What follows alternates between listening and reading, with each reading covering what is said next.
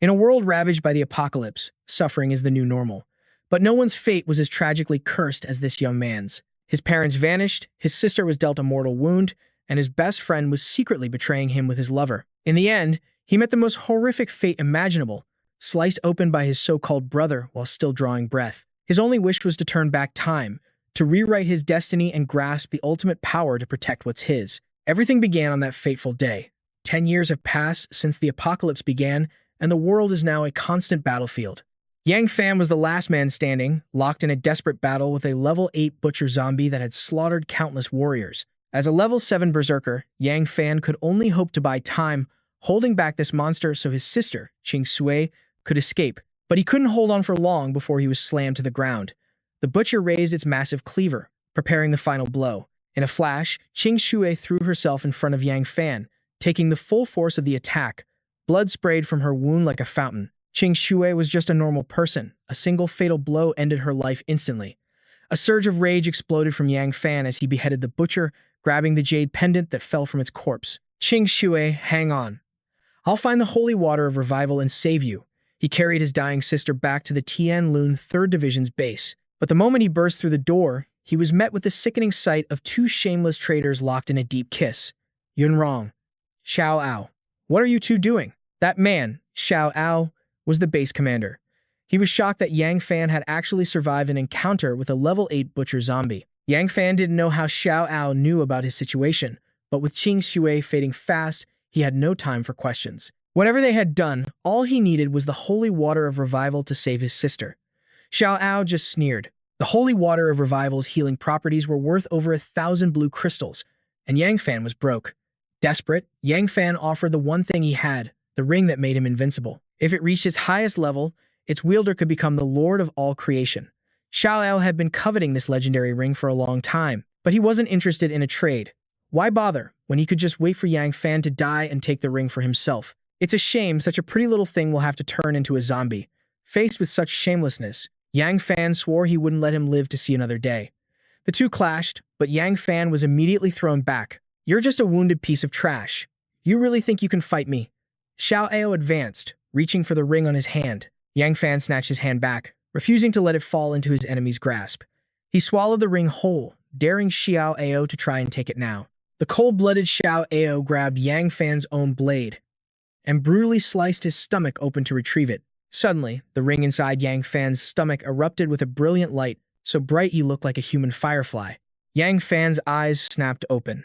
He was lying in a bed, his body completely healed. He pinched his own face. The sharp sting of pain proved this was no dream. And what's more, lying right next to him after a long, passionate night was Yun Rong. Looking at this disgusting woman now, he didn't know whether to kill her or thank her. After all, if she and Xiao Ao hadn't conspired to destroy him and his sister, Yang Fan never would have been sent back in time. In this life, he would protect his loved ones, no matter the cost. Suddenly, two thugs kicked the door in. They claimed to be men sent by some Brother Long. So, this is the boyfriend, huh? Brother Long likes you, but you keep turning him down for this loser. I'm about to break his third leg. Yun Rong pretended to be scared, but her expression was as stiff as a board. He couldn't believe he'd been so blind to her terrible acting skills, completely fooled by love. One of the thugs swung a wooden club, but Yang Fan easily dodged and slammed the man's head into the wall with one hand. The wall cracked on impact. The thug's skull probably didn't fare much better. Next up was the fat one. In his past life, they beat him to a pulp, causing him to miss the crucial early stages of gaining power. This time, he would repay that debt in full. As Yang Fan turned to leave, Yun Rong called out to him. He shot her a look of pure disgust. Yun Rong, don't make me sick. You and I are finished. Yun Rong cursed silently. It was the first time she'd ever been dumped by a man after sleeping with him. Outside, the sky grew dark and ominous. Dark spores began to drift through the air. Yang Fan realized the apocalypse was only just beginning. He immediately called Ching Sui, his voice filled with urgency. Listen to me carefully. Lock all the doors in your room right now. Don't open them for anyone, no matter what. Wait for me to get there. I'll explain everything then. Ching Shui had no idea why her brother was suddenly so paranoid. Her dorm was perfectly safe. She glanced out the window to check, but to her horror, she saw people stumbling around below and eating other people. Just as Ching Shui said that, the signal cut out. Yang Fan had expected this, but he knew from his past life that her dorm was relatively safe for now. If he ran, he could still make it in time. The ring on his hand began to glow again. A trade was available nearby, a person he had been waiting a long time to meet. Following the ring's guidance, Yang Fan arrived at the school's female bathhouse. It was his first time inside, though it didn't look much different then. The men's restroom. Inside, a girl was hunched over, and when she looked up, her bloodshot eyes and deathly pale skin confirmed it. She was now a full-blown zombie. It lunged straight for Yang Fan, drawn to his fresh, warm flesh. This zombie had a pretty good figure, but unfortunately for her, Yang Fan had a score to settle with girls in general. He snatched the emergency axe and sent her head flying with a clean swing. He picked up the lowest grade essence core. Right now, not a single resource could be wasted. He had to accumulate power as fast as possible. In the corner of the room, a gray-robed traitor appeared. In his past life, it took Yang Fan 3 months just to discover their existence. To meet one this early was a massive advantage. These merchants started appearing right after the apocalypse began. They were ranked by the color of their robes from lowest to highest: gray, white, red, orange, yellow, green, cyan, blue, and purple. They could trade with humans, providing evolution serums and other special equipment. Yang Fan approached, and the trade interface automatically opened, just like in his past life. As long as he carried an essence core, he could access the traders. A virtual shop filled with countless items, all sorted by level, appeared before Yang Fan's eyes. His ring's discount ability was still active. What's more, it allowed him to buy one high-grade item for a low price once a week. He decided to test if that special power still worked. Yang Fan focused on a gun card, and incredibly, it refreshed into a top-tier profession hammer card. The price dropped from 1,500 essence cores down to just 600. But without enough core, he desperately needed that evolution serum. To get it, he'd have to level up by hunting for more cores in this apocalyptic hellscape. Suddenly, a noise came from the adjacent bathroom. A female student had turned and was now attacking the other survivors. A red-haired girl snatched a knife from her timid, glasses-wearing friend. She waved it pathetically at the zombie, trying to shoo it away. Their pathetic attempts were wasting time, so Yang Fan stepped in, ending the zombie's rampage with a single swing of his axe. The girls stared in shock, thinking Yang Fan had just attacked a human. He told her to shut her mouth. Their friend had already turned into a mutated zombie. Did they really blame him for saving their lives? The red-haired girl seemed to catch on quicker. No wonder Wang Yue tried to bite us. We're lucky you showed up. Thank you for saving us. I'm Yan Yue, and this is Duanmu Di. The name sounded familiar, but hearing them spoken aloud confirmed Yang Fan's suspicions. Yan Yue, the ace fighter and master sharpshooter, and Duanmu Di, the brilliant biologist who studied mutated creatures for the Blood Rose base. Without warning, a zombie burst from the shadows, aiming to sink its teeth into Yang Fan's neck. The knife in Yan Yue's hand flew through the air, embedding itself in the zombie's chest with lightning speed. But the creature barely flinched, rising again as if it felt no pain. If you want to kill these things for good, you have to destroy their heads. Yang Fan demonstrated for them one more time. Seeing Yang Fan calmly inspect the zombie's corpse after killing it, Yan Yue thought he was some kind of pervert. In his past life, Yan Yue and Duanmu Di were an unstoppable duo, the strongest fighting force. Yan Yue was a level 8 divine marksman, capable of sniping targets from impossible distances. Duanmu Di could control mutated animals. The Blood Rose base and the Heavenly Wheel base, led by Xiao Ao, were bitter rivals. He even fought these two before. To meet them again, Yan Yue noticed Yang Fan searching for something on the corpse. She ran over and handed him the essence core she'd found. Yang Fan had been searching its head, but the core was actually located inside its body. Duanmu Di, with her perfect score in anatomy, had figured it out instantly. Not wanting to lose a powerful ally like Yang Fan, Yan Yue tried to recruit him to survive the apocalypse together. Duanmu Di saw a pureness in his eyes. She was sure he was a good person, but she had no idea that in this life, Yang Fan's sole purpose was to get revenge on Xiao Ao. To take down the leader of the Heavenly Wheel base, he would need to build his own elite team. Shouldn't we? Change our clothes first. That's right. This guy has been staring at us this whole time. Taking the hint, Yang Fan went outside to scout for any remaining zombies. After the two had finished changing, he did a full patrol of the area. There were still more of the undead lurking outside. Yan Yue remarked that this was becoming just like one of those Korean zombie movies. In this situation, the best move was to find a safe place and call for rescue. Yang Fan knew better. In this city, the undead were everywhere. They reproduced like crazy and were constantly evolving. Yan Yue, fearless as ever, shot back. So what if the zombies can evolve? Don't you think humanity can, too? As they moved outside, Yang Fan finally introduced himself. He told them he could make them stronger, but they had to agree to 3 conditions. First, obey his commands without question. Second, help him collect all essence cores. And finally, If they betrayed him, they would pay with their lives. Yan Yue turned to Duanmu Di for her opinion. Duanmu Di could tell Yang Fan wasn't bluffing. Her keen eyes could already see that he had already evolved, and with that, their three-person team was formed, ready to conquer the apocalypse. At Teaching Building Number 1, a horde of zombies was having a disco party in the schoolyard. Yan Yue had no idea what Yang Fan was planning. Where is he taking us?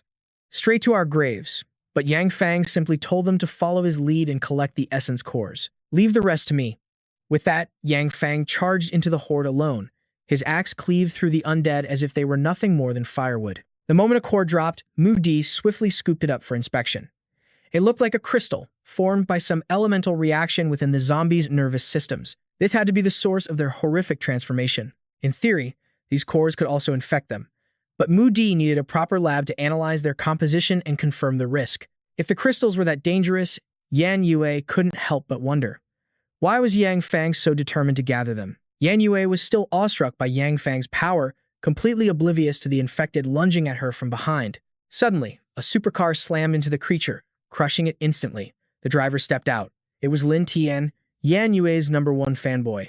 Yan Yue, it must be destiny that we meet again, even in a world like this. Get in. I'll get you out of this hellhole. Meanwhile, Yang Fang was busy fighting off zombies, while also keeping a close watch on the guy trying to hit on his future wives. Yan Yue immediately complained to Yang Fang about a persistent puppy who wouldn't leave her alone. Lin Tian then strutted over to Yang Fang, offering to hire him as a bodyguard. He presented a blank check. Name your price. The mention of money reminded Yang Fang that they desperately needed to stockpile supplies for the long war to come. The horde was growing thicker by the second. Realizing he couldn't fight them all, Yang Fang grabbed Yan Yue and Mu Di to make a run for it. Fury blazed across Lin Tian's face. Not only was he completely ignored, but he had to watch Yang Fang run off with his crush. It wasn't just Yang Fang ignoring him, the zombies didn't seem to care either. Hey, this young master can take on 10 of you. Stop running, you cowards. For some strange reason, the undead horde focused all its attention on Yang Fang and the girls. Mu Di's sharp eyes spotted something unusual ahead, a strange flower. It was a level 2 mutated plant. It had appeared much earlier than in his past life and was evolving at an alarming rate. The mutant flower released a cloud of pollen into the air. Yang Fang instantly shouted a warning to Yan Yue and Mu Di. It's pollen. It can control the infected and make them attack a specific target. The undead greedily inhaled the strange pollen, then turned their gaze towards Yang Fang. Luckily, these were low-level infected, so their movements were sluggish. Yang Fang cleared a path forward, while Yan Yue provided cover from the rear. As expected from the strongest warrior of the Blood Rose Guild, her bare-handed combat skills were formidable. Just then, a gaudy yellow sports car reappeared, with Lin Tian flooring the gas pedal as he sped by. He was now the new center of the horde's attention.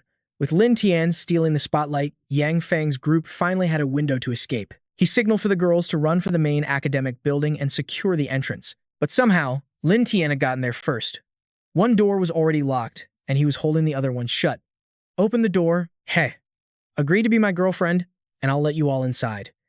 He saw an opportunity and took it, which was exactly why Yan Yue couldn't stand him. Lin Tian had come to the school just for her, but seeing her follow some penniless nobody was a complete humiliation. The horde was closing in fast, but Yan Yue flatly refused his demand and turned to Yang Fang for a plan. The cafeteria. Head for the back entrance. The girls immediately took off, leaving Yang Fang to play a deadly game of cat and mouse with the undead. As the mutant flower released more pollen, the horde of zombies swelled in number. Yang Fang fought his way toward the demon flower. Destroying it was the only solution. The plant swung its petals like whips, so tough that even Yang Fang's axe couldn't sever them. At his current level, the most he could do was scratch its surface. In his past life, these level 2 flowers didn't appear for another week. Was his return to the past causing the timeline to accelerate? The demon flower directed its entire army at Yang Fang. Even as a regressor, he wasn't strong enough yet to face down 1,000 enemies alone. Just as a zombie lunged from his blind spot, a kitchen knife embedded itself right between its eyes. Yan Yue and Mu Di were back, now armed with weapons. If Yang Fang didn't want useless teammates, then they would prove they could pull their weight. A surge of adrenaline hit Yang Fang. To think he would be fighting side by side with his greatest enemy from his past life. It was then he noticed the scratch on Yan Yue's arm. She'd been clawed during the chaos, but showed no signs of turning. But first, they had to deal with the flower. Mu Di appeared with a large canister of cooking oil. It was time to have a barbecue. Yan Yue provided covering fire for the other two. Yang Fang rushed forward, pouring the oil straight into the demon flower's maw before lighting the spark. The demon flower went up in flames. Thankfully, at only level 2, it was still vulnerable to fire. The flower was destroyed, but its pollen still hung in the air. Yang Fang suddenly remembered. Inhaling it would cause total paralysis. Even the zombies began to drop to the ground. A short while after Yang Fang's group departed, Lin Tian finally emerged from his hiding spot. Staring at the paralyzed zombies, he couldn't believe those 3 had handled this. And the corpse of that demon flower. Among the scorched petals, a single, unburnt bud remained. That fool, Lin Tian, let his curiosity get the best of him. In a flash, the bud shot upwards, piercing straight through his gut. A brutal end for the needlessly. As Yang Fan's group scouted the area, Yan Yue suddenly grew dizzy. The scratch. The virus was already taking hold. Yan Yue looked at Yang Fan with grim resolve. "Do it now," she begged. "Cut off my head. I refuse to become one of those hideous things." "What's the rush?" he said coolly. "You can still be saved, but the moment you actually turn, I won't hesitate to strike you down." Yan Yue's condition was critical, but Yang Fan hadn't even reached level 1. He had to get back to the bathroom to find the traitor and save her. Yang Fan carried Yan Yue on his back, while a frantic Mu Di struggled to keep up behind them. Luckily, the bathroom was now clear of the infected. Mu Di burst into tears, shaking. "Yan Yue, are you still with us?" "Oh, what's with the waterworks?" Yang Fan snapped. "Give me the crystal core we just got." Yan Yue had no idea what he planned to do with it. Was he going to shove it down her throat? Just then, her eyes landed on a figure in a gray cloak, hidden in the corner of the room. Yang Fan walked towards it and initiated a trade. From the outside, it looked as if he simply vanished into thin air. Yan Yue's anxiety spiked, certain she was about to turn. She feared Yang Fan had taken the crystal core and abandoned her. Meanwhile, inside the trading space, he sighed. Thankfully, his ring gave him a discount. An evolution potion, normally 100 cores, was now only 40. And that bottle of water, now just 4 cores. Yang Fan downed an evolution potion and successfully broke through to level 1. In his past life, he missed this crucial early growth stage, forcing him to slave away under that tyrant, Xiao Ao. But in this life, no one would evolve faster than him. Still, he couldn't fully trust Wanmu Dai and Yan Yue yet. So, for now, the ring's true power would remain. When the trade ended, he reappeared out of nowhere, startling Mu Dai. But her focus was on her friend. Yan Yue had fallen unconscious. Her transformation into one of the infected was nearly complete. There was no time. Yang Fan had only one choice. He fed her the potion mouth to mouth. A lot of it spilled. He just hoped it wouldn't lose its effect. Slowly, the hideous mutations on Yan Yue's arm began to recede, returning to normal. Her eyes fluttered open. Realizing the compromising position, she shoved him away. "Yang Fan, is this how you save people? What other choice was there?" He shot back. "You were unconscious and couldn't drink. Drink the rest yourself." Seeing Yan Yue was okay, Mu Di rushed forward, hugging her tightly, overcome with relief. Yan Yue immediately asked about Yang Fan's sudden disappearance. Right after he approached the cloaked figure, only then did Yang Fan explain the existence of the traitor. Realizing he'd spent a precious crystal core to save her, Yan Yue vowed to hunt down more infected to repay him. "No need," Yang Fan said flatly. "The core is cheap. My time is what's expensive." They headed outside. The horde of infected was still in a stupor, except for a single, shambling figure. It was the newly turned Lin Tian. Yang Fan immediately stepped in front of the girls. His instincts screamed that something was terribly wrong here. The flower bud from before shot out from the ground, aiming for Yan Yue. Yang Fan instantly pulled her out of the way. The plant monster's attack was powerful, but its range was limited, making it possible to dodge. But Yang Fan could only save Yan Yue. A vine shot out, grabbing Mu Dai. This was a level 1 mutant spore, born from that level 2 demon flower.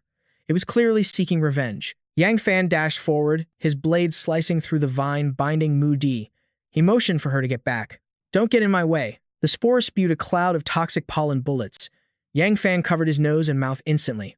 One breath of that stuff, and you become a zombie. But he couldn't shut his eyes in time, and the pollen blinded him. The spore seized the opportunity, lunging at his back. But the ring on his finger flared with light, neutralizing the poison. His vision cleared. Yang Fan sliced the spore clean in two. As its stalk split open, he saw a crystal core, and next to it, a shimmering, pearl-white orb. It was the crystal core of the original level 2 demon flower. The spore must not have had time to fully absorb it. These mutants evolved by devouring humans and other monsters, absorbing their power. Just then, another stalk burst from the ground nearby. But this wasn't another spore. It was a legacy essence, inheriting some of the demon flower's attributes.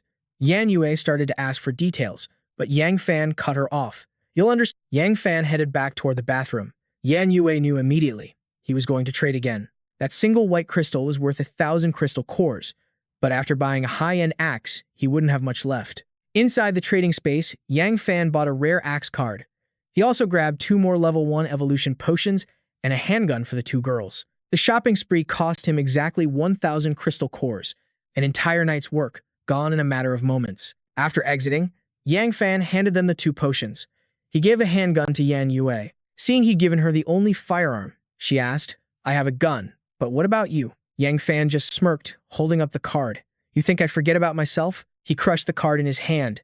A glowing magic circle appeared around him. After a moment, nothing seemed to happen, until the ring on his hand began to glow intensely. The craftsman profession. And this ring. It seems his luck in this life is far better than the last. Nan and Guit burst out laughing.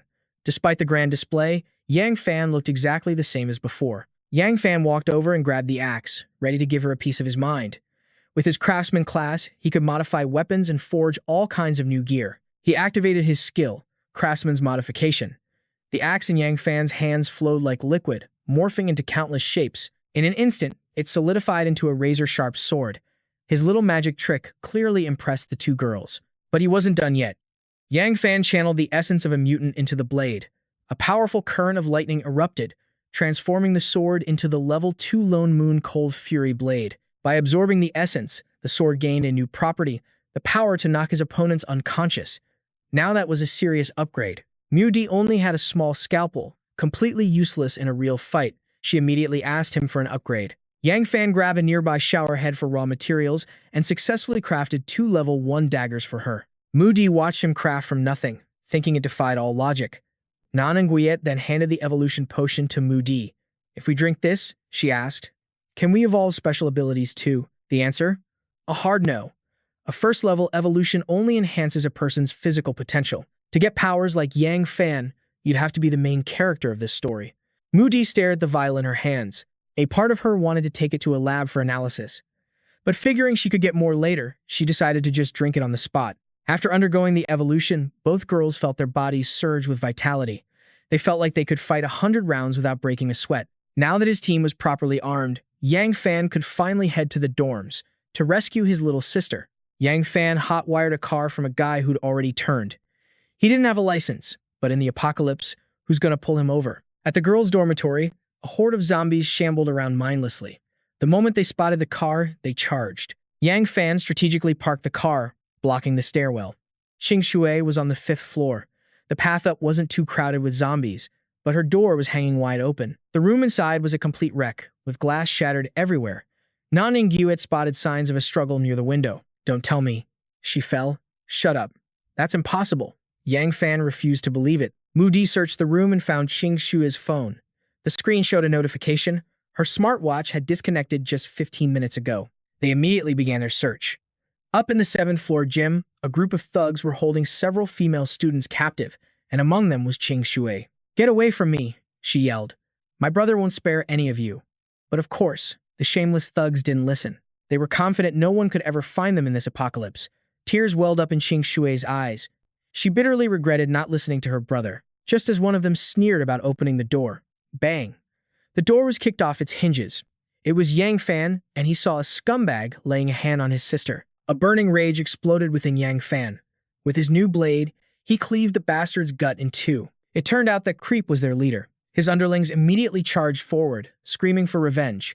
Yang Fan gripped his lightning blade tightly. Anyone who dared lay a finger on his little sister, Xing Shui, would pay the ultimate price. He lunged forward, cutting down the closest thug, but another one pulled a knife, trying to strike while Yang Fan's back was turned. Suddenly, a dagger flew through the air, embedding itself in the attacker's forehead. It was Nan and Guit returning the favor. The last man standing dropped to his knees, begging for his life. Please, spare me. Don't kill me. I'll never do it again. As soon as Xing Shui was untied, she ran into Yang Fan's arms, trembling. The other 2 girls he just rescued begged to join their group for protection. Yang Fan's answer was blunt. I refuse. He coldly gestured toward the window. This is the apocalypse. He wasn't some hero trying to save the world. If they couldn't get stronger on their own, they'd end up just like the corpses on the floor. With the situation handled, Moody finally caught up. Without another word, Yang Fan's group departed. The two rejected girls watched them leave, faces twisted with resentment. "What a load of hypocritical crap," one muttered. "As if those other three aren't just dead weight too." From the second floor, Yang Fan observed the horde of zombies swarming their car. He decided to clear them out first, using it as a chance to farm some valuable cores. With his powerful new weapon, Yang Fan cleared the entire horde in a matter of seconds. They got in the car and sped away, leaving the dead behind. Qing Shui had been trapped all day, and her stomach was rumbling. Just then, they drove past a large supermarket. The problem was, it was surrounded by zombies. Still, in this new world, stockpiling food and supplies was essential for survival. Moody pointed out that large supermarkets always have a quiet side entrance for deliveries. She suggested they try getting in through the back. Sure enough, only a single zombie was shuffling around the back entrance. It probably thought it found a new friend, but Yang Fan quickly sent it on to the afterlife. The group slipped inside the supermarket. Luckily, the interior was completely clear of zombies. The moment Qing Shui saw the aisles of her favorite chips and sodas, she immediately agreed with Nan Yue's idea to rest here for a few days. But Moody felt that something was off. In such a densely populated area, this place should have been crawling with the undead, and all the zombies outside were converging on this one spot, as if drawn in by something specific. "Brother, look, there's blood here." Qing Shui had discovered a large pool of blood on the floor. This had to be what was attracting them. It was a gruesome sight. Moda moved closer to inspect, confirming it was human blood. Yang Fan instantly switched into combat mode, signaling the others to fall back and gather supplies. As he approached the door, he discovered someone had left a huge piece of meat as bait for the zombies. It was a commendable defense strategy. This place had food, drinks, and a way to keep both outsiders and the undead from getting in. Yan Yue and Qing Sui had already filled 2 backpacks. Fearing it wasn't enough, Yang Fan prepared his storage ring, which also had the ability to hold items. Suddenly, Yang Fan sensed something. Their images were being captured by a security camera on the second floor. "Isn't that boy downstairs your ex-boyfriend, Yang Fan?" Yun Rong vehemently denied it, claiming Yang Fan had forced himself on her. The man she was serving was Wang Yilong, the head of the supermarket's security team. He was a strange man, spouting nonsense about the apocalypse that very morning. Wang Yilong grabbed her face, his voice a low threat. "Are you certain he mentioned the apocalypse? You're not lying to me, are you, Yilong? You're hurting me." Yun Rong gritted her teeth as she watched Yang Fan on the monitor, hating him for leaving her behind in the hotel, only to be captured and forced to serve this man. His men saw the glowing gun in Yan Yue's hands, and a greedy idea sparked in their minds. They wanted to take it. Not wanting to suffer this humiliation alone, Yun Rong devised a wicked plan. "Yilong, those other 3 girls are very beautiful too." Yilong immediately ordered his subordinates to capture them. 2 of the men, who'd been beaten to a pulp by Yang Fan that morning, saw their chance for revenge. Yang Fan noticed the huge, active camera right in front of him. He told the 3 girls to stay put and wait for him. As he walked past Yan Yue, he whispered, "Someone is watching us. We'll split up and act according to plan." After that, Yang Fan wandered off alone to search for more supplies. The value of a single bottle of clean water would soon skyrocket. 1 can of soda could be sold for 20 crystal cores, but Yang Fan's ring only had 10 square meters of storage space. He needed to level up fast. Only then could he expand the storage for more items. Yang Fan tossed a water bottle towards the camera, blocking its view. Once he was certain no one knew about his ring, he began to sweep the shelves clean. Suddenly, a dagger came flying out of nowhere. "Damn it, where did all my stuff go?" Yang Fan tilted his head, easily dodging the blade. Wang Yilong had arrived with his lackeys. In his past life, this was the very man whose torment prevented him from joining the first wave of survivors, almost turning him into a powerless nobody. "Your boss is here. You've got a lot of nerve, waltzing onto my turf and acting so high and mighty." The thugs gripped their iron pipes, ready to swarm Yang Fan. He greeted the first 2 with a sharp elbow to the jaw. The others faltered, confused by Yang Fan's sudden, superhuman strength. The despicable Yilong knew he couldn't win with force, so he resorted to a dirty trick. "Don't get too cocky. My men have already gone to grab your 3 little friends. If you dare touch me, what do you think will happen to them?" Just then, Yan Yue appeared, dragging 2 of his goons by the hair. These weaklings were no match for the alpha female. "Oh, crap." Yilong's face fell. He dropped his iron pipe, fell to his knees, and tried to pin all the blame on that witch, Yun Rong. But it was a trap. As he got close enough to Yang Fan, he snatched the pipe back up for a sneak attack. Yang Fan blocked the iron pipe with his sword, then touched the weapon, instantly modifying it into a sharp hook. The newly formed point pierced straight through Yi Long's hand. He collapsed to the ground, howling in pain. What kind of sorcery is this? Let me go, now, or I'll make you pay. Seeing Yang Fan's strange power, the remaining thugs turned tail and fled. Yan Yue was stunned that Yang Fan could apply his modification ability in such a way. Yang Fan simply cleared his throat, and Yi Long immediately began to grovel. Big boss, spare my life. It was all that snake Zhao Yunrong's fault.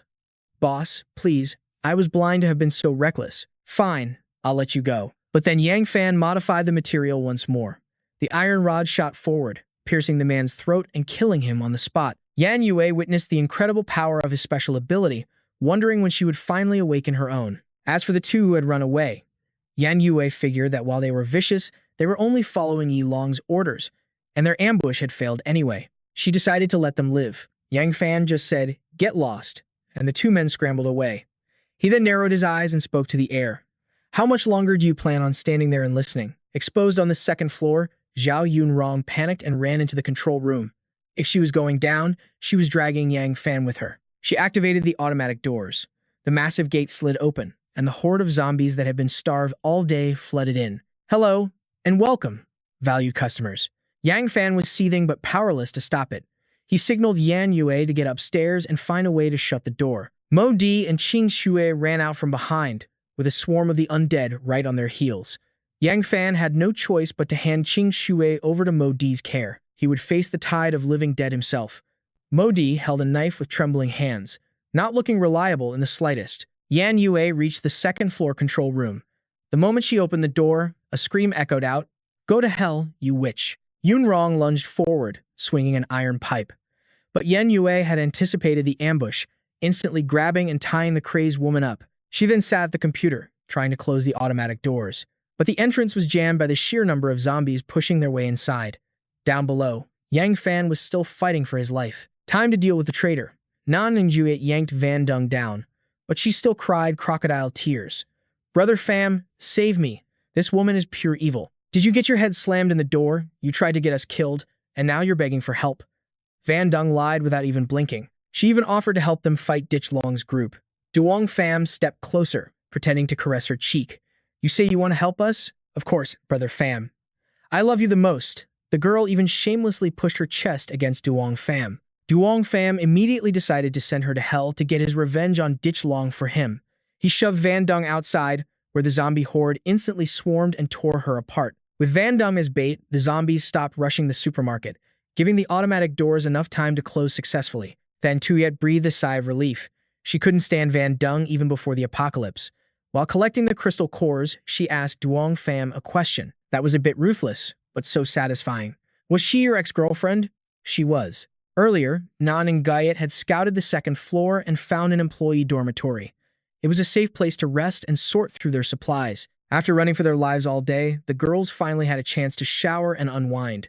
Don Mok Dien had evolved to level 1, so she no longer needed her glasses. Meanwhile, Duong Pham was downstairs in the supermarket, storing everything in his ring. Row after row of fully stocked shelves were now completely empty. Early the next morning, 3 young men arrived at the supermarket. But inside, there was nothing. They had risked their lives, running like mad, all for nothing. One of them spotted the stairs leading to the second floor. The group advanced nervously, their hearts pounding in the absolute silence. If a zombie suddenly jumped out, they'd be done for. The fat one, Tu Nam, took the lead. But the moment he opened the door, Duong Pham had a blade at his throat. Big boss, don't. I'm not a zombie." Now the other two understood why the store below was completely barren. Just then, Nan and Goyet opened her door and stepped out. Tu Nam immediately cried for help, explaining he was just looking for cat food and some for himself. Duong Pham immediately withdrew his blade. "You can go. There's no food left here. Who are you kidding?" Isn't that a huge bag of supplies behind her? Blinded by greed, the men drew their knives, ready to attack Nan Nuyet. But before they could even move, she struck first, throwing a knife that zipped right between their faces. "You want my food? In your dreams." The man in green quickly grabbed his friend in black and backed away. "Miss, please. It was all a misunderstanding. My brother here isn't all there in the head. We'll get out of your way right now." As they left, the man in black seethed with anger. Not only did they get no food, they were threatened. Their leader wasn't about to give up so easily. He decided to follow them and wait for the perfect chance to steal their supplies. The chubby Tu Nam, however, was still frozen at the door. It turned out he wasn't with the other two. He had just run into them on the road and was forced to tag along. All Tu Nam wanted was a can of cat food. In exchange, he offered a critical piece of information. He knew the location of a survivor base protected by the military. Is there really nothing left downstairs? Before Nan Juet could answer, something incredibly fast blurred past her back. Tathy, stop messing around. Give that back to them. It was Tu Nam's calico cat. Tears welled up in its eyes as its owner snatched back the sausage it had just swiped. Tu Nam had come out looking for canned food for Tathy.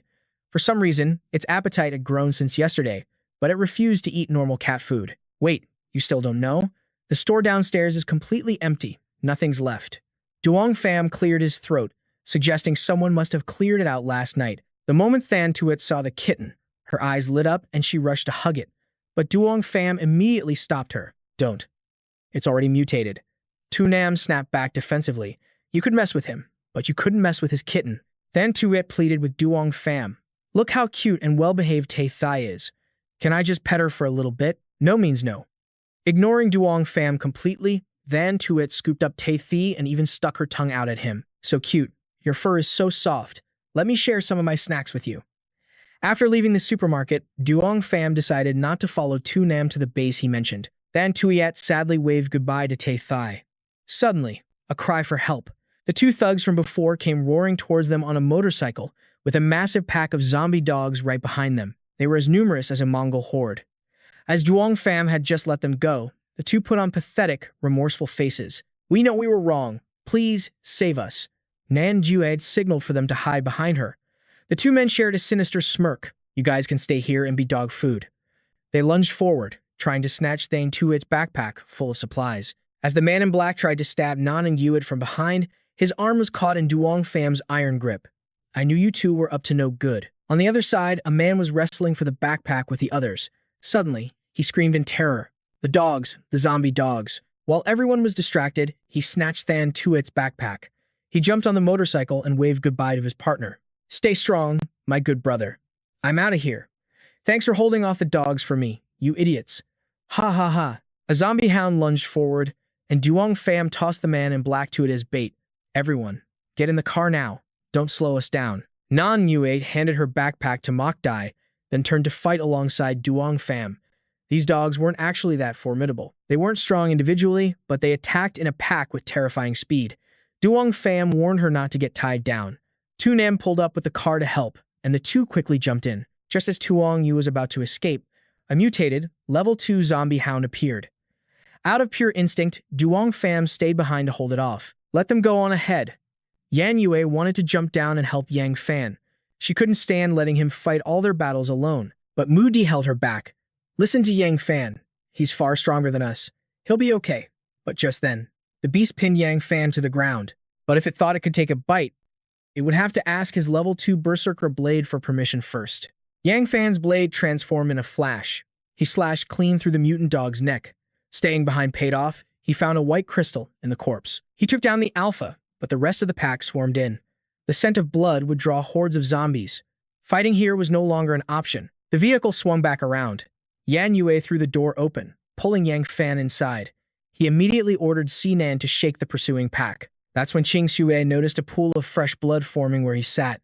You, are you hurt? She asked, her voice trembling. Yang Fan just waved his hand dismissively. Those zombie dogs aren't even on my level. It turned out the one bleeding was Yan Yue. She'd gotten a small cut during their last encounter, but fighting those zombie dogs with all her might had torn the wound wide open. Ching Shu was frantic with worry. You're losing so much blood. Why didn't you say anything? Yang Fan immediately moved to inspect the injury. The gash was deep, and blood was pouring out nonstop. The only way to treat this was to trade for medical supplies. Yang Fan handed his shirt to Mu Di to apply pressure to the wound. He then told Sinan to head for the nearest pharmacy, but Sinan had already checked several pharmacies on their route. Every single one had been picked clean. However, the base he mentioned had both doctors and supplies. Yang Fan made his decision in an instant. They would head there now. Fortunately, they were close. The base was located in the city's largest shopping mall. Mu Di and Ching Sue supported Yan Yue, but she gritted her teeth, determined to endure the pain. Sinan ran up to the two guards at the gate. Hey, open up. We have someone who's seriously injured. But the guards refused. They couldn't confirm if she was bitten or not. For all they cared, the group could rot out there. Yan Yue had reached her limit. Are you blind? Maybe you are the one who's been bitten. Open your damn eyes and look. This is from a blade. The red-haired guard just scoffed, refusing to budge. But his partner in the orange shirt had a bright idea. 100 gray crystals per person, he sneered. And for the injured one, 1,000 gray crystals. Yang Fan tossed them a bag of crystals, including a white one worth 1,000 grays. They snatched the bag, their eyes gleaming with greed. We hit the jackpot. We should have asked for 2,000. A smirk crossed Yang Fan's face. You want to rob me? First, you have to survive my blade. The leader, mesmerized by the crystals, was cut down in an instant. The remaining guard charged forward, screaming for revenge. But a blade pierced right through his stomach, from Yan Yue behind him.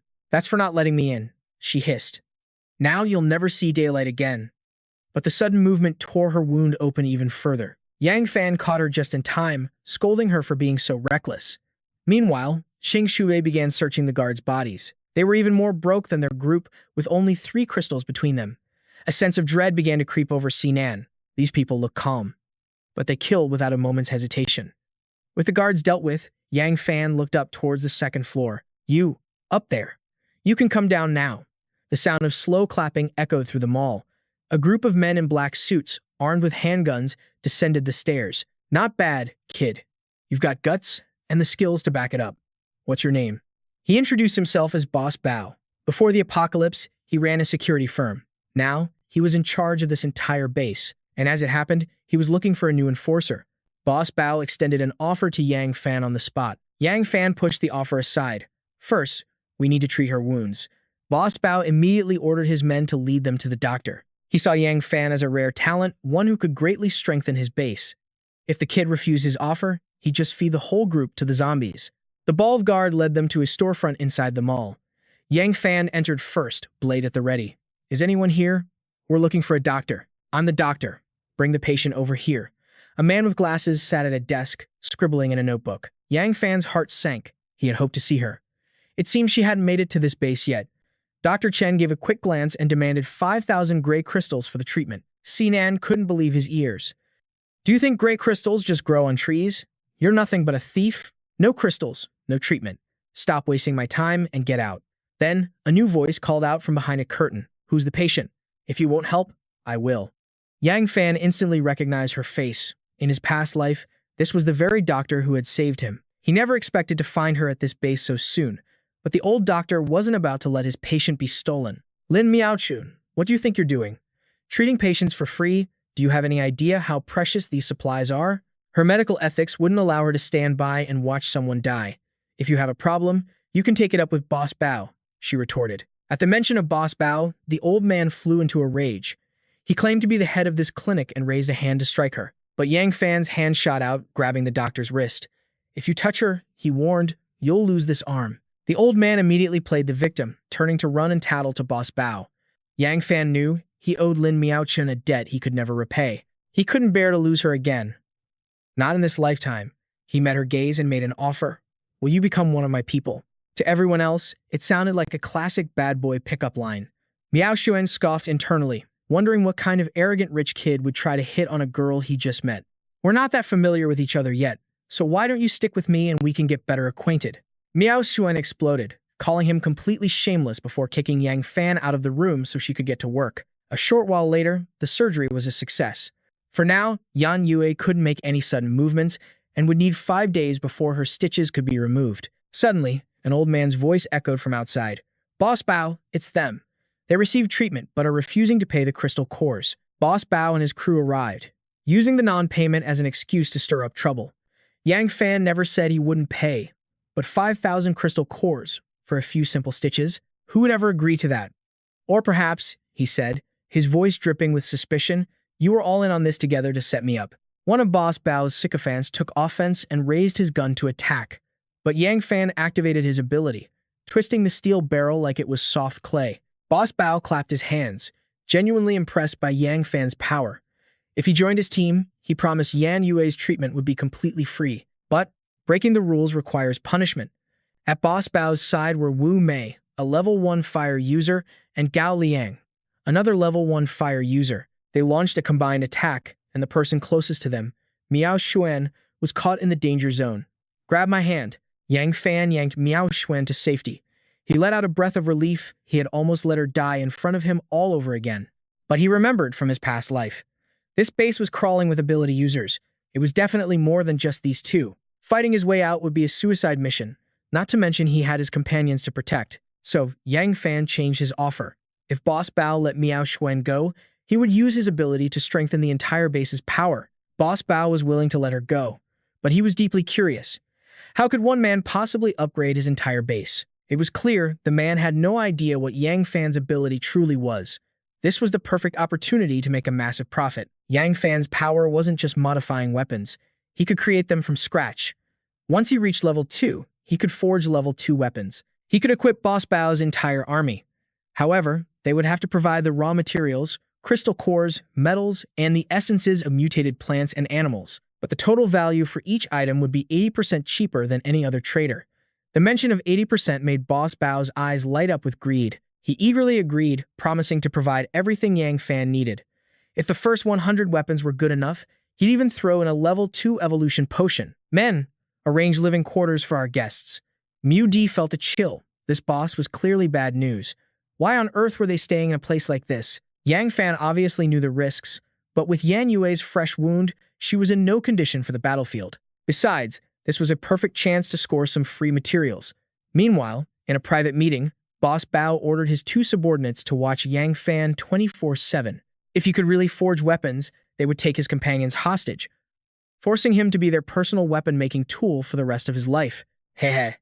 Boss Bao is as treacherous as ever. A bald-headed subordinate then led them to their new quarters. Gao Liang immediately blocked Yang Fan's path. You, come with me to forge the weapons. Yang Fan saw right through their pathetic attempt to separate him from his group. It was a dirty trick he used countless times in his past life. Qing Xue tried to follow him, but Gao Liang immediately stopped her. And where do you think you're going? Our warehouse is filled with our treasures. Do you think you can just come and go as you please? Yang Fan gently patted Qing Xue's head. Don't worry, I'll be back in a little while. Gao Liang led him to a massive warehouse. Inside one of countless safes were 5,000 crystal cores. If you can't deliver, all of you will be thrown outside as food for the zombies. To provide so many cores for a simple test, it meant Boss Bao's crew was armed with some serious firepower to have gathered this many so quickly. Gao Liang then pointed to a pile of junk in the distance, claiming the other materials were souvenirs his brothers collected from battles. Yang Fan had to hold back a laugh. With these seemingly useless items, he could craft a whole set of unique, specialized gear. Yang Fan told him to stand guard outside, saying that he disliked being watched while he worked. As he left, Gao Liang warned him not to try anything.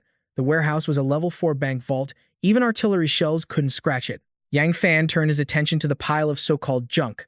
A white-grade mutated bull's horn, a level 1 space attribute crystal, and even a rare, level 1 malleable metal. It was clear these fools had no idea about the true value of these materials. The space crystal was small, but it was more than enough to create a cubic storage necklace. That shouldn't be a problem at all. The rest of the materials were perfect for creating specialized equipment for his team, boosting their power for their eventual escape. Yang Fan immediately got to work. 10 Pioneer long blades, 1 protective bracelet, and 1 scanning eyepiece, a bulletproof silk shirt, a spatial necklace, and a handgun. All of them were level 1 grade. Crafting so many items at once completely drained Yang Fan's stamina. He quickly gathered up all of his new creations. Inside the workshop, he pocketed a stash of soul crystals, leaving the rest to forge a big, flashy batch to deceive his captors. Outside, the guard was still skeptical, wondering if Yang Fan could truly craft weapons from their junk pile. Gao Liang figured the kid's ability was rare, but nothing special. In the end, he'd still be their workhorse. Besides, the girls with that guy were total knockouts. If he got the chance, he was definitely going to have a taste. The thought had barely finished when the door burst open. Yang Fan stepped out, blade in hand, warning him that if he ever touched his friends, he'd be torn to pieces, ability user or not. You bastard! You dare! Gao Liang was furious but held back for now. The moment those weapons failed inspection, he'd have the perfect excuse to crush this kid. Inside, Yang Fan had casually crafted a few blades, easily fooling Gao Liang. Using just 3,600 soul crystals and some useless materials, he created 10 grade 1 mountain-splitting sabers. From a trader, this would have cost at least 6,000 soul crystals. At my current ability level, I can only forge 10 weapons a day. Gao Liang tested one of the blades, slicing through a block of wood like it was tofu. He realized Yang Fan was too useful to harm, but he wouldn't spare the kid's sister. Yang Fan had delivered the weapons as promised. Now, they had to let him see his friends as a show of good faith. Gao Liang ordered his subordinate to lead Yang Fan to the girl's room. He's only made 10 pieces. Boss Bao will probably give him an evolution potion to make more. As the door swung open, he was met with the sight of them changing.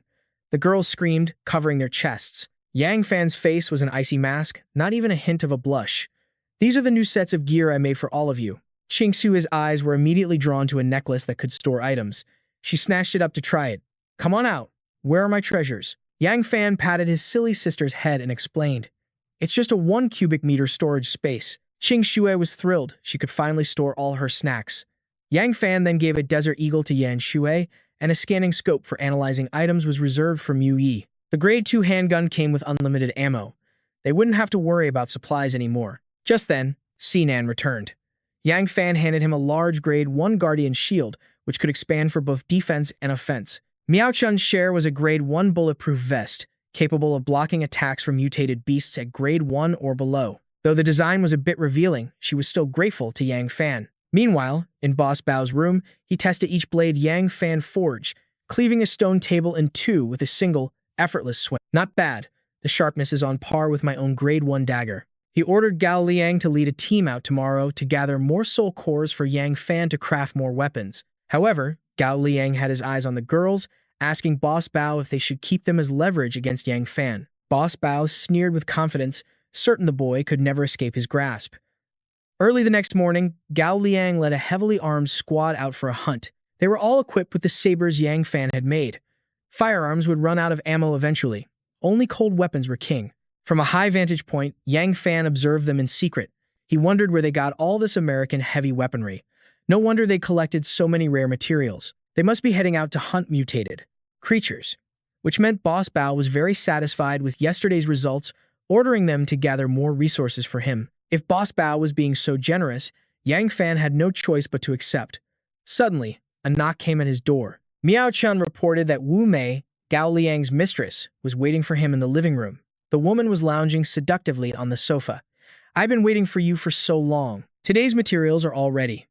I was wondering, would I have the honor of watching you craft such powerful weapons?" Yang Fan scheduled it for the afternoon, using the excuse that his abilities hadn't fully recovered yet. This Boss Bao was truly greedy, already pushing him to craft while his men were still out gathering the materials. Wu Mei pleaded, wanting to stick by his side until he was ready, desperate for him to forge some weapons for her. Yang Fan coldly brushed her hand away. "I have to go out this morning. Where are you going?" "Let me come with you." Wu Mei was shocked that her charms had no effect on him. It seemed she might need to add a little something extra. This base was huge. Yang Fan wanted to find the official traitor. It turns out they had one, but each visit required a 3,000 soul crystal usage fee. 3,000 soul crystals, those notorious profiteers. But compared to what Yang Fan had, it was nothing. "Take me there. I need to exchange for some medicine." 4 armed guards stood watch outside. Thanks to Wu Mei, he was allowed entry. Inside stood the white-robed traitor. Yang Fan handed one of them 3,000 soul crystals for the fee. After checking their quality, the guard warned him he only had 5 minutes. After that, they would forcefully remove him. Yang Fan opened the trade interface, but it was filled with nothing but miscellaneous junk.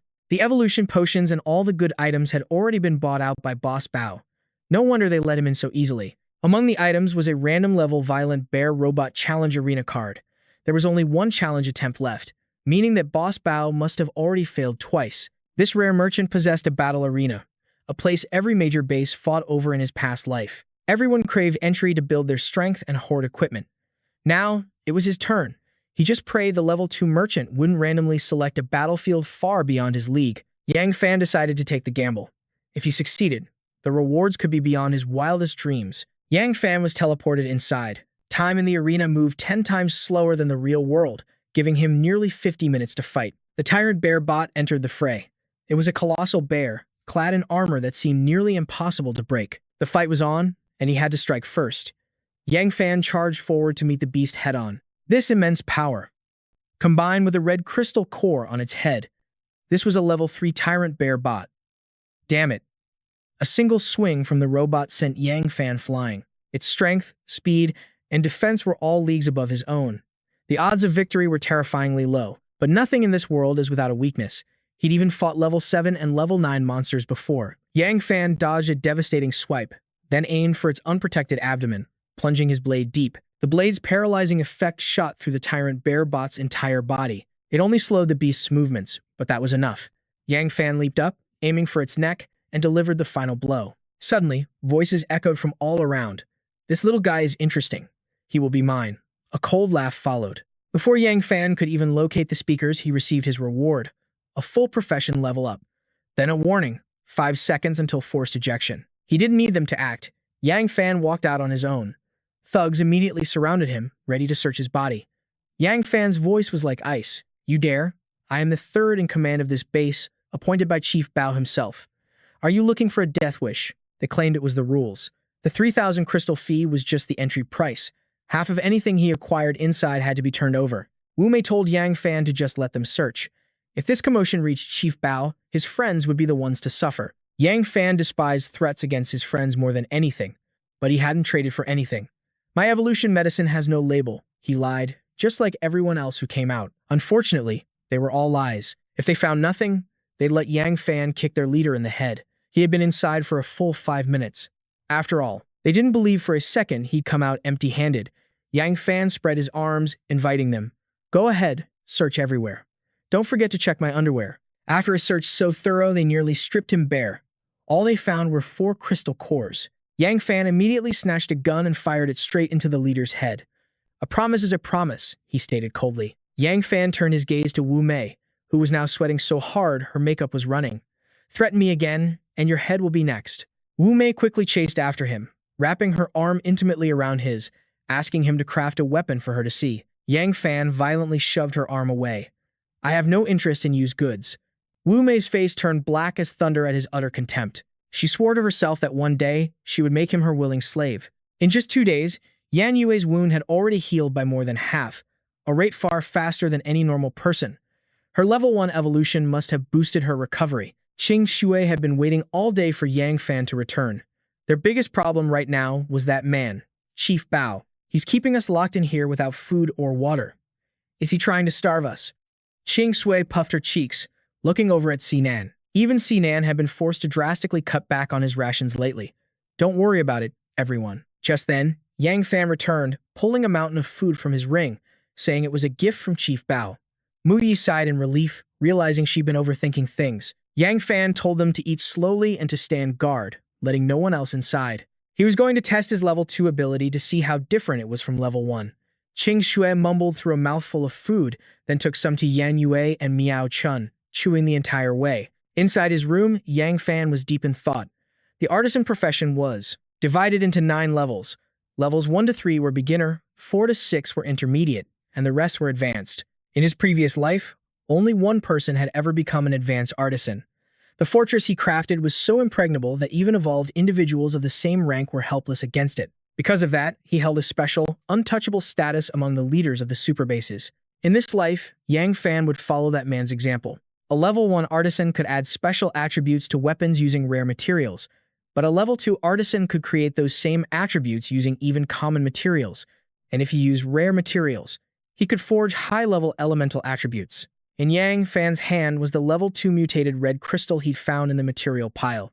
He began to fuse them together. If he succeeded, his longsword would not only break through its limits but also gain a brand new attribute. The result was the Crimson Lotus Feather Blade, but it had no special attributes. "Don't tell me, did I fail?" He gave the blade a test swing, and a powerful torrent of fire erupted forth. It was a mutated fire element weapon, a 1 in 10,000 rarity. In his past life, in the meeting room, Chief Bao was extremely pleased with the weapon Yang Fan presented today. He crafted the weapons, and once they collected all the firearms, they'd use his own creations against him. A scowl twisted Gao Liang's face. "But if that kid actually forges 100 blades, are we really giving him a level 2 evolution serum worth 100 white crystals? Not a chance." Boss Bao was holding the very last vial, reserved specifically for Gao Liang. The plan was simple: let Yang Fan craft 99 pieces, then declare them all substandard. 7 days later, Yang Fan was on the verge of his goal, just one final batch away from crafting 100 blades. With the materials on hand, he also crafted a set of flexible golden scale armor. Just then, his ring's weekly flash sale for high-end items began. Last time, he'd rolled an artisan class card. He wondered what he'd get today. As Yang Fan arrived, the two guards respectfully called him Third Brother. He tossed them 3 crystals for the transaction fee. This Third Brother title was just an empty gesture. Once he had the evolution serum tomorrow, he was gone. Yang Fan entered the trading space and activated the ring, praying it wouldn't let him down this time. And as expected, the ring delivered. He actually rolled a rare Sage class card. A level 8 Sage could reduce a living person to a pile of bones. It seemed Yang Fan now had a new mission. Convince Miao Chun to join him, no matter what. This card was practically made for her. The moment he stepped out, Wu Mei blocked his path. Meanwhile, a knock echoed from Qing Shui's room. Qing Shui happily ran to the door, only to find the despicable Gao Liang standing there. "Tie these women up," he commanded. "I'm going to enjoy each and every one of them." But Yan Yue, her strength recovered and spoiling for a fight, drew her gun. But his men were armed too. The standoff instantly escalated from a brawl to a firefight. Gao Liang sneered, never imagining Yan Yue knew how to shoot. She fired a warning shot right into his shoulder. "Never underestimate your opponent. You've got some serious nerve." The cracks on Gao Liang's hand spread wider.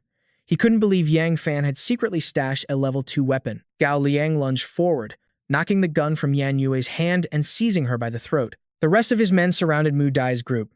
Through her glasses, Mu Dai could see their weak points, but lacking courage, she hesitated, letting Miao Chun act first. "Sinan, Qing Shui, go find Yang Fan now." Qing Shui was grabbed and pulled back, so Sinan sent his cat, Shishi, charging forward to give the man some affection. The enraged cat raked its claws across the goon's face. "Damn it, stop right there," Gao Liang roared. "Move again and I'll crush both their skulls." Gao Liang tightened his grip on Yan Yue and Miao Chun, slamming them to the ground. The others could only stand by, cursing helplessly. 2 other thugs grabbed Mudi and Sinan. The last man faced Shishi, but seeing its blood-red eyes, he froze, terrified it might be a mutated beast. Gao Liang picked up the level 2 handgun and ordered his lackeys to haul them away. Elsewhere, Wu Mei brought Yang Fan the good news. "Gao Liang and his crew just stormed your room and took all your people." Yang Fan knew Boss Bao was no saint, but he didn't expect him to make a move this soon. As he turned to leave, Wu Mei grabbed his arm. "Let's make a deal," she purred. "I'll help you save your friends, and all you have to do is give me the level 2 evolution serum that Boss Bao promised you." Yang Fan shoved her hand away. "I haven't even gotten that serum myself." On his way, he ran straight into a patrol searching for him. It seemed Wu Mei wasn't lying. Yan Yue and the others had been captured. He remembered his past life. How after Miao Chun had saved him, he'd been locked in an underground cell, forced to work as a slave. If Boss Bao was already making his move, then there was no need to pretend anymore. Today, he would repay all the debts from his past life and this one. In the underground prison, armed guards patrolled the halls.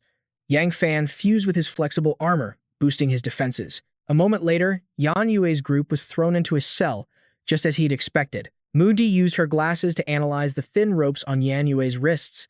Meanwhile, Sinan signaled for Shi to chew through his own bonds. Yan Yue moved closer to Mu Dai, letting her saw the ropes with a sharp shard.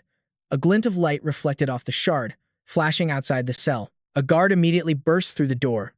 Seeing the 2 women working to free themselves, he kicked Mu Di hard. "Trying to pull a fast one, are you, you scum? Hitting a girl?" Yan Yue kicked him squarely in the chest. Just then, Shi finally freed Sinan from his ropes. Sinan used his body weight to pin the guard, crushing the air from his lungs. Hearing the commotion, another guard rushed in, pointing his gun at Sinan. The pinned guard struggled free and began to retaliate, beating Sinan so badly his own foam wouldn't recognize him. Shi charged forward, hissing furiously. The other guard, holding a grudge against the cat, snatched his partner's gun and aimed it at Shi. Without a second thought, Sinan threw himself in front of the bullet. What a touching display. "I'll just send you both to hell together." "Stop!" A shoe flew in from the hallway, smacking the guard right in the face. Yang Fan charged in, sword in hand.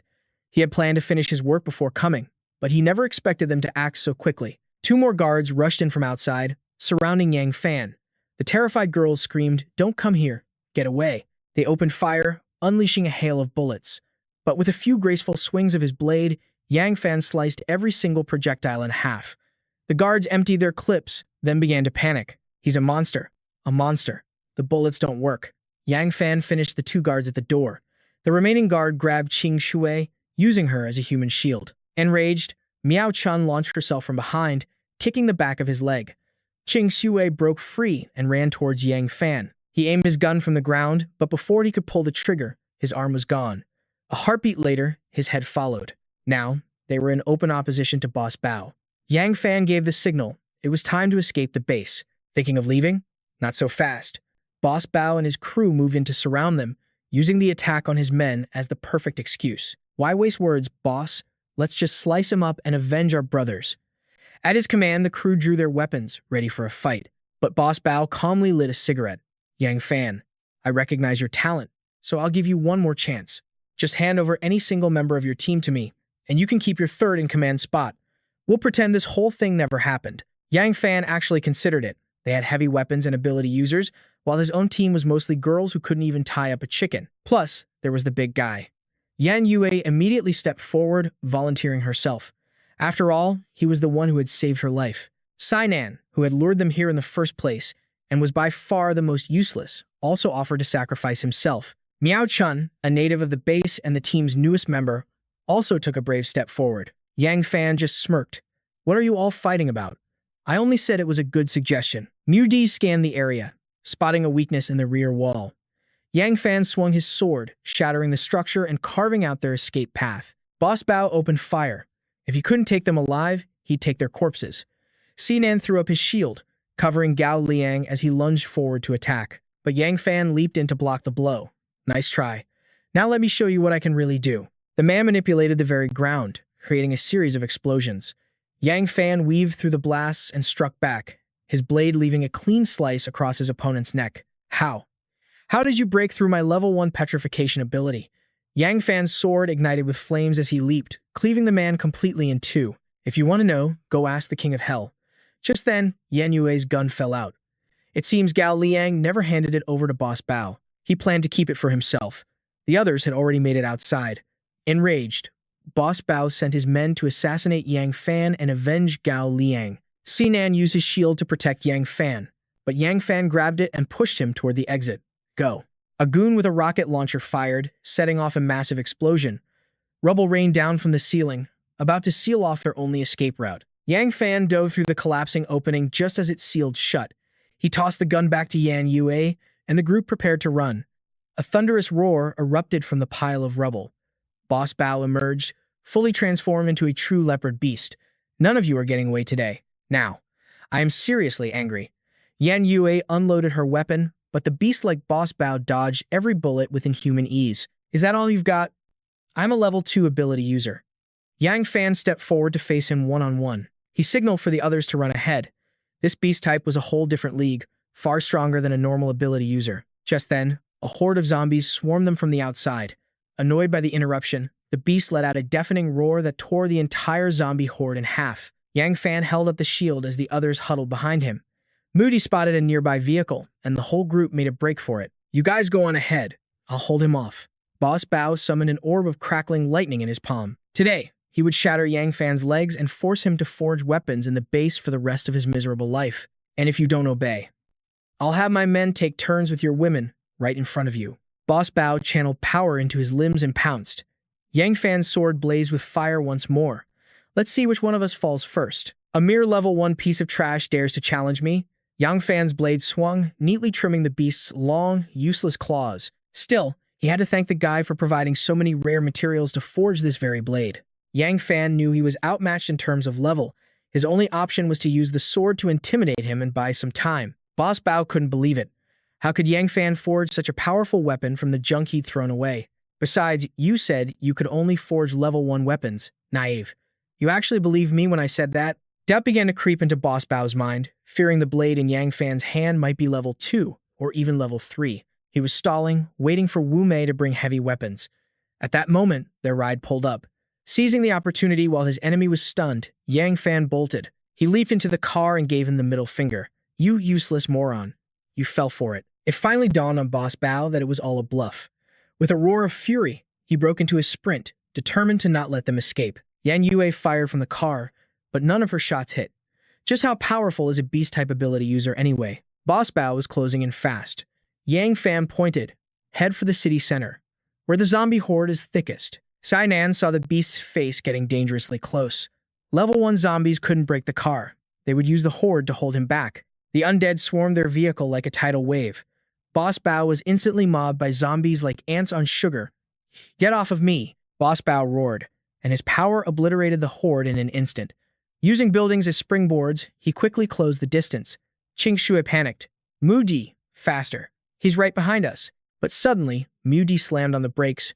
A hulking, muscular zombie covered in spikes lumbered toward them. It was a level 3 undead. This was the city center. After all, with such a dense population, it had only taken a dozen days for a zombie king. This level 3 zombie already possessed unique abilities. Compared to the panther, who only knew mindless slaughter, this immortal beast was far more terrifying. Yang Fan was trapped in a two-front war. A level 3 zombie on one side, and the panther on the other. Ching Shui and the others begged Yang Fan to get in the car and leave. He didn't need to sacrifice himself for them. But in a shocking twist, the level 3 zombie lunged for the panther. Seizing the opportunity, Yang Fan dove into the car and sped away. It seemed these high-level zombies knew how to pick their meals. A high-level ability user could provide much more energy for evolution, so that's how it works. Does that mean the higher our level, the more danger we're in? High-level users need high-level cores to get stronger, making high-level zombies their prey. It all just depends on who's more powerful. Miao Shuen said they should stop talking and figure out where to go next. Yang Fan decided on Hai Tian City. The military had a base there, and it was where his parents were. A shadow of sadness crossed Yan Yue's face, but she said nothing. Mu Di spoke for her, saying Yan Yue wanted to go to Dichuan City because that's where her parents were. In his past life, Dichuan City was the most chaotic place on Earth, but also home to the most ability users. Plus, that bastard Xiao Ao came from Dichuan. Yang Fan decided to head there and settle the score with him. His parents were in Hai Tian City, the safest place around. They could wait a little longer. Ching Shui puffed out her cheeks, annoyed. Yang Fan just patted her head. He'd already called his parents, he could see them later. In his past life, they stayed safely in Hai Tian for a whole half a year. Yan Yue wondered if Yang Fan changed their route just for her. He even gave her a level 2 weapon. Could it be that he had feelings for her? But he'd also openly said he wanted Miao Shuen to be his, yet he'd never said anything like that to her. Oh, right. I almost forgot this. Yang Fan handed Miao Shuen the Saint Job card. This is a perfect fit for you. We desperately need a healer. And just like that, it was over. Seeing Yang Fan give such a precious job card to Miao Shuen, Yan Yue's heart sank. Yang Fan pressed the card to Miao Shuen's forehead, activating it for her. After receiving the flood of information, Miao Shuen finally understood her new class. Sinan watched her muttering to herself, I am a saint. He thought she'd lost her mind. Yang Fan explained that this was just part of the integration process with the job card. To demonstrate Miao Shuan's new power, Yang Fan deliberately cut his own hand. She used her healing ability, and the wound vanished as if it had never been there. Ching Shui thought her power was completely broken. From now on, we don't have to be afraid of getting hurt. But the moment she finished, Miao Shuen felt a wave of fatigue. The ability drained her mentally, and her level was too low for her body to handle the strain. Yang Fan warned Ching Shui not to get injured, because his little sister had a special talent for getting into the worst kinds of trouble. Miao Shuen felt using her ability was too much of a hassle. She'd rather just use medicine. It was faster. Of course, abilities weren't just for show. A high-level saint could even resurrect someone from a skeleton. Regular medicine could never do that. That's great then. Miao Shuen just felt relieved she wouldn't be dragging everyone down. Yan Yue also wanted a job card to increase her own strength. It looked like she'd have to start saving up crystal cores to exchange for one. For now, the panther would have a hard time getting back to his base. His remaining men were nothing but small fry. Yang Fan suddenly wanted to get out of the car and head back to the city center to check on the situation. Ching Shui didn't want to be separated from her brother, but he had to go find something he needed. Yan Yue offered to go with him, but Yang Fan refused. You'll only slow me down. Yan Yue's face fell. You're right. It's because I'm too weak. She could only accept their plan to head to Daichuan first. Yang Fan returned to the spot they'd just escaped from. This hole was a shortcut into the main warehouse. What the hell? It's Yang Fan. The remaining men opened fire. Yang Fan sent them both to the afterlife. Compared to his weapon, this steel door was nothing. Yang Fan entered and cleaned out the panther's entire warehouse. He even found 2 vials of level 1 healing medicine. He had hit the absolute jackpot. That panther had built his own army in such a short time and hoarded so many supplies and crystal cores. He probably just stumbled around and accidentally activated a traitor, which is how he learned so much. Yang Fan stored everything in his ring. He needed to level up quickly to expand his storage space. He used a few materials to craft a modified TNT bomb, adding a property that allowed it to ignore physical defenses. Yang Fan, how dare you come back here? The panther returned, gravely injured, his rage boiling over when he saw his empty warehouse. He came back so fast. Looks like he's tougher than I thought. You son of a bitch, give me back my stuff. The panther activated his beast transformation and attacked, ignoring his grievous wounds. Yang Fan ignited his sword with fire. The old masters say the best offense is a good opportunity. This was his chance to eliminate the panther for good. Tough talk. Even injured, I have more than enough power to teach you a lesson. Now, Yang Fan was finally fighting seriously. The panther's wounds began to worsen. With his claws sliced off by Yang Fan, his only option was to flee. A true warrior knows revenge can wait 10 years. But Yang Fan wasn't waiting a second longer. He immediately gave chase, determined to end his enemy's bloodline right here, right now. He drove his blade straight through the man's heart, finishing him in a single, clean strike, a fitting end, and it saved Yang Fan his newly crafted explosive bullet. A vial dropped from the dead man's body. A Tier 2 evolution potion, so this is where he'd been hiding it. No wonder Yang Fan couldn't find it back at the warehouse. Without a moment's hesitation, he drank it all. Power surged through his veins. He could feel his Tier 2 body was now on par with a top-tier martial arts master. Yang Fan headed out to regroup with Yan Yue and the others. He conveniently found a high-performance motorcycle, the kind gangs used to ride. In these chaotic times, traffic police were a distant memory. He hopped on, helmet be damned. Yang Fan sped down an alternate route, his mind racing with a dozen different plans. When the rules of society collapse, the true, violent nature of humanity is laid bare. As he rode, the ring on his finger suddenly flashed, a sign that a traitor was nearby. He also spotted a fresh set of tire tracks on the road. Could someone have gotten here before him? But whether they had or not, Yang Fan couldn't pass up the chance to meet another traitor. A rare item could be the trump card he needed to finally crush Xiao Ao. But unexpectedly, as he followed the trail, Yang Fan spotted Yan Yue's vehicle. Yang Fan followed a set of chaotic footprints, searching for them. The motorcycle's engine was too loud, so he had to continue on foot. Deep within the woods, he found a town. There, Nan was tied to a wooden post, surrounded by a crowd of skeletal, starving people. Yang Fan feared the worst, that their hunger had driven them to cannibalism, just like in his past life. He instantly moved to attack, ready to save Nan. But Nan quickly shouted, "Brother Fan, don't. They're good people." A man named Li Danyu explained they were forced to do this. Their new village chief had threatened them, saying if they didn't tie Nan up, he would order the divine tree to turn them all into zombies. Yang Fan cut Nan loose. He didn't care about some divine tree or divine power. All he wanted to know was where Qing Shui was. Nan quickly led the way. The girls had been taken to the new village chief's room. He was definitely planning something vile.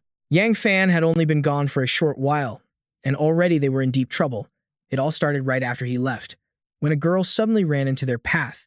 They nearly hit her. The girl grabbed onto Nan's leg, a look of desperate sorrow on her face as she pleaded for help. "My father, he's dying. Please, I'm begging you, save him." Yan Yue told her to move, saying they didn't have time to waste, but the young woman refused to let go. Qing Shui felt pity for her, and besides, Miao Chun had healing abilities. Plus, we almost ran her over, she argued. "We should at least help." Yan Yue sighed and reluctantly agreed. They followed the girl to a village with a massive pink ancient tree at its center. "My house is just up the mountain. Thank you so much." A villager saw the new group being led into town and revealed a sickening grin. That daughter of Li Danyu is getting more useful every day, and this time she brought back a few pretty girls. I have to report this to the new chief immediately. The girl led them to a dilapidated, single-story house. The sound of a man coughing violently echoed from inside, almost as if it were staged for them to hear. Yan Yue scanned her surroundings on high alert. There were no zombies here, but something about this place felt terribly wrong. "Dad, I'm back," the girl called out as she rushed inside. An old man on the bed continued to cough his lungs out. Miao Chan immediately used her healing ability on him. Seeing the brilliant light, the old man knew they were no ordinary people. He slowly sat up, his coughing completely gone. But using her powers, even for a moment, had drained Miao Chun's stamina. She wished she had a strong body like Yan Yue. With the old man healed, she was ready to leave immediately. Suddenly, the door burst open and a group of young men armed with machetes stormed in. "Herbie got some newcomers in the village." "Huh." The old man, realizing what was happening, screamed in protest. "New chief, please, let them go. They're good people. We'll trick someone else for you." By the time they realized it was a trap, it was too late. These thugs had been cooped up for too long. There was no way they'd let the girls leave peacefully. The old man rushed forward to block them, but his own villagers struck him down without hesitation. Yan Yue swiftly drew her gun, pressing it against a fat thug's head. The men froze, not daring to make a move. But another thug who had snuck inside grabbed Qing Shui, holding her hostage. Drop the gun. Now, do it. Unless you want this pretty little thing paying us a visit every month. And Fatty, you drop that shield. Left completely defenseless, the group was brutally beaten. The new village chief praised his men for successfully subduing them. He told them that after he was finished with the girls, he'd leave them the scraps. The old man dropped to his knees, begging, "You can't do this. They saved my life. They're healers. They can save the other sick villagers. Who the hell are you to give me orders?" The chief kicked the old man aside, then had his own daughter tied up and taken toward the divine tree. "Listen up. If you haven't roasted this fat guy into barbecue by the time I'm done, your daughter won't live to see another day." Meanwhile, back with Sainan, he bolted off, only to realize he didn't know where the village chief was. "I do. Let me lead the way." Li Danyu rushed to catch up. He was the one who led Yan Yue's team into a trap, but Miao Chun had healed him, and now his own daughter was a captive. Li Danyu urged them to hurry. The village chief can control the divine tree, and if they waste any more time, there'll be no chance left to save anyone. The divine tree was an ancient, 1,000-year-old guardian of their village.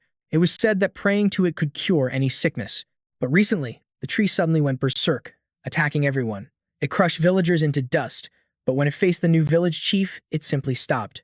From then on, everyone revered him as their leader, believing he alone could control the divine tree and protect them. This so-called divine tree was most likely a mutated plant, activated by a dark seed, but a normal person can't control a mutated plant. That village chief must be a spirit-type ability user. Li Danyu led them to the chief's house. Yang Fan immediately kicked the door down and stormed in, leaving the old man stunned. "Hey, don't be reckless. He has tons of guards." Meanwhile, the 4 captives were stripped and imprisoned in his room. The fiery Yan Yue was exactly the chief's type. He decided he'd have his fun with her first. Just then, Yang Fan burst through the door. The 4 women breathed a collective sigh of relief. "Who are you? Where are all my bodyguards?" "They're all scattered across the courtyard." Yang Fan charged forward, planting a kick right in the man's face. "You dare to touch my people. You must have a death wish." Yang Fan cut their bonds, telling them to get dressed quickly. There were still plenty of guards outside that needed a lesson. Yang Fan pointed his blade at the chief, who groveled on the ground, begging for his life. "A pathetic creature like you could never be a spirit-type ability user. You've been deceiving the villagers, haven't you?" In a flash, the chief pulled out a hidden gun and aimed it right at Yang Fan. But Yang Fan's sword was faster, slicing clean through the arm holding the weapon. Seeing him kill so effortlessly, Li Danyu rushed to stop him. Yang Fan knew the old man wasn't afraid of the divine tree. He was terrified of his daughter being harmed. Just then, a returning guard grabbed Li Danyu's daughter as a hostage. The one-armed chief grinned with victory. "Lu Xing, I knew treating you well would pay off. Excellent work." Li Danyu turned to plead with Yang Fan, but Yang Fan didn't care. He was dead set on taking the chief's head. Liu Xing, shocked by this recklessness, showed no mercy. Yang Fan ended the village chief's life, and at that exact moment, Liu Xing plunged his knife into the little girl's back. Luckily, Miao Chun had healing abilities. Yang Fan told Li Danyu to leave his daughter with her, and to immediately gather all the villagers before the divine tree. Yes, thank you. I'll go right now." The chief's body lay lifeless in a spreading pool of blood. Yang Fan kicked him. "Get up." He hadn't struck a fatal blow. "You can control the divine tree, can't you? Then lead the way." Sinan followed up with a kick. "Stop trying to play games at a time like this." The chief led them to a towering pink tree. At its base stood a level 2 traitor. This must be the presence the ring had sensed. Moody used her scope and discovered it was a primordial seed from a pagoda tree. This grotesque giant must have lived for 3,000 years. Legend says a 1,000-year-old pagoda tree can give birth to a divine wood spirit. Her research mentioned strange phenomena that science couldn't explain, and someone was standing under the tree, completely unharmed. The chief immediately pointed at the traitor. "Boss, it was him. He forced me to do all those evil things." He assumed they knew nothing about traitors, but Yan Yu immediately shut him down. "The most important thing about traitors is that they have no thoughts of their own, let alone the ability to order others around." Li Danyu arrived with the villagers. When they saw the divine tree glowing, they started to flee. It's the new chief controlling it. Everyone, run. Unable to shift the blame, the chief decided to double down on his bluff. "So, do you see my power now? If you don't release me, I'll order the divine tree to bury you all. Is that so? Then go on. Show me how you control it." Yang Fan shoved him toward the tree. The others watched in horror, thinking he had gone mad. This was like releasing a tiger back into the jungle. But to everyone's shock, the divine tree attacked, its branches piercing straight through the chief's body. Yang Fan declared that the chief had no real power. only he could stop the tree's rampage. Li Danyu tried to hold him back, terrified the tree would attack Yang Fan. Yang Fan focused, using his ring to materialize an object. He hoped the dark seed hadn't fully corrupted the roots, or else it would be impossible to purify. Yan Yue wanted to help, but Mu Di stopped her. The best way to help was from a distance. As Yang Fan approached, the divine tree lashed out. He parried the strike with his blade, but another vine whipped around from behind, hitting him hard. Yang Fan coughed up blood. How humiliating. Yang Fan had no idea what level this mutated tree was. Even his own ability-infused weapon couldn't scratch it. Yang Fan was trapped again. A bullet pierced a tendril, forcing it to recoil. Yang Sue fired, but her shot barely made the massive branch flinch. Just what level was this monstrosity? In an instant, 6 more vines erupted, lunging for Yang Fan. He leaped aside, dodging desperately, trying to reach the trunk with the purifying water. The moment the liquid touched the bark, it hissed and smoked. The tree let out a piercing shriek, as if it were about to detonate. Yang Fan activated his trade with the hidden merchant. He wasn't sure if his purifying water would even work, so he seized this moment of chaos to make a deal. Sure enough, a moment later, the divine tree grew quiet. Mu Di approached it, her heart filled with pity. At last, it was free from the agonizing control. The villagers were stunned that Yang Fan could pacify the divine tree, but in the aftermath, he was nowhere to be found. Inside the trading dimension, Yang Fan found a trove of powerful items. It seemed the divine tree had guarded this place, keeping others away from the merchant. The prices were steep. Luckily, he'd looted over 40,000 crystal cores from that leopard beast, which converted to 4 white crystals. Yang Fan bought a few supplies and 2 class cards. The controller class could manipulate unique elements like air and space. It would be perfect for Qing Shui's self-defense, while the other card, a spirit tamer class, was tailor-made for Mu Dai. After his shopping spree, Yang Fan was left with just 4 white crystals and 30 regular cores. It was settled. They had to head to Dichuan City to train. It was time they started hunting for their own cores. But first, he had to deal with the strange divine tree outside. Yang Fan downed an evolution potion and returned to the outside world, ready for another fight. But when the villagers saw him, they dropped to their knees and kowtowed. A divine being has appeared. Everyone, bow. He is the one who saved our village.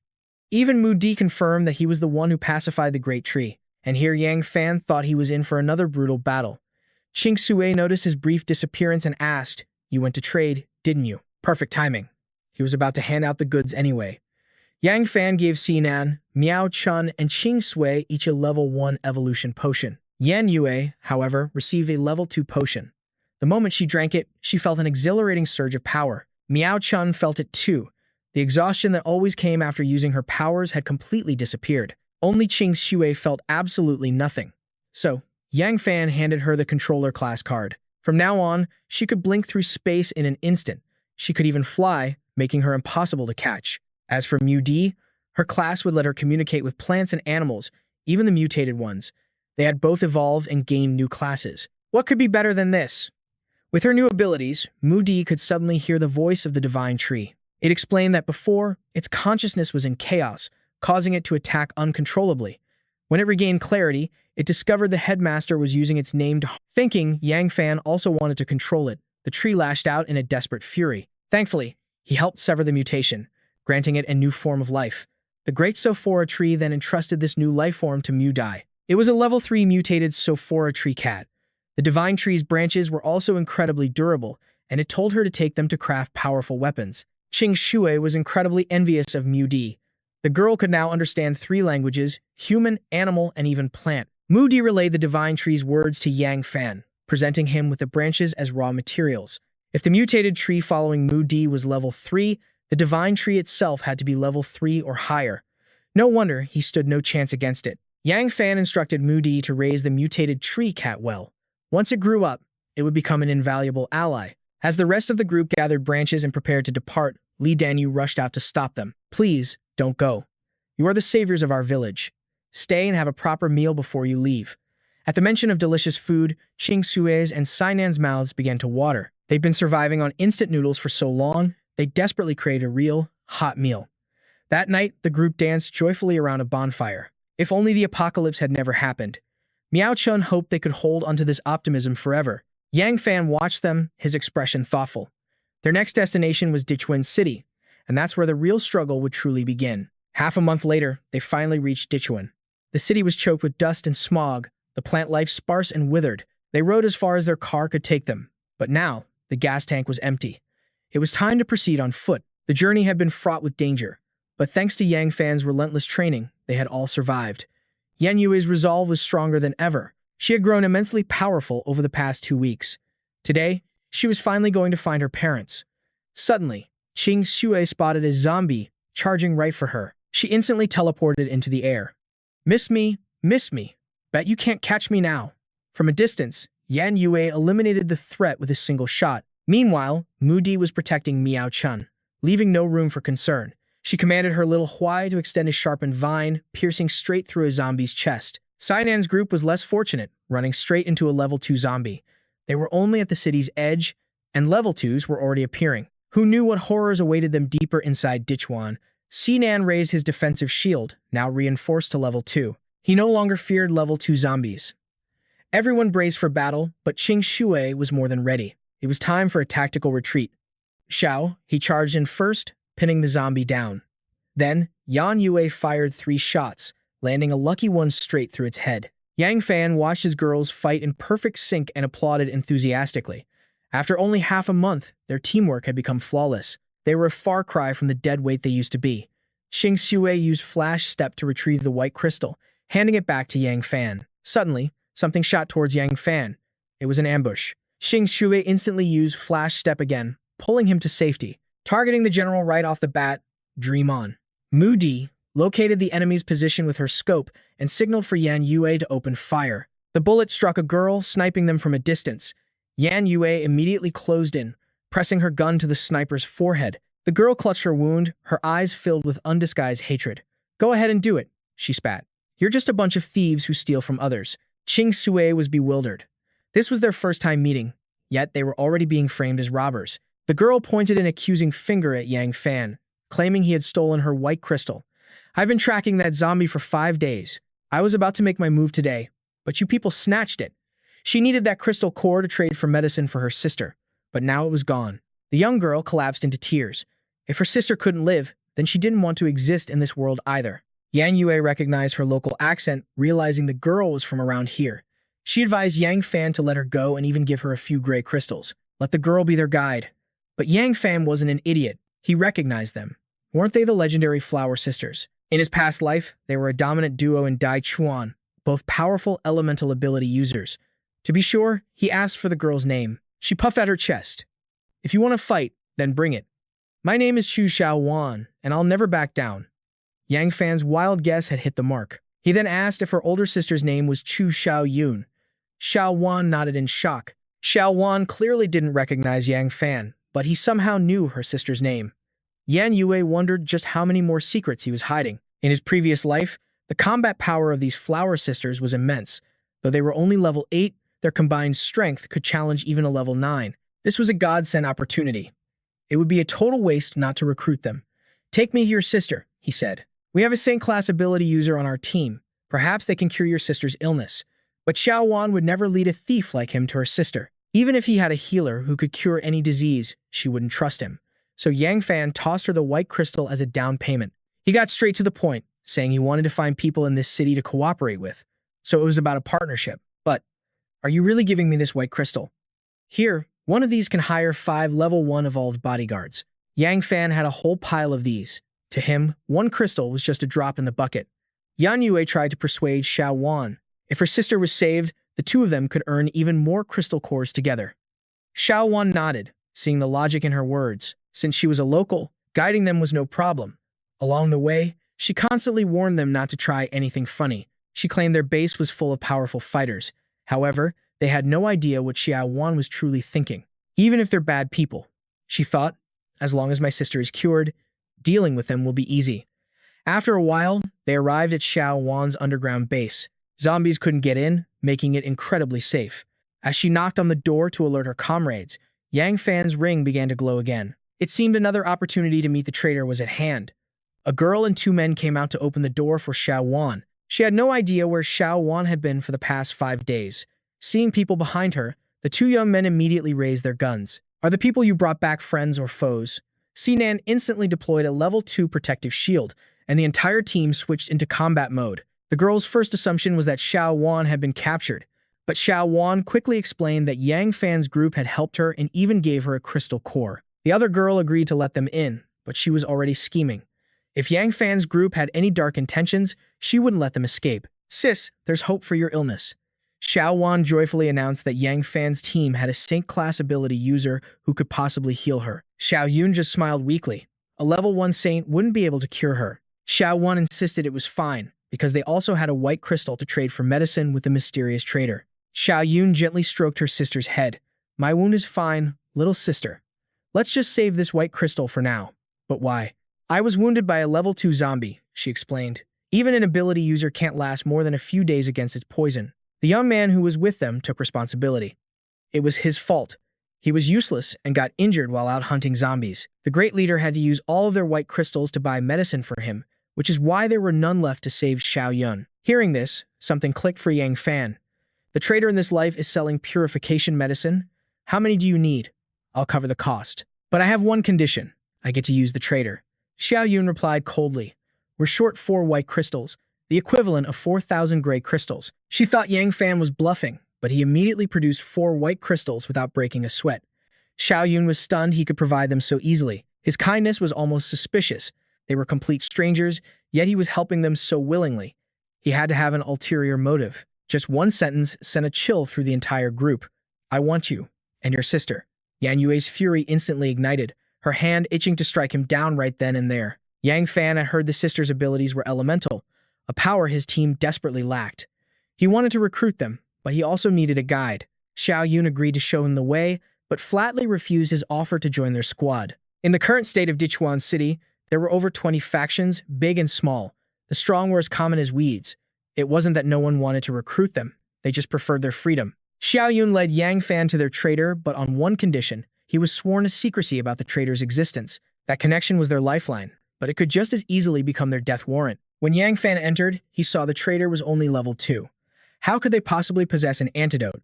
He immediately stepped inside to uncover the truth. Inside, he even found ability cards and evolution potions. It seemed the people of this base were too dirt poor to have scavenged everything. He spotted a vial of the so-called antidote and tossed it into his cart for Mu Yi to analyze later. On top of that, Yang Fan bought a profession card, a treasure that would send the sisters' power skyrocketing. But if they refused to join him, he'd sooner throw the card to Shi. Half a month's worth of crystal cores was about to be spent in an instant. Still, earning cores was simple enough now. That fool Xiao Ao should just wait for him to come and collect his head. The moment Yang Fan stepped back outside, chaos had erupted. The man who was bitten the day before had just taken the antidote and transformed into a zombie. Sainan trapped him inside a shield to keep him from attacking others. But this wasn't a normal transformation. He was evolving directly into a level 2 zombie. Yan Yue drew her gun, signaling for Sinan to drop the shield so she could eliminate the threat. But bullets were useless against it. The monster changed its target, lunging for the Chu sisters who were struggling on the ground. Qing Xue instantly teleported to save them, but she wasn't fast enough. The mutated zombie, with its powerful physical foundation, was incredibly strong. A blade flashed through the air, forcing it to recoil for a split second. In that single moment, Yang Fan appeared and annihilated it instantly. He warned Qing Xu never to risk her life like that again. Having powers doesn't make you invincible. But his words were really a promise to himself to never lose his sister again. Held in his arms, Qing Sui just stared blankly, completely confused by his sudden emotion. Was this because she was kidnapped before? Shaking it off, Yang Fan handed the vial to Mu Yi for analysis and turned his attention back to Xiao Yun. Her sister, Xiao Wan, was sobbing. Terrified Xiao Yun would turn into a monster just like that man. The antidote they bought was useless. Xiao Yun could feel her consciousness slipping away. She begged her sister to grant her a quick end. Of course, Xiao Wan couldn't do it. She turned and pleaded with Miao Chun to use her Saint-class ability. Mu Yi's analysis came back. The antidote could only treat normal clinical toxins, not the zombie virus. At best, it could only slow the mutation process. No wonder that man still turned. Even the traitor from his past life never had something like this. Across the way, Xiao Yun's mind snapped. She lunged towards Xiao Wan. With the last shred of her humanity, she cried out, begging her sister to run. It's okay, big sister. I'll go with you. Yang Fan hated to ruin the tearful reunion, but if they kept up this drama, Xiao Yun would become a real walking corpse. Drink this. It'll save your life. But Xiao Yun only snarled, lost to her rage. Xiao Wan motioned for Yang Fan's group to leave, afraid that his medicine wouldn't work either. Yang Fan coldly shoved Xiao Wan aside. If she wouldn't do it the easy way, he'd do it the hard way. He pried her jaw open and poured the potion straight down her throat. Xiao Yun screamed in agony for a moment. Then, the mutated veins on her body began to vanish. Xiao Wan collapsed to the ground, completely stunned. Yang Fan signaled for Sai Nan to lower the shield. The crisis was over. Xiao Wan rushed to her sister's side. Xiao Yun seemed to have no memory of her near transformation. Her sister quickly explained that Yang Fan had saved them both with a real antidote. The traitor's vial only delayed the infection. What Yang Fan gave her was the purification potion he had acquired before. A potion that could merely delay the virus was already priceless. But Yang Fan had given Xiao Yun a complete cure, something infinitely more valuable. She now owed him a debt she didn't know how she could ever repay. Just then, one of Xiao Yun's subordinates ran up, breathless and panicked. Zhang Zong, he's leading an attack. They're in the main hall of the base, and most of our brothers are already down. Xiao Yun immediately rushed out to fight. That bastard Zhang Zhong must have heard she was injured and decided to strike. Xiao Wan quickly tried to stop her. Xiao Yun had just recovered. Her strength was still low. Yan Yue asked Yang Fan if they should help. He figured they might as well follow and see what happened. After all, the Chu sisters were now potential allies. Outside, a fierce gunfight was raging. Zhang Zhong's crew wanted to seize the traitor for themselves. How dare these flies cause trouble here? Xiao Yun unleashed her fire ability, taking on the entire enemy group by herself. Zhang Zhong stared in horror, cursing his informant. Damn it. Didn't Qinjian say Chu Xiao Yun was on death's door because of his trap? So how was she still able to use her powers? Seeing their leader return, Xiao Yun's followers cheered, pointing at Zhang Zhong and yelling about how he bullied them. The moment Xiao Yun used her powers, her old wounds tore open. Seizing the opportunity, Zhang Zhong ordered his men to charge forward. My brothers, move out. Capture Xiao Yun, and this place is ours. Zhang Zhong's crew was a tide of bodies, quickly overwhelming their defenses, and Xiao Yun was pinned beneath his boot. Xiao Wan raised her gun, her voice trembling with rage. If he dared touch her sister, she'd blow his brains out. Sister, come over here. He won't risk dying with you. Zhang Zhong raised his hands in mock surrender, letting Xiao Yun go. But it was a trick. He signaled a hidden subordinate, who fired and shattered the gun in Xiao Wan's hand. A bullet tore through her arm. They were completely surrounded. Tears of despair streamed down Xiao Wan's face as she screamed, Yang Fan, please, save us. Did someone call my name? Because I'm here. A single bullet pierced the head of Zhang Zong's goon. All three of them stared, their jaws hanging open. Zhang Zhong roared in fury, demanding to know who fired the shot. With his hands casually in his pockets, Yang Fan stepped out. Right here, he said. So, what now? The moment Yang Fan appeared, Xiao Wan felt a wave of relief wash over her. Zhang Zhong's tone immediately softened. Brother, you don't look like one of the Xiao sisters' lackeys. If you're just passing through, I'll do my thing, and you can go on your way. But deep down, he was terrified that Yang Fan hadn't come alone. Yang Fan muttered to someone unseen. Is the analysis complete? A voice replied from within, reporting a total of 6 enemies. Their strongest is just a stage 1 evolution. Hearing another voice, Zhang Zhong immediately snapped his gun towards Yang Fan. One of his men hissed that they couldn't let Yang Fan leave. If he overheard about their traitor, he might try to steal their goods. Suddenly, from the shadows behind Yang Fan, 2 hands emerged with guns blazing. Both sides unleashed a hailstorm of bullets. Qing Shui teleported in, bringing Si Nan and a shield with her. Don't be scared. We're here now. When have you ever seen me scared? The men beside Zhang Zhong dropped like flies. A bullet grazed his temple, making him hiss in pain. Another ability user? This is a damn nightmare. Yan Yue stood there, holding a gun that was still smoking. This was a new weapon she'd just acquired. As long as she knew the target's location, she could hit them with her eyes closed. Miao Chun called it a natural gift. For example, an ordinary person like her couldn't even hold the gun properly. Miao Chun then rushed off to tend to the wounded. Xiao Wan hugged her sister, overjoyed. They were finally safe. Zhang Zhong crawled on the ground, looking as dazed as a lost deer. Why would people this powerful help you? Because we're lucky. Xiao Wan then demanded to know who betrayed them to Zhang Zhong, who told him about their traitor and Xiao Yun's critical injury. If he talked, she promised him a swift and painless trip to the afterlife. Zhang Zhong confessed his intel came from Qin Jun, the same man who had just turned into a stage 2 zombie. He even revealed that she had used a white crystal to buy a stage 2 antidote for him. Haha, what a freaking joke. Blinded by fury, Xiao Yun raised her gun and put a bullet through his head. So much for that peaceful end she had just promised him. Right. With the threat eliminated, Xiao Yun bowed a full 90 degrees to Yang Fan. This time, he hadn't just saved her and her sister. He had saved all of their comrades. She had no idea how she could possibly repay him. Xiao Wan also rushed over, apologizing profusely. In her panic, she didn't know why his name was the one she called out. She was just so thankful that he answered her plea. Yang Fan wasn't trying to be a hero. He just needed to keep people who were familiar with this area alive. Xiao Yun understood his meaning. She would not refuse to help him find who he was looking for. However, after this battle, their base was left with only 10 survivors. She then asked to join Yang Fan's team, praying that he would accept her request. He had invited her and her sister before, but would he refuse now that she wanted to bring so many others along with them? All right, but from now on, you all listen to me. Yang Fan's instant agreement even caught Yan Yue by surprise. He was making an exception because they were locals who knew this place inside and out.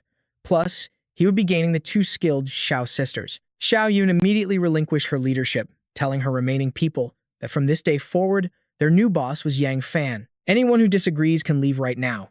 But the survivors, having just escaped death, were filled with gratitude and roared in agreement. Thank you for saving our lives, Boss Yang Fan. They chanted his name over and over, Boss Yang Fan, Boss Yang Fan. Yang Xingxue waved at them happily and said, from now on, we're all comrades, so let's look out for each other. Yang Fan reached into his coat and told the Xiao sisters that since they were all one big family now, he had a small gift for them. As he pulled out the profession card, he thought to himself that only this card could unlock the true potential of these two sisters. Yang Fan placed the card in Xiao Wan's hand. On the brilliant green card, an image of an ice droplet glowed. It was a level 1 Ice Soul profession card. Original price, 2,000 crystal cores.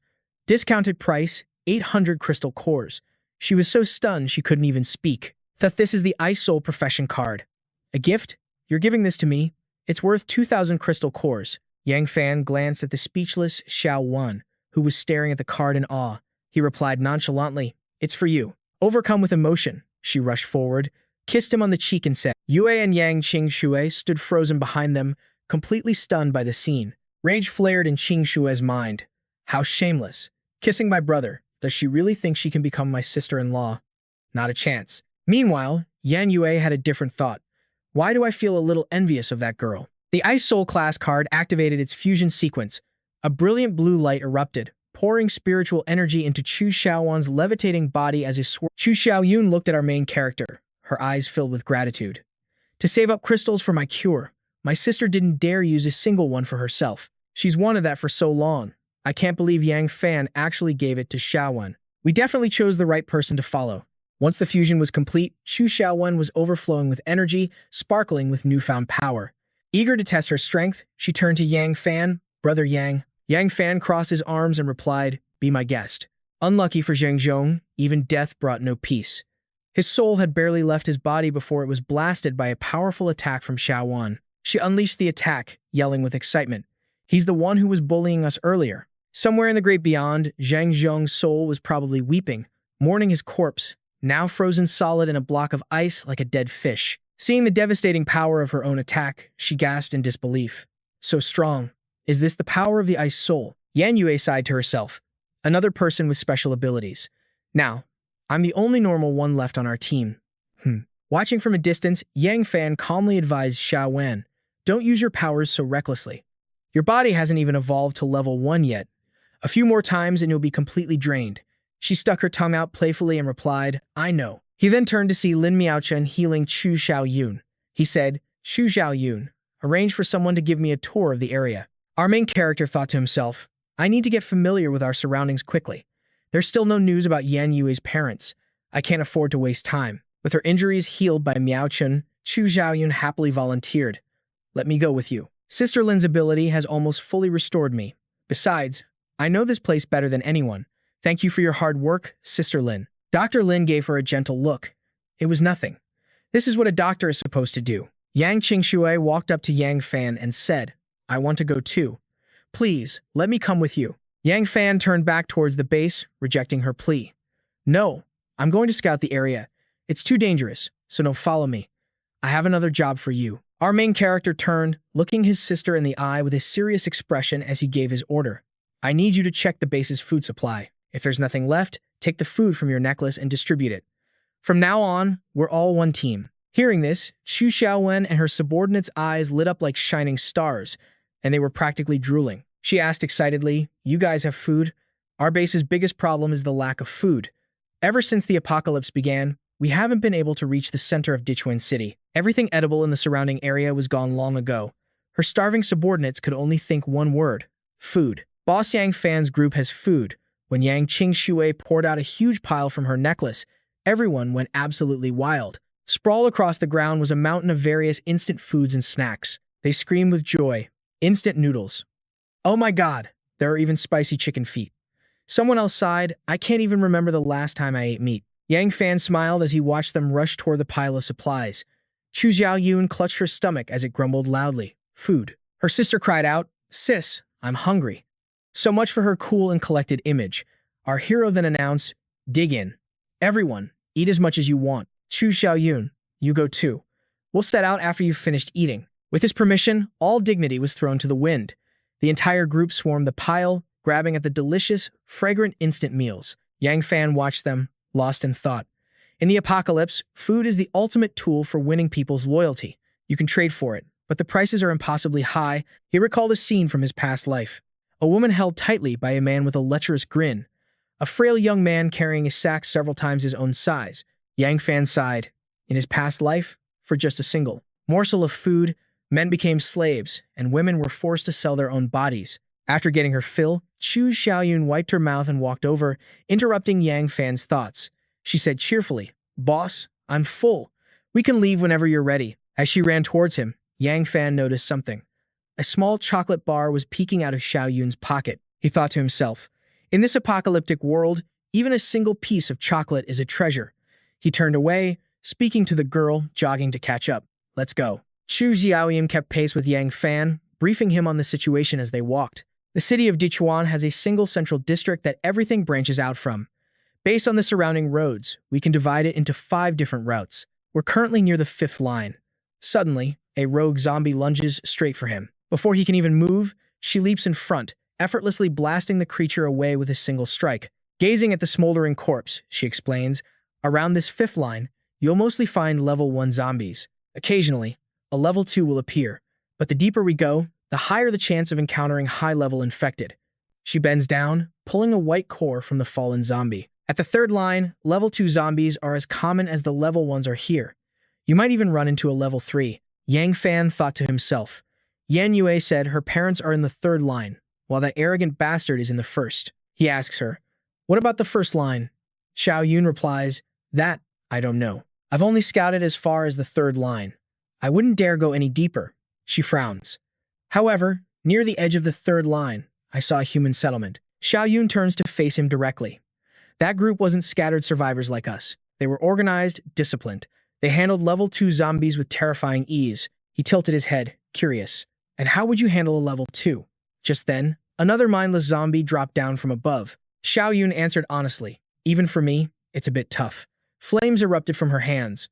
A blazing flame shot towards the zombie, but it suddenly changed direction. It dodged behind her, lunging for Yang Fan instead. She yelled, Boss, get down. But he just grabbed her hand, guiding it. Your aim is off. You can't just waste your powers like that. Hold still. He aimed her hand towards the zombie and commanded, Release your power now. Xiao Yun unleashed her blazing flame, and a massive explosion erupted. The zombie was completely engulfed in fire, but it didn't even flinch. Xiao Yun stared in absolute shock. Simple as that, see, this Yang Fan. Finally, he drew his sword, piercing the monster's skull with one clean thrust. A level 1 ability is still too weak, he commented as it let out a final screech. A red core shot out from its head. He tossed the core to her. You need to level up fast. We're heading into the 3rd line soon. Catch. She thought to herself, so this is Yang Fan's true power? A level 2 zombie, taken down in a single blow. The two of them returned to the group. Qing Xue sat across from her brother, asking, Is this special training really necessary? Bro, I just want to go out and pop a few zombies for their cores. He refused, his voice turning serious. Dichuan City isn't like anywhere else we've ever been. This place is extremely dangerous. If we want to find Yan Yue's parents quickly, we have to be ready for anything. He then explained the special training program, which would be divided into 3 steps. Step 1. Master the unique properties of your own abilities. Know yourself, know your enemy, and you will not be defeated. This is the most basic and most crucial. Qing Xue chimed in cheerfully. I already know that. My ability is spatial control, which means I can teleport. It's the ultimate escape skill.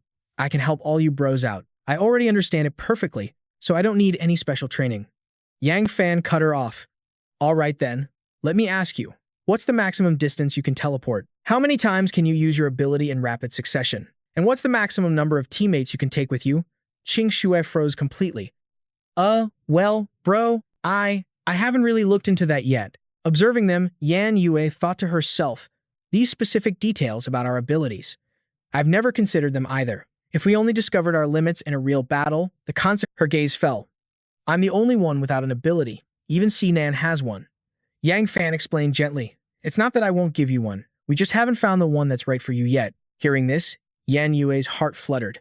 So, he was thinking about me after all? I'll definitely get an ability one day. But she immediately shook her head, scolding herself. Yan Yue, what are you even thinking? Everyone came to this dangerous place to help you save your parents, and here you are moping about not being an ability user. Finally, Yan Yue steeled her resolve. Get it together. You're the one and only gunslinger, Yan Yue. Even without an ability, you're already strong. Next. Everyone turned their attention back to Yang Fan's lecture. Second, push your physical conditioning to the absolute limit. Don't just rely on the physical boost you get from evolution serums. Peak physical fitness can be the difference in a crisis. One extra step could be what saves your life. Yang Fan continued, holding up 3 fingers. Third, real-world combat and teamwork. Duan Mutai suddenly interjected, but haven't we already trained for that? We still need to train more. Yang Fan replied simply, no. This time, our teamwork training will be different. Every day, a random team of 3 will be chosen to go out and hunt zombies. Only by pushing ourselves can we get closer to the inner circle. What I want to train isn't just about everyone coordinating an attack together. It's not about numbers, it's about synergy. Even if only 2 or 3 of us remain, we can unleash incredible cooperative power. By combining different abilities, both superpowered and non-powered members can work together, forming adaptive strategies for any situation. Anything less is just headless running. But Yang Fan's simple logic cut through any complex theory. What do you mean? Are we splitting up? Yang Fan confirmed it. Yes, we're dividing our forces. I can't play our trump card all at once. At all times, we must keep an ember of hope alive. It's the only way our group has a future. Otherwise, it's game over. Lin Miaochun felt the exact same way. Yang Fan is right. We have no idea what kind of enemy we'll face, but having reinforcements means having hope. The Chu sisters had no objections. Instead, looking at Yang Fan with newfound respect, Big Brother Yang thinks of everything. It seems we just need to follow his lead. That's how we'll survive this apocalypse. Yang Fan made the final call and began assigning roles. If there are no other objections, the first special training mission begins tonight. Duanmu Yue, Sinan, and Chu Xiaowen, you're one team. Lin Miaochun and Yang Qingshui, you're the second. Chu Xiaoyun will stay behind to guard the base and take inventory of our weapons. Report the final roster to me. Everyone nodded in unison, agreeing to the plan. But Yang Qingshui had a question. How come Yang Fan doesn't have a mission? What are you going to be doing? He simply replied, I have my own business to attend to. That business was wandering Shangjing in the dead of night. On the deserted streets, Yang Fan's shadow was his only companion. As he walked, he thought, the others have started their training. It's time for me to get to work. He had already memorized the route during the day. This path was the shortest shortcut, leading straight into the inner ring. A normal person would be reading a web novel before bed. But Yang Fan was venturing into the perilous third outer ring. The scene was straight out of a horror movie. Looking at the mindless horde, he thought, level 3 zombies should start appearing in this ring, which means there are bound to be mutated creatures, too. And although we scored big at the museum, most of it was low-grade material. To truly upgrade the team's gear, I need to hunt some high-level mutated beasts. Just as he prepared to clear out the zombies blocking his path, Yang Fan sensed a strange and powerful presence nearby. It wasn't some evolved ape, but a massive boar crackling with electricity, like the bastard child of a thunderstorm. The beast tore through the zombie horde with furious energy. Yang Fan didn't hesitate, leaping down with his sword, ready to join the fray. As luck would have it, a wild boar's tusk is excellent forging material, but this creature was clearly the final boss of the day. It turned its pupilless, glowing blue eyes towards Yang Fan. Then, it channeled all its power and charged straight for him. For about 5 seconds, time seemed to slow as he analyzed the threat. At least a level 3 mutated beast. Even I have to be careful with this one. He tightened his grip on his sword, which began to emit a faint light. He was determined to face this boar in a solo, close-quarters battle. I need to know the true limits of my level 2 body combined with a level 4 mutated weapon. Just how far can I really push myself? Yang Fan raised his sword high and brought it crashing down on the colossal beast. The force of the blow was near the peak of level 3, almost reaching level 4. This thing must have devoured countless others of its kind. As the thought crossed his mind, the monster lunged. But he managed to dodge in time. It's trying to use its momentum to crush me. It seems this tactic has taken down many of its opponents. This beast has intelligence. If it evolves to level 4, this won't be a simple fight. He smirked, taunting the creature. Too bad for you. You won't get that chance. The moment the words left his lips, he shot forward. Raising his blade, he plunged it down with all his might. The sword sank deep into its eye, making it scream in pure agony. He scoffed. An attack like that is useless against me. In my past life, I practiced dodging moves like this countless times. He spoke as if asking, but it was a declaration. Now, I'll be taking that crystal core of yours. Yang Fan then drove the sword deeper into its eye socket. The beast roared in fury, violently whipping its head around. Its glare burned with the intent to kill him on the spot. He leaped back just in time. He remarked, on the brink of death, and it still has this much fight left. Impressive. But level 3 is still just level 3. Then, something happened that completely stunned him. It let out one last roar as an aura of power exploded around it. Witnessing the scene, Yang Fan could only mutter, this is the light of evolution. This thing is evolving into a level 4 beast. In my past life, I heard rumors that mutated creatures could evolve mid-battle through sheer rage and the will to survive. To think I'd witness a combat evolution with my own eyes. Watching the creature transform, a trace of worry crossed his face. This thing is becoming a true level 4. A successful evolution means its physical abilities will skyrocket. Not only that, it's likely to awaken a new elemental attribute. If that happens, even I will be dragged into a brutal, drawn-out war. But if I kill it now, I'll only get a standard crystal. However, if I wait for its evolution to complete, only then can I claim the orange tier crystal core, worth 1,000 red crystals, and its fangs can forge even higher grade gear. Suddenly, a section of the massive beast's body erupts, forcing Yang Fan to shield his eyes. A rocket launcher. Someone's here. From a high vantage point, two imposing men watch the scene unfold. The red-haired giant crossed his arms, confidently eyeing the creature. Boss, looks like we've got a hell of a haul today. This red crystal alone will get us a ton of good stuff. Yang Fan glared up at the two men on the building, his voice laced with ice. That prize should be mine. I beat this beast half to death, and you just swooped in to steal the kill. Trying to poach our prey, the man holding the weapon aimed it at him, laughing mockingly as he fired. The red crystal is yours. Let's see if you have the guts to walk away from here alive. Yang Fan stood perfectly still as the sharp arrow screamed toward him. The moment before impact, he met it with his sword in a single, lightning-fast slash. 2 words escaped his lips, you're courting death. Just then, another explosion rocked the area behind him. The arrogant smirks vanished from the two men's faces, replaced by pure shock. The leader quickly waved his hands. A misunderstanding. I apologize on behalf of my little brother. He's just reckless. But we were the ones who killed this tier 3 mutated beast. How about we split it, 40-60? The archer whirled on his partner in disbelief. Boss, are you insane? Why would you give this punk 40%? It's 2 against 1. We can definitely take him together. The red-haired man clamped a hand over his brother's mouth. Shut up. Didn't you see that move just now? I think he's a new expert, trained by one of the major organizations. If we mess with him, we're dead men. Yang Fan found the terms ridiculous, countering with an ice-cold expression. No deal. I take 80, you take 20. The archer exploded with rage. What kind of nonsense is that? You're lucky to even get 40, and now you want 80. The red-haired man spoke more calmly. Brother, you're being unreasonable. Yang Fan sneered. You steal my prey and try to take more than half. Who's the unreasonable one here? In truth, this was all just a ploy by Yang Fan to feel out his opponents. I've stalled this long, and no one else has shown up. It seems it's just the two of them. If that's the case, the arrogant archer stepped forward. You bastard. You want to steal from me? I'll blow you to kingdom come. Let's see you block a second rocket. Yang Fan braced himself for the attack. With a powerful downward swing, his sword shattered the big man's weapon in 2. The archer's jaw dropped. Bro, this kid's weapon is on a whole other level. The red-haired man could only scream in fear. I know. You don't have to tell me. Yang Fan raised his sword for the final blow, declaring, this is the end. Suddenly, a strange smile spread across the red-haired man's face as he deployed a barrier. Iron shield. Yang Fan was skeptical. Can that really stop my blade? I'm a tier 3 ability user. The Iron Master. The red-haired man was overflowing with arrogance. That's right. Now that you know, why aren't you on your knees begging for your life? In this third outer ring, no one dares to provoke me. He then unleashed another technique, Iron Dagger Ring. he continued. But even if you beg, it's useless. I hate people who bully my little brother more than anything. Even if you're some hotshot rookie from a big organization, you're going to die right here. Today, he charged forward to attack, but Yang Fan realized. So this is the so-called peak power of the Diwen city's third outer ring? These two had some skill. But as he swung his sword, the red-haired man's shield began to crack, stunning him completely. Yang Fan's handsome face remained a mask of cold composure.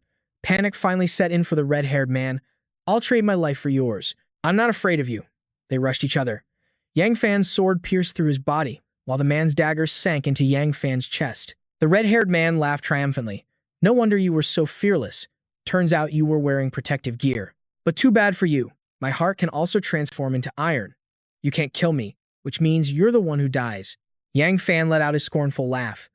Understanding your opponent's gear and skills is the first lesson of survival in the apocalypse. A reckless ability user like you has only survived this long on pure luck.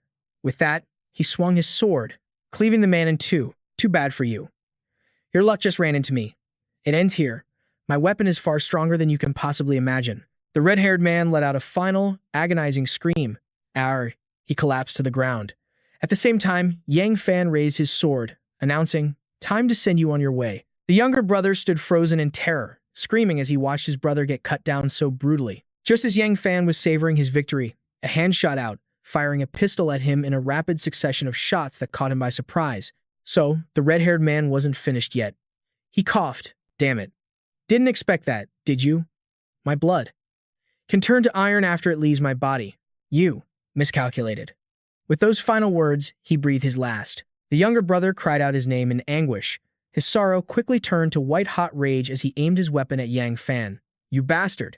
You killed my brother. I'll blow your damn head off. The buzz-cut punk opened fire, but Yang Fan's expression never faltered.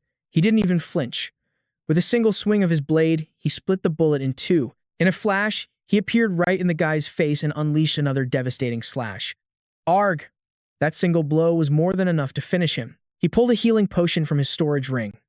As he drank, he muttered, "Damn. I never expected to find an ability user this skilled out here in the third sector. It seems if I want to enter the inner sectors of Dixuan City, I'm going to need a lot more power." He thought to himself, only one healing potion left. Next time I meet the supplier, I'll have to stock up. The night sky was completely starless. He knocked on the door. Knock, knock. Chu Xiaoyun answered, her face etched with worry. Who is it? Then she realized it was him. She asked anxiously, Yang Fan, you're back. Your clothes. What level zombie did you run into? He sighed heavily. It wasn't a zombie, it was a level 3 ability user. She grabbed his arm. Wait, you fought a level 3 user and only got your clothes dirty? Yang Fan asked her. Are the others back from the special training mission yet? She avoided his gaze. You should see for yourself. He stepped inside and was stunned by the scene before him. Sainan was covered in countless wounds, with a steel rebar pierced straight through his body. Yang Fan was shocked. What the hell happened? Where's Lin Chunmiao? Xiaoyun answered from behind him. They haven't returned yet. Chu Xiaoyun was sobbing, blaming herself. Sniff. Brother Yang Fan. Brother Sainan was protecting us. It's all my fault. I'm so useless. Duan Mudi, sitting nearby, spoke up. We encountered 2 level 2 zombies. It was a brutal fight that we barely managed to win. But Sinan was gravely injured while protecting us. And yet, the guy was still smiling. It takes more than that to kill me. I'm tough as nails, Brother Fan. I didn't let you down, did I? Yang Fan praised him. You did great. Then he took out his last healing potion and handed it to Mudi. Duan Mudi, take this potion. But Sinan, stubborn as ever, wasn't worried about himself, but about his leader. A healing potion must be incredibly expensive. Everyone thinks I'm just a useless burden, that I'm just fat and stupid. Only Brother Fan treats me this well. I swear, I will follow him for the rest of my life. Yang Fan gripped the rebar in Sinan's chest. I'm going to pull this out. The moment I do, give him the potion. It should save his life. Moody nodded. Got it. She then turned to Sinan. Brace yourself. Sinan grimaced, steeling himself. Yeah. Without a second's hesitation, Yang Fan yanked the rebar clean out. Moody was instantly there, pouring the potion down Sinan's throat. Cough. Cough. Exhausted, he collapsed onto the floor. Yang Fan reassured everyone, he's stable for now. But for a full recovery, we'll need Lin Chunmiao to get back. Moody looked at him and said, they took a different route than us. They headed northeast. Still, it's the middle of the night. They should have been back by now. Yang Fan's brow furrowed in thought. I'm afraid they've run into trouble. He turned to leave. I'm going to find them. You stay here and look after Sai Nan. Moody simply nodded. Understood. Sword in hand, he had just arrived in the area when two unlucky zombies lunged from the shadows. One swing of his blade sent them straight to hell. He thought, Yan Yue tends to be reckless, but with her sister and Lin Chen Miao supporting her with their abilities, escaping shouldn't have been a problem for the three of them. That leaves only one possibility. Then, a chilling realization hit him. Yang Fan's senses were sharp. The scent of blood. A battle took place here. It was them. Nearby, Yang Qingshui and Lin Chen Miao were already down for the count, unconscious. Only Yan Yue remained on her feet. You despicable bastards. You ambushed us while we were fighting zombies. A young punk named Jiang Tu shot back. That's not an ambush, sweetheart. That's a feature. My bewitching butterfly fragrance ability. They're just unconscious, not dead. The scar-faced man beside him added, Listen, little lady, I suggest you stop resisting. You and these two beauties are coming with me. He smirked. And those 3 white crystals in your hand, plus that gun, we'll just call that your dowry. From now on, I promise I'll take very good care of you. Ha ha ha. Yan Yue immediately opened fire. In your dreams, old man, I would never team up with despicable lowlifes like you. But her bullet deflected off an invisible barrier around him. Scarface was enraged. Open fire. Turn her into a damn pincushion. The situation was critical. She bit her lip, frantically trying to think of a way out. I can dodge bullets, but they can't. If I hadn't gotten greedy and chased those 3 level 2 zombies into the 3rd sector, we never would have run into these guys. If I act recklessly now, we'll all end up dead. Taking a gamble, she shouted. Wait, I want to make a wager with you. She laid out her terms. You and me, a one-on-one duel.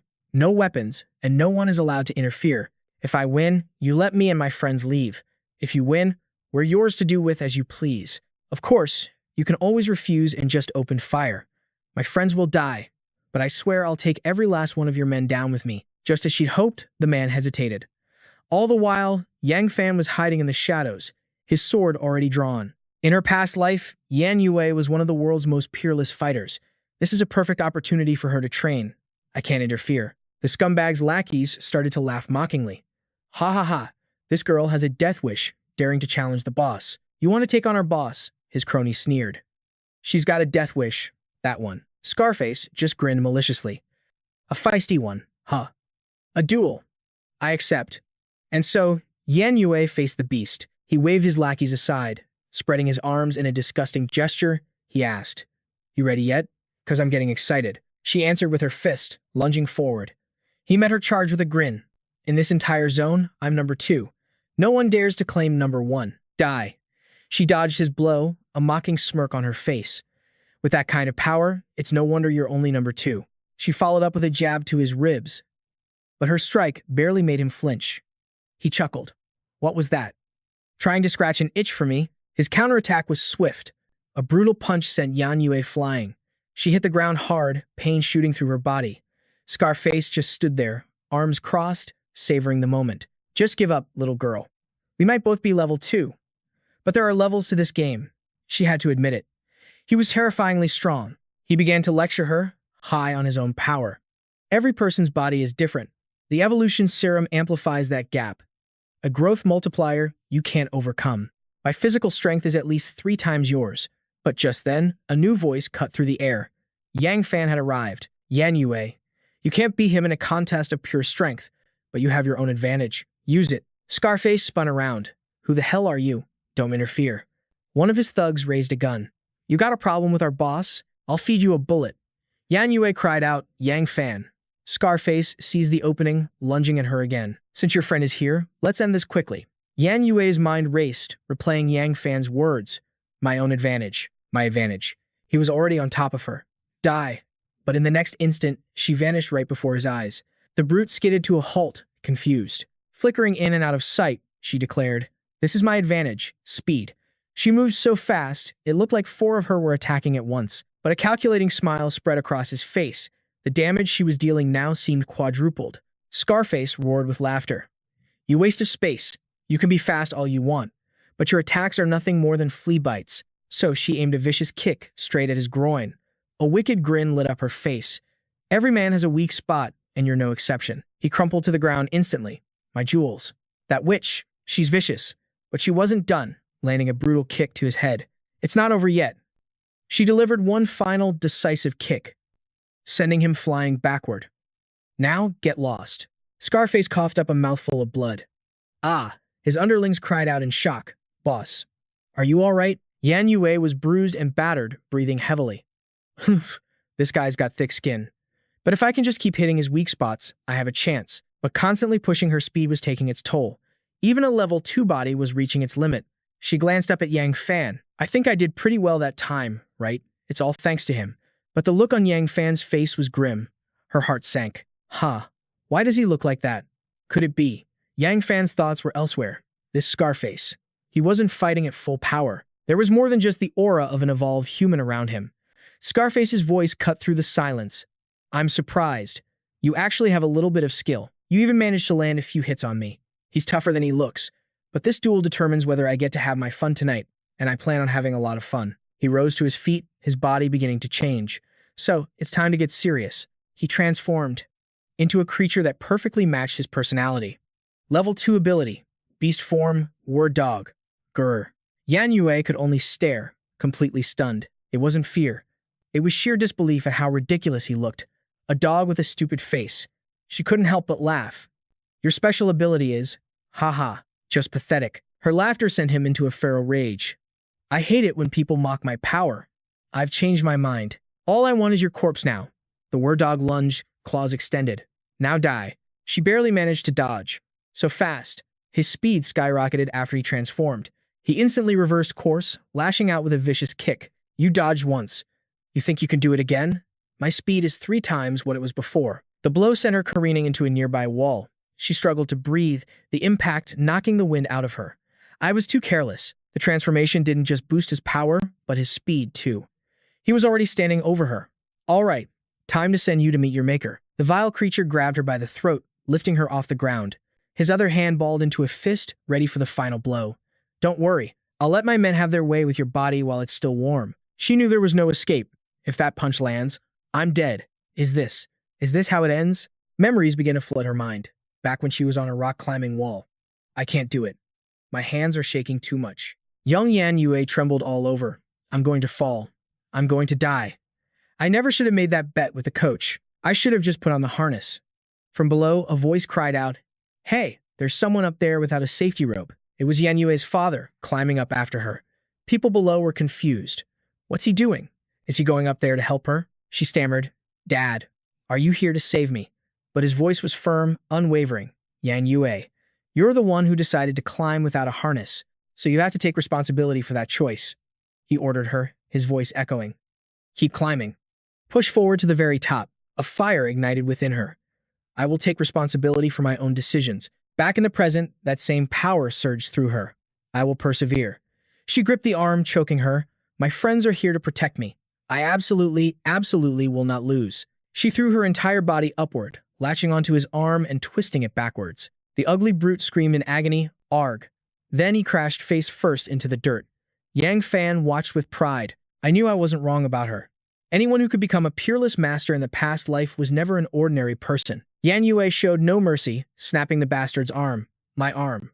Losing his mind, he swung his other fist to punch her. You bitch. I'll kill you. She leaped nimbly to dodge the attack, then moved to grab his remaining arm. You're about to lose your second wing. Finally, she broke that one too. He howled in pain. Ah. Yan Yue pulled out her knife. She pointed the blade at his face. Game over, you loser. He was now terrified beyond belief. Don't, please don't. I surrender. She made her demand. Humph. Now you can fulfill your promise. Let us go. He immediately agreed. Okay, just let me go first. She hesitated. I used such ruthless tactics to defeat him. Well, Yang Fan looked down on me. Just then, he called her name. Yan Yu. He smiled in praise. You did a great job. An amazing job. Overjoyed to the point of tears, she carelessly lowered her knife and smiled back at him. Yeah. But the scumbag took the opportunity to lunge forward, trying to bite her. You already lost. She panicked. Is he crazy? Suddenly, a spray of blood shot out. Yang Fan had already rushed in and run him through. A pathetic firefly like you doesn't get to decide if my people live or die. He pulled her out of the way just in time. Yang Fan. The man's demeanor changed instantly, begging, Don't, I beg you, don't kill me, please. But he wasn't listening anymore. A single slash split the dog in two. You should have worn a muzzle. The moment you attacked her, you deserved to die. Why live and waste space? His pathetic underling started screaming chaotically. The boss is finished. Let's run. Our boss was killed. A monster. He's a monster. The buck-toothed guy trembled. How? How is this possible? He actually killed our boss. Yan Yue immediately pointed at him. That shorty has an ability. He can knock people out. He's the one who put us in danger. Yang Fan, quickly. Having hit rock bottom, the man immediately slammed his head on the ground. Boss, I greet the new boss. On our fourth front, the winner can take all the resources and team members of the loser, no conditions attached. Yang Fan waved his hand and sheathed his sword. Like I need that. Get lost. The man was stunned. Sir, you don't want me? You can't, boss. You took out Dao Bao. All I have is this useless ability.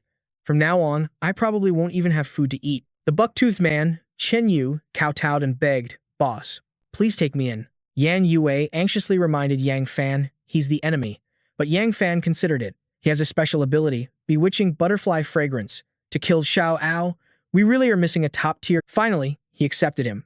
Fine, but you better remember this. If you ever have a single thought of betrayal, I will make sure that not even your corpse remains. The man was ecstatic. Chen Yu will remember. Thank you, Boss Yang Fan. He looked over at his sister and Lin Miaochen. Go and cancel their unconscious state. He immediately complied, right away. Then Yang Fan crouched down in front of Yan Yue, surprising her. What the hell? What are you trying to do? He answered, Get on my back. Do you really think you can walk? Too proud, she refused. I can walk, but after just 2 steps, she collapsed. A girl can't just say she's not okay. I have to make him feel that I'm useful, that I'm strong. Yan Yue was fine, but her body had totally given out. She fell without the strength to even sit up. Her mind spun with shame. So pathetic. This is beyond embarrassing. He walked over and asked, Are you planning to crawl back like this? Yang Fan lifted her onto his back. Be quiet now, little girl. Be good. She blushed bright red. Okay. As they walked to Chen Yu, he reassured her. As soon as he wakes Lim Miaochen, you'll be treated. He sat in front of the 2 unconscious people and snapped his fingers 2 times. A stream of pink gas was inhaled by the 2, and they immediately woke up. Yang Fan smiled happily. You 2 are awake. Lin Miaochen was like a dazed deer. Huh? Xing Shui, not yet fully awake, asked dazedly, Why was I sleeping? Weren't we chasing zombies? Lin Miaochen replied, I remember smelling something strange before passing out. I think it was bewitching butterfly fragrance. Chen Yu clasped his hands and confessed, My apologies, ladies. That was my ability just now. Yan Yue jumped down, flexing her arm with a pose. It's all good now. We beat 3 level 2 zombies and successfully got the white crystal. Qing Sui gasped. Whoa, is that for real? Real or fake? Only then did she notice Yang Fan. Brother, why are you here? Yang Fan explained. I was patrolling to see if everyone was working hard. I also recruited him. From now on, he's a member of our team. Chen Yu scratched his head, laughing shyly. Oh, so you're the boss's sister. No wonder you're so freaking cute, just like my 2D goddess. Lin Miaochen looked at them, piecing together the situation. Yan Yue is injured. A fight must have happened while we were unconscious, and this Chen Yu must be an enemy that Yang Fan subdued. We're still so green. We really should have listened to Yang Fan and trained more. Suddenly, Yang Fan's golden ring flared to life. Yan Yue noticed the sudden shift in his expression. What's wrong? He turned away, his voice low. There's something up ahead. He strained his eyes, peering into the distance. The ring hadn't reacted until now. A traitor appearing out of the blue. Could it be one of the rare random encounters? On high alert, he began issuing orders. Lin Chun Yao, heal Yan Yue now. Xing Sui, Chen Du, you 2 protect them. I'm going to check it out. Chen Du, a complete 180 from his earlier fear, puffed out his chest. Yes, sir, boss. I will definitely complete the mission. To harm these beautiful fairies, they'll have to get through me first. Chun Yao shot him a look. He was laying it on a little, thick. Qing Sui, however, grabbed her brother's arm. Brother, I want to go with you and see. This place is dangerous. It's not safe if I'm not there to protect you. He raised an eyebrow. Are you sure you're the one protecting me? She gave him a mischievous wink. He. What's the difference? Yang Fan wrestled with the thought for a moment. The 2 of them hadn't had a chance to go anywhere alone. Amidst the chaos of this apocalypse, he acted cool on the outside, but inside, his nerves were stretched taut. Better to just get it over with. He finally agreed. Fine, you can come with me. But if there's any danger, you have to run. Immediately, even if it means leaving me behind. She beamed with joy. Okay, I promise. And with that, the two headed towards a nearby building. Yang Fan entered first, reminding his sister, "We've never been here before. Try to be as quiet as possible." She nodded obediently. Inside another room stood a figure in a white cloak, a magic circle glowing behind him. He even wore a mask. Yang Fan's hunch was spot on. It really was a random traitor. Ching Sui looked confused. "Brother, why does this one look a little different from the others we've met?" He approached the traitor and explained, "This is a random traitor. They appear unexpectedly, anywhere, and only stay for 5 minutes." "No way," Ching Shui said excitedly. "So there's this kind of traitor, too. Isn't their ability a bit like mine? That's awesome.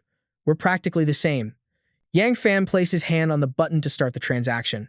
Ching Sui put on a dramatic act. "Oh, wow. How did I get in here? So this is what it's like on the inside." He saw right through her little performance and asked, "You buried a crystal core again, didn't you?" "Only a core in physical contact with the traitor can get you inside." She stuck out her tongue and giggled. "It was my prize for the day. I didn't steal it." Yang Fan had already pressed his hand to the screen. It displayed 10 barrels of mineral water for a shocking 100 crystal cores. After the ring's discount, it was only 40. "This is just ridiculous," he breathed. Then he turned to his sister. "Ching Shui, there's still one slot left. You try." She reached out her hand. Like this? Instantly, the screen displayed a Machinist Profession card, level 1, for a shocking 2,000 crystal cores. The ring's discount dropped the price to 800. Both of them gasped. A super rare profession card, Machinist. Yang Fan quickly tapped on it. Ching Shui asked curiously from behind, "Brother, is that thing really good?" Yang Fan replied without hesitation, "This is the most suitable ability for your sister Yan Yu." He then turned to urge her on. "Quick, press the trade button." Ching Shui touched it with her finger. "Okay, then this will be my gift to Sister Yan Yue. She'll definitely be so happy." Ching Shui watched in amazement. Then, a message flashed. Transaction complete. Forcibly exiting, being suddenly thrown out left, her completely stunned. "What the? I'm already out?" A chill ran down her spine. "Brother, hurry and come out." But Yang Fan was still inside, intently studying his ring.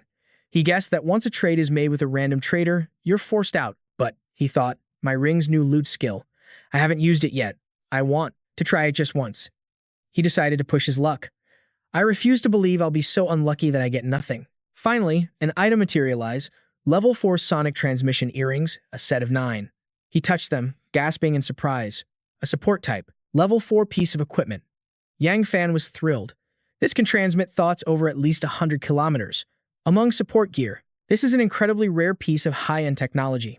In another part of the building, Ching Sui was pacing back and forth. She was getting dizzy when she finally realized the room was a study. Then she noticed something on the floor. Bending down to pick it up, a cloud of dust exploded from the book, making her cough. Oh, a book? The cover had been torn in half.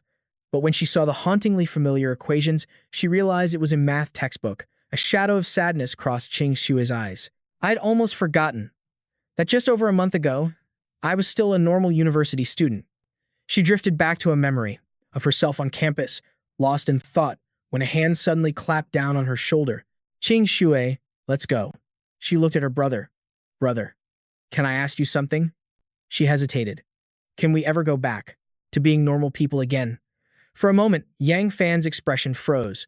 Looking into her sorrowful eyes, he began to wonder. In his past life, Ching Shui had asked him the very same question. But back then, he was powerless, with no answer for her or even for himself.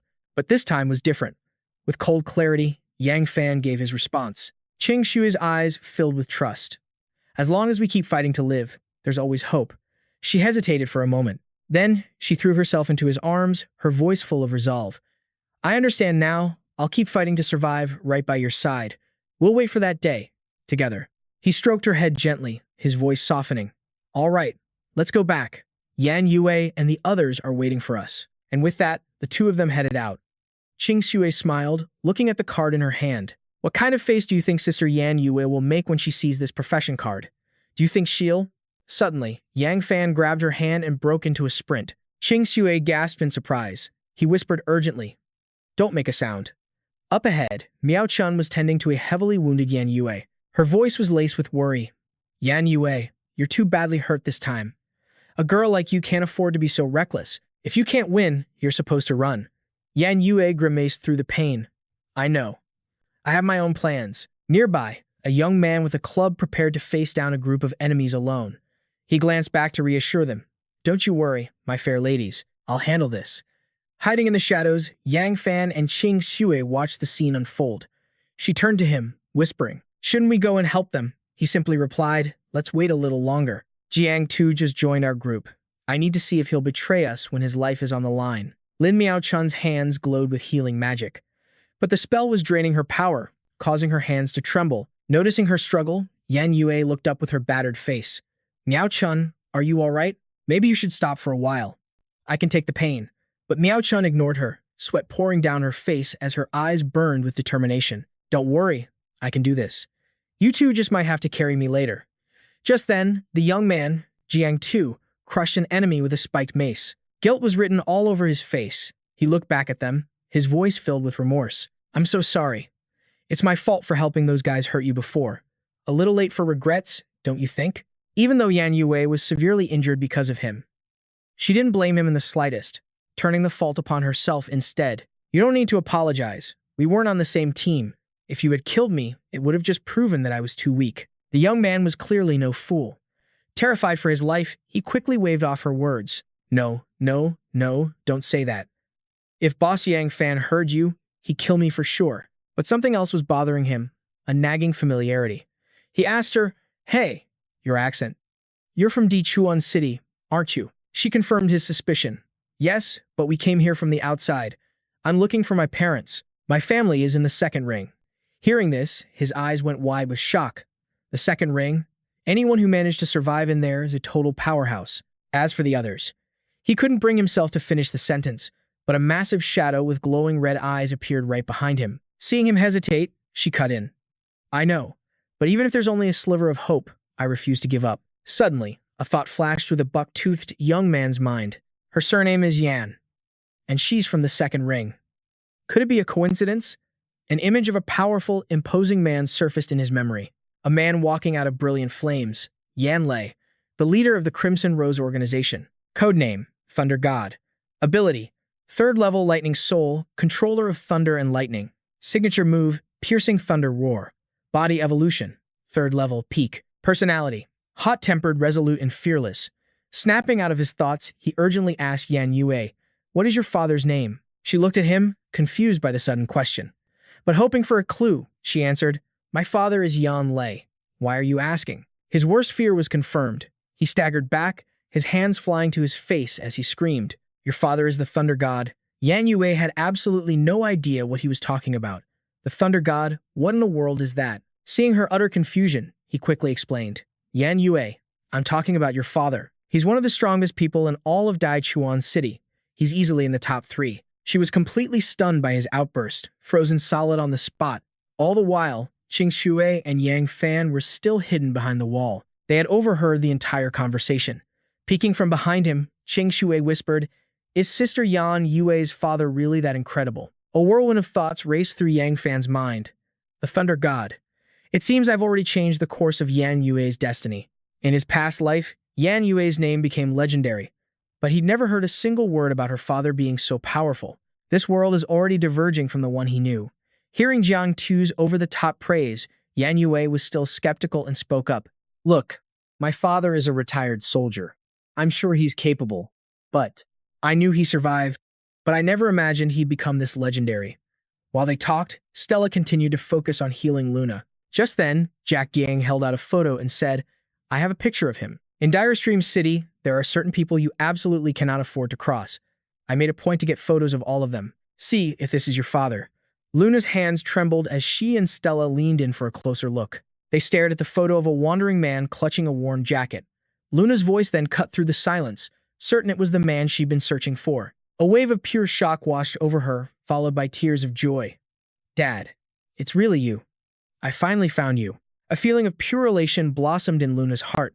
This perilous journey to Dire Stream City had been worth it after all. Jack Jang might have looked like a simpleton, but his mind was already calculating every possible angle. He originally thought boss Ethan Pham was a solid mountain of support, but he never expected an even greater one, the daughter of the legendary Thunder God. Just then, Skylar Duong emerged, calling out, Luna, Lin, Chen, I'm back. Ethan Pham's face grew serious as he made a declaration. Now that we've found Luna's father, we're moving on to Plan B. Luna looked up, confused.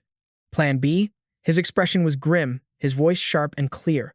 We're going straight into the Hell Zone. We're preparing to enter Ring 2 to find your father, Leo Nan. Stella was stunned, needing to confirm what she just heard. Ethan, are you serious? We can't even break into Ring 3 yet. Chen and Jack Gang rushed to his side to reason with him.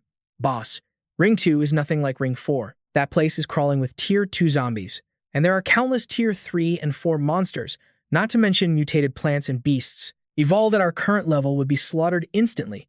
But Ethan remained calm, stroking his chin. I know. All the most powerful survivors choose to live in Ring 2, which proves that not only is it rich in resources, but it's also the perfect place to forge our strength. But as he spoke, his mind was on something else entirely. This will also get me closer to Silas Xiao. I don't know what his power level is now, but his talent is off the charts and he has powerful backers. I have to kill him before he fully matures. Luna spoke up timidly to Ethan Pham. I know you want to help me find my dad quickly, and I truly appreciate it, but we should probably prepare a bit more. Ethan gave a firm nod. Right. Nam is still injured. We need to reorganize the team to increase our chances of success. Skylar beamed. Congratulations on finding your dad, Luna. I even prepared a gift for you. Luna was a bit confused. A gift? In a flash, Skylar Duong held out a strange card in front of her. The girl said proudly, "This is it." Luna was in disbelief. "This is, for me?" She accepted it gratefully. "Thank you, Skylar." The girl replied softly, "Don't mention it. My brother said the Mechanist class would be the perfect fit for you." Her gaze shifted toward Ethan Pham, her heart filled with a silent gratitude. So, he never forgot about me. Ethan Pham, I will follow you for the rest of this life. Standing beside his beaming sister, Ethan felt Luna's intense gaze fixed on him. He awkwardly scratched his face, pretending to look away to avoid her stare, while Luna accepted the card from his sister. She pressed it firmly against her chest, closing her eyes to begin the fusion with the class card. Instantly, holographic projections of Mechanist systems began to swirl around her body. Her eyes suddenly snapped open, now glowing with an ethereal blue light.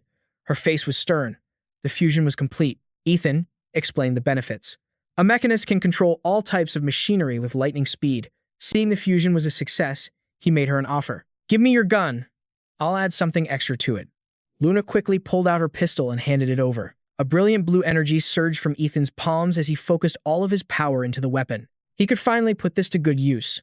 These were the ice bullets he got from Boss Bao's group, and the timing was perfect. Chen, watching this spectacle from the side, was completely awestruck. He thought to himself, no wonder the boss's weapons are so monstrous. It turns out he's an ultra-rare artisan-class Esper. After channeling his power into Luna's weapon for a short time, the gun was finally complete. It was now a Tier 3 weapon, the Ice Light Pistol. The gun shined brilliantly, enveloped in a colorful aura of his creation. His work finished, he picked up the pistol and handed it back to Luna. He said with a hint of disappointment, "It's a shame it only reached Tier 3 and didn't become a mutated weapon." Luna quickly took the incredible new weapon he had crafted for her. But Jack Jiang, hearing Ethan's casual remark, nearly jumped out of his skin. "That's a Tier 3 gun? He just gives it away like that?" Suddenly, he dropped to his knees, grabbing onto Ethan's leg with both hands. He begged dramatically, "Boss, my dear boss, I'm your loyal underling too. Your precious, adoring underling. Please, make a Tier 3 weapon for me too." Ethan tried to shake him off. "Get lost. I'm out of materials." Jiang too completely missed the point. Hearing about materials, he just assumed Yang Fan would do all the work. With a determined look, he declared, "Just tell me what you need, and I'll do my best to find it." Seeing his unwavering resolve, Yang Fan relented, but the grimace on his face made his reluctance obvious. "Fine. When we get back, I'll give you a list. But whether you can actually find anything, that's on you." This was an impossible challenge for a mere mortal like him. "Big bro, who knows if I'll even find it?" The kid acted like he'd just won the lottery, puckering his lips as he moved in to thank him. Moi. No problem at all, boss. I love you." As things got weird, Yang Fan quickly put a hand on his head, keeping him at a safe distance. Getting back on track, he turned to Yan Yue. "Try using your ability to control this gun. A normal person can't wield it." His words caught her completely by surprise. Yang Qingshu didn't believe a word her brother said, brazenly snatching the gun right from Yan Yue's hands. "Are you lying? What do you mean it can't be used? Let me try." So young, yet so full of attitude. With the gun in hand, she prepared to show off her master-level marksmanship, only to realize the weapon was completely inert. "Huh? Is this thing even loaded?" Ignoring his sister's blatant disrespect, Yang Fan stepped in to explain. It's not out of ammo. I designed it with a special mechanism that only a true mechanist can activate. He planned to train Yan Yue to become a one-of-a-kind mechanist grandmaster, decking her out with custom gear from head to toe. Yan Yue was stunned by the revelation. A unique weapon that only she could ever wield. Realizing it truly wasn't meant for her, Yang Qingshui cheekily stuck out her tongue. She handed the gun back, admitting, "Here, Sister Yan Yue. You were right. I really can't use it." Taking back the weapon, Yan Yue softly said, "All right, let me give it a try." She aimed the pistol forward and initiated the mechanist link. Her body responded, activating the weapon's key as rings of brilliant, technological light enveloped it. Closing one eye, she expertly fired a 3-round burst toward the target. The 3 rounds slammed into the wall ahead, blasting a small crater into the concrete. Understanding its mechanics now, she announced, "This gun has 3 ammo types, standard rounds and frost rounds. The third type is..." Her expression turned serious, her brow furrowed. She fired the final round, causing a massive explosion to erupt from the wall. She confirmed her theory. Explosive frost rounds. Yang Qingshui watched the spectacular display, her eyes wide with excitement. Whoa! That's even more terrifying than Sister Xiaowen's Ice Soul, a long-range shot combined with an internal frost explosion. Jiang too immediately started laying on the praise. Amazing. No, wait. The boss who forged this weapon is the truly amazing one. Yang Fan saw right through him. He put a device on his own ear and said, "All right, that's enough brown-nosing." Then, Yang Fan addressed the entire group. "Everyone, put on these audio communicators. From now on, we'll use these to stay in contact." The others were surprised and had plenty of questions. Lin Miaochun was the first to ask, "But there's no power. Electromagnetic signals are practically a lost resource. How can these possibly work?" Despite her skepticism, she followed his orders, placing the device on her ear.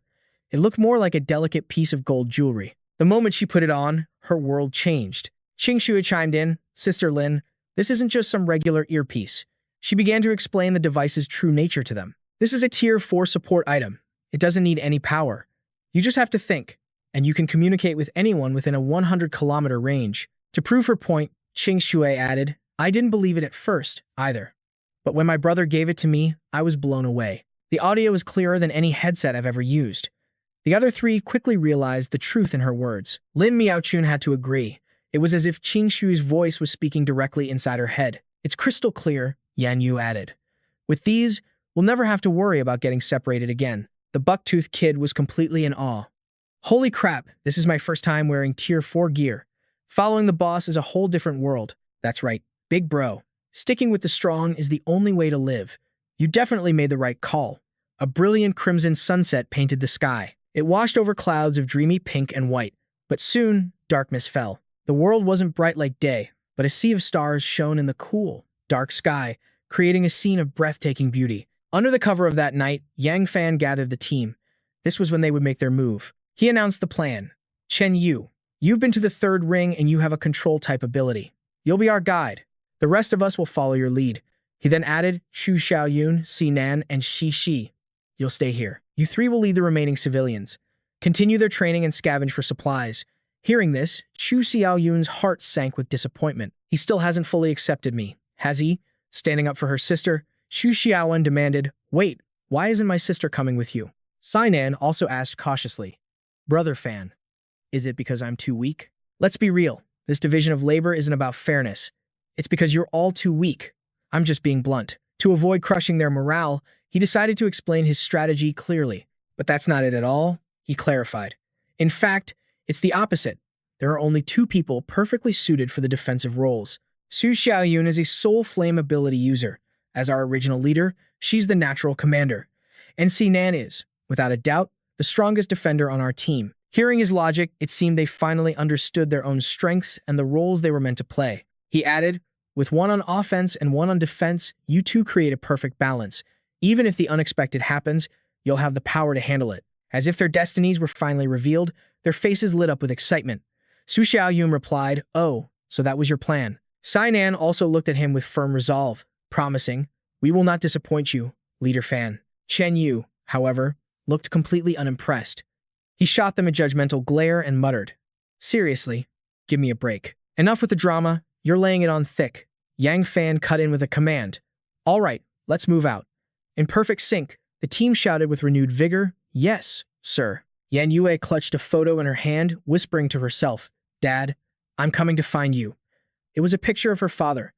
"I miss you and Mom so much." A moment later, Chen Yu silently split off from the group. The inner circle was far more dangerous than the outer ring.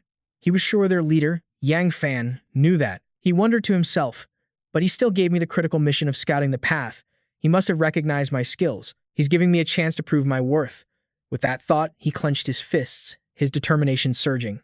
That's my leader. All right. Such a small but considerate gesture inspired a wave of respect. But ahead of him, the path was so devastated that he was forced to a dead stop. Chen Yu worriedly searched for a solution. Damn it, the path I used to take has completely collapsed. What kind of idiot designed this road? If my leader had built this, it would have been perfect. Suddenly, a loud voice called out, "Hey, where do you think you're going, kid?" He spun around toward the voice. It was a group of 4 men, Tianjin, Xiaoao, Jinzei, and Zhang Yin. The tall and imposing Tianjin spoke first, sneaking around in the middle of the night. "I bet you're looking for the traitor, aren't you?" Chen Yu quickly waved his hands. "No way, man. I'm just looking for some food." His mind raced, trying to figure a way out. The aura radiating from these guys felt incredibly powerful, maybe even stronger than his leader. But before he could finish his excuse, a fist flew toward him. "The way you're dodging tells me you're no good. Today, I'll deliver heaven's judgment and eliminate the source of all evil." Chen Yu couldn't dodge in time, taking the hit directly. The blow nearly sent his teeth flying. The night sky above was eerily calm, without a single cloud. Meanwhile, Yang Fan's group of 5 was also on patrol. Duan Mu Tai turned to Yan Yu. "Hey, Yan Yu, most of our food is already stored at the base. We need to use this time, while things are still under control, to stockpile more supplies. Yang Fan might not be worried about it, but we have to be worried for him." Yan Yue nodded. "Understood." Just then, a desperate scream crackled through everyone's earpiece. "Ah." Yang Fan reacted instantly. Chen Yu is in trouble. He broke into a sprint and ordered, "Everyone, forward." Now, Xing Shui, right behind him, called out, "Fan, I heard it too. You're too slow like this. Let me use my ability." She then turned to the other 4. "I can only take one person with me right now. I'll take him there first. You all follow as fast as you can." Duan Mutai replied, "Got it." Yan Yue bent down in front of Duan Mutai. "Get on. I'm a level 2 evolver now. I can run faster." But she refused. "No, take Miaochen first. If it's really an ambush, her healing abilities will be much more useful than mine." Back with Chen Yu, he was a mess, with 2 of his front teeth knocked clean out. Xiao Ao grabbed him by the collar. "Butterfly Dream and Sense. A pretty interesting ability. Too bad the level is so low. In front of us, it's nothing more than a firefly's glow." He then added, "But I'll give you credit for being able to resist this long." Chen Yu struggled to speak. "If you've got the guts, then don't run. My leader is almost here." "My leader can kill a level 3. "No. A level 4 zombie in a single blink. Once he arrives, you're finished." Yang Fan had already arrived, but he hid in a corner, assessing the situation first. Qingshu whispered from behind him, "Brother, don't be rash. I have a way to save him." Yang Fan glanced at his sister, trying to read her plan. Xiao Ao lifted Chen Yu off the ground by his throat. "Your leader? I'll kill every last piece of trash from the outer ring that shows up." He then used his ability, slamming Chen Yu into the ground. Chen Yu coughed up a mouthful of blood in agony. "Arg!" The man advanced, ready to strike again. "You dare threaten me? I'll send you to the afterlife to wait for that cowardly turtle of a leader you have." Suddenly, a shout stopped his hand in midair. "Let him go." Xiao turned to see Yang Fan, his face in terrifying mask of fury. Qingshu rushed over to Chen Yu's side. "Chen, I'm here to save you." She helped him up. I'm Qingshu." Qingshu opened a spatial gate, but Xiao reacted instantly, preparing a skill to stop them. Trying to run? It's not that easy. Qingshu had panicked. "Damn it. There's a 1-second delay between teleports. He's too fast." But just then, a flash of sword energy forced Xiao to leap back to safety. Yang Fan chuckled. "Too bad. You're still way too green for this." Xiao stared at him. A special art. He never thought he'd see one in the outer districts. Winners take all, losers call for backup. Coming here today was definitely worth it. "Brothers, where are you? Time to get to work." Jinzi was getting lost in his delusions of grandeur again. "Oh, the heavens must truly favor my handsome face to grant me such a great gift." Tianjin aggressively staked his claim. "That special art, it's mine." Qing Shui asked her brother, "Brother, I'm taking Chen Yu back first. What's our next move?" He answered, "Get him to Lin Miaochen for treatment immediately. I'll handle things here." Yang Fan sized up Xiao Ao's crew, thinking, I can't believe the four of them teamed up this early. No wonder Xiao Ao rose through the ranks so fast in the city center. Qing Shui helped Chen Yu to his feet, but these guys, they all seem insanely strong. Chen Yu was battered, but not broken. Boss, I want to help, but his leader's voice was cold as steel. Go back. Then, he drew his sword. Qing Shui supported Chen Yu as they left. All right, be careful, her friend added a warning. Boss, they're really strong. Watch out. And with that, Qing Shui's ability whisked them away. She thought to herself, Brother, I'll go find Sister Yan Yue. Just wait for me to return. Yang Fan glanced over his opponents. Every single one was a familiar face. The leader of the Tianlun Triad base. Beside him, Zheng Yin grinned maliciously. That blade would look great in my hands. Don't you guys even think about it. Tianjin shot back, like hell, I'd want it. But if you can't take it, then I'll be glad to take it off your hands for you. Just remember to pay me back with a few hundred soul crystals. Ha ha. The moment the words left his mouth, Zheng Yin vanished. He launched his attack from the left. Yang Fan, can't take it? I'm just afraid I'll hit too hard and send a little brat like you to the afterlife. Yang Fan shot him a look of pure contempt. Zheng Yin, the combat chief of the Tianlun Triad's 3rd Division, an evolved whose body was famous for its blinding speed. Combined with his Eastern sword drawing arts, even Xiao Ao might not be a guaranteed match for him. Yang Fan casually swung his blade, forcing Zheng Yin back. Too bad for you. I figured out how to break this move a long time ago. A crack appeared on Zheng Yin's sword. This special art was truly extraordinary. This blade was a level 2 custom weapon. He paid a high price to a traitor for it, yet it cracked after just a single blow. Jinzi slowly pulled on his gloves with a solemn expression. I can't believe little brother Zheng's ultimate move was countered so easily by this kid. How embarrassing. Why don't you let me help you claim that tempting special art? An unnatural red light began to glow from his palms. Yang Fan became more cautious. Finally, this was the toughest one of the bunch. The governor of the 3rd Division base, whose authority was second only to Xiao Ao himself. His sonic burst ability was on a whole other level. At level 8, he once wiped out an invisible enemy within a 100-meter radius. He was a true rival to Xiao Ao's power. A swirling orb of pink and purple lightning grew in his palm. This distance should be about right, wouldn't you say? Bro, think you can dodge the speed of sound? The orb transformed into crackling arcs of lightning that coiled around his body. He then unleashed a massive energy wave straight at Yang Fan, but he wasn't just going to take it. This attack couldn't be blocked. It could only be met head-on. But Jinzi wasn't at his terrifying level 8 power yet. His current strength probably isn't enough to hurt me. Suddenly, the sound of gunfire erupted. 2 bullets flew straight towards Jinzi. His sharp eyes caught the projectiles in an instant. He was forced to twist his body to dodge, and the blast hit the wall instead. Yang Fan looked toward the source of the shots. The one who fired was Yan Yue. Our boss doesn't fight alone. From behind her, Mao Chen spoke up, and you've got me, too. Xiao Ao glared at the 2 women. These 2 rookies don't know their place. Put them to sleep. This was Tianjin's specialty. With pleasure. Don't interfere. Leave them to me. Beating on girls is my strong suit. Yan Yue didn't hesitate to open fire. Humph. Don't you dare underestimate people. But her 3 bullets did nothing to him. A level 3 weapon. Too bad it's completely useless. She froze in shock for a moment. He sneered like a thug. Nice weapon. Now die. That gun will be mine. She regained her composure. Miao Chen, run. This guy is strong. I'll hold him off. He lunged forward instantly. You think you can escape? Die. A massive impact rocked the area. He was stunned to find his attack had been blocked. Yang Fan's voice was pure ice. You want to touch my people? You're not even close to being worthy. The 2 women could only stare in awe. Boss Yang Fan. He swung his sword, sending Tianjin flying. After dodging, he stubbornly pushed forward. This guy's special art is incredible, but I refuse to believe he can block my second punch. Just then, Xiao Ao's voice cut in. That's enough, you idiot. Can't you see you're no match for him? He then turned to Yang Fan. You're pretty good. A kid like you doesn't belong in the outer districts. He then charged his power and lunged forward. Too bad you ran into me. Today is the day you die. Yang Fan's sword met his attack, creating an even larger explosion than before. Debris and dust filled the air. Both Xiao Ao and Yang Fan were thrown backward. Yang Fan was on high alert. This guy was just like in his past life, terrifyingly strong. Even Xiao Ao could no longer look down on him. This kid is no joke. He clutched his arm as he stood up, refusing to believe anyone could have actually landed a hit on him. This kid's strength is unreal. He not only blocked my full power attack, but the impact sent a numbing shockwave up my entire arm. Plus, he's wielding an awakened weapon. Even for me, victory isn't guaranteed. On the other side, Yang Fan didn't look so good either. Just as expected from the one they called a genius in my past life, a man capable of leading a branch of one of the top 10 bases in the world. Just blocking that single strike almost made me lose my grip on my sword.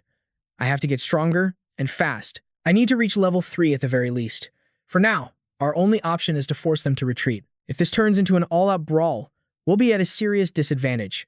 Miao Shan rushed over, asking, "Are you all right? What should we do now?" Those guys. They seem incredibly powerful. Yan Yue was already preparing her final words. "I'd rather die than let them take me. If something happens to me, Yang Fan, there's something I have to tell you." Yang Fan snapped back, "Cut the crap. None of us are going to die here." Just then, Xiao Ao's eyes landed on Miao Chun's ability, and his jaw dropped. A sage. That girl is a sage class ability user. That's 10 times rarer than an awakened weapon. Beside him, Jin Zhe added, "Boss, isn't our base in desperate need of a sage? If we capture that girl, we'll hit the jackpot, won't we?" Without waiting for an answer, Tianzhen bolted forward. He blasted towards Miao Chun, screaming, "Don't even try to steal her. This prize is all mine. Come to me, little sage." Yan Yue couldn't even react. Damn, he's fast. But Yang Fan was already on the move. Time to teach this brute some manners. You think a muscle-bound oaf like you has the right to take one of my people? The aura from his blade merely grazed the man's arm, yet it instantly drew blood. He pressed his sword to Tianjin's throat. "Freeze. You even twitch, and I'll send you straight to the afterlife." Tianjin froze, but sneered internally.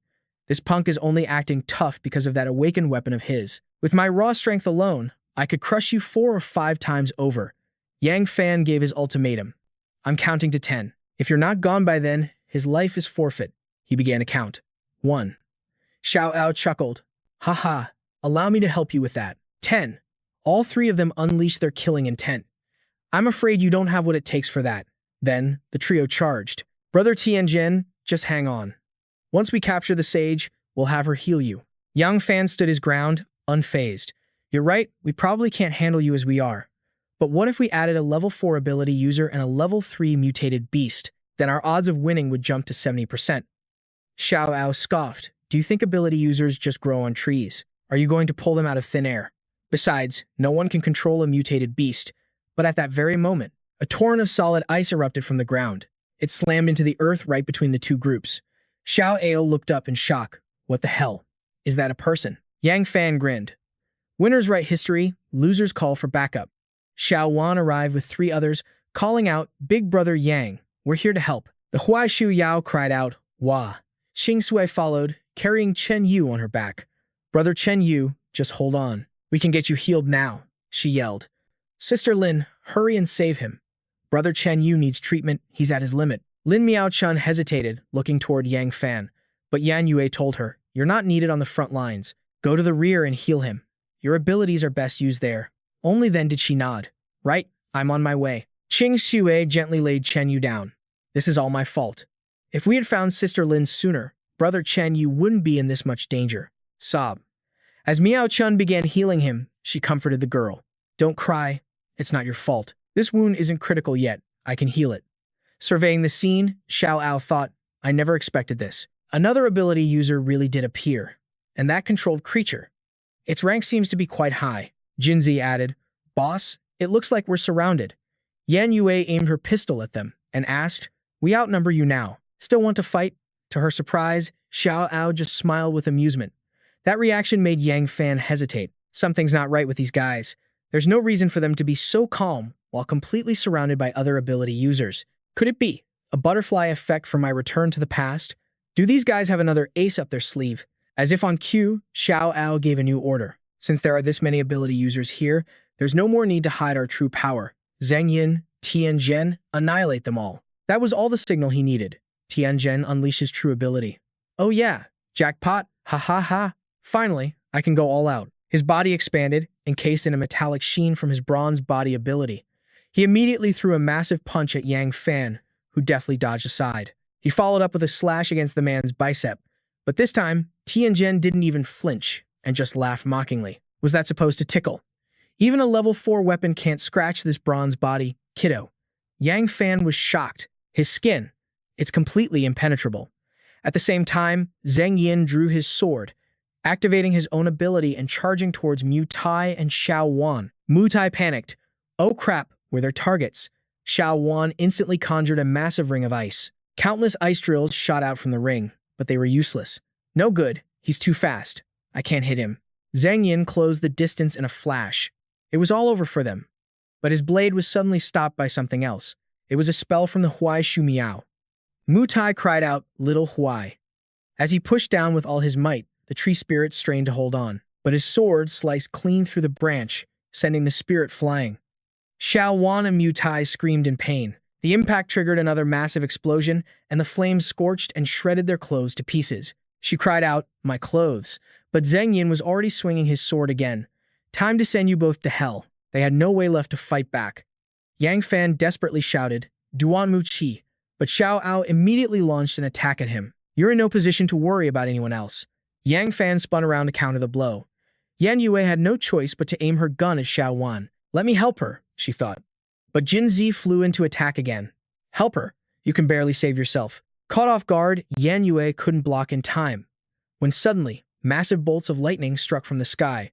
"Who dares to harm my daughter?" A fist then planted itself on Jin Zi's cheek, hitting him hard enough to shatter his jaw.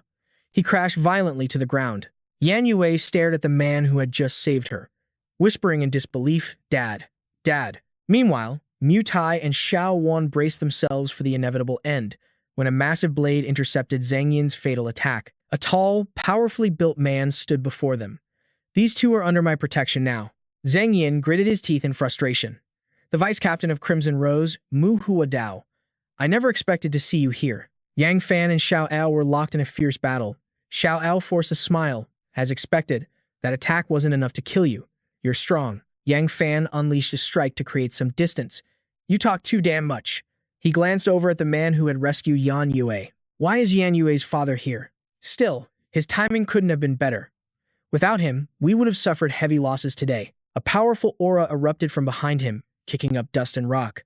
Tianzhen had appeared. "Ha, I've been waiting for you down there for a while. Now, go to sleep." But yet another figure appeared. A man in a simple shirt blocked the powerful attack, their immense auras clashing violently. The kind-faced man spoke softly. "Tianjin, you're as shameless as ever." The brute growled in frustration. Another Crimson Rose vice captain. Liu Chuanfei. Yang Fan realized the Crimson Rose captains had all arrived. Could it be that they are all members of Crimson Rose? Xiao Ao glanced at Yan Yue and her father. A serious miscalculation. "I never thought these nobodies would have such powerful connections, enough to draw out big shots like you." Seeing his opening, Yan Yue's father spoke. "If you still wish to fight, then Crimson Rose will officially join this battle."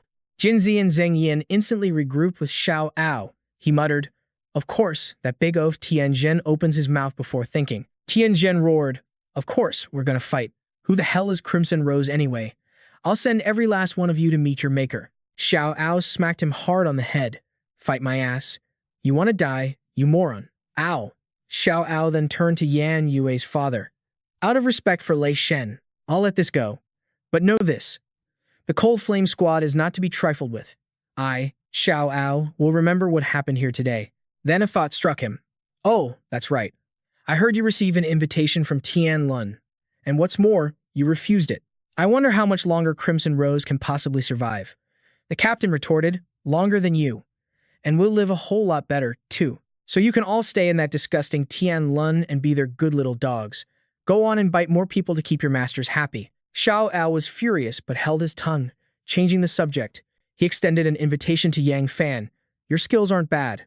How about joining our team?" He began his sales pitch. "We're in the process of building the strongest base, a place where humanity can truly thrive. We have members far stronger than Lei Shen, and control over a dozen traitors. Our abilities and resources are leagues beyond Crimson Rose." Hearing this, Yang Fan burst out laughing. "Haha." Xiao Ao's confused. "Has the good news driven you insane?" Yang Fan raised his sword, and flames erupted around the blade once more. Xiao Ao took a step back. "You son of a bitch, what the hell do you want?" Tianjin lunged forward, but Xiao Ao stopped him. "Wait." In the end, he backed down, walking past Yang Fan.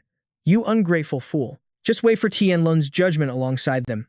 With that final threat, Xiao Ao ordered his men. "We're leaving." The simple-minded Tianzhen was still confused. "Boss, why didn't we fight? Damn it. They're just Crimson Rose. We've clashed with them countless times in the first and second tiers. Why should we be afraid now? Xiao Ao replied. Do you honestly think we stood a chance? He explained. They have 7 ability users, plus 3 Crimson Rose captains. We were completely and utterly outmatched. He gave a cunning smile. Besides, isn't the plan to deal with the Tier 1 and 2 bases already in motion? When the time comes, we won't have to lift a finger. They'll all be wiped out. Back on the other side, Yan Yue's father was doting on his daughter. My precious daughter, let me get a good look at you. Have you gotten thinner? She threw her arms around him. Ouch. Dad, how long has it been since you shaved? He stammered. It's been 1, 2, 3, 4 weeks. She suddenly pushed him away. Dad, where's Mom? Her father hesitated. Well, your mother. Yan Yue's brow furrowed. What happened to Mom? Afterwards, the entire group headed for the Crimson Rose base. Her father announced proudly, this is our base now. It was converted from an old military air defense installation, so it's far tougher than any ordinary shelter. Yan Yue asked, is my mother in the base too? Lu Chuanfeng replied, young miss, your mother isn't here at the moment. She worried instantly. If her mom wasn't in the base, with all the dangers outside, where could she possibly be? Her father boasted with a grin, your mother is out on a supply run. She's even more incredible than I am. Mu Huadao, standing nearby, confirmed the news. Supply runs usually take 2 to 3 days. She should be back very soon. And just like that, time quietly passed. In a lounge at the Crimson Rose base, Yan Yu stared out the window. She'd have to wait another 2 or 3 days to finally see her mother. Her father, sitting on a chair, reassured her, don't worry, my daughter. You'll see her soon enough. For now, just rest here. With me around, I dare anyone to try and harm you. Meanwhile, Chuanfeng led the others to their rooms to give the father and daughter some privacy. Come on, follow me. This base was converted from an old air defense bunker, so there's plenty of room for all of you. Qing Shui whispered to her brother, big brother, I miss our parents too. I'm so envious of Sister Yan Yu. Yang Fan offered a comforting smile. We'll see them again soon, but his mind was racing. He couldn't shake the feeling that Yan Yue's father was hiding something. Besides, a supply run that takes 2 to 3 days, in a world this brutal, surviving outside for that long is a near impossible feat. Either Yan Yue's mother is as powerful as they claim, or there's another possibility. A possibility he hoped wasn't true. Once they arrived, Chuanfeng gestured to the rooms. These 2 dorms are for you. I've already arranged for your friend to be brought here. Chen Yu picked a room. Then the boss and I will take this one. Mu Tai opened the adjacent door. The girls can stay with me over here. Qing Shui nodded. Okay. Chuanfeng looked at Yang Fan, confused. Aren't you going in? Yang Fan spoke with a serious tone. Can you tell me about your situation with a traitor? If it's possible, I'd like to make a trade. The man looked down. You are our captain's daughter's friend. Normally, that wouldn't be a problem. But a traitor is the most valuable resource in this apocalypse. To ask such a question, shouldn't you show a bit of sincerity? If you have nothing to offer our base, I'm afraid I can't give you any information about the traitor. In response, Yang Fan simply snapped his fingers, and an alchemy furnace materialized out of thin air. Yang Fan tossed 2 bullets into the furnace, and in a flash of light, they reformed into a short dagger. He held it up, explaining, my ability is that of a blacksmith. As long as you provide the materials, I can arm every single member of your base from head to toe. Lu Chuanfeng took the dagger, examining it closely. 2 bullets can forge a level 1 short sword. You truly have skills. He then led the way. Since that's the case, there's no need for secrets. Follow me. He brought Yang Fan to the trader, a figure cloaked in red, their face hidden behind a mask. This is the new trader our base recently discovered. We've already exhausted everything the previous traders had to offer. He put a hand on his hip. As long as you keep your word, you can use them as you please. Yang Fan approached the trader. It wasn't Flo. He gave the command to initiate the trade. Chuanfeng watched as he vanished into the trading space, thinking to himself, the heavens truly haven't abandoned us. At such a critical time, not only did the young miss return, but she brought such an incredible gift with her. As long as this young man can craft exceptional gear for our entire team, our Crimson Rose might just have a fighting chance. Inside the trader's dimension, Yang Fan browsed the items. It seems the people of Crimson Rose really haven't touched this trader yet. Not a single challenge has been attempted. I'll exchange for the other items later. Challenge of the Red Cloak Trader. I'll give it a shot. Next, he selected the challenge trial. Glacial Night. 1 challenge attempt. 3 out of 3. Random level. Original price, 3,000 crystal cores. Discounted price, 1,200 crystal cores. He chose to exchange. Instantly, Yang Fan was transported to a frigid dimension filled with ice and snow. What kind of creature would emerge from this icy wasteland? As the mist cleared, a squadron of knights appeared. Level 2 shield armored knights, level 2 sword armored knights, and a level 3 spear knight. The ring on Yang Fan's hand began to glow. So this challenge is a group battle, huh? He drew his strange martial sword, parrying the spear knight's thrust before dashing forward with a single elegant strike, cleaving it clean in two.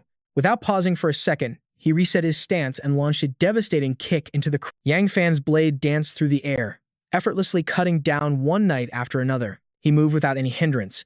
Fighting with a smooth, deadly rhythm, he soon reached the final enemy of the wave. He brought his sword down in a powerful overhead slash, causing a massive shockwave. Boom! Yang Fan stood amidst the scattered remains of the battlefield. These knights are too weak. Besides their numbers, they have no advantages. But just then, another knight from the next wave charged forward to attack. With a graceful spin, he sliced it in half with a single swing. The ring on his hand continued to pulse with a faint light. A blinding flash. My art is an ability. It's changing. It feels like I've broken through to level 3. So, killing these things really does grant experience for my ability. Bring on the next wave of knights. I'm ready. Come on. I need to get even stronger. Sparks flew as Yang Fan's blade met his enemy's steel, a relentless storm of attacks. Only after the last one fell did exhaustion finally hit him. He drove his sword into the ground, gasping for breath. But moments later, Yang Fan was back on his feet, his spirit renewed. Artisan, level 3. This trial pushed my ability up another level. It should be over now. I guess I'll be teleported to the trading hub next. He aimed his ring at the fallen knights. In an instant, the area was wiped clean, as if the battle never happened. Yang Fan was confused. What the hell is going on? The teleportation hasn't started. Don't tell me. Just then, a scraping sound echoed from behind him. He whipped around, eyes locked on the source. An imposing figure in full iron armor, mounted on a steel steed, materialized before him. Yang Fan's guard went up instantly. So the others were just cannon fodder. The longer he stared, the more uneasy he felt. This one was different. It radiated an aura identical to the dark seed that brought about the apocalypse. They were locked in a tense stare down. When suddenly, the Iron Knight swung its weapon, aiming to cleave Yang Fan in two. Yang Fan's senses screamed danger as his sword erupted in crimson flames. So this is it. A level 4 opponent. Even Xiao Ao at his peak level 3 was a beast. This thing is on a whole other level. Dodging is impossible. I have to block it. Yang Fan gritted his teeth, bringing his sword up to meet the crushing axe.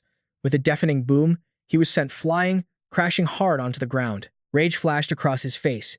He's even stronger than I thought. A single strike nearly knocked the sword from my grip. Without warning, the armored knight charged forward on its steed. Yang Fan's eyes widened. He's coming again. So fast. Damn. He narrowly dodged the attack as it tore through the air where he'd just been. His handsome face set in grim determination. He analyzed the situation. Its speed and power are overwhelming. My only chance is to find an opening where it can attack. But the knight gave him no quarter, charging again with frenzied aggression. Its axe, radiating immense killing intent, aimed straight for him. He was caught off guard. It was a fatal attack. The knight thrust its sharp spear directly into Yang Fan's body. But the knight hadn't anticipated his next move. A defiant smirk spread across Yang Fan's face. With one hand, he gripped the spear, piercing his side, a faint smile on his lips. Good thing I managed to shift away from my vitals. Any closer, and that would have been the end for me. Even my golden thread armor couldn't fully stop its power. This thing is unbelievably strong. When was the last time I was this close to death? Right. It was before I came back to this life. He stared down the Iron Knight and grinned. Thanks. It's been a while since I've felt this kind of life or death thrill. With one hand still on its spear, the knight swung its axe with the other.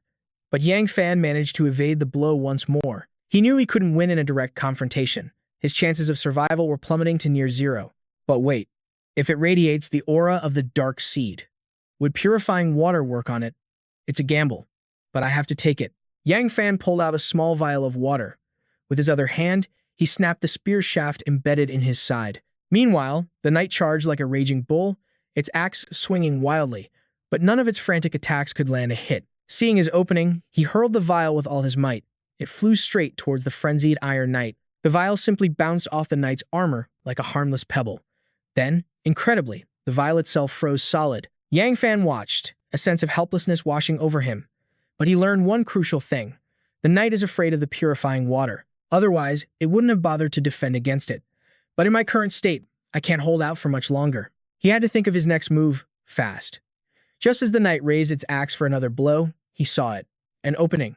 Now's my chance. The thought had barely formed before he leaped onto the flat of the rising axe. A confident smirk played on Yang Fan's lips. I've only got one vial of purifying water left, and my body can only handle one more attack. This is my last shot. He prepared to lunge, but the knight was faster. It thrust its spear forward, plunging the sharp point deep into the right side of his chest. But this time, he didn't dodge. He couldn't. If I move now, he thought, I'll lose my only chance. The armored knight sensed something was wrong, but before it could react, Yang Fan slammed the vial of purifying water against its body. The vial shattered on impact, splashing its contents all over the knight. It had no time to escape. It grabbed its head and let out an agonized shriek. Smoke hissed from its helmet as its head completely disintegrated. Watching this, Yang Fan realized the purifying water from his past life is the ultimate counter to these mutations. He never thought he'd be able to use it here. It seems this trial is somehow connected to the world's mutation. The apocalypse, the traitors, the dark seed, and this trial. It feels like someone is pulling all the strings from the shadows. Just then, pillars of light erupted around Yang Fan. Looks like it could pull moisture from the air itself, forging it into any weapon imaginable. The skeletal warhorse, an undead steed of the Frost Knight, boasting impenetrable defense, incredible speed, and level 3 evolution potion. A description appeared. It can force an evolution from level 2 to level 3. Warning: using it above your level will result in self-destruction. Yang Fan's mind raced, overwhelmed by the incredible loot. In this apocalyptic world, danger and opportunity were two sides of the same coin. It was a shame his artisan ability was only at level 3, but then he felt a sudden surge of power. He cried out, "My artisan ability. It's leveling up. Is this the power I gained from killing the boss?" Artisan level 3 became artisan level 4. A wave of both pleasure and pain washed over Yang Fan. Ouch, he winced, pulling out what looked like a healing elixir. He downed it in a single gulp. Then, he reached out and touched the skill card. Artisan level 4 evolved into Ice Creator level 4. One of Yang Fan's eyes shifted, turning a brilliant, icy blue. So this was the feeling of the artisan's second awakening. But leveling up won't stop the bleeding. I still need to exchange for a healing item. If I bleed out now, this power-up means nothing. Suddenly, a system window appeared. Level 2 recovery potion times 3. Original price, 100 white crystals. Ring discounted price, 40 white crystals. Yang Fan confirmed the exchange without hesitation, draining the miraculous potion in an instant, as expected of a level 2 potion. Its effects were worlds beyond level 1. A confident look settled on Yang Fan's handsome face as he gestured like a god. He declared, "Next, all of these will be mine. I'm taking everything. And I still have my once-a-week shop refresh. What will I get this time?" He gazed at the glowing ring on his hand as a new window materialized. Level 3. Evolution Potion times 1. Original price, 100 red crystals. Ring discounted price, 40 red crystals. A level 3 potion is incredible, but 40 red crystals. I only have this single crystal I got from killing that mutated boar. It seems I'll have to let the others take on the remaining challenges. Exiting the shop, Yang Fan took a moment to assess the changes in his own body. He noticed his clothes were suddenly a bit snug. Just like in his past life, upon reaching level 3, his physique had grown stronger and larger. As he walked toward the door, he found a man waiting with arms crossed, his expression one of mild, unsurprised surprise. With a cool indifference, the man spoke. "So, you've evolved to level 3. Congratulations." The man's eyes narrowed on his gear. "Those clothes. You went into the challenge trial, didn't you?" Yang Fan simply nodded. "I did. There are still 2 attempts left. Can I have them?" A friendly smile spread across the man's face. "Of course. On one condition. You provide equipment for everyone in our base. You have no idea how rare crafters are. In all this time, we've only managed to acquire 2 pieces of gear." Yang Fan stated his terms. "I'll craft level 2 equipment for everyone. But first, you provide all the necessary materials. And second, my fee is 100 red crystals." The man accepted all of his conditions without hesitation. "Is that all? For level 3 awakeners like us, hunting level 3 or 4 zombies is a simple task." Liu Chuanfang's tone was incredibly sincere. "In truth, we've been stockpiling all kinds of materials, hoping we would one day find a gifted artisan like you, so my men can finally be geared from head to toe. But, can you guarantee every piece will reach level 2? What about the chance of failure?" Yang Fan was ready to prove his worth. "Failure?" he scoffed. "Then watch this. Artisan modification, level 2. Fang SMG. Special effect. Bullets inflict grievous wounds that cannot be easily healed. I will not fail. A level 4 artisan with sufficient materials can forge any weapon to the desired rank. That is the single greatest difference from the first 3 levels. Here are 50 red crystals as a down payment. Once you've crafted the gear, I'll give you the other 50 immediately. Deal. Excellent. This truly is a level 2 weapon, and with a special effect. An amazing weapon. I agree to the trade. The transaction began. A crafted level 2 weapon is on another level. Even the Manhwa Dao in my hand is just a standard level 2 piece. Now the whole team can be armed like this.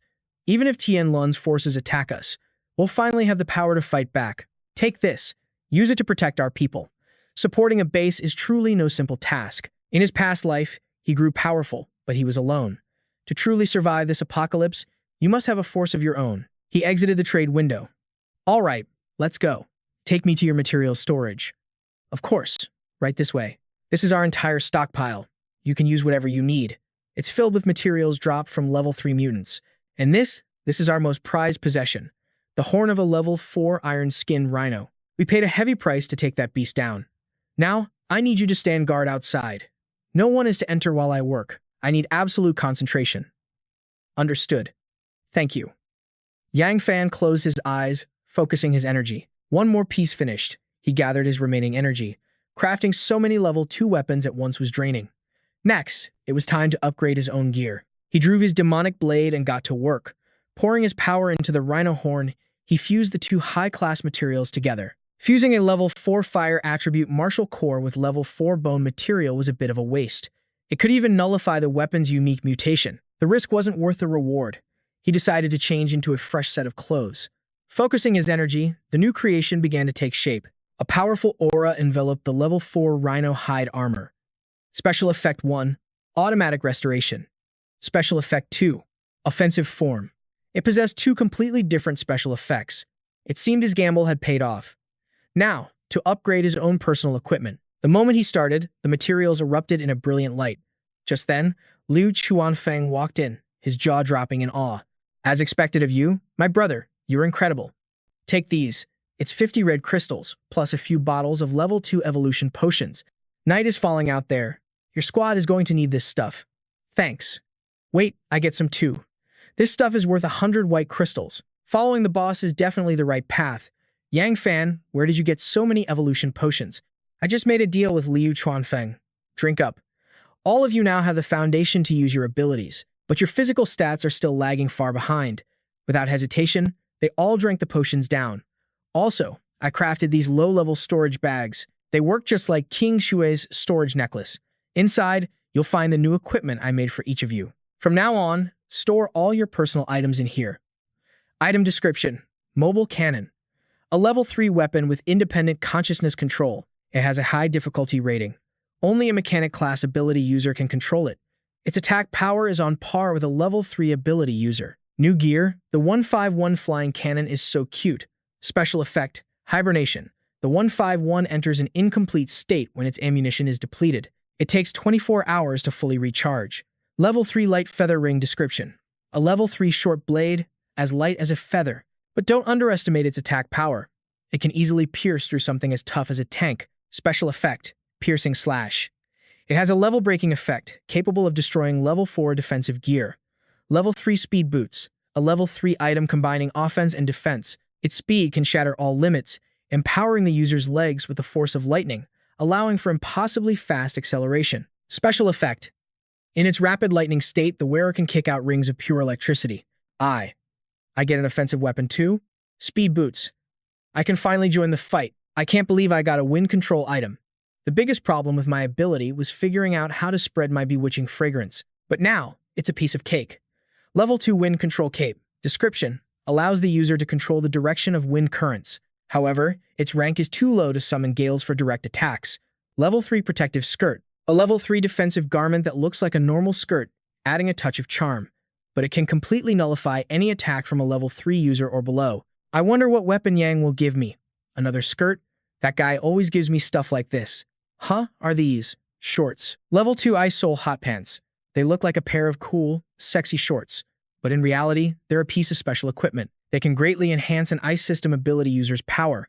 Plus, they provide level 2 defensive capabilities. Special effect: boosts ice elemental abilities by 30%. With that settled, it was time for Yang Fan to assign their missions. You two, get familiar with your new gear quickly.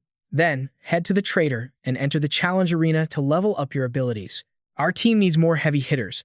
I've also put some level 2 recovery potions in your bags. Don't let me down. Understood.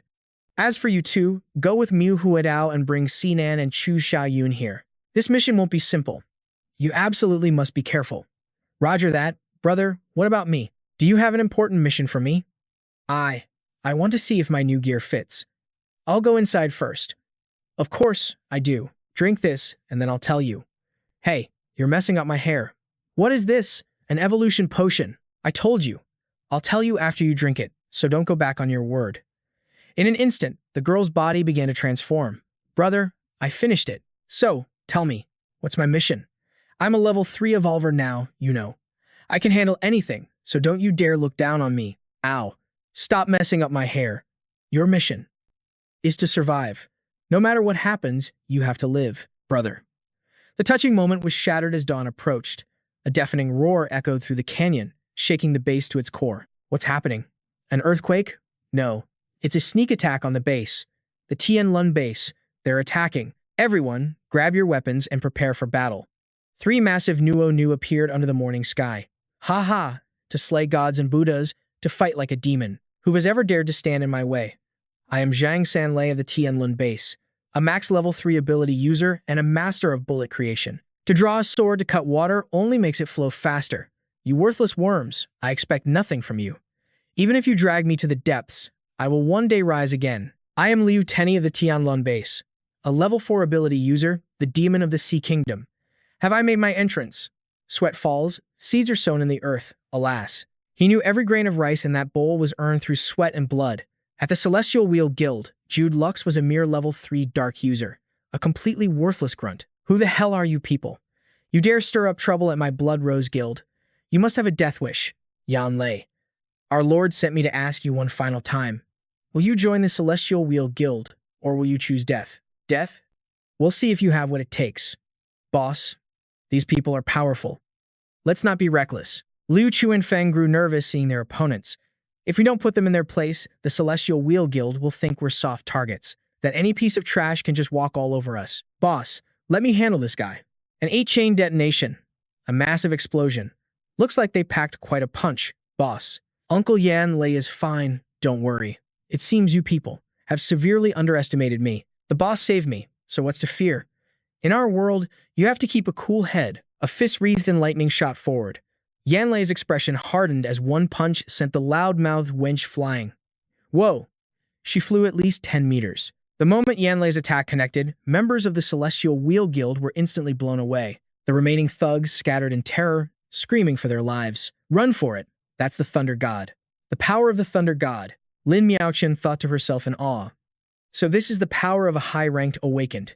They're completely outclassed. Yan Lei, exhilarated, unleashed a barrage of lightning fists upon his enemies.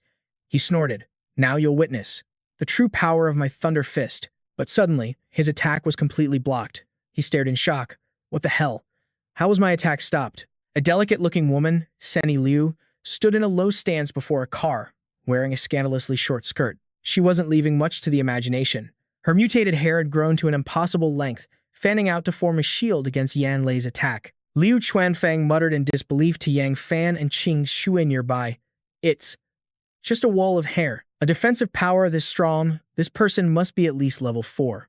Yang Qing Shui added, Geez, that's a lot of hair. Well, I guess you'll never have to worry about going bald.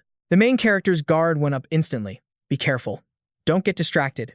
This is her ability, and she's extremely high level. The 3 Celestial Wheel elites looked on with smug satisfaction. Senny Liu, with her ridiculously long red hair, taunted the Thunder God. Seriously, is this really the power of the Blood Rose Guild's strongest man? It's pathetic. Weaker than a single strand of my hair. However, if you agree to join the Celestial Wheel Guild, our Lord will grant you an evolution serum for level 4 and above. You could become as powerful as me. Zhang Sanlei cracked his knuckles, taunting Yan Lei. If you still don't know what's good for you, then maybe you should have a taste of my special grenades.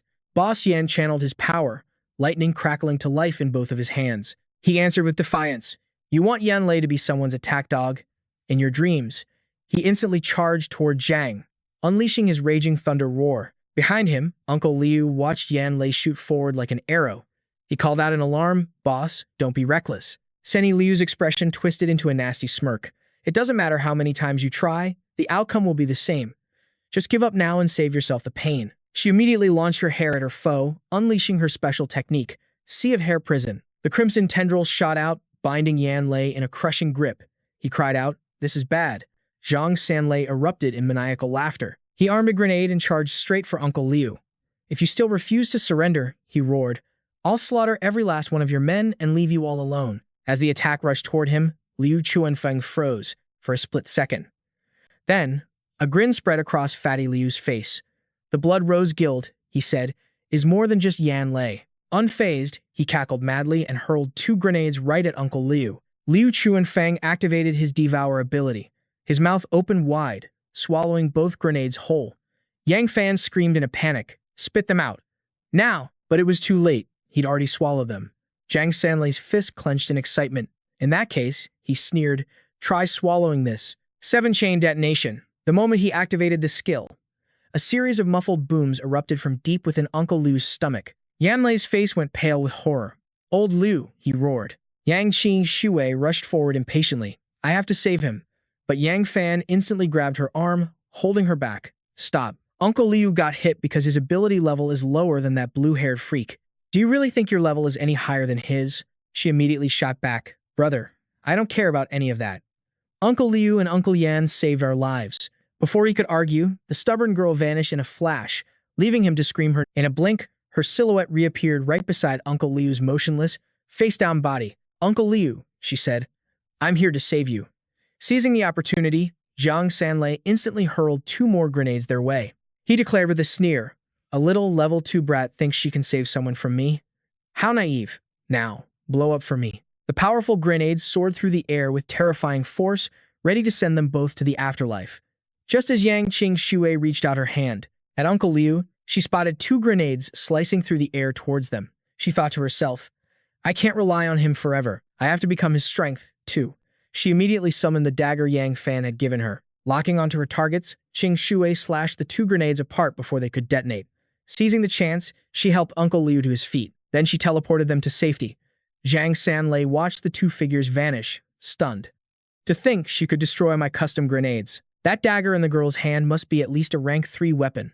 A wicked desire sparked in his eyes. "I didn't expect to find such a prize here. That dagger is as good as mine." Yang Qing Shui teleported Uncle Liu to the base entrance, where 2 teammates stood guard. Suddenly, her eyes widened as if she'd seen a ghost. "Surprise! Surprise!" Zhang Sanlei sneered, lunging forward like a madman and unleashing a barrage of grenades at the group. The 2 guards at the gate saw the grenades flying at them and were scared out of their wits. Powerless, Yang Qing Shui could only shield Uncle Liu with her body. She protected him as the grenades rained down and exploded. Yang Fan instantly moved to act, drawing his sword as a thought crossed his mind. "It seems my first battle after evolving is about to begin." But then, a powerful force erupted from the base entrance. Before the grenades could even hit the ground, they were blown to smithereens in a massive cloud of smoke. The gate guards were overjoyed, realizing they weren't going to die after all.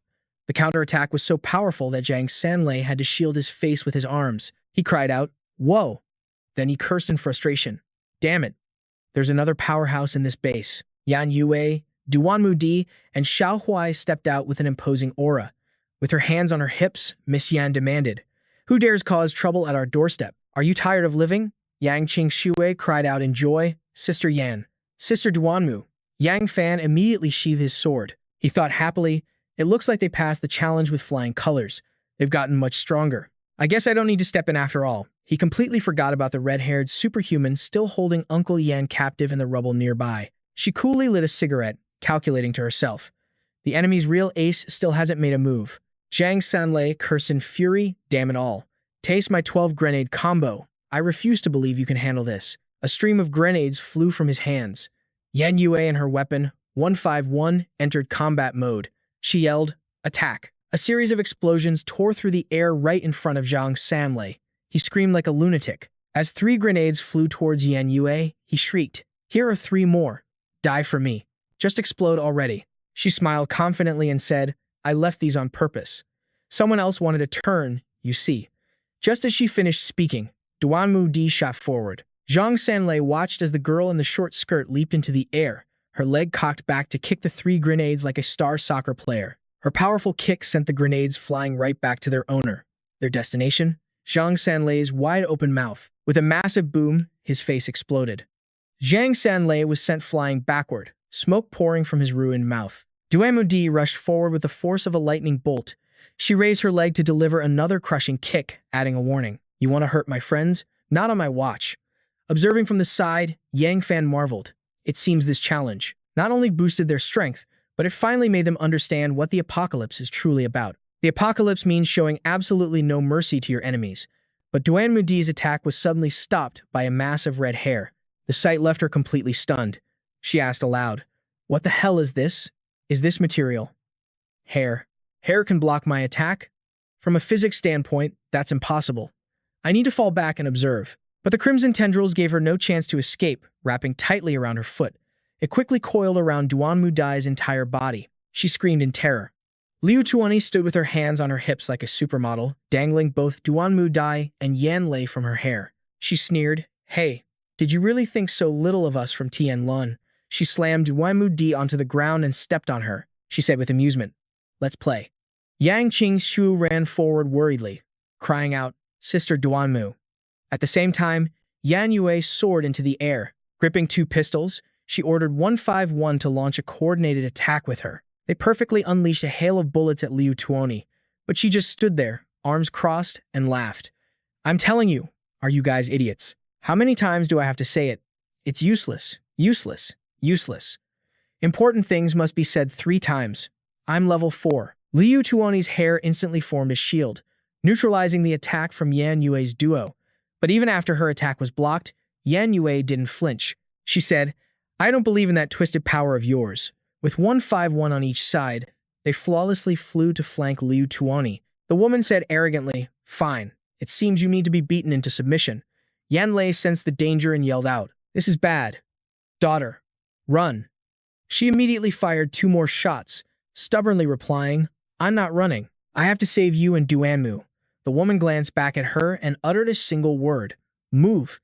Instantly, Yan Yue coughed up a huge amount of blood. Her hair shot out, piercing straight through Shiro and number 15. In a panic, she screamed, "What the hell is this?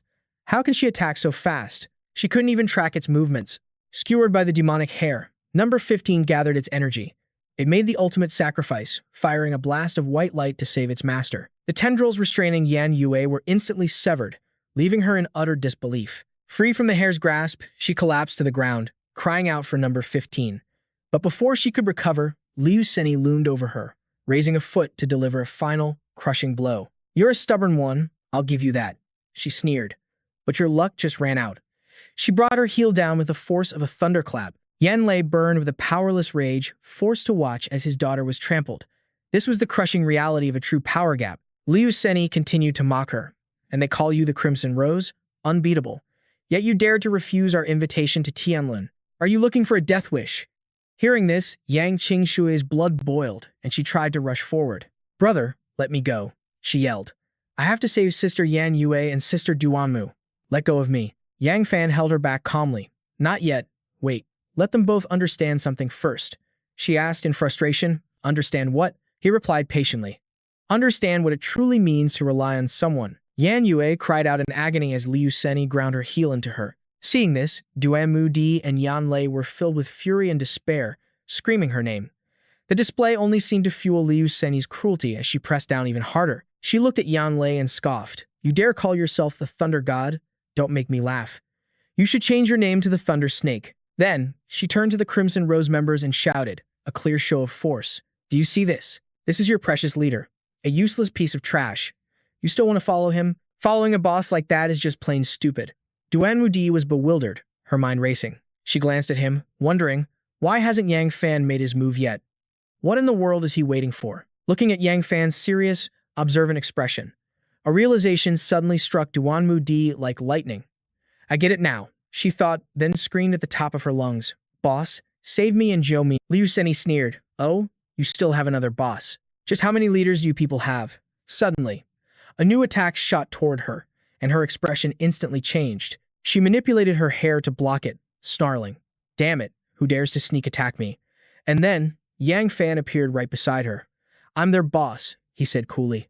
Surprise. A murderous aura flared in his eyes. "I'm going to kill you in 1 minute." Facing this twisted woman, he thought to himself, "This will be the battle that truly establishes my authority. From this day on, no one will call me Yang Fan anymore. There will only be one name, boss." Liu Seni lit a cigarette. "I've seen plenty of posers like you." Most taking a long drag, she blew a cloud of smoke and challenged him. "Acting tough in front of me will cost you dearly." The moment the words left her mouth, a swarm of hair shot toward Yang Fan. Liu Seni cackled with glee. "Let's start by tearing off both your arms." But he remained completely unfazed. "You have 1 minute. I'll let you attack first. Otherwise, I'm afraid you won't last." Without warning, another attack erupted from the ground, aiming straight for Yang Fan. Lin Miaochen screamed in terror, "Boss Yang, behind you."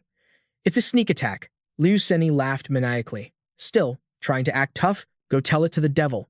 At this range, no one can dodge my attack." "Go to hell, you bastard." Yang Fan's eyes widened as he realized the attack was already on top of him. There was no time to dodge. The attack landed, creating a massive, earth-shattering explosion. The eerie hair immediately coiled around the main character. He looked at the tendrils and remarked, "Level 4, so is my armor." The main character instantly activated his dermal armor's defensive state, and a faint red shield materialized around him. Seeing this, Liu Seni's face darkened. "A piece of level 4 defensive gear? Who is this kid?" Even a top-tier leader would have a hard time getting their hands on equipment of this rank. Zhu Deli quietly reminded his boss, "It's not just him with high-level gear." He glanced over at the enemy's subordinates holding their rifles. It seems even the regular members of the Crimson Rose base have level 2 weapons. Did their base hit some kind of jackpot? Liu Seni's expression turned serious. "So what? In the end, it's just more equipment for our Tianlun. Our specialty is looting the fallen, after all." She arrogantly ordered Zhu Deli to unleash his ability. "No more holding back.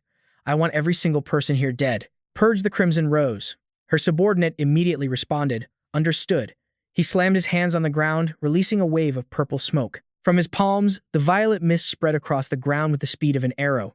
This was his ability, violet poison. The toxic cloud quickly engulfed Duanmu Di and the hair restraining her. A sharp pain shot through her entire body as she thought, "It hurts. What kind of poison is this? It feels like acid burning my skin." Duanmu Di squeezed her eyes shut, enduring the agony. She vowed to herself, "Even if it hurts more, I will not scream. I can't break the boss's focus." At the same time, Yan Lei was also hit by the poison. Watching the toxic gas infect his daughter, he cursed himself. "It's all because I'm useless. It's my fault Yan Yue is suffering like this." Just then, Yang Fan descended from the sky, blade in hand. He realized instantly, Yan Yue's group, they've been poisoned. They can't hold out much longer. There's no time to waste. I have to take out the poisoner first. But before he could strike, the venomous hair lunged at him from 3 directions. Liu Tuani taunted. 30 seconds have already passed. Don't be ridiculous. She sneered. When we team up, our coordination is flawless. His poison can melt right through your defenses. Even a level 4 expert wouldn't stand a chance. The toxic strands pierced right through Yang Fan's defensive aura. The woman offered a twisted piece of advice. This isn't your average poison. It's corrosive.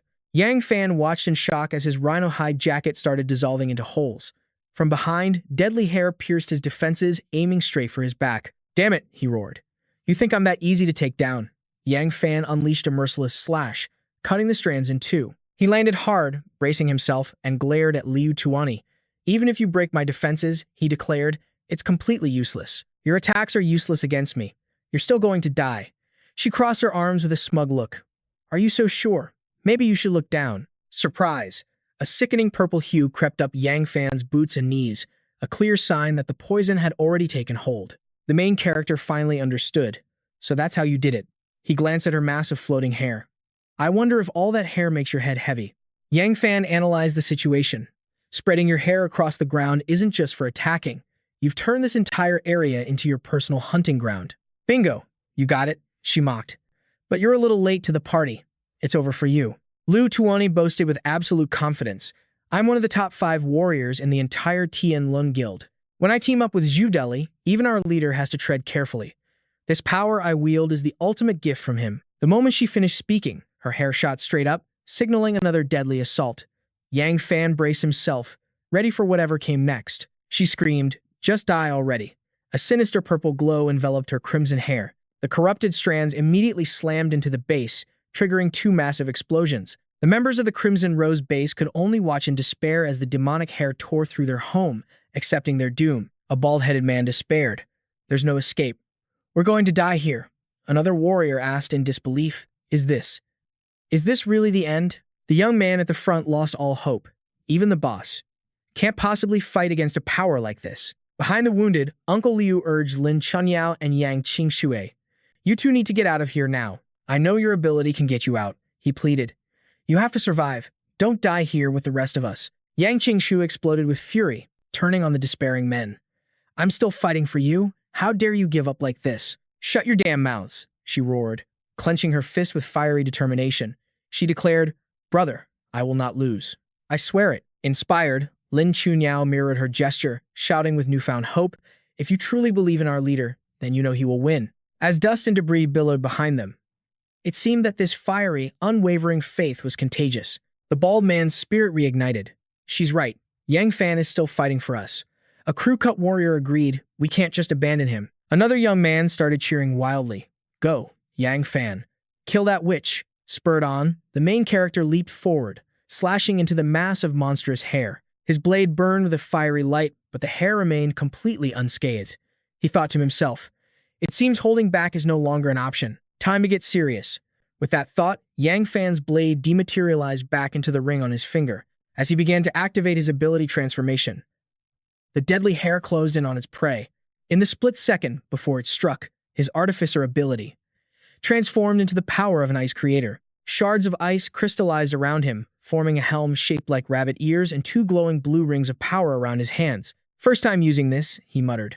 Let's see how it feels. The sorceress stared into the thick cloud of dust kicked up by her attack. Bored, she began to recite a strange verse. Neither path of light nor path of dark. A poisoned paradise, a cursed mark. Forces of life, forces of death. He drew his sword to slay the ghosts. But this kid is already a dead man. With a cigarette dangling from her lips, Liu Tuani said to Zhu Deli, After we wipe out the Crimson Rose base, I'll let you add another name to your little book. He let out a sinister chuckle. The moon is bright tonight. A perfect night for some spicy chicken feet. She shot him a look, speaking like a true boss. Weren't you the one complaining about needing to collect enough specimens? You're so uneducated, she chided. If you want to be a proper villain, you need to read more books. Otherwise, you'll be the one eating dirt, kid. While the villains were distracted by their banter, Yang Fan unleashed a wave of pure ice, slamming it into the tendrils of hair. Instantly, a colossal mountain of ice erupted before him. Liu Seni stared in disbelief, screaming, What in the world is this thing? Zhu Deli stammered, I don't know either. My god, what the hell is happening? Seeing this, Spiky stated the obvious. The hair. It stopped. Baldy added, What is that? Behind them, Lin Miaoshuan, Uncle Liu, and Yang Qingshui were just as stunned. Staring at the massive wall of ice, Qingshui wondered, why would a glacier appear here? Liu Seni roared with fury, Who did this? Who dares to block my ultimate attack? Suddenly, her face dripped with cold sweat as she gazed at the scene before her. Through the shimmering ice, the faint silhouette of a young man appeared. Surprised seeing me, Yang Fan emerged, hands casually tucked in his pockets, an arrogant smirk on his face. Behind him, a five-pointed ice crystal materialized, his eyes blazing with killing intent. He spoke. 10 seconds left. Until 1 full minute is up, she scoffed. So, it was you. Too bad. Your legs are already poisoned. You can barely even take a single step. Give you 10 minutes, and you still couldn't beat me. Just be a good boy and die. Just as she said, the purple toxins had already crept up to Yang Fan's knees. But golden rings of light erupted from his hands as he shot back. Who said I couldn't move? A golden whirlwind slammed into the ground, causing a massive explosion. The main character called out, Come forth. Instantly, the bone warhorse appeared, its coat pitch black and its eyes glowing crimson. It lowered itself for Yang Fan to mount, then let out a piercing neigh. He looked at Liu Seni. It's over. Let's see if you can work a miracle in the final 10 seconds. The hero scoffed, thinking to himself, This technique requires me to get closer. I didn't want to have to use the warhorse. But Liu Seni gave him no more time to think, unleashing a torrent of hair at the lone rider. She sneered. So many nice toys. But once I kill you, they will all be mine.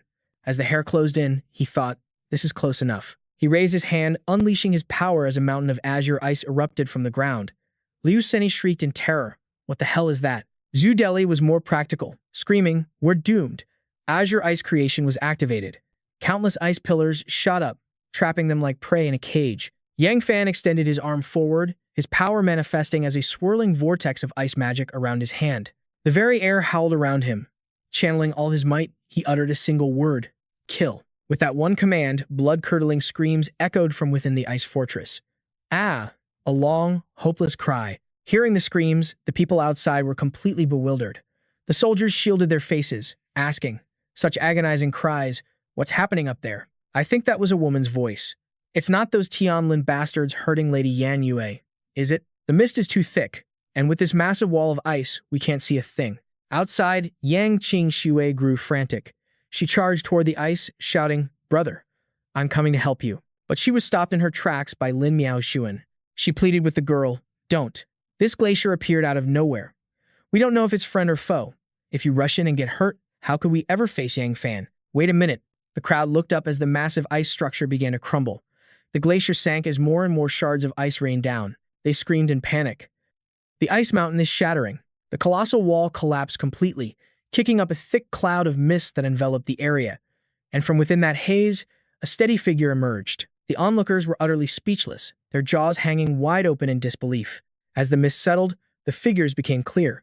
It was Yan Lei, alongside Yang Fan, who sat majestically atop his crimson-eyed warhorse. The bodies of their enemies lay broken on the ground below. The crowd erupted. "It's boss Yan Lei. Hey, the one in front is Yang Fan." Yang Qingshu was overcome with joy. Her face beaming, she cried out, "It's my brother. He won." Miaoxuan couldn't hold back her own smile of relief. The purple glow on boss Yan Lei's face hadn't faded yet. He turned to Yang Fan and asked, "Should we capture this one?" Still mounted on his steed, Yang Fan raised a hand, creating a blue circle of ice magic. His face was cold, devoid of mercy. No need. He no longer has any value left alive. His ice spear creation technique descended upon the man, who coughed up blood and screamed in agony. Ah! The evening sky was painted in twilight hues. The setting sun cast a soft pink glow across the drifting, snow-white clouds. Lin Miaoxuan was busy tending to the wounded. As she worked, she told a heavily injured man, "I can only treat your physical wounds, but this poison, I don't think I can neutralize it." The man's face contorted with worry, sweat pouring down his face. Elsewhere, Yang Fan stood guard over two captured enemies. He walked over and spoke. "That's precisely why I kept them alive. This is a level 3 toxin. As a level 1, of course, you can't cure it." Hearing this, the purple-haired man grew anxious. His gaze fell on the captured woman, his concern for her clear as day. "Right here. Heal our leader, now. If you cure her, I'll give you the antidote, my poison. In all of Dichuan City, only I can neutralize it." Seeing the hero's cold indifference, the man pushed past his fear and shouted his threat. "If you can't heal my leader, you'll never get the cure from me." This guy's arrogance was getting on his nerves. He decided to teach him a lesson, creatively using his ice lance. Yang Fan's voice was sharp. "Are you threatening me?" Despite the danger, the man seemed more concerned for the woman beside him than for his own life. "Go ahead and kill me then. If you don't heal my leader, I'll take the antidote to my grave." He glanced back at the woman, his eyes filled with grim determination. "I will protect my leader, even if I die." As he was thinking, a sharp dagger suddenly pointed right at him, making him jump in fear. It was Yang Qingxue, ready to reason with him on her own terms. "You want to save your leader, and I want to save mine." Her blade suddenly shifted, pointing at the woman behind him. Qingshui's threat was ice cold. "If you don't cooperate, I'll start cutting her down, piece by piece, right in front of you." Panic flooded his face, which turned deathly pale as sweat beaded on his forehead. He remained silent, completely ignoring her words. Qingshui's voice rose, serious and challenging. "You want to test me?" She pushed the gleaming, sharp blade ever closer to the captured woman. This time, the fear was real. He finally broke, choosing to protect her. "Don't touch her." "Stop. I'll give it to you. I'll give you the antidote." Ah, the things we do for love. One moment of weakness turns you into a fool. But since he's a total simp, I guess he gets a pass. Lin Miaoxuan, wanting to be certain, warned him, "You better be honest about this cure. If you try any tricks, I can make you experience a fate worse than death." The purple-haired man obediently nodded, but he wasn't stupid enough to actually cure them. If he did, how would his beautiful, beloved leader survive? Seeing an agreement was reached, Yang Fan flicked his finger, and the ropes binding them instantly snapped.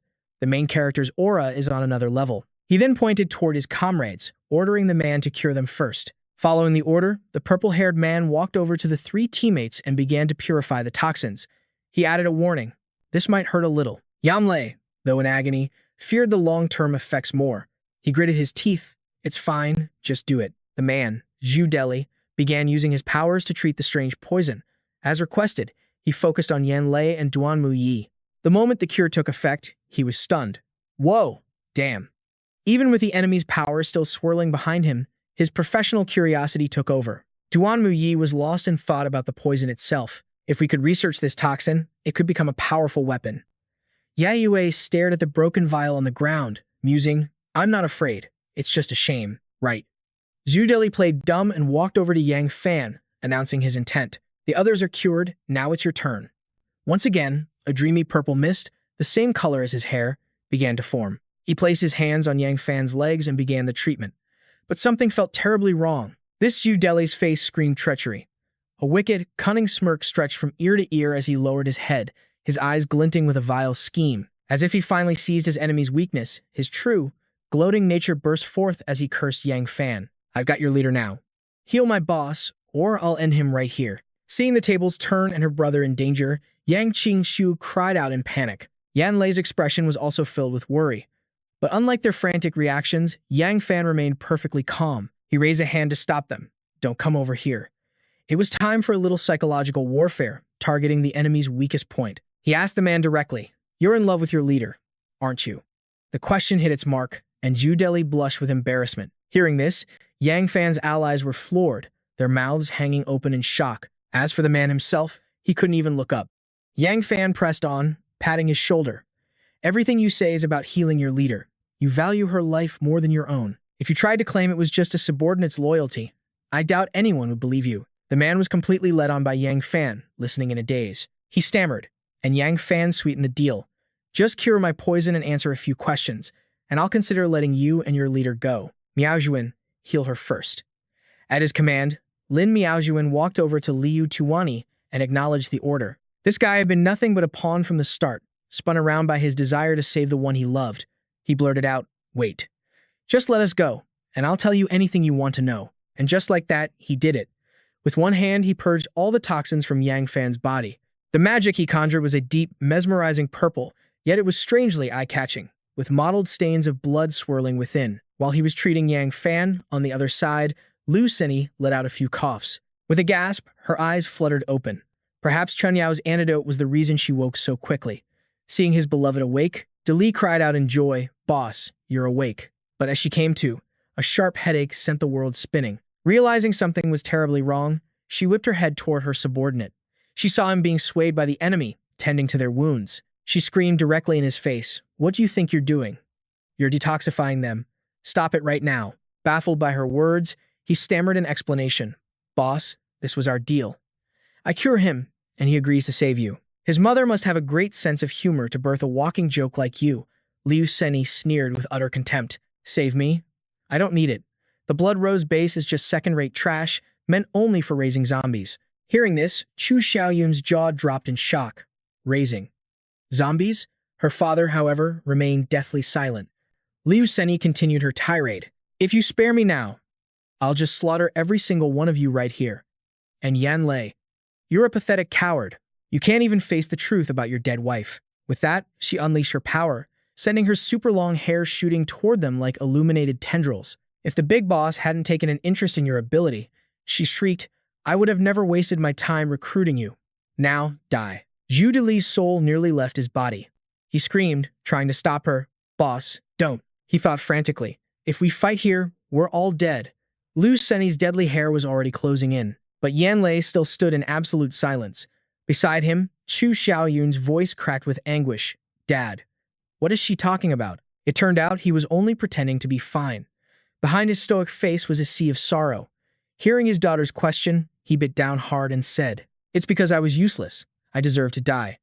At that moment, Yang Qingshui rushed forward in a panic, screaming, Sister Yan, Uncle Yan. For some reason, Liu Seni's attack seemed to move in slow motion, inching its way towards Yan Lei. But he didn't dodge. He simply closed his eyes, as if accepting this fate to atone for the mistakes of his past. But it's not over until it's over. In the final second, everything can change. Suddenly, A flash of green light tore through Liu Xinyi's chest. It sent her reeling backward. It was Yang Fan's move. The stage was now his, and his alone. Zhu Deli could only scream from the sidelines, "Boss." His name meant powerful, but he was utterly powerless now. Liu Xinyi coughed up blood, crawling on the ground. She groaned, "You will become an obstacle for the boss, even at death's door." She wanted to drag someone down with her. She launched her long tendrils of hair at both Yang Fan and Zhu Deli, screaming, "You have to die." Suddenly, Zhu Deli dove in front of Yang Fan. The act left Yang Fan completely stunned. The purple-haired man, Zhu Deli, stood as a shield before him. He faced the crazed Liu Xinyi and pleaded, "Stop it, boss. We're no match for him. You'll die." Tears and snot streamed down his face as he yelled, "Boss, please, snap out of it. Tianlun never saw us as anything more than pawns. Erlei is already dead. I don't want to lose you too. Please, think about yourself for once." But Liu Xinyi was far beyond reason now. She crawled on the ground like a spider, whispering, "Get out of my way, or I'll kill you, too. I know you like me. But I can't stand clingy people.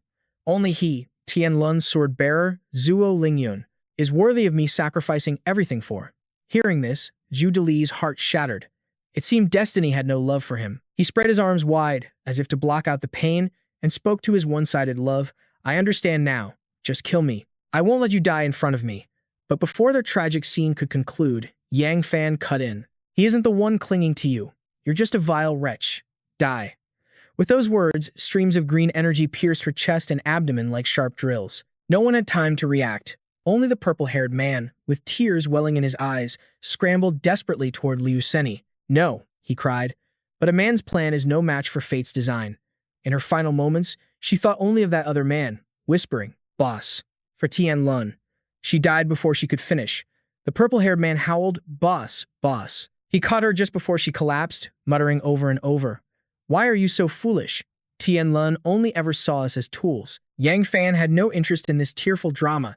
His voice was cold as steel as he asked, "Tell me why Tianlun wants to eliminate all the bases in Dichuan City. Only if you tell me. Will I let you collect her body?" The purple-haired man answered honestly, "Because an extremely rare random traitor appeared at the first-line center. It holds a powerful challenge arena. In his memories, the master of the arena was faceless, their identity unknown. He only saw the challenge field, surrounded by crackling green electricity." He continued, "The rewards in that arena are immense, but the Tianlun base alone can't complete the challenge. That's why Tianlun needs shields, a massive amount of cannon fodder. That is Tianlun's true purpose for wiping out all the other bases." After he finished, Yang Fan spoke. "To Lin Miaochun," he ordered. "Good. Heal him." She replied without hesitation, "Okay, boss." The purple-haired man, smoke rising from his body, refused. "Don't bother," he rasped. "Just bury me with my leader. Thank you." The words stunned Yang Fan. Everyone who witnessed it was just as shocked. A wave of sorrow washed over them. He was gone. The blue-haired girl with glasses stared at the two bodies. She wondered aloud, in this apocalypse, can a love this pure really exist? Qing Shui found herself thinking, if Yang Fan ever faced that kind of danger, would she follow him to the very end? Yang Fan turned his back to them, his voice cold and final. "Bury them together." With that settled, the group pushed deeper into the tunnel. Someone called out that their destination was just ahead. They had walked from dusk until the dead of night. The blue-haired girl took Yan Yue's hand to comfort her. "Be strong. You still have us." Yan Yue simply nodded. "Yeah, I know." Yang Fan thought to himself, the tension is too thick.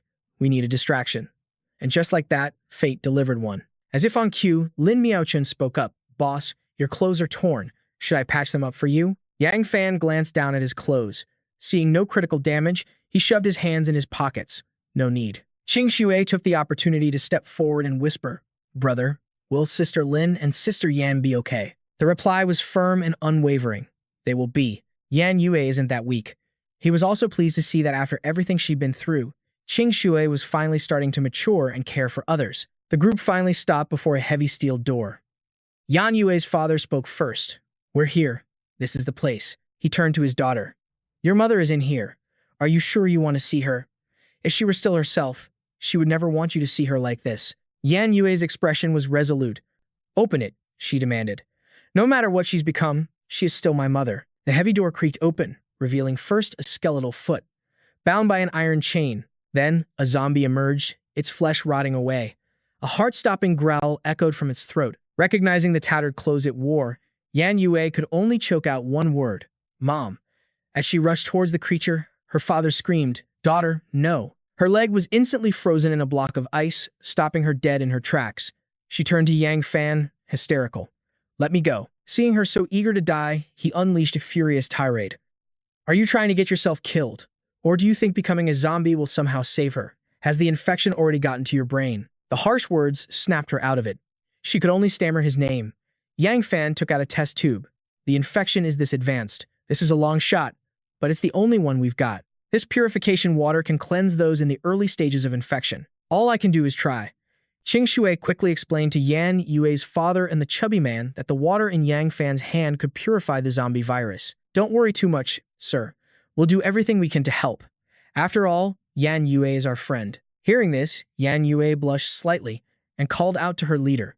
Yang Fan strode towards the zombie and splashed the holy water onto it. Immediately, the sound of sizzling flesh filled the air, followed by the creature's agonizing screams. Yan Yue's father watched in disbelief, whispering, Honey. Is it working?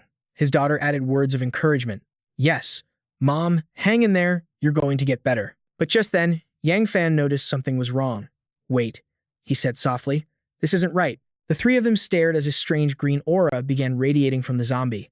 It went berserk, growling out two names. Yan Lei, Yan Yue. A memory flashed through its mind. The day Yan Yue was born. She had told her husband, I'm so tired, so sleepy. Husband, can you help me? As Yan Yue grew older, he descended into alcoholism, verbally abusing both mother and daughter. All you do is get in the way of my drinking. Damn it. Even Mengqi would berate her. Was it so hard to give birth to a son? Wasn't I able to give birth to you? You're useless. The zombie clutched its head, roaring in agony. I'm so tired, and no one can help me. She wouldn't stop crying. I'm useless. Useless. It thrashed against its iron chains, its eyes glowing a deeper crimson. The situation was anything but stable. Yang Fan shouted, She's mutating. She's about to level up. He quickly added, The purification water isn't causing this. It's a seed of darkness, amplifying her negative emotions. Everyone, fall back, now. He thought grimly. Damn it. When facing a loved one, it's not just love you feel, but malice, too. And that's what this cursed seed of darkness does best. It magnifies that malice 100 times over. With a final, terrifying roar, it evolved into a level 4 zombie. Lin Miaochun's group scrambled to escape. Get out, now. Qing Shu looked at Yang Fan, hesitating. Brother, But before she could finish, he cut her off. No time to explain, just go. This isn't an enemy you can handle. But Yan Lei and Yan Yue were frozen in place. Mom, it's me. It's Yue, she cried. Her father also screamed, Honey, wake up. But it was hopeless. She drew back her fist and without a shred of mercy, slammed it into her husband's face, sending him crashing to the floor. A sense of dread washed over Yan Yue. Dad, Mom, please wake up, she cried out. But her voice only drew the creature's attention. Its head snapped in her direction. With a burst of power, Yang Fan leaped into action. He shielded her, his voice sharp. That's not your mother anymore. Snap out of it. I'm ending this now, he declared. But just as he prepared to finish the zombie with an ice spear, Lei Yan Yue threw herself in front of it. Her voice was desperate. Leader, I know what she is. But she's still my mother. Her desperate plea left Yang Fan speechless, gritting his teeth in frustration. But the zombie cared. It placed a hand over its ribs, summoning a swirling vortex of sinister, green energy. A sphere of raw power began to form in its palm. Staring at the terrifying energy, tears welled up in Lei Yan Yue's eyes. Her voice trembled with emotion. Mom, I'm so sorry. Her words seemed to pierce through the monstrous haze. The creature froze, its eyes wide with shock. But the moment of clarity was fleeting. The zombie's instincts took over once more, and it lunged forward, aiming a devastating blow at her head. As its hand closed in on her throat, Lei Yan Yue's sobs grew louder, her voice choked with despair. I'm only just now coming to see you. I'm sorry. I love you, Mom. And once again, the creature froze in its tracks. But in the end, instinct won over emotion. It unleashed the sphere of energy, sending it hurtling towards Lei Yan Yu. Yet, as it did, two solitary tears trickled from the corners of its eyes. Standing by, Yang Fan watched this heart-wrenching scene unfold, completely stunned. It hesitated, he thought. Is it possible? Is there still a chance to save her? This was something that had never happened in his past life. Seeing this tiny sliver of hope, Lei Yan Yue resolved to cling to it with everything she had. Mom, do you remember me? It's your Yue. But the tender moment shattered as quickly as it had appeared. The chilling coldness returned. The zombie stared her down with pure killing intent, like she was a mortal enemy it hadn't seen in a decade. With a guttural growl, it summoned that familiar sphere of energy once more. Standing before it, Lei Yan Yue watched its every move. A series of sharp, cracking sounds echoed through the room. Lei Yan Yue squeezed her eyes shut, surrendering herself to fate. But when the expected pain never came, she opened her eyes. Before her was the zombie, completely encased in thick layers of ice. It could do nothing but snarl in helpless fury. The one behind these icy chains was, of course, Yang Fan. He strode over and reprimanded her sharply. You mean to fix this stubborn streak of yours? She's not going to wake up just because you call out to her. What do you think this is? Some kind of sappy drama? Though restrained, the zombie managed to whip out a claw, slashing at him. But was he scared? Not a chance. With a simple twist of his body, he evaded the attack. Time to return the favor. Yang Fan summoned a sharp ice stake, wounding the zombie. Seizing the opportunity, he rushed forward and pulled the unconscious man to his feet. He shifted the man's weight, then grabbed Lei Yan Yue's arm and bolted forward without a single glance back. We need to get out of here, he said as they ran. There's no point in staying. But, you show me a new possibility. His words left Lei Yan Yue completely stunned. A possibility? What kind? Yang Fan glanced back, his answer stopping her cold. The possibility of turning your mother back into a human. At those words, a flame of hope ignited in her chest. Really? Is that truly possible? She asked, her voice trembling. The three of them quickly fled the room. It's true, Yang Fan confirmed, but the key to making it happen lies in whether or not we can obtain the grand prize. In the challenge arena, at the center of Dixuan City. As the others barricaded the door behind them, Yang Fan gave her a sharp look. His tone was grim. It's the very thing the Tianlin base is willing to risk everything to obtain. In the Random Traitors Challenge arena, anything is possible. Just hearing that was enough to reignite Lei Yan Yue's spirit. If that's true, then we have to go. The older man carrying Bei Lei on his shoulder spoke up. Leader, I agree. If there's really a chance to save my sister-in-law, then on behalf of the Blood Rose base, I will cooperate with you, no matter the cost. Our own leader would surely agree as well. Yang Qingxue chimed in enthusiastically. I'm all for it. Let's get going. Seeing their sudden excitement, Yang Fan brought them back down to earth with a serious tone. Don't celebrate just yet. Even the Tianlun base couldn't conquer that arena. With our current level of strength, we just be cannon fodder for everyone else. If we want to be the last ones standing, the first thing we need to do is get stronger. Hearing this, Yang Qingshu's face fell. I want to get stronger too, but it's not that simple. We can't even risk going outside right now. Without a traitor, we can't find any evolution potions, so raising our power level is out of the question. But Yang Fan already had a plan forming. He began assigning tasks. Actually, evolution potions can be crafted. But to do it, I'll need your help, Duamu. Called out suddenly. She was still confused. Me? Yang Fan simply nodded. Right. She quickly packed her gear. Tonight, you and Xiao Huai are coming with me. The rest of you will guard the base. Wait for Zhen Yu and Chu Xiaowen to bring Sinan and Chu Xiaoyun back. They all responded in unison. Yes, boss. Yang Fan's mind flashed with an image of the desolate city.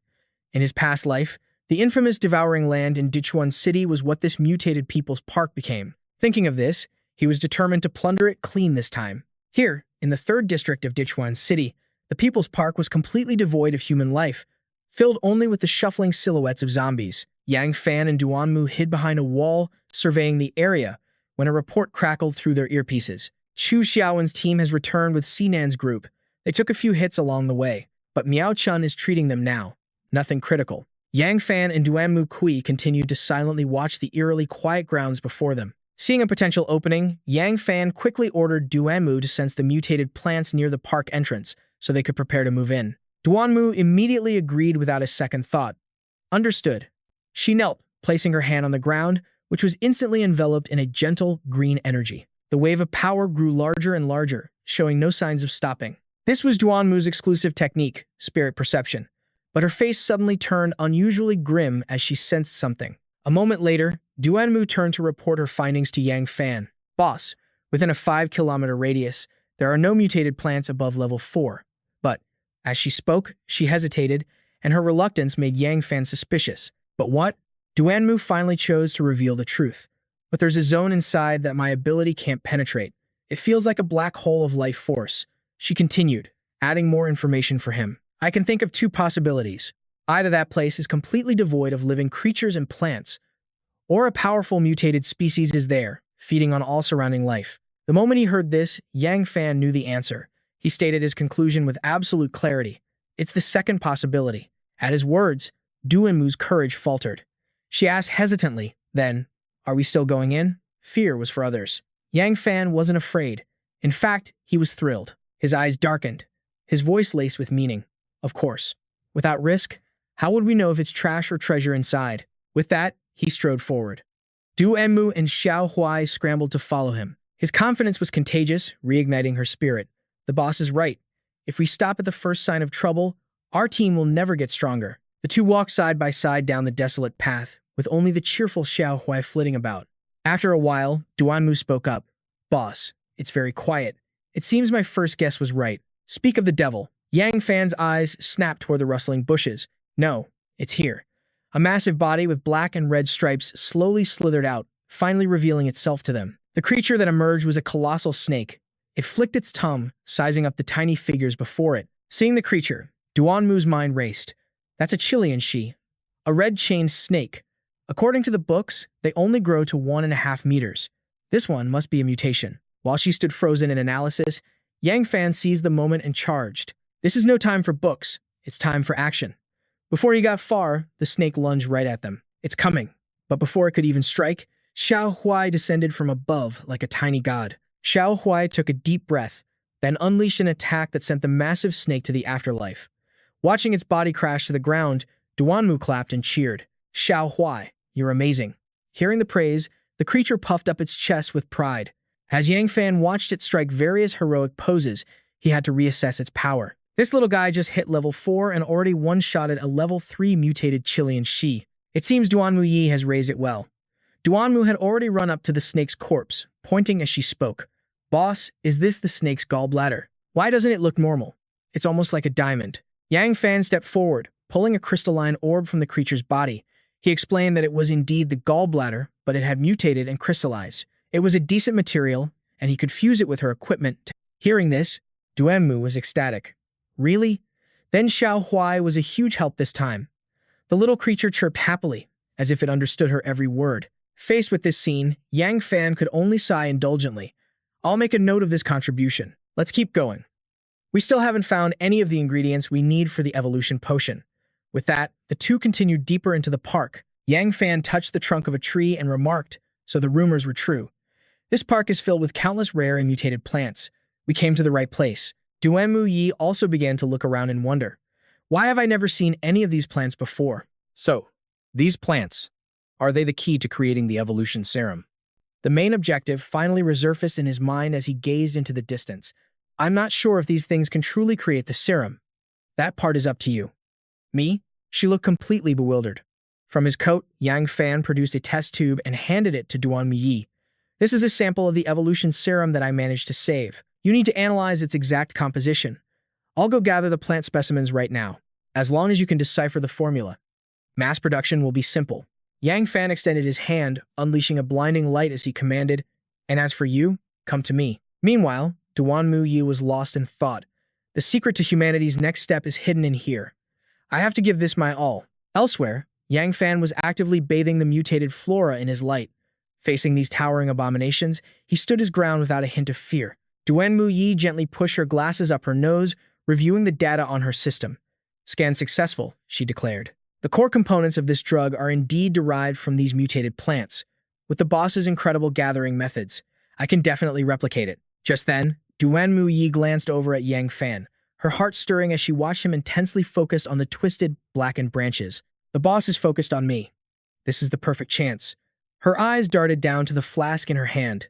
This is the purification water the boss created. I secretly collected it back when we found Xiao Huai, planning to study it later on.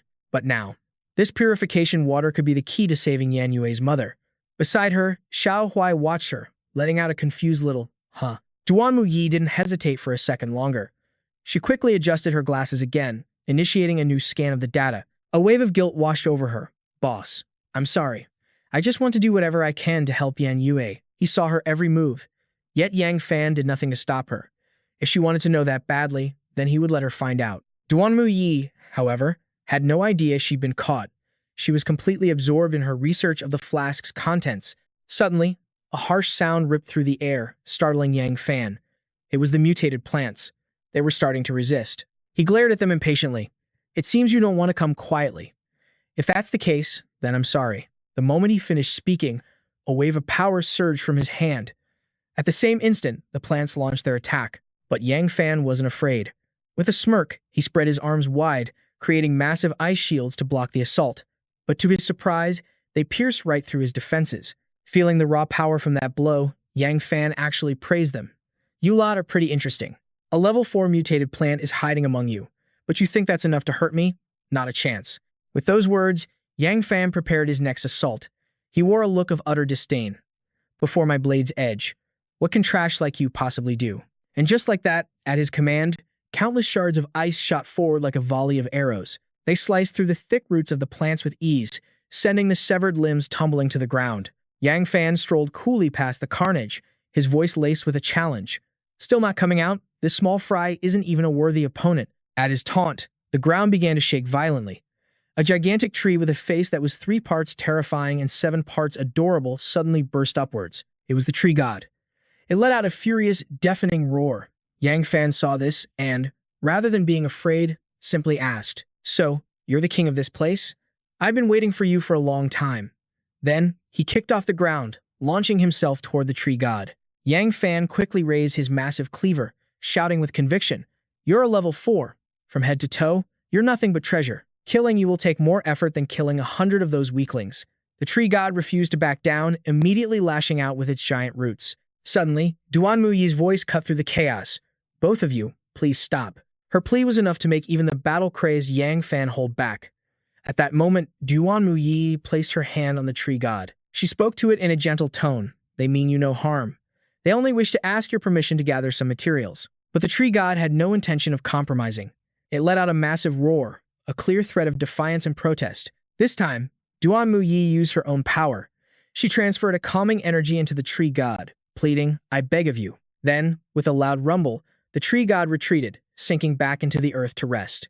Duan Muyi saw this and offered a polite word of thanks. In the spot where the tree god had stood, a massive, egg-shaped rock suddenly appeared. While Yang Fan was still wondering what it was, to the astonishment of them both, the egg slowly began to float. It glowed with a dazzling golden light before slowly cracking open.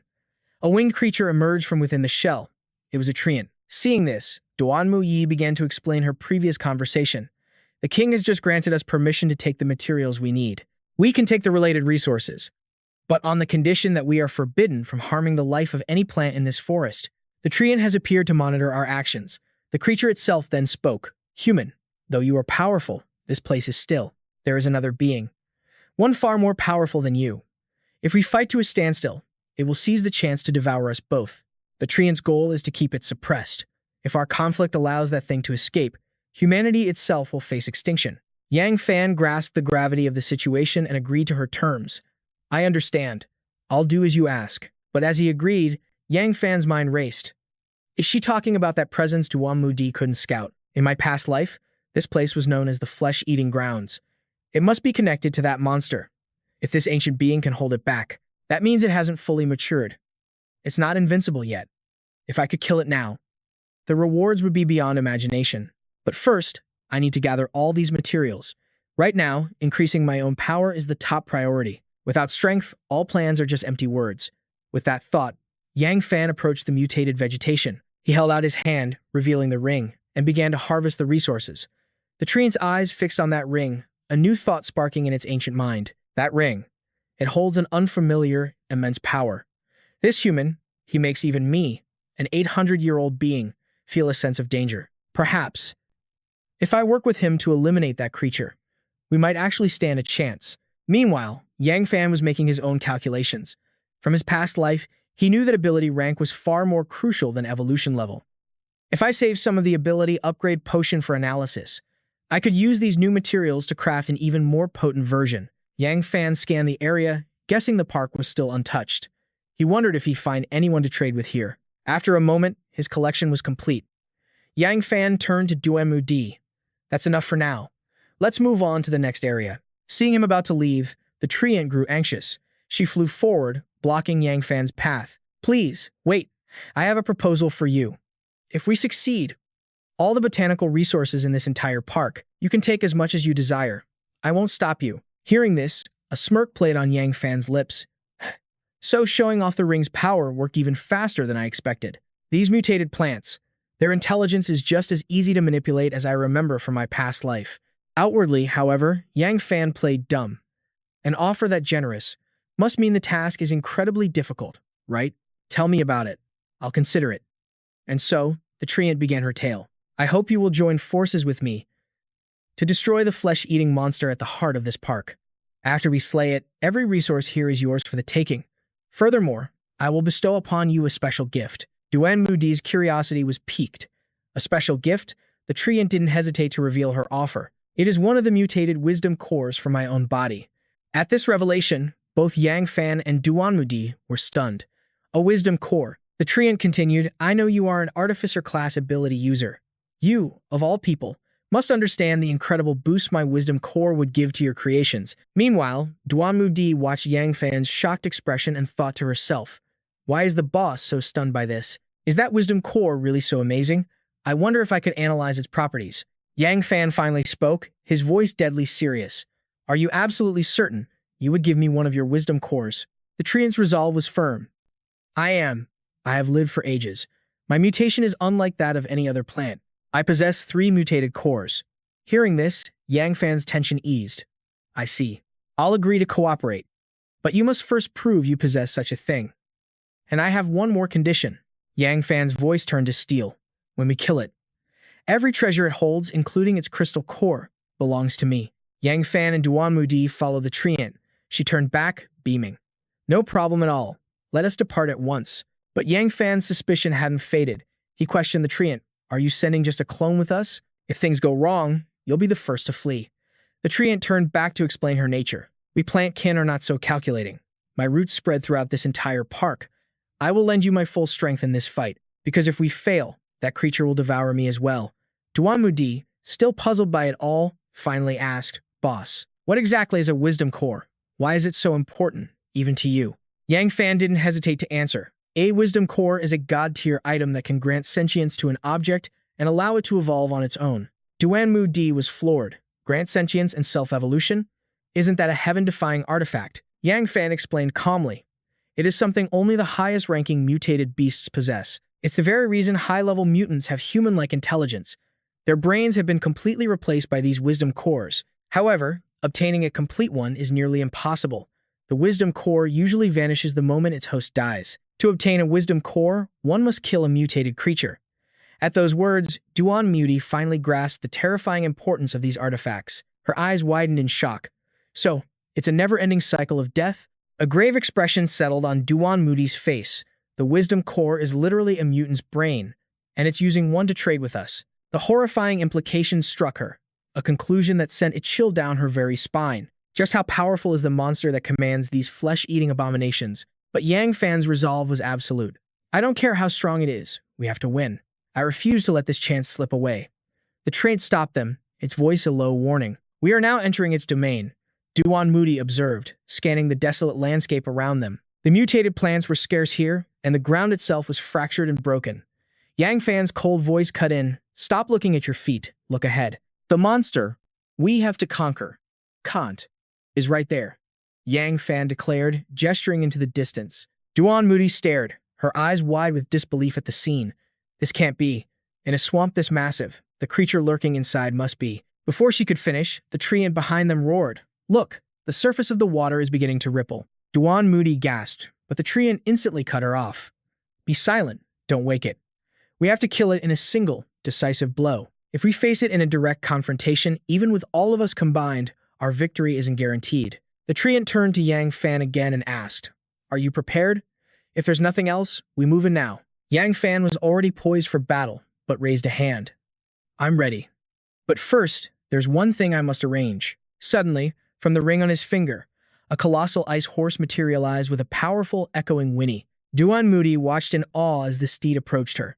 To her surprise, the horse gently nuzzled her cheek. Nuzzle. Seeing the horse accept her, Yang Fan relaxed slightly and turned to give Duan Mudi his orders. "It recognizes your scent now. You will wait up here. If anything goes wrong, don't hesitate. Get on and ride for your life." Duan Moody began to protest, but Yang Fan's gaze was like steel, leaving no room for argument. This is an order from your leader. Knowing she couldn't sway him, Duan Moody lowered her head and obeyed in a small voice. I understand. With the preparations complete, the Treant and Yang Fan advanced toward the dark abyss in the center of the lake. The Treant spoke. I've only clashed with it once, and I never saw its full form. I only know it's massive, with a shell as hard as bedrock, but its underbelly. I managed to land a blow there. It's weaker. Yang Fan nodded. Understood, he replied. With that, the two warriors plunged into the murky water, sending up a massive splash. As Yang Fan swam toward the black pit, he mused that his evolved body barely needed oxygen underwater. But what kind of monster could possibly live in these depths? Suddenly, the Treant's urgent warning echoed in his mind. Watch out. I can sense its presence. There, materializing from the darkness, was a colossal creature.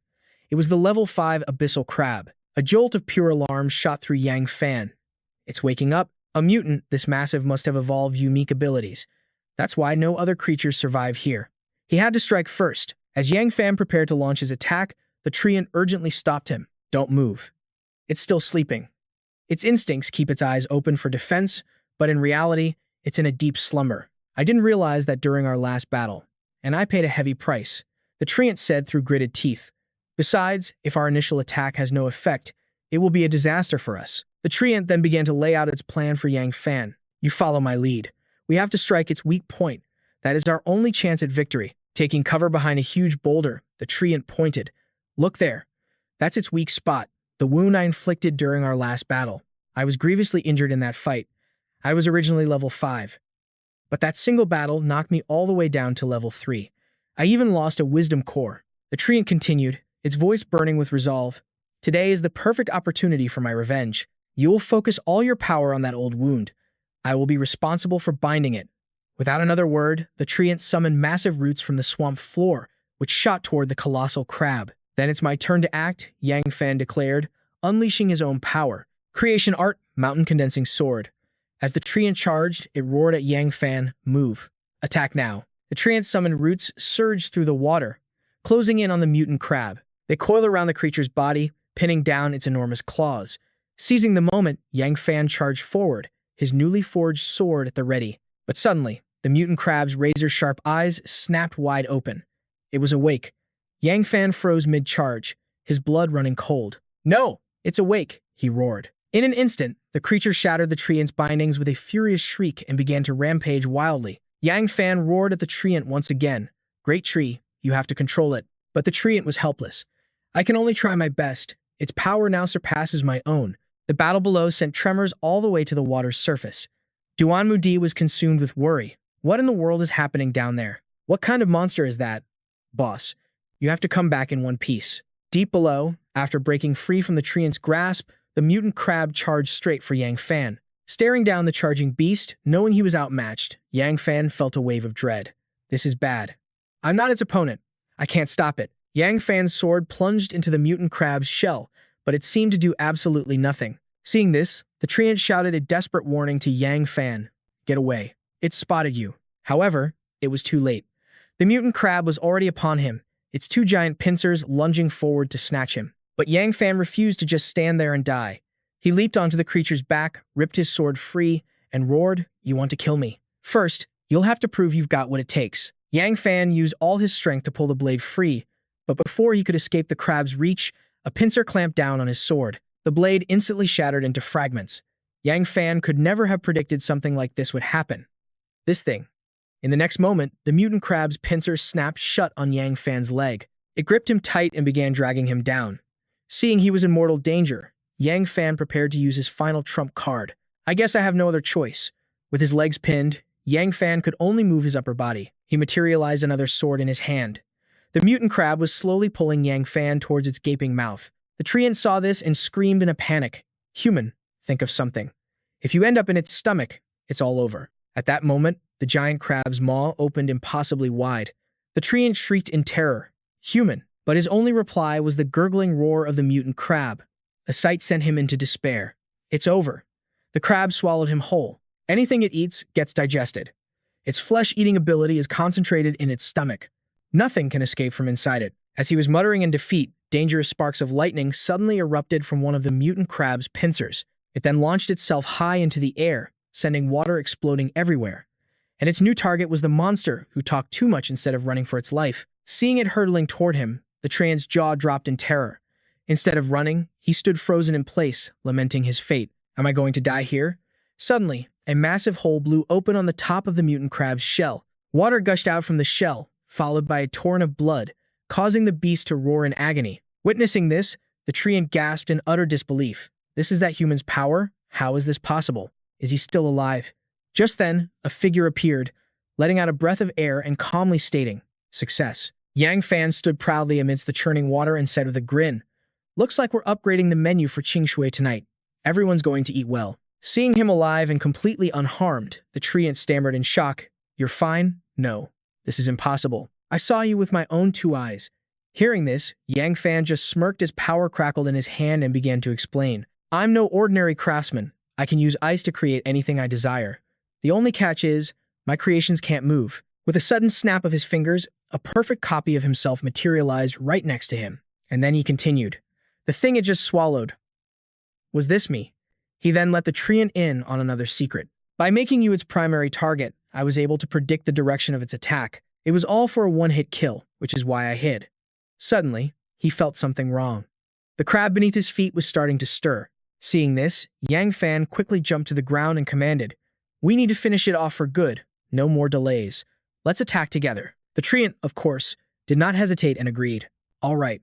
Immediately, he used the branches on his body, turning them into vines to tie up the crab's claws. Seizing this opportunity, Yang Fan quickly created 3 ice swords and said, "3 is my absolute limit, but it should be enough. It's time to end this." His overwhelming power left the Treant watching from the side, silently marveling. This human truly is something else. Not long after, a powerful shout echoed out, "Go!" Instantly, the 3 swords skewered the mutant crab, making it look like a piece of fruit on a fork. At that same moment, on the shore, Duan Mudi saw a dark vortex suddenly appear on the surface of the water.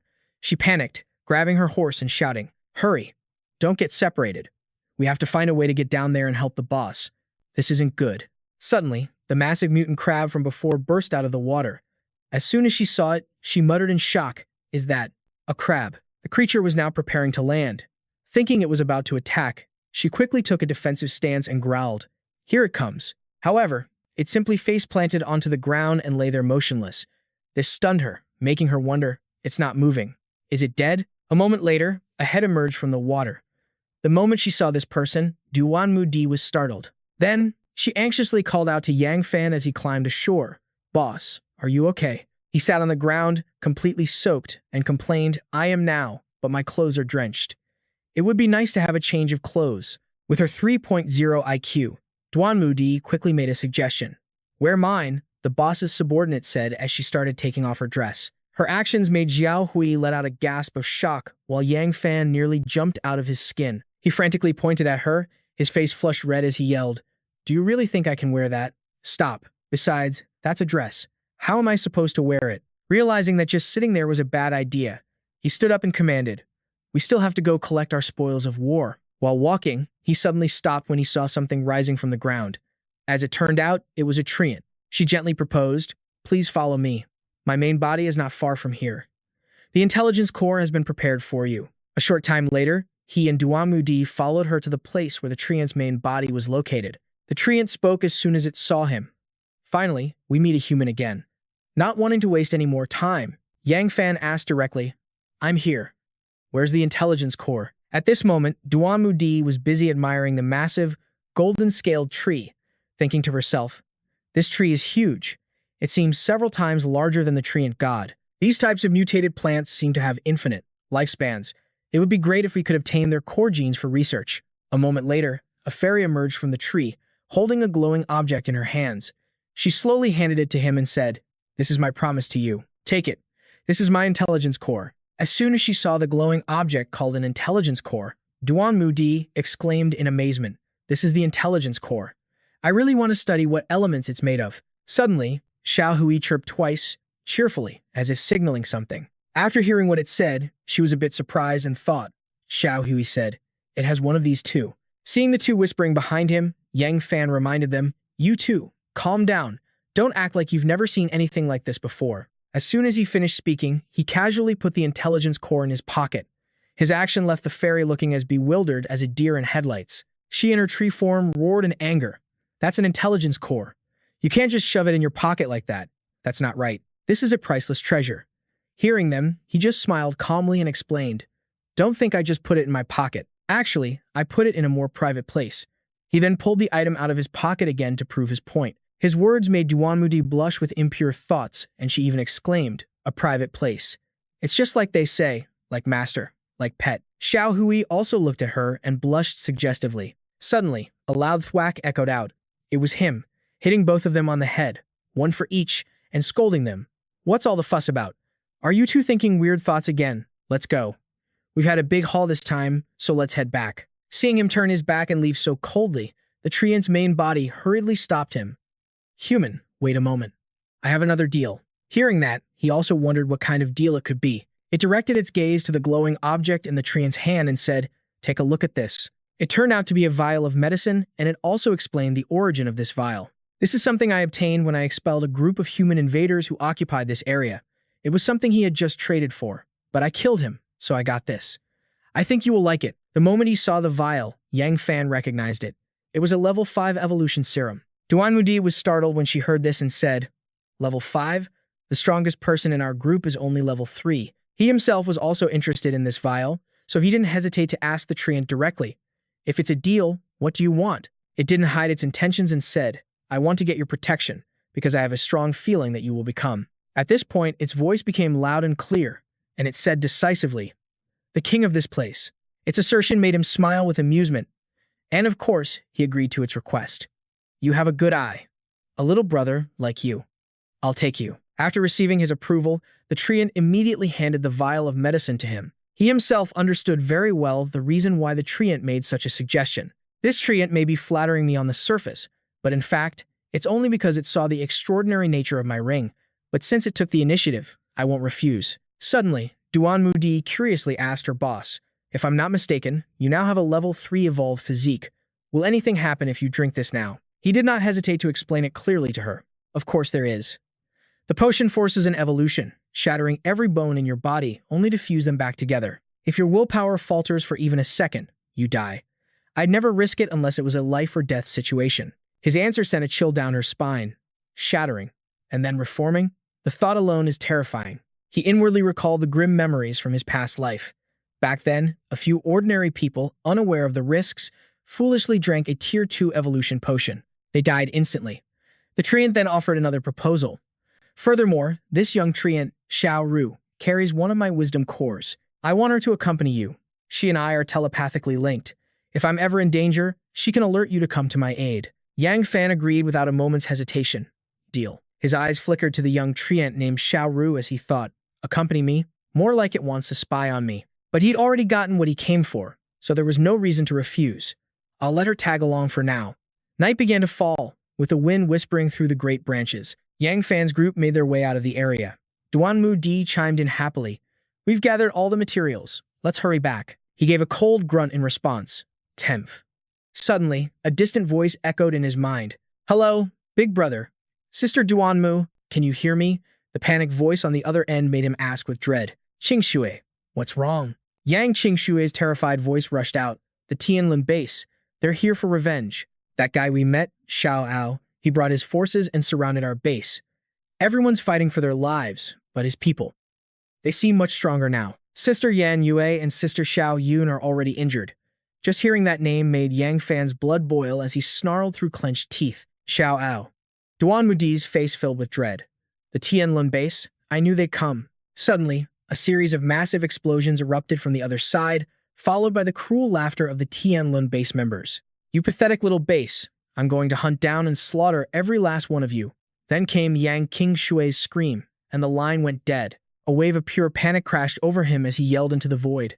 "Hello, Qingshui, Qinxue." The dead silence on the other end was all the answer he needed. A terrifying killing intent exploded from his body, as pure, untamed power erupted from him in a furious wave. He ground out each word with venomous rage. "Xiao. Ao. U-R-A-D-E-A-D. Man." Seeing him on the verge of losing control, Duanmu boss We have to get back there now. Without you, the base doesn't stand a chance against them. Besides, Qingxue said he's gotten stronger. He must have found some kind of treasure back at the Tianlun base. That means we can't be reckless. We need a plan. But he wasn't listening. He pulled the evolution potion from his pocket. Her eyes widened in horror at his action. Boss, what are you doing? You said yourself how dangerous that is. Ignoring her frantic pleas, he downed the potion in one gulp. We're out of time. Before, I was barely an even match for Xiao Ao. And even though I'm stronger now, remember what the red-haired girl said. The Tianlun base has massive resources. Xiao Ao has definitely powered up with something. So, it's time for me to go all in. The moment he finished the potion, fiery power surged within him. His voice dropped to a low growl. Because in this fight, even if it tears my body apart, I will not lose. He let out a thunderous roar as dark veins pulsed across his face. An explosion of power ripped through him, fueled by a deep-seated hatred. The debts from my past life and this one. It's time to settle the score. Seeing him in such agony, Duan Mudi cried out from a distance, "Boss," but he held up a hand, stopping her. "Stay back. Trust me." Left with no other choice, she could only stand her ground and anxiously reply, "Okay." Beside her, Xiao Huai let out a strange cry of its own. Meanwhile, Yang Fan's power continued to surge uncontrollably. He could only roar in agony as he tried to contain it. The force was so immense that the very ground beneath his feet began to crack and shatter. All he could do was grit his teeth and bear it. In my past life, everything was so easy. I never had to endure pain like this. The pain. It's suffocating. No wonder so many people have died from this. Overwhelmed by the agony, he collapsed to his knees. The sight made Duan Mudi scream in terror. Boss. Though his body had given out, his spirit remained unbroken. But, in my past life, there were those who endured this torment and became legends who could command the elements. If they could do it, then I, Yang Fan, can do it too. Fueled by this unyielding resolve, he fought to get back on his feet.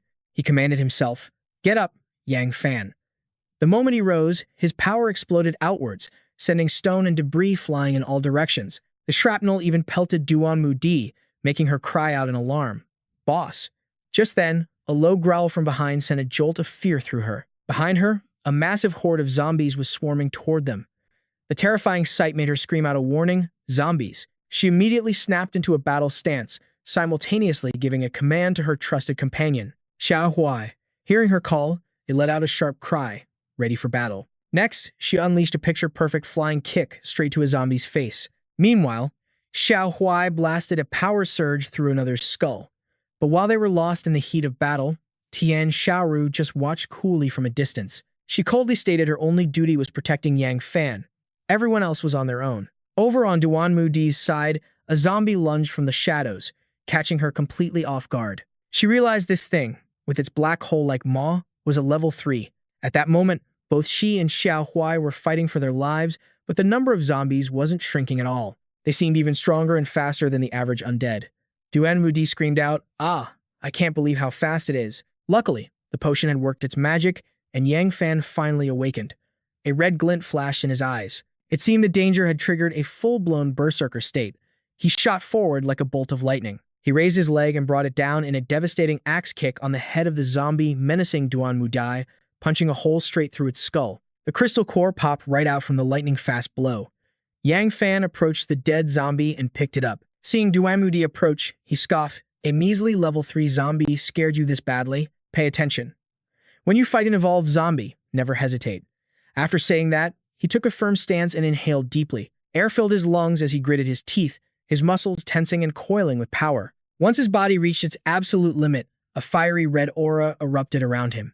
He hurled the crystal core into the zombie horde with all his might. The red crystal shot out like a bullet, piercing through 7 zombies in a row and obliterating them instantly. Faced with this bloody, violent spectacle and witnessing Yang Fan's terrifying power after taking the drug, both Xiao Huai and Duan Mudi were completely stunned. The two of them stood frozen in place, utterly speechless before such overwhelming strength. After sending the horde to meet their maker, Yang Fan walked over and collected their crystal cores. He then headed toward Duan Mudi. "Let's return to base immediately." Snapping out of her daze, she let out a small, relieved smile. She thought to herself, "The boss is level 5 now. This is great. Even if Xiao Ao is strong, we finally have a fighting chance." But their celebration was short-lived. Back at the base, the situation was critical. The base's defensive walls had been blasted apart by Xiao Ao's attack. Buildings were collapsing one after another. Inside one of the ruined buildings, Yan Yue was gravely wounded. Fighting through the pain, Yan Yue used the last of her strength to stammer. Save. Save her first. My constitution is much stronger than hers. But despite her tough words, fresh blood soaked a large patch of her clothes, and her face was growing deathly pale. Lin Miaochun, though nearly exhausted herself, kept trying to channel energy to heal her. Hang on, Yan Yue. Just give me more time. Her own strength was fading fast, but her friend spoke with grim determination to Yan Yue. I don't have any combat power. I have to heal you, and fast. Otherwise, we'll both be dead before the boss gets back. Yan Lei, despite having lost an arm in the attack, charged forward with his shield to block Xiao Ao. Xiao Ao stood casually in the middle of the chaos, looking at Yang Fan's people like they were maggots squirming for their lives. Seeing Yan Lei rush him only deepened his contempt. His grip tightened on Qing Sui's throat. Yan Lei stood before him and roared, Xiao Ao, let the girl go, or else. Before he could finish, Xiao Ao sneered back. Or else what? You'll kill me? You think you alone can take me down with you? Pathetic. Yan Lei didn't dare make a reckless move, but he could only grit his teeth in fury and unleash an attack anyway. Xiao Ao just scoffed at the attempt. You don't know your own limits. Did you really think I was still a mere level 3? He then gathered a ball of static electricity in his palm, forming a massive energy blast that he fired straight at Yan Lei. In an instant, Yan Lei was struck down, his entire body charred black. Xiao Ao seemed to enjoy the sight. He boasted arrogantly, that great lord has already gifted me the power of a peak level 4. A puny level 3 thunder god. You're nothing more than an ant before me. Seeing Yan Lei's state, Sinan immediately rushed to his side. He cried out in anguish, Uncle Yan. Xiao glanced around, seeing no one left who could possibly challenge him. He lowered his head and spoke to Qing Sui. Ha ha, so where is that brother of yours? If he doesn't show up soon, all your little friends are going to die. Realizing how dire things were, Qing Shui screamed, Everyone, run, go find my brother. But everyone else at the base had already been beaten down by Jin Zhe. Not a single person was in any condition to go find Yang Fan. That brute Jin Zi spoke in an annoyed tone.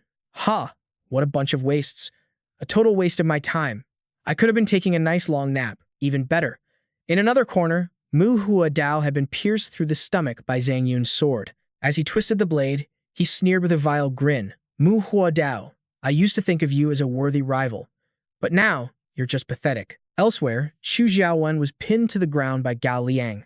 Seeing that she was unconscious, he planned to take advantage of her, but Chen Yu tried to stop him. He screamed, You, animal, stop. But the brute casually replied, Stop. I'll stop when I'm good and done. Witnessing this desperate scene, Xiao Ao was ecstatic, laughing wildly. Ha ha ha, so this is the feeling of true power. Following that, Zuo Lingyun guy really paid off. We've all broken through to level 4. In this entire city, who could possibly stand against us? Xiao Ao was drunk on the intoxicating allure of power and authority, his face twisting into a crazed, wicked expression. He whispered menacingly, and who was left? The crimson rose. Today, I will personally crush you. Ha ha ha. Spurred on, Gao Liang yelled, The boss is incredible, but let me have a taste first. This body is absolutely perfect. Seeing that Chu Xiaowen was about to be violated, Yan Yue, despite her exhaustion, forced herself up, growling, Get away from her. I'll kill that bastard. Lin Miaochun was startled by Yan Yue's sudden movement, but her hands remained steady, channeling her healing energy. However, Yan Yue's injuries were far worse than she knew. The moment she stood up, the wound on her shoulder tore open again. The agony of ripping flesh sent a wave of pain through her, draining all the color from her face. Paralyzed with fear, Lin Miaochun slumped to the ground, her hands trembling as she clasped them together. Boss, where in the world are you? Suddenly, as if answering her plea, a bolt of lightning flashed across the sky, illuminating the entire night. That same lightning bolt struck Gao Liang directly where he stood, electrocuting him instantly. The girl who had been frozen in despair just moments ago could only stare in utter disbelief, like a deer caught in headlights. She couldn't believe what was happening right before her eyes. As the smoke from the lightning strike slowly faded, the silhouette of Yang Fan appeared. In his arms, he held Chu Xiaowen. His voice was like ice as he issued a warning. You dare to touch my people. When Xiao Ao saw Yang Fan, his face broke into a massive grin. Yang Fan, so you finally decided to show up. Hey hey, I've been so eager to see what you look like kneeling and begging for your life. Lin Miaochun couldn't hold back her tears of relief as she joyfully cried out, Boss. Meanwhile, Gao Liang's charred body lay face down on the ground in silence. At that moment, Chen Yu's spirit was reignited. Boss, it's really you. We're saved. Seeing Chen Yu so battered, Yang Fan said, Chen Yu, you fought hard. Go get some rest. Though exhausted, Chen Yu used his remaining strength to shout back at Yang Fan, "I'm not tired. Boss, wipe the floor with these guys. Show them what happens when they look down on us." After that, Yang Fan asked Duan Mu Yi to take the green-haired girl and then stepped forward. Before he left, he instructed Duan Mu Yi and the Treant, Duan Mu Yi, Treant, "Go save the wounded. I am all that is needed for these guys." Duan Mu Yi immediately replied, "Understood, boss." The Treant also agreed to Yang Fan's request. "Fine, I will help you this one time, but you now owe me another favor, as you humans like to say." Hearing Yang Fan's arrogant declaration, Xiao Ao found it completely absurd. He laughed scornfully and yelled to his cronies, "Did you guys hear that? He said he alone is enough to handle all of us." Yang Fan didn't keep him waiting. He activated his Berserker switch, unleashing his full power, and said to Xiao Ao, "Now, it's time to settle the score between us." Xiao Ao and Jin Zhe thought Yang Fan was just putting on a show, so they looked down on him. "Ha ha ha, surely this kid doesn't think we're as weak as Tian Chen's group, does he?" Zhang Yun felt the same as Jin Zi. He stared daggers at Yang Fan and said, Hey, kid, this time my blade is level 4. This is the power of Tianlun. Join us, and you can become a true powerhouse." After speaking, he turned his head and looked up at Xiao Ao, continuing, "Let me take this kid first. Last time, he used a weapon advantage to get the best of me. I haven't forgotten that humiliation." Not stopping at threats, Jin Zi dragged the beaten Liu Chuanfeng forward, throwing him to the ground and stomping on him.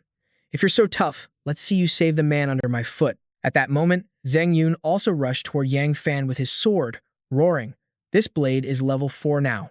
You think you can win with a weapon advantage again? Dream on. Just stick your neck out so this blade can chop you to pieces." As he spoke, he attacked relentlessly, unleashing a technique called the Yin Ren Ren Wu Blade Dance. Seeing Zhang Yun's move, Yan Yue immediately warned Yang Fan, "Boss, his blade is incredibly fast, even faster than my father's lightning ability. Be careful, don't take him head on." However, Yang Fan had now reached level 5. His abilities were on another level entirely, and he could predict his opponent's movements. He said, "Fast, that's way too slow." Hearing Yang Fan's words, the cowboy froze, thinking he must have misheard. He couldn't believe his own ears, his eyes widening as he shot back. "What did you just say?" With that, he lunged straight for Yang Fan, aiming for a decisive blow, but the sword's tip was effortlessly parried by a single hand. The cowboy simply couldn't accept this. He was utterly stunned. How could anyone deflect his blade so easily? Not even he could do that. Refusing to accept the truth, he once again swung his sword, slashing at Yang Fan. Yang Fan met the attack with his bare hand again, but this time, he violently knocked the blade aside to counter Zhang Yin, sending a shockwave that nearly shattered his opponent's arm. The man cried out, "Ugh, my hand." As he realized he'd missed again, cold sweat dripped down his face. He finally understood Yang Fan's intent. This guy is using speed greater than my own to reflect the force of my own blade. He wants to completely destroy my arm. At that moment, Yang Fan calmly spoke. "Do you know what your greatest weakness is?" Caught completely off guard by the question, the man could only repeat it back. "My weakness?" Then, Yang Fan's posture shifted in a flash, his open hand clenching into a fist. A brilliant smile spread across his face as he unleashed his attack, declaring, "It's that you're just too—" An immense wave of power crashed down on Zhang Yin. The force was so overwhelming he couldn't even scream. In the next instant, his soul was literally knocked from his body. As the man's body collapsed, Yang Fan's stylish silhouette stood tall. He chuckled, "I just threw 372 punches. Did you manage to see even one?" The onlooker's jaws dropped in utter disbelief. The burly man exclaimed, "To have a boss like that, Sinan, I can die happy." The man beside him was equally amazed. "This kid is a monster. Just a few hours ago, he was still evenly matched with you." Lin Miaochen gasped, "So strong." Ya Yue, unable to believe her eyes, whispered, "Is that really our boss?" The man whose face had just been beaten to a pulp somehow found the strength to argue, "How is this possible? To be so utterly defeated in speed. I couldn't even see a single punch." Someone watching from above observed in silence, beginning to question his entire existence. Just how overpowered is this guy? It's mind-boggling. Duan Mu Di held the injured Chu Xiaowan, having witnessed everything, and thought, "Our boss hasn't even revealed his true inner power yet." Yang Fan slowly stepped forward. It was still the same face, but now it felt like the Grim Reaper himself was empowering him. Yang Fan's expression turned impossibly cool as he asked, "All right, who's next?" A blond man stared, his face pale with fear. Cold sweat poured down his back as he thought, "This guy is terrifying." Zhang Yin was taken out before he could even use his special ability. But even if Zhang Yin hadn't used his skills, I could never finish him that quickly. This guy is on a completely different level than me. He stared at Yang Fan, who radiated an overwhelming aura, and decided that fleeing was the best option.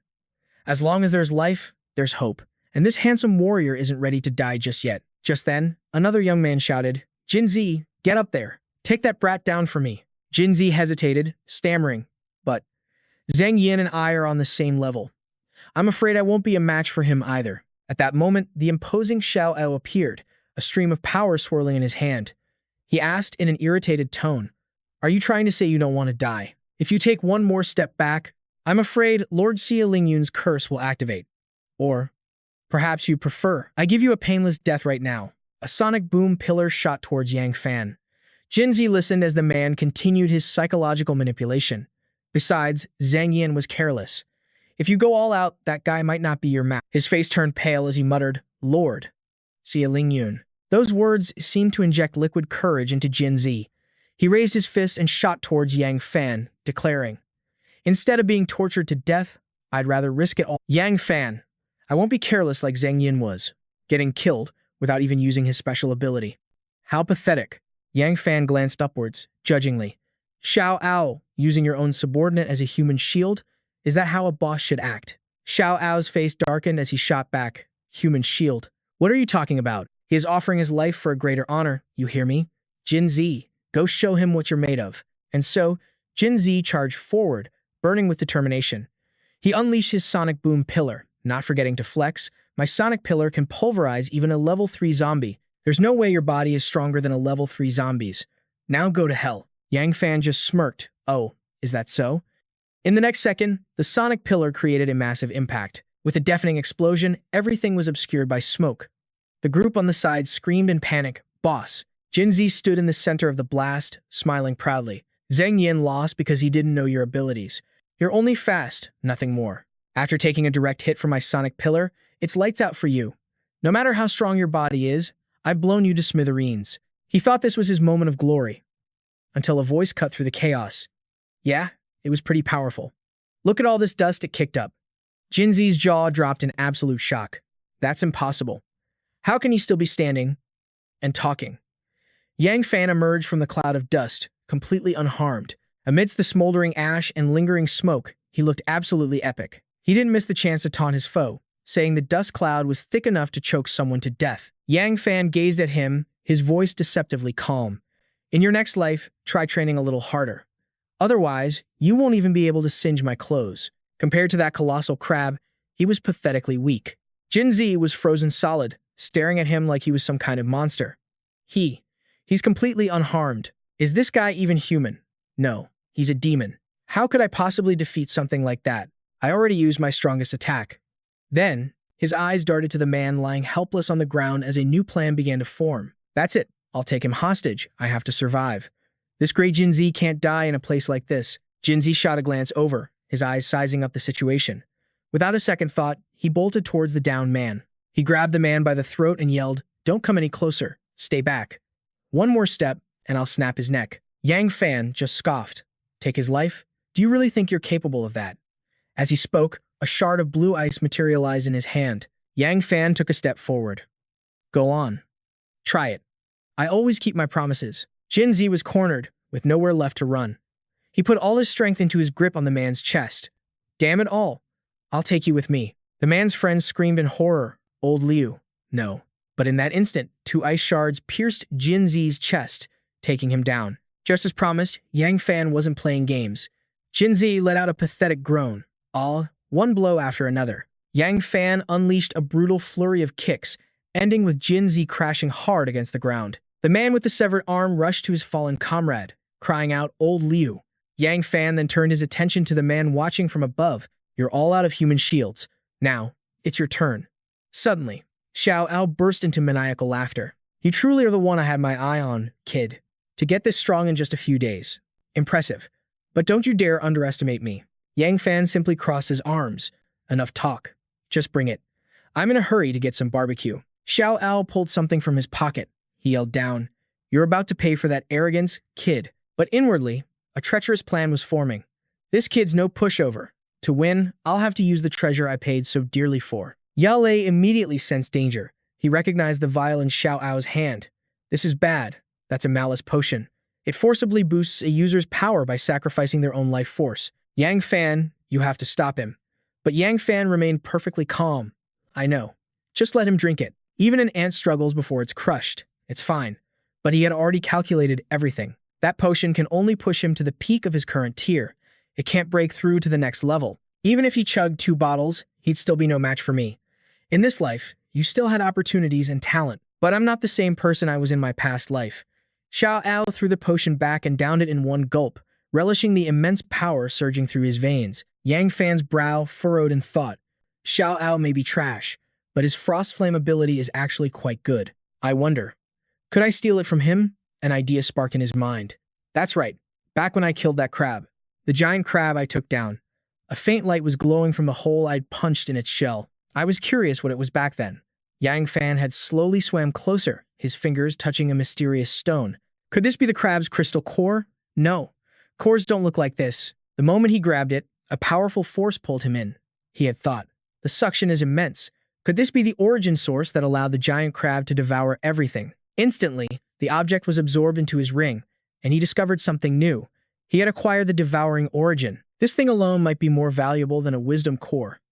Snapping back to the present, Yang Fan held out his hand. He willed it. Devouring origin. Activate.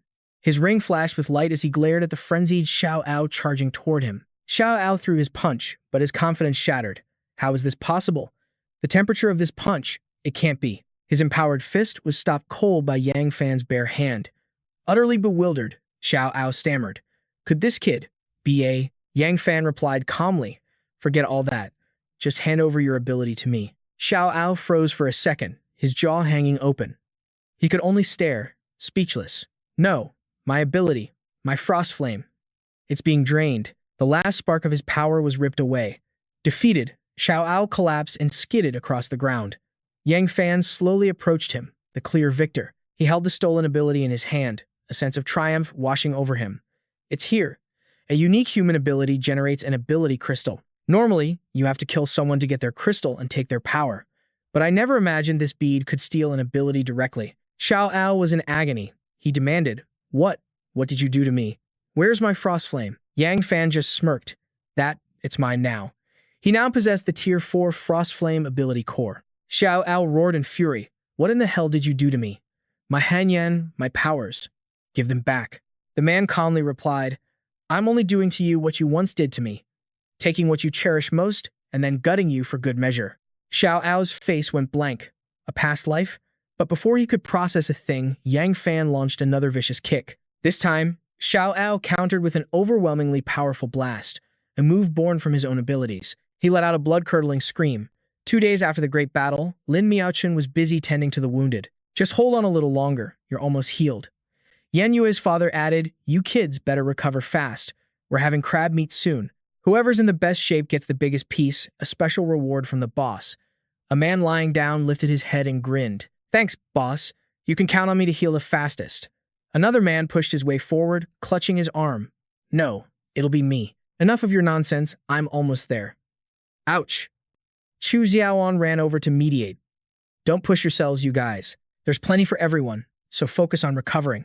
That's a direct order from the boss. The man quickly replied, We would never let the boss down. The man on the cot agreed.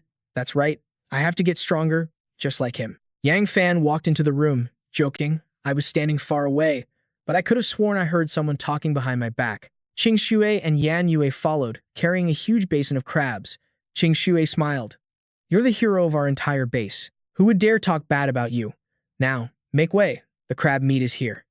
The crowd buzzed with excitement, their mouths watering. It's finally here. Let's dig in.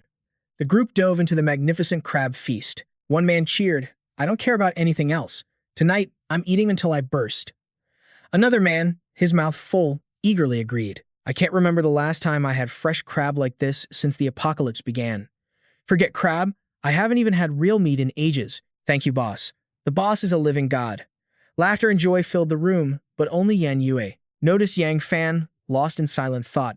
She turned to him and said, It feels like it's been forever since I saw everyone this happy. This is all thanks to you. But he looked worried. The number of mutated creatures is rising. From a food perspective, we won't be short, but they're also getting stronger. The future is going to be a tough fight. Yan Yue smiled reassuringly. You've united two bases now. You've become the leader of both. Even my father acknowledges that you can lead everyone to survive. So stop overthinking it. Just relax for a moment, okay? They clinked their glasses together. She looked at him with pride. I'm counting on our great leader to guide us through this apocalypse. Cheers! As night fell, the feast began to wind down. Yang Fan, holding a cup of water, finally allowed himself to relax a little. He sighed, all right, maybe I am worrying too much. The path forward should be much clearer now. With their bellies full, the core members turned to official business. Duan Mudi held up 3 vials. This is the result of our last mission. These are advancement potions, developed with the boss's help. Each formula is different, tailored to your individual condition. Duan Mudi handed 2 white vials to a pair of men. Your bodies are currently at the first level of evolution. So, these are level 2 potions for you too. The rest of you get the red vials, she continued. You all are at the second level of evolution, so these are level 3 potions. Then, she added a serious warning. There's something else you all need to understand. Any new drug requires countless trials before it can be officially used. But right now, we don't have that kind of time.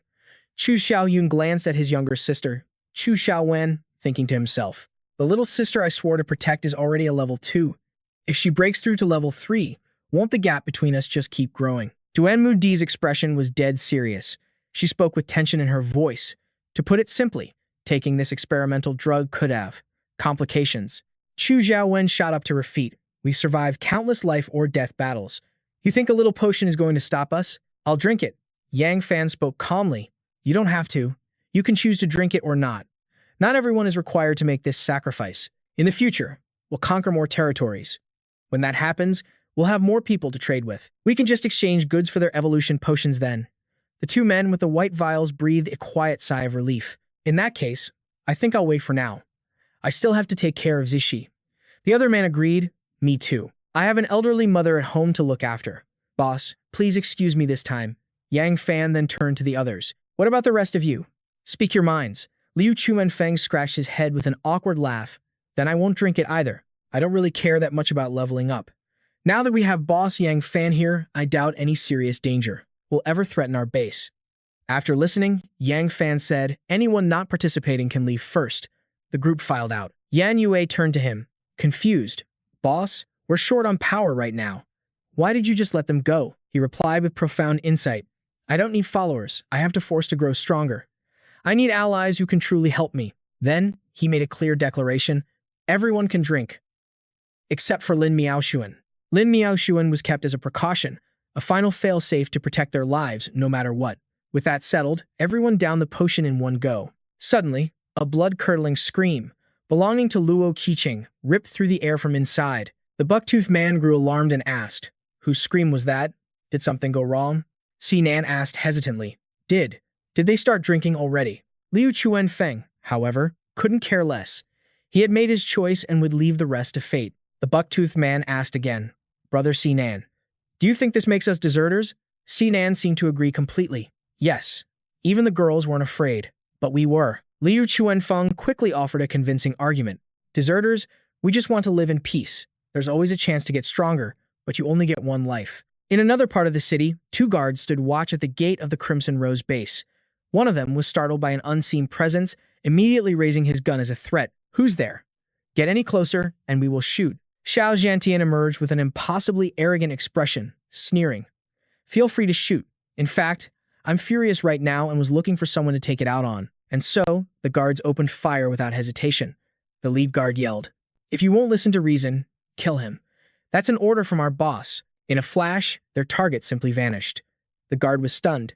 He's gone? They had no idea that the imposing man now stood behind them like a ghost. He let out a truly demonic laugh. With just a single punch and one kick, Xiao Zhantian took down both guards. The impact of the blow was immense. Then he roared, Yang Fan, get your ass out here. As the words left his lips, he threw a devastating punch, shattering the gate with a thunderous boom. Inside, everyone was jolted from their seats. Uncle Yan cried out, An earthquake? The entire base is shaking. Yang Fan stood up and said, Someone is attacking the base. I'll go check. The rest of you stay here. He pushed the door open and stepped outside, thinking to himself, After reaching level 5, my perception has increased dramatically. This person feels incredibly familiar. Uncle Yan glanced under the table, saw a small box, and opened it. His eyes went wide with astonishment at what was inside. Yang Fan turned back to them and said, "Oh, right.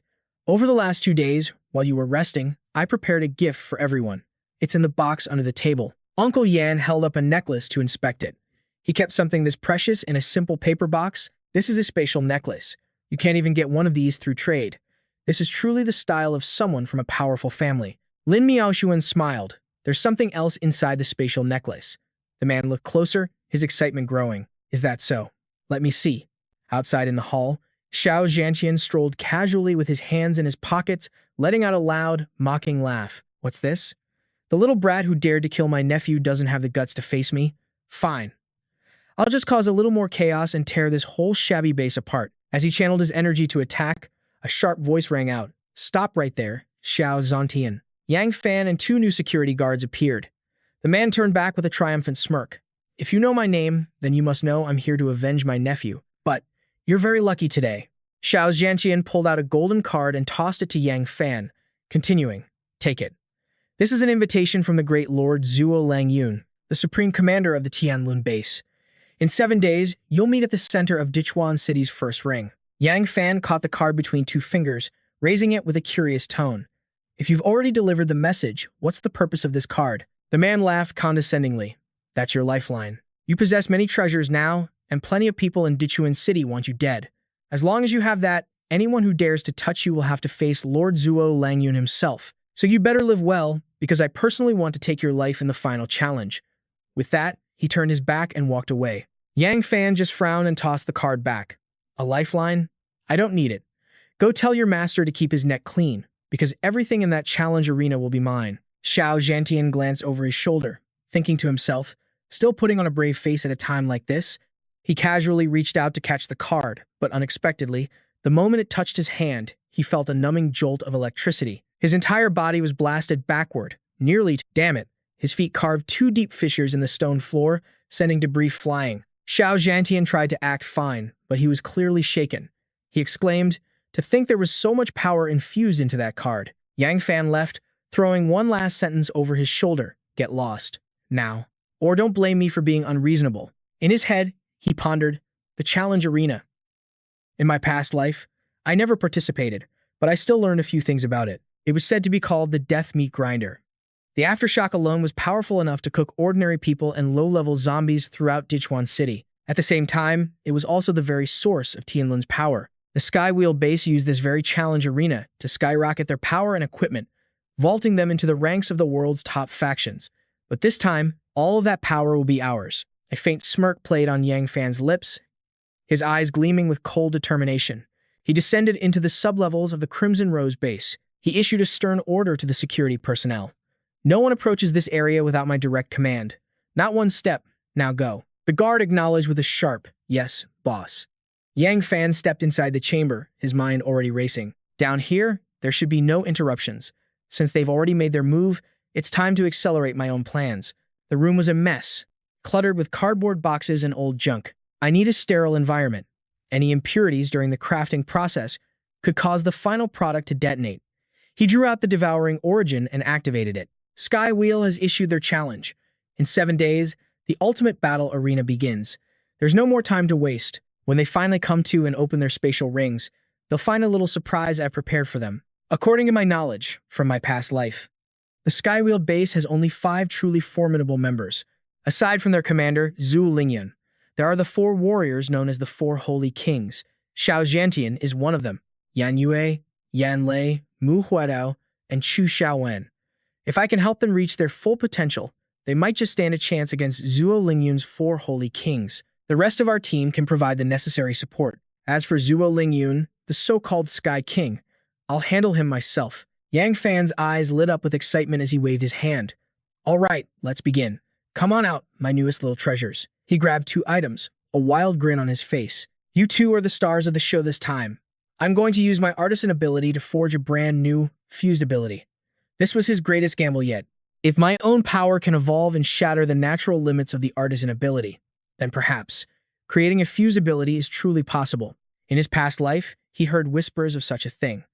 But no one ever possessed both the devouring origin and the artisan ability at the same time. The theory was never proven. Then I'll just have to be the first. Yang Fan began the refinement process, praying with every fiber of his being that this desperate attempt wouldn't end in failure. The man he had to face this time was the godlike ruler of Sky Wheel from his past life. There was absolutely no room for error, but as time ticked by, the two materials refused to merge. Instead, they began to violently reject one another. This is bad. Suddenly, a blinding flare of energy erupted from the items, slamming Yang Fan against the far wall. He grit his teeth. It's no use. The volatile energies from both abilities just flooded my system. Their rejection is creating a devastating internal shockwave. Is it really impossible to fuse? Were the rumors from my past life a lie? A sudden, excruciating pain flared in his chest. He coughed up a spray of blood before collapsing to the floor, feeling his life force drain away. The backlash was here. His own abilities, the artisan and the ice creator, were now turning on each other inside his body. At this rate, he wouldn't survive. Just then, dozens of sprouts burst from the concrete floor, growing into vines at an unnatural speed. The treant materialized before him, speaking in a calm, ancient voice. Ability fusion is possible, but you've forgotten a critical component. The abilities must possess. What's tearing your body apart is that very repulsive force. Yang Fan rasped, his voice low. Then, what do I do? The treant revealed her own devouring origin. I will use this to absorb the ice creator ability from your body.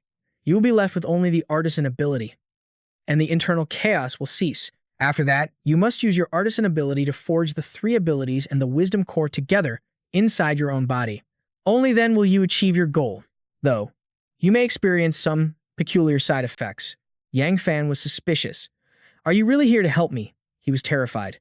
If she decided to attack while absorbing his power, he would be defenseless. Death would be certain, but at this point, what choice did he have but to take the risk? Seeing his hesitation, her voice turned to ice. Your choice is simple. Trust me, or die right here, right now. He nodded grimly. Fine, do it. The treant channeled her power, and the devouring origin began to extract the ice creator. A pain that felt like his soul was being ripped apart shot through Yang Fan. He couldn't help but grimace. When it was done, she looked genuinely surprised. Extracting an ability during a backlash should feel like being crushed between two separate dimensions. To think you could withstand that without screaming. How interesting. Yang Fan slowly collected himself. The chaotic storm of warring abilities inside him had vanished. She was right, he thought. I was a hair's breadth from death's door. He pushed himself up, urging her on. Now for the next step. Give me the wisdom core and the three ability seeds. The treant's lips curled into a mocking smile. And what if I refuse? His reply was instant and certain. Then you're not leaving this room. I am not someone whose fate is easily dictated by others. I have more secrets than you can possibly imagine. She let out a laugh, tossing the items to Yang Fan. You never cease to be amusing. Take them. I haven't forgotten the pact between us. The stronger you become, the more useful you'll be to me. He seized it, his gaze locked on. The Artisans Guild poured their last ounce of strength into this one final creation. There could be absolutely no mistakes, or he'd be meeting his ancestors. Yang Fan channeled his power, unleashing his fusion ability. Two brilliant lights swirled together, bathing the entire space in a soothing, powerful energy. The treant marveled at the sight. Such a warm glow. It reminds me of the light I saw the day I first transformed. The golden light slowly seeped into Yang Fan's body before vanishing completely. The woman asked, bewildered, did it fail? A faint smile touched Yang Fan's lips. Not at all. With a slight flex of will, a vortex of emerald energy blazed to life in his palm. The power was immense. He let out a roar as his power exploded outwards. A deafening boom shook the very foundations, and through the swirling mist, phantoms began to take form. Yang Fan's voice boomed with excitement. Rise, my ice flame shadow soldiers. A thunderous growl echoed through the air. The pressure was suffocating. The treant stammered in awe. This power. I've never witnessed anything like it. Suddenly, a massive throne of ice materialized behind him, radiating an otherworldly aura. Yang Fan took his seat, his voice resonating with power. Behold my new ability. Level 5, the Ice Flame Sovereign. Before him, the phantoms knelt as one, their eyes blazing with loyalty, awaiting his command. 6 days had passed. Tomorrow, the Central Extreme Challenge Arena would begin, but Yang Fan was still in seclusion, honing his new power. Meanwhile, a frantic rumbling echoed down the halls. Chen Yu was running for his life. Behind him, a horde of snarling zombies gave chase. He screamed, I led them here. I did it. Everyone, get ready. One of the security guards watched in admiration. That's Chen Yu for you. He actually managed to lure a horde of level 2 and 3 zombies. The guts on that guy. I could never pull that off. I'm not worthy. Drenched in sweat, Chen Yu screamed, "You two idiots. Stop gawking and get the boss." Now, he glanced back, just as a zombie lunged, its iron-sharp claws reaching for his flesh. Tears and snot streamed down Chen Yu's face as terror washed over him. This is it.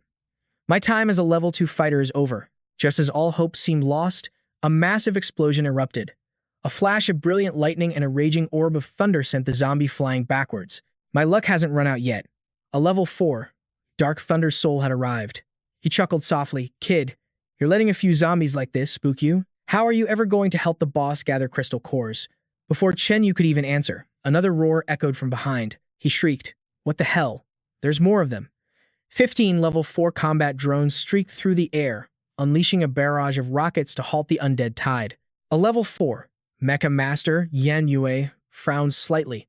"Could you try to be less of a liability for once? Finish cleaning up this mess. The boss needs these crystal cores." Yan Lei sighed with a bitter smile. "All my daughter ever thinks about is the boss. Does she even see her own father standing here?" Chen Yu scratched his head, thinking, "Sis Yan Yue just gets more and more awesome, as expected from the woman who can challenge the boss." Suddenly, the ground began to tremble violently. Yan Lei and Yan Yue struggled to stay on their feet, but Chen Yu crashed hard to the floor. To nearly die 3 times in one day, this was just too much. He pushed himself up, crying out, "Ow! What's going on now? Why is the ground shaking so hard?" Up ahead, a colossal avatar of Duanmu Di was locked in combat. A single punch sent her opponent flying like a kicked ball. The impact shook the entire region. Duanmu Di's voice rang out, "My apologies. It seems my little Huai got a bit carried away." Chen Yu's jaw hit the floor in utter amazement. "So, the real final boss of our group is Sister Duanmu?" Just then, Chu Xiaoyun appeared with his arms crossed. "All right, playtime's over, everyone. Collect the cores and let's go. The boss is calling a meeting." It sounds like he's finally deciding who will join him for the Central Extreme Challenge Arena. At those words, everyone froze. An unnerving silence fell over the group. This was going to be one hell of a fight. The meeting was held in a secret chamber deep underground. Yang Fan didn't waste any time getting to the point. "You all know why we're here, so I'll be direct. The upcoming challenge is unique. For that reason, I've decided I can only bring 4 people with me." Duanmu Di was the first to question him. "But we've all been training nonstop.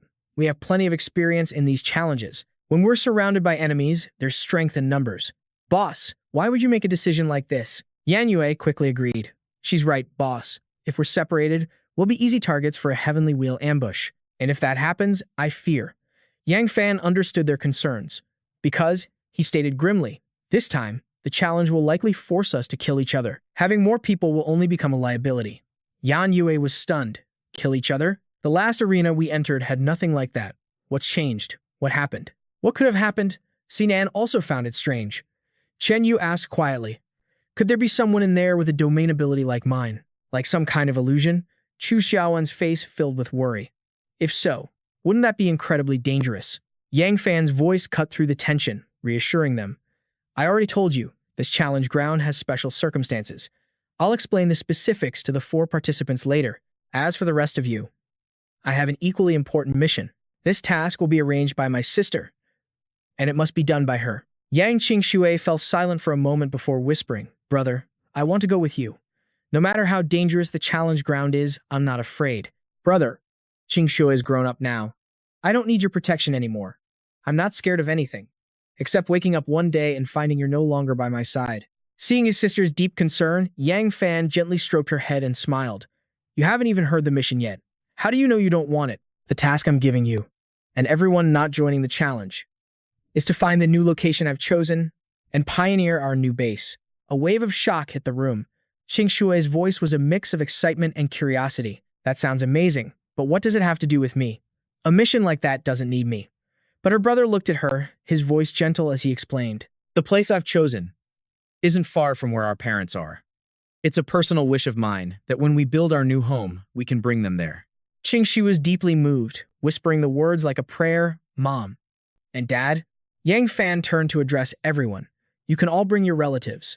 The location for our new base is going to be a true sanctuary. Not only do random traitors appear there constantly, but it also occasionally spawns special mineral resources." Duanmu Di thought to herself, This is perfect. The environment in Dianchuan City is becoming more unstable by the day. To find a new base with such incredible advantages, this is a blessing. Lin Miaoxin was overjoyed. I've been so worried about my parents. Thank you, boss. Suddenly, someone asked, so what's the name of our new home? All eyes turned to Yang Fan, filled with anticipation. He replied, I've already decided on a name. We'll call it Starfire, a single spark of fire that never dies. Can one day set the entire prairie ablaze. We will all survive this apocalypse and witness the birth of a new world. Hearing this, Sinan's heart was filled with a whirlwind of thoughts. I used to just want to scrape by day to day. But now, I have a feeling I'm going to see a new world born with my own eyes. Chen Yu was also lost in thought. My old bosses only ever thought about how many of their own people they could kill to steal a few crystal cores. I've never had a leader who dreamed of creating a new world. Hearing Boss Yang Fan's words, it actually makes me want to cry. Uncle Yan was stunned, realizing he'd never had such a grand thought. For a young man like this to have such vision, his daughter really knew how to pick them. Chu Xiaoyun smiled softly, her eyes fixed on Yang Fan with pure admiration. This is our boss. He may be a little rough around the edges, but he is the light of our hope. A profound silence fell over the meeting room for a moment. Yang Fan then began to issue commands. From this moment on, Chu Xiaoyun is the general director for the construction of the new base. All decisions go through her. Duan Mudi will be her second in command and must provide full support. Hearing this, Chu Xiaoyun shot up from her seat, stammering, "B-boss, this, I."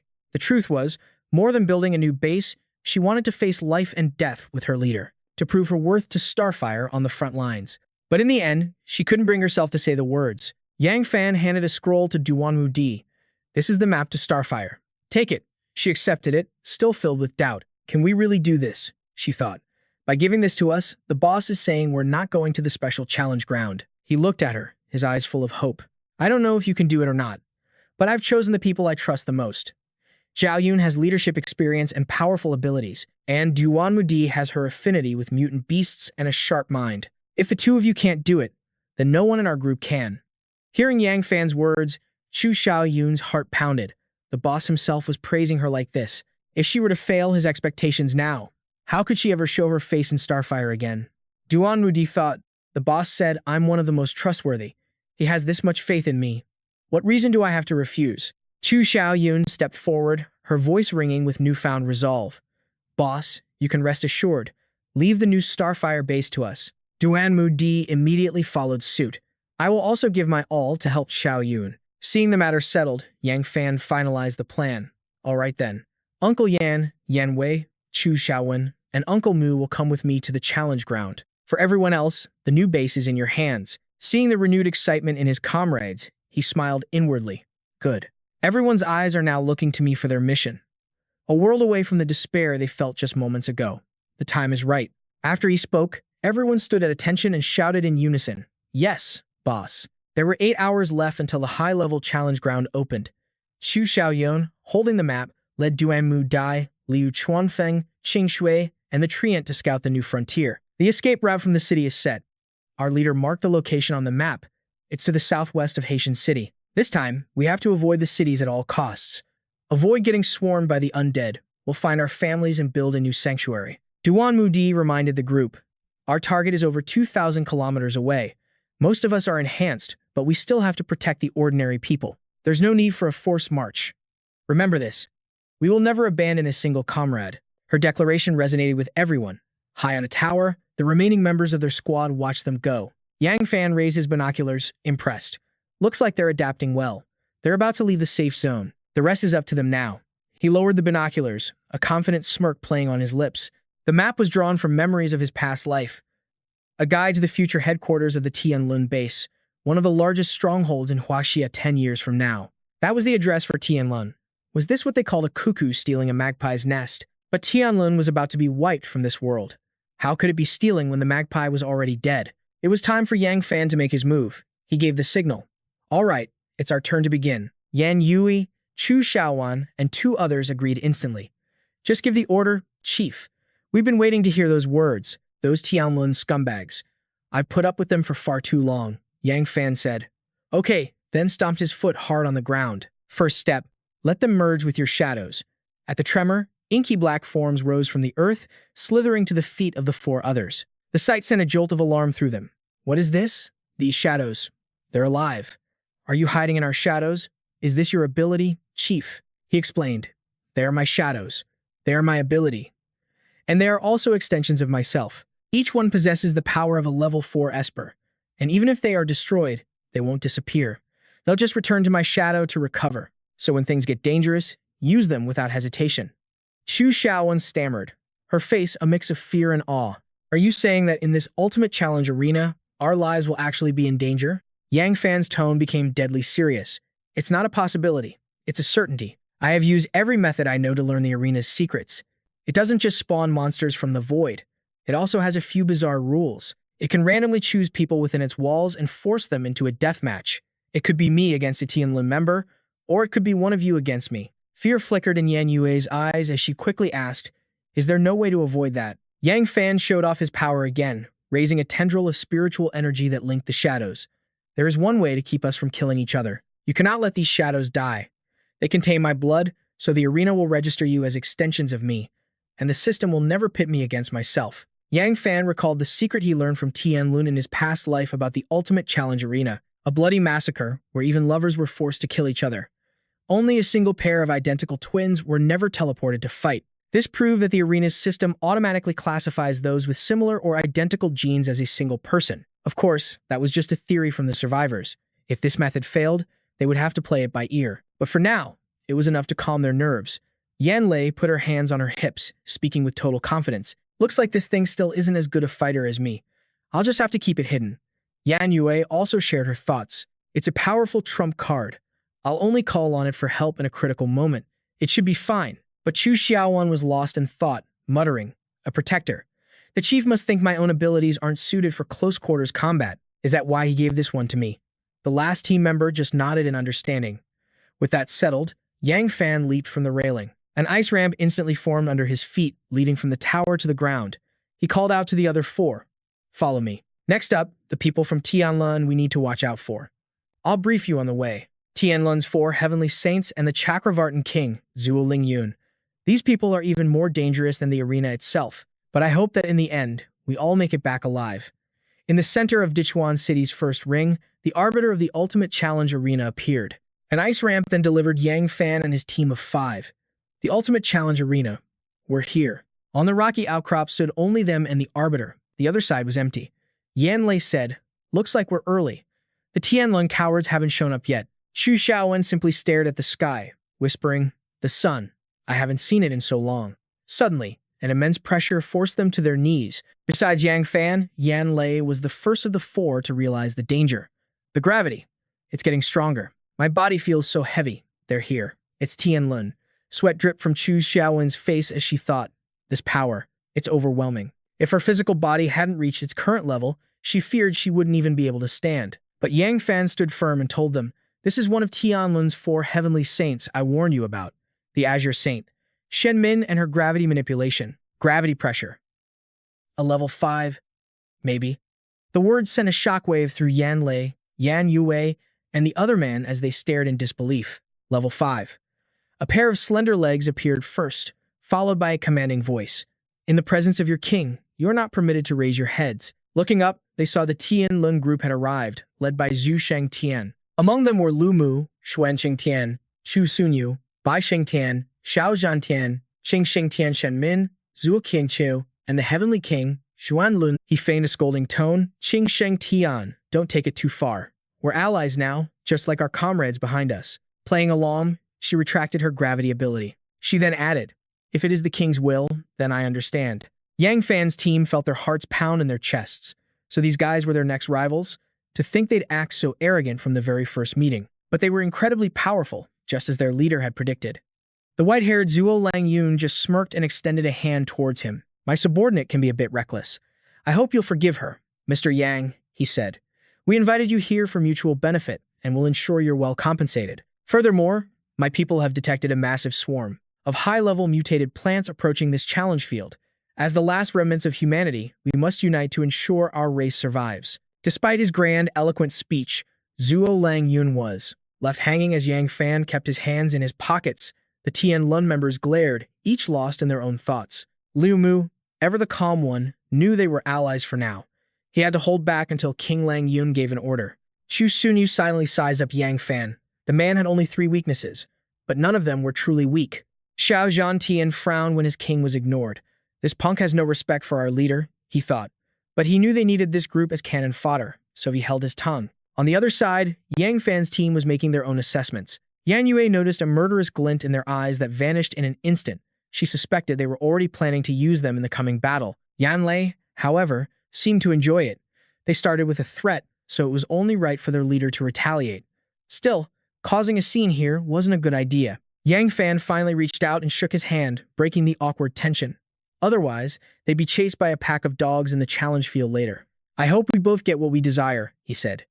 Zhuo Langyun got straight to the point. Excellent. Then let's begin. Xiao Zhantian opened a chest filled with glittering crystals. He ordered the transactor to activate the challenge core right there. Open it. The transactor chanted an incantation. A blinding light flashed, and as it faded, an encrypted portal materialized before them. Zhuo Langyun led the way. Before entering, he offered a slight taunt. Well then, may fortune favor your blades. Inside the challenge space, a gray-skinned, tribal-looking creature sat on a rock, muttering, "Am I human? Ah, what am I, really?" He stared down at his own hands, lost in a daze. When a goat approached him, it only had time for a single bleat before his hand shot out, ripping its heart from its chest. The mutated humanoid stared at the heart. "Is this human?" he whispered. "Does having a heart make you human?" The very thought sent a shiver of fear through him. Suddenly, another portal opened just a short distance away. Watching other beings step through it, he stared intently and wondered, "If I go inside, can I become human, too?" Elsewhere, amidst some ruins, a group in black cloaks stood before a portal. "This is the 3rd gate," one said. "The other 2 are continuously swallowing creatures, but they're all just food for us in the end." As for Yang Fan, he had already stepped through. Staring at the complex strings of code, he murmured, "So this is the inside of the challenge field. The energy fluctuations are terrifying. The others must be experiencing the same thing." The system then asked if he wished to participate in the ultimate challenge. 2 choices appeared: participate or forfeit. The winner would receive the highest reward from this dimension. Forfeiting meant losing all his powers. Yang Fan wasn't afraid of anything. Who would even consider forfeiting? He immediately hit participate.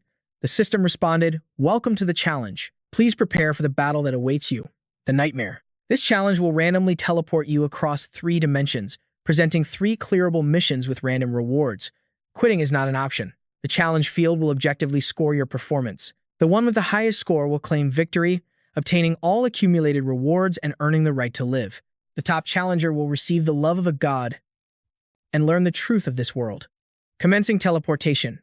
Please do not be alarmed. A crimson light erupted from beneath his feet, catching him completely off guard. Huh? The love of a god? The truth of the world? Could this be the real reason why the Tianlun faction rose to power so quickly in my past life? So, time to enter the intermediate level challenge stage. A blinding flash consumed him, teleporting him to a desolate desert. The system announced this challenge would have 2 separate entry points. Currently, 7 people, 1 object, and 376 mutated species had joined. Yang Fan mulled this over as he stepped out of the spatial gate. The first location was a desert. He wondered who else would be transported to this same battlefield with him. Speak of the devil. Another portal ripped open right behind him. Xiao Zhantian stepped out, his voice already dripping with sarcasm. "Ha, Yang Fan. My luck is just terrible. I have no desire to team up with you. If you weren't useful to my boss, I'd kill you right here and now." Yang Fan wasn't one to take that sitting down. He shot back instantly. What a coincidence. The feeling is mutual. Xiao Zhantian's face darkened with rage, but he couldn't do a thing. He forced a smile, but deep down, it was a bitter pill he couldn't swallow. Yang Fan walked away, knowing this wasn't the time for a one-on-one duel. Xiao Zhantian cracked his knuckles, his aura flaring as he warned, "More people will be teleported here soon. I wonder what kind of boss we'll face in this stage." "Oh, right. You know about that thing, don't you? The grace of a god," the main character replied. "Of course. But as for who gets it, the answer to that is still up in the air," he wondered to himself. The rules are the same for everyone. It seems no one has more information than anyone else, but victory is decided by accumulation points. The real problem was, it never mentioned how to actually get those points. Suddenly, a ring of fire erupted, encircling them both. Xiao Zhantian smirked. "Looks like we have some company."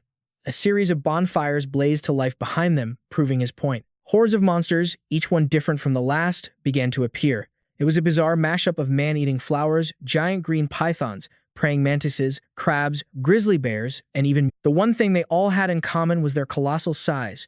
Then, several spheres of blue light began to materialize. From within the light came three young women, a mysterious figure in a cloak, a bald man in a tank top, and a young man with a spiky haircut. The girl with long, platinum blonde hair was the first to speak up, her voice a seductive plea. Would any big brother be willing to save me? I promise I'll make it worth your while. The short-haired girl next to her panicked, asking, why are there mutated monsters here? The older, long-haired woman in front was calmer, silently calculating. She never expected so many people. This would be tricky.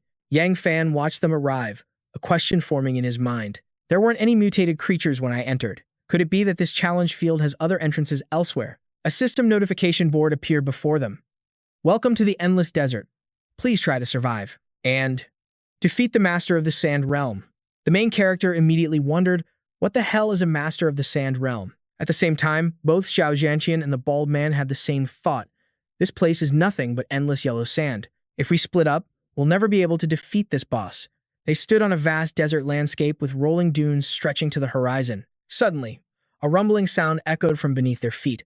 Over by the mutated creatures, the same deep rumbling began under the sand. It was like a domino effect. Xiao Zhantian shouted, ordering everyone to group up immediately. The Master of the Sand Realm and these mutants are our enemies.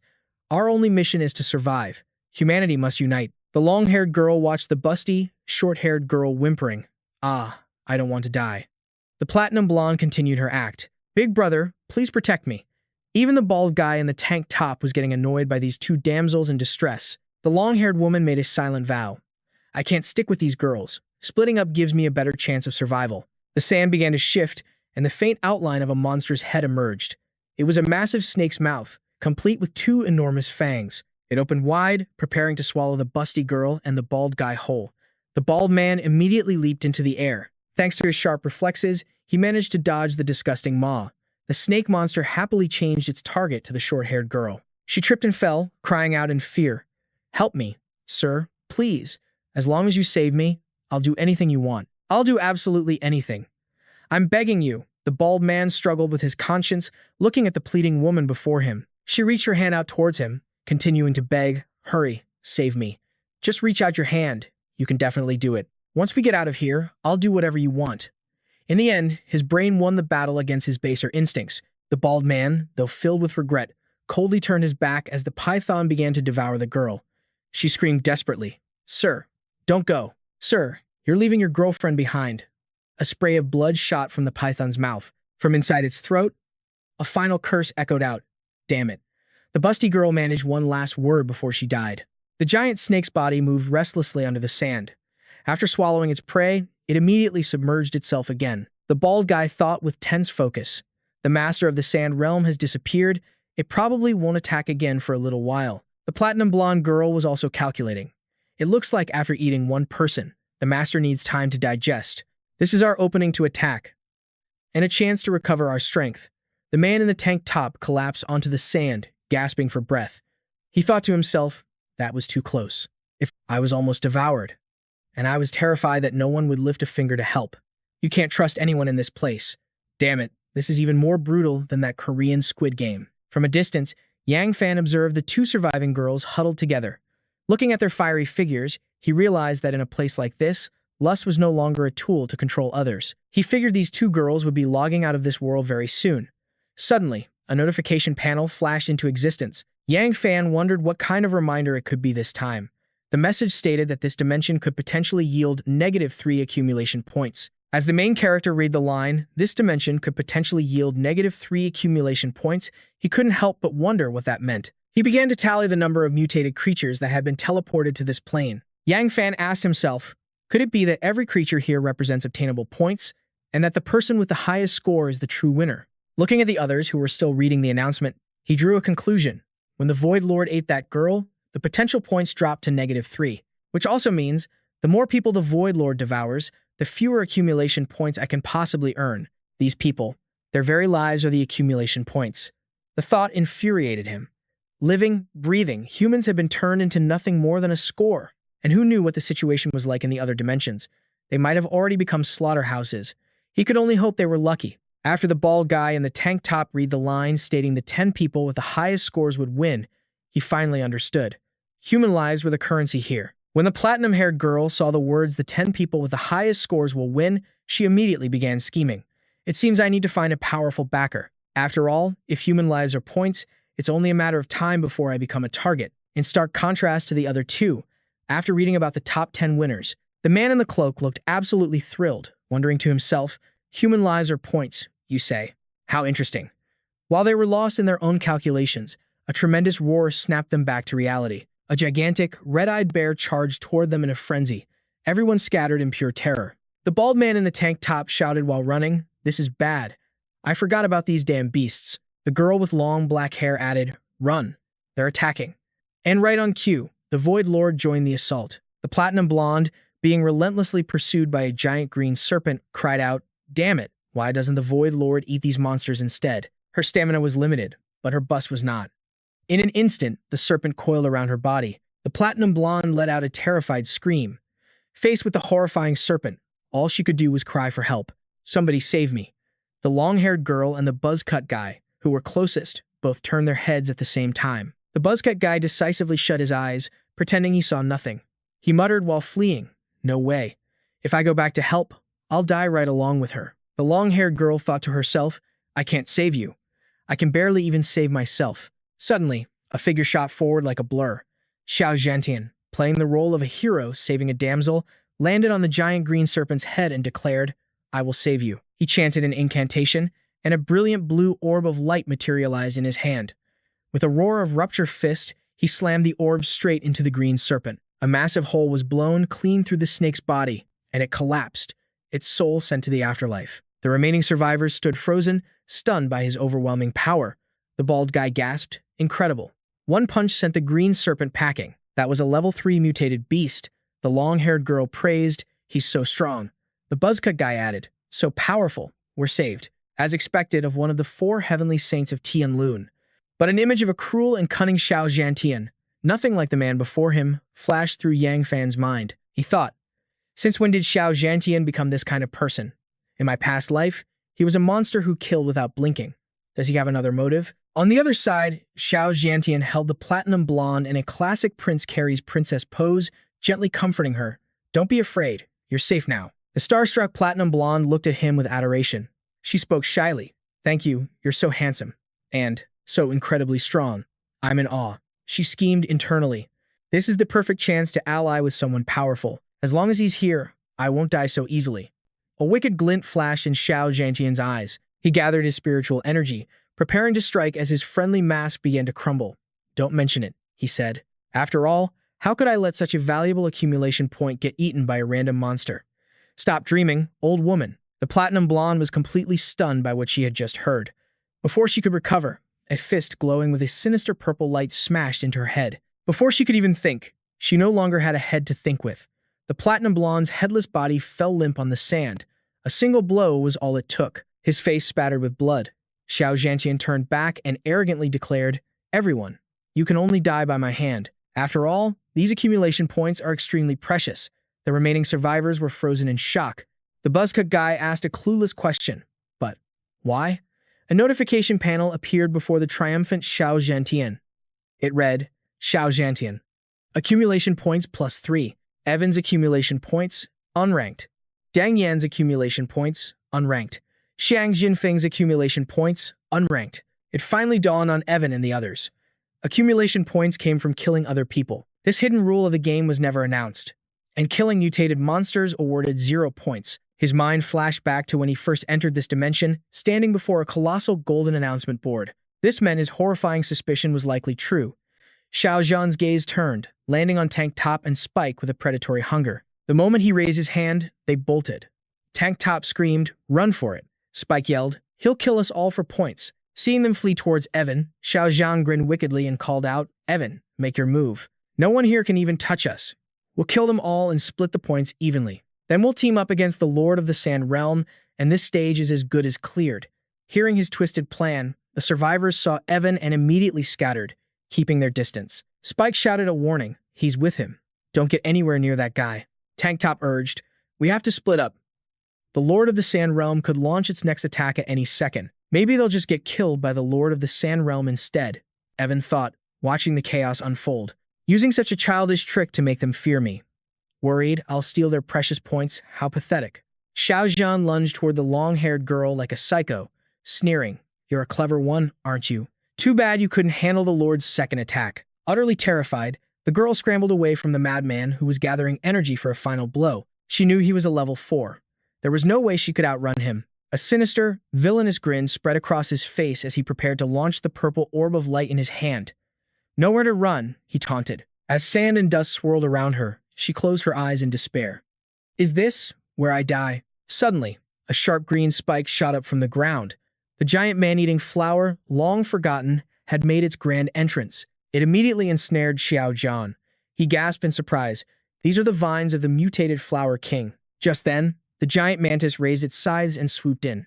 An earth-shattering explosion rocked the battlefield. When the dust finally settled, Xiao Zhan emerged. He casually straightened his clothes, walking with an arrogant swagger. "Humph. I forgot about this trash. So close to getting my hands on those points." Behind him lay the defeated Flower King. Xiao Zhan glanced at Evan, who was busy fighting a mutated crab. "I can kill these weaklings whenever I feel like it," he thought. "But this kid, Evan, is different. He's my biggest obstacle in this place. If his life is worth accumulation points, then I'll gladly take it in the king's name. Consider it his contribution to our Tianlun guild. Unfortunately," he sighed, "I can't kill him by myself. I'll have to find a way to use the Lord of the Sand Realm." Meanwhile, the main character had finished off the crab with a direct strike through its carapace. With his hands in his pockets, Xiao Zhan watched the others flee like madmen. "First," he decided, "I'll collect the points from these fools." On the other side of the field, a shrieking mutant charged at Evan.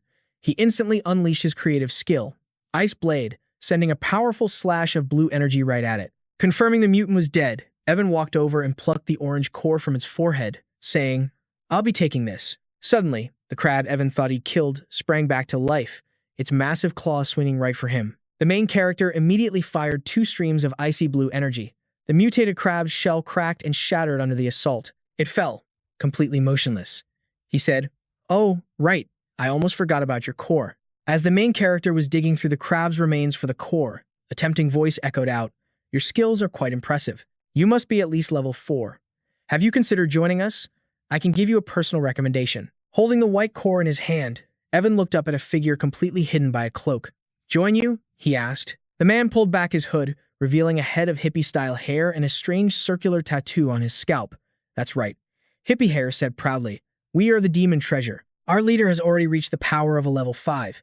If you join our crew, your chances of survival will increase dramatically." Evan's mind flashed back to a horrifying scene, members of the Demon Treasure standing over a pile of rubble, with rows of corpses lined up below. "I've heard of your organization," he said, his voice cold, "and your reputation isn't exactly stellar.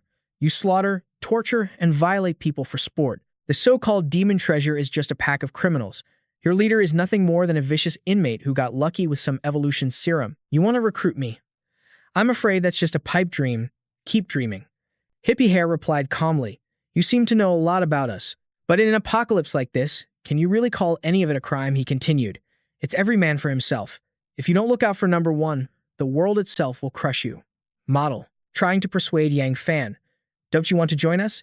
Create a world of absolute freedom, where we can do anything we want." The zealot, fired up with energy, continued his sermon about their new reality. A world where death could come at any moment. So why not live a life that unleashes every last one of your desires? Can't you see? In a world like this, so-called morality is just the hateful rambling of a madman. Come with us. Abandon everything and listen to the desires of your heart. Only then. Yang Fan, having heard enough of his nonsense, raised a hand to cut him off.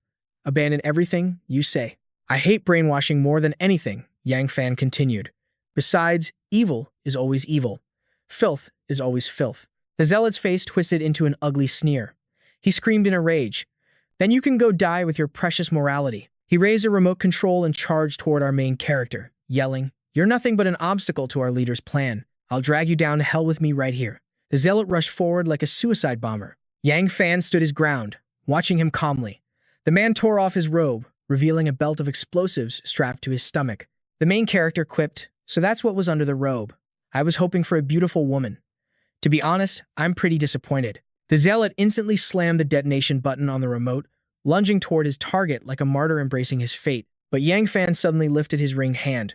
With a snap of his fingers, the zealot was completely bewildered. The demon robe follower was still in shock as two pillars of brilliant blue ice erupted right beside him. Yang Fan unleashed his skill, Granite's Prison, instantly freezing the man solid inside a massive block of ice. Trapped in the ice, the zealot couldn't believe his eyes. A giant question mark seemed to appear over his head. How did I go from being a martyr to a frozen fish? Yang Fan declared loudly. Also, while I may not be reasonable, I am still human. The block of ice suddenly exploded, sending the demon robe follower to meet his ancestors. The handsome main character turned and walked away without a second glance. After a few steps, he turned back. Actually, in my past life, the thing I wanted to destroy most was the demon robe cult. I almost freaking forgot. In my previous life, you were one of the top 10 largest organizations, and you even made an appearance in this very challenge arena. This time, everything is going according to my plan. A notification panel suddenly appeared before Yang Fan. It displayed the accumulated points for each individual. Xiao Zhantian, with +9 points, ranked first in this dimension. Yang Fan, with +3 points, ranked second. Sun Yu had 0 points and was unranked. He stared silently at the board, lost in thought. A voice pulled him back to reality. Xiao Zhantian appeared behind him, declaring, I've taken care of all the small fry. He was carrying an unconscious long-haired girl over his shoulder. I'll keep this one as bait for the Sand Realm Lord.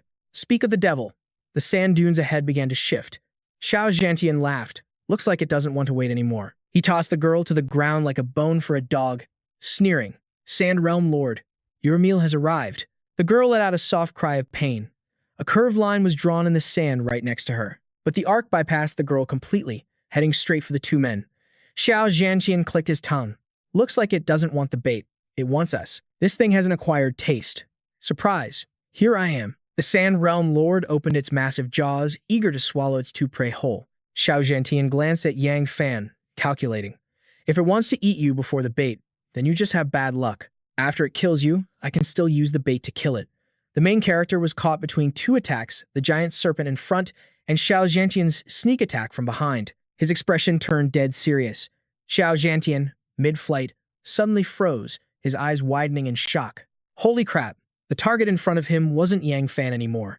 It had suddenly become the monstrous, giant serpent. The Sand Realm Lord took a punch that rattled its very brain, roaring as it was thrown backward. Terrified, it knew retreating was the only option. The serpent tucked its tail and burrowed into the sand to escape. Yang Fan appeared behind Xiao Zhantian, asking mockingly, Were you trying to kill me? Or it? He tried to play it cool, covering up his intentions. Brother Yang Fan, you're a powerful ally our leader personally invited. Why would I attack you? I was just helping you out. The main character silently sized up Xiao Zhantian, making him break out in a cold sweat. The sand between the prone girl and the two men suddenly rose up, forming a long ridge. The main character stopped his glare and said, The second wave is coming. Looks like you really ticked it off. And since it hasn't eaten yet, it doesn't need time to digest. Both of their faces turned grim. Xiao Zhantian rolled his wrists and agreed. Yeah, let's finish this boss. Then we can get out of here. But inside his treacherous mind, he added, But that's only on the condition that you don't make it out alive. The Sand Realm Lord, still reeling from the painful blow, changed its target. It lunged for the long-haired girl on the ground. She cried out in despair, begging, No, don't come over here. Let's wait, Xiao Zhantian said, his eyes fixed on the scene. After it devours that girl and surfaces from the sand, we strike. Show no mercy. We go all out. Yang Fan gave a firm nod in agreement. Understood. A cruel glint flashed across Xiao Zhantian's face. The long-haired girl, dragged toward the python's gaping maw, could only stammer a desperate, hopeless plea for help. Please. Save me. But Yang Fan's expression remained cold and distant.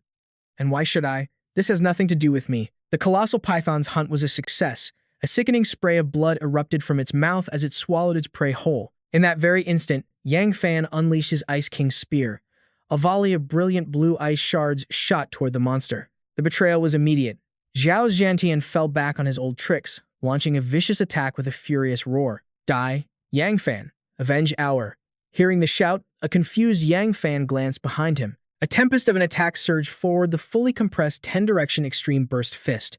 After pouring his soul into the treacherous blow, Xiao Zhantian spat his words with venom. Perish. This fist compressed 10 cubic meters of air to its absolute limit. Even a level 5 warrior would be instantly obliterated. As the smoke cleared, an ice shield materialized, held aloft by a spectral figure standing guard behind him. It had completely nullified Xiao Zhantian's ultimate attack. He watched as the black phantom, its fierce blue eyes glowing, slowly lowered the icy barrier. Terror seized him as he screamed, "What the hell is that thing?" His only answer was a blade piercing straight through his chest. The phantom struck without hesitation, giving him no time to retaliate. Unharmed, Yang Fan watched as absolute terror consumed his enemy's face. With the phantom's blade pinning him in place, Yang Fan asked coldly, "You never planned on working with me. You just wanted to kill me all along, didn't you?" Xiao Zhantian gritted his teeth against the searing pain, choking out. How? How in the hell did you figure it out? Damn it. My act was perfect. The main character watched the impaled man and explained simply, "Your killing intent. Once you reach my level of power, you'll be able to sense when someone directs their killing intent at you." He continued, his voice steady. "From the moment you entered this territory, your bloodlust has been boiling over. The tragedy for you is that you couldn't sense a thing." The main character thought to himself, "Of course, that was just a bluff. This is the hidden power of the sovereign of the ice flame. No killing intent can ever be hidden from me. To my eyes, it takes on a physical form." Xiao Zhantian erupted into a long, manic laugh. "Killing intent? Damn it all. I can't believe I lost to something so intangible." Yang Fan's expression grew dark as he asked, "But I'm curious. What on earth could make you defy your own leader's orders?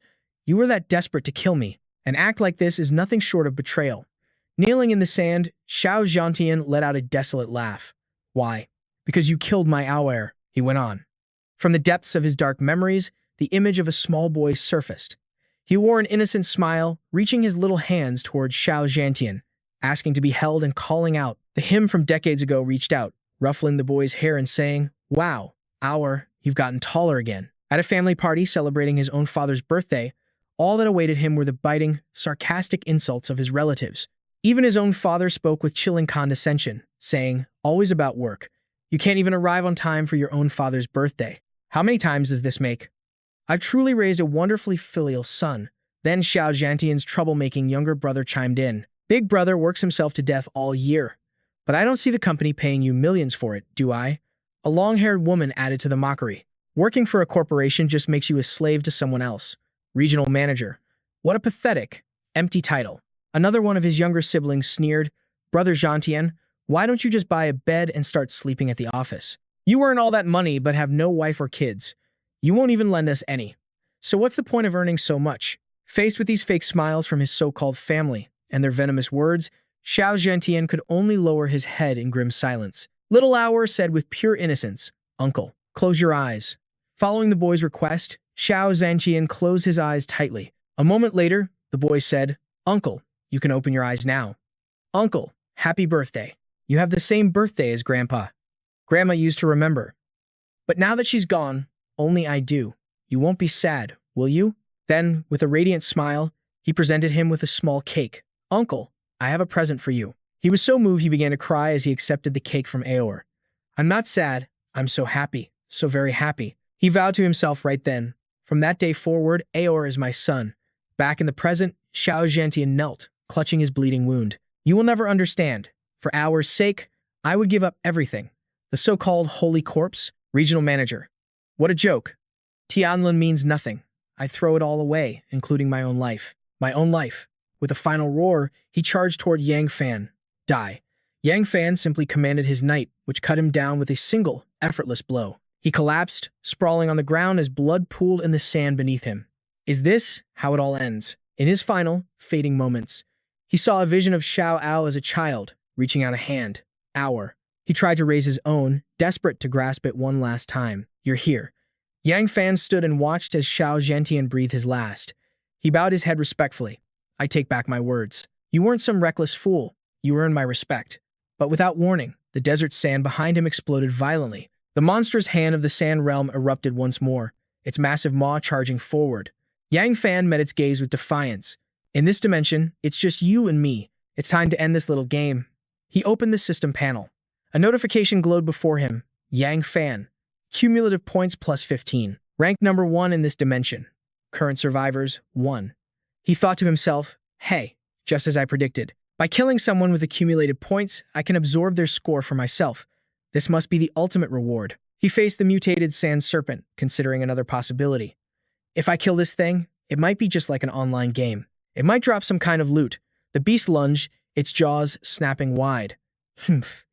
Yang Fan dodged backward, leaving it with nothing but a mouthful of sand. He activated his skill. Creation. Ice King's Spear. A level 5 challenge boss that relies purely on physical strength. Let's see what you're really made of. He launched a barrage of ice lances at its head, but the beast weaved through them with shocking ease. Every one of his attacks missed. Yang Fan frowned.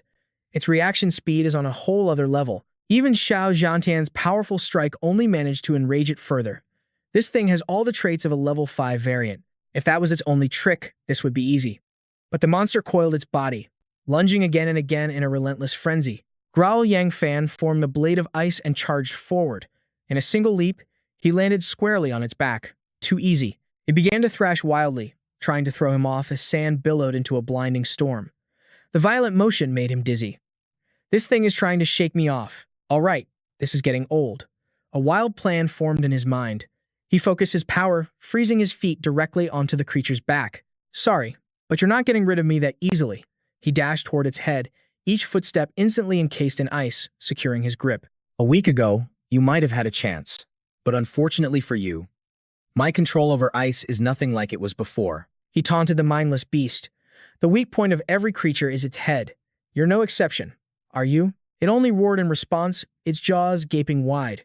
Yang Fan instantly created a massive block of ice, jamming its mouth open before launching a frozen chain. The lynx wrapped tightly around one of its massive fangs. This is the fundamental difference between humans and beasts.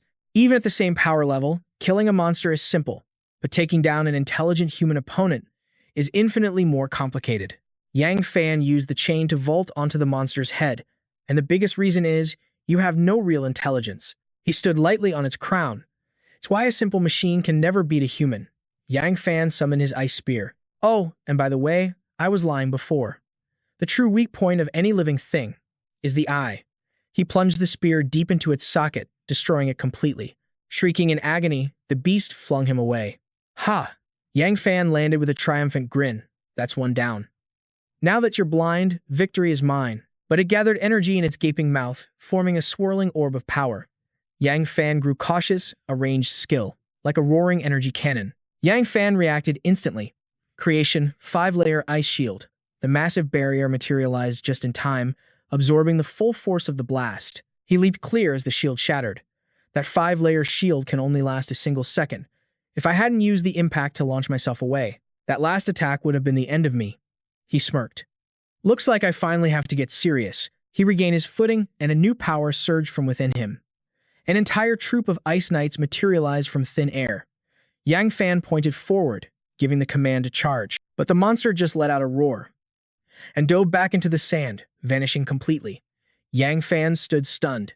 Did it get scared and run away? Just then, the ground beneath him began to churn, swirling into a massive vortex. He realized the truth in an instant. It's a quicksand trap. His entire troop of knights was immediately swallowed by the shifting desert. Shh! The beast then reemerged nearby, unleashing its ultimate skill, Abyssal Desert Vortex. Yang Fan was forced to slide across the unstable surface to escape. This isn't normal quicksand. The crushing force is much greater. Worse, a powerful current was pulling him deep into the earth.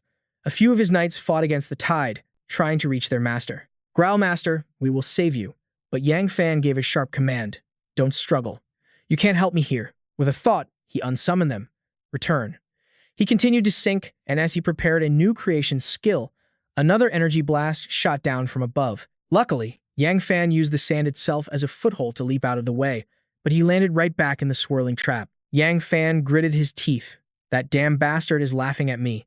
He was pulled under until only his head remained. It seems it wants to play with its food, so it truly does possess intelligence. He was dragged into a dark, suffocating space, a hot, cramped, and pitch-black prison. He couldn't move a single finger. I was too careless. If I had just kept my distance from the start, this never would have happened. The feeling of suffocating was overwhelming. Yang Fan's mind began to drift. When was the last time? I felt this completely helpless. He couldn't remember. Then, a long-buried memory surfaced. From a time he used to run with thugs, shaking down a stranger for money among the group of bullies. Hey, shrimp, you better hand over the cash today. If not, the leader threatened. I'm going to show you exactly how the fish swim in this river. The whole gang erupted in laughter. Ha ha ha. The terrified student clutched his bag tightly. I don't have any money. I really don't. Yang Fan rushed forward, trying to wrestle the bag away. No money? Huh. Then why are you holding on so damn tight? You're telling me there's nothing in here? The bully yanked hard, sending the kid sprawling to the ground. Ah! A very cute teddy bear tumbled out of the bag. The student reached for it desperately. My teddy bear. The bald-headed leader stomped down hard on the boy's hand. The student cried out in agony. Ah, my hand. The bully picked up the bear, inspecting it. Ha ha ha, what the hell is this? A meticulously stitched teddy bear. Huh, machine-made. This must have cost a pretty penny. He leaned in with a sinister grin. Still lying to my face about having no money? You think you can buy this crap if you're broke? You still want to say you have no money? He pressed his foot down harder on the boy's hand. Ah, Yang Fan chimed in. Humph, boss. Let's just take this bear and sell it. We can probably trade it for a good amount of credits at the arcade. Let's go. His mind was already plotting a brazen robbery. That's a really nice teddy bear. If I gave it to Ching Sue, she would definitely love it, right? Just then, a young girl's voice shouted out, You can't bully my brother. A little girl with blonde hair appeared, her patched-up dress worn thin.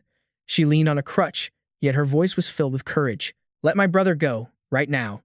Or else I won't forgive you. The boy on the ground desperately tried to send his sister away. Go home. Ah, Yoon, they're just playing with me. Hurry and go home. She tilted her head, confused. Ha, big brother. Are they really just playing with you? But you look like you're in a lot of pain.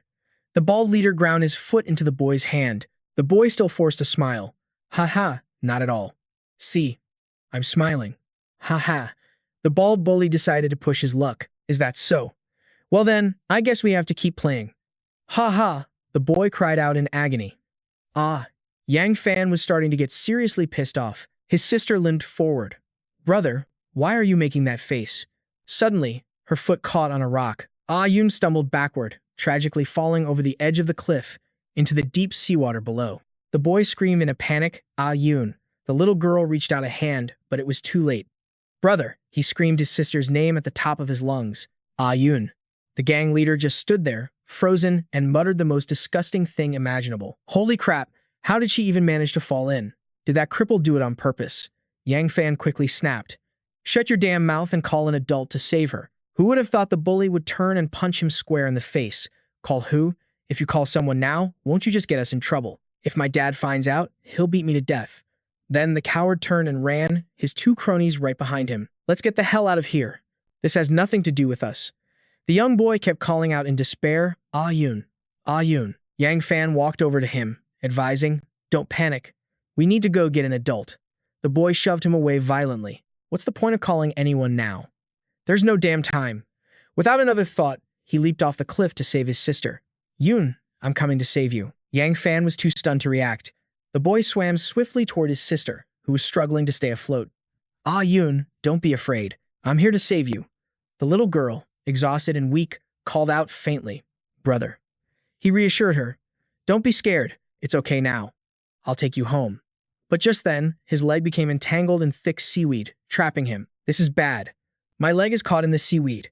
He struggled to break free, but the more he fought, the deeper he was pulled down. It's no use. I can't break free.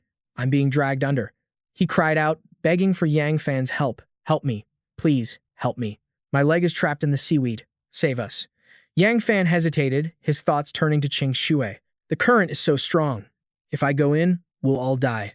No, I can't die. I can't. If I die, I'll never see my parents and my sister again. Fear completely consumed Yang Fan's mind. He shouted down from the cliff. I can't swim. The two siblings cried out in complete despair. Then, exhausted, they both sank beneath the waves and disappeared. His mind has been tormented ever since. The truth is, I lied. I know how to swim, but I was afraid to die. I was so afraid of dying that I couldn't save anyone. I couldn't save a single soul. An image of his family, happily eating together, flashed in his mind. He also saw the faces of his comrades who always fought by his side. Boss, boss. It was as if their voices gave him a new surge of courage. I can't die yet. Yang Fan's eyes snapped open, breaking free from the illusion just as the Serpent Lord lunged forward with its massive jaw. He channeled his power, lightning crackling around both of his hands. If I fall here, then who will be left to save the people who believe in me? An overwhelming aura of energy erupted around Yang Fan's entire body as the beast closed in. He roared, Ice flame. Judgment of the apocalypse. A second later, a massive explosion erupted, sending sand and debris flying everywhere. Before the beast could even react, he shot up from the sinking sand, unleashing a final blow that sent its head flying clean off. The space around him began to dissolve. Yang Fan looked around for something else. It seems that once the boss is defeated, this dimension collapses on its own. But where's my reward for defeating the boss? Suddenly, a notification panel materialized before him. Congratulations, you have won this battle. In this battle, you are the sole survivor.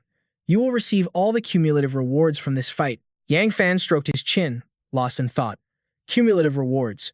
That meant he wouldn't get them right away. He asked the system, "Where exactly am I?" A rewards screen materialized before him. Rewards obtained in this battle: 20 points for participation, 5 points for defeating the boss. The rewards for this conflict are cumulative. They will be granted once you have cleared all the trials. He stared at the key in his hand. A true key fragment of this world. He remembered hearing about something like this before. Suddenly, the notification board erupted in flames, signaling a critical announcement. 1. This challenge will span 3 dimensions, creating 3 missions with 3 rewards. There is no escape midway. 2. Your performance will be objectively analyzed. The 10 highest scoring participants will emerge victorious, earning all cumulative rewards and the right to live. 3. The number 1 challenger will receive divine favor, becoming a general of this world. Yang Fan's face tensed. Divine favor? A ring of fire then engulfed his body. This challenge has concluded. You will be returned to the first space. A few minutes later, Yang Fan was transported back to the main hall. Back here again. He wondered how the others were doing. Time to make contact. Without hesitation, he activated the comms in his ear. Hello? Everyone report in. What's your status? Yan Yue was the first to reply. I'm fine. Made it through without any real danger. This trial threw mutated monsters and zombies at me, but it was manageable. Everything was within my capabilities. The next voice was Chu Xiaowen. I'm okay too. Thanks to the boss's training, my increased strength and special attributes were enough to handle it. The last to check in was Mu Shu. I cleared it as well. Yang Fan asked again, what about Uncle Yan Lei? Only silence answered. A knot of worry formed in Yang Fan's stomach as he raised his voice. Uncle Yan Lei, can you hear me? If you can hear me, respond. Xiaowen tried to reassure him. Maybe Uncle Yan Lei's comms broke during the fight. The enemies were tough this time. It's possible. Mushu added, Uncle Yan Lei is stronger than I am. If I could make it back safely, he definitely will too. He probably just ran into some trouble and hasn't gotten out yet. Yan Yue agreed. Yeah, let's hope so. Yang Fan forced himself to calm down. Uncle Yan Lei is no pushover. Let's not worry too much. We need to focus on ourselves right now. Then, a red notification screen appeared again. Enter the second battlefield. Yes or no? Yang Fan guessed the others were seeing the same prompt. 3 voices replied in succession. Yeah, got it. Boss. I see it. He pressed yes. Then let's not hesitate. We move now. The sooner we clear this, the better. We can't afford any delays. All 3 replied in unison. Roger. As Yang Fan's world began to blur for teleportation, Mushu also started the second round. Though still worried, Yan Yue steeled her resolve. It's time for me to go too. I just hope Dad gets back soon. Please, Dad.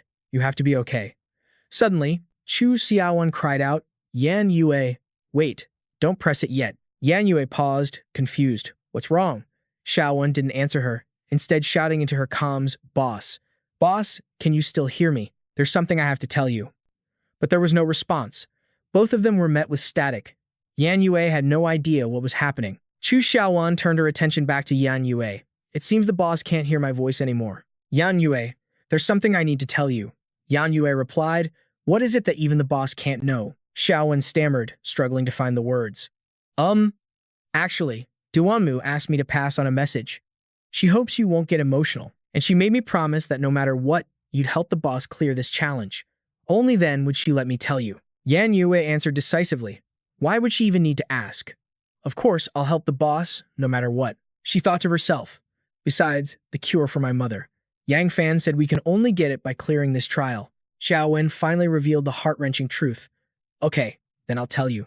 Duanmu said, the amount of water the boss has isn't enough to turn your mother back into a human. I don't really understand it all, but that's what Duanmu said. She also mentioned she wanted to tell you herself but never got the chance. Yan Yue froze, stunned by the words she was hearing. On top of that, she analyzed your mother's blood sample. The results showed. It's no longer human blood. Yan Yue. Duamu said the boss only gave you a sliver of hope to comfort you. But as your best friend, she believed you deserved to know the truth. After speaking, Shaoan asked nervously, Yan Yue, are you okay? Guilt gnawed at the young girl. Man, I feel like such a villain.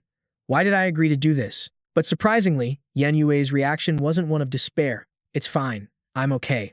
I understand. You go on ahead. Thank you. And thank her for telling me the truth. Shaoan replied, okay. Yan Yue, please don't be too sad. I'm going in. On the other end of the line, Yan Yue fought to hold herself together. Yan Yue couldn't let the tears fall, couldn't betray the kindness her leader had shown her. He must have known all along. He knew her situation was hopeless, yet he gave her a reason to keep fighting, a reason to live on, even if he knew she might resent him for it later. Steeling herself, she slammed yes on the notification panel. Yan Yue began teleporting to the next arena. Even as tears of agony streamed down her face, her spirit was a raging fire. With a leader like him, she had no reason to drown in despair. No matter what, she had to overcome this. She couldn't let him down. A crimson vortex swirled into existence in the middle of an ancient Roman Colosseum. Yang Fan had successfully teleported to the second challenge. He immediately began scouting the new battlefield, the ancient Roman Colosseum, a legendary place. Could the boss be one of its gladiators? Just then, 3 flares of energy erupted behind him. It seemed everyone had the same idea. End this quickly. Who would he face this time? 3 members of the Demonic Robe Guild. The tallest one with black hair spoke. Looks like we hit the jackpot. The purple-haired man beside him sneered with superiority. What a shame. He's so unlucky. Running into the 3 of us means he's about to be torn into thirds. The smallest, a blonde with buck teeth, giggled with glee. He. I call the head. You guys can split the rest. Yang Fan smirked, treating me like prey. Are all you demonic robe guys rookies who've never seen a real fight? Around them, 4 more pillars of fire erupted. The 3 thugs, now enraged, rushed forward to attack. More people were arriving. We have to kill this guy before they get here. The purple-haired one threw a punch. I can't wait to hear your veins snap and watch your blood paint the ground. The black-haired man charged his power. He. Let's twist his neck first. But Yang Fan stood perfectly still, unmoving. Is this battle going to be just like all the others? If so, the blonde swung his sword for a killing blow. Looks like we scared him stiff. The purple-haired one claimed his prize, the flesh and blood. His flesh and blood is mine. The black-haired one fought back. His neck, the neck is mine. Yang Fan let out a cunning smile as a dark, violet aura exploded from his body. Well then, time to rack up some more points. He gave the command, and 3 Shadow Knights rose. In a single flash, the buck-toothed blonde was sent to the underworld to meet his ancestors. Yang Fan frowned. The analysis panel still hasn't appeared. This time, it seemed killing wasn't the way to earn points. 2 more pillars of fire appeared. This time, 2 girls with blonde hair emerged. The one with a red bow clapped. A shower of blood. How impressive. The short-haired girl added, this guy's so strong, he's making me drool. The girl with the red bow then gave him a playful wink. Yang Fan wondered to himself, completely bewildered. Are all young people this flashy nowadays? Just then, 2 more figures teleported into their location. The last 2 arrivals were a grotesque mutant and Chu Tanyu. He smiled and greeted them, Yang Fan, and 2 beautiful ladies. I look forward to working with you. The mutant growled out each word with difficulty, expressing his desire. You are human. I want to be human, too. Chu Tanyu and Yang Fan stared at him. At that moment, a notification panel materialized in front of everyone. The short-haired girl cried out, "Ah, the mission is here. I wonder what it is?" The girl with the red bow commented beside her. What is this? This mission is a total scam. Chu Tanyu looked at the mutant and said, Ha, cooperation. The mutant just kept mumbling over and over, human. I want to become human. Yang Fan stroked his chin, nodding slowly. So that's how it is. The mission's content was simple. Welcome to the Doomsday Colosseum. Please select 3 survivors. After you do, you will meet the Doomsday War God. Good luck. Yang Fan processed the information. It seemed the goal was to kill each other until only 3 remained. Only then could they meet the boss. He thoughtfully observed the other 4 people. So, who should I leave alive? He gave a helpless smile. Do I really even have to choose between these people? Besides the 2 girls, there wasn't really another choice. The red-bowed girl spoke up. You 2 should figure out how to eliminate that green mutant. After that, we can decide who stays and who goes. It's the best way. Her friend added with a suggestive tone. Don't worry, no matter who survives, my sister and I will make sure they have a very good time. We hope you boys enjoy yourselves. Chu Tanyu looked at them with contempt. Have the two of you already decided you're going to survive? The girl with the red bow answered casually. That's right, bro. If anything happens to one of us, the other will kill herself. And the mission requires 3 survivors, her friend added with a cheerful smile. There are only 4 people here who can cooperate. If only 2 of us are left, the boss will never appear. She then struck a flirtatious pose. Even when we sleep with guys, we only choose one. He he he. Chu Tanyu was completely speechless. He turned to Yang Fan. I can't believe I'm being threatened like this. Yang Fan replied, don't look at me. I'm not going along with your ideas, because I don't trust a single soul from the Tianlun organization. Chu Tanyu scoffed, I don't need you to trust me. For Lord Zhuo Lingyun, I would sacrifice anything. I'll kill you, then team up with those 2 girls to kill the mutant. It's clearly the best plan. The moment the words left his mouth, the mutant slammed him with a devastating blow, sending him flying. A sudden, fatal blow caught him completely off guard. The mutant snarled, a chilling promise in its voice, kill you, become human. I must become human. The girl with the red bow crossed her arms, enjoying the show. Well, it looks like he just made our choice for us, she mused. What a shame, though. Such a handsome man has to die. Chu Sunyu lunged forward for a sneak attack. I won't go down that easily, he declared, ready to launch a fierce counteroffensive. Its body was structured like a human's, which meant it had weaknesses. He spun around, unleashing a powerful strike. But the mutant was faster, leaping back to dodge with unnatural agility. The creature licked its lips, its eyes gleaming. You seem very strong, it rasped. I must kill you. Chu Xunyu pulled out a vial of purple liquid. It dodged his last attack so easily. That means it already knows its own weak points and chose to evade. A direct hit would have been devastating. He downed the potion in a single gulp, but that was the last healing vial the boss had given him. He couldn't let this situation drag on any longer. It seems there's only one option left. Finishing the potion, he tossed the empty vial to Yang Fan. He's a mutant, he warned. We absolutely cannot cooperate with it. Work with me to kill him, he proposed. What'd you two think? But his mind was already weaving a plot more venomous than any snake. The best strategy now was to cooperate with his rival. Once the green-skinned monster was dead, he'd figure out the rest. Yang Fan just scoffed. Do you think I'm as stupid as you? Why the hell would I team up with you? My target is the same as yours. Chu Sunyu replied, Of course I know you're after me, but do you have any idea what that thing is? If it kills me and evolves, can you handle it then? He threatened.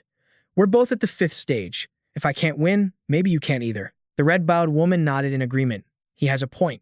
A 5th stage fighter would be the perfect meal for this kind of mutant. Her short-haired companion also sided with Chu Sunyu. Everyone who cleared the first floor knew the rule. Fail the trial, and you get absolutely nothing. Which means that little friend cannot be allowed to get any stronger. Yang Fan fell silent, weighing his options. The mutant's eyes blazed red as it charged toward Chu Zunyu. Kill you, it roared. Become human. With the mutated creature rushing in for the kill, Chu Zunyu had no choice but to cry out for Yang Fan's help. Let's attack together. In exchange, I'll tell you what my ability is. As he spoke, a faint red light glinted in his eyes. My power is called Death Perception, he revealed. I can see an opponent's fatal weak points. One full power strike is all it takes to end the fight. Its only weaknesses are the center of its brow and its temples. Attacking those 2 points will kill it for sure. But Yang Fan didn't move. He waited until the mutant was almost on top of them, letting Chu Xunyu's heart pound with terror before he finally spoke. Fine. If you're that sincere about it, we'll kill this thing first and settle our score later. With that, his flaming blade swung down from behind the mutant. Sensing the immense danger, the mutant stammered. Oh. Must. Escape. The single strike failed to sever its neck completely. Immediately, he summoned his shadow to help finish the job. The shadow moved instantly, pressing its blade to the creature's throat. Escaping certain death, Chu Sunyu breathed a sigh of relief.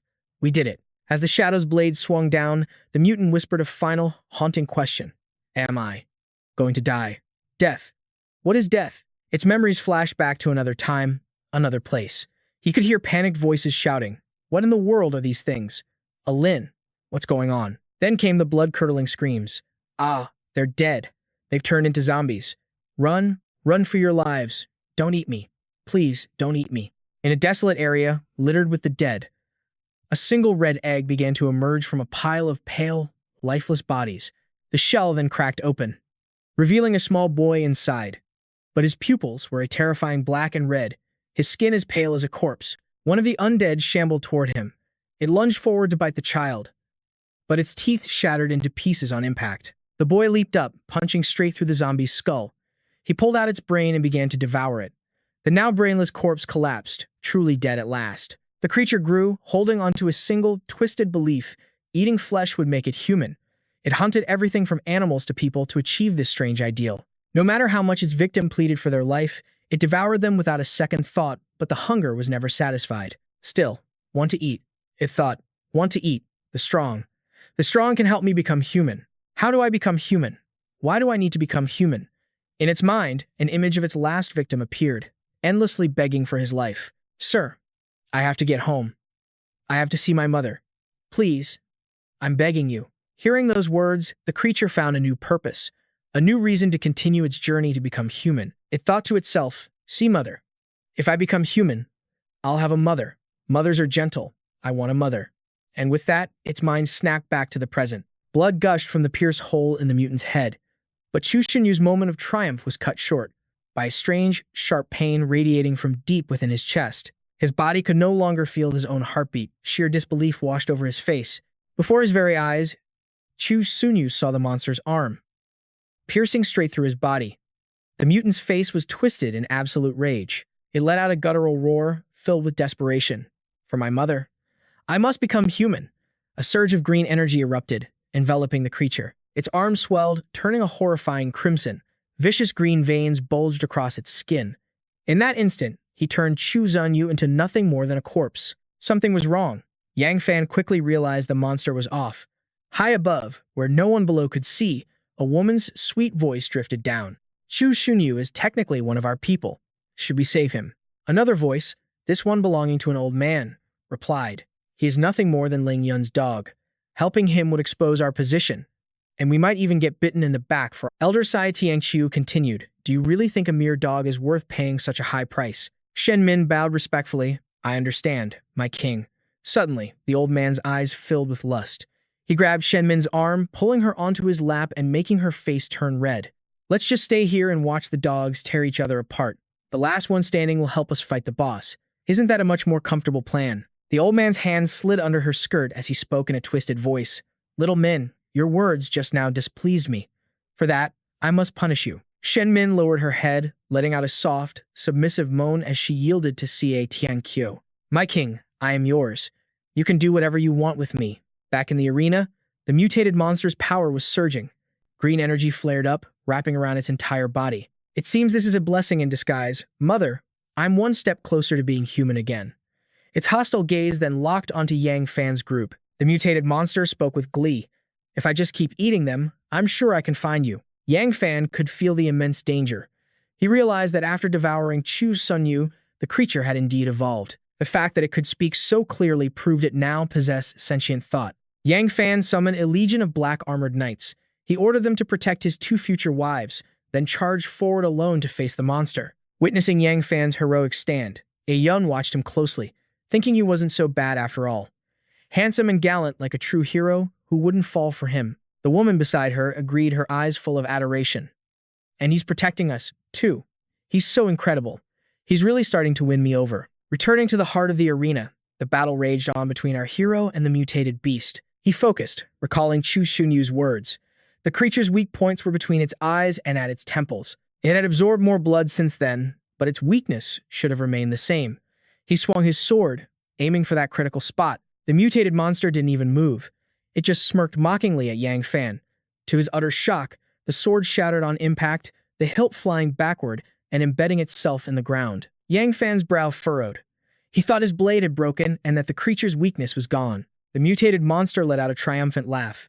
You're the strongest one here. Once I kill you, I will definitely become a complete human. With that, it lunged toward Yang Fan with its claws extended, shrieking, Give me your brain. Yang Fan dodged every single one of the mutated monster's attacks. He moved with lightning speed, ducking under a vicious hook punch. Suddenly, one of the summoned knights appeared, launching a surprise attack from behind to help him. The monster may have looked dumb, but it was far smarter than we thought. It noticed the threat and countered a split second faster. Yang Fan's reflexes were just as sharp, and he immediately leaped back to create some distance. In the empty arena, Yang Fan clasped his hands together. Leaning forward, he began to cast a spell. Razor-sharp ice shards materialized around him, each one cloaked in brilliant blue flame. Yang Fan pushed himself backward, launching the flaming ice shards toward the mutated beast. The mutated beast seemed to have been waiting for this. It extended its long fingers, catching the shards in mid-air and smiling at Yang Fan. Interesting. Very interesting. If I eat you, I can definitely become human. A girl in a beret, watching from a corner as the two of them continuously unleashed attacks and fought each other, asked, "Who do you think will win? Him or the monster?" "I think the monster will win." The blonde girl with orange eyes also fixed her gaze on the two of them. "Shouldn't we be praying for him to win? If the monster wins, we're all dead." The two girls faced each other shyly. The girl in the beret looked deep into the other girl's orange eyes. "What are you afraid of?" The other girl replied, "As long as I'm with you, what is there to be afraid of?" They looked at each other passionately and then shared a sweet kiss. "Me too."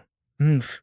Facing the mutated beast, Yang Fan quietly reminded himself to be a little more careful. Then he clenched his fists, rotating his arms to create the ice flame ascension formation. His eyes were fixed straight ahead with determination as he firmly planted his feet to steady his body. Combining everything perfectly, he pushed the large, blue flaming ice shards forward, shouting, "Go." The mutated beast bent and swayed with an eerie grace, catching all of the sharp ice shards. Its blood-red eyes fixed on him as it mocked the same old tricks. "They only make me more interested. They can't ha ha." Hearing these words, Yang Fan's face darkened with rage. "Oh, is that so?" In the next instant, he unleashed the destruction of the origin technique. Coils of ice spiraled forward like dead. He aimed his spear at the mutated aberration, but as he prepared to lunge forward, the creature's massive bandage roll caught him by surprise. Yang Fan clenched his fist, eyes tracking the bandages. A massive explosion erupted, sending a plume of smoke and green light into the sky. The blast carved a deep crater into the ground. As the technique ended, Yang Fan braced himself, squatting on the earth. Beads of sweat dotted his face. He closed his eyes, catching his breath, his mind replaying the image of a colossal, monstrous shadow. It had powerful, solid muscles, and its body was covered in dinosaur-like spikes. He considered the possibility that this evolved species was a monster born from the desperate resentment filling Corpse Mountain. If left unchecked, it would soon become a calamity that could devastate an entire region. Yang Fan's face darkened, his brow furrowed with worry. In his past life, it would have taken several large-scale bases just to eliminate a monster like this one. Nearby, Xia Tianqiu sat on a chair, holding Shen Min tightly in his lap. She covered her mouth, her face blushing red as she let out shy sounds. Xia Tianqiu ignored it and held her even tighter. "The battle below is reaching its end. We should prepare to make our appearance." Just as he finished, his eyes widened in shock. "No, wait, it's not over yet." Down below, a sharp, red object burst from the ground right behind Yang Fan. He seemed to sense it too, whipping around to look. A red cloth-like object shot out from behind him, rocketing directly toward him. The massive swath of fabric erupted from the earth, billowing smoke as it wrapped tightly around Yang Fan, hoisting him into the air. The mutated aberration was covered in wounds, its face a mask of pure rage. Both of its forearms were gone, and a huge hole was torn in its side. Its blood-red eyes narrowed, staring straight at him.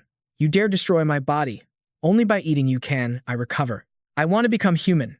With a roar, the mutated creature shot forward like a lightning bolt, fueled by its fury. "I will devour all of your flesh and blood." Even suspended in the air, Yang Fan's fighting spirit was far from broken. He tilted his head to look down at it, extending a hand to flick a small, black stone. "A challenge? Do you even have what it takes?" The mutated creature was instantly pulled toward the tiny stone, screaming in terror. "What is this thing?" Its body began to fade, pulled in by the stone's immense gravitational force. It shrieked in disbelief. "Let me out! Release me!" With one final, desperate cry, the screaming stopped. The stone had completely absorbed it. The immense power drain sent Yang Fan to his knees. He gasped for breath, sweat pouring down his forehead. The intense pressure from being bound in mid-air, combined with the massive life force he'd spent on the stone, made him cough violently. "Every time I use this thing, it costs me dearly. Unless it's a last resort, I really never want to use it." Once he'd steadied himself, he smiled and glanced back. "I won. Now, it's time for us to take on the boss." His eyes widened in disbelief. He shot to his feet, his brow knitting in frustration as he stared behind him. The two girls lay motionless on the ground, having shared one last romantic moment before the end. Yang Fan looked on, utterly bewildered. What happened? How did they die? Suddenly, he noticed something on the ground, a piece of paper. He read the contents. "Thank you for protecting us, but you're going to lose soon enough. We don't want to become mindless zombies at his hand, like that guy in the suit, so we decided to face death together. If you're reading this, we're sorry. You can't find 3 people to clear this stage anymore." Yang Fan finished reading, feeling completely defeated. Did I just fight that entire battle for absolutely nothing? He stood alone in the empty arena, realizing he was short of the 3 people required. But this trial absolutely needed 3 participants to pass. I don't have enough people. Is this thing going to trap me here until I die? Yang Fan glanced to the side. Shishi, Tianqiu, and Shen Min were approaching. The old man clapped his hands and laughed. Excellent. To even defeat an evolved species. You're truly worthy of being the new leader of the just as the rumors said, you are no ordinary man. Yang Fan's attention shifted to the girl beside him. There are other people here, he thought. His mind raced as he recalled their identities. One was the Azure Saint Shen Min, the strongest of the Celestial Wheel's 4 saints, and the old man was Shilin Yun's father, Si Tianqiu. In his past life, the father and son had fought a bitter war over control of the Celestial Wheel. Ultimately, Xie Lingyun had won, becoming the Celestial Wheel's commander. He remembered being invited to join their faction in his previous life, but he only hoped his 2 brothers would live well, so he never got involved. He suspected this was all related to why Xiao Ao had targeted him. Staring at the 2, he continued his analysis. Based on my past life, if nothing has changed, Ce Tianxiu will likely eliminate Xie Lingyun, the man who called himself the leader of the Celestial Wheel. And Shen Min would still be his fanatical follower and young lover. Just then, Zi Tianxiu turned to her. Ah, little Min, there are only the 3 of us here now. It seems rather impolite to make him look up at us like this. Let's go down. She simply replied, yes. He manipulated gravity, descending like a bird as they landed gracefully on the ground together. The moment his feet touched the earth, Xie Tianqiu spoke with pure arrogance. Yang, Fan, it's just the 3 of us now. Our only choice is to team up and face the Doomsday War God. What do you think? Yang Fan answered with a serious tone. At this point, there's no other way. Teaming up with a man like you feels like we've already half won. But inside, his mind was racing with calculations. I've got no grudge against him. A man defeated by Xie Lingyun loves to be praised. A few compliments cost me nothing. The old man actually bought it, chuckling as he said, you flatter me. Compared to my son, this old man is nothing. Yang Fan replied decisively, you must be joking. The young are reckless and impatient, completely unsuitable for cooperation. He smirked inwardly. This old fox is probing to see whose side I'm on. That just makes it easier to drive a wedge between them. Zhu Qiantu smiled sagely. You have a silver tongue. But your attempt to sow discord is too obvious. To survive this apocalypse, cooperation is the only way. Yang Fan lowered his head and replied, you're absolutely right. He watched the old man, thinking, so this Zhuo Qiantu isn't a complete idiot. If he's already seen through my intentions, then there's no need to waste any more words. Zhuo Qiantu, for his part, was also sizing him up. It seems he hasn't submitted to Xie Lingyun either, if I can get him on my side. This chess game is as good as won. Just then, a voice echoed through the area. Only 3 remain. All of you must now speak the 2 words, cooperate. This is the command to summon the boss. Zhuo Qiantu smiled benevolently. The 3 of us are in the same boat now. Do we really have any other choice? He spoke to activate the command, cooperate. Yang Fan followed, cooperate. Finally, Shen Min answered, cooperate. The moment she spoke, a notification rang out, congratulating the 3 for officially entering the next stage. Instantly, the world turned a blazing crimson. A long trail of white smoke appeared, as a massive bolt of lightning descended from the sky, incinerating the 2 other bodies in a flash of fire. Zhuo Qiantu was stunned. Huh? What was that? As thunder roared overhead, Yang Fan tensed, sensing something was terribly wrong. What is this? He muttered. Something's not right. At that very moment, the boss they had all been waiting for finally appeared. It was a colossal sun, with eyes and a mouth. It grinned and spoke to the 3 of them. Welcome to the Doomsday. A panicked Shen Min ran to Zhuo Qiantu's side, grabbing his hand. My king, stay behind me, she urged anxiously. The giant sun then cracked a grotesque smile. The Doomsday War God you've all been waiting for is about to appear. Try not to be too surprised. Heh heh heh. Yang Fan's eyes widened. Wait, don't tell me. His gut feeling was right. Instantly, grotesque mutants began crawling out of the sun's mouth. Their eyes glowed with a ferocious red light as they snarled and clawed at the air, one leaping down to the ground, ready to advance on the trio. Yang Fan stated grimly, these are the participants I killed when I first arrived. Zhuo Qiantu was shocked. So that means? Beside him, Shen Min's face was pale, and the ones who just died are up there too. The sun let out an even more savage laugh. This time, familiar silhouettes emerged from its mouth, now twisted into monstrous mutants. 4 beams of light shot out, and the mutants landed on the ground, shambling towards them. The giant sun laughed its horrific laugh once more. Announcement: the battle for the end of the world officially begins now. Go, my sweet little babies. Just as commanded, they began lurching forward. Shen Min threw her hand out, unleashing a preemptive strike. Gravity shift. Instantly, the mutants were suspended in mid-air, unable to move forward. Yang Fan remained silent, observing from a distance as he analyzed the situation. It seems Shen Min has reached at least level 5. Otherwise, she couldn't control gravity with such precision. The fact she didn't attack us proves she sees me as an ally. Zuo Qiantu glanced at him, showing off his little concubine with a smug tone. My friend, my little Min has taken a level 5 potion. Combined with her gravity powers, she's an incredibly powerful asset. Yang Fan asked curiously, a level 5 potion requires a massive amount of crystal cores. How did you get so many? Yang Fan's mind tensed again. Is he just showing off to get me to join him? Or is there some other conspiracy behind this? Zuo Qiantu simply asked in return, is it possible that you don't know about that, Yang Fan? He truly didn't know.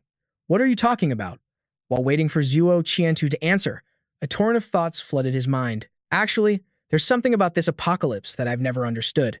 The image of the dead rising to become mutants, tearing each other apart in the streets, flashed before his eyes. He thought to himself, the apocalypse came so suddenly. Humans changed so incredibly fast. That alone wasn't the issue. But recalling the powerful figures he had met here, he just couldn't make sense of it. Humans adapted too quickly, unnaturally fast. Whether it was in his past life or this one after his rebirth, they never panicked like you'd expect in a cataclysm. His expression grew pensive as his thoughts continued. I used to think they were all chosen ones, blessed with extraordinary talent, who adapted to the apocalypse with incredible speed and even better luck. But as he glanced down at the ring on his finger, he knew. Even that couldn't explain how people progressed this quickly. Right. Besides, in my past life, after I found that ring, I felt a distinct memory coming from it, but the feeling vanished in an instant. Just then, Xia Tianqiu spoke up with a knowing smile. If you are unaware, Yang Fan, perhaps this old one can shed some light on the matter. After all, I consider you one of us now. His voice slowed, and his expression grew intense. In truth, it all began with a single ring. Yang Fan was bewildered. A ring? Xia Tianqiu went on. When the world first descended into chaos, everyone panicked, desperately looking to the government for salvation. But the government was powerless. Then, a single event changed everything. At humanity's darkest hour, when all hope was lost, Ling Yun stumbled upon a mysterious ring. This ring possessed unbelievable power. It could generate an energy source unlike anything the world had ever seen. That is the only reason humanity has survived this long. But something didn't add up for Yang Fan. But if Ling Yun was the only one who found a ring, how did all of you advance so quickly? Then, a thought struck him. Could the presence I felt in my past life have been a different ring? Does that mean mine isn't the only one? Reading his mind, Xia Tianqiu affirmed, you're a sharp one. That other ring wasn't a physical object. It was a divine transmission. A voice from a god. And many people heard its call. Some chose to leave Dixuan City, while others remained. But we received more than just divine guidance. We also had the miraculous ring on our side, he added calmly. Combine that with the vast resources of Dixuan City. And that's how Tianlin grew to its current strength. It was all starting to make sense, but Yang Fan still had one lingering question. So that's the truth. But the voice everyone heard. Did anyone notice anything strange about it? He thought to himself, every survivor in Dixuan City knows that voice. They say it was divine and completely emotionless. It told them how to survive the apocalypse by relying on contractors and learning how to kill the mutants and zombies. The old man stroked his chin, lost in thought. Strange, you say? Now that you mention it, there was one thing. A sinister smile spread across Xia Tianqiu's face, and behind him, a horrifying visage appeared in the shadows. He said, I investigated the people who heard the divine voice. They all mentioned the same thing, a chilling, horrifying laughter. Hearing this, something clicked for Yang Fan. Laughter. That laughter. The old man confirmed, that's right. Suddenly, he remembered the bear he'd slain. The first time I entered the arena, when I killed that robot bear, I heard that same horrifying laugh. Seeing the look on Yang Fan's face, he smiled. Are you remembering that laugh now too, brother Yang Fan? It's not surprising. Someone with your level of power was bound to have heard it. Yang Fan crossed his arms. Yeah, I have. That laughter was bone-chilling. His mind flashed to shadowy figures in black robes, their faces masks of terror. He wondered, what is their ultimate goal? Suddenly, a disturbance erupted behind Shen Min and Xia Tianqiu. Chu Xunyu lunged toward Shen Min, but she reacted in a flash, deftly dodging his attack. Its grotesque face stared her down, and she recoiled in pure terror. This is bad. It still has its powers from when it was alive. It's somehow breaking through the weak points in my gravity rift. Just then, two more mutants charged her. They looked ready to rip her to shreds, and she was completely overwhelmed. One of them grabbed her by the collar. She screamed in panic, "Somebody help. These things are faster than they were when they were alive." Meanwhile, the other mutant lunged at Yang Fan, but he was unfazed. To think they'd meet again under these circumstances. Suddenly, two more mutated abominations appeared. One of them charged straight for Xie Tiankyo. Seeing this, the old man gathered his energy. Such persistent pests. I really didn't want to dirty my hands. What a shame. With that, he unleashed a powerful blast. The creature tried to block it, but its strength was no match for his. At the same moment, three more mutants leaped at him from behind. He thought, my power can stop an enemy in a single blow, but the toll it takes on my body is immense. If they manage to corner me, I'm done for. With that realization, he quickly made his escape. Yang Fan watched the entire scene unfold from the sidelines. So, CTNQ is powerful, but it's a shame he can't use his skills consecutively. Otherwise, he wouldn't have needed to flee. Still, he took care of the most annoying one. But as he was lost in thought, a mutant lunged straight at him. Another one was closing in from behind. He acted instantly. Two massive walls of ice erupted from his hands, blocking both creatures. Next, he forged a sword from pure ice. A confident smirk played on his lips. With a single, fluid motion, he sliced the mutant clean in two. With that done, Yang Fan turned to the second creature. But despite seeing her comrade fall, she showed no fear at all. Instead, a defiant smile spread across her face. This baffled him completely. Why is she smiling? Then, something slammed into him from behind, catching him off guard. It was the mutant he just sliced in two. Its halves were moving independently, still coming right for him. Yang Fan was completely, but he still had to raise his sword. What the hell is this? How is she alive again? Is this some kind of mutation ability? Even after I sliced her clean in two, she's still moving. She threw a wild punch, but Damien was already out of the way. He glanced back, thinking, could they have the rare symbiosis ability? He recalled the moment they died in each other's arms, how she could still attack even after being cut in half. And suddenly, it all clicked. Considering what just happened, there's only one possibility. She wasn't giving up. She was still lunging forward, ready to tear him apart. Damien thought to himself, I've seen the symbiosis ability a few times in my past life. Back then, they only swapped control over different body parts. I never saw it in a real fight. Like a flash of lightning, he dodged every one of her attacks. Leaping to the side, he thought, but I know the basics of how this power works. It requires two people whose minds are perfectly in sync. Not only that, but when they took the potion, they must have been willing to destroy the other. Only then would the ability activate. With that realization, he summoned his ice sword. Damien gripped the blade tightly. To defeat them, there was only one way.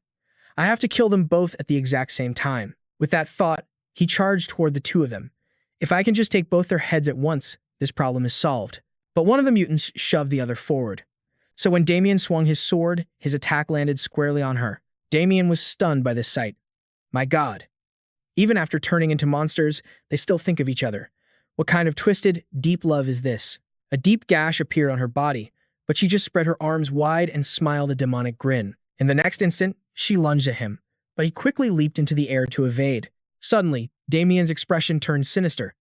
If that's how it's going to be, then I think I have a plan. And with that, all three of them charged at each other. He created sharp icicles and launched them forward. The shards of ice shot straight for the two mutants. Even though the ice was about to hit her in the face, she wasn't scared at all. She charged recklessly onward, but then she heard footsteps closing in fast. Only then did she realize something was wrong. In the next moment, he was already behind both of them. The ice shard in his hand pierced straight through her head. Before the other one could even react, he met the exact same fate. It was over. Damien watched them collapse onto each other's shoulders, then walked closer. The old me might have had trouble with this, but things are different now. He picked up a round, pitch-black stone, saying with satisfaction, your abilities aren't half bad. I've never tried to absorb a human's core before. I don't know what will happen, but I'm taking your powers. As he spoke, vortexes of energy swirled around the two bodies. If I can transfer this symbiosis ability to my shadow soldiers, then at least two of them could regenerate their bodies without draining my own spiritual power. Damien summoned two soldiers and gave them a command. Let's test this. You two are already linked in mind. Take this ability from me. They replied, yes, master.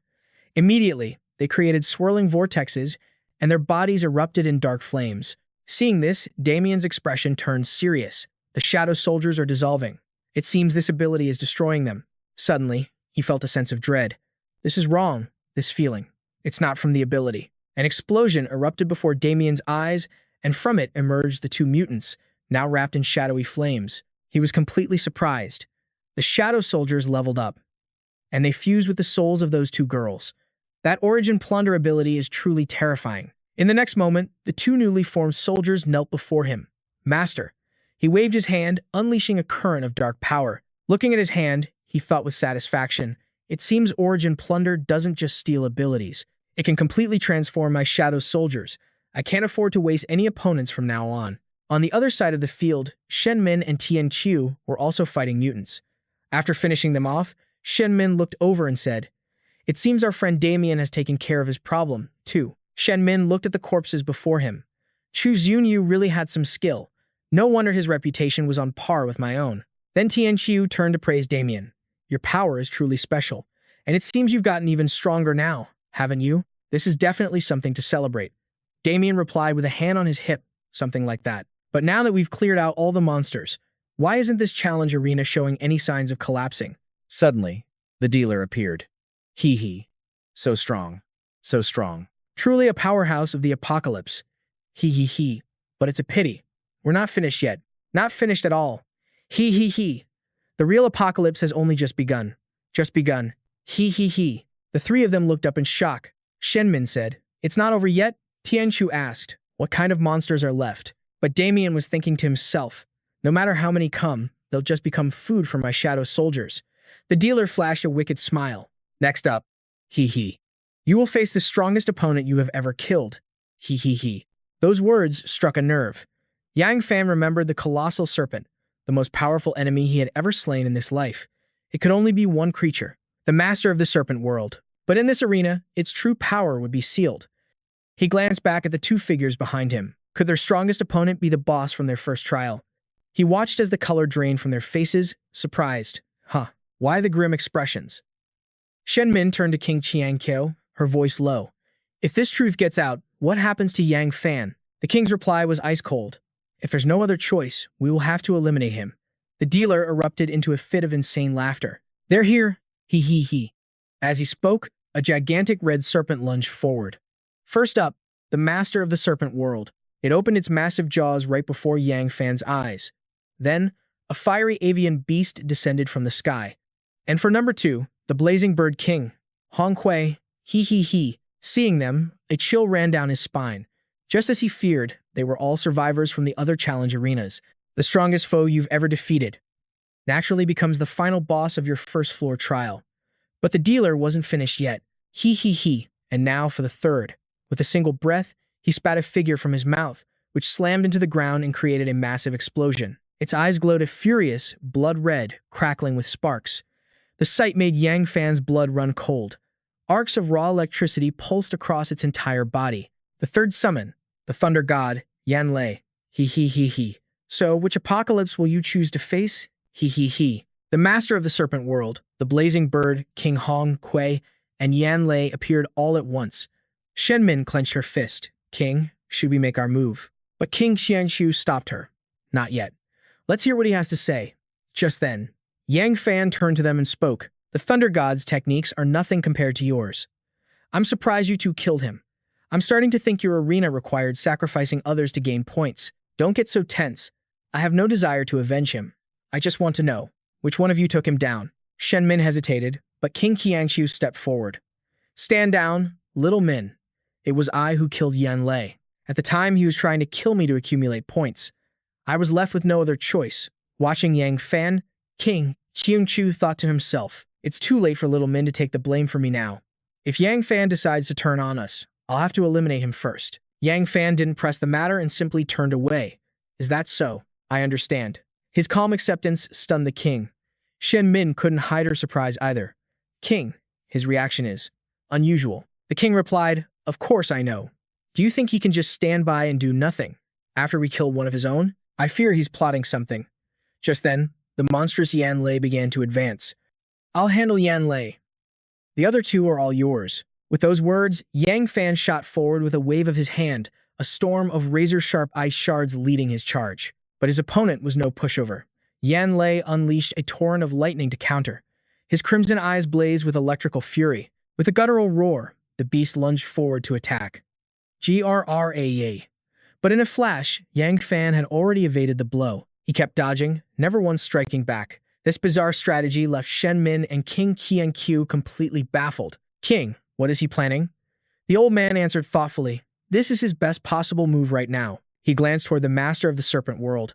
If he were to turn on us now, even with his heaven-defying power, he would be left to face these monsters all alone. For now, his only logical choice is to continue working with us. But after this is over. He shot a knowing look at her. He will undoubtedly become a problem for us at the final gate. But for now, cooperating with him is our best option, too. Watching the battle rage on, she agreed. King, don't worry. When the time comes, we'll just kill him. Saying this, she raised a confident fist. He can't possibly defeat a monsterized Yan Lei without a cost. He'll surely be exhausted. No matter what, the advantage will be ours. On the other side, Yan Lei continued his relentless pursuit of Yang Fan. Unable to go on, he suddenly stopped and fell to one knee. Uncle Yan Lei, I miscalculated. I never expected that you would face the hidden boss of the Heavenly Wheel in the first round. Yang Fan rose to his feet, his fist clenched tight. I'm sorry, Uncle Yan Lei. I know this will break Yan Yue's heart, but I have no choice. I must destroy you here. The mindless Yan Lei continued its ferocious assault. It unleashed a punch brimming with devastating power, swinging it toward him. But to its shock, Yang Fan caught the blow. This impossible feat stunned the rampaging Yan Lei. A miniature black hole had formed in his palm, absorbing all of that energy. Enraged, the beast struck again with its lightning fist, but its power was once again completely swallowed by Yang Fan's black hole. He spoke with grim resolve, Uncle Yan Lei, you will continue to survive. In another form, this is the only thing I can do for you now. As he spoke, the monster's body began to destabilize and dissolve. Finally, its entire form was pulled into the singularity. At that moment, an unnatural silence fell around Yang Fan, leaving only swirling clouds of smoke. With his own battle finished, he looked back. They should be wrapping things up soon. Across the field, the blazing bird king, Hongkui, model. With a final roar, it crashed to the ground. Meanwhile, Zhuo Qiantian was finishing off the Serpent Master. He unleashed a powerful, earth-shaking blow, striking the beast with immense force. Shen Min rushed to his side, her voice laced with panic. Elder Zhuo, are you all right? Kneeling on the ground, Zhuo Qiantian clutched his arm, coughing violently. I'm fine. Just a little exhausted. What about Yang Fan's side? The moment he spoke, Yang Fan emerged calmly from the dust cloud. He spoke in a flat tone. I've taken care of things over here, too. The old man chuckled softly, as expected of you. My friend Yang Fan is truly capable of great things. Zhuo Qiantian observed him quietly, a hint of surprise in his eyes. There wasn't a single scratch on him. Could it be this young man feels absolutely no attachment to his own people? If he's truly like that, it's terrifying. But for now, it's a good thing for us. No attachments means no revenge. High above, the game master laughed with glee. He he he he. Congratulations on clearing the apocalypse. He he he. The great door is right ahead. You can all leave now. He he he. The three of them looked forward. Sure enough, the gate was open, shining with a brilliant light. Shen Min helped Zhuo Qiantian stand up to leave. The old man's voice was low and thoughtful. It seems that's the exit, but this challenge arena is strange. Why hasn't it mentioned any rewards? Yang Fan agreed. You're right, it's very strange. A challenge arena with no reward is highly unusual. Suddenly, a system notification appeared. Shen Min opened it. Critical warning, if 2 other people learn of this alert, you will be forcibly eliminated by the challenge arena. The warning continued. You may choose anyone in the arena to perform a fatal union. With the system's help, the person who completes the act with you will die. At the same time, you will receive all the rewards they have accumulated, including those from this arena. She stared at the message, completely bewildered. What is this? Zhuo Qiantian also received a system notification. Critical warning, if 2 other people learn of this alert, you will be forcibly eliminated by the challenge arena. His warning read, kill one of the other 2 survivors, and you will obtain the reward for this challenge. Fail to do so, and all rewards you have ever obtained will be erased. After reading it, his mind was already made up. This is it. As long as I get out of here alive, the rewards from this arena will be mine. Yang Fan had also finished reading his own private notification. He silently observed the other 2. It seems this challenge isn't over yet. A kill is mandatory to get the reward. It says, in this challenge, meaning all the rewards from this arena will become mine. Shen Min was trapped in a moral dilemma, a fatal union. I have no relationship with the Elder. If we do it, he'll die. But I don't want to do that with him. This mission is insane. Meanwhile, Yang Fan was already analyzing the— First, everyone received a critical warning. Second, this warning is targeting me specifically, but they aren't communicating with each other, which means the second possibility is more likely. And judging by their expressions, their warnings are different from each other.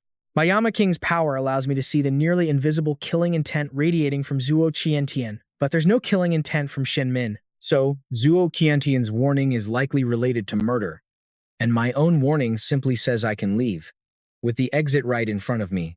Would the creator of this challenge really be so kind? Therefore, there's an 80% chance their warnings are aimed at me. Seeing him lost in thought, Zuo Qiantian made a suggestion.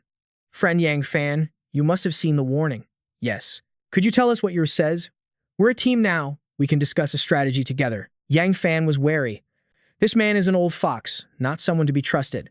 He's probably setting some kind of trap. He smiled and replied, you have a good point. In that case, why don't you share your warning first? After all, we don't exactly have a deep bond of trust. Besides, there are two of you and only one of me. If one of you speaks, you'll still have another secret. That way, even if the other person stays silent, I'm not at a disadvantage, right? Zuo Qiantian let out a small laugh. So, my friend Yang Fan, you're refusing to speak. It seems you don't consider us friends. The old man's mind raced. This kid must also have a warning that requires secrecy. If his intent is revealed, he'll be killed without a doubt. Yang Fan was blunt. At this point, bringing up the word friends feels inappropriate. He calculated his next move. Zuo Qiantian must have guessed that revealing my objective means death for me, so the key to all this lies in my own intentions. If I make a run for the gate right now, he'll immediately figure out my objective. I have to think of another way. Zuo Qiantian decided to show his hand.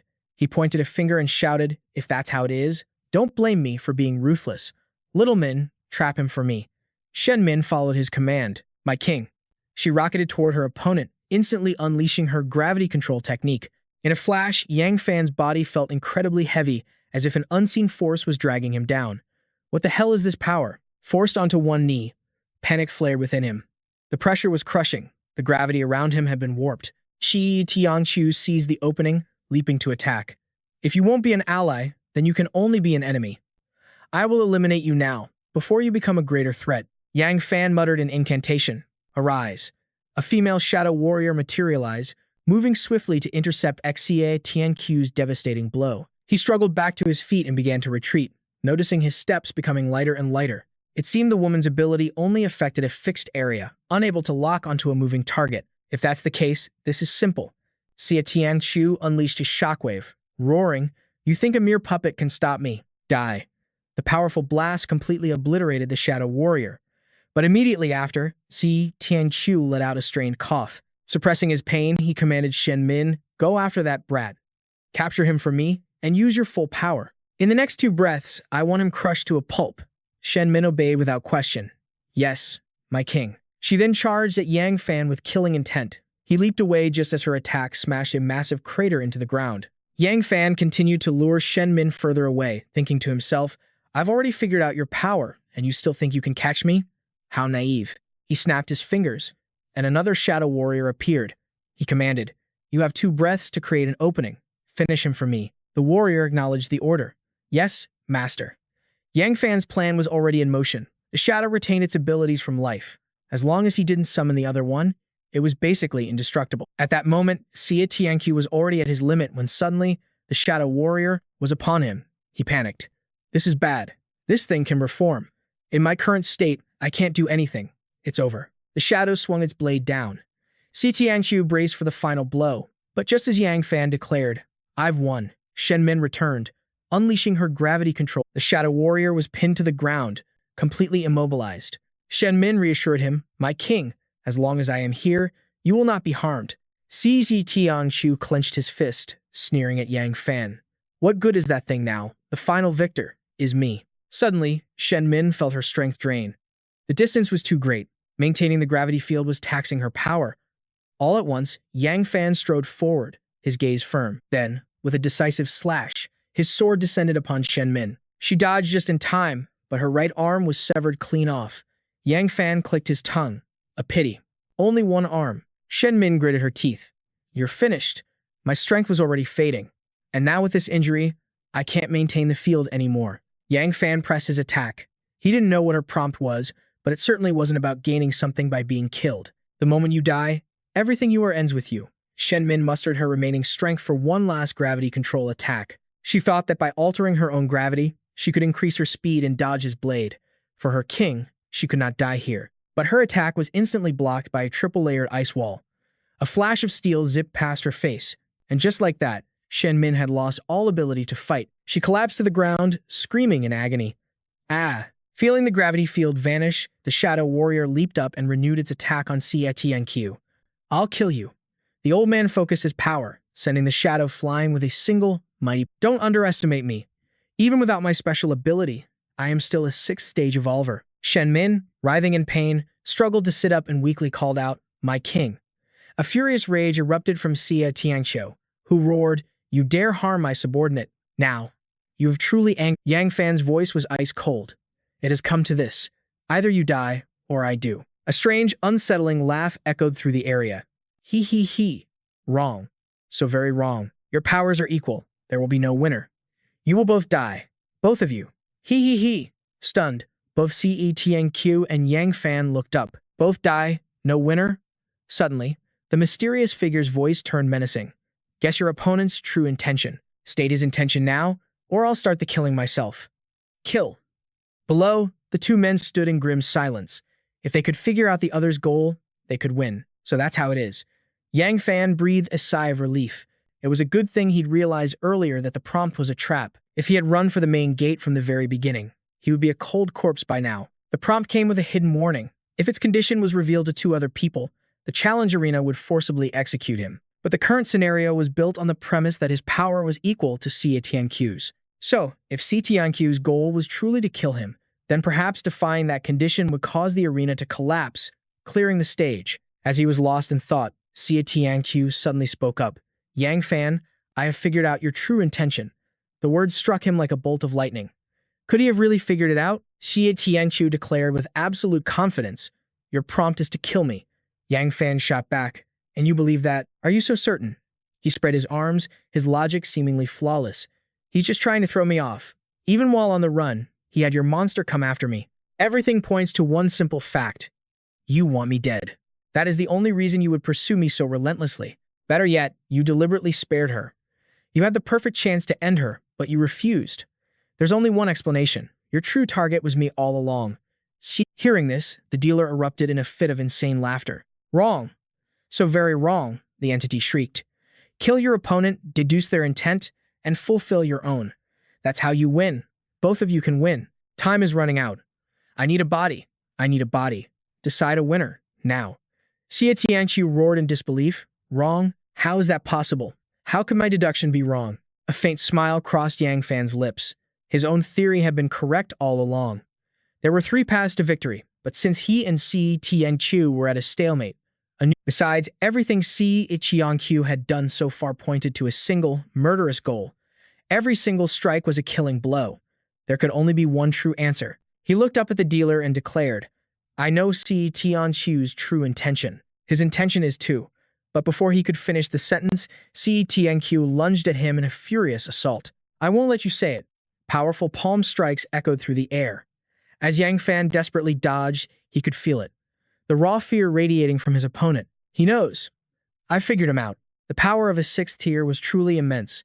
Even without using his own abilities, he could barely match the speed. Dodging every blow was impossible. I have to create an opening, a chance to speak. Yang Fan launched a counter-offensive, desperately searching for a weakness. As the old man leaped back to evade a blow, Yang Fan seized the moment and yelled, Xie Tianqiu's true intention is to kill. But his words were cut short by a furious roar. Silence. Another palm strike flew his way, forcing Yang Fan to block with his shadow. Xie Tianqiu unleashed a flurry of lethal techniques. Get out of my way. In that split second, Yang Fan finished his sentence. Xie Tianqiu's intention is to kill me. Finally. I said it. A confident smirk spread across Yang Fan's face. I've won. But the dealer's voice boomed again. Wrong. Still wrong. You have 5 minutes left. 5 minutes. I want a body. Give me a body. A crushing pressure radiated from the creature, leaving Yang Fan utterly bewildered. Its aura was overwhelming. A direct fight would be suicide. He thought to himself, how could that be wrong? What's going on here? And this monster's erupting aura. It was identical to the eight-armed creature from the last world. If it makes a move, he realized, none of us are leaving here alive. Si Tianqiu glared at him, his voice grim. You were wrong, too. We only have 5 minutes left. If a winner isn't decided in 5 minutes, we both die here. So stop running. You're out of options. While speaking, he began circulating his energy to recover. Yang Fan shot back, I know. No need to state the obvious. You'll be dead before you know it. Xie Tianqiu roared. Empty words. You have no chance of winning against the crushing power of my tier. With that, he charged forward, fists flying. This had to end, and fast. The shadow lunged into the fray, and the two clashed in a brutal, desperate exchange of blows. Xie Tianqiu was pierced by the shadow's blade, but Yang Fan was blasted by a powerful shockwave attack. The old man stumbled back, clutching his chest. Blood trickled from his lips as he spoke, his face pale. I knew a reckless brat like you would go all out, but it's a pity. You took my shockwave head-on. Even if your body is tougher than a 6th tier, you won't survive that. Yang Fan's chest was a mangled, grievous wound, but he just gave a weak laugh. Of course I know about your ability. Cough, cough. But it's a shame you know so little about mine. At the very last second, I swapped places with my shadow. She took the full force of that attack from me. Still, you're incredibly powerful. Even with her taking the hit, the aftershock was intense. My entire body feels like it's been pulverized. I can't move a muscle. With those words, he collapsed, his breathing shallow. Xie Tianqiu was in agony, clutching his own bleeding wound and groaning. Damn it, my final, desperate attack. And a brat like you managed to neutralize it. Now my own body feels like a living hell. Yang Fan stirred faintly. He coughed, whispering through ragged breaths. But don't get the wrong idea. Even if I can't move, cough. I haven't lost yet. Cough, cough. He whispered the incantation, and the shadow materialized once more. Seeing this, Xie Tianqiu's eyes widened in pure shock. I just used my shockwave, and I'm gravely wounded. Even if that's just a 1st-tier summon. I can't defeat it in this state. What do I do? Just then, a voice cried out desperately. King, run. Get away from there. It was Shen Min, forcing herself to sit up. Her voice was laced with panic. King, you have to run. Cough, cough. Xie Tianqiu's eyes fell upon her, and a sinister idea took root in his mind. A notification flashed in his vision. Kill one of the remaining 2. It doesn't matter which one I kill. I still win. A murderous glint flashed in his eyes, and a twisted, demonic grin spread across his face. So be it, then. With that thought, he slowly approached her, his voice a soft whisper. Shen Min, help me one last time. Cough, cough, the last time. Shen Min's face was deathly pale, devoid of all life. She whispered, My lord, everything I am belongs to you. Yang Fan stood frozen. What in the world was Xie Tianqiu planning? Shouldn't he be coming to kill me right now? As Xie Tianqiu moved to her side, Shen Min broke into a violent fit of coughing. He stared her down, his eyes burning with a silent message. I'm so close to victory. So close. I absolutely will not lose. As if understanding his thoughts, Shen Min struggled to speak each word clearly. My lord, if offering up my life will help you, please do it quickly. I am yours. Xie Tianqiu was utterly stunned. He never imagined she would be so willing. He had to ask, Why? Why would you go this far from me? I am nothing more than. But Shen Min only smiled, her eyes filled with gratitude, not a trace of resentment. In that moment, the past replayed vividly in her mind. Her voice was barely a whisper. You gave me a second chance at life.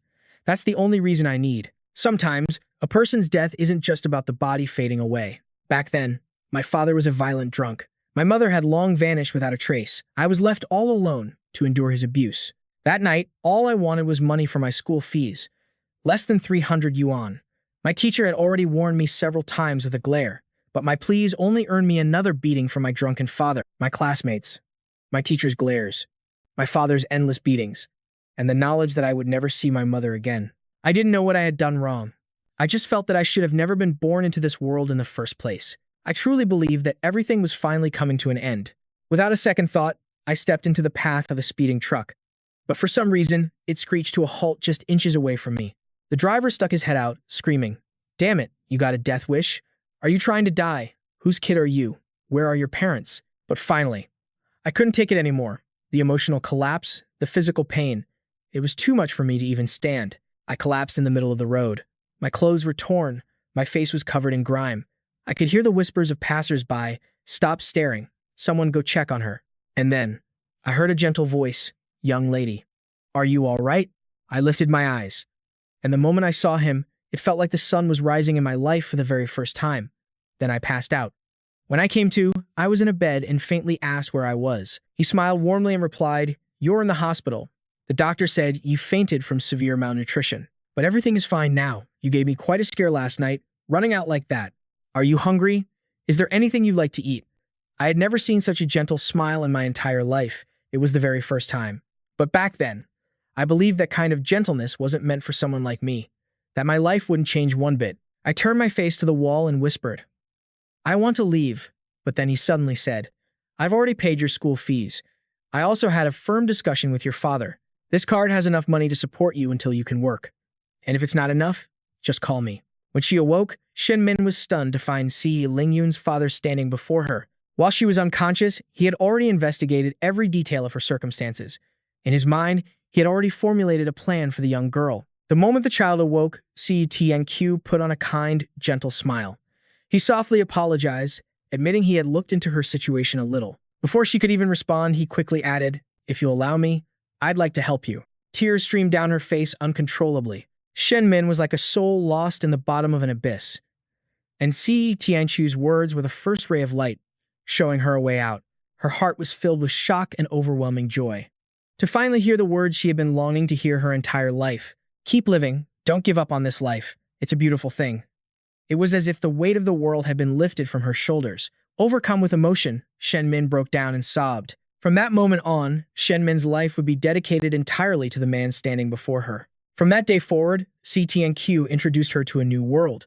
He took her to countless press conferences and lavish high society parties. He took her traveling across the globe, showing her a world she never knew existed. But this life of luxury came with a price.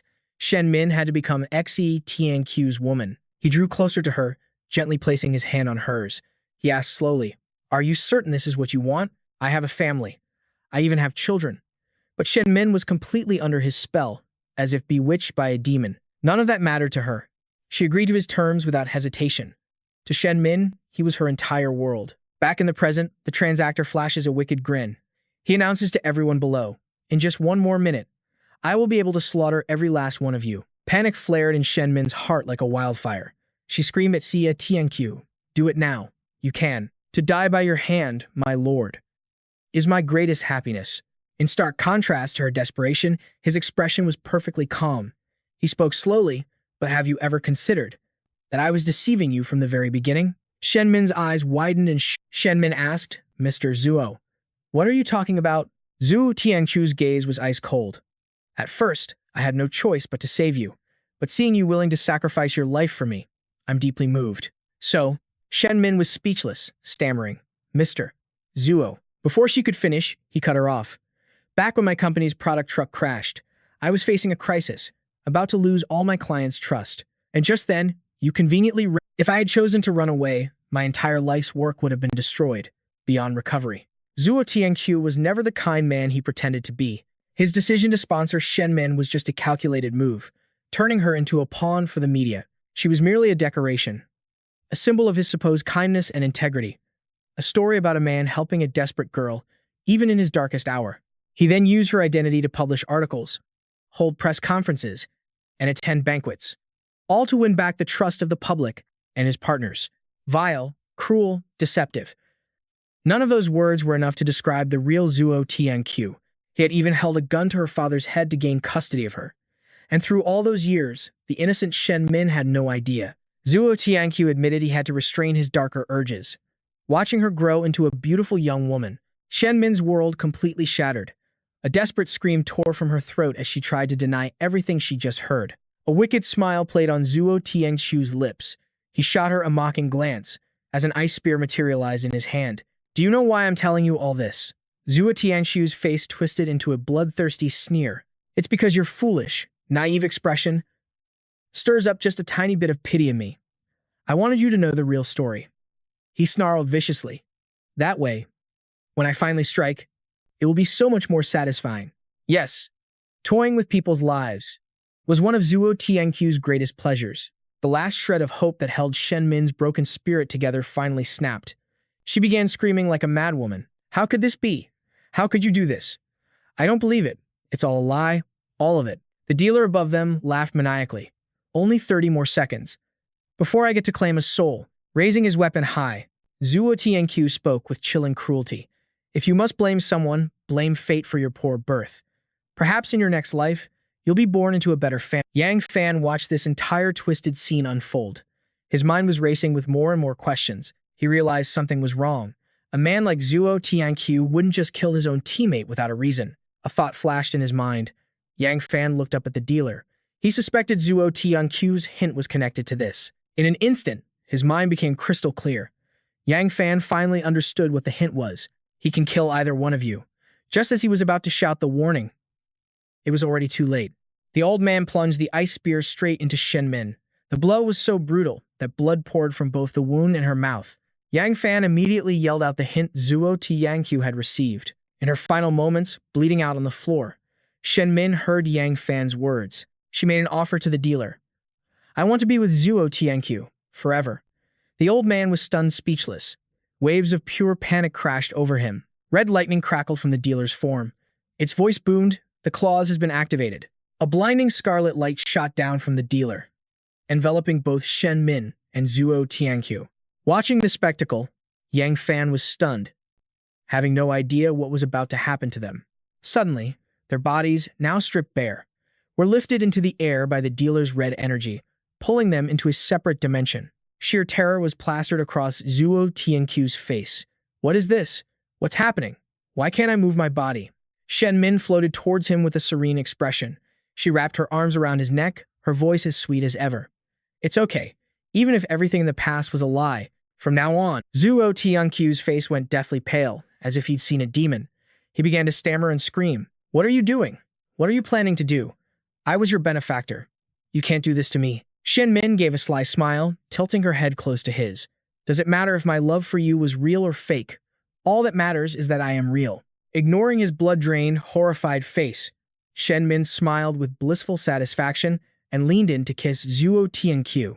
The last thing they saw were countless pillars of light striking them both. Back in the arena, the dealer laughed and addressed Yang Fan. Now get out of here. Or don't blame me if you die. Of course, who wouldn't want to escape this place? But his luck was rotten. His entire body felt like it had been crushed. Clutching the wound in his side, his mind reeled, still trying to process their mysterious disappearance. But suddenly, a massive boulder came crashing down from above. The sight before him sent a jolt of terror through Yang Fan. At this point, it didn't matter who vanished or what impossible event unfolded. The only thing that mattered was escape. But as he took a single step, an excruciating pain erupted from his wound. The agony forced him to his knees, gasping for air. Even for a man like Yang Fan, who feared nothing and faced danger head-on. When confronted by death itself, he was just like anyone else, filled with fear and an unwillingness to accept his fate. Suddenly, a dark shadow materialized before him. It swirled and condensed, gradually taking on a humanoid shape. Doubt flooded his mind. This was clearly his own ability, but he hadn't been the one to activate it. As its form became clearer, Yang Fan finally recognized the entity. The shadow pulled Yang Fan by the hand, hoisting him onto its back, then deftly dodged all the random boulders crashing down around them. Blue lightning crackled from the shadow's feet as it gathered energy and blasted forward with incredible speed. A brilliant light appeared in front of Yang Fan. The shadow leaped towards that light, jumping through a portal and into a dimension that shimmered like the galaxy itself. A mission panel appeared in his vision, announcing, "Congratulations, Yang Fan, on successfully clearing the second floor of the Apocalypse Monster Arena. The system is now opening your cumulative rewards interface." He'd exhausted so much energy and nearly died, all just to clear the second floor. He couldn't help but wonder what kind of reward the system would give him in the end. Streams of energy spread out, revealing 6 different rewards hovering in the air. The brown, devil fruit-like object was called a Sand World Fruit. Next to it were 2 fragments of the world's truth key. Collecting all 3 fragments would forge them into a single, complete key. A third item was a card with a reversed yellow arrow, which could return the user to their starting point. The fourth item was a Tier 6 Evolution Serum, a long tube filled with green liquid. And finally, Yang Fan received a Holy Water of Resurrection. The system announced to Yang Fan that the arena rewards were cumulative. They would only be distributed after he had cleared all the floors. Yang Fan stared at the rewards, his mind reeling. The prizes on this floor were far more lavish than the last. Ignoring the key of truth, the resurrection water alone was worth thousands of blue star coins, not to mention the multiple tier 6 serums. His excitement grew even more. If he could clear this entire challenge arena, the strength of his base would ascend to a completely new level. But now, there was a question he still couldn't figure out. What exactly was the truth of the world? And more importantly, was someone really pulling all the strings from behind the scenes? Stepping through the gate, Yang Fan was surprised to find many people already waiting. The shadow beside him, having delivered him to his destination, dissolved into countless smaller shadows and vanished. The system's voice echoed out. Yang Fan is victorious. Activating physical recovery function. A gentle blue light enveloped him, mending his body. In an instant, Yang Fan felt incredibly refreshed. His wounds disappeared completely, as if they had never existed. If only this insane power existed in the real world. Thrills like mountain climbing or motorcycle racing would be nothing more than child's play. As Yang Fan looked at his fully restored body, his worry deepened. A full recovery like this could only mean the challenges ahead would be even more brutal. The more he thought, the more questions arose. With rewards like these, did the puppet master behind this truly want someone to discover the world's truth? Suddenly, a voice from behind called his name. Turning around, he saw Yan Yue, Mu Shu, and Chu Xiaowen. Seeing him completely unharmed, all of them let out a collective sigh of relief. Seeing that his teammates were also okay and had even arrived before him, Yang Fan smiled and said, "Not bad. The three of you beat me here." Yan Yue replied nonchalantly, "Of course. I've had special training. After all." A gray orb suddenly materialized in the sky. Everyone who had cleared the stage was present, a total of 17 people. The final challenge arena has been activated. All participants, prepare yourselves. A wave of fear washed over Yan Yue. She frantically asked everyone, It said everyone is here. So have you seen my father? If he's not here, then where could he be?" Seeing her expression, Yang Fan and the others couldn't help but feel a pang of worry for her. Yan Yue refused to accept the brutal reality, roaring like a wild animal. "My father is definitely hiding somewhere. He's a grown man. Why is he playing childish games like this?" Yang Fan quickly grabbed her arm and decided to tell her the whole, terrible truth. Uncle Yan Lei is dead. He was killed by Xia Tianqiu. He died at the hands of Tianlun's faction. If you want revenge, then in the next round, kill every last one of Tianlun's people. But Yan Yue still refused to accept her father's death. With tears streaming down her face, she challenged Yang Fan's words. "How can you be so sure? Were you even there? Did you see it with your own eyes?" Yang Fan replied that he wasn't there himself, but Xi Tianqiu was the one who had been assigned to the task. He was the one who fought him in the last round, and he's the one who said that Uncle Yan Lei was killed by the swarm. But Yan Yue refused to believe it. Though her spirit was almost completely shattered, she vehemently denied his death. Yang Fan faced Yan Yue, his expression grim, and repeated the harsh truth once more. Unable to accept it, Yan Yue shoved him back, aiming her pistol straight at his head. Seeing this, Uncle Mu cried out, afraid she'd truly lose her mind and shoot Yang Fan on the spot. Beside them, Chu Xiaowen desperately tried to talk her down. From a distance, Si Lingyun sneered at the scene, his voice dripping with mockery. Such a touching father-daughter bond. Liu Yu, his face an unreadable mask as always, reported that Zuo Qiantu was also dead. Shi Lingyun's eyebrows drooped slightly, feigning sorrow, but his words betrayed him. "Father sacrificed himself for our grand ideal. If we get out of here, we'll set up a memorial for..." Back with Yang Fan's group, the tense standoff continued, with Yan Yue still on the verge of breaking. Terrified, she would snap and pull the trigger. Uncle Mu and Chu Xiaowen didn't dare make a single move. Staring down the barrel of the gun, Yang Fan remained calm and spoke bluntly, "Uncle Yan Lei is really gone. You have to face reality. I'm telling you the truth because it's my responsibility as our leader. Whatever you choose to do now, I won't interfere. Even if you decide to betray our spark." Everything Yan Yue had done was for her mother. But before she could even save her, a cruel twist of fate had now claimed her father as well. Yan Yue couldn't understand why, out of millions of people, she was the one chosen for such profound misery. Her grief overwhelming her, Yan Yue collapsed to the ground. She covered her face, whispering through her tears, Now I'm all alone." Yang Fan's fists clenched as he spoke softly, "You're not alone." Chu Xiaowen and Uncle Mu moved closer to comfort her. They told her she still had them, that her father in heaven would want her to be strong, not suffer like this. His daughter, Yan Yue, has to be a strong and resilient person. "Everything will be all right," Yang Fan reassured her. Overcome with emotion, Yan Yue rushed forward and hugged him. In the distance, the single guys from the llama base looked on with constipated expressions, clearly salty about this public display of affection. Just then, a new group appeared, a golden-haired kid named Lolly, a shirtless guy with a six-pack, and two others in black cloaks who looked seriously dangerous. Meanwhile, two members from the Star Knight base, a faction of Tianlun, stood by. He Tianyu and He Zheng believed their strength was still a cut above the rest of these survivors, but this deadly game had already claimed so many innocent lives. At the same time, a member of the Mad Lion base, another Tianlun faction, looked incredibly smug. Yang Fu believed that everyone else here was nothing but trash beneath his feet. Nearby, Shang Guanji curled his lip into a sinister smile, thinking about how delicious it would be to devour them all alive. Suddenly, the traitors' booming laughter echoed out, congratulating the lucky survivors for reaching the final gate. Below, everyone looked up towards the source of that deep, gravelly voice. Yang Fan realized he had seen this creature before. The traitor assumed everyone had chosen their factions and were standing with their teams.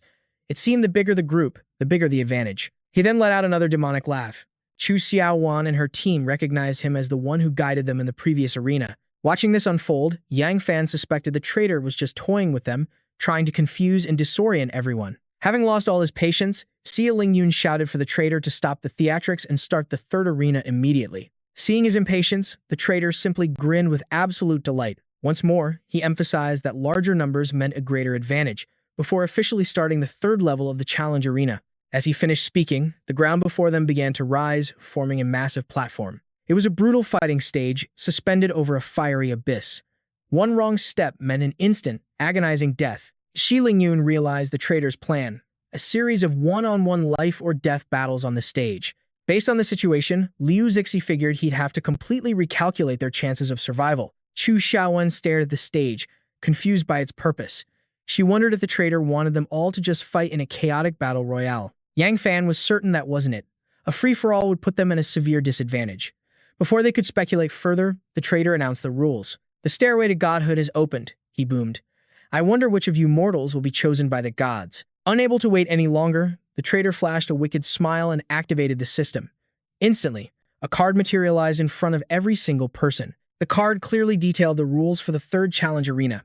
This time, it would be a double elimination tournament. Those defeated in the first round can be revived to join the loser's bracket, where they will be randomly matched against a new opponent. The stage was set for one-on-one combat. No rules, no limits. If you kill your opponent, you win and earn 10 points. But if you lose, you'll be docked 10 points. Only the top 10 highest-ranked survivors will make it out of here alive. With a twisted smile, the dealer wished everyone good luck, promising to see them on the outside. Yang Fan realized the masterminds pulling the strings weren't just one person, but an entire organization. Even though the rules said the top 10 would win, Chu Xiaowen knew that in these duels, they could be forced to fight their own teammates. Not only that, but anyone ranked below the top 10 was guaranteed to die in this place. In this situation, Yan Yue knew their large group was now a liability. Still, with 17 people left, the odds of all 4 of them being chosen weren't too high. But Yang Fan felt these rules actually gave them an advantage. His teammates were confused, having no idea what he was talking about. Yang Fan told them to think deeper. Victory here was decided by points, not just by winning fights. Plus, there was a rule for conceding a match, which meant they could strategically gift points to a teammate. Chu Xiaowen listened intently but was still lost. However, as the other 2 members reread the rules, the realization slowly dawned on them. The strategy was clear. No matter what, they had to crush their opponents, saving their one precious loss for a member of their own team. After a moment, the dealer decided everyone understood the rules and officially announced the start of the deathmatch. As the path forward began to open, he didn't forget to offer a final warning. He told them, "The loser's arena is paradise, but the winner's arena is hell, and when heaven meets hell, only hell can remain." After his bizarre philosophical rant, the dealer gathered his energy, unleashing his full power to activate the stage. He wanted to make sure things got interesting. Flames then erupted from the abyss below. In an instant, everyone was separated from their allies, finding themselves facing 5 demonic stone statues. Yang Fan knew a trick like this was coming. There was no way the third-floor challenge arena would be as simple as the rules suggested. This was merely a transport system, leading them down a single dark path to an isolated battle for their lives. They wouldn't know their opponent, the current rankings, or even if they were facing someone from the winners or losers bracket. Yang Fan could sense the god behind this game was truly twisted to have created such a vicious and insidious trial. Suddenly, a voice rang out, startling Yang Fan. It was Liu Zihi. He couldn't believe his first opponent was Yang Fan. For a second, Liu Zihi wanted to forfeit, but his data analysis showed his target was just a mid-tier, rank 5 Esper. Seeing Liu Zihe's blazing battle spirit, Yang Fan was so surprised he could only stand there, frozen. Noticing his opponent's shock, Liu Zihe explained that as a brainiac type, using his powers to scan Yang Fan's data was child's play. Seeing this kid looking down on him like he was some weakling, Yang Fan could only let out a wry smirk. Liu Zihe then pulled out his phone, telling his opponent not to move. He wanted to take a cute picture to put on his memorial later. Someone pulling out a camera in a deathmatch felt completely wrong, putting Yang Fan instantly on high alert. And just as he suspected, the moment Liu Zihe's phone flashed, a powerful attack shot directly toward him. Because he anticipated the move, he thankfully managed to dodge the deadly blow. But the force of the blast still sent him flying back, forcing him to a knee. The spot where he'd been standing had crumbled into a fiery abyss. If Yang Fan hadn't dodged in time, he would have been sent straight to the afterlife. Liu Zihe, however, looked visibly disappointed that his plan to kill his opponent in 1 second had failed. He decided the reason must be his own weakness. If only he were a bit stronger, he could have taken a wide-angle shot like a Samsung S22 Ultra. As Liu Zihe let out a sigh, Yang Fan seized the opening, closing the distance and unleashing his ice stare creation technique. Yang Fan knew this kid's ability was too bizarre. He couldn't afford to miss another opportunity. However, the agile Liu Zihe effortlessly dodged his opponent's attack. Seeing that incredible speed, Yang Fan realized his opponent had to be a rank 6 Esper. While he was distracted, Liu Zihe aimed his phone for another shot, casually confirming that he was, in fact, a rank 6 Esper. The moment he finished speaking, a massive boulder materialized above Yang Fan, crashing down with terrifying force. Witnessing the aftermath, Liu Zihe realized he had seriously underestimated his opponent. In the blink of an eye, in less than a second, Yang Fan had managed to create a massive shield of ice, was more than enough to hold his own. He then used the white mist formed between the ice and flames to conceal his presence, planning to probe Liu Zihe's abilities before delivering a single fatal blow. But it was a pointless effort. Against the absolute power of someone like Liu Zihe, these clever tactics meant nothing. Facing the dense fog, Liu Zihe simply pulled out his phone and called Yang Fan to pinpoint his exact location. As the phone rang, Liu Zihe discovered his opponent perched comfortably atop a stone ox head statue. At that moment, Yang Fan was also incredibly curious about his opponent's power. As far as he knew, no weapon possessed such a bizarre ability. Yang Fan suggested Liu Zihe explain himself, and Liu Zihe agreed to satisfy his curiosity. He explained that the power he carried within him was the power of a miracle. Liu Zihe had assumed that an adult like Yang Fan would have stopped believing in such things a long, long time ago. According to him, for adults who understand the real world, the word miracle is just a lie that authors use to pacify and deceive naive children. But this miracle was very real, just like the Liu Zihe that Yang Fan was seeing right now. He then challenged his opponent, asking why adults like him no longer had faith in miracles. Yang Fan didn't have an answer. Seeing this, Liu Zihe raised his phone, declaring that grown-ups were simply unworthy. Their world was already consumed by money, desire, jealousy, rage, and madness. With those final words, he hit the shutter button and cursed Yang Fan to die, hoping they would never meet again. However, his opponent's aura suddenly darkened before his very eyes, leaving Liu Zihe stunned, frozen for a full 5 seconds. A short-haired shadow swung its arm, slapping Liu Zihe's hand and sending the phone flying into the air. The short-haired shadow shouted, "Catch it!" And quick as a flash, a long-haired shadow shot toward Liu Zihe, snatching the phone from the air. Seeing the situation turn, Yang Fan smirked with satisfaction, putting his hands in his pockets as he began his lecture. "Your little speech was interesting," he began, "but it seems you have a serious misunderstanding about adults." The long-haired shadow held up the phone and yelled towards Yang Fan, "Master, catch." But Liu Zihe wasn't panicking. He remained calm, leaping towards the shadow and shouting, "How naive." This reaction left even the shadow in shock. Liu Zihe closed in and snarled, "Let me remind you, I am a 6th order. Even with pure physical strength, you are no match for me." Liu Zihe unleashed a powerful kick, forcing the shadow to drop the phone. He then boasted arrogantly, "How could I ever let you steal my precious treasure?" Then, with a triumphant grin, he reached for his phone. "Come back to me, my baby," he cried out. But his celebration was cut short as the short-haired shadow lunged forward. She landed a direct kick on the phone, a move so swift that Liu Zihe had no time to react. Liu Zihe's eyes blazed with fury as he screamed, "Stop!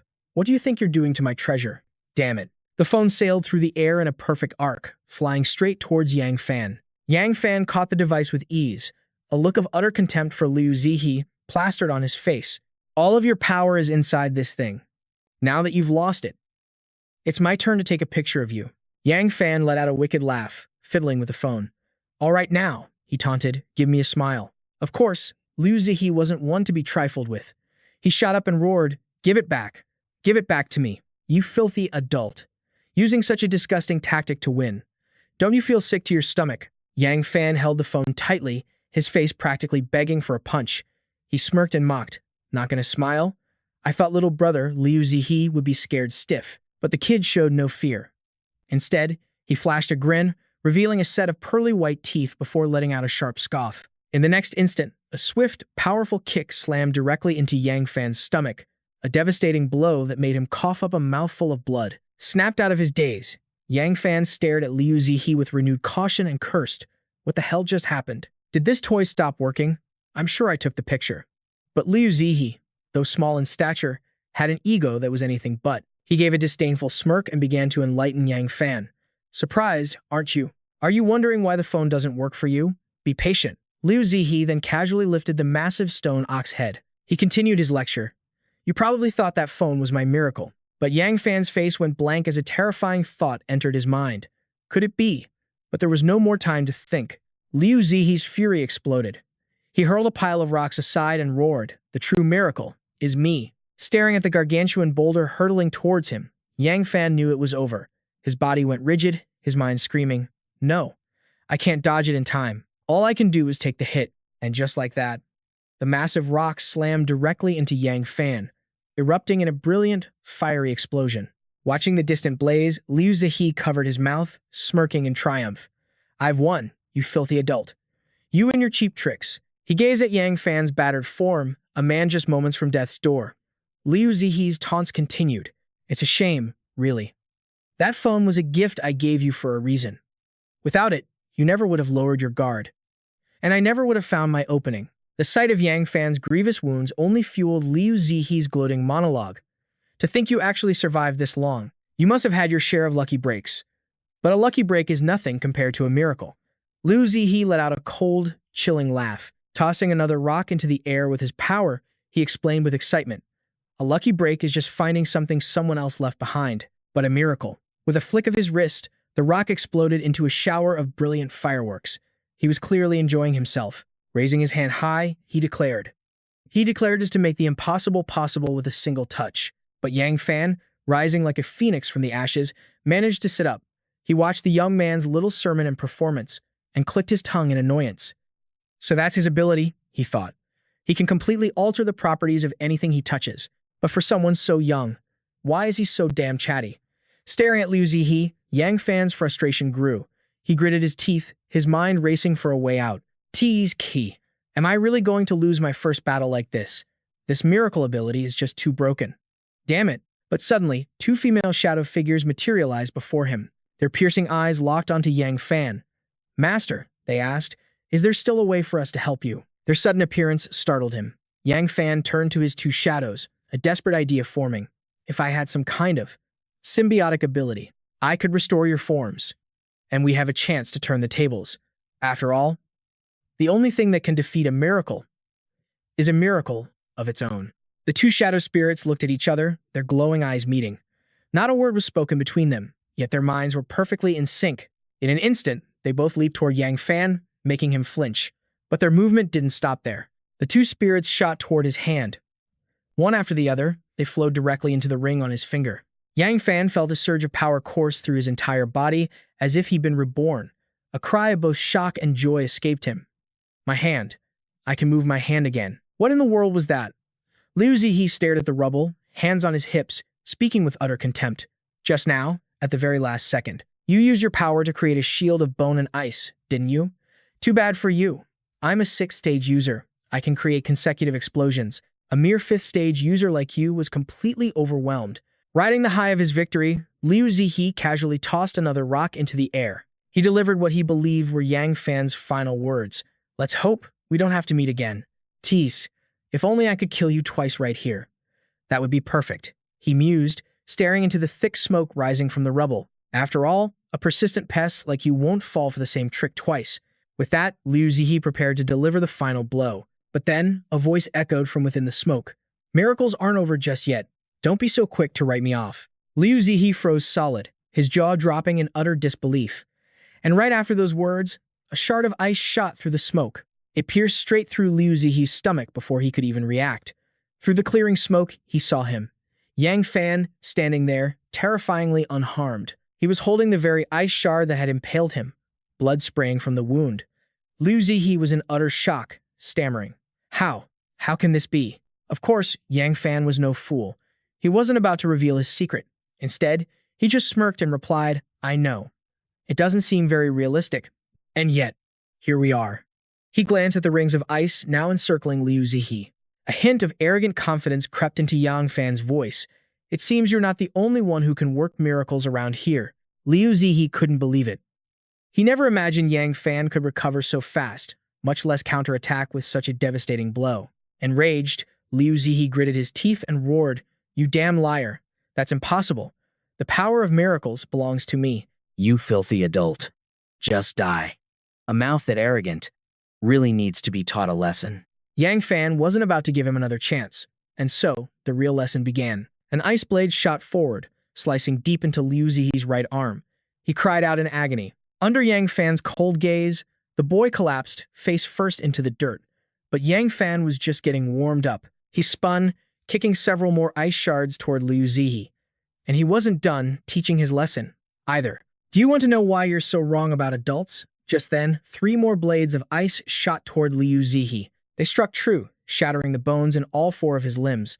Liu Zihi was left stunned, completely unable to counter. As Liu Zihi reeled from the overwhelming assault, Yang Fan gathered his power for one final strike, continuing his speech. The truth is, every adult is just a kid who has seen the darkness of the world, but still chooses to believe in the light. With a final swing of his arm, Yang Fan unleashed his ultimate attack. As it struck Liu Zihi, he declared, You only see the filth, because that's all your narrow mind is capable. He was in so much pain, he coughed up blood. As Liu Zihi collapsed, Yang Fan delivered a brutal final lesson on what it means to be a real adult. In this world, countless adults carry crushing responsibilities, yet they fight to live on with grim optimism. Like the office workers trapped in morning gridlock, desperately sprinting just to make it to work on time. Or the delivery drivers, always racing against the clock to get packages to their customers. Or even the sanitation workers, toiling away for a meager wage to feed their children, and the young people chained to their desks just to support themselves. Yang Fan stared down at Liu Zihi, his body pierced by countless shards of ice. He calmly finished his thought. All of this is the true face of an adult. The moment the words left his lips, a system notification appeared. You have defeated Yang Fan. The victor's current point total is 140. Yang Fan surveyed the wreckage around him, then thought back on the harsh truths he just shared with that kid, Liu Zihi. A bitter, self-mocking laugh escaped him. Ha! Why am I saying all this to a brat? The apocalypse is 1,000 times harder than the normal world. Yang Fan clenched his fist, the ring on his middle finger flaring with a strange light. His eyes blazed with conviction as he roared. In this wasteland, how can a person possibly survive? The only ones who can survive are beasts. After the match ended, Yang Fan slumped down, exhausted, trying to recover his strength. He thought to himself, the next round starts in half an hour. I need to find them and get some answers. What the hell just happened? Once he was settled, Yang Fan commanded loudly, Come out. As a shadow slowly emerged from his ring, Yang Fan stared at it, his mind still a storm of questions. He thought, when they helped me earlier, my ring seemed to appear on its own. But I'm sure I stored it in my dimensional space. I wasn't even thinking about it, so how did it manifest by itself? Yang Fan stared at his hand, utterly bewildered. Could it be that his gear is evolving along with him, gaining its own consciousness? This is getting weird. 2 female shadows emerged, standing at attention and calling out in unison, Master. The long-haired shadow teased him, crossing her arms with a pout. Has it only been a moment? Did you miss us already? But Yang Fan was in no mood for games. He looked at his 2 shadows with worry etched on his face and asked anxiously, Did you 2 feel it? Something's not right. The 2 female shadows struck seductive poses, one flaunting her chest, the other her hips, and asked sweetly, Oh really? Do you find us even more charming now, Master? Watching these 2 pitch-black figures try to act alluring was giving Yang Fan a headache. He could only stammer, You too. You used to be my puppets. You could only move when I controlled you. But now, it seems you have minds of your own. Suddenly, a realization struck him. He stared at his own hand and thought, just like my ring. The long-haired shadow was delighted by his words.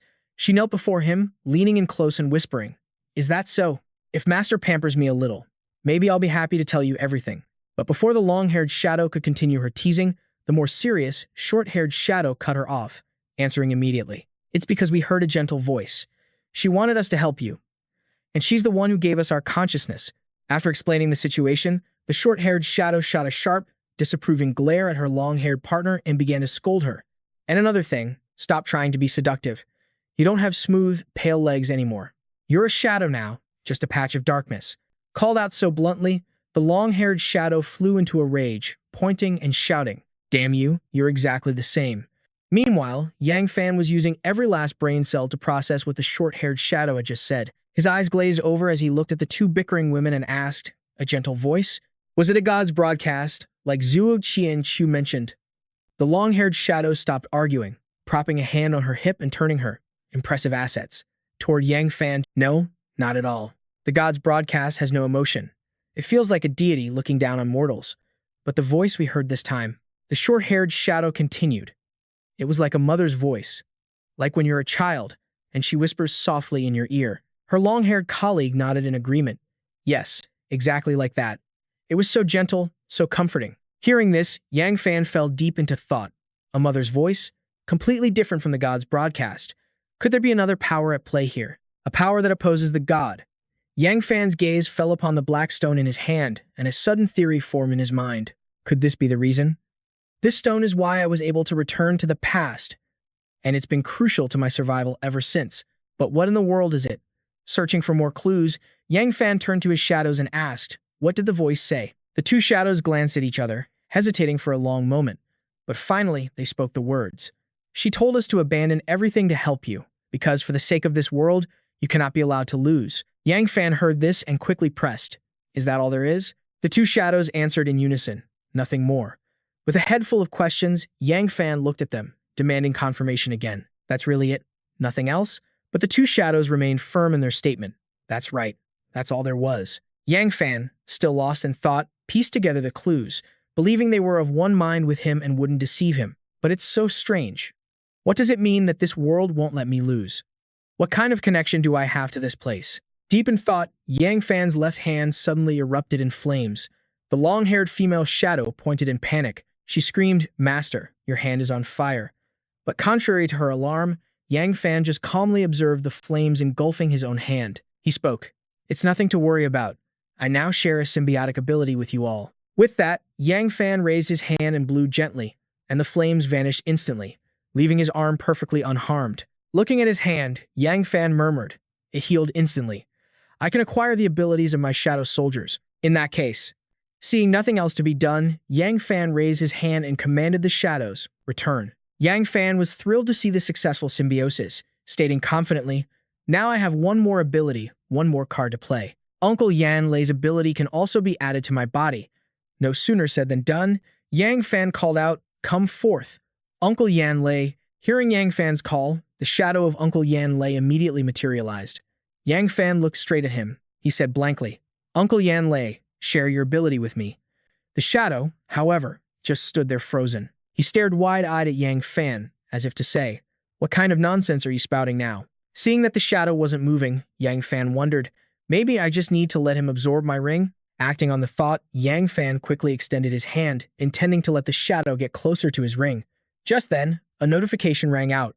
"Winner's bracket, round 2 begins now." And in that exact moment, the clueless Uncle Yan Lei, hands in his pockets, bent down and mindlessly started gnawing on Yang Fan's finger. Witnessing this bizarre act, Yang Fan froze solid, completely unable to react. At that very instant, Yan Yue suddenly appeared from the system space, landing with a question.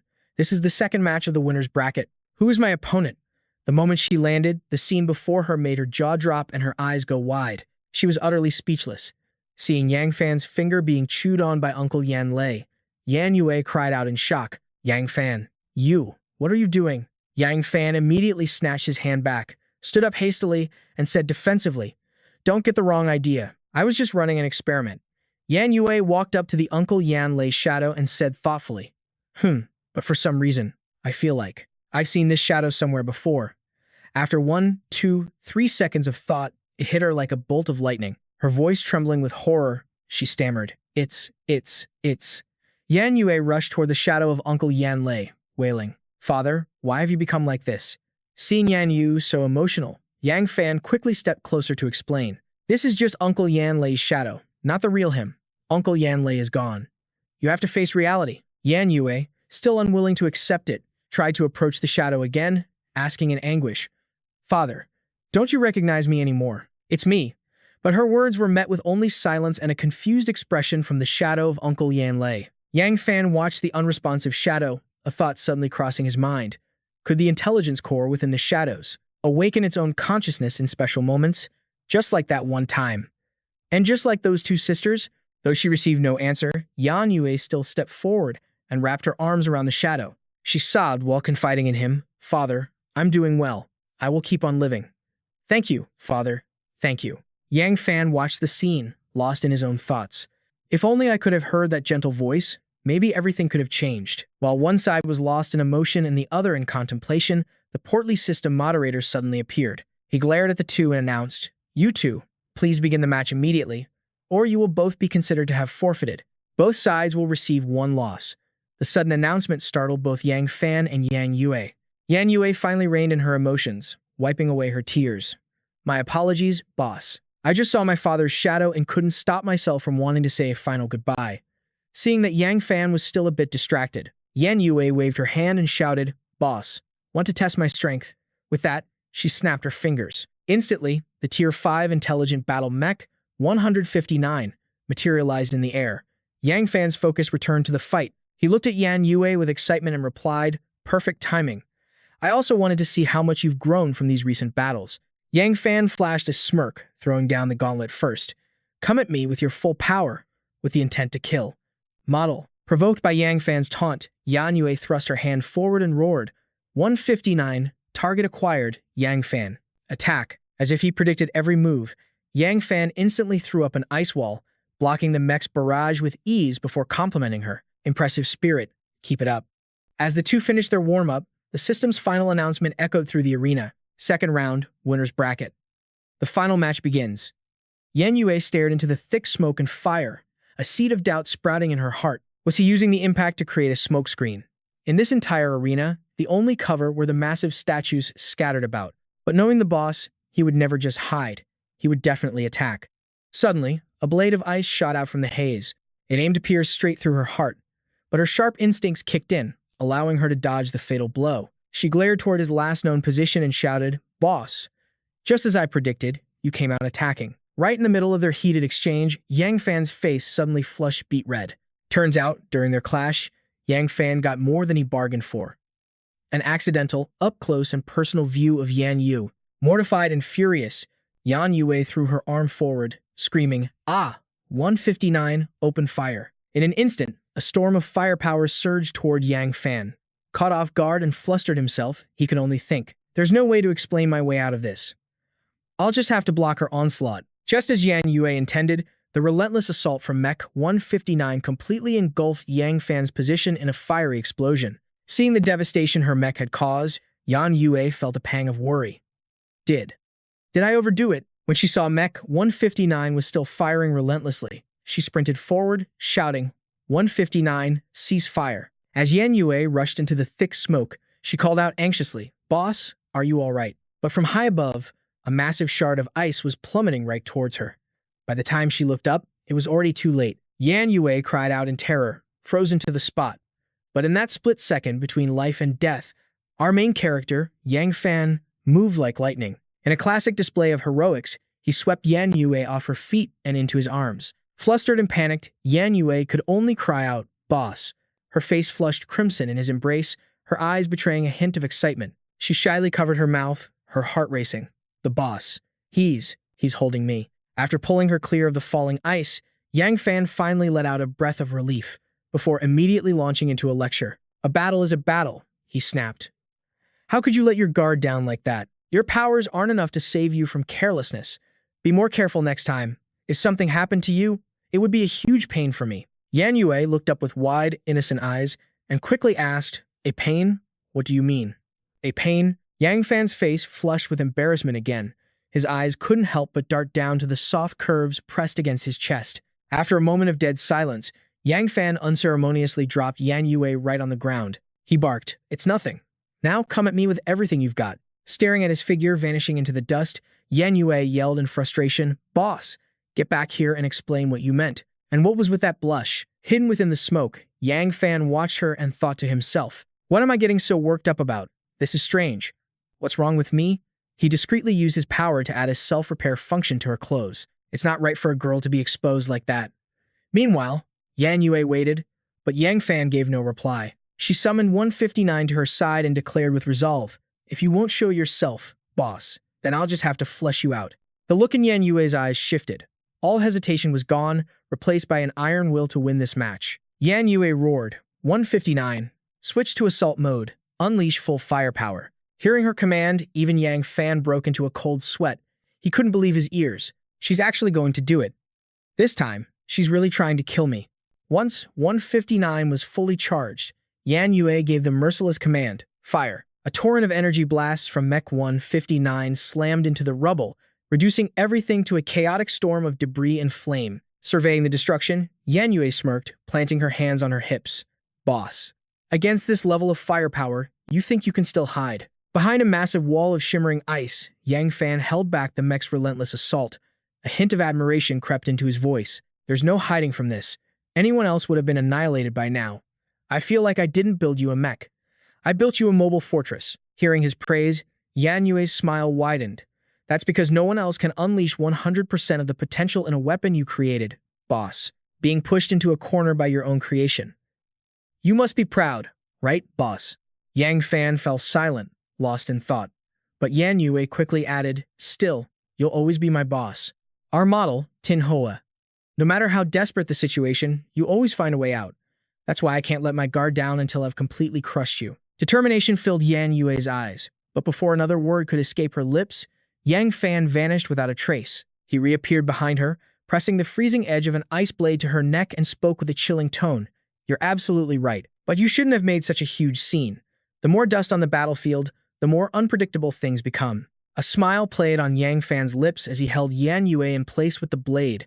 That's the famous no smoke, no wind theory. Have you learned it yet? Yang Fan gestured for Yan Yue to look at the 159 combat mech, which was still firing relentlessly at his previous position. Standing behind her, Yang Fan explained, I created an ice clone to draw your attention. I didn't expect it would draw all the firepower too, all of 159's firepower. Don't even think about trying to get it to aim elsewhere. A level 5 power user won't give you that chance. Yan Yue still looked unconvinced, glancing back at Yang Fan and scoffing. Humph, I just got a little careless this time. I was relying too much on the boss's powers, and besides, I wasn't even using my full strength. You know, 159 isn't a fortress, it's a... Seeing Yan Yue's mouth running non-stop with excuses, Yang Fan found it a bit amusing. He gently tapped her head with the ice blade and asked, and you think I was going all out? You're the one who didn't fuse at the start, so why blame me? The tap made Yan Yue yelp in mock pain. Ouch, that hurts. After a moment of teasing, Yang Fan's expression suddenly turned serious. He looked at Yan Yue and asked, actually, I have a question for you. What do you think of Duanmu? Yan Yue thought for a moment before answering, Duanmu. Honestly, she's a simple-minded person, not very flexible. Her entire world revolves around her research. But because she studies so many things, she never masters any one thing. Still, she truly has the mind of a genius. Hearing Yan Yue's answer, Yang Fan stroked his chin thoughtfully and repeated, simple-minded, you say? Doubts still lingered in Yang Fan's mind. Why would she go behind my back and have Yan Yue find out that Jing Shui couldn't save her mother? Seeing Yang Fan lost in thought, the perceptive Yan Yue guessed his concern. Boss, are you thinking Duanmu had Xiao Wan tell me about my mother? Are you suspecting she wants to start a civil war among us? Yang Fan simply nodded in agreement. He stood with his arms crossed and said to her, yes, but you're saying this so easily. Don't you feel like you're betraying her? She clearly didn't want me to know.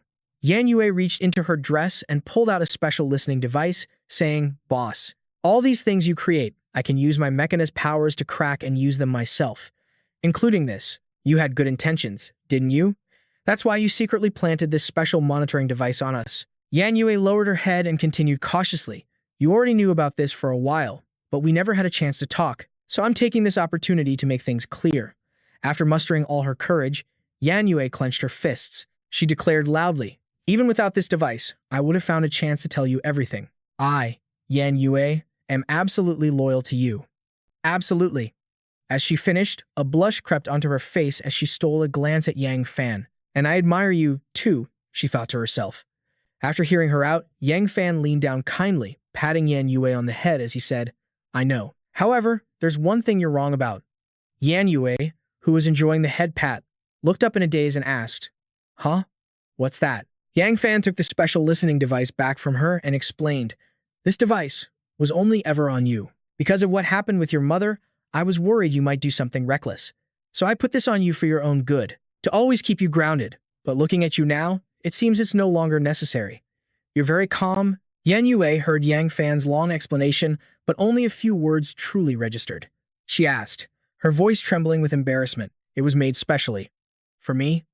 At this point, Yang Fan had said everything he needed to. He stepped back, looked at Yan Yue, and gave his instructions. It's almost time. You go to the next match in the winner's bracket. I'll fight my way up from the loser's bracket. Win if you can. After 2 rounds in the winner's bracket, there will be 5 people left at most, with 1 getting a bye. That person gets to advance directly without fighting an opponent, seeing Yang Fan preparing to take himself out with the blade. Yan Yue hurriedly called out to stop him. Boss, wait a second. She quickly voiced her own thoughts. You should be the one in the winner's bracket. We all want you to take first place, because we believe you're the only one who can uncover the truth of this world. Only then will we have a chance to break free from this predicament. In her heart, Yan Yue confessed silently, and I will never let you die in front of me. I would die for you first. Hearing this, Yang Fan asked in surprise, Do you think you can climb your way up from the loser's bracket? At that moment, Yan Yue was completely consumed by her devotion. She clenched her fists with resolve and said, That doesn't matter. What matters is you. I finally know what it feels like to die for you. Then, Fighter Jet 159 suddenly fired twice, leaving Yang Fan completely stunned. Both shots were aimed directly at Yan Yue's head. As her body began to fade, Yan Yue's gaze remained locked on Yang Fan. I finally understand what the boss meant, she said. Always leave the chance to lose. For your comrades. Her words echoed in his mind. Gazing at the smoking ruins of their battle, Yang Fan's resolve hardened. It doesn't matter who's next, he thought. I have no choice but to win. The truth of this world, he wondered. What could it possibly be? And what does my ring have to do with it? A system window materialized before him. Victor, Yang Fan. Current accumulated points, 160. Yang Fan quickly did the math on the number of eliminated players. It looked like each victory now awarded a fixed 20 points. 2 rounds down, and only 5 victors remain. Factoring in a bye round, he'd need 3 more wins to conquer the winner's bracket. Of course, if he could somehow get 2 more byes in a row. Wouldn't that mean he'd only need 1 more fight to be the first to reach the final showdown? At the thought, Yang Fan crossed his arms and sighed. To be that lucky, he mused, I'd probably need an S-rank luck-based ability or something. A worried thought then crossed his mind. But the final opponent will be the top player from the loser's bracket. That means there's a good chance I'll have to fight someone twice. Still, his only real threats were 2 people. The boss of the demonic treasure organization and Zhuo Lingyun of the Heaven's Wheel. In his past life, both of them were practically blessed by fate itself. One founded the massive Heaven's Wheel guild that dominated all of Huaxia, possessing immense power. The other was a demonic force, slaughtering the few survivors that remained. Neither of them was a simple opponent. A sudden system notification shattered Yang Fan's train of thought. Next match begins in 3 seconds. Yang Fan's eyes narrowed, his senses on high alert. Who will it be this time? The system countdown began. Next match begins in 2 seconds. Next match begins in 1 second. Yang Fan readied his stance, his grip tightening on his ice blade. It's time, he thought. But just as he braced for battle, another system window appeared. Yang Fan receives a bye this round. Staring at the lucky announcement, Yang Fan sighed in frustration, lowering his sword. Did I somehow get a luck-based ability without realizing it? Another bye round, he was completely caught off guard. With that, he leaped onto a high stone wall. Well, if that's how it is, he thought calmly, I might as well use this time to recover my stamina for the next fight. Let's hope someone else gets lucky. As Yang Fan sat and regulated his breathing, another battle was raging elsewhere. Someone was panting, desperately trying to hold on. That person was none other than Chu Xiaowan. She was slumped against a stone statue, clutching a deep wound. Her opponent was Zhuo Lingyun. He smirked, looking down on her with utter contempt. This is the vast gap between our powers, he sneered. You are merely human. I am a god. Chu Xiaowan poured every last bit of her strength into forming a shard of solid ice. She launched herself at Zhuo Lingyun, screaming, It's not over until the very end. That's the creed our boss taught us. Two razor-sharp ice projectiles shot towards Zhuo Lingyun, but he remained utterly unfazed. With terrifying composure, he raised a hand, a vortex of wind forming in his palm. "It seems you still don't understand," he said coolly. "Before a god, all resistance is futile." With that, Zhuo Lingyun unleashed the vortex. The small tornado shot forward, expanding rapidly as it neared Chu Xiaowen's attack. It swelled into a massive cyclone, completely swallowing her ice shards. The cyclone didn't stop, continuing its destructive path straight toward Chu Xiaowen. In an instant, she was sucked into its violent winds, crying out in agony. Zhuo Lingyun looked on with pure ecstasy. An arrogant smile spread across his face. "All of you are merely offerings for my father. Sacrifice is your one true destiny." Having dealt with Chu Xiaowen, his thoughts turned to Yang Fan, and his eyes filled with a deep, burning hatred. He gritted his teeth, a dark vow forming on his lips. "As for the one who returned, bearing father's aura, I will send him to atone for his sins soon enough." Meanwhile, the target of this intense hatred was lazing about, yawning. "Is it still not over yet?" he whined. "I've almost completely recovered my stamina. Man, this is making me sleepy." Suddenly, the ring on Yang Fan's finger began to glow. An idea popped into his head. "Well, since I've got nothing better to do," he said with a grin, "might as well grab a bite to eat." Without a second thought, Yang Fan pulled out a container of spicy crab claws and a bottle of ice-cold Coke to satisfy his craving. He took a long swig of the Coke, sighing in pure bliss. Having Coke and crab in the middle of the apocalypse, this is the height of luxury. But as he was happily munching away, a new notification suddenly appeared. Third match, group battle. The winner's match was over, and the fourth round began. Before Yang Fan could even process it, he was teleported to the stage. The fourth match of the winner's bracket begins now. Instantly, a heaven-shattering explosion rocked the arena, causing Yang Fan, who was still munching on a crab claw, to freeze with wide eyes. From the dust and smoke, a figure emerged. It was Hong Lian, leader of the Crimson Robes. Seeing Yang Fan enjoying his meal, he let out a mocking laugh. "Well, look at you, living it up. That knife-wielding brute I just slaughtered, was he one of your comrades? I believe his name was Mu Hua Dao." Hehehe. But Hong Lian's taunts fell on deaf ears. Yang Fan didn't even bother to react, simply stuffing his face with crab and chugging his soda. Yeah. Nothing gets in the way of a good meal. You have to eat crab meat. Other stuff just makes me cough." Seeing Yang Fan's complete lack of emotion, Hong Lian, the leader of the Crimson Robes, completely lost it and began screaming in rage. "Don't you feel a damn thing for your friend? You're a cold-hearted monster. Stop eating, do you hear me? I sent your precious comrade straight to his grave." At that moment, Yang Fan finished his meal, casually cleaned out his ear, and said, "Stop yelling. I'm not deaf." Yang Fan calmly looked at Hong Lian, his hand tightening around his ice sword. "A failure from the winner's bracket who didn't die. You want to use cheap tricks to provoke me? You really underestimate me." With that, Yang Fan leaped into the air, swinging his blade down at Hong Lian. "But since you went out of your way to bring it up, I'll gladly use it as an excuse to tear you into pieces." But contrary to Yang Fan's bloodlust, the Crimson Robe leader, Hong Lian, didn't move an inch. He just stood there, grinning maniacally and sneered, "Fine by me, go ahead and kill me." His words clearly caught Yang Fan by surprise. Without hesitation, Yang Fan drove his ice blade straight through Hong Lian's chest, causing blood to erupt from the wound. Yang Fan watched in disbelief as Hong Lian took the hit. "Is your power related to blood?" he demanded. "Because if it's not, then you're just a complete idiot who enjoys standing there while people attack you." But Hong Lian showed no sign of pain. He just smiled wider, spreading his arms and shouting to the heavens, "Beautiful. Such arrogance, cruelty, and bloodshed. So much sin. Oh, great God. Did you see it? Ah ha ha ha." Yang Fan had no time for his ramblings. He immediately launched another ice attack, yelling, "I don't care what you are. I'll beat you to a pulp first and ask questions later." But unlike the first strike, this time, although Hong Lian still didn't dodge, Yang Fan's ice blades were stopped cold. He just kept laughing. "It's no use. It's completely useless. Great God, I beseech you. Show yourself." Then, Hong Lian ripped his cloak apart, revealing a skeletal, emaciated frame beneath. His entire body was covered in ritualistic tattoos, centered around a bloody magic circle on his chest. Hong Lian stared maniacally at the sky, where the blood was gathering into a massive orb. He screamed, "I offer my body as your magic circle.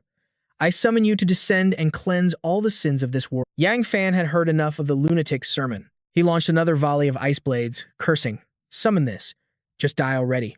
What kind of cheap spell is this? In your dreams, But before the ice could reach its target, a colossal crimson arm erupted from the blood orb, shattering the attack with a single punch. The sight left Yang Fan utterly speechless, his eyes wide with shock. Yang Fan gasped in horror. What is that? Before him stood a monstrous demon with the face of a bull, two sharp horns, and massive, terrifying fangs. Hong Lian stared down at Yang Fan with pure contempt and gestured grandly. Behold, the god of sin. Ha ha, you have no chance of victory. Then, Hong Lian's eyes filled with hatred as he declared, because to be alive is to be sinful. The moment he finished speaking, the so-called god of sin let out a deafening roar, its body swelling to a terrifying size. Yang Fan stared at the impossible creature, confused. He thought, using Yan Huangzhen's energy sense, this thing is pure killing, intent, and malice. What in the world is it? Hong Lian pointed a trembling finger at Yang Fan and gave his god a single command. Ar, go, my god, cleanse this sinner. Instantly, the god's left arm morphed into a razor-sharp axe. It swung down with incredible force, forcing Yang Fan to teleport just to survive. Yang Fan thought in a panic, it's here. That was way too fast. I couldn't even see the afterimage. The only way is to. He had barely dodged the first blow when the god of sin swung its axe once more. This time, Yang Fan saw it coming, but unfortunately, he couldn't get away. The massive axe slammed directly into his body. As the blow connected, his eyes widened in disbelief, thinking, how is this possible? The sin god brought its axe down with brutal finality. And as predicted, Yang Fan's body was a mangled ruin. Seeing the unrecognizable corpse on the ground, a twisted, holy smirk spread across. My God has purified another sinner, he whispered. I am truly, truly blessed. His gaze then drifted upwards to the dark orb of magic he had summoned. It was nearly complete, meaning his plan was on the verge of success. A wild, triumphant laugh escaped his lips. He screamed to the heavens, I am an absolute genius. We have cleansed the entire world. This feeling is magnificent. But he was utterly oblivious to the silent figure rising from the shadows right behind him. It was, impossibly, Yang Fan. Seeing Hong Lian's guard completely down, he seized the perfect moment. He lunged forward, weapon aimed true.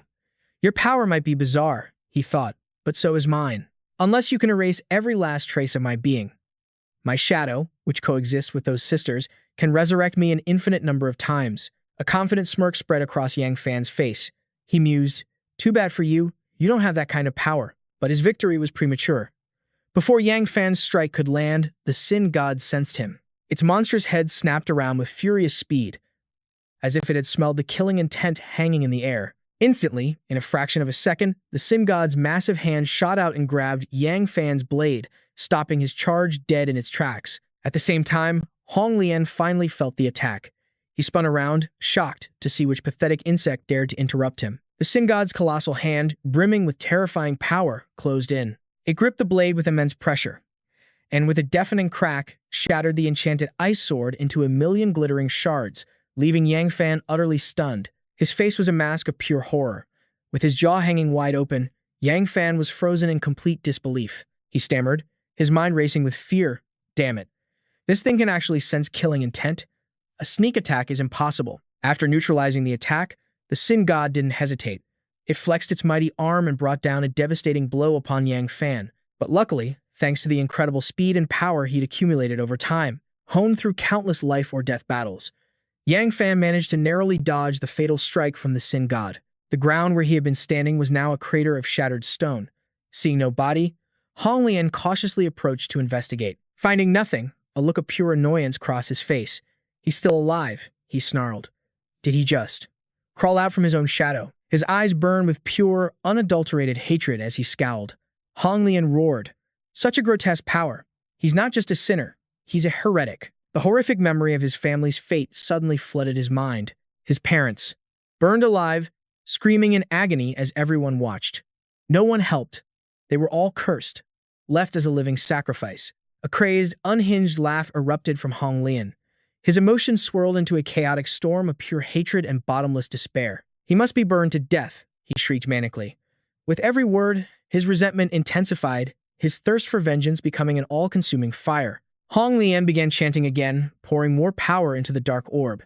He screamed in pure ecstasy, heretics must be purged by flame. Purged by flame. As he raged, the sin god began to swell with power, feeding on the raw, dark energy pouring from its master. From his hiding spot behind a shattered wall, Yang Fan watched in alarm as Hong Lian funneled more and more magic into the monstrous creature. A cold dread washed over him.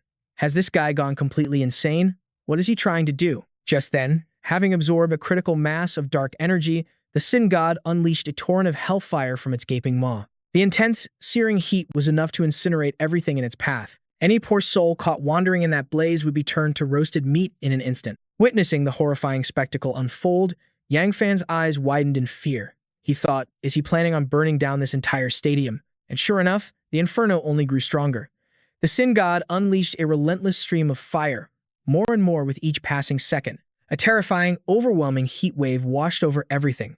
A fire meant to erase all those who had wronged Hong Lian's family so many years ago. And in the heart of it all stood Hong Lian, watching his master plan unfold so perfectly. He stood within a perfect circle of fire, staring into the distance with a triumphant gaze. Engulfed by the deadly flames, Hong Lian began to walk forward, one slow step at a time, his eyes utterly soulless and vacant. He was a man with no connection left to this world, driven only by the single-minded goal of avenging the family that was stolen from him.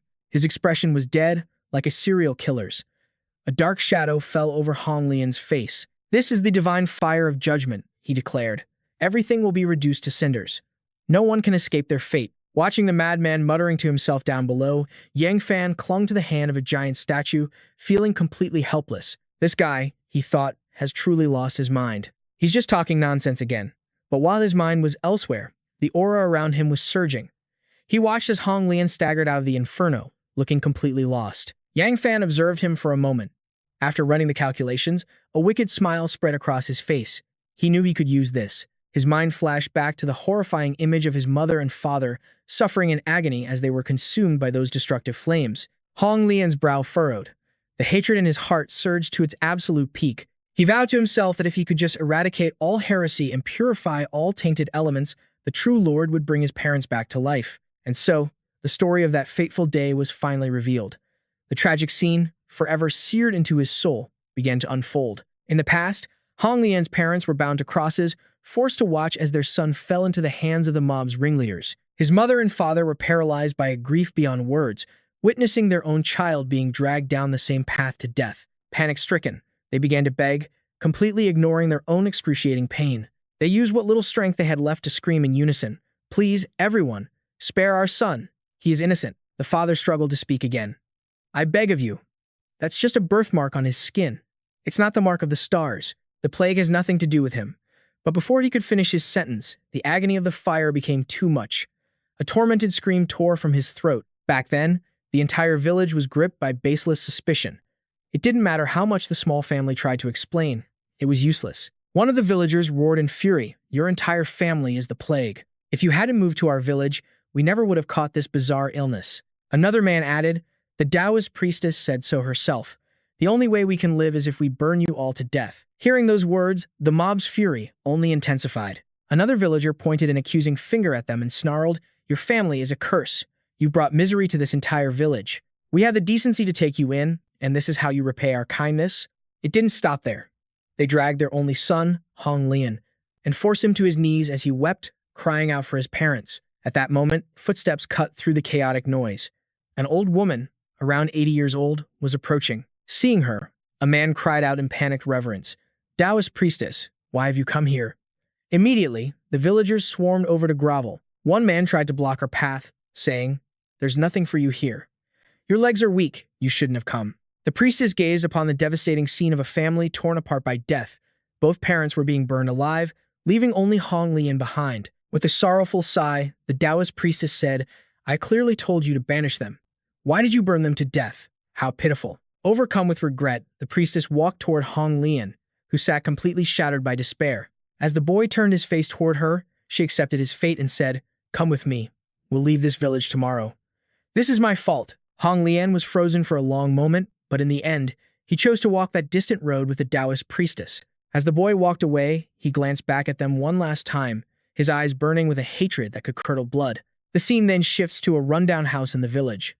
An oppressive silence blanketed the area. Not a single sound could be heard. Watching the Taoist priestess sleep soundly on the bed, Hong Lian stared blankly into the void, lost in his own hopelessness. He remembered his beloved parents, burned to death at the hands of those very villagers. The overwhelming injustice swelled inside of Hong Lian, growing more intense by the second as he clawed at the birthmark on his hand. The boy whispered in utter despair, "Bastards.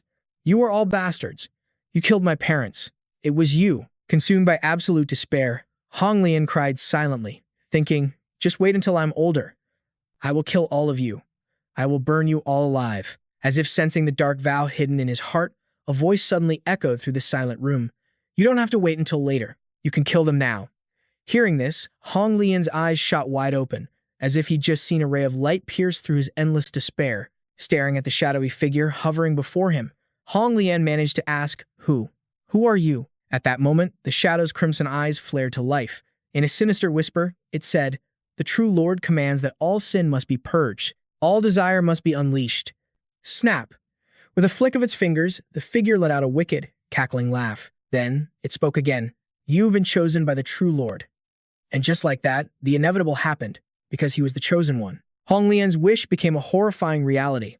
That very night, the entire village was swallowed by a sea of fire, and everything was burned to ash. Thick smoke billowed high into the air, staining the night sky black.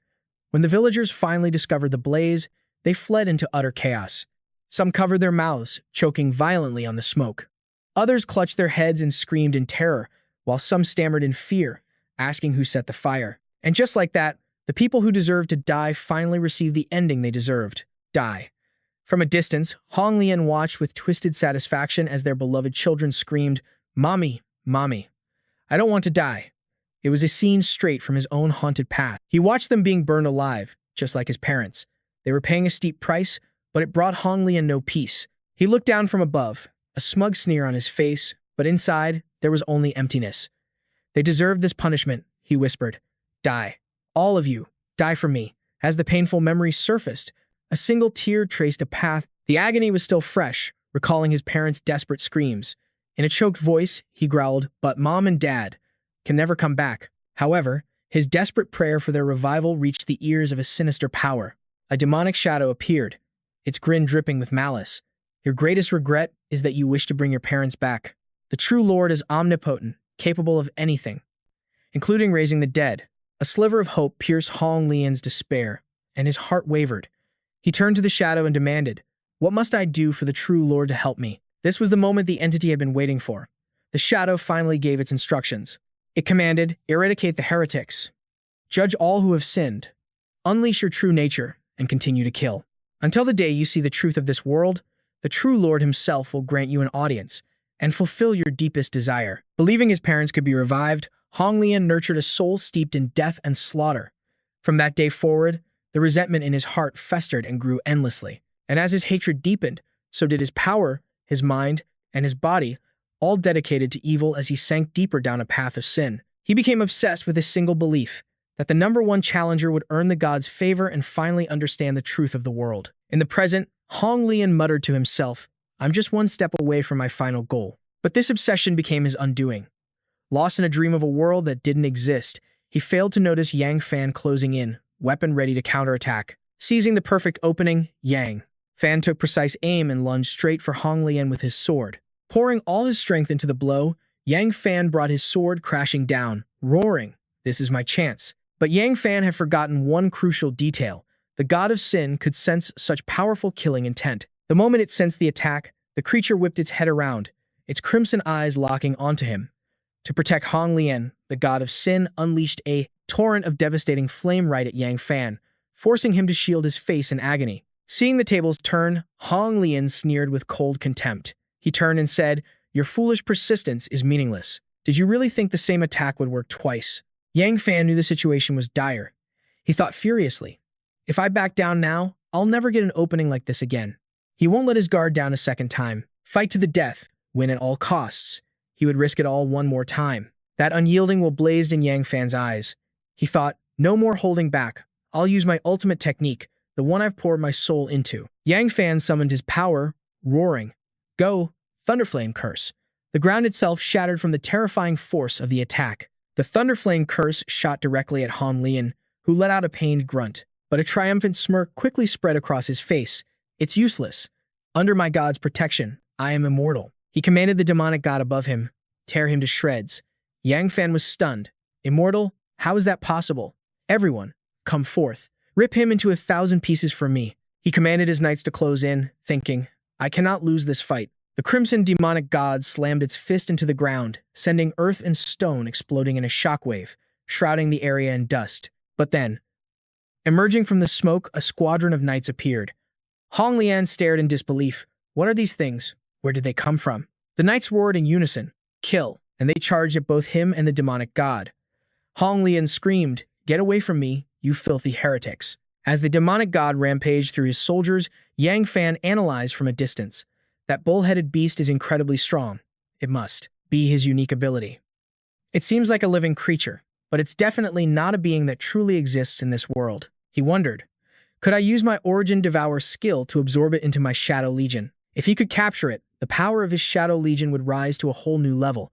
His mind made up. Yang Fan gathered his energy and charged toward the demonic god. He roared to his knights, all of you, stand aside.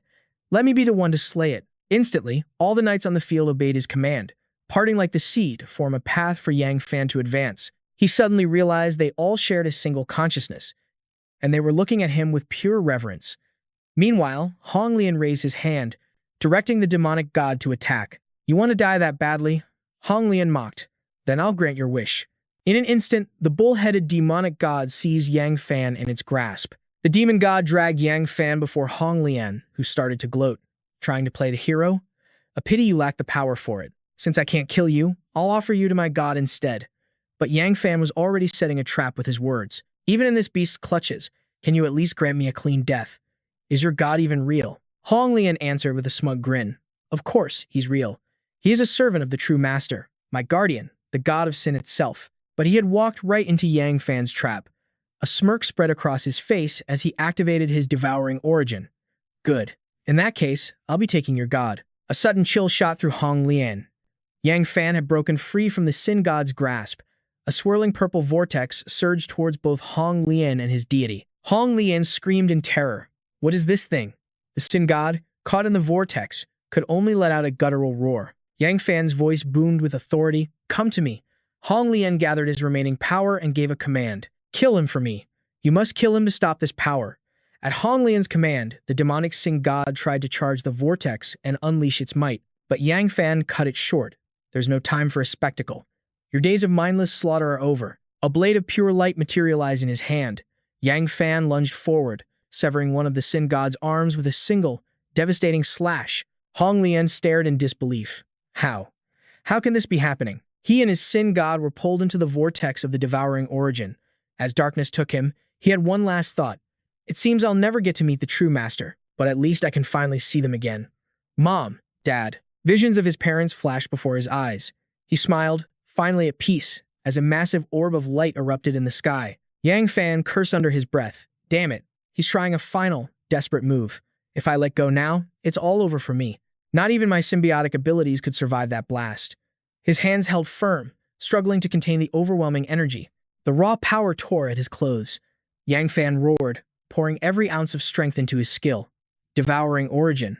Absorb it all. The endless purple maelstrom began to shrink, and a large, gray sphere formed around him, shielding him during the final moments of the absorption. After a brilliant crimson flash, all that immense power condensed into a small black orb, which slowly descended into Yang Fan's hand. He stared at it, bewildered. What in the world are you? That you can contain my devouring origin? No matter. Thinking about it now is useless. First, I'll merge what I've gained into my shadow spirit. Yang Fan waved his hand through the air. The orb created several spiraling vortexes on the ground, a testament to its vast power. He spoke into the air. The chaos is over. You can come out now. The energy began to shift as a new figure slowly materialized. The demonic god was reborn with a new name, Shadow Ox Demon. Yang Fan sized it up. Not bad. It already has the strength of a 7th stage. That explains it, Zhu Sheng. When your blade struck before, I didn't even have time to react. But you won't die. I've absorbed that guy's summoned creature.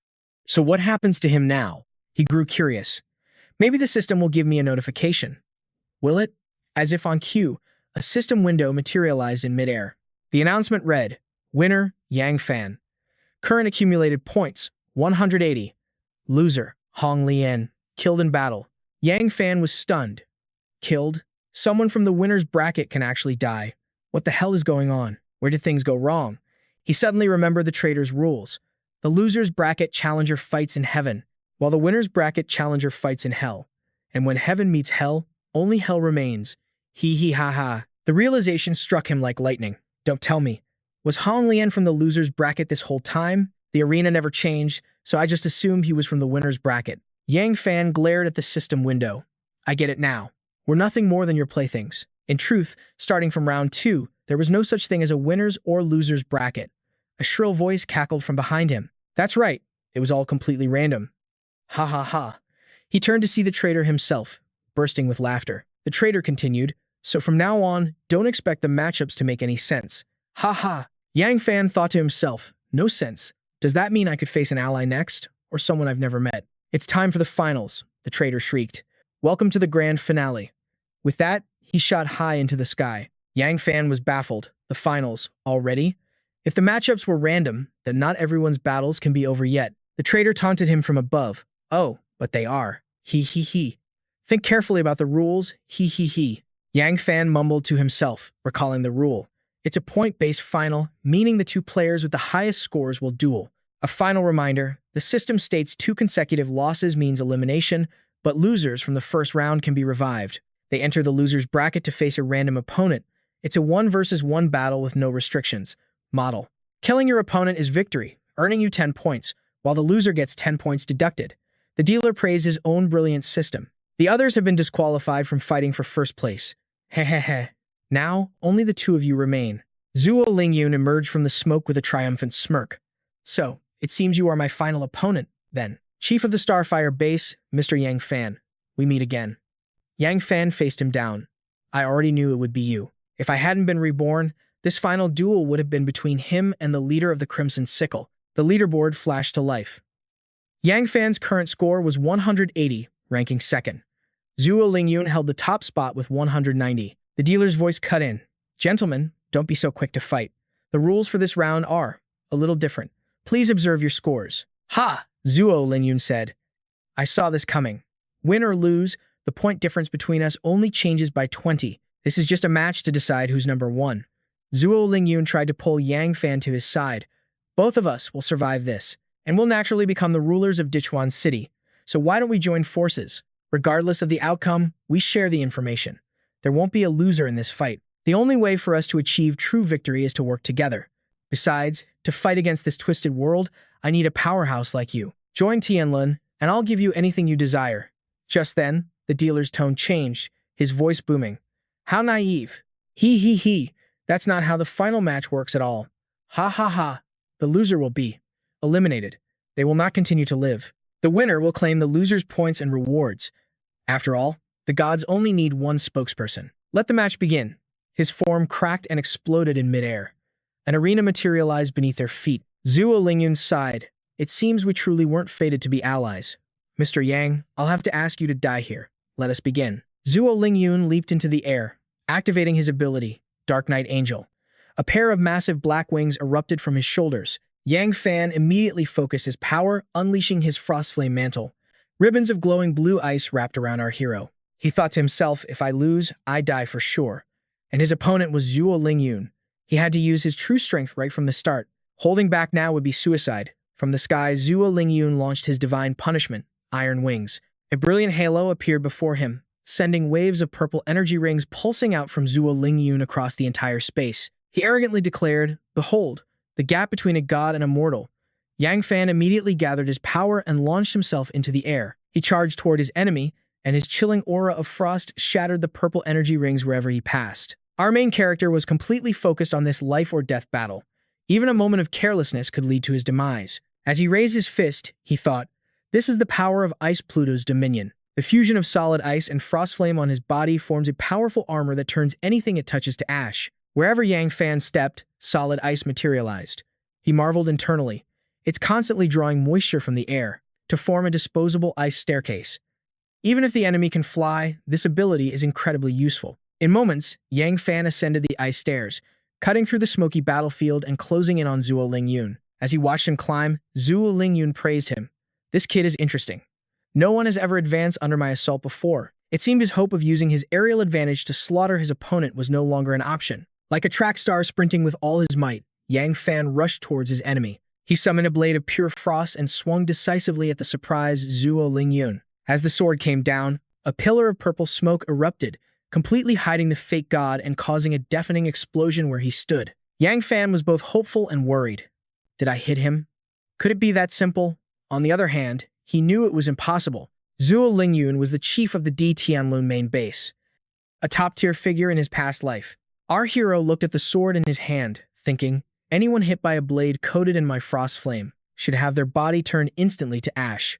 Around him, his icy aura blazed like a vibrant blue flame. As if to answer his doubts, Zhuo Lingyun emerged from the dust and smoke. He held a black sphere in his hand. The two stood opposite each other in the fiery sky. Zhuo Lingyun spoke casually, your speed is impressive, but a shame it's completely useless. It's all for show. A cold sweat ran down our hero's back as he thought, damn it, how is this possible? To be hit by my frost flame and come out completely unharmed. Something is definitely wrong here. Seeing the utter shock on Yang Fan's face, Zhuo Lingyun offered some kind comfort. You look so surprised, but don't worry. The battle with a god has only just begun. He grinned and hurled the black sphere towards our main character. The model smirked and said, go on, my little pet. Yang Fan saw the orb flying toward him and his instincts screamed danger, but something felt off. His eyes shot open. What the hell? The sphere, crackling with purple lightning, drifted menacingly toward him. Yang Fan had no idea what he was looking at. What is that thing, he wondered. It feels like a devouring power, but who could it possibly hit moving that slowly? Suddenly, the orb bloomed into interlocking rings of violet light, unleashing an overwhelming gravitational force. Yang Fan instantly threw up an ice barrier and vaulted backward. Damn it, he cursed. So it's gravity. As our hero dodged the crushing force, he was filled with regret. In my past life, he thought, I never had any dealings with Zhuo Lingyun. That's why my intel on him is so lacking. Who knew he was this much of a monster? There was no more time to hesitate. He swung his sword, trying to shatter the rings of energy. But somehow, the force of his attack was redirected, slamming into the arena's red-eyed, bull-headed statue. Zhuo Lingyun scoffed with contempt. Gravity? Don't you dare insult my power by comparing it to something so crude. Do you think I'm as pathetic as you? He shot forward, his voice dripping with malice. Here, why don't you experience it for yourself? Spiritual energy coalesced in his palm, forming another purple sphere. Once again, the orb flew out to greet the main character. But this time, Yang Fan could only stand frozen in shock. The orb moved at the speed of light, instantly vaporizing a chunk of his right shoulder. The main character was stunned into silence by its absolute power. Looking like a true final boss, Zhuo Lingyun pointed a finger at Yang Fan. Be annihilated, he declared. Your life ends now. Yang Fan stared at his shoulder, which had vanished as if it never existed. A genuine fear gripped Yang Fan's heart. The destructive power of that orb was absolute. He gritted his teeth, knowing this couldn't go on. If this keeps up, I'm dead meat. Even with symbiosis, that thing will completely obliterate me. I have to find a way out. He roared, Ice Mountain creation. With a wave of his hand, he summoned a storm of ice crystals that instantly encased his left arm in a thick layer of frost. A chilling aura radiated from the ice. Zhuo Lingyun laughed mockingly. Hoping to create a massive iceberg to escape my power with its weight, a clever idea, but a pointless fantasy. Yang Fan watched in horror as the purple bands of light began to eat away at his frozen arm. The energy pulsed from the sphere. Is it useless? He thought through clenched teeth. He then roared in absolute fury. You're the one who forced my hand. He drew his ice-clad arm back, preparing to counter. Zhuo Lingyun taunted him. Oh? And what if I enjoy forcing your hand? Show me what else you've got. I'll take it all on. In response, Yang Fan summoned a plume of black smoke, the unmistakable sign of a frozen flame shadow soldier. Fine, he declared. Then we'll die together. And from the smoke, the shadow soldier emerged. Since they all look identical, who knows what this one's name is? It glided swiftly through the purple haze, making a beeline for Zhuo Lingyun. His eyes widened in disbelief, as if to say, what the hell? The shadow soldier reached its target and wrapped its arms around him in a tight embrace, like a long-lost lover. Zhuo Lingyun cursed in disgust. You bastard. What is the meaning of this? But the main character's face remained as cold as ice. He recalled the shadow soldier, dragging a panicked Zhuo Lingyun with it. Straight into the path of the orb of destruction. It was time for a taste of his own medicine. Sheer terror finally washed over Zhuo Lingyun. Damn it, he cursed internally. If this continues, I'll actually die with him. This is not the outcome I wanted. He refused to die such a pathetic death, hoisted by his own petard. With a sharp snap of his fingers, The sphere holding Yang Fan captive vanished into nothingness. Released from its pull, both Yang Fan and Zhuo Lingyun plummeted toward the ground. The shadow soldier still clung desperately to the villain. Zhuo Lingyun shot a disgusted look at the grotesque figure clinging to him. I have to get free of this thing, he thought. They slammed into the arena floor, triggering a massive explosion of dust and debris. Moments later, Zhuo Lingyun emerged arrogantly from the smoke, holding the severed head of the shadow soldier. Garbage, Zhuo Lingyun spat. I'm still not used to fighting such filth in close quarters. Scanning the area, he sneered. Has Yang Fan hidden himself again? Just like the rat he is. With that, Zhuo Lingyun soared into the air once more. He gazed down upon the fiery arena like a god. Hiding is meaningless, he muttered. When I wish it, I can annihilate this entire space. You know I possess that power. Just then, a silhouette appeared in the smoke. Yang Fan's voice cut through the air. Are you delusional? Of course, I know that. Which is why I had no intention of hiding. The main character stood defiantly amidst the swirling dust, arms crossed. I've decided, he declared coolly, to claim your soul. Zhuo Lingyun's face twisted into a deranged smile. What the hell? You want to claim my soul? A weakling like you? A pathetic piece of trash dares to challenge me? That's the funniest thing I've heard all day. He raised his hands, and two small, blood-red orbs of energy materialized. They pulsed with a brilliant white halo. Zhuo Lingyun feigned regret. I really didn't want to exert myself this much. But unfortunately for you, your insolence has angered a god. He gazed at the red sphere in his hand, continuing his lecture. There are levels between abilities, you see. Your pathetic ice creation stands no chance before the powers of annihilation and destruction. Zhuo Lingyun raised the orb high as it began to absorb the surrounding white light, preparing his ultimate technique, Tri-Apocalypse Earth Flame. That's when our hero realized a critical truth. In utter shock, he stammered, You have a ring too. Yang Fan watched as Zhuo Lingyun effortlessly juggled two glowing, and then it all clicked. So that's it, he thought. My ring isn't the only one in this world. No wonder they've grown so powerful. Sensing the confusion in Yang Fan's tone, Zhuo Lingyun asked with a curious smirk, What do you mean by? Also, our hero raised his hand, flashing the massive ring on his finger. You're not so special, he declared. I have one, too, though I still haven't unlocked all of its powers. Zhuo Lingyun sneered. I knew it.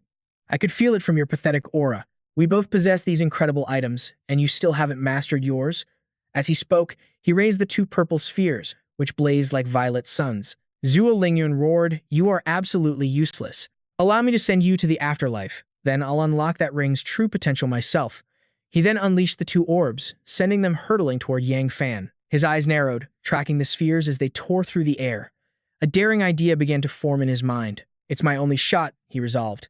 Yang Fan summoned his power, and shimmering streams of pale blue energy converged in the palm of his hand. Zhuo Lingyun unleashed his ultimate attack, World Ender. Yang Fan leaped back in a flash, narrowly dodging the initial impact. He countered with his own technique, the devouring origin bow. The two immense forces clashed, creating a catastrophic shockwave. The sound of the explosion thundered through the area, shaking the very heavens. In that single moment, he truly understood his opponent's terrifying strength. Even his devouring origin bow couldn't completely absorb the attack. It couldn't even block it. All it did was slow the onslaught down for a mere second. I have to take Zhuo Lingyun down now to have any chance. Yang Fan shot into the air, closing the distance between them. His inner power exploded, activating his full release, icy flame form. He brought his sword down with all his might, roaring, Die. But to his absolute horror, Zhuo Lingyun caught the blade's tip with a single hand, effortlessly neutralizing the killing blow. Zhuo Lingyun flicked his finger, and the ring on his thumb flared with brilliant purple lightning. Then, he let out a cold, mocking laugh. I, too, acquired my ring by chance. However, its true power is the absolute control over all flames. Any flame born of this world is completely powerless against me. A pathetic amateur like you and I are on completely different levels. With those words, he shattered Yang Fan's sword with a single move. Our hero froze, completely stunned by his enemy's overwhelming power. Zhuo Lingyun lunged forward, unleashing another devastating attack. Fall, he screamed. Be consumed by my tricolor sunfire. And don't worry, I'll put your ring to much better use. The fiery blast was immense, but as it neared its target, it was suddenly thrown back. The entire weight of the attack was completely nullified by a wall of shadow soldiers. Yang Fan spoke with cold resolve, I am nothing like you. Never underestimate the power of mortals united. Even with human bodies, we have the strength to slay gods. The moment he spoke, 3 shadow soldiers broke formation and charged Zhuo Lingyun. The villain crossed his wings to shield himself, continuing his verbal assault. A pathetic mob. You really think these puppets can defeat me? You can't even lay a scratch on me. But Yang Fan refused to yield. If fire is useless against you, then I'll use water. I'll use ice, the very source of creation itself. Fire brings destruction, but water brings life. He gathered his power, unleashing a shockwave of water that crashed forward like a tidal wave. The torrent engulfed Zhuo Lingyun completely. But just as victory seemed within reach, a small, yet impossibly sharp aura pierced straight through Yang Fan's body. At the same time, the three shadow soldiers were sent flying back by a single blast. The power of a god was truly on another level. Zhuo Lingyun casually slipped his hands into his pockets. What a shame, he drawled. Your power of creation is far too weak. Against my absolute destruction, it shattered in a single blow. He spread his palm, channeling a sliver of his power. Flaming lances materialized in the air above. He casually plucked one from the sky and hurled it at his foe. He roared, "This little farce is over." Unable to dodge in time, Yang Fan was impaled through the chest once more. Blood gushed from his mouth and the gaping wound in his chest. This is it, he thought. I guess this is where I die. Agonizing pain, like 1,000 volts of electricity, shot through him. His mind was in chaos. How? How could I possibly lose? How can I lose now? He screamed internally. I promised to lead them to a new world. I can't die here. The faces of his comrades, who had fought and bled by his side, flashed before his eyes. Yang Fan forced himself to remain on his feet. He steeled his resolve. So what if my body is torn to shreds? So what if I'm consumed by hellfire? Even if death is certain. So what? Suddenly, the outer shell of the ring on his finger cracked and crumbled away, revealing a sleek, gray core beneath. It was clear that something profound had just happened. He launched himself into the air to meet Zhuo Lingyun's next attack. No matter what, he would fight until his last breath. If this was his end, he would forge a hope that could never be extinguished. But just as he prepared to launch his final strike, the ring on his finger exploded with a brilliant, blinding light, stunning him completely. A shimmering crack tore through the fabric of space itself. From the blinding light, a divine figure emerged, its voice echoing, "This is the power of will." So, you finally understand. Yang Fan was speechless. Her voice was so gentle. Who are you? He was in a space filled with a warm, mystical blue glow. Ribbons of light pulsed from the ring on his finger. A voice echoed, awakening the water realm. Yang Fan could only wonder, where am I? A mysterious girl in a flowing purple dress materialized before him, explaining, this place is a rift in the world's origin. It was fate that brought us together. Yang Fan looked up, asking, and you? Who are you? He was completely shocked. A being of this magnitude had appeared without a single sound. The girl replied softly, who I am is not important. What matters is that you've earned the recognition of the origin water. From this moment forward, you are the chosen one. Her words left him utterly confused. The origin water? What's that? I only created the power of ice. The girl waved her hand gracefully and said, look at your hand. Yang Fan raised his right hand. From the ring, gentle streams of water flowed forth like magic, making him gasp in total astonishment. Water. From my ring? Is this the origin water? Wisps of pure water danced around him in a wondrous display. The girl explained patiently, indeed, you have earned its recognition. Now, prepare yourself for the trials of this world. The 5 great origins are scattered across the lands. Only by uniting their power can the light be restored. You will either become a stepping stone for another, or you will be the one to save the world. The choice is yours. With that, her form vanished into the swirling mist. Yang Fan cried out, wait, I still have questions. But only a deep silence answered him, as if he was completely alone.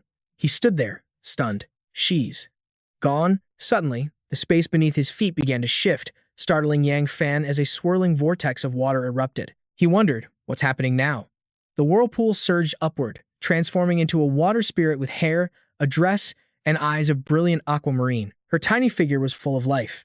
She giggled, hee, big brother Yang Fan, I'm counting on you. Before he could even process it, the spirit became a stream of pure light that flooded the space before surging directly into him, awakening the 4th verse of Origin, the divine power of water, the power of the great river. In a flash, Yang Fan returned to the real world. At that critical moment, his newfound power rose up, completely withstanding Zhuo Lingyun's killing blow and neutralizing the attack instantly. Zhuo Lingyun was utterly staggered, his mind reeling. In just a blink, how had this brat dissolved his salmony earthly flame? The kid's entire aura had changed. And yet, this new presence felt disturbingly familiar.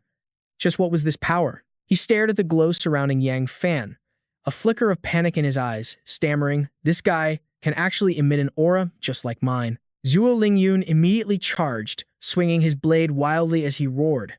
"How can another being possess the aura of a god? I absolutely refuse to allow this. Die. Your very existence is an insult, not even worth mentioning. There cannot be another like me. You must be erased from this world." He brought his blade down with a powerful, life-ending slash. But Yang Fan's power was on a whole new level. His palm strike completely blocked Zhuo Lingyun's furious assault. He looked at his foe with newfound calm. "Even if our powers share the same origin, water will always conquer fire. It's a simple principle. Don't you get it?" Unable to accept this reality, Zhuo Lingyun attacked again and again, screaming in denial. "You're not worthy. You're not worthy. This world belongs to me. This world is mine. I am the only god." Yang Fan unleashed a flurry of strikes, blasting him backwards. He replied, "Our ideals are not the same." A blast of energy slashed across Zhuo Lingyun's chest as blood poured from the wound. Was this the end? He froze, his eyes losing focus as a thought echoed in his mind. "It's over? Just like that? How can this be?" Suddenly, his past flooded his memory, playing out like a slow-motion film. From childhood, I was different from the others. I was a genius, a top student, the perfect son everyone else's parents wanted. No matter where I went, I was worshipped by all, because they believed there was nothing I couldn't accomplish. I am the strong, and humanity will always worship strength. It is simply their instinct. I went to college at 13 and graduated by 16. At 20, I earned a master's degree in medicine, but my father was never once proud of me. He was always cold and emotionless, because I was a catastrophe. My birth sent my mother into a vegetative state. At least, that's what I always believed. And I pushed myself to become the best because I wanted the day to come when my mother would finally wake up. My dream then was to be a doctor, to cure her illness. That is, until the apocalypse arrived. A zombie broke into her hospital room. I grabbed a knife to defend myself and slashed it once. It collapsed beside her bed, and its nucleus fell onto the blanket. At that exact moment, her heart monitor sprang back to life. I discovered my mother was reacting to it. That thing was causing a reaction in her, and I had accidentally found the light that could save her. All of it ignited a spark of hope inside me. I founded Heaven's Wheel, an organization built for one purpose, to gather as many crystal cores as I could, no matter the cost. My mother slowly recovered through my efforts, and when she finally smiled at me, I knew it was all. But soon, ordinary crystal cores were no longer enough. For that one smile, I cast aside all my morals. I would stop at nothing. I needed more cores, more resources. That's why I risked everything to open the ultimate challenge arena. How could I possibly lose here? For my mother. I cannot lose. Zhuo Lingyun's spirit seemed to reignite. He roared with everything he had left, "I'll take you down with me. If we die together, my score will still be higher than yours. The victory is mine." Yang Fan was stunned. Holy crap, this guy still had this much fight in him? He was an absolute monster. Seeing his opponent charge forward in a final, suicidal blaze of glory, he quickly calculated his options. His water abilities wouldn't work here. The only way was to absorb this man's soul with a deep. Yang Fan gripped the devouring origin and shot toward his foe. Then come get it. Zhuo Lingyun unleashed his final technique with all his remaining strength. Yang Fan could feel the terrifying power. At best, this would be mutual destruction. As they closed the distance, he thrust the devouring origin straight at Zhuo Lingyun's chest, his voice booming, "Give me your soul." A blinding light erupted, and a cataclysmic shockwave tore through the battlefield, kicking up a massive cloud of dust. It was all or nothing. A moment later, the dust began to settle, revealing the sound of ragged, desperate gasps. Yang Fan was sprawled in a pool of blood, his right arm and leg completely blown off. Zhuo Lingyun was nowhere to be seen. It was for the best. For some, living is a fate worse than death. An end like this was a mercy for him, the system announced. The winner is Yang Fan. Lying there, utterly exhausted, he whispered to himself, "I won. I won." He weakly lifted the devouring origin in his right hand and called out, "Emerge." The shadow specter of Zhuo Lingyun appeared, kneeling beside Yang Fan. It spoke, "I await your command, master." Yang Fan said weakly, "Every time I use the devouring origin to absorb a soul, I inherit a piece of their deepest memory. Although you no longer possess your own will, I saw what happened with your mother. And because of that, I need to tell you the truth. The fact is, I once had a mission to guard the very woman from your memories. Back then, I was also a member of Heaven's Wheel, but what I witnessed was completely different from your memory. At the time, I was assigned to guard a sealed room. I asked my partner out of curiosity, "What are they keeping in there that requires guards around the clock?" My friend replied, "Why don't you see for yourself? I heard it's someone important, but I wouldn't dare look. You'll lose your head if you do. I was skeptical. Is it really that serious? I'll lose my head. My friend then whispered, the base commander's mind, it's not stable. You know how he is. He'll kill someone on a whim, like a complete psycho. And just so you know, he added quickly, I never said any of this. Even so, my curiosity was piqued. I had to see who or what could drive our commander to such madness. My friend tried desperately to stop me, but I couldn't resist. He pleaded, do you have a death wish? Stop it. But I still peeked through the small window. My blood ran cold. What I saw wasn't a person.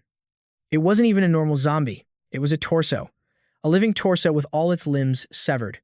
Even though it couldn't move, it was still chained by the neck, a truly pathetic sight. As he finished his story, Yang Fan's symbiotic force finished regenerating his damaged body. He stood up, a faint green light still shimmering around him. He looked at Zhuo Lingyun's specter and stated with certainty, the truth is, you were mad from the very beginning. It's likely that your mother was bitten by the very first zombie you ever encountered. That flicker you saw on her heart monitor, it was nothing more than a coincidence. A ghost signal. Yang Fan sat down, staring intently at the shadow. Only now do I realize it. The great leader of Heaven's Wheel was just a madman who thought he was a god. How ironic. Even so, a thought crossed his mind. In this chaotic apocalypse, how many people were truly sane? Was he normal? He'd gone from a naive boy to a man who could kill without blinking. But at his core, he truly wished for the power to return the world to how it once was. If I can collect all 5 of the origin rings, I can restore the light. I hope what she told me was the truth. Thinking of a day when the world was at peace gave Yang Fan a surge of motivation. If that day ever comes, I want to take Qingshu out for a perfect day. We'll go to an amusement park, eat ice cream, binge on fried chicken and French fries, and watch the clowns. She would be so happy. Suddenly, he thought of his rowdy teammates and smiled softly. They'd probably call me biased if I didn't bring them along. When that day comes, we'll all travel the world together. Suddenly, the traitor's voice shattered the quiet atmosphere. Congratulations, Yang Fan. You are the first to earn the right to meet the gods. Commencing transport. Yang Fan stood up, feeling a distortion in the space around him. He asked, the Stardust Universe, where exactly are you taking me? When his vision cleared, Yang Fan found himself standing on what looked like a grand altar with a massive pillar looming before him. Suddenly, roaring flames erupted all around the altar. Before Yang Fan could even process what was happening, a group of figures in hooded cloaks appeared before him. He thought to himself with a sigh. Gray, white, pink, orange, yellow. Just how many of these robed freaks are there? Green, light green, blue, purple. The Ninth Order traitors were all here. His eyes were drawn to one figure in particular. Black robe. Beings beyond the Ninth Order. The man in the gray robe noticed him standing frozen. Chosen one, Yang Fan. We are the gods of this world. Why have you not kneeled before your gods? Yang Fan was stunned. Gods? The gray-robed figure chuckled. It seems you have no desire to be a divine messenger. Yang Fan could feel the crushing power radiating from them all. He quickly dropped to his knees, his head low. Forgive me. I was simply overwhelmed by your divine majesty and forgot my place. But inside, his thoughts raced. The sheer pressure from these beings is terrifying. A single one of them could kill me with a flick of their finger. For now, I can only bow my head. But once I have all the world's origin rings, I'll make every single one of you kneel to me. A true hero knows when to swallow his pride. Grey Robe's eyes glowed crimson, a look of satisfaction on his face. Very good. Not bad, if that is the case. Are you willing to swear an oath of loyalty to us, your gods? Without hesitation, Yang Fan replied, I am willing. A thought flashed through his mind.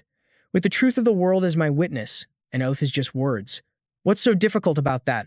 But the moment he spoke, a devastating force slammed into Yang Fan, piercing straight through his heart. Panic seized him. What's happening? This wound. Why can't my symbiosis ability heal it?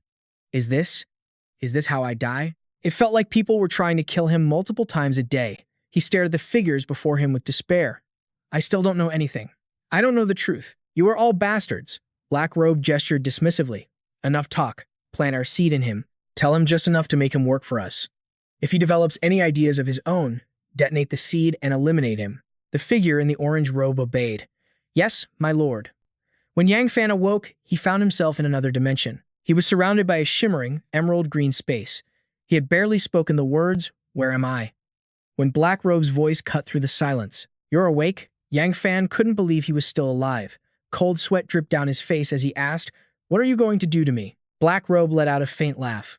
No need to be alarmed. I'm not going to kill you. The attack that pierced your heart was merely to plant a seed there. Yang Fan sat on the floor, muttering to himself. A seed? What for? The robed figure answered bluntly, if you defy any of our commands, that seed will detonate. No matter what special ability you possess, you will not survive. As he spoke, Black Robe raised a hand and squeezed it gently. Yang Fan felt his heart being crushed in his chest, and he screamed in agony. Ah, the pain was absolute. Black Robe continued. Because all of your abilities were gifts from us.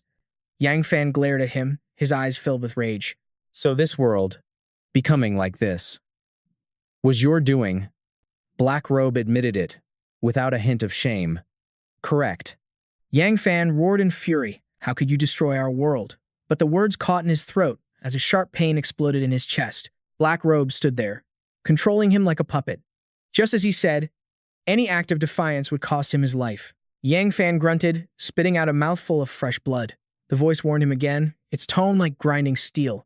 Show any disrespect to us, and the seed linked to your heart will execute you. He slowly stepped closer. Next, I will tell you why we transformed your world into what it is today. Besides, for someone like you, this apocalypse might not be such a bad thing. If the world hadn't ended, you'd probably just be another insignificant, ordinary person right now. And like any other ordinary person, you would have lived a life completely beneath notice. Outside of a handful of people, no one would have cared whether you lived or died. Black Robe sneered, twisting the knife. You would have lived an unremarkable life, and no one, absolutely no one, would have cared about your fate. He forced images into Yang Fan's mind of being born, growing old, getting sick, and dying inside a miserable office cubicle. Even worse, you'd come home to a cold meal, only to be betrayed by the one you loved. Your life was a series of endless struggles. Even your own flesh and blood only ever brought you trouble. They were leeches who constantly threatened you for more, and you couldn't find a shred of sympathy from anyone around you. Look around, the voice mocked. There wasn't a single person willing to help you. He remembered desperately calling for help, only to be met with the same automated reply. The number you have dialed is not available at the moment. Please try again later. Poor, pathetic Yang Fan. In the end, you discovered you had nothing left but despair. It drove you to the edge, turning you into a bitter shadow of a man, drowning your sorrows in alcohol just to forget your pathetic fate. You let yourself go completely. Black Robe's words hit their mark, and Yang Fan couldn't say a thing. He could only sit there in silence. Black Robe finally revealed his purpose. We created this apocalypse to give you a new life. All you have to do is become strong enough, and you can have everything you've ever wanted. He tempted him with sweet promises, showing him the prizes he could win. Endless, beautiful women, loyal, obedient servants, and more money than you could ever spend. All of this can be yours. It all belongs to ordinary people like you. The massive hand reached out and seized his chin. His voice was a low growl. This is the apocalypse, but it's also a golden age for the common man. Let's get straight to the point. It was a clear threat. Work for us, and you can have it all. But if you refuse, you will simply vanish into thin air. As he spoke, his blood-red eyes stared menacingly into his soul. Yang Fan knew this was a temptation, so he cut right to the chase. So, what's your goal in turning the world into this hellscape? What could you possibly gain from all this? Hearing this, the figure let out a cold laugh. Of course, there's a benefit. Turning you all into ability users and zombies is our greatest prize. Yang Fan stared back, his eyes wide with disbelief. He was utterly speechless. Seeing that time was short, the figure continued. But it's pointless to explain everything to you now. Do a good job, and we'll reveal more in time. But his questions remained unanswered, leaving a bitter taste in his mouth. He was so close to the truth. The being clicked his tongue and turned away, leaving Yang Fan with one final message. As for what we need you to do, it's quite simple. It turned its shrouded head, revealing a single, glowing red eye. Build a massive base, gather as many ability users as you can, and then start a war. Make everyone become insanely powerful. Yang Fan was stunned. That was almost identical to his own plan. This mission aligned perfectly with his own goals. He fell deep into thought, processing everything. As for starting a war, the remaining survivors weren't exactly saints. Building a base meant eliminating all rivals. He would grow stronger and stronger. And when the time came, whether he followed this being's orders would depend entirely on whose fist was stronger. But the deeper he thought, the more questions arose. It was so strange. Why did they want humanity to become stronger? What could they possibly gain from this? While Yang Fan was lost in thought, the figure approached an altar. Using some kind of magic, it materialized two orbs of energy. One a brilliant jade, the other a deep violet. Turning back, the being warned him, "Do this task well. When the time is right, We will reveal ourselves to the world. And as for your reward, we've already planted a seed inside you. It will not only control your very life, it will also allow you to rapidly increase your rank. With that, the two orbs of energy flew forward and merged into his body. Now go, the being commanded. Go and complete your mission. Yang Fan felt an excruciating pain as his body was controlled, his face twisted into a mask of agony as he let out a scream. Arg! The magic of this virtual world lifted him into the air, leaving him floating helplessly, completely bewildered. Then, the virtual world shattered around him. He landed softly in a sea of roaring flames. Looking around, he instantly recognized his surroundings. This was the transit dimension from the start of the challenge. He was back. Suddenly, through the swirling flames, a blue system window materialized before his eyes. It was the final ranking board. First place, Yang Fan. Second place, Qi Feng. Third place, Lu Zixi. Fourth, Shang Guanji. Fifth, Yan Yue. Sixth, Liu Yu. Seventh, Mu Huadao. Eighth, Xu Jianjun. Ninth, He Zhang. And 10th, Chu Xiao Yuan. Seeing his name at the very top, a wave of triumph washed over him. And then, the system delivered even better news. Congratulations to the first place winner, Yang Fan. You have cleared the stage. Reward distribution will now commence. His heart pounded with excitement. After fighting for so long, the rewards were finally here. The reward for clearing the second floor, plus the bonus rewards for killing leaders Mo Pao and C. What would he get? The system displayed a preview list. Reward preview. Forbidden World Fruit 1. World's Truth Key Fragment 3. Auto use. Return to Origin Qualification Card 1. Tier 6 Evolution Elixir 7. Tier 6 Ability Elixir 9. Recovery Holy Water 1. 6 Star Gems 30. Absolute Cloud Stone 10. Star Woven Cloth 10. White Cloud Jade 10. Heart Detector 1. The list of rewards was displayed, but Yang Fan was puzzled. The list didn't mention any high-grade materials for crafting the legendary items from his past life, like the Absolute Cloud Stone, Star Woven Cloth, or White Cloud Jade. Yet it listed 9 Tier 6 Ability Elixirs and 7 Tier 6 Evolution Elixirs. And at the very bottom of the list, Heart Detector 1. Seeing it again, he frowned in confusion. A heart detector?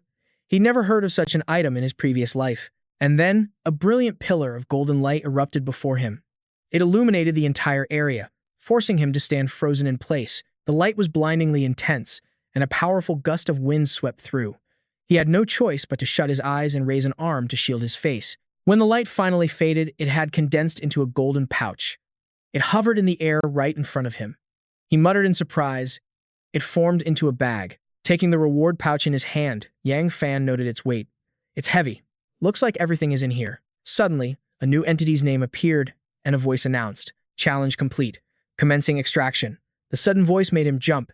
He thought to himself, I figured getting out of here wouldn't be simple, but a forced teleport? His main goal was to obtain the Tier 6 Saintly Sage item, Zhang Ying.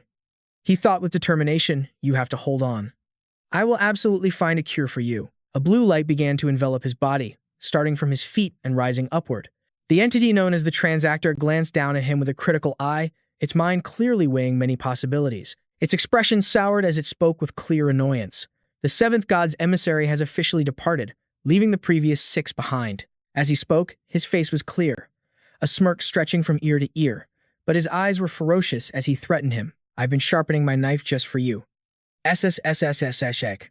With a face like a dinner plate, he looked ready to carve someone up, and it wasn't Yang Fan. The fiery illusion surrounding them vanished in an instant, returning them to the everyday world. Blue skies, white clouds, and a gentle sun reappeared. The air was cool, free from the oppressive mirage that had clouded their vision. Amidst the crumbling ruins of massive buildings, a brilliant flame suddenly erupted. From within the fire, Yang Fan's figure slowly materialized. He stood with an imposing air in the middle of the wreckage. Returning to reality, he was utterly stunned by the scene before him. He couldn't help but shout, "This is Dixuan City?" He stood bewildered before the desolate wasteland, where buildings were nothing but rubble. Wrecked vehicles littered the streets, and some areas were so devastated they had been burned to ash. Standing here, Yang Fan was completely lost. What in the world happened here? Before he could even process it, bright sparks of fire began to fall over Dixuan City, right where he stood. It turned out his comrades had been trapped in a strange place just like him. Seeing them return, he felt a surge of joy. They're out too. Appearing within dozens of fireballs were the silhouettes of his 3 allies, Yan Yue, Chu Xiao Yuan, and Mu Shu. Seeing them all unconscious, he immediately guessed the truth. Every single one of them was injured. Besides the two from the victory team he had dealt with himself, everyone else had been on the losing side. It was a miracle they returned in one piece, but their luck wasn't as good as his. He cursed those robed figures. It seems the managers of that challenge arena weren't kind enough to heal them. Just sparing their lives was a blessing. Asking for more was getting greedy. The fireballs faded away, just as his had, but because his allies were all unconscious, they hung in the air for a moment before plummeting toward the ground. Seeing his comrades in danger, he sprinted towards the girl named Yan Yue. The one he cared for most was still his top priority. He caught her securely in his arms. It seemed she had a flicker of consciousness, letting out a faint groan. But he was only one person, and so many were falling. Even his other two allies were still hurtling downwards. He quickly commanded his Shadow Knights to catch them. The black-armored knights acknowledged the order. Understood. They swiftly moved to catch his allies. Chu Xiaoyuan and Mu Shu landed safely in the arms of two massive knights. Though they had been saved, their conditions looked grim. Chu Xiaoyuan bit her lip, her brow furrowed in pain as sweat poured down her face. In the arms of another Shadow Knight, Mu Shu was no better. Though his eyes were closed, his face was contorted in agony, sweat streaming endlessly. After checking everyone's condition, he looked down at Yan Yue, breathing heavily in his arms, and thought, their injuries are serious. If they don't get treatment soon, they might not make it. He racked his brain, desperate for a solution. But Lin Xuanao isn't here, and Dixuan City has been annihilated. Where am I supposed to find a doctor? Holding the reward in his hand, he hesitated. The prize for clearing the stage includes a holy water of recovery, but there's only one bottle. There's no way to save all three of them. What should I do? As he struggled with the decision, the woman in his arms grew heavier, and she began to cough violently. Cough, cough.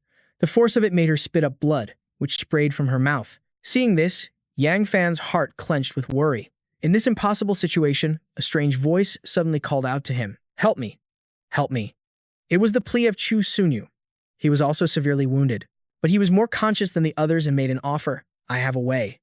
Give me the holy water of recovery." Grasping at the straw of hope, Yang Fan quickly asked, "What's your plan? Why should I trust you?" Chu Sunyu insisted, "Trust me. My ability can create miracles. I can save everyone here." Glancing toward the other two comrades, he began to persuade him, "Don't you want to save the other two? If you want to save them, your only choice is to trust me." Seeing the conviction in his eyes, Yang Fan's brow furrowed. "I see." Yang Fan carried Yan Yue princess style and walked forward.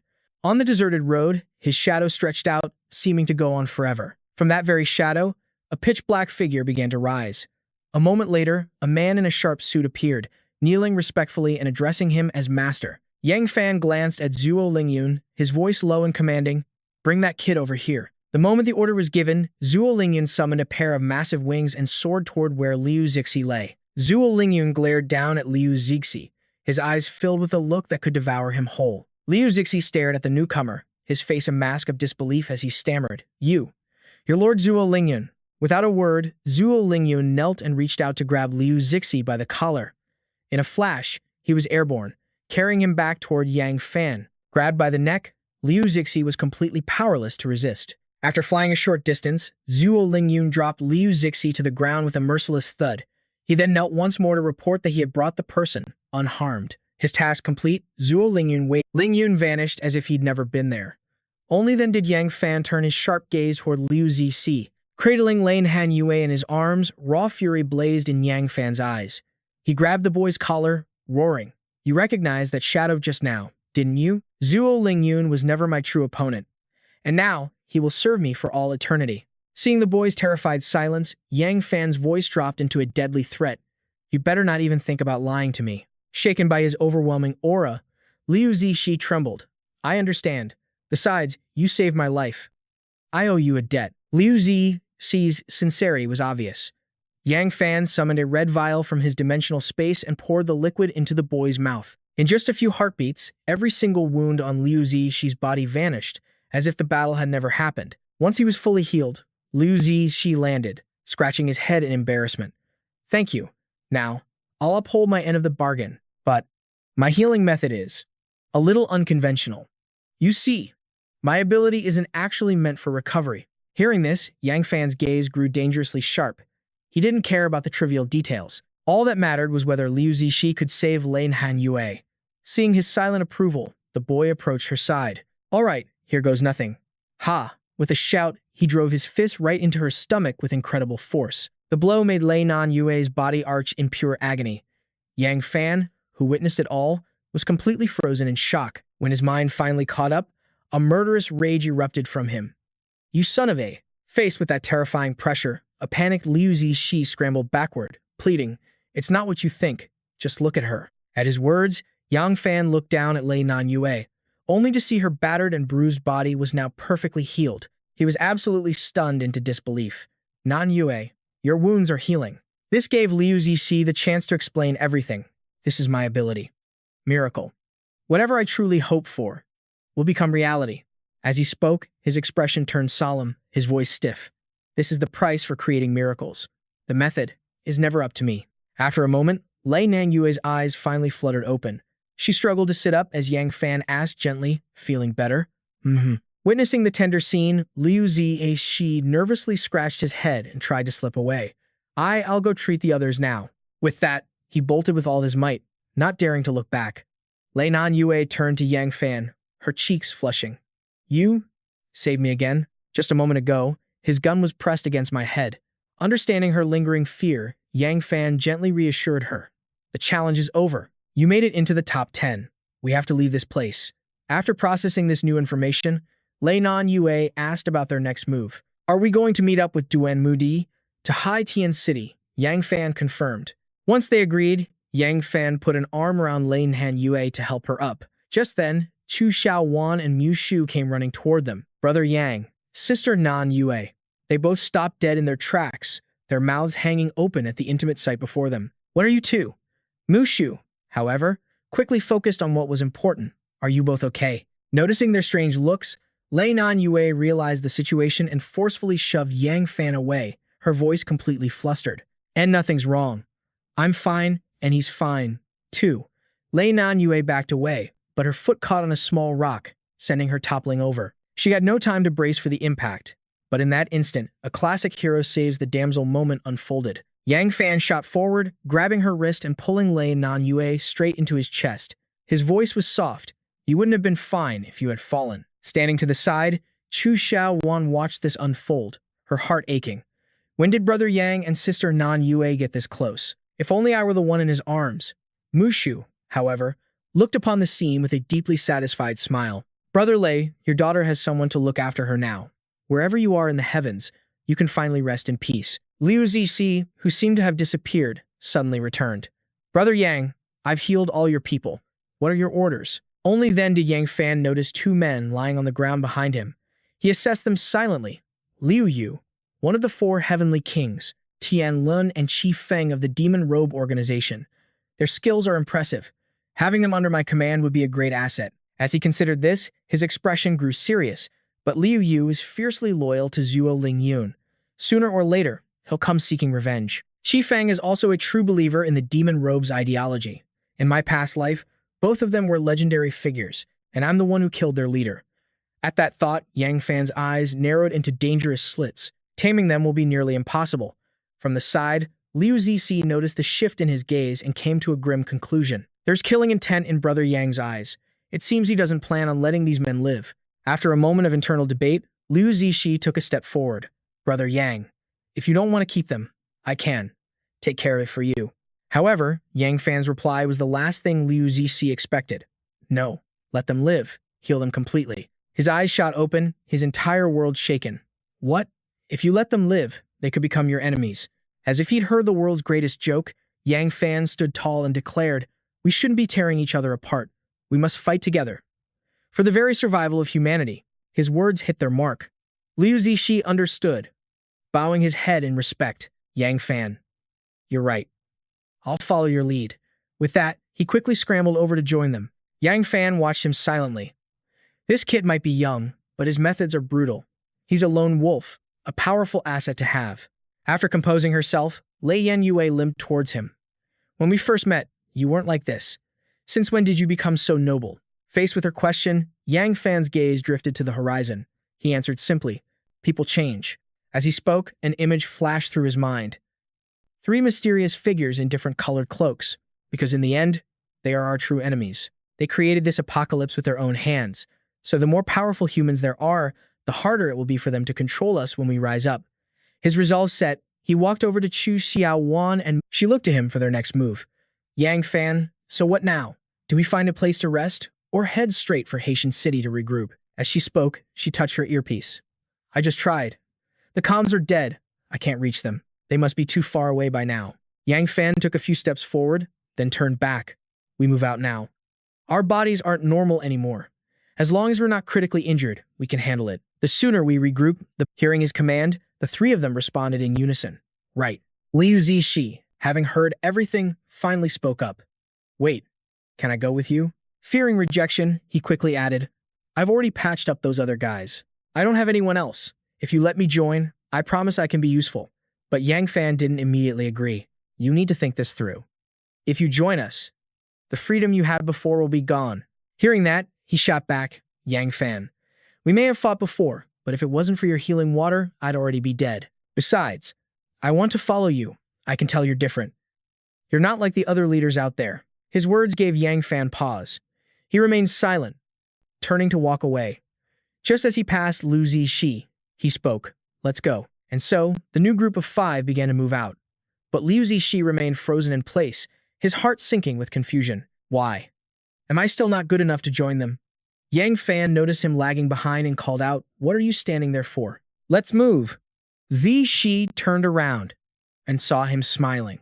Welcome to Team Sing Huo. Let's go, set the world ablaze. A brilliant smile spread across his face as he answered with newfound energy. Yes, Yang Fan. The steel capital, Haitian City, was a massive metropolis, a sprawling jungle of countless skyscrapers. But a massive explosion had just rocked the area. Pillars of smoke and dust still billowed into the sky. On the top floor of the tallest skyscraper, with a commanding view of the chaos below, a man sat by a massive window, observing the scene. He was young, handsome, and radiated power. This was the Lord of Haitian City himself, Chen Yinghui. He spoke with unnerving calm. Another city-leveling explosion. I see. It seems the final divine envoy has finally appeared. Meanwhile, Yang Fan was using his ice powers to subdue a gigantic beast. The 5 of them leaped onto the creature's back. Mushu took the reins, utterly amazed. Yang Fan's ability. It's incredible. It's made of pure ice, yet it's not cold at all, and it's strong enough to tame a beast this ferocious. Liu Zishi turned to Yang Fan. Boss, now that we're heading to Haitian City, is it going to be just like Dichuan City? Yan Yue leaned in. Yang Fan has never been there before. What's the point in asking? But unexpectedly, Yang Fan spoke up. Haitian City is the capital of Hua Xia. I've been there before. Everyone calls it the Steel Capital. It's a true fortress. But not just anyone is allowed inside. In my past life, I saw how heavily it was guarded. Anyone without official business was driven away. It didn't matter how much they begged, they were never let in. Yan Yue wondered to herself, when did he go to Haitian City? How come I never knew? Yang Fan instructed the group to get some rest. It was time to sort through the rewards they'd earned from the challenge. I'll check my items, too. Anything useful will be distributed among the team. Chu Xiaowan cheered. Awesome. I knew you'd share with us, Yang Fan. Hearing the chatter, Yan Yue glanced at the small pouch in her hand, thinking, I haven't even properly checked what's inside. I have to get stronger. I need to become a true asset to Yang Fan. To become a core member of Team Sing Huo. Yang Fan stared intently at his own pouch. Now, let's see what this so-called detector really is. With that, he reached inside. He pulled out a circular object. After a closer look, he realized it was exactly what he'd imagined. A round, tablet-like device. Suddenly, the device lit up, displaying a holographic model of a planet. Yang Fan stared in shock. This was Blue Star. Why was it showing their world? In an instant, the device zoomed in on the map of Huaxia. He watched as 7 points of interest flared to life. His own location glowed with a blue marker. He wondered, if the blue dot is me, then what are these red ones? He didn't have to wait long. A mission prompt appeared on the screen, and the words made him gasp in shock. This was a mission to kill 6 other people. Completing it would remove the seed inside him. He analyzed the directive, his mind racing. What in the world was going on? Could it be that they had chosen more than just him? Suddenly, he felt a jolt. The strange bull had come to a dead stop. Everyone looked around in surprise. What's happening? Is something blocking the path ahead? Mushu peered over the edge and saw someone blocking their path. He recognized the man instantly. Liu Yu, what do you think you're doing? The man stared back with a grim expression. I'm looking for Yang Fan. This has nothing to do with the rest of you. Yang Fan stepped forward. You're looking for me? Liu Yu's brow furrowed as he growled. I received the challenge rankings. My boss's name isn't in the top 10, but you're ranked number 1. That proves you must have fought him. Yang Fan didn't deny it. I did fight him. Now cut the chatter. What do you really want? Without warning, Liu Yu dropped to his knees, his voice filled with desperation. Where have you hidden our boss? Please, can you let him go? Our Tianlong can't survive without him. Seeing this display of loyalty, Yang Fan felt a flicker of admiration. It seemed Zhuo Lingyun's life wasn't a complete failure after all. At least he had a brother willing to kneel for him. He told Liu Yu, "Get up. Zhuo Lingyun is dead. Your Tianlong is completely finished." The man's eyes widened in disbelief. What did you say? No. You're lying. You have to be lying. How could the boss possibly be dead? Someone like you could never kill him. With a roar of fury, he shot to his feet and launched an attack. If you don't hand over our boss today, I'll kill you right here. Mushu rolled up his sleeves. Are you looking to die? But Lu Zixi stepped in. Leave this one to me. Uncaring for his own life, Liu Yu charged forward, screaming, Give me back my boss. He unleashed his underworld flame fist straight at Yang Fan, but a shadowy black hand suddenly shot out, stopping his fist cold. Liu Yu spun around, shouting, Let me go. But standing behind him, the shadow of Zhuo Lingyun had appeared. He stared at the figure, his voice trembling with horror. Boss, what happened to you? Why do you look like this? Yang Fan smirked. I gave you a chance. If I hadn't sent someone else to save you, you'd already be dead from your injuries. And the only reason I'm letting you see his shadow is because I was moved by your loyalty to your former master. As he finished speaking, the shadow slowly lifted its hand. A sudden blast of energy pierced straight through Liu Yu's chest. He couldn't even dodge, only grunting as he fell. A faint smile touched his lips as he whispered, Boss, to die by your hand. I, Liu Yu, have no regrets. Yang Fan turned to Mushu. With Liu Yu dead, the real puppet master should be appearing soon. His friend looked back, confused. What? You're saying someone else was controlling Liu Yu? There's another person here. Yang Fan corrected him, not controlled. More like guided. Then, he shouted into the air, Are you going to show yourself or not? Your position on my detector is already overlapping with mine. Sure enough, a figure emerged. She had a captivating face, a seductive figure, and wore a daringly high-slit red dress. Her hair, cape, and boots were all a matching shade of purple. As she stepped forward, her voice dripped with honey. My. A divine emissary indeed. To think you'd sense my presence. The moment Mushu saw her, his jaw dropped and his eyes went wide. He was practically drooling. What an absolute goddess. Yang Fan's hand tightened into a fist as he called out, You're a divine emissary too. Are you here to kill me? She simply smiled. Our goals are the same, aren't they? Why wouldn't you want to kill me? It is, after all, the will of a god. Yang Fan leaped from the back of the strange bull. Nearby, Chu Xiaowen recognized the woman. Wait, isn't that the celebrity Chu Yue? Lu Zixi added, the otaku goddess of seduction herself. What is she doing here? Ya Yue stared at him, raising an eyebrow. You're not even an adult. Why are you following an otaku goddess? Lu Zixi just laughed awkwardly, not knowing how to respond. Hearing them, Chu Yu seemed amused and let out a smirk. It seems a few of you recognize me. Since that's the case, I'll grant you all a clean death. With that, she leaped into the air, unleashing her ability, beast form, Eagle Queen. In an instant, her body transformed.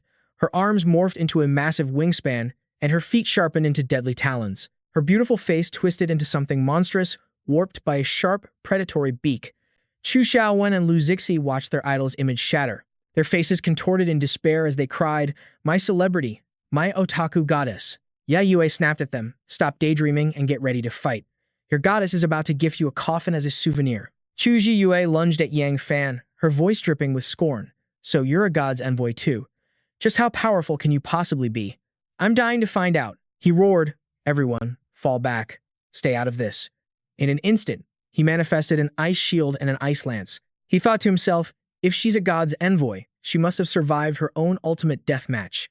Letting the others join would only get in his way. The force of QZUA's palm strike was immense. It was all Yang Fan could do to hold his ground. The ice shield groaned under the pressure, spiderweb cracks spreading across its surface. She sneered triumphantly. Is this the so-called envoy from the ruins of Dixuan City? Is that all the power you have? Ha ha ha. Go ahead, little boy, fire away. You'll never land a hit on me. Yang Fan channeled his power, creating a storm of ice needles. He shot back, talk is cheap. You're too afraid to even come down here, aren't you? He knew he had to lure her away. Sooner or later, she would target his comrades. A volley of ice arrows shot toward her. Xu Ziyue simply folded her wings, deflecting them all. She laughed, completely unfazed. Trying to lure me away? How naive, little boy. My only target is you. But if you want some private time with me, I certainly wouldn't object. He. Seeing the dangerous situation, Lu Zishi spoke up. I have to go help Brother Yang. Chu Xiaowan immediately agreed. Me too. But Yan Yue instantly blocked their path. You will not go. If you're still members of Team Mars, then you know the rules. Obeying the boss's orders is more important than anything. She watched Yang Fan's retreating figure, thinking, I have absolute faith in you. No one can defeat you. But please, don't get hurt too badly. You're all I have left in this world. Yan Yue quickly gave the order. We're changing course. Keep moving forward. The boss will definitely catch up to us. He spurred the monster ox onward, racing toward their objective. Meanwhile, Yang Fan kept luring Qu Zhiyue further away, constantly dodging to maintain a safe distance. She grew frustrated. Damn it, did the envoy of Dixuan City win his title just by running away? He's like a cornered rat. This is no fun at all. Let's see if I can slice you into a million pieces. With that, Qu Zhiyue unleashed her ultimate technique, Iron Feather Barrage. A storm of razor-sharp feathers shot out like a hail of daggers. Yang Fan moved like a phantom, dodging the entire onslaught. She was shocked. His speed. It's incredible. To think he could evade an attack like that. This guy has to be at least a peak tier 6 fighter. Chu Zhiyue continued her taunts. Still dodging? Little boy? Impressive. But Big Sister wants to play some more. Her talons flashed, and 3 deep gashes tore across Yang Fan's body. A large pool of blood instantly formed on the ground beneath him. She crowed with delight. Oh my, couldn't even handle a single blow? To become a god's envoy, you have to win the ultimate death match. And they pick someone like this? But suddenly, Qu Ziyue felt a strange presence appear right beside her. She whipped her head around just in time to see Yang Fan's arm, wielding an ice sword, swinging down. She dodged just in the nick of time. Yang Fan had used his symbiotic ability to regenerate his body. He was impressed. I didn't think you'd dodge that ambush. It seems your specialty is speed too. Qu Ziyue lashed out with a kick, the talons on her feet striking like lightning. She screamed, a monster like you can't even raise your arms. Yang Fan shot back. Look who's talking. They clashed in a flurry of blows. Then suddenly, a stunned look crossed his face. Qu Ziyue was fighting so fiercely, she was having a major wardrobe malfunction. Yang Fan called out, you know, short skirts probably aren't the best combat attire. Things tend to pop out. Startled, she froze for a second before leaping back to the ground. Damn it, you men are all the same. Qu Ziyue paused for a moment, thinking, this guy, he's a raging storm. He's not messing around. She switched to verbal sparring. So, you like what you see? Just hand over your life to me. And maybe I'll make your last night on Earth unforgettable. Hearing her offer, Yang Fan burst out laughing. Tempting, but if I really wanted to, even my shadow clone could take you down. Qu Ziyue was left speechless. He pressed his advantage. But before we continue, I have a question. Did you also get a notification from the system to kill all the other gods' envoys? She leaped back, shouting, don't try to trick me. I won't fall for your games. I want to kill you and keep a little piece of you as a souvenir. With that, she unleashed her technique, Raging Cyclone. A massive tornado materialized out of thin air, roaring toward Yang Fan. He summoned his shadow, Xie Lingyun, with a single command, arise. As you command, Master, the shadow replied, launching itself forward to intercept the attack. It then unleashed a devastating area of effect blast that left Qu Ziyue utterly. This is your ability, too. A seed of doubt began to sprout in her heart. First, it was ice creation. Then he regenerated from a fatal wound, and now he can summon a shadow fighter. Just how many hidden cards is this guy holding? Finally, she cursed under her breath. This bastard is clearly cheating. Seeing her expression, Yang Fan smirked. Before, I was just holding back. Worried I might accidentally hurt my people. In a race of pure speed, you have me beat. But when it comes to killing you, I have 100 different methods. Qu Ziyue shot back, but if I wanted to leave, you couldn't stop me. After all, I can fly. She turned, ready to escape, shocked that her first time hunting a god's emissary would be against such a tough opponent. She thought he'd be some weak-kneed loser. Yang Fan summoned Shadow with a new command, surround her. Instantly, Shadow blocked Qu Ziyue's path. She was 30% helpless and 70% horrified, crying out, where did these grunts come from? He casually floated closer on his ice shield, his voice calm. It's true, I can't fly. But I have my own ways. If you dare take one more step, they will end you. She sighed in defeat. I lose. I admit my speed is unmatched, but you've cornered me. I accept my death. Yang Fan thought to himself, if she really wanted to run, I couldn't catch her. It seems she hasn't even used her full speed yet, but never mind that. Her speed was only at the peak of the 6th stage, while Yang Fan had already reached the 7th. The spoils from the challenge arena and the seed in his chest had fueled his breakthrough. Chu Jue's mocking, playful tone returned. So, you're keeping me around for something else? I'm quite skilled. You know. I just worry if your body can handle it. He sighed. Are all you seductive starlets like this?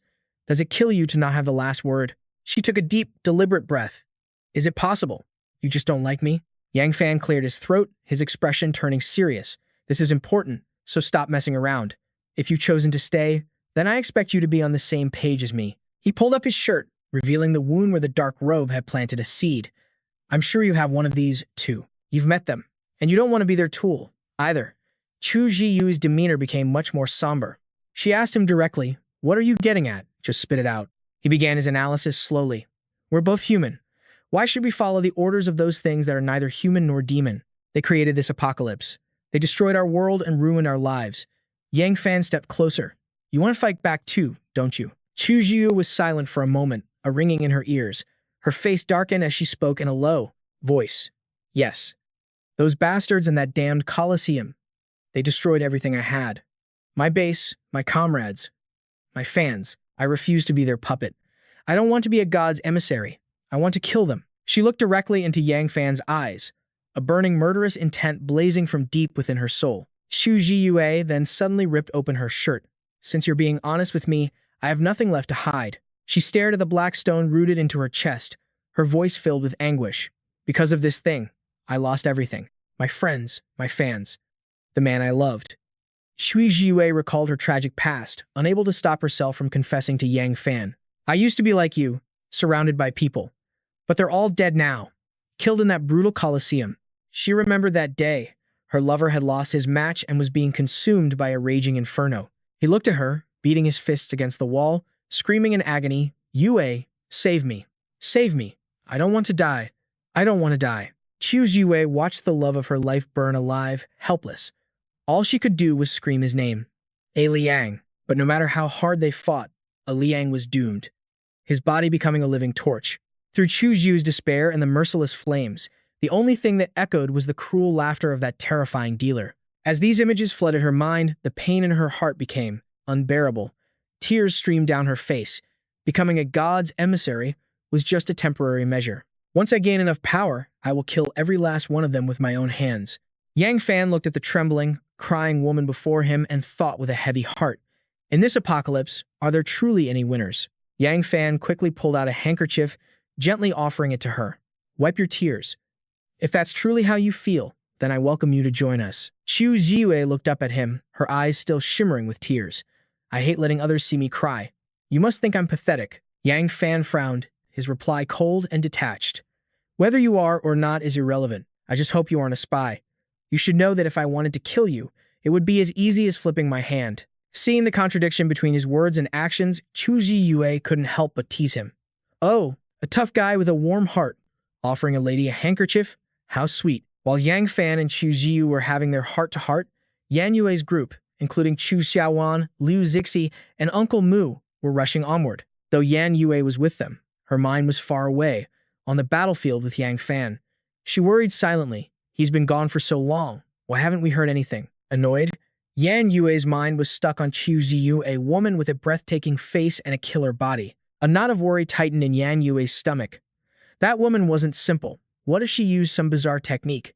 How could Yang Fan possibly defend himself? Just as Yan Yue's imagination was running wild, Liu Zihi suddenly screamed, his eyes wide with terror. We're doomed. His shout startled both Yan Yue and Chu Xiaowan. Uncle Mu, curious, turned to look at Liu Zihi. What are you talking about? Yan Yue asked urgently. Spit it out. Did you figure something out? Liu Zihi's face was dead serious as he, once again, pictured Chu Zhiu's incredible figure. Chu Zhiyu is a goddess to all geeks. What if she uses her feminine wiles to seduce Brother Yang? Our Starfire leader is as good as gone. The moment the words left his mouth, an enraged Yan Yue smacked him hard on the head, scolding him. Shut your cursed mouth right now. From the back, Chu Xiaowen chimed in, "If Brother Yang doesn't come back, I'll bite you to death." Berated by the team's two beauties, Lu Zihi squeezed his eyes shut and cried out in agony. "Ow, ow, it hurts, curses. I was wrong. I was totally wrong." As the group was bickering, a figure suddenly leaped down onto their mount. It was none other than Yang Fan and Chu Ziyu. Yang Fan started to laugh. "You guys didn't even finish before," but Chu Ziyue cut him off. "So, you enjoy picking on children, do you?" Caught red-handed in their act of child abuse, Chu Xiaowen immediately tried to deny everything. "It's not what it looks like." Yan Yue also jumped in to defend them. "We were just teaching him a lesson. Brother Yang, you have to believe us." Meanwhile, Lu Zihi desperately tried to clear things up. "I'm not a child. I'm already 14 this year. I'm a young man." Chu Ziyue looked at him and let out a chuckle. "What an adorable little brother." Yang Fan turned to Q Ziyue and made the introduction. "From now on, Miss Q will be one of us, a member of Starfire. You can all get to know her." Hearing this, Chu Xiaowen cried out in shock. "Wait, this beautiful sister is joining our team." Lu Zihi, on the other hand, was ecstatic. "The geek goddess is our teammate now." Shu Jiwei smiled gently. "Then it seems we're comrades in arms from now on. Please take good care of me." Yan Yue glanced at Yang Fan, a bitter feeling rising in her chest. "So she's our teammate now. In just a short time, you went and brought back a stunning beauty.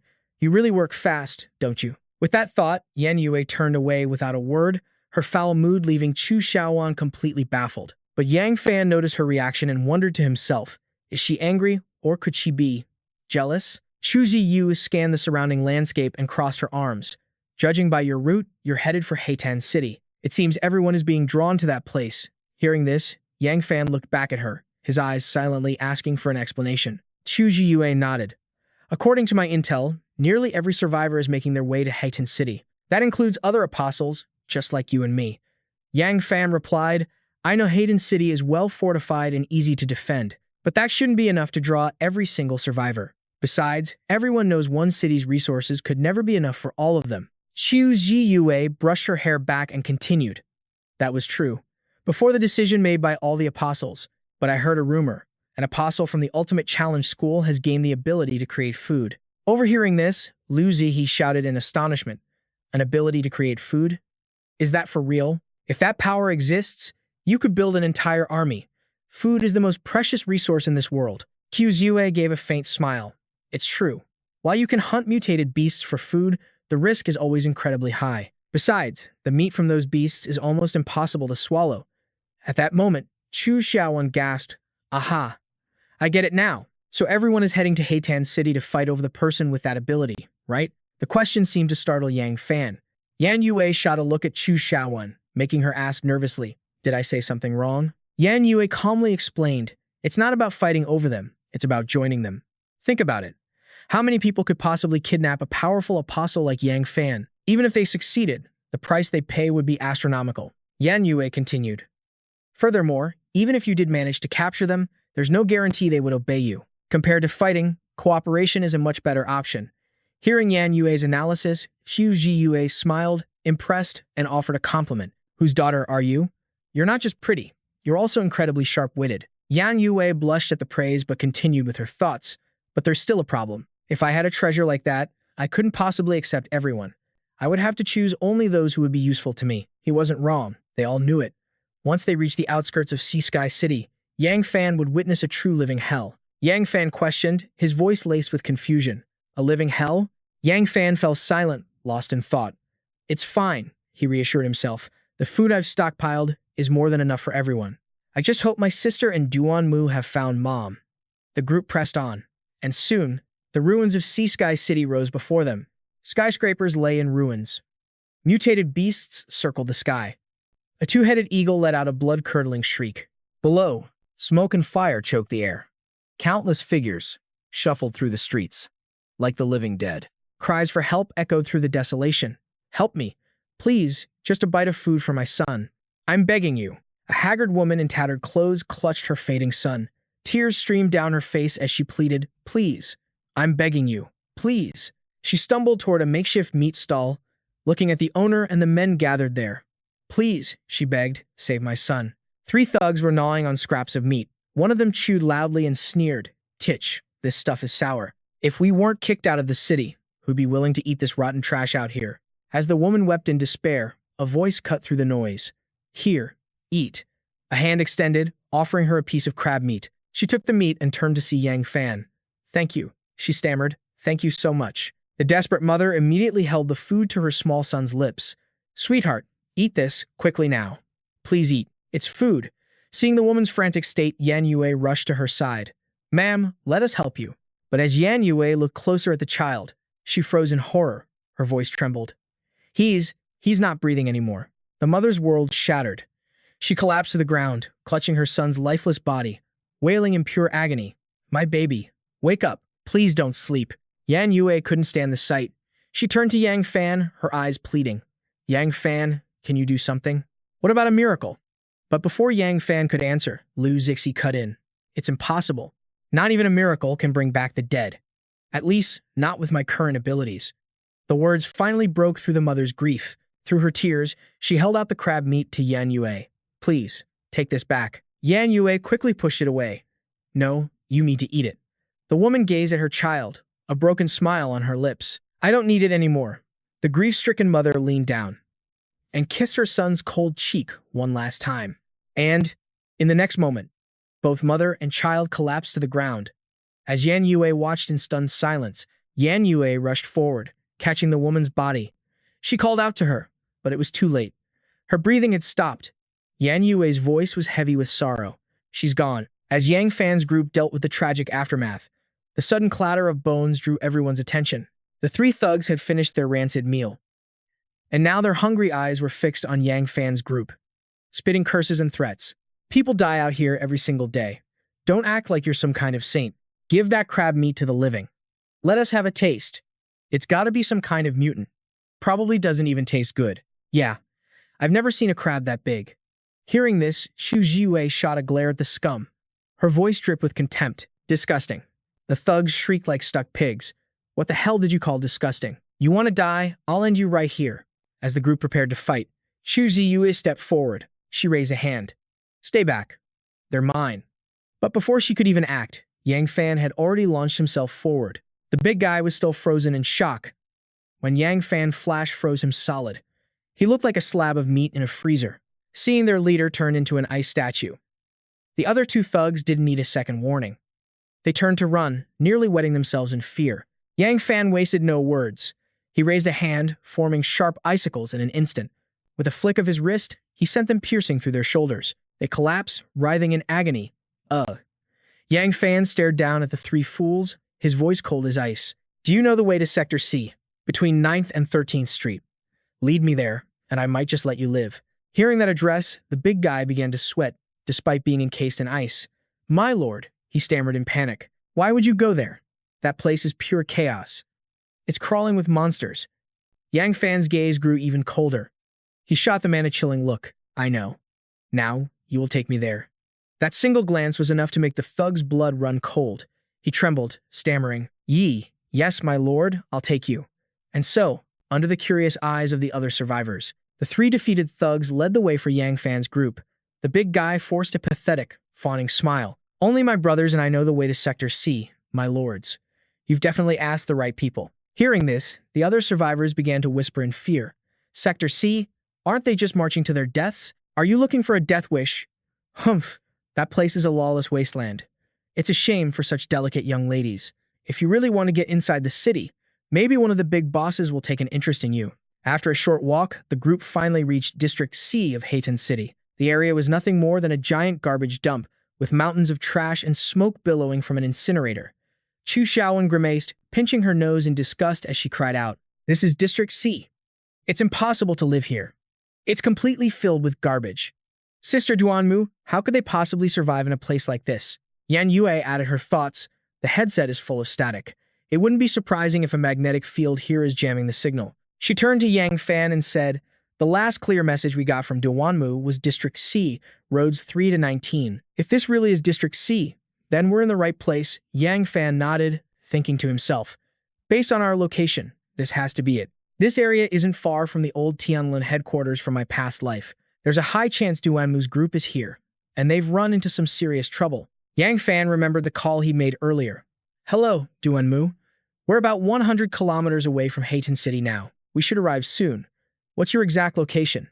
In the present, Yan Yue watched Yang Fan, lost in thought. The headset's maximum range is about 100 kilometers. Barring any interference, we should be able to reach them now. Suddenly, Yang Fan cried out, just static. Yan Yue rushed to ask, what is it? Is the signal breaking up? Yang Fan pressed the earpiece to his ear, but the voice on the other end was choppy and distorted. All he could make out was, crackle. Road 9 to 13. District C, crackle. Then nothing. Looking at Yan Yue, Yang Fan confirmed, the signal's gone. Roads 9 to 13, District C. Yan Yue repeated, her voice laced with worry. Is that a specific area inside Hayton City? I'm afraid they're really in trouble. Back in the present, Yang Fan's team ventured deeper into the heart of District C. The portly man gestured around nervously. This is it, District C. Great Masters, the three of us are really not that strong. If we go any further, I'm afraid. But before he could finish, a massive Tier 4 zombie lunged from the shadows. With blood-red eyes and razor-sharp teeth, it charged straight for him. Seeing the beast, the fat man instantly shoved one of his underlings forward as a human shield. The poor guy was so terrified he screamed out loud, "Boss!" But before the zombie could even land a blow, a single shot pierced straight through its skull, sending the creature crashing to the ground. A yellow, Tier 4 spirit crystal floated up from its shattered brain. Yan Yue caught the crystal, her eyes wide with shock. A Tier 4 zombie. And this is only the outside, I'm afraid. Yang Fan finished her sentence, his gaze cold as he stared at the zombie's corpse. I'm afraid we'll find Tier 5 zombies, maybe even Tier 6. Or worse, mutated beasts. At that moment, the portly man scrambled over to Yang Fan, crying and begging. Great Masters, I'm begging you, please let us go. We don't want to go in there just to die. Seeing the man plead for his life, Liu Zihe stepped forward indignantly. A moment ago, they were ready to watch us die and did nothing. And we're just going to let them walk away? Aren't we letting them off too easily? Yang Fan was silent for a moment. Then, looking at the thugs, he spoke a single, cold word. Leave. The fat leader was overcome with gratitude. He hastily bowed, his hands clasped together. Thank you, Great Master. I, Yi Liangchen, will never forget this kindness. Watching the scoundrels flee, Liu Zihe turned to Yang Fan, completely baffled. Brother Yang, why would you just let them go? But they really were about to leave us for dead. Yang Fan began walking forward, explaining calmly as he went. To help is a choice, not an obligation. That was true even before the end of the world, especially now, in this apocalypse. You can't let morality tie anyone's hands. Liu Zihe still thought it was wrong and tried to argue, but Yang Fan cut him off. Yang Fan turned, a cold smirk on his face. He looked straight at Liu Zihe and asked, if you had to die to save another person, would you? Hearing that question, Liu Zihe froze completely, unable to find a single word in response. As they were talking, the ground suddenly began to tremble violently, shocking everyone. What's going on? Liu Zihe cried out in fear, ducking low. Is it an earthquake? To get a better view, Chu Ziwei transformed into a bird and soared into the sky. I'll go take a look, she said. But as soon as she was airborne, the sight before her made her gasp in horror. It's... Yan Yue saw her frozen in the sky and shouted up, what is it? What do you see? Chu Ziyue stared at the chaos unfolding ahead. There's a person, surrounded by 5 Tier 5 mutated beasts. Yan Yue repeated in disbelief, a person. Chu Xiu Aowen chimed in as well. Who could be that powerful? To be cornered by 5 Tier 5 beasts at once. Without a moment's hesitation, Yang Fan leaped forward, urgency in his voice. Let's go check it out now. It could be Qing Shu's group. As Yang Fan's figure vanished into the distance, Liu Zi thought to himself, a choice, not an obligation. I don't get it yet. But maybe someday, I will. Uncle Mu saw Liu Zihe frozen in place and shouted, Little Liu, let's move, jolting him back to reality. Meanwhile, in the distance, the person surrounded by the 5 Tier 5 mutated beasts was none other than Chu Xiaoyun. As Chu Xiaoyun struggled against a massive Tier 5 iron-skinned rhino, a sleazy voice suddenly echoed across the battlefield. Well, hello there, beautiful. I suggest you drop this pointless defiance, tell me where the others are, and then become my woman. I'll at least guarantee you'll live. The clown-faced freak, his nose covered in grotesque warts, sneered with a lecherous grin. Even that great lord wouldn't dare touch the wife of this old master. Heh. Fury erupted from Chu Xiaoyun as she unleashed her power, soul-scorching flames, and screamed back at him. Who in their right mind would marry an ugly old bastard like you? Her words struck a nerve, and the clown's face twisted with shame, which quickly turned into raw fury. Gritting his teeth, he seethed, You're asking for death. Then, the clown commanded his armored rhino to let out a deafening roar. The terrifying sound wave formed a concussive blast, slamming directly into Chu Xiaoyun and sending her flying backward in agony. Seeing his chance, the clown-faced man let out a wicked laugh. He raised his hand with vicious intent and ordered, "Kill her. I can find the others myself. Die." Following the command, the massive armored rhino charged thunderously towards the fallen Chu Xiaoyun. Paralyzed by pain, Chu Xiaoyun was completely helpless. She closed her eyes in despair, thinking, "Boss, I'm sorry. Xiaoyun can't apologize to you in person." But then, Yang Fan suddenly swept Chu Xiaoyun into his arms. "Looks like there's no time for apologies right now. We'll talk after I clear out this trash." Chu Xiaoyun was completely stunned by his sudden appearance and bold actions. Then, the main character launched her straight into the air, shouting, "Catch, she's with me." At that moment, she was utterly frozen in shock. She barely managed to let out a gasp as she soared through the sky. After tracing a graceful parabolic arc, she landed right in the arms of Chu Ziyue, who was hovering in the air. Chu Ziyu said with a smirk, "Surprised, old friend. Didn't see that coming, did you? I'm a member of the Starfire Squad, too, little flame sister." Down below, the main character was now cornered by 4 rhinos. They were closing in, ready to crush him like meat in a grinder. Yang Fan just glanced at them and scoffed. "Only 4 left? Looks like I won't even need to lift a finger." Enraged at being so utterly disrespected, the clown-faced man screamed, "You're about to die and you're still running your mouth. My zombie beasts, kill him." He signaled for the rhinos to charge, but suddenly, a flash of light pierced straight through one of them. The charging beast dropped dead on the spot. The clown shrieked in a panic, "What the hell? Who's there? Who's hiding in the shadows?" In response to his question, Uncle Mew leaped onto one of the dead rhinos and declared, "This isn't over yet." Uncle Moo immediately brought his blade down on another rhino, a strike that was both blindingly fast and lethally precise. The clown thought, "My rhino is done for." He frantically spurred his own beast to flee, glancing back over his shoulder as he escaped. "Go! Faster!" he yelled at his remaining rhinos. But suddenly, he saw a blonde-haired kid blocking his escape route. The boy smiled cheerfully and asked, "Leaving so soon? Where are you off to, old man?" Seeing what looked like an easy target, the villain charged forward with renewed rage. "A weak little brat thinks he can stop me. My pet, trample him into dust." Liu Zixi just smirked. He held up his phone as if to take a picture and uttered a single word. "Miracle." In that instant, a razor-thin line appeared across the rhino's face. Its forward momentum instantly dropped to 0. The clown felt that something was terribly wrong. Holy crap! The massive rhino was gone. All that remained was the small piece of its back he was riding on. It truly was a miracle. With a thud, he fell face first onto the ground.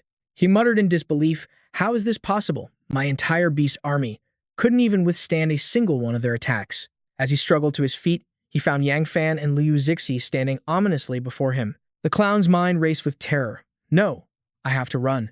I can't just lie here. I'm gonna die. I'm really gonna kick the bucket. This old master hasn't lived enough yet." But no matter how hard he tried, he couldn't move. A dreadful thought crossed his mind. "It's too heavy. I can't get up." Yang Fan planted his foot on the man's head, crushing him like a piece of trash. "Who are you?" he demanded. "And why were you hunting that woman?" The man lifted his head and gave a bitter laugh. "Ha! Even if I told you, would you let me go? If you're going to kill me, just do it. Besides, that great lord will definitely slaughter every last one of you." Uncle Moo roared in anger. "If you won't talk, then let's just kill him." Yang Fan gave a subtle signal.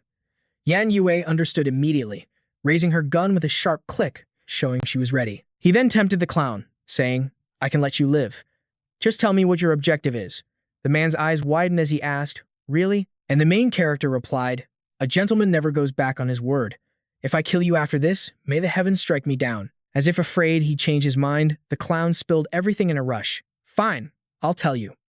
The one who wants her is one of the legendary 7 divine envoys. The envoy's goal is to find a woman with a holy manifestation ability."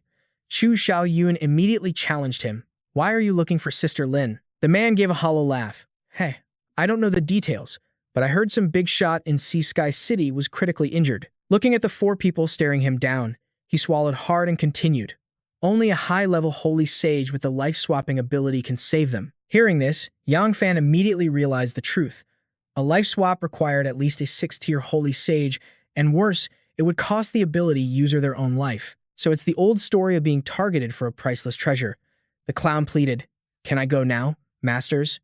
You swore a solemn oath. You can't go back on your word." Yang Fan put on a benevolent expression and said, You're free to go." The clown-faced man frantically turned to flee, his mind racing. "The mountains will stand, the rivers will flow.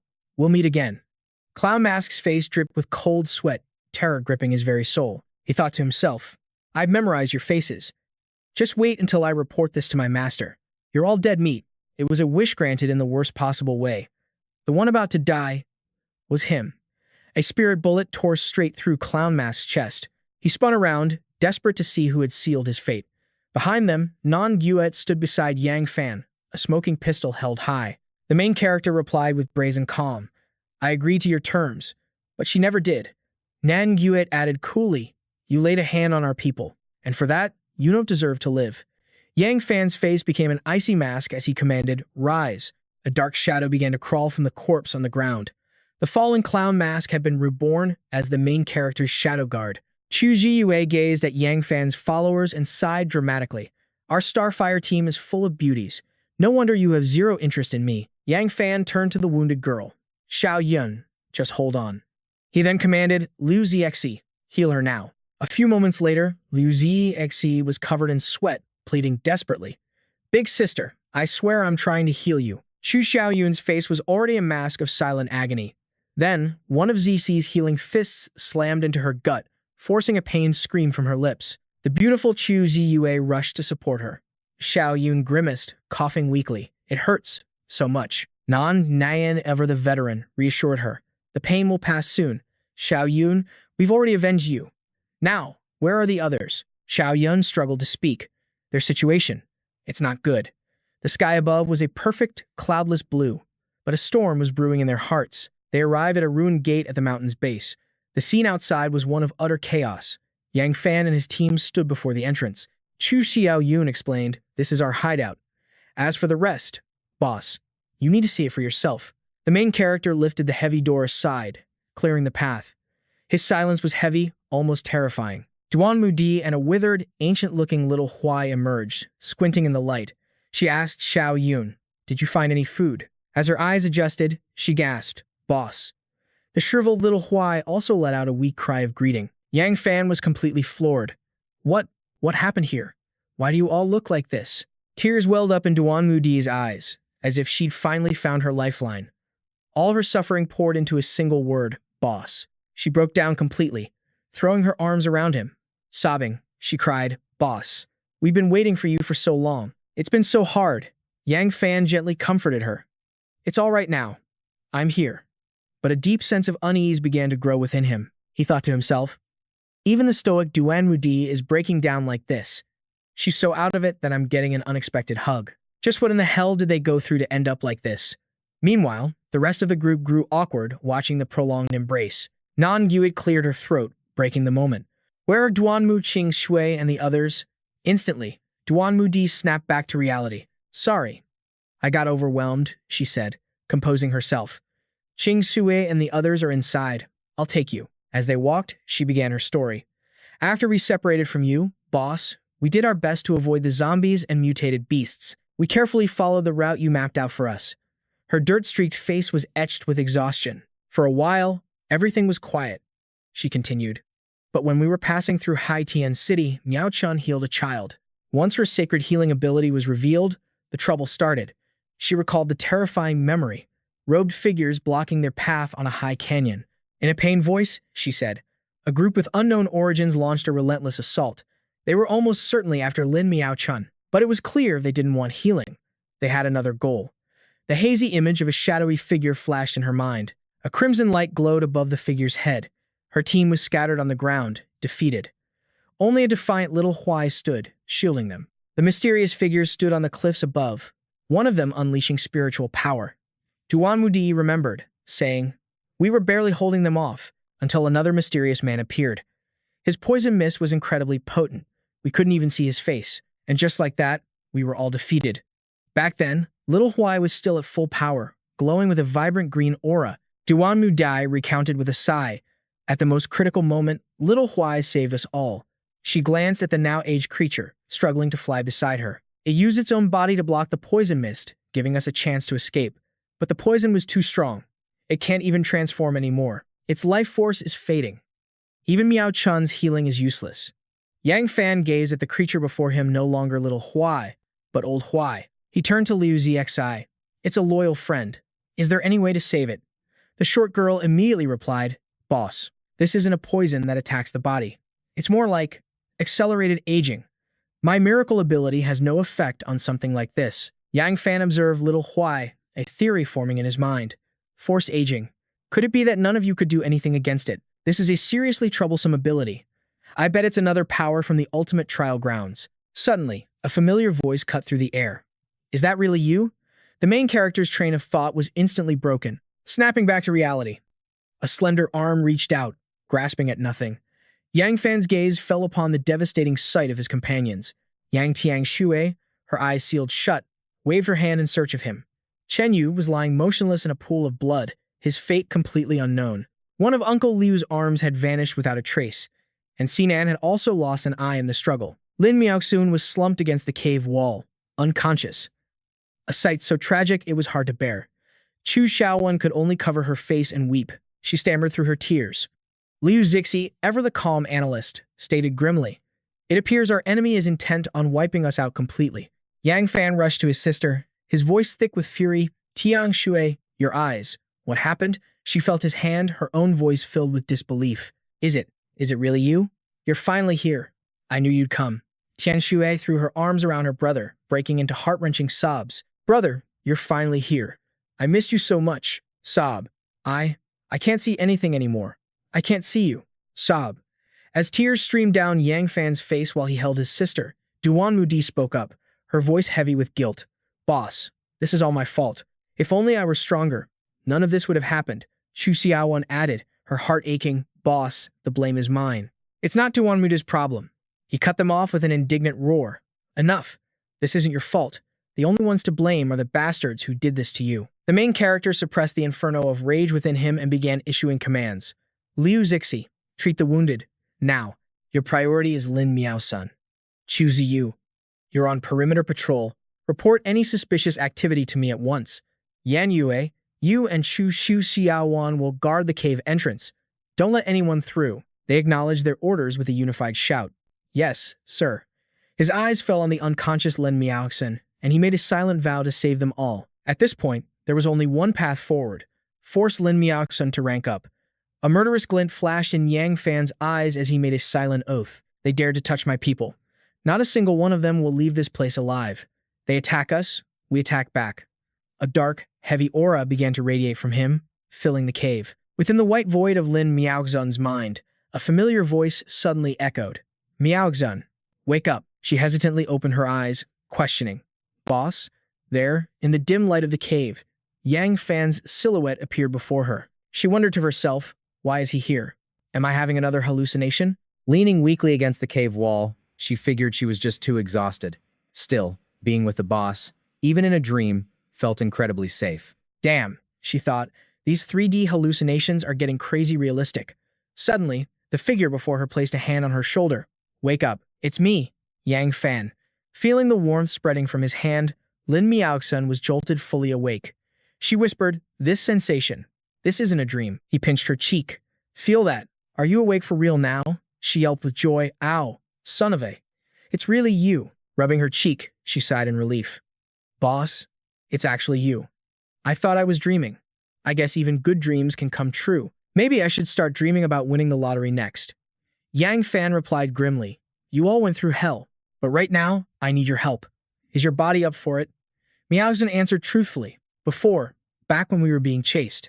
I just exhausted all my energy protecting everyone, which is why I passed out. Other than that, I'm fine. Full of renewed vigor, she declared. So, boss, just tell me what to do. Yang Fan looked at the girl's recovered state and gave his resolute command. All right. I need your help. To rank yourself up to the 6th stage. A completely bewildered expression washed over her face. A massive number 3 appeared, with an arrow pointing toward an even bigger number 6. Miaoxun couldn't believe what she was hearing. What the heck? Rank up to the 6th stage? But I'm only at stage 3 right now. Isn't that asking for the impossible? The main character replied. Of course, I know. And I also know everything you all endured on the road here. But if we want to restore everyone to how they were, then you reaching the 6th stage is our only hope. He placed his hands on her shoulders, leaning in close. That's why I need to take you out there to hunt down the scumbags who hurt our friends and use their resources to get you to the 6th stage. This handsome hero tactic was super effective. Miao-sun's face flushed crimson. Oh my god, he's so close, she thought. I can feel his breath. Yang Fan stared directly into her eyes.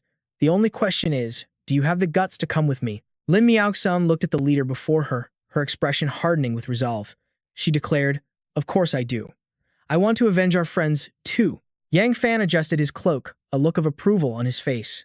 Excellent. Xiu Ziyue has already pinpointed their location. Now, we go hunt them down. He turned sharply, not looking back.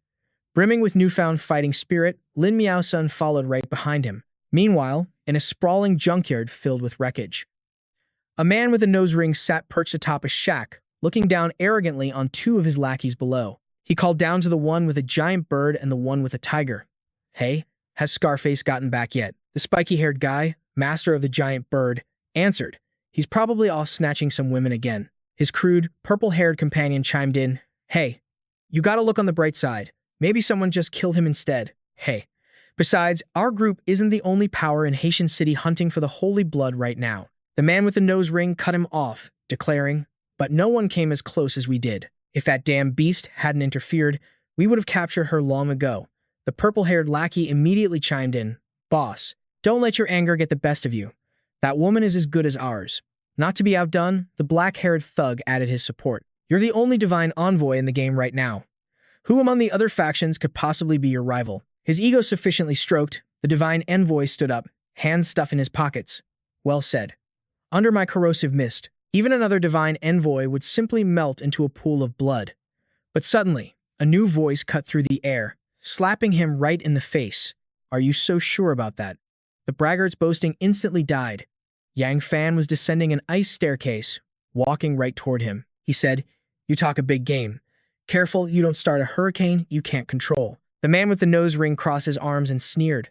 Well, look what we have here. Speak of a divine envoy, and one appears. Are you also here for the sacred relic? As the main character stepped off the final icy stair, he replied in a chilling tone. More than that, I'm also here to send you to your ancestors. His words hung in the air. Then the thugs and their beasts erupted into laughter. It was as if they'd heard the funniest joke in the world. The leader added, big words. Let's hope your life lasts longer than your mouth, kid. The one with the spiky purple hair echoed him. You need power to back up that kind of talk. Otherwise, you're just asking to die. Yang Fan looked at them with utter contempt. Trash like you isn't worthy of speaking to me. The 2 lackeys' hair seemed to stand up even straighter. The black-haired one yelled, What the hell? Who are you calling trash? The fearless purple-haired one added, Kill him. We're all 6th tier, and with a divine envoy on our side, we can take him. The main character simply called out, Come forth and kill them. At his feet, tendrils of dark purple smoke billowed out. 3 shadows appeared, Joker Face, Yan Lei, and Zuo Lingyun. The atmosphere was instantly stained a dark, ominous purple. The 2 henchmen recognized a familiar face and paled in absolute terror. They screamed in unison, Joker Face. How the hell did he become a shadow? To greet his old comrades, Joker Face immediately summoned 2 spectral rhinos to charge them. The shadow Yan Lei didn't waste a moment, adding a bonus lightning strike to the mix. Zuo Lingyun also joined the fun, summoning a dark orb of energy. Holy hell, a grand assault from so many masters at once left the 2 thugs frozen, their jaws on the floor. The combined energies formed a massive vortex of purple and cyan-white light in the sky. From the center of the vortex, a column of pure white lightning crashed down, shaking the heavens and the earth. Yang Fan shielded his face from the cloud of dust. After the attack, the 2 henchmen who were just talking big were sprawled on the ground, one of them missing his front teeth. The main character ordered his shadows to return. They responded with a resounding yes and faded back into the ground at his feet. The purple-haired thug's arrogance was completely gone. He looked at Yang Fan as if he had seen the god of death himself, trembling too hard to speak. Don't come over here. Don't kill me. Monster, stay away. The main character just smiled, mocking his pleas. My comrades, my sister, you crippled them. He summoned a blade of pure white light and brought it crashing down on the thug's head. Fresh blood sprayed into the air. The purple-haired thug took the decisive, powerful blow, screaming in agony before he officially bit the dust. The nose ring leader, who had been silent all this time, watched the main character execute his underling as if he were just watching some unrelated, bloody movie. Yang Fan looked up at him, his gaze like ice, and declared, You're next. The divine envoy simply met his threat with a smirk. In that moment, a confident smile was all he needed to feel in control. Behind a cliff, Lin Miaochun was still silently watching the two of them. She thought in astonishment, this is the boss's true power? In just a short half-year, he's become a monster-class powerhouse. The boss must have suffered so much. But it looks like our sacred flame is safe now, with a leader this powerful who would dare to bully us. The nose ring man finally spoke, his voice dripping with cold mockery. So, you didn't come for the sacred relic. You're their backer, aren't you? How interesting. Truly interesting. Yang Fan gathered frost energy in his hand. He shot back. Interesting, my ass. In a moment, I'll show you what's really interesting. With a powerful shout, he launched a palm strike toward his enemy. Two streams of raw energy surged forward with the attack. The nose ring leader suddenly exhaled a cloud of green gas, a foul energy that quickly formed a protective barrier. It blocked Yang Fan's attack. The man praised him. You really are strong, but you and I are both divine envoys. Thanks to the seed's power, we're both 7th tier. And you think you can just kill me? Don't be ridiculous, friend. It's not that simple. Life isn't that kind. The main character didn't answer. He thought, if my abilities have no effect on you, then let's see if you can withstand my core power. He immediately summoned his spiritual energy, forming a blazing red flame in his right hand. It's like we're taking the same test. But I have the ultimate cheat sheet, and you don't. Suddenly, a hand shot out and seized his arm. The very arm enveloped in Yang Fan's flames. The man with the nose ring stood before him, gripping his fist like he was comforting an old friend. The man sneered, calm down. Weren't you curious? Why I let you tear through my subordinates? Yang Fan's interest was piqued. What are you trying to say? Spit it out. The pierced man laid out his temptation. You and I are both God's messengers. Why not join forces? Hai Tian City isn't as simple as you think. Besides, with our combined power, finding cannon fodder like this is child's play. You don't need to throw your life away fighting me over a bunch of nobodies. Do you? Yang Fan was left speechless. This guy really thought everyone was just like him. Arrogant and utterly shameless. He assumed everyone else would betray their comrades in a heartbeat. A man who treated human lives like worthless weeds. He continued his pathetic speech. My name is Ouyang Mingtai. I'm a god's messenger, just like you. You've seen the others, haven't you? This world will belong to them sooner or later, since that's our destiny. Why not just hand over Sheng Xian? We can split the reward between us. What do you say? But something in his words felt off. Yang Fan pressed him. It's not you who wants Sheng Xian, is it? So who's the real client? Ouyang Mingtai thought he had him hooked. He kept rambling, a smug look on his face. You must be new to the game, right? Ha ha ha. To not even know about the bounty the Lord of Hai Tian City has placed. A greedy light gleamed in his eyes. Let me enlighten you, he explained. The Lord of Hai Tian City has promised a vial of Stage 8 potion in exchange for the user known as Sheng Xian. Right now, no Stage 8 potion even exists. Only God's messengers can use the power of the seed to even reach Stage 7. Getting your hands on a Stage 8 potion means. Ouyang Mingtai pointed directly at Yang Fan, his voice giddy with excitement. You'll become the most powerful user in the world. The entire world will be yours to command. Our hero wiped the man's spit from his face. He asked coolly, you seem awfully confident about that. Are you sure no one in the exchange has a Stage 7 potion or higher? If they don't, then how did the city lord get his hands on a Stage 8? The villain chuckled. Hey, you're a sharp one. But why do I need to be sure about any of that? All I need to be sure about is trading some random person for a legendary Stage 8 potion. That's more than enough for me. He continued, his voice laced with cruelty. I know. Sheng Xian is some hot chick with a great body.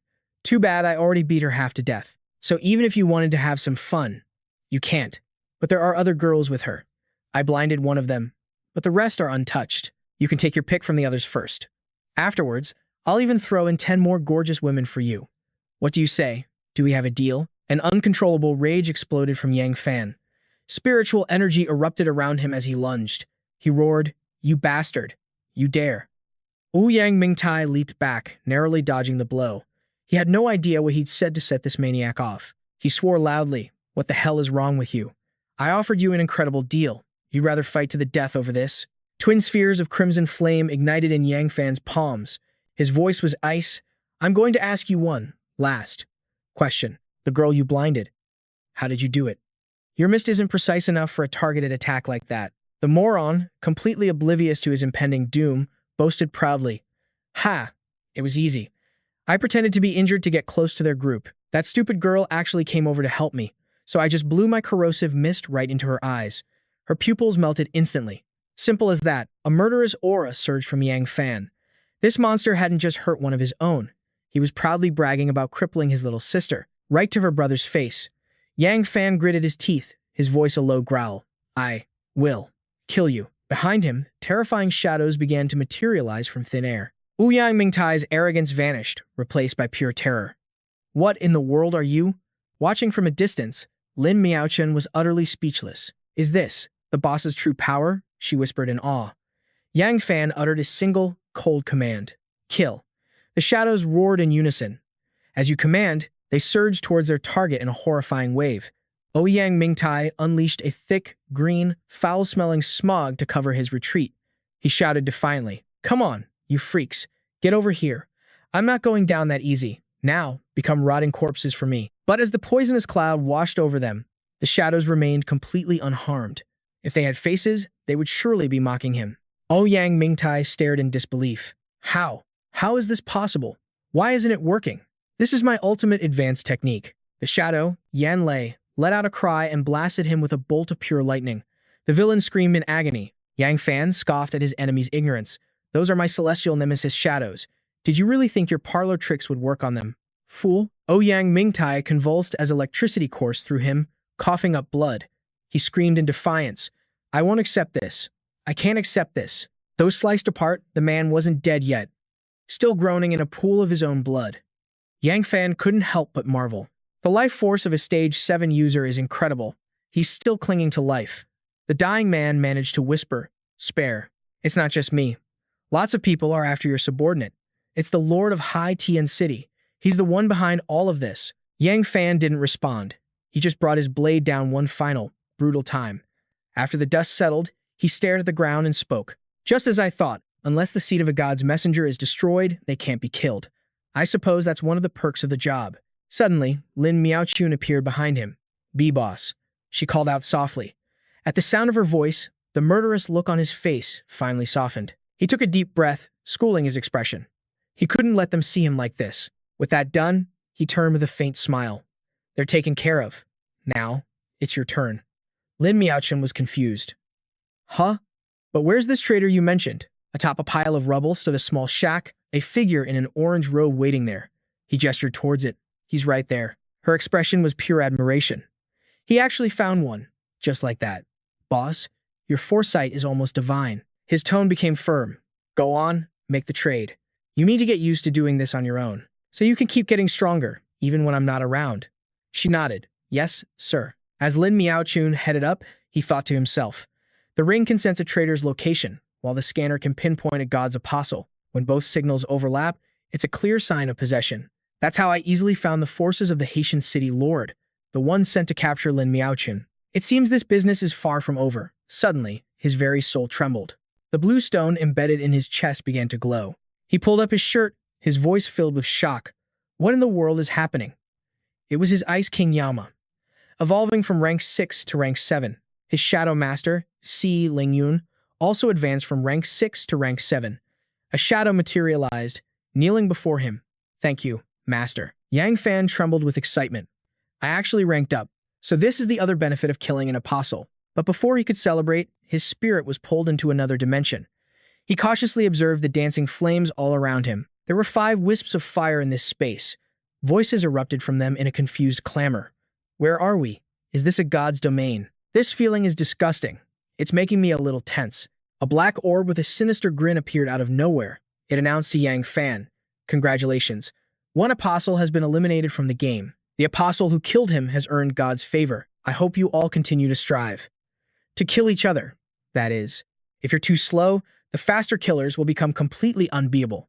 He looked at the flames and realized. So this is the reward. In that case, these 5 flames must be the 5 remaining apostles. A voice echoed from one of the flames. I wonder who struck first. To make a move so quickly, you've got some nerve. But Yang Fan wasn't stupid enough to reply. Speaking up would make him a target. The voice continued its taunts through the flame. Looks like you're nothing but a coward. Doesn't matter. Sooner or later, I'll find you. And then I'll kill you. Yang Fan completely ignored him. He wondered what this arrogant fool actually looked like.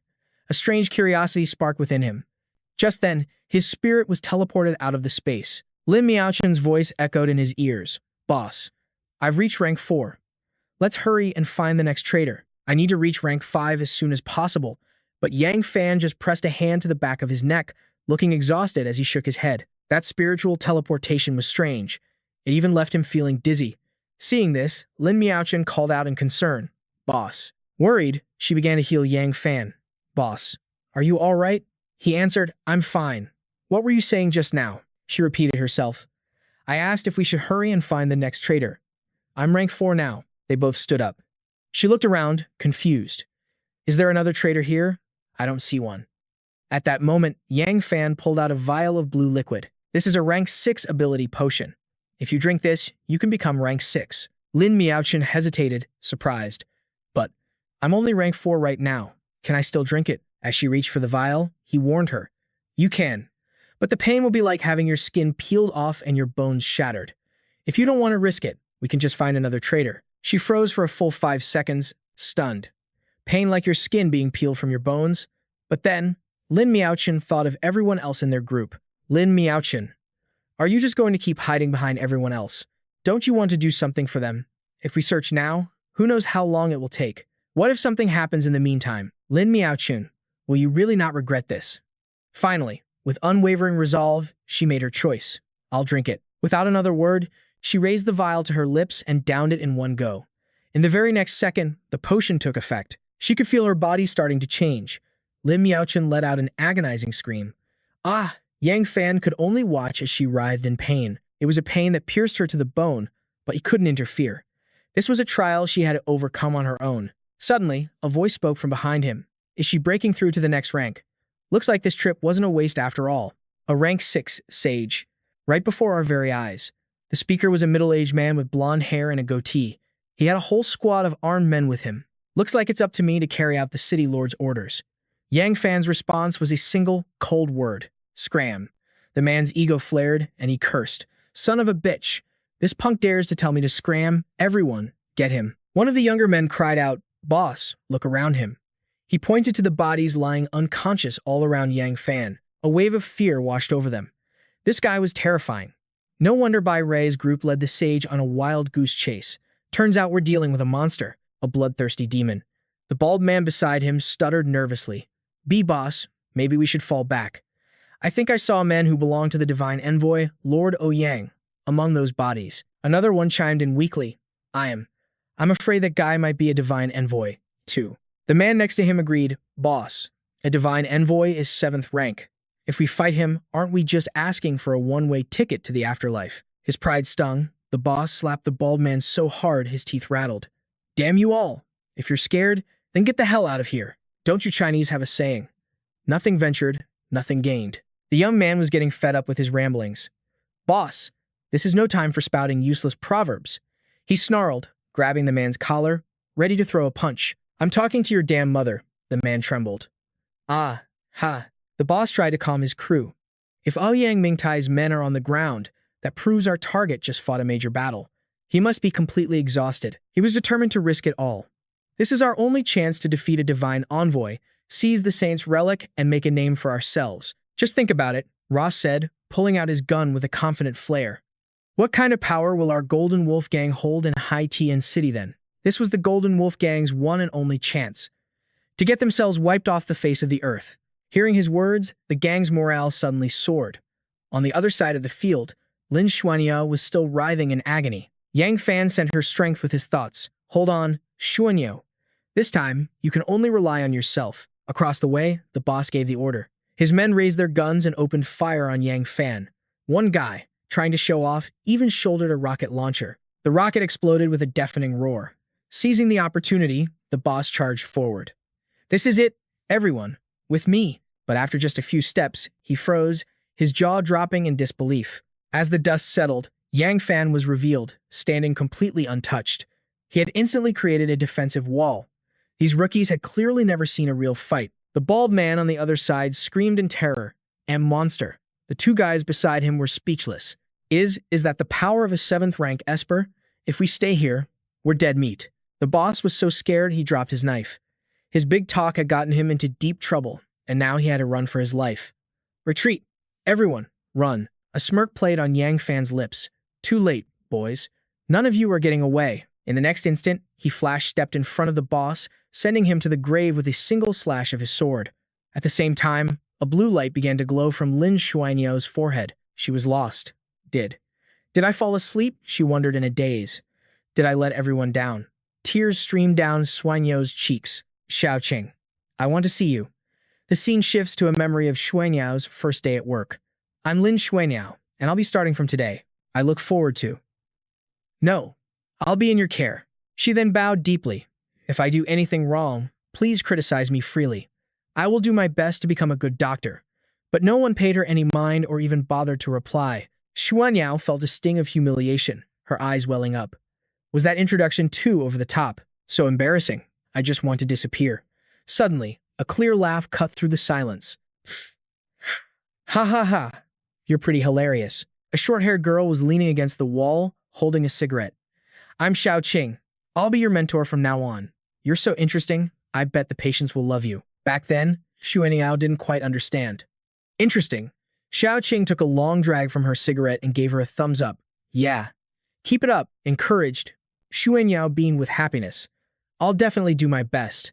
From that day on, she followed Xiao Qing everywhere, eager to learn. After that, I studied under Xiao Qing, and I learned she was the most responsible doctor in the entire hospital. She always looked so messy because she had too many patients and no time for herself. But I knew that, deep down, Xiao Qing was just a girl who loved beautiful things. One time, they were standing in front of a clothing store, and Xiao Qing's eyes were fixed on a dress in the window. Whoa, that's gorgeous. Xuanyao said. You should buy it. Your salary is high enough, you can afford it. But to her surprise, Xiao Qing just walked away.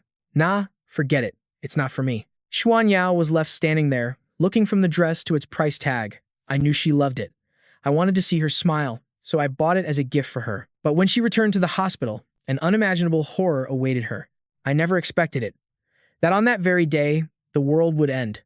Everyone had lost their minds, turning into monsters. They were closing in on her. Xuanyao was frozen, a deer in the headlights. I was so scared, I couldn't even move. I'm going to die. Suddenly, a chair flew through the air, smashing into a monster's head. It was Xiao Qing. Run. The whole hospital's gone crazy. We can't even call for help.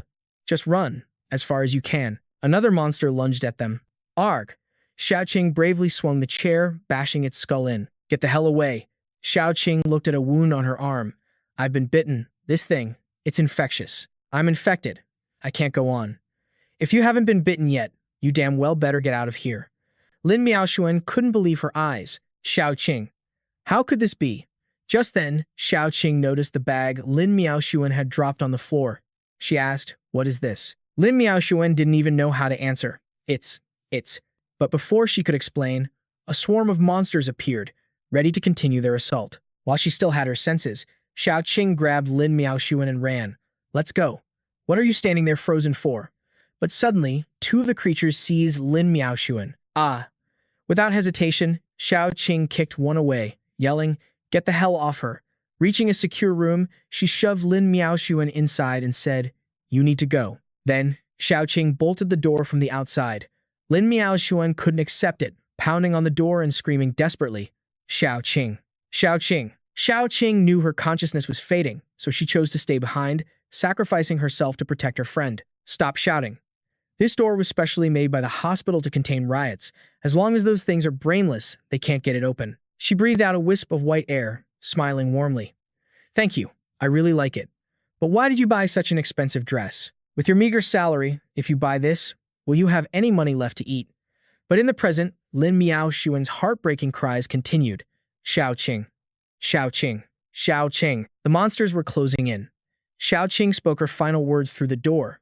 Go on. There's no saving me now. Wait until you meet someone you're willing to entrust your very life to. Only then can you afford to die. Finally, she turned to face the horde. Just like me, right now. Xiao Qing met a brutal end so that her friend could live on. Back in the present, Lin Miaoxuan was still in the throes of her evolution. She was right. You can only die after you've found someone worth entrusting your life to. There are still so many people waiting for me. I still have. Images of her comrades flashed through her consciousness. Everyone. In that instant, Lin Miaoxuan's eyes shot open as she roared, I can't die yet. An immense power erupted from her body. A column of light shot from her into the heavens above. In the distance, another group witnessed the spectacle. They panicked. This power is overwhelming. Is that another special type ability user? Chen Anhui took a calm sip of water, a smirk playing on his lips. The light of a saint seems like a breakthrough evolution. Not bad. Reaching the 6th stage directly will make things much easier. The moment the words left his mouth, a violent cough seized him. When he opened his palm, he saw a smear of blood. Anhui's face darkened. It seems I'll have to speed things up. Back with Yang Fan and Lin Miaoxuan, he had just finished off the last of the cursed beasts. He looked over at her, still blazing with a powerful aura. Miaoxuan, you finally conquered yourself. Her immense pressure gradually subsided until it vanished completely. Utterly spent, she started to collapse. Yang Fan moved in a flash to catch her. You fought hard. Get some rest. Though she was breathless, she argued stubbornly. Leader. I'm all right. We have to hurry back. I can heal everyone now. He looked at her without a word, knowing full well the soul-shattering agony that comes with a breakthrough evolution. A normal person could never endure it, yet she had somehow remained conscious. He ordered firmly, rest for a while. Without your strength, those words are empty. Stop pushing yourself. It's all right now. Lin Miaoxuan obediently agreed. Okay. At the Haitian City Lord's headquarters, Chen Anhui sat on his chair, deep in thought. Just then, Zhang Quan entered and bowed low to report. All 3 of them have arrived. Following his words, the 3 guests of honor stepped into the chamber. Anhui gave his directive. The 3 of you are the very pillars of Haitian City. This time, I need you to go and invite the saint and her team to join us. Remember, it is an invitation. Whoever succeeds will be rewarded with the 8th stage of... Unexpectedly, Chu Leng refused. If it's just an invitation, then I'm not interested. Qing Yu also showed his intention to reject the assignment. Your request is reasonable, my lord, but I too lack interest. Only Sui Ruan giggled. Well, I'm very interested. It's just too bad I'm not a god's envoy. However, if the city lord himself is asking, I suppose I'd be willing to go. But when I return, you'll have to compensate me very handsomely. Chen Anhui crossed his arms and nodded. No problem. After the 3 had left, Zhang Quan finally spoke his mind. After Chu Leng and Qing Yu became God's envoys, they've grown bold enough to defy even your direct orders. It seems their egos have grown quite large. He responded with a casual air. That's their choice. All that matters is that we achieve our own objective. But then, his expression twisted into a sinister mask. As long as they don't openly oppose us, we simply have fewer rivals to worry about, don't we? But Zhang Quan remained displeased. I just can't stand their attitude. You are the one who brought stability to Haitian City. They should at least show you the proper respect. He advised her in return, Quan, you know what we truly want. Don't waste your energy on such trivial matters. They are nothing but cannon fodder. Once our true goal is achieved, we will gain something far greater than this tiny little Haitian city. His face grew dark as he muttered to himself. And the first step of the plan. At that moment, in Sector C, the hideout of Duan Muyi's group, Yang Fan, was returning with Lin Miaoxuan on his back. Ya Yi answered honestly, we were fine before, but after we were hunted, we lost any means to harvest new mutant beasts. Nan Jued and Chu Xiaoyun rushed out to meet them. Yang Fan, boss, you're back. Nan Jue's eyes landed on the unconscious girl. What happened to Miao Xuan? She's just unconscious from draining her energy, he explained. She'll come to shortly. A hopeful smile spread across her face. Then that means, Miao Xuan really did it. He gave a firm nod. She successfully broke through to the 6th stage. Pure joy erupted from her. She did it. Everyone's going to be saved. Chu Xiaoyan grinned, equally relieved. This is incredible news. As Nyan Yue watched them walk away, a thought crossed her mind. I knew you could do it. You're that kind of man. The one who makes the impossible possible, always leaving everyone in awe. But then, her eyes caught something. A dark, crimson stain on Yang Fan's jacket. That blood.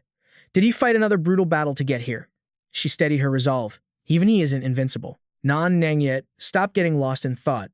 You need to stand with him and be the pillar of strength he can rely on.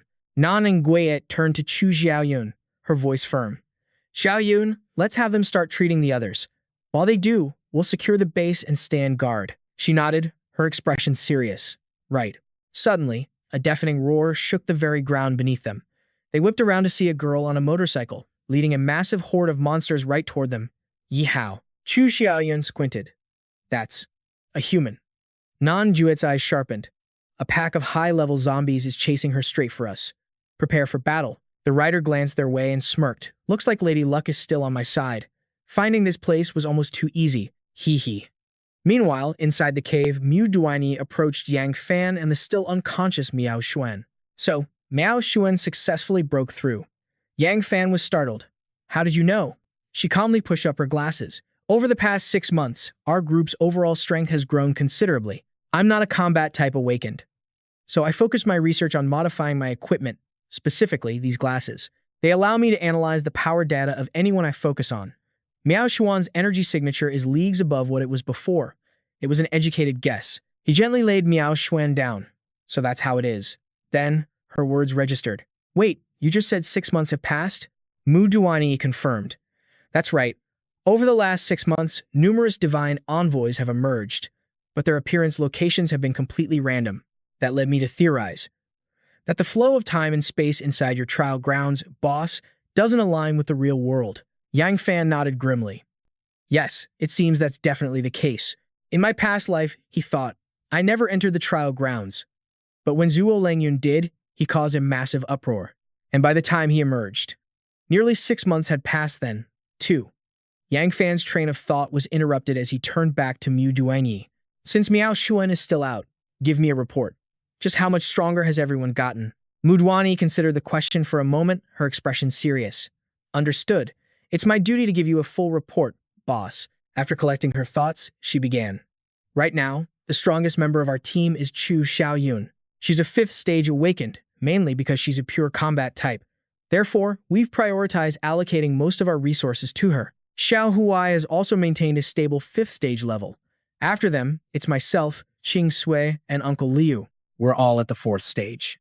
Since our abilities are more versatile and support-oriented, we've received a fair share of resources as well.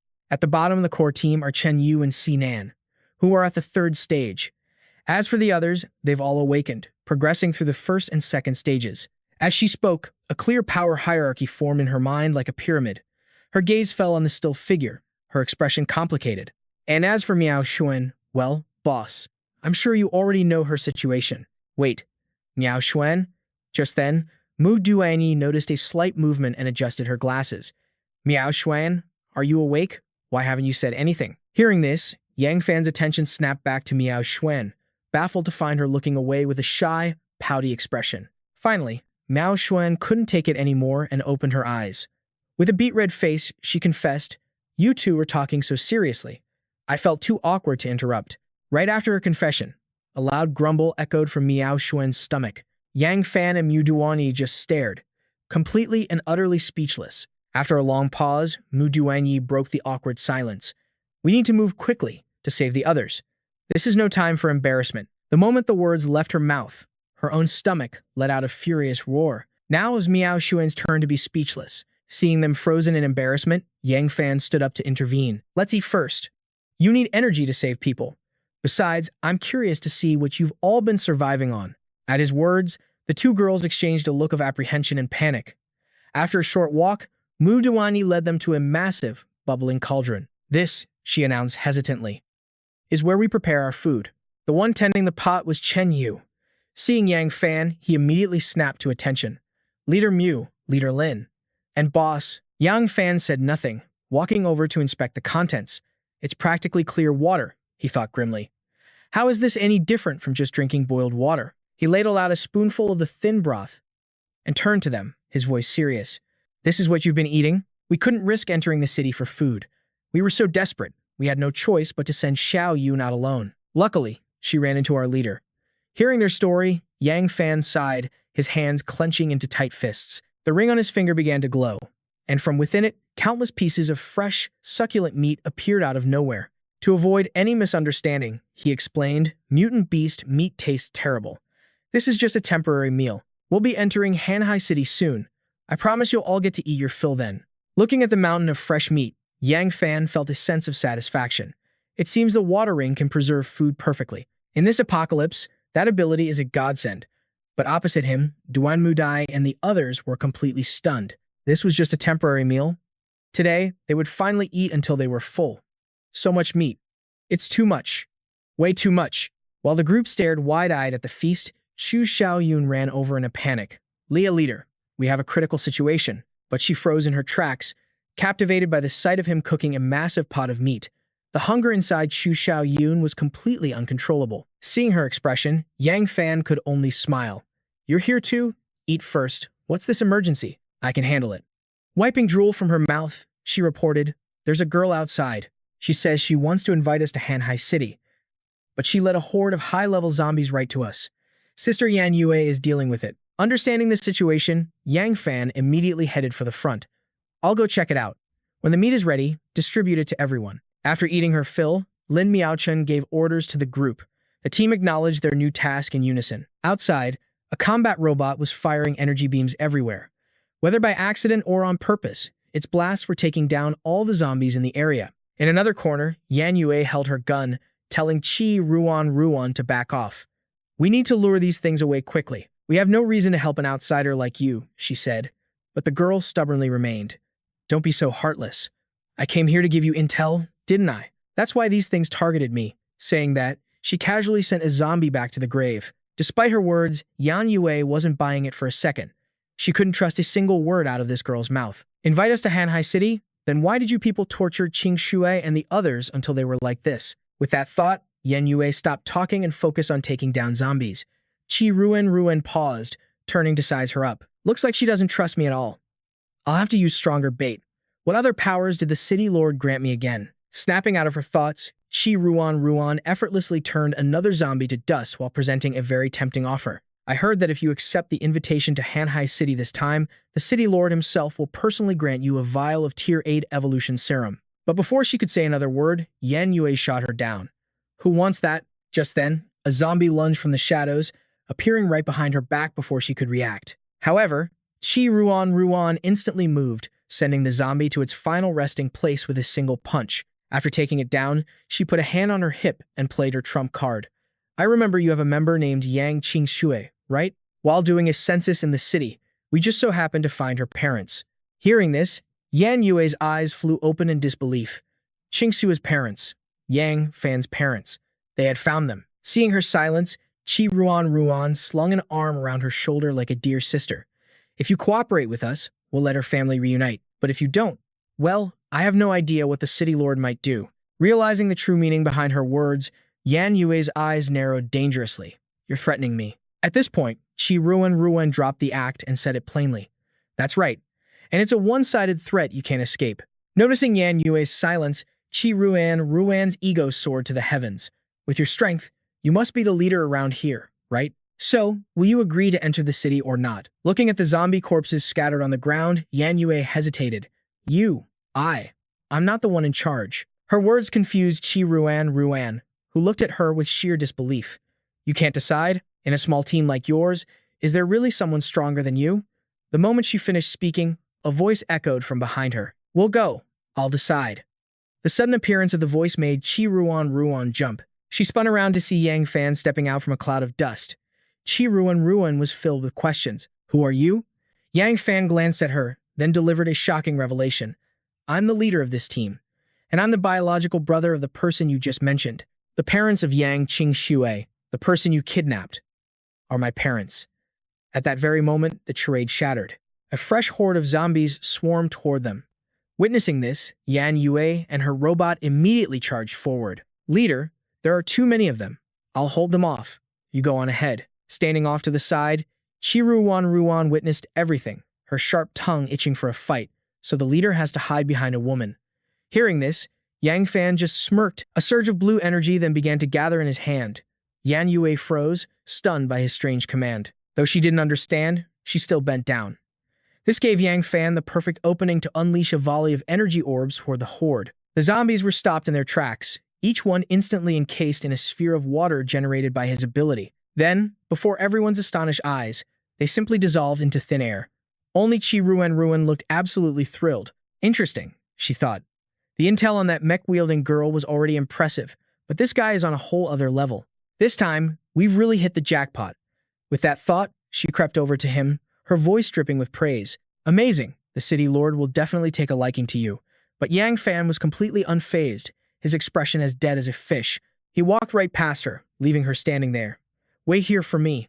I'll go give my orders. Then we'll head to Haitian City together." Since he had agreed, Qi Ruan Ruan cheerfully complied. Of course. Just remember to bring the sage with you. Otherwise, I won't be able to explain myself to the city lord, you know. Yang Fan simply nodded in agreement. With that settled, he and Yan Yue walked back toward Chu Xiaochun's group. Along the way, she looked at him with worry. Yang Fan, are we really going to Haitian City? It's obviously a trap. If we just walk in, I'm afraid that. Knowing exactly what she was thinking, Yang Fan could only offer a helpless explanation. Of course I know that. But right now, we don't have another choice. Seeing her confusion, he clarified. First, for my parents. Second, to give everyone a chance to rest. If we refuse, Haitian City will just send people to harass us endlessly. Compared to that, he paused, his face hardening with resolve. It's better to just rip out the problem by the root. Yan Yue still wasn't convinced.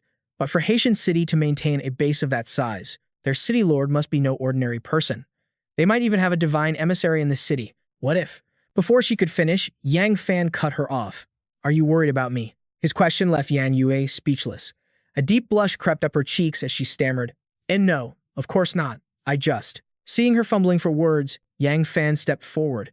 He gently ruffled her hair, his voice softening. We will survive. Just leave everything to me.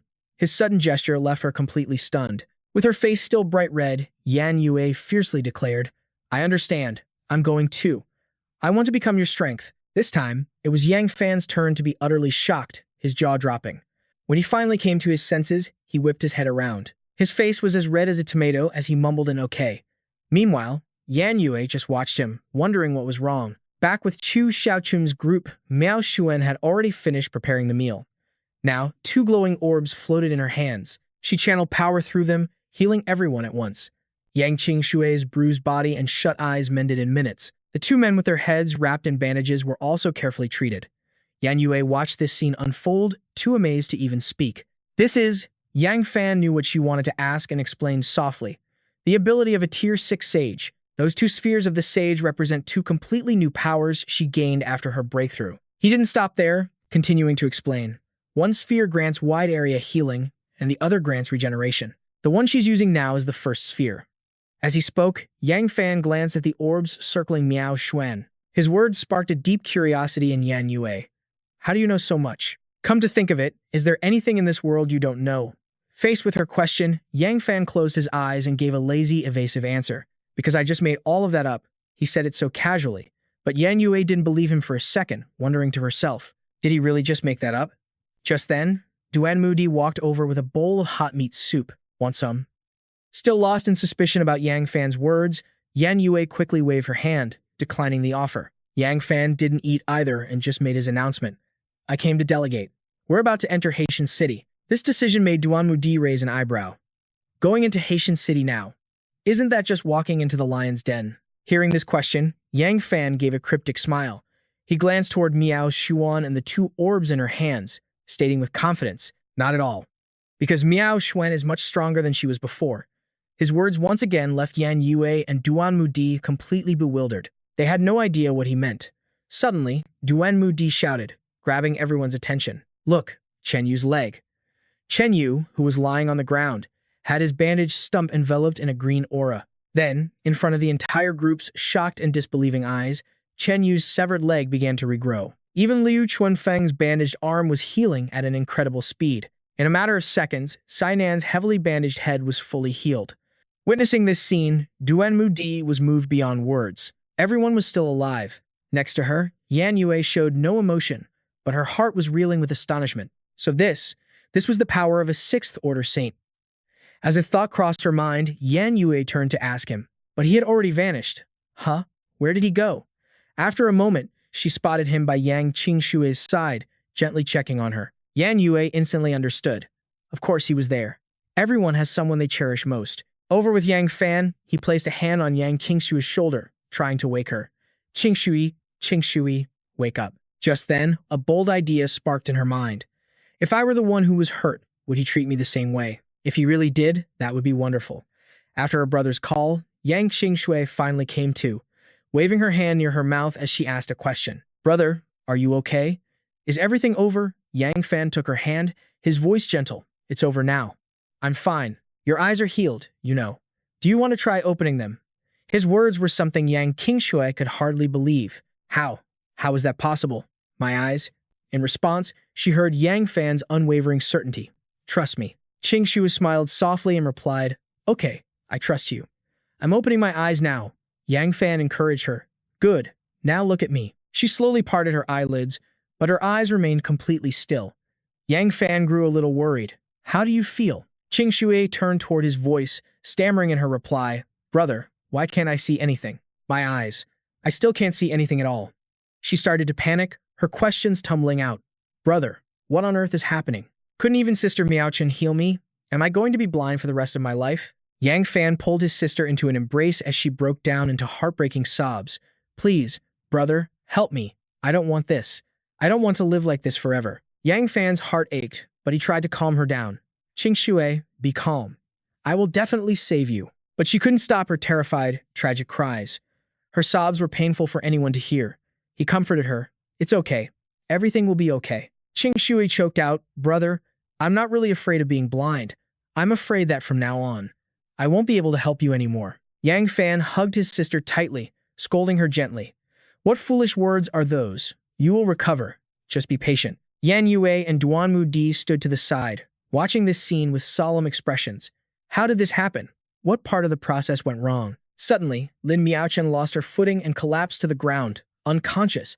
The two women rushed to her side, shouting, Miaochen. Duanmu Di assumed she used up too much energy and was completely drained. She knelt and helped Miaochen up. How are you? Are you okay? Miaochen opened her eyes, her face pale from exhaustion. She whispered, I'm okay. I can still go on. I was just a little bit away from being able to heal Ching Shui. Yang Fan walked closer, his voice low.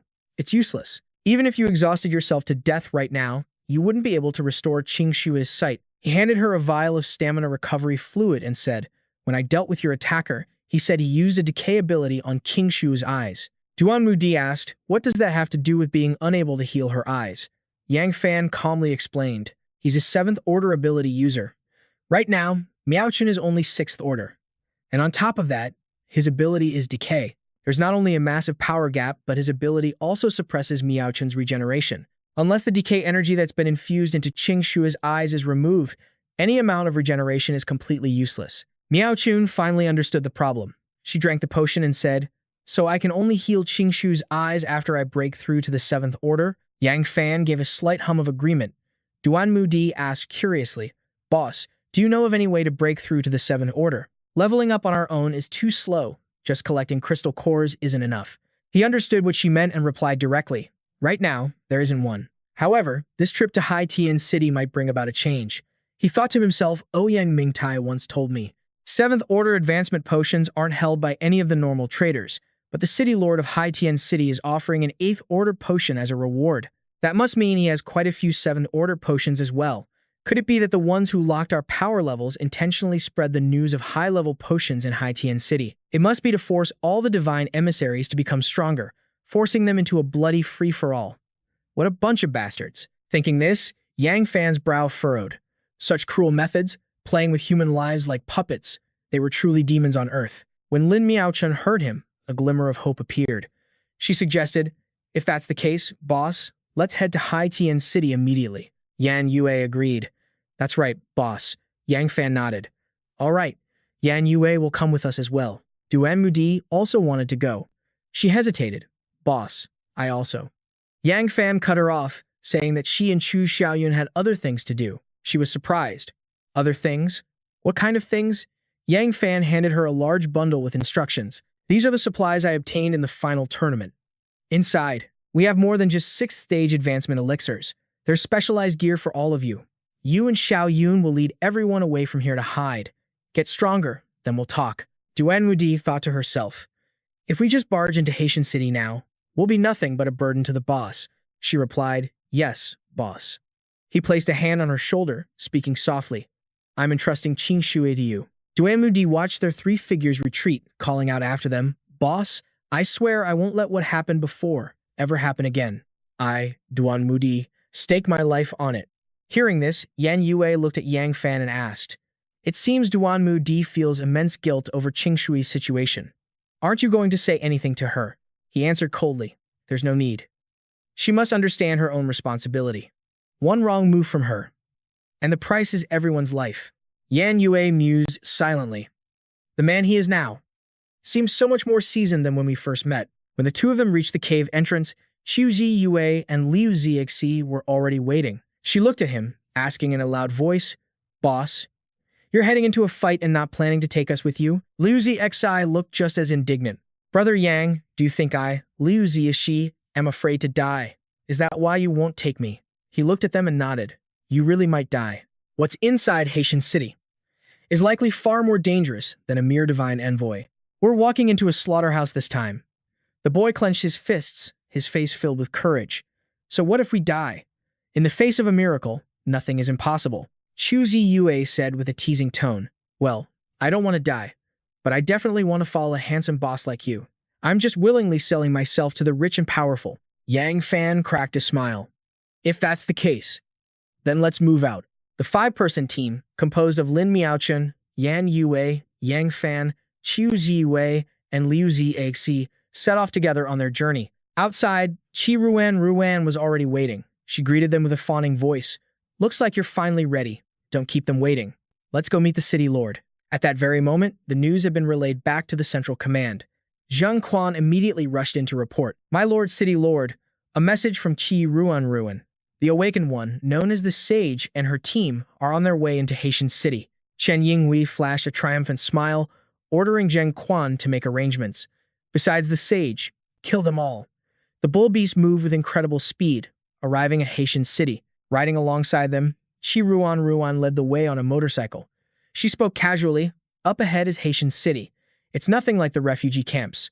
You'll receive a very warm welcome there." Chu Jiwei struck a delicate pose, speaking up from the very back of the group.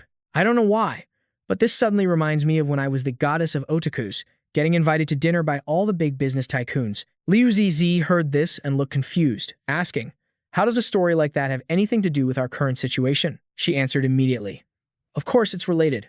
What I mean is, we're arriving at a banquet only to become the main course in someone else's eyes. We might just get taken out before the party even starts." Qi Ruan realized this girl was incredibly sharp. She tried to reassure them, "My dear sister, you have quite the sense of humor.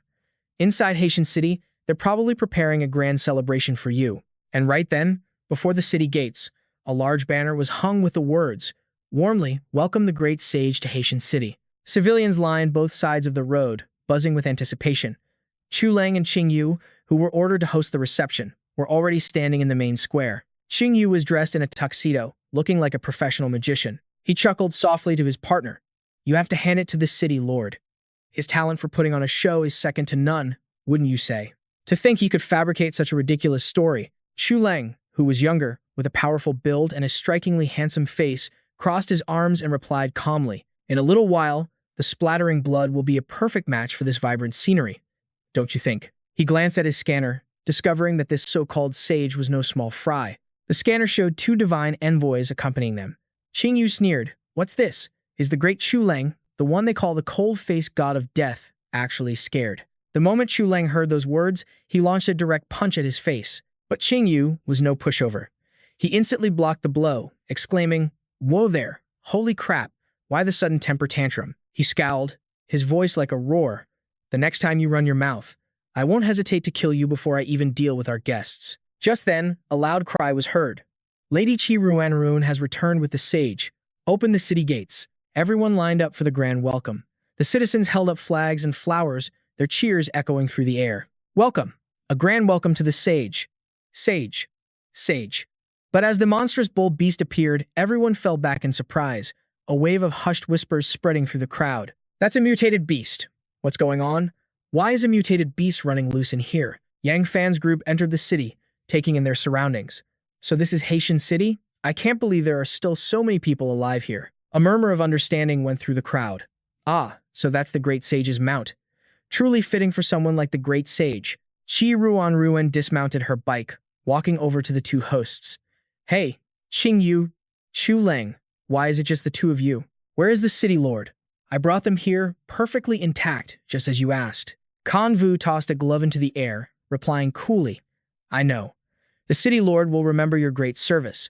But first, we must hold the grand ceremony to welcome our saint." The moment he spoke, the glove transformed into a living dove. The crowd absolutely erupted. That's Lord Kan Vu's magic.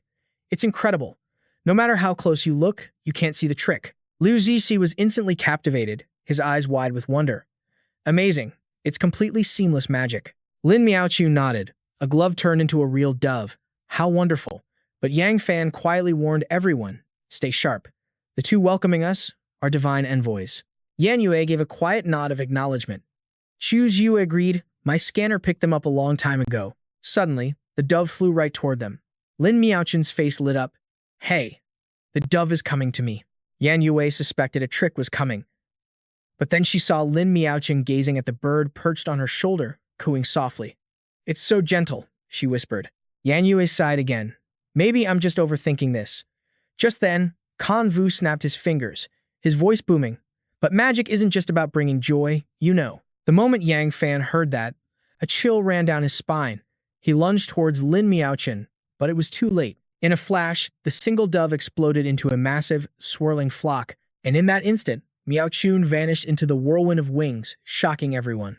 Damn it, I knew something was wrong. Yan Yue immediately drew her weapon, firing into the flock as she screamed, Give Miaoqian back. Xiu Ziyu transformed, her massive wings unfurling as she launched into the sky.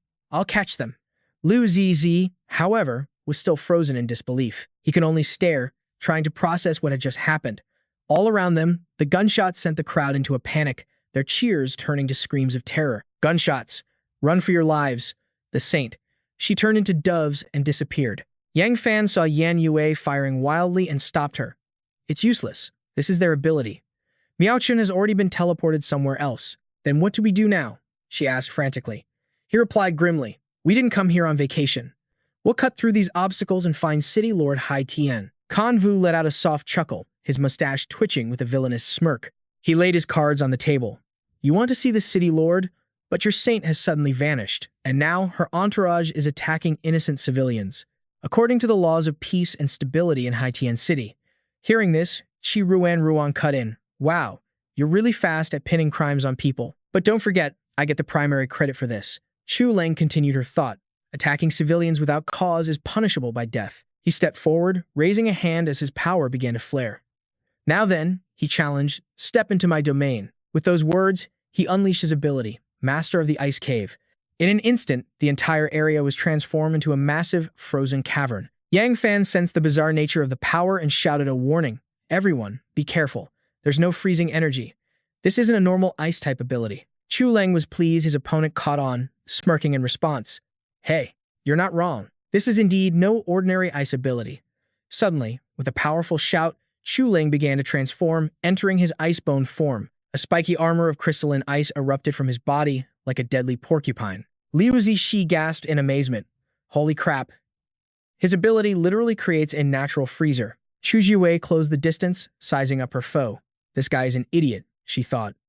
If that's the case, why not just kill him now and get this over with? On the other side, Yan Yue unleashed a hail of firepower, shooting directly at Kan Vu. He simply shouted, We are not just one person, and threw out a spread of playing cards. Chu Jiwei saw this and wondered, You plan to stop bullets with poker cards?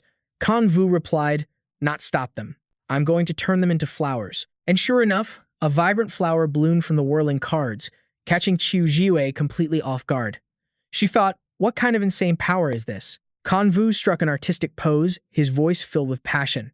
It is magic, and it is romance. This is the one and only flower of its kind in this world. Chu Jiwei shot back instantly. But the only one-of-a-kind thing I want to see is the flower of blood I'll make when I tear you apart. She lunged, swiping her razor-sharp talons straight at Kan Vu, but her claws just tore through a flimsy piece of paper. She was stunned. This is paper? Kan Vu's disembodied laugh echoed. A reckless attack is no match for a magician. To think you could take me down in one hit is simply unthinkable. Besides, 1 minute has passed. In an extremely cold environment, what do you suppose happens after 1 minute? At that moment, it hit all three of them. Yan Yue raised her gun in alarm and said, The gun is frozen solid. Shu Yue flapped her wings slightly and realized it too. She suddenly noticed her entire body was shaking, unable to maintain its normal speed. Liu Zixi felt his entire body stiffen. He muttered, Holy hell, so this is what it feels like to be inside a freezer for a minute. From behind them, Yang Fan channeled his inner power. A roaring flame erupted in his hand as he yelled, Everyone, get back. For the first time, Chu Leng felt a genuine chill run down his spine as he thought to himself, this chilling aura. How can this guy make me feel so unnerved? Could my ability be suppressed by his? If he unleashes his power here, I'll be completely overwhelmed. My instincts are screaming at me. No, I have to stop him at all costs. Chu Leng whispered to Qing Yu, stop that guy, now. His ability is a direct counter to mine. If he uses his full power, we're all finished. Hearing this, a sense of unease crept into Qing Yu's heart. This man, Chu Leng, never asks anyone for help. For him to be this desperate, the situation must be critical. That kid is a major problem. With that thought, Qing Yu threw a few cards, and an illusion of himself instantly appeared. He boomed, "Hey, kid, you better not waste your time here. The parents of your teammate, Yang Qingxue, and the recently captured Sheng Xian are all with the city lord." Hearing this, Yang Fan shot back. What did you just say? Qing Yu goaded him. We're just stalling. Our real goal is to keep you busy. By the time you deal with us, it'll all be over for them. Qing Yu's pupils narrowed. The best move was to shift the disaster onto someone else, to toss this hot potato to the other idle hands inside. Yan Yue immediately urged, what he's saying could be true. You go find them. Leave this to us. Liu Zixi suddenly grew serious. Brother Yang, we didn't come here for a pointless brawl. We came to save people. You have to prioritize. Yang Fan answered frankly, I know saving them is urgent, but I'm also afraid of losing all of you. Liu Zixi rushed forward, hugging him tightly. His voice choked up. Brother Yang, why are you being so sentimental all of a sudden? I'm really touched. Sniffle. Yan Yue blushed slightly. Afraid of losing me, she thought. Liu Zixi looked at him, declaring boldly, Brother Yang, just leave this to us. If the three of us lose to these two, wouldn't we disgrace the Fire Stars? Now go. He raised his hands, unleashing his miracle warp ability. Yang Fan exclaimed, Hey, what are you doing? His entire body felt weightless as a halo of light enveloped him. In an instant, the space around him began to distort. Liu Zixi shouted, Go to the place you want to be most. Yan Yue also called out, We'll catch up with you soon. Liu Zixi turned back to the others. Sisters, let's go all out and finish these two. Then we'll go back up the boss. Chu Zhiyue and Yan Yue replied in unison. You got it. Qi Ruan hid to the side, observing everything. She whispered, What a brilliant way to pass the buck, blaming it all on the city lord. Once you've all exhausted yourselves, I'll step in and claim all. Besides, I don't think anyone can defeat the city lord. That monster and his secretary. What a bunch of disastrous teammates. Yang Fan was suddenly teleported into a strange hallway. He muttered, That little brat. When I get back, I'm definitely going to teach him a lesson. He scanned his surroundings, thinking, Am I inside that building now? So that kid's power can really send people where they want to go. But this miracle seems a little off. As Yang Fan pushed open the door, he was greeted by two cold gun barrels, much to his annoyance. Two guards shouted, Don't move, or we'll blow your head clean off. Yang Fan clicked his tongue. Looks like this miracle was way off target. He casually stuck his hands in his pockets, his relaxed attitude infuriating them. Damn it, are you deaf? I'm talking to you. If you don't answer, we'll treat you as an intruder and eliminate you on the spot. The words had barely left his mouth when both of them were slammed face first into the ground, knocked out cold. As Yang Fan walked away, he grumbled, When I get back, I'm giving Liu Zixi a beating. He might have even sent me to this spot on purpose. In a nearby corridor, a patrol team was making its rounds. The leader cautiously warned his squad, Stay on high alert. This is wartime. Captains Chu, Leng, and Qing Yu have already engaged the intruders. One of the soldiers replied, Captain Chu and Captain King are both captain-level espers. Their combat power is insane, probably on par with the city lord himself. There's no way they can lose. We're just putting on a show out here. Seeing his men getting careless, the captain roared, Bullcrap. Captain Qing and his partner are espers. Sure, but do you really think we only have one enemy in Haitian City? Don't you dare think like that. The White Demoness has been watching our city like a starving tiger. If she showed up now, we'd all be wiped out. So unless you want to die, give me 120%. You guys won't take this seriously until you're staring death in the face, will you? Do you have to be at death's door to finally be careful? The soldiers snapped to attention and moved forward with heightened vigilance. Hiding behind a wall, Yang Fan waited for them to pass. He thought, the White Demoness, so there are other enemies in Haitian City. Lost in thought, he didn't notice a masked figure appear behind him, staring him down. The attacker judged the distance was perfect for a surprise assault. Gripping a large spike, he leaped down, laughing inwardly. Too easy. Just then, Yang Fan heard a noise from above. Sensing the attack from behind, he twisted away instantly. A wave of chilling frost erupted from his hand, freezing the spike's tip in its tracks. He growled, "Are you a squad leader from Haitian City?"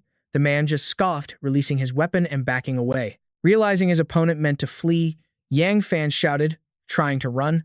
He unleashed the shadow hand of Yan Lei, instantly creating a barrier to block the escape route. Pinned from both sides, the masked man was forced to a halt. Yang Fan charged forward.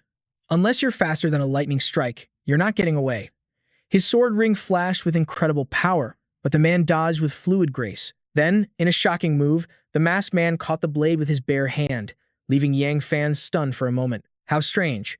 Let's see if you can really hold my sword ring." The man just chuckled, completely unafraid. He countered, a long wire shooting from his right arm, quickly ensnaring Yang Fan. A slight frown creased Yang Fan's brow. "So, you're not even human." The masked man gripped the wire tightly, his voice booming. "Intruder, I know you are a divine messenger, but dying by my hand will be your greatest honor." With a sharp nod, the wires constricted, brutally slicing Yang Fan into several pieces. He glanced at the corpse on the floor, then turned to leave. "So this is what a divine messenger is made of. To think Ouyang Mingtai fell to someone like you. Truly pathetic." But amidst the blood-soaked floor, there was a faint sound. A hat lying there began to quietly absorb the pools of blood around it. The masked man felt a sudden chill, a sense that something was off. Reaching the door, he spun around to face the empty hallway. He quickly calmed himself. "I must be imagining things." Tucked behind a small cabinet, the hat seemed to let out a quiet sigh of relief. The masked man approached a room. His index finger morphed into a key, unlocking the door. As he stepped inside, he failed to notice the hat silently trailing right behind him. Inside the room, two people were bound, a man and a woman, tied back to back. He walked up to the man. "Wake up. I just ran into someone who looks just like you. Old enough to be your son, I'd say." Hearing this, the man's eyes shot open in shock. "What did you say?" The woman beside him, looking haggard, grew panicked. "No, it couldn't be our Fan, could it?" The masked man tilted his head. "Fan. So that's his name. A pity. I just ripped him to shreds." The words struck the man on the floor like a physical blow. He roared, You're lying, aren't you? You're tricking us. You have to be tricking us."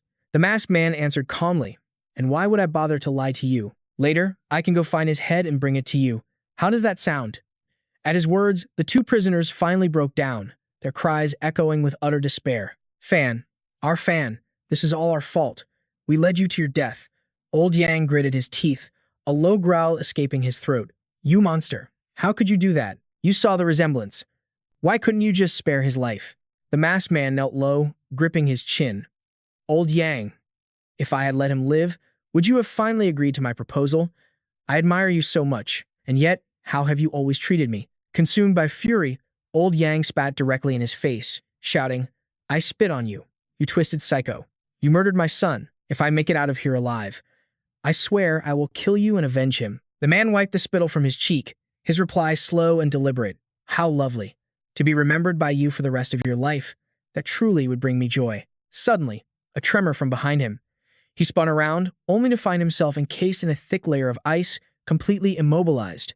The masked man gasped, This power is Yang Fan." He stood there, his voice cold.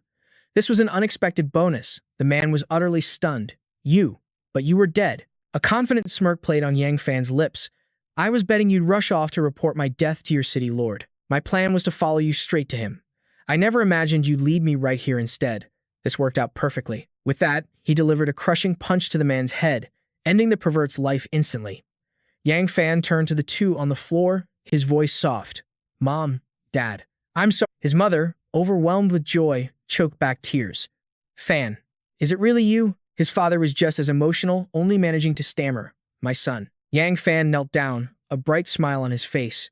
"My teammates will be here in a moment to treat your injuries." In a moment, his mother threw her arms around him, all her pent-up fear and sorrow pouring out in tears. "Oh, Fan, we were so worried about you. Wah, you terrified your mother. I really thought that you were." Sniff. His father patted her back reassuringly. "It's all right. As long as he's alive, nothing else matters. He's alive." He also comforted his mother. "It's okay. From now on, you'll be safe. I'll protect you both." Suddenly, she remembered someone else. "That's right. Where's Qing Shui?" His father added anxiously. "She didn't come with you. We heard from the people here that she was hurt. Is she all right?" Yang Fan hesitated for a moment. "Qing Shui. His mother sensed his unease, her voice growing tense. What's wrong with her? There's no point in hiding it, he answered truthfully. There's something wrong with Qingshua's eyes. This mission wasn't just to rescue you. It was also to find a cure for her. The news struck his mother like a bolt of lightning. She covered her mouth, a pained cry escaping her lips. My poor, dear Qingxue. Old Yang seemed much calmer. This Haitian city is far more complicated than you realize. Son, we have watched many powerful ability users enter this place, only to never return. Are you certain you can handle this? Mom, Dad, I'm strong now, Yang Fan declared. You don't have to worry. He summoned 2 shadow soldiers, giving them orders. There's no time to explain everything. They'll get you both out of here safely. Now, you have to go. Yang Fan, his mother cried out in fear. He offered a reassuring smile. Don't worry, Mom and Dad. His mother rushed forward, pulling him into a desperate hug, terrified this would be the last time she'd ever see her son. Old Yang nodded grimly. Be careful, son. I will, he promised. Just take care of Qingshu for me. I'll be back before you know it. With that, he turned and left without hesitation. Pushing the door open, a single thought consumed him. From now on, there's no reason to hold back. Hai Tian City Lord, I'm coming for you. But the moment he stepped outside, he was met by a squad of armed men. A man in a wheelchair spoke, his voice dripping with malice. So, you finally decided to show your face. And after you killed my dear Bai Mian, no less. This was Muang Gao, one of the 4 squad captains of Hai Tian City, a cripple bound to a wheelchair, with strange demonic masks attached to his head and hands. He glared at Yang Fan, his eyes burning with killing intent. You've got some nerve, he roared. You've made me very angry. And now, I'm going to kill you. Yang Fan replied calmly, Don't bother. You're about to die anyway. The dead have no reason to be angry. Muang Gao's face turned to ice. Open fire. Fill him with holes.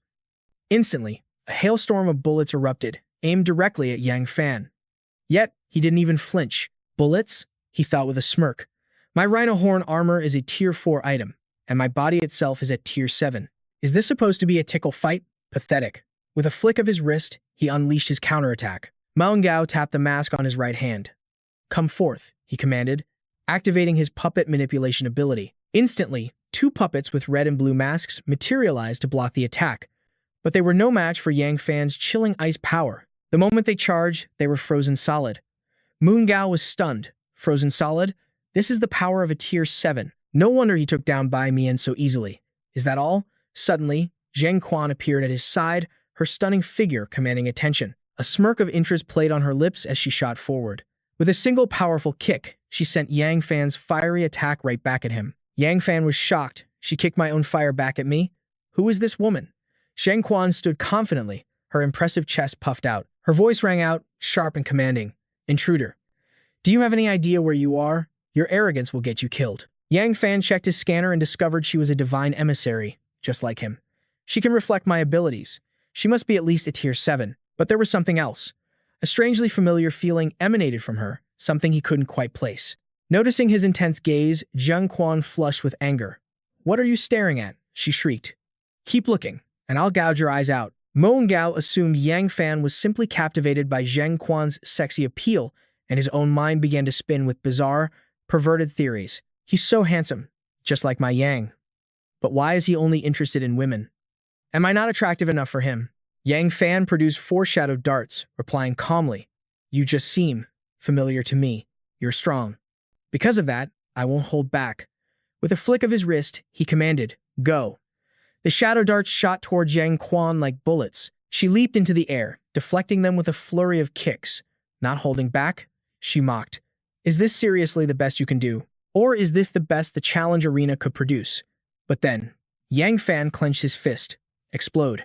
A series of powerful explosions rocked the area, instantly shrouding everything in a thick cloud of smoke. In that moment, Yang Fan appeared beside Muang Gao, clapping a hand over his mouth and dragging him away. As the smoke began to clear, the gunman grew restless. Damn it, I can't see a thing. The smoke is too thick. Is he trying to block our sight so he can escape? Zheng Quan cursed under her breath. That coward. What's the point of fighting with such cheap tricks? Is he too scared to face me head-on? Meanwhile, Yang Fan was already hauling Muang Gao up a stairwell, whispering threats into his ear. The city lord's on the top floor, right? If you lie to me, I'll give you another beatdown just like that last one. Muang Gao, his face already bruised and swollen, screamed in fury. You despicable bastard. You can't even handle the secretary. How could you possibly be a match for the city lord himself? Yang Fan shouted back, I'm not here for a fight. I'm here to see your precious city lord. But Mu Engao was defiant. You don't stand a chance. The secretary will see through your little plan in no time. By that time, Yang Fan cut him off. By the time she does, you'll already be standing right in front of him. Down below, Zheng Quan spotted a faint silhouette through the dissipating smoke. He's over there, she yelled. She immediately dashed towards it. But as she got closer, she realized it was just a shadow clone. And this one seemed different. It wasn't interested in fighting. The moment it saw her, its gaze fixed on her figure. Then, it creepily closed in, reaching out to touch her leg. Zhang Quan trembled with rage, exploding in fury. You filthy pig. Are you trying to die? It was then that Yang Fan revealed his trick to Mo Engao. The shadow I left behind can't attack. And it can't be attacked, either. In fact, its only real trait is its intense attraction to the female form. It's the kind of pervert that women despise the most. Even if she figures out it's a clone, her rage will be directed at the man who's been playing her for a fool. That, Mo Engao, is a weakness of human nature. Only then did he realize just how insidious his opponent truly was. A true master of mind games. All he could do was curse through gritted teeth. You damn bastard. Yang Fan paid him no mind. He channeled his energy and blasted the door open. Call me whatever you want, he said coolly. All that matters is the final result. With a thunderous crash, the door shattered inward. But the room inside was completely empty. He glared at the puppet slumped on the floor. What the hell? Where is he? The puppet screamed back, how should I know? It's not like I installed a GPS tracker on him. A sudden tremor of realization shot through Yang Fan. He finally understood the city lord's true scheme. He cried out in horror. Damn it, this is bad. I should have figured this out sooner. He kicked the puppet aside without a second thought, then sprinted towards the window and leaped out. 2 platforms of solid ice formed beneath his feet, allowing him to traverse the sky. He had to hurry. He had to get there in time, or everything would be lost. Meanwhile, down in the courtyard, roaring flames engulfed the battlefield. The clash between Yan Yue, Qiu Jiwei, and Liu Zixi against Chu Leng and Qing Yu's forces had reached its grim conclusion. Just when Yan Yue's group thought they had secured victory, having defeated Qing Yu's men and rescued Lin Miaochen, Chen Yinghui made his grand entrance. His power was on another level entirely, leaving them all utterly drained and exhausted. Chu Jiwei was already down for the count. Liu Zixi was also out of combat. Only Yan Yue remained standing. Though heavily wounded, she shielded Lin Miaochun with her very life. She glared at him, growling through the pain. I will never let you take Miaochun away from here. Beside her, Miaochun desperately tried to heal Yan Yue's wounds, even as her own strength faded rapidly. Chen Yinghui spoke with an air of casual superiority. Little girls, the fact that you managed to defeat 2 of my captains is quite impressive, I must admit. Even your boss would be proud if he saw this. But trying to fight me when you're both just running on fumes, you're hopelessly outmatched. Yan Yue was truly at her wit's end. As she wondered what to do next, Miaochun suddenly collapsed to the ground, unconscious. She rushed to Miaochun's side. This was bad.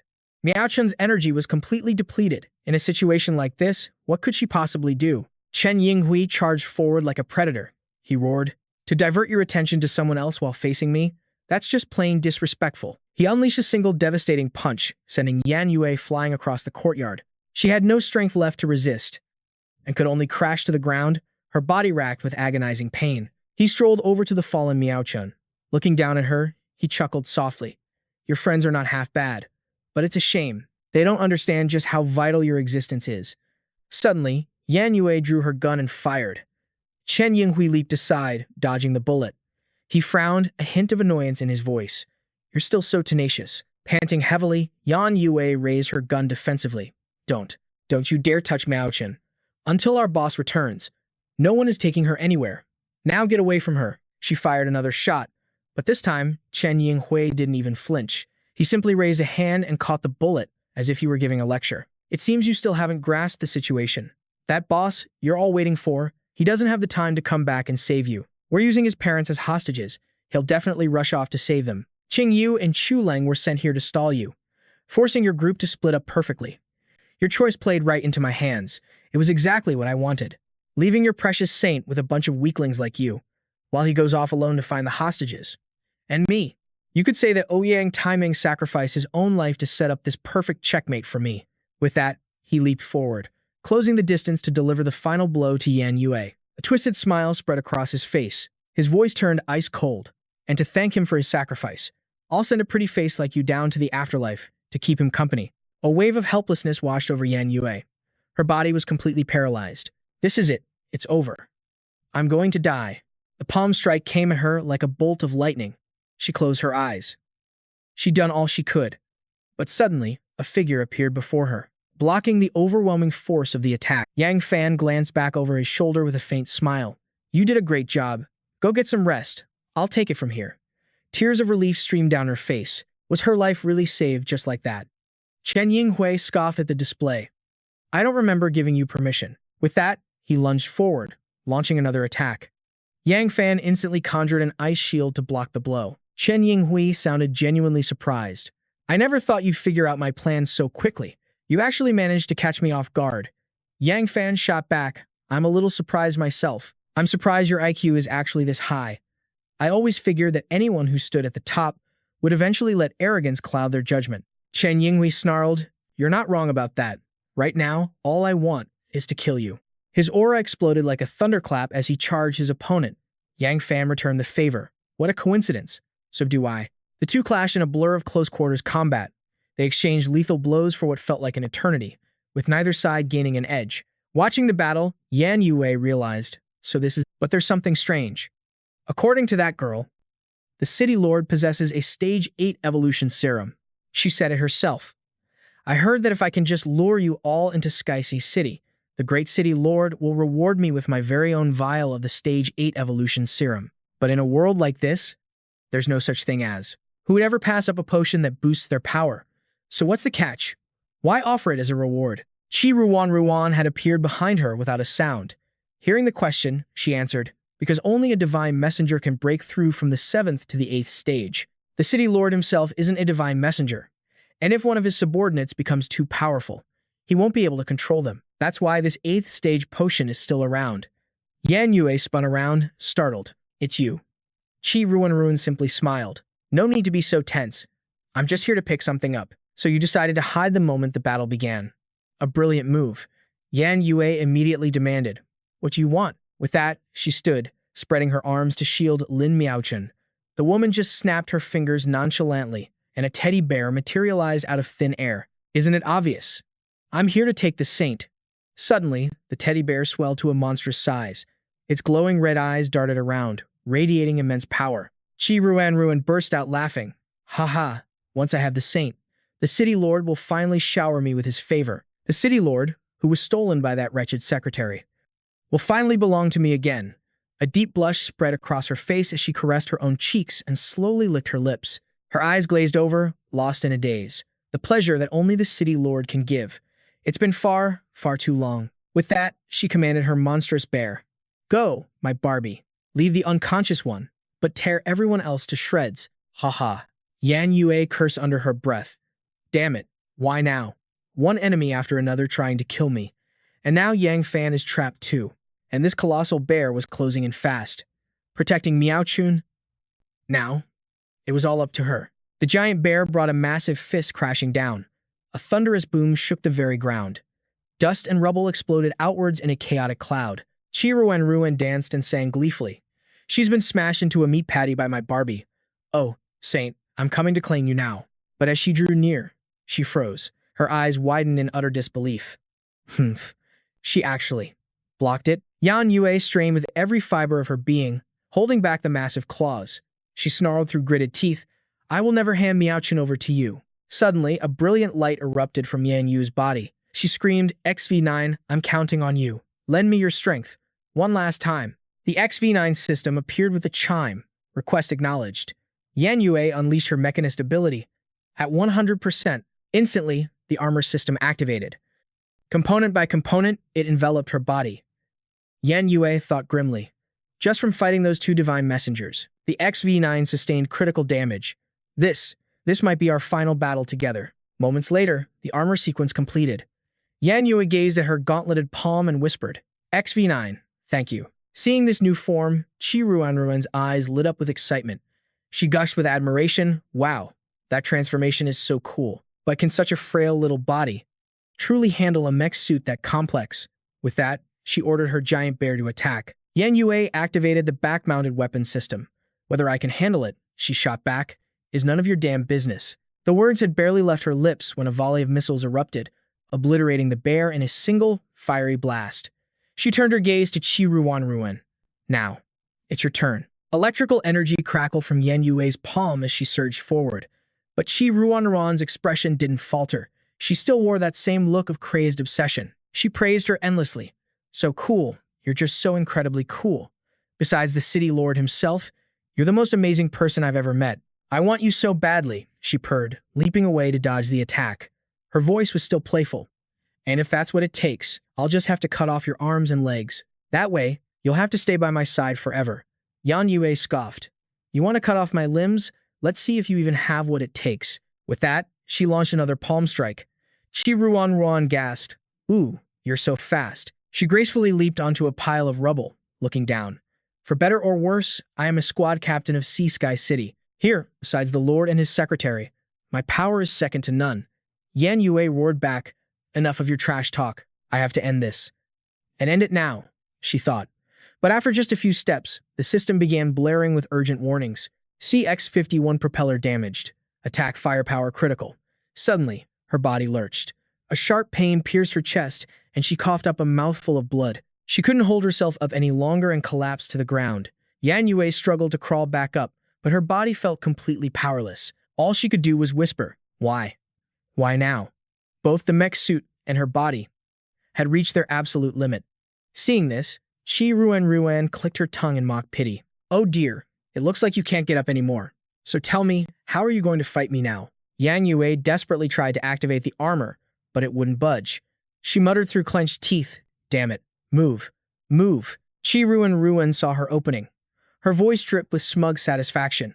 Well then, I suppose I'll have to take advantage of your little predicament. You destroyed my dear Barbie just now, so I'll let her friends help me take you apart, piece by piece. Oh, and trust me, they're very angry. With that, she threw out a pile of stuffed toys. In an instant, they transformed into a pack of savage beasts. Elephants, tigers, lions, and leopards. A whole menagerie of death. Just a single one of them would be enough to tear Yan Yue to pieces. The system's warnings blared relentlessly. Warning, warning. Only one final power cell remaining. Only one final power cell. This time, it's really over. She lay helplessly on the ground. Model. A knot of anxiety tightened in my chest. What was I supposed to do? Was there truly no other way? Elsewhere, the battle between Chen Anhui and Yang Fan raged on. Seeing his chance, he taunted Yang Fan. Your woman is about to die, and the saint's power will fall into my hands. Aren't you going to play your final card?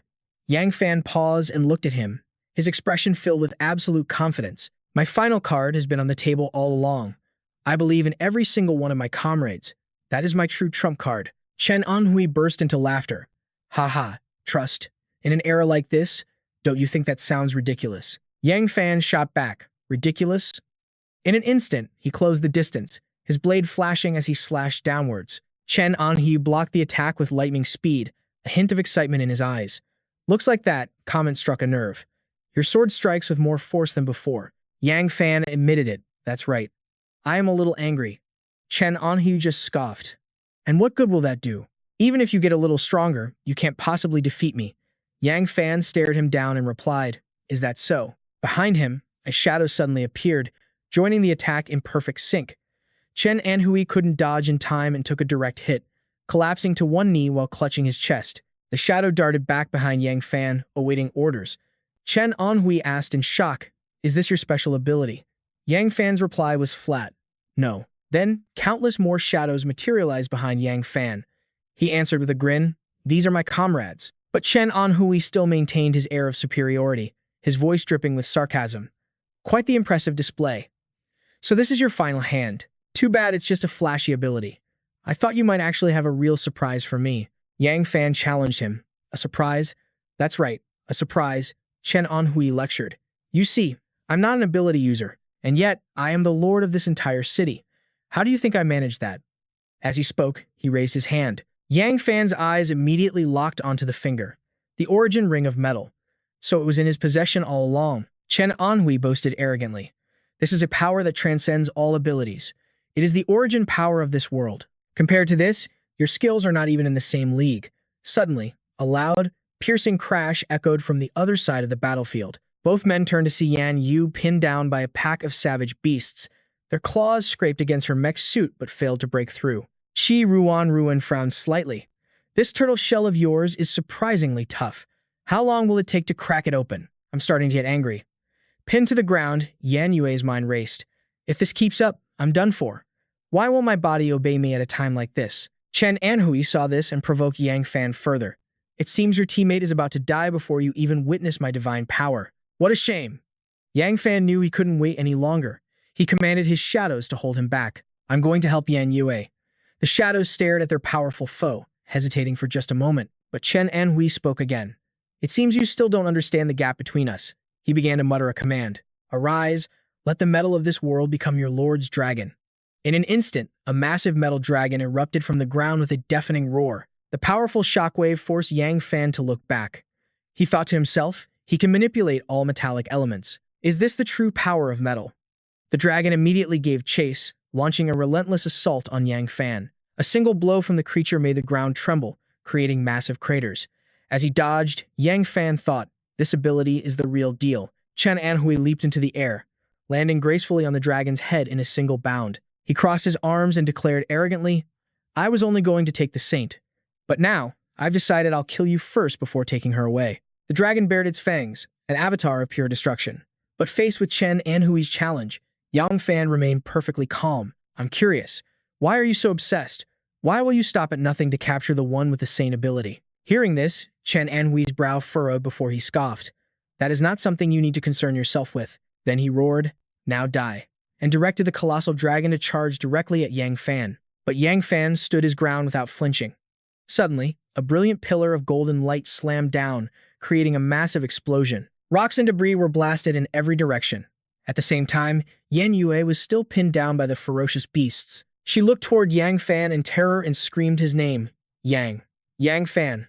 Nearby, Lin Miaochen lay weakly on the ground. With all her might, she looked over, whispering Yan Yu's name. She struggled to sit up, her eyes filled with determination as she said, I have to help her. She is my teammate. Lin Miaochen quickly used what little strength she had left to form a pale yellow orb in her hand, but she couldn't hold the power for more than 3 seconds before she coughed up blood, then collapsed face first onto the ground with a painful thud. Lin Miaochen's face was now deathly pale. She pushed her hands against the dirt, trying to stand, repeating a mantra in her mind. Lin Miaochen, you can do this. You cannot give up. She quickly raised her hand, forming the ball of power once again, and she steeled her resolve. Lin Miaochen screamed, I will not lose another comrade. As she yelled, she pushed the sphere of light forward. The orb shot through the air, heading straight for the fallen non-Guiyet. From her perch on the rocks, Qi Ruan sneered with triumph. Come on, give it everything you've got. You have to shatter that turtle shell. Just then, the sphere of power erupted in a brilliant glow. It had found its target, and its energy began to pour out. A warm golden light enveloped Non-Jue's entire body. She instantly recognized this feeling. It was Lin Miaoxuan's power. In a matter of seconds, Non-Juliet felt strength return to her limbs. She sat up, her eyes finding Lin Miaoxuan's unconscious form. Miaoxuan, hang in there. Suddenly, her entire body exploded with a clear, sky-blue aura. Non-Juliet roared, get up. The sight left Qi Ruan completely stunned, her jaw hanging open in disbelief. In a flash, Non-Juliet shot towards her foe and slammed a fist right into Qi Ruan's face, giving her a taste of real pain. She followed up by unleashing a torrent of bullets from her shoulder-mounted cannons.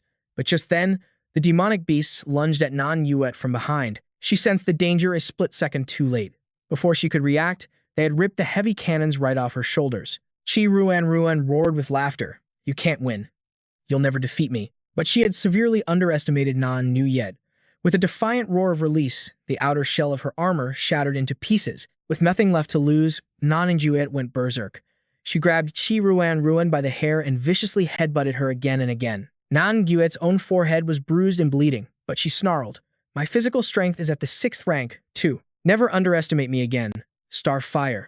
With that last cry, Non-Juliet delivered one final, devastating headbutt. With skulls cracked and bleeding, both women collapsed unconscious to the ground.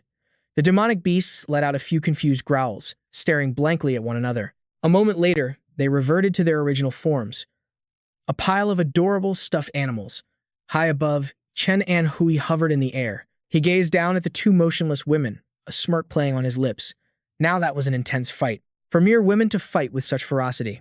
I can't help but be impressed, he mused from his vantage point. To have trained such an admirable subordinate, I may have underestimated you. After all, molding such a capable woman is no easy feat. Just then, Yang Fan's voice cut through the air. The only corpse that needs collecting here is yours. If this drags on any longer, even the saint might not hold out. Hearing that voice, Chen Anhai was visibly startled. A massive fireball blazed toward him with incredible force, but Chen Anhui calmly raised a metal shield to block the attack. He scoffed with confidence. Is this paltry fire ability all you have? What a pity. It's completely useless. I've told you before. My manipulation of origin metal is a power far beyond your simple elemental abilities, but his smugness lasted only a moment. Yang Fan's flames burned straight through his shield.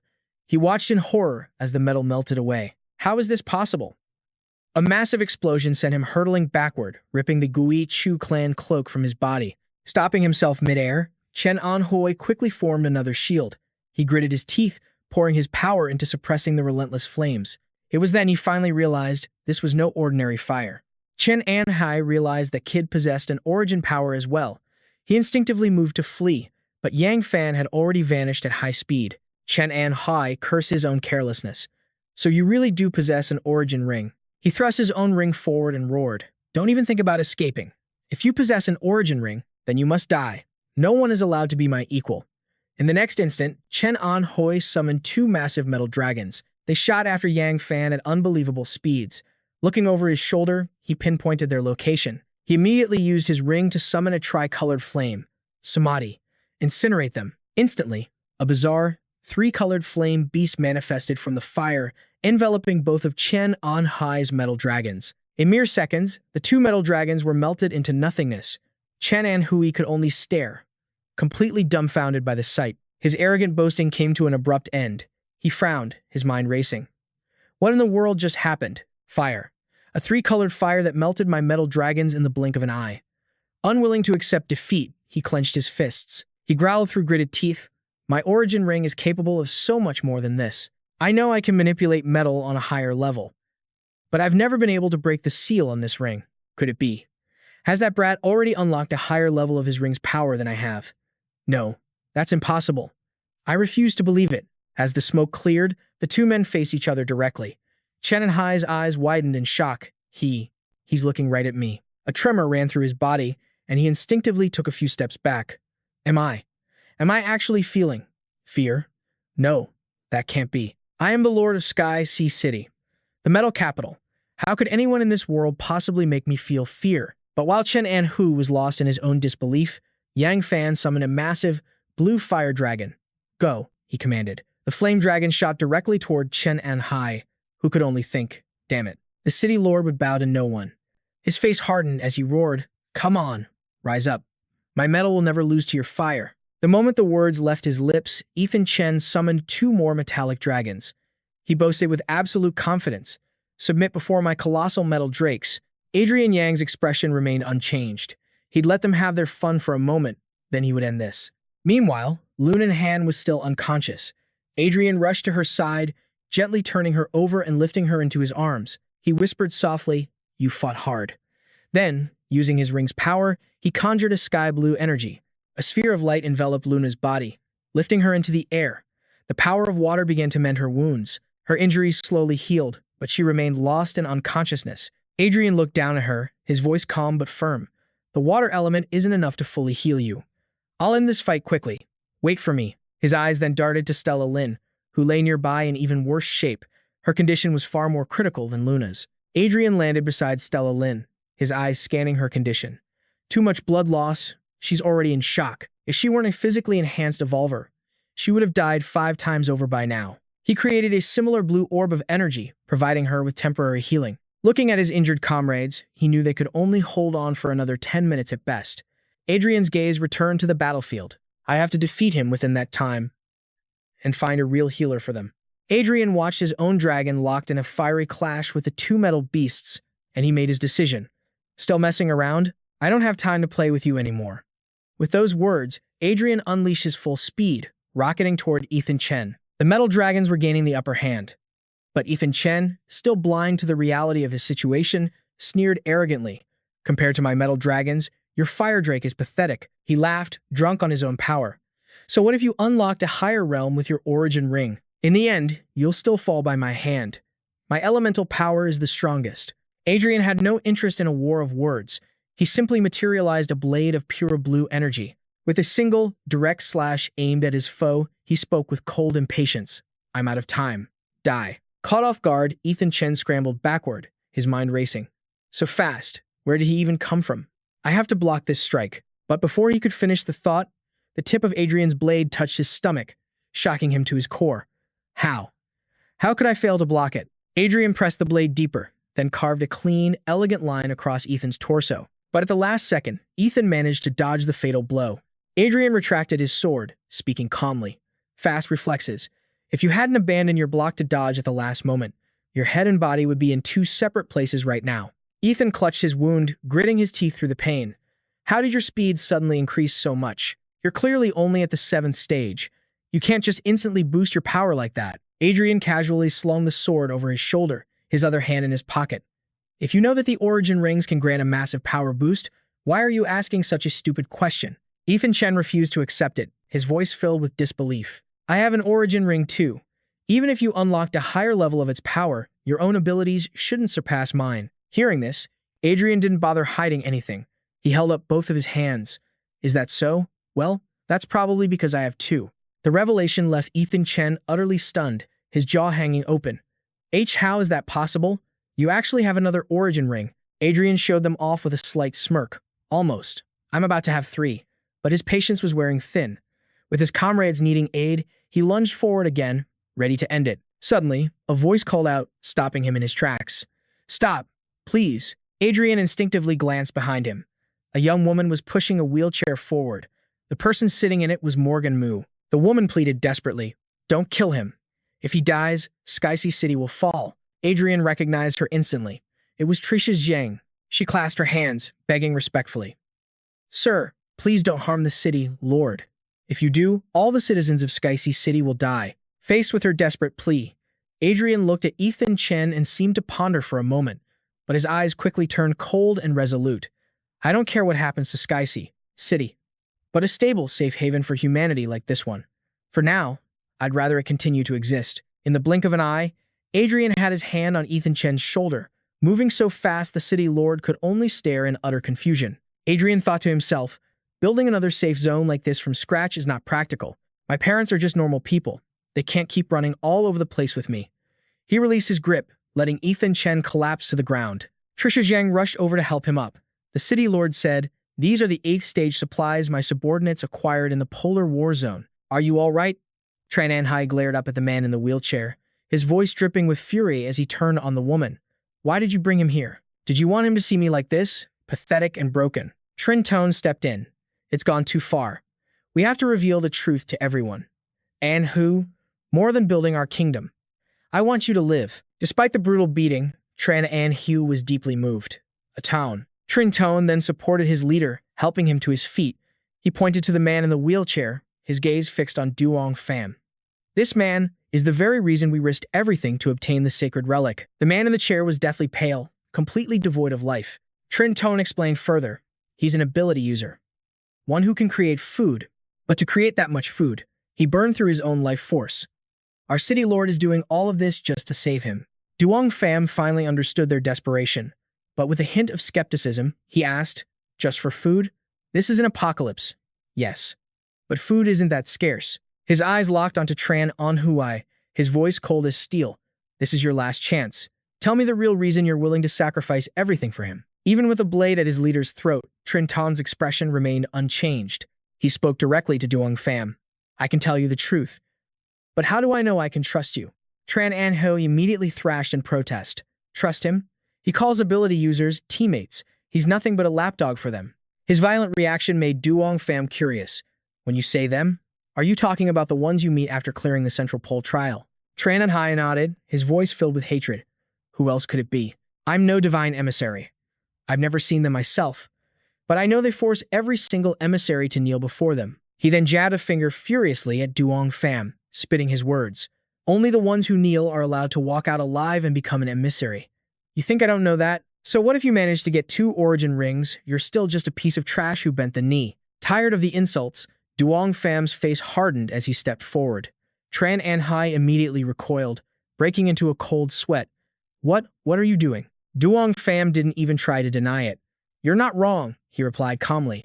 It's exactly as you say. Even half-dead, Tran An Hui's defiance didn't waver. Humph. At least you know your place. If I were you, I'd kill myself before suffering that humiliation. Just go die. Duong Pham's expression was a mask of calm. A truly great man knows when to bend and when to stand tall. King Gojian slept on thorns and tasted gall. Han Xin suffered the disgrace of crawling between another's legs. Did that momentary shame stop them from achieving greatness? And yet, you see that I have 2 rings, and you completely lose your will to fight. Isn't that far more pathetic? The truth of the words struck a nerve.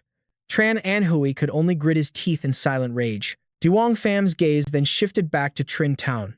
Now, tell me the truth. The question isn't whether you can trust me.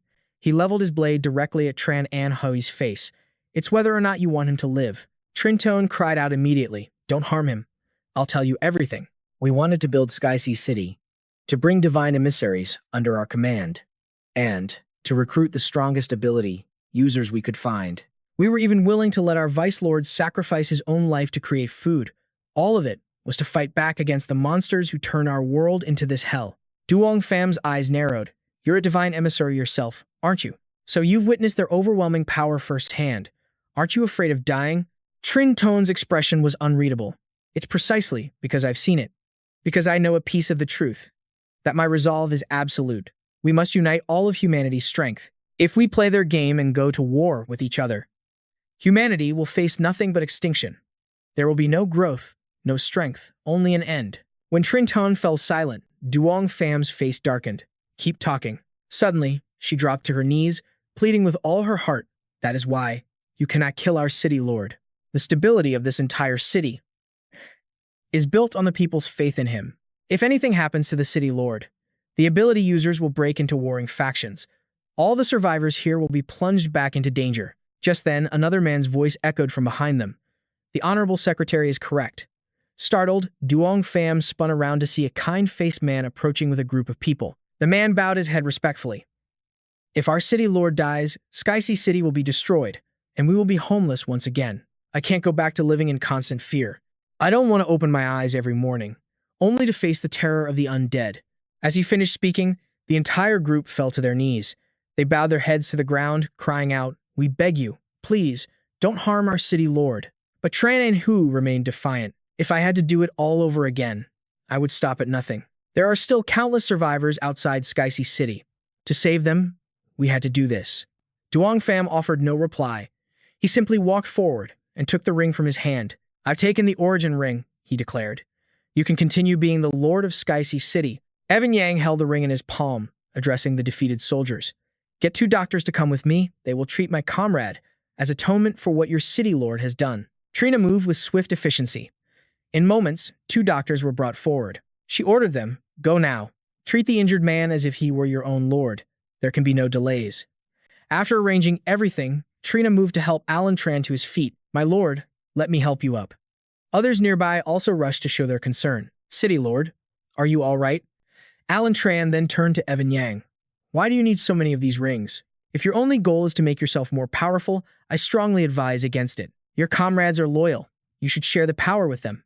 Otherwise, if something were to happen to you, there'd be no one left strong enough to back you up. Evan Yang replied, thank you for your concern, but I have seen more than just the monsters that destroyed our world. I have also seen this world's true goddess, and she is the one who tasked me with gathering all 5 of the origin rings. She told me these rings are the very key to saving this world. The Lord of Sky Sea City's eyes widened. So that's the truth of it. No wonder his ring's potential was unlocked to such a high degree.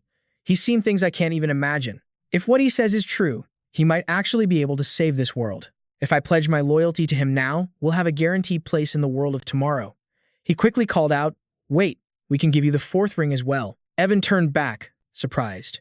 You have the 4th ring? Where is it? The Lord looked at Trina. Take out your ring and give it to him. Trina was horrified. My lord, have you gone mad? Your ring is already gone. If I give him mine too, what will we have left to protect Sky Sea City? He explained his reasoning. You're thinking too simply. If we don't give it to him now, He'll just kill his way back here for it later, and Skycy City will fall along with us. But if we give it to him now, we gain his protection. That is the only way to secure Skycy City's future. Trina still looked terrified and unwilling. Does this mean we have to give up our rule over Skycy City, even if it's for all of humanity? That's a selfish desire I want to hold on to. The Lord replied patiently, no. By giving it to him, we have the best chance of keeping our power. His mission is to save all of humanity, not just one tiny city. For someone with his kind of power, conquering the world and saving it is only a matter of time. If humanity truly wins this war, he will be the one to lead them, not me. Trina's expression finally changed. I understand. She reached into her clothes for the ring, thinking, for someone as proud as my lord to acknowledge him, he must have considered every possibility. She held up her ring. This is the Wood Origin ring. Take it and give it to him. The Lord presented Trina's ring to Evan Yang. The fourth ring is now in my hands. I can give it to you, but not for free. Evan Yang gestured to his followers. The fewer people who knew these secrets, the better. His men caught the hint and quickly backed away. Right, we'll go help with the injured first. Evan turned back. What are your conditions? If they're reasonable, I can agree. The Lord held up a finger. First, I want you to guarantee the safety of Skycy City. Second, the complete management of Skycy City will remain under my unchanged authority. Evan agreed immediately. No problem. Even if you hadn't asked, I would have done those two things anyway. Clutching the wound in his side, the Lord thought, I knew I wasn't wrong about him. He then tossed the ring to Evan Yang. Take it. The world before the apocalypse wasn't perfect, but after it fell, I found myself desperately hoping it could be restored to the way it was. From here on out, it's all up to you. Evan caught the ring and made a vow. I will do everything in my power. A doctor yelled from across the plaza. The gifted one, Sage, has lost too much blood. We need a donor with a compatible blood type, or his life will be in danger. The city lord roared. All members of Skycy City, prepare for immediate blood donation. Several people responded at once. Yes, my lord. They rushed towards the dying man. Hurry, we have to save Lord Sage. It's an order from the city lord. If my blood is a match, you can take 2 or 3 pints, I don't care. Evan Yang watched, impressed. It seems no one is better suited to be the lord of Skycy City than you, not even me. The lord replied, they can handle the treatment over there. You, come with me. Besides the ring, I have some information and items for you. A moment later, they stood inside the lord's private vault. He gestured around the room. This is my research vault. I study zombie mutations, crystal cores. But what you want is over here. He pressed a large red button on the wall. A hidden compartment hissed open, and a platform carrying vials of glowing liquid rose from the floor. This is evolution fluid. 2 tier 7 vials. And 1 tier 8. Yang fans smirked at him playfully. Is your secretary the only one you trust with these precious items? The city lord flinched, looking a bit embarrassed. Your speculation is unnecessary. Take them, but use them with extreme caution. Zheng Quan's mission was a brush with death. She nearly died to retrieve these. You must ensure they're put to the greatest possible use. Yang Fan reached out with his power for the elixirs, but only managed to grab 2. The stage 8 potion remained on the shelf. He voiced his confusion. I've always wondered why only divine envoys are able to use the stage 8 elixir. The High Tian City Lord replied, touch it, and you will understand. So Yang Fan took the stage 8 elixir into his own hands. A wave of power instantly surged around him, and a system notification materialized in his vision. Stage 8 Evolution Elixir. User Identity Verification in progress. This elixir is encoded. Usage restricted to non-divine envoys. Yang Fan was amazed. So there's a system lock like this. No wonder it's exclusive. The system window updated. Verification complete. Stage 7 Divine Envoy is authorized for use. Accept or decline. Yang Fan stared at the prompt. In his past life, he never reached Stage 7. What kind of world existed beyond that level? He pressed accept. The moment his finger made contact, a terrifying power surged through him, racking his body with pain. So this is the trial one must endure to reach Stage 8? It felt like every meridian in his body was being forcibly reforged. The agony was like having every blood vessel in his body ripped out and scoured clean. Despite the pain, he steeled his resolve. Endure it, Yang Fan. If you can't even handle this much pain, how can you even talk about saving the world? Watching Yang Fan's ordeal, the city lord remarked, it seems ascending to Stage 8 is far from pleasant, unlike the other stages. Perhaps that's why they created that restriction. Only a divine envoy could possibly withstand this process. Even a divine envoy as powerful as him is in this much agony. A normal person would have died instantly from the shock. The sound of Zheng Quan's footsteps arrived. She reported, Lord Yangfan's comrades and our own wounded have been settled. Lord Shang Xian's injuries have also been treated. He nodded. Understood. You are dismissed. But Zheng Quan questioned him with a suspicious tone. My lord, are you truly submitting to this man? The city lord was surprised. What are you implying? She answered. Without Shang Xian, Lord Kui Zongying will be forever confined to a wheelchair. His food-based abilities will be useless. What if Yang Fan goes back on his promise? What if he refuses to challenge those who ruined our world? What will become of us then? Agitated, she suddenly drew a dagger. Are we supposed to be his dogs for the rest of our lives? This wasn't our dream, my lord. The Haitian city lord's face hardened. Zheng Quan, as your city lord, I command you to lower your weapon now. But Zheng Quan was defiant. No, I refuse to accept this. We poured our blood, sweat, and tears into building all of this. On what grounds do we just hand it all to this brat? With that, she lunged toward Yang Fan.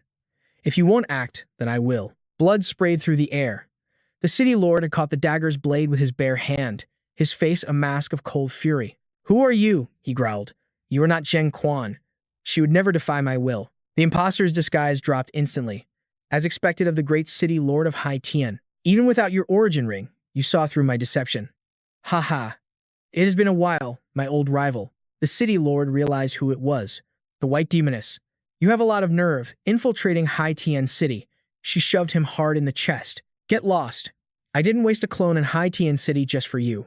Did you think I came to fight? The dagger I used was coated in poison. Now step aside and enjoy it. The city lord collapsed as his hand turned a deathly shade of purple. My hand. No wonder she knew our every move like the back of her hand. She had planted a spy. The white demoness materialized a massive, sharp spear. The man who obtained all 4 origin rings. While I admire your ability, I want nothing more than to claim those rings for myself. She aimed the spear at Yang Fan, who was still in the middle of his breakthrough. Clutching his poisoned hand, the city lord charged and slammed into her. Get away from him. How can I let you destroy the last hope for this world? She was furious. You can still move? You really don't know your place. He looked at his arm. This is bad. The poison has already spread up my entire arm. The white demoness leveled her spear at the city lord, her eyes like ice. If you're so eager to die, I will kill you first. Terror filled the city lord's eyes. This is the end. The white demoness lunged forward. Die. Suddenly, a massive shield appeared, protecting the city lord. Yang Fan's voice boomed from behind. The hope of this world isn't just me. It includes all the other survivors. She just scoffed, turning her attack toward Yang Fan instead. He brought his hands together, and 2 blocks of energy clamped down on the demoness's spear. Shouting go. He unleashed a volley of sharp, crystal-like energy shards, piercing right through her. The white witch was severed, her hands frozen in disbelief. He simply said, I'm a strange guy. You can mess with me all you want, but messing with my comrades is unforgivable. Yang Fan lunged again, but she instantly vanished using her powers. He declared, You must be the owner of the 5th origin ring. Don't worry. I'll be coming for you soon. He turned to the city lord, asking, Should I get you to the infirmary? The man replied, No rush. We'll go in a bit. You destroyed her clone, the lord said. Even if you don't hunt her down, she'll definitely come looking for you. Know your enemy and know yourself. 100 battles, 100 victories. We at Haitian City have fought her for a long time. We've gathered some intel on her. Cough. Cough. Without a second thought, Yang Fan helped the lord up, slinging him over his shoulder. What are you doing? The lord asked weakly. Detox first, Yang Fan replied. Talk later. The scene shifts to a private medical room, where the city lord now rests on a bed. Yang Fan was relieved. Good thing Haitian City's medical facilities are top-notch. The poison was only tier 4. Otherwise, he would have been a goner. The lord asked, Aren't you going to have Sage Ixian handle the poison? Yang Fan joked, Detoxification isn't free, you know. And for a man of your status, the price is 10 times higher. The lord sighed, helpless. If you ever became a bandit, you'd be incredibly successful. Cough, cough. But never mind that. Let's talk about the White Witch. That White Witch. She's been a thorn in our side since the day Haitian City was founded. He began his story. One night, the White Witch and 2 of her lackeys stood on a rooftop, eyeing a supply convoy below. She gave the order. The supply convoy is the target. Her underling acknowledged. From a distance, she prepared to block their path. The driver jolted, seeing the figure. A white-haired girl. What was she doing there? The White Witch touched her hand to the ground and whispered a single word. Soften. Instantly, the road turned into a muddy swamp. The massive truck lurched to a halt. The driver yelled in panic. This is bad. I've lost control of the wheel. How did the road turn into a swamp? Seeing her chance, she gave the command to strike. Understood. The city lord continued. The supplies our teams bring back from ruined cities, she frequently ambushes and steals them. Don't run. Give us back our supplies. The lord had chased after them himself, but she had the audacity to taunt us. Your supplies? I took them. They're mine now. The city lord grumbled at the memory. Several times, I tried to end it in a final, brutal battle, but she always managed a miraculous escape. Yang Fan asked, so, she's just a common thief? No, he replied. At first, it was just about stealing our supplies. But after the ultimate challenge arena concluded, she started murdering the supply teams we sent out. That's how our blood feud began. She must have obtained some incredible power from that arena. Standing by Chen Anhui's bedside, Yang Fan's face was taut with tension. Where is she now? The Lord answered, I don't know, but I'm sure your tracker can pinpoint her location. She is one of the divine emissaries, after all. Yang Fan turned to leave. I understand. Right now, I will. Suddenly, a familiar voice called out to him, Yang Fan. He turned, his eyes widening. It was Nan Yuet, someone he hadn't seen in so long. He breathed her name. Nan Ningjiet. She rushed into his arms, her voice a mix of relief and disbelief. It's really you? I knew you'd win. But I was so worried. Yang Fan looked down at her, his gaze filled with affection. See? I'm fine now, aren't I? But as they shared a tender moment, Yang Fan's mother spoke up from behind them. Nan, my dear girl, did you forget what you wanted to ask Yang Fan? His father chimed in with a grin. If you don't ask him now, when will you? Yang Fan was completely stunned to see them. Mom, Dad, what are you two doing here? His mother gave him a knowing smile. Don't mind us, his father added. We're just here to provide some backup. Yang Fan's face was a blank slate of confusion. Backup? Backup for what? Without a word, Nan Guit suddenly stepped closer, her face blushing as she said, Yang Fan, look at me. Her eyes began to well up with tears. Her voice was filled with vulnerability. My father is gone, and I don't know where my mother is. Besides my friend, Duan Mu. You're the only one in this world who's ever been truly kind to me. She recounted every memory they shared. You crafted gear for me. You saved me when I was in danger, and you comforted me when I was at my lowest. Nan Nguyen gazed at Yang Fan, her heart in her eyes. She stammered. When I thought I had lost you, I was so afraid I'd never see you again. Taking a deep breath, she finally said the words out loud. So, let's get married. His parents smiled warmly from the sidelines. That blockhead, he's just like you were. Making the girl propose first. Suddenly, the sound of clapping filled the room. It was Chen Anhui, still in his sickbed, looking deeply moved. To see such genuine love in an age like this, it's a rare thing. Let's give them a round of applause. Buoyed by the encouragement, Nan Nuet felt a surge of courage and went in for the final push. I love you. Do you love me? Yang Fan's expression was calm as he asked, the path I walk is incredibly dangerous. I might not have a future to give you. Are you still willing to accept that? Nanning Yui gave him a genuine, heartfelt smile. I'll accept it all. It doesn't matter if the world ever recovers. I accept you. Yang Fan's mind drifted to his past life, trapped for 10 years in the apocalypse. Besides his sister, no one had ever shown him true kindness. His life had been nothing but betrayal, suspicion, and endless slaughter. Even among comrades, allies, and family, everything he truly cherished was finally with him. He glanced down at the ring on his finger, thanking it 1,000,000 times over. Thank you, Primal Ring, for giving me a second chance at life. Without another thought, Yang Fan pulled Yan Yue into a tight embrace. I couldn't agree more. Chen Yinghui boomed with laughter, overjoyed. As the city lord of Hai Tian, I officially declare that tomorrow I will personally officiate a grand wedding for Yan Yue and Yang. A few days later, the wedding day finally arrived, and the city streets were transformed, adorned in lavish decorations. Curiosity buzzed through the city's residents. They whispered amongst themselves, hey, what's happening? What's all this for? They've even broken out the balloons we've had in storage for ages. It looks like someone's getting married, and the city lord himself is officiating. Who could be that important? Still, it's been ages since Hai Tian City felt this alive. The excitement is just incredible. That's right. In this damned world, we've had to hold back for too long. Today, we're letting loose. The guests had already taken their seats. Just then, Liu Zixi turned to speak. Miao-chan, if you have any strength left, please heal me. I want to sing a song for our leader. Beside her, Chu Zhiyue snapped irritably. That's enough. Stop bothering Miao-chan. Miao-chan, heal me.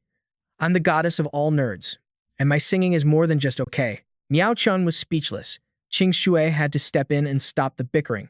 Sister Miao Chun is incredibly weak right now from healing my eyes. On top of that, she's still injured herself. So please, everyone, stop pressuring her.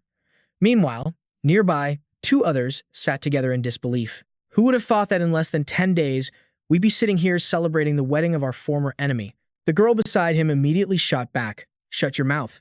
He's not our enemy anymore. He's our hope. The pink-haired girl stretched, sighing with regret. Ugh, so annoying. The city lord doesn't favor this body. Humph, what a lucky guy. Mu-O also thrashed about in protest. Damn it, why isn't the bride me? She has the exact face that I like. Cutting through the rising chatter was the voice of Chen Yinghui, now acting as the master of ceremonies. Thank you all so much for coming to celebrate with us. And now, let's welcome the bride and groom to the altar. All eyes turned towards the other side of the stage, which was now glowing with a brilliant light. Qing Shui gasped with delight.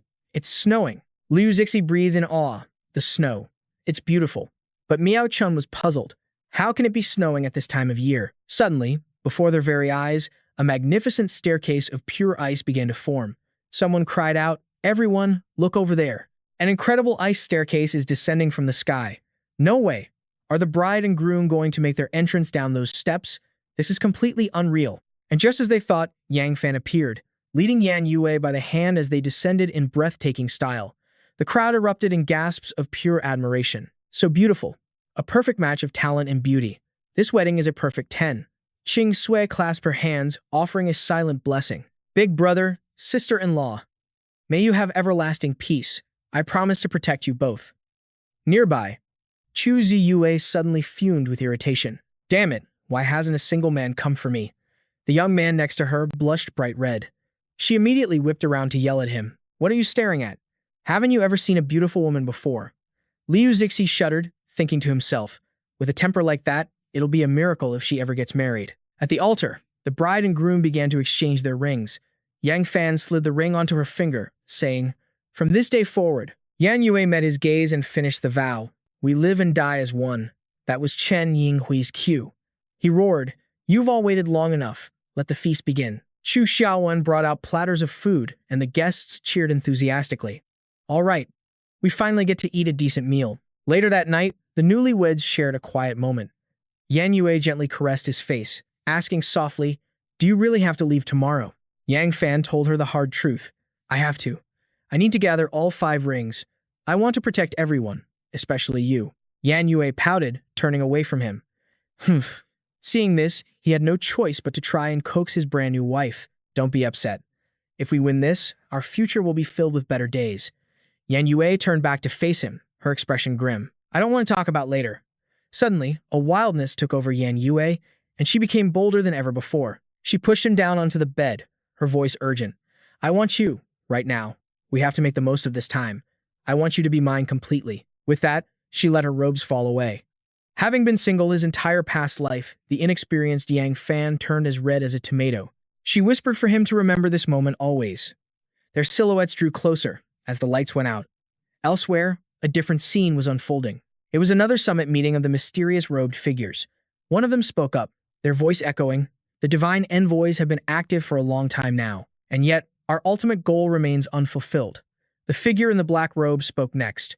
If things continue at this pace, we can no longer afford to wait. The one in white replied, Should we use the seeds to force their hands, drag them all to a final arena of slaughter until only a single divine envoy remains? That would certainly simplify matters. The orange-robed figure sounded surprised.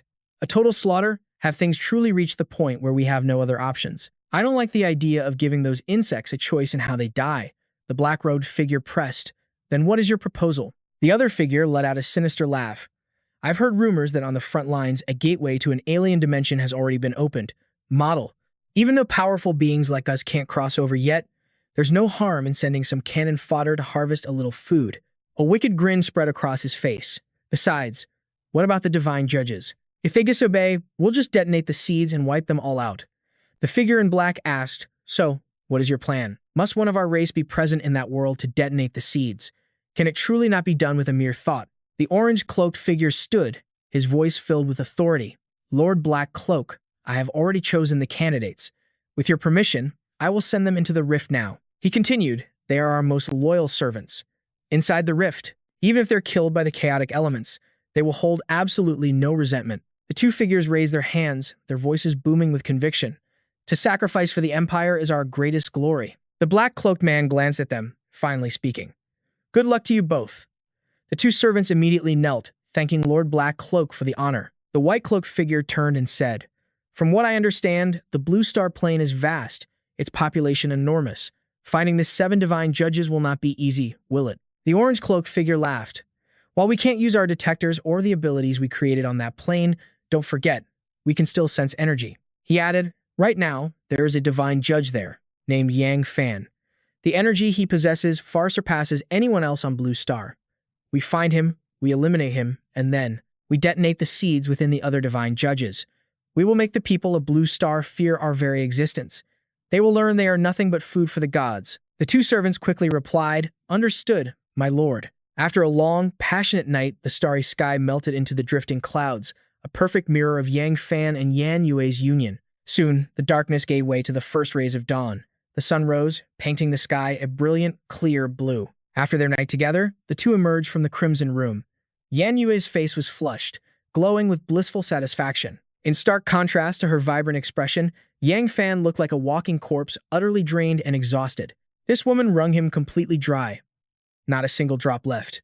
He looked like a wilted plant. Liu Zixi was already waiting outside the door. Seeing them emerge, he immediately started teasing. Teask, teask, teask. I never thought I'd see the day. Everyone, come look. The boss actually. Hearing his voice, the two of them jumped, as if they'd been caught in a secret affair. Their jaws dropped. They had to stop that kid from saying another word. Yang Fan instantly appeared by his side, clamping a hand over his mouth. His face flushed red as he yelled, You little brat, shut your mouth. But this punk had no idea he was poking a ferocious lioness. The two men began to tremble. She stammered, Yan Yue.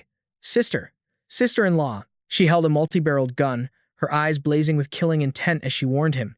You can eat whatever you want, but you can't just say whatever you want. If anyone dares speak ill of my man, I will show you. Just then, the city lord of Haitian walked over, cutting into their conversation. Did I, perhaps, come at a bad time? Following the voice, she turned to see it was City Lord Chen Yinghui. Yang Fan was surprised by his sudden appearance and asked with suspicion, What's wrong? Did something happen? Yinghui stated his purpose directly. I don't know if this will help, but I want to offer my aid. The White Witch's ability to unlock the origin rings is formidable. I hope you can avoid a direct conflict with her. After all, we are all human survivors. He then handed Yang Fan a letter, making a request. When you see her, please give this to her. Taking the letter, Yang Fan nodded in agreement. Thank you. This must be the trap he's already set, and now the bait is walking right into it. Yinghui asked seriously, Do you need to say goodbye to anyone else? In response, Yang Fan said confidently, No need. I'll be back very soon. He then turned and affectionately stroked Yan Yue's hair, speaking to her with gentle words. You just wait for me here at home and lead everyone in protecting Haitian City. I'm entrusting my parents to you as well. Love really does change everything. His gaze, his actions, even his voice. She was touched, encouraging him with a firm voice. Don't worry. I've got your back. Have faith in the woman by your side. He hummed in agreement. After saying his final words, Yang Fan swiftly made his way out of Haitian City. Here, massive skyscrapers stood in long rows, forming a protective wall that encircled the entire area. Holding a detector in his hand, he muttered, The only divine judge left is the White Witch. Once I get the origin ring from her, all 5 will be mine. As he stood in an empty field, a strange presence began to emerge all around him. They were Tier 5 yellow-skinned mutated zombies. Their eyes were locked on him, like predators stalking their prey. Suddenly, they charged, letting out a deafening roar. But he paid them no mind, his eyes still fixed on the detector. So, it's in that direction? A bit far. Ignoring the zombies swarming towards him, he began walking calmly in the direction the detector pointed. With each step, a dark purple shadow materialized beneath his feet. The shadow grew larger and larger, giving rise to the fearsome Minotaur Shadow Knight model. The zombies froze, momentarily stunned by the massive silhouette of the beast. Grr! With a ferocious roar, the 7th tier bull charged, taking on 3 of them at once. It sank its teeth into one of the undead, ripping it apart in a gruesome spray of blood. The other creature, consumed by terror, turned and fled for its miserable life. With the zombie still dangling from its mouth, Yang Fan casually warned his beast, Hey, don't eat so much, you get a stomach ache. The beast flinched, its eyes widening in utter confusion. It quickly finished off the remaining small fry zombies, a question mark practically floating over its head. Then he began the summoning. A brilliant light erupted from the ground where his skeletal steed once stood, but this time it wasn't a dark purple glow. It was an ethereal blue, and from within those azure flames, a powerful, majestic blue warhorse emerged. The steed reared up with a powerful neigh. In a single, fluid motion, he mounted his new warhorse and commanded it to charge forward. This was a true warhorse. With every powerful stride, the very ground trembled beneath its hooves. Left in the dust, the seventh-tier beast stood dumbfounded for a second. It then scrambled frantically after him. On two legs? Wait, don't bulls run on all fours? When they departed, the sky was still an eerie blue. But as they approached their destination, ominous dark clouds began to gather, swallowing the light. Nestled beneath the towering cliffs was a small, dome-shaped fortress, the headquarters of the White Witch. Perhaps that's why the sky here felt so oppressive. The White Witch herself sat upon a throne of amethyst, her legs elegantly crossed, revealing smooth, pale skin. Chin resting on her hand, an enigmatic expression on her face, she gave her command. What is fated to arrive will arrive. Bai Yu. Go and welcome our guest. Below her stood Changling Bai Yu, the White Witch's left hand. Accepting the order from her superior, she replied with a crisp, "Yes, General." The blond man beside her was another of the White Witch's followers. His name was Chu Fei, her right hand. Now, comparing the looks of these two, I have to wonder, why is it that when you have a powerful villain's subordinates, the woman is always a total knockout, while the guy always looks completely unremarkable? Sometimes they're even uglier than this dude. Riding his azure steed, he finally arrived before the White Witch's fortress. He was certain this was it, the location of the final divine messenger, and the one who possessed the final ring, the White Witch. He was at her doorstep now. There was no turning back. He decided, since he'd made it this far, he might as well charge right in. But just as he moved to enter, the sky above suddenly darkened. Confused, he glanced up, only to see Bai Yu descending upon him, sword in hand. She dove from the sky, her face a mask of killing intent and her eyes burning with hostility. Her short, high-slit dress did little to hide her impressive assets, which moved with every motion, drawing attention to her long, shapely legs. From Yang Fan's point of view, I'm not sure if he saw what we all wanted to see. But sword in hand, she brought her blade crashing down on him. It was hard to tell if the attack landed, but its power was undeniable. The blow sent earth and stone flying in all directions, but it seems he dodged it. Bai Yu was thrown into a panic. And while her attack posture was certainly alluring, Yang Fan didn't hesitate to retaliate. After all, he had a beautiful, loyal wife waiting for him back home. With that thought, Yang Fan swung his weapon directly at Bai Yu, forcing her to dodge in a panic. In that moment, the White Witch's left hand realized just how formidable Yang Fan's power truly was. The mere clash of their blades sent a shockwave so powerful it made her entire body go numb. Moreover, Bai Yu could tell the weapon in Yang Fan's hand was no ordinary sword. Realizing Yang Fan was an incredibly strong opponent, Bai Yu knew she couldn't hold back. She leaped high into the air, closing the distance between them in an instant. From a crouched position in mid-air, she swung her sword down at him. But Yang Fan was faster, dodging the attack with fluid grace. Faced with her very well-proportioned figure, Yang Fan couldn't help but feel a little awkward. He casually told her to stop shaking so much.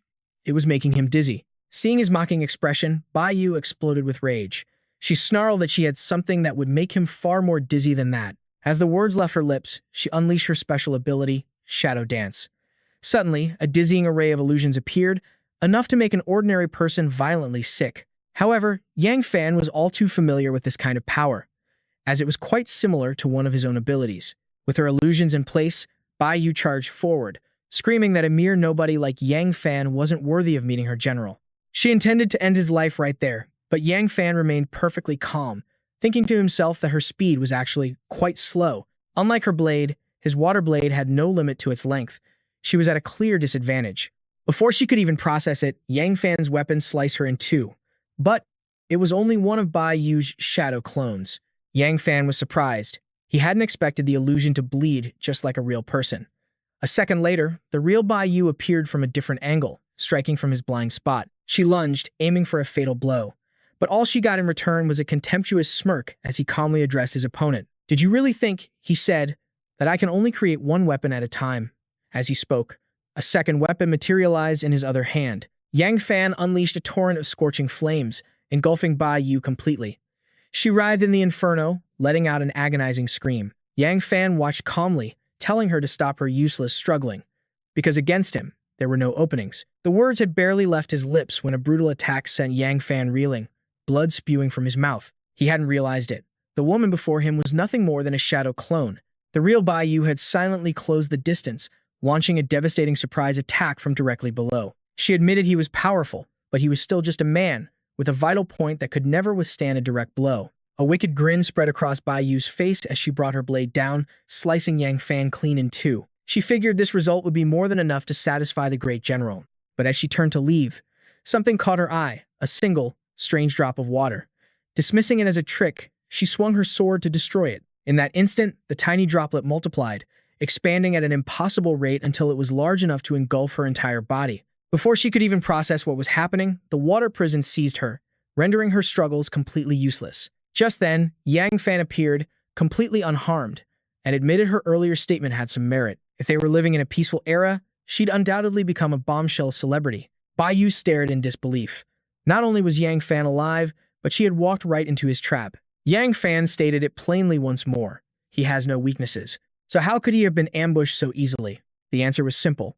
Yang Fan wasn't afraid of taking a hit, and it was all part of the plan. His performance was just a carefully crafted act designed to lure Bai Yu's true self out into the open. Besides, he had to admit her attack was pathetically weak. It was barely enough to tickle him. Trapped and running out of air, Bai Yu's strength began to fade as she struggled and cursed Yang Fan's name. Yang Fan was enjoying the show, savoring her futile struggles and muffled insults, when an unknown attack suddenly shot towards him. He instantly pinpointed its trajectory and prepared to defend himself. With a mere flick of his wrist, Yang Fan effortlessly deflected the entire attack. He took a ready stance and mused aloud. Does everyone from this fortress love sneak attacks so much? As if in answer to his taunt, a beautiful woman with a faint smile appeared from nowhere, charging straight for him. He recognized her instantly. The Goryeo warrior, Bai Jiying, with her refined sword style and dignified aura. Without a word, Bai Jiying's sword flashed, slicing through the water prison that held Bai Yu. As a gasping Bai Yu struggled to her feet, Bai Jiying made a bold declaration. The one you've been searching for is me. This grudge is between you and me. Leave the others out of it. The situation had escalated in the blink of an eye. Yang Fan needed to be certain. He stared her down and asked, "Are you the one they call the White Demoness?" Bai Jiying immediately denied the title, claiming it wasn't her name, but her next words seemed to betray that denial. "My family name is Bai, and if the day ever comes that I feast on human flesh and blood, then perhaps you can call me the White Demoness." Her cryptic answer was all he needed. Yang Fan drew his sword, his gaze ice cold, preparing for a battle to the death. "Then you, more than anyone, should know exactly why I'm here." The moment the words left his mouth, Bai Jiying's two subordinates sprang into fighting stances. A recovered Bai Yu spat a defiant threat. "If you want to reach Lady Bai Jiying, you'll have to get through me first.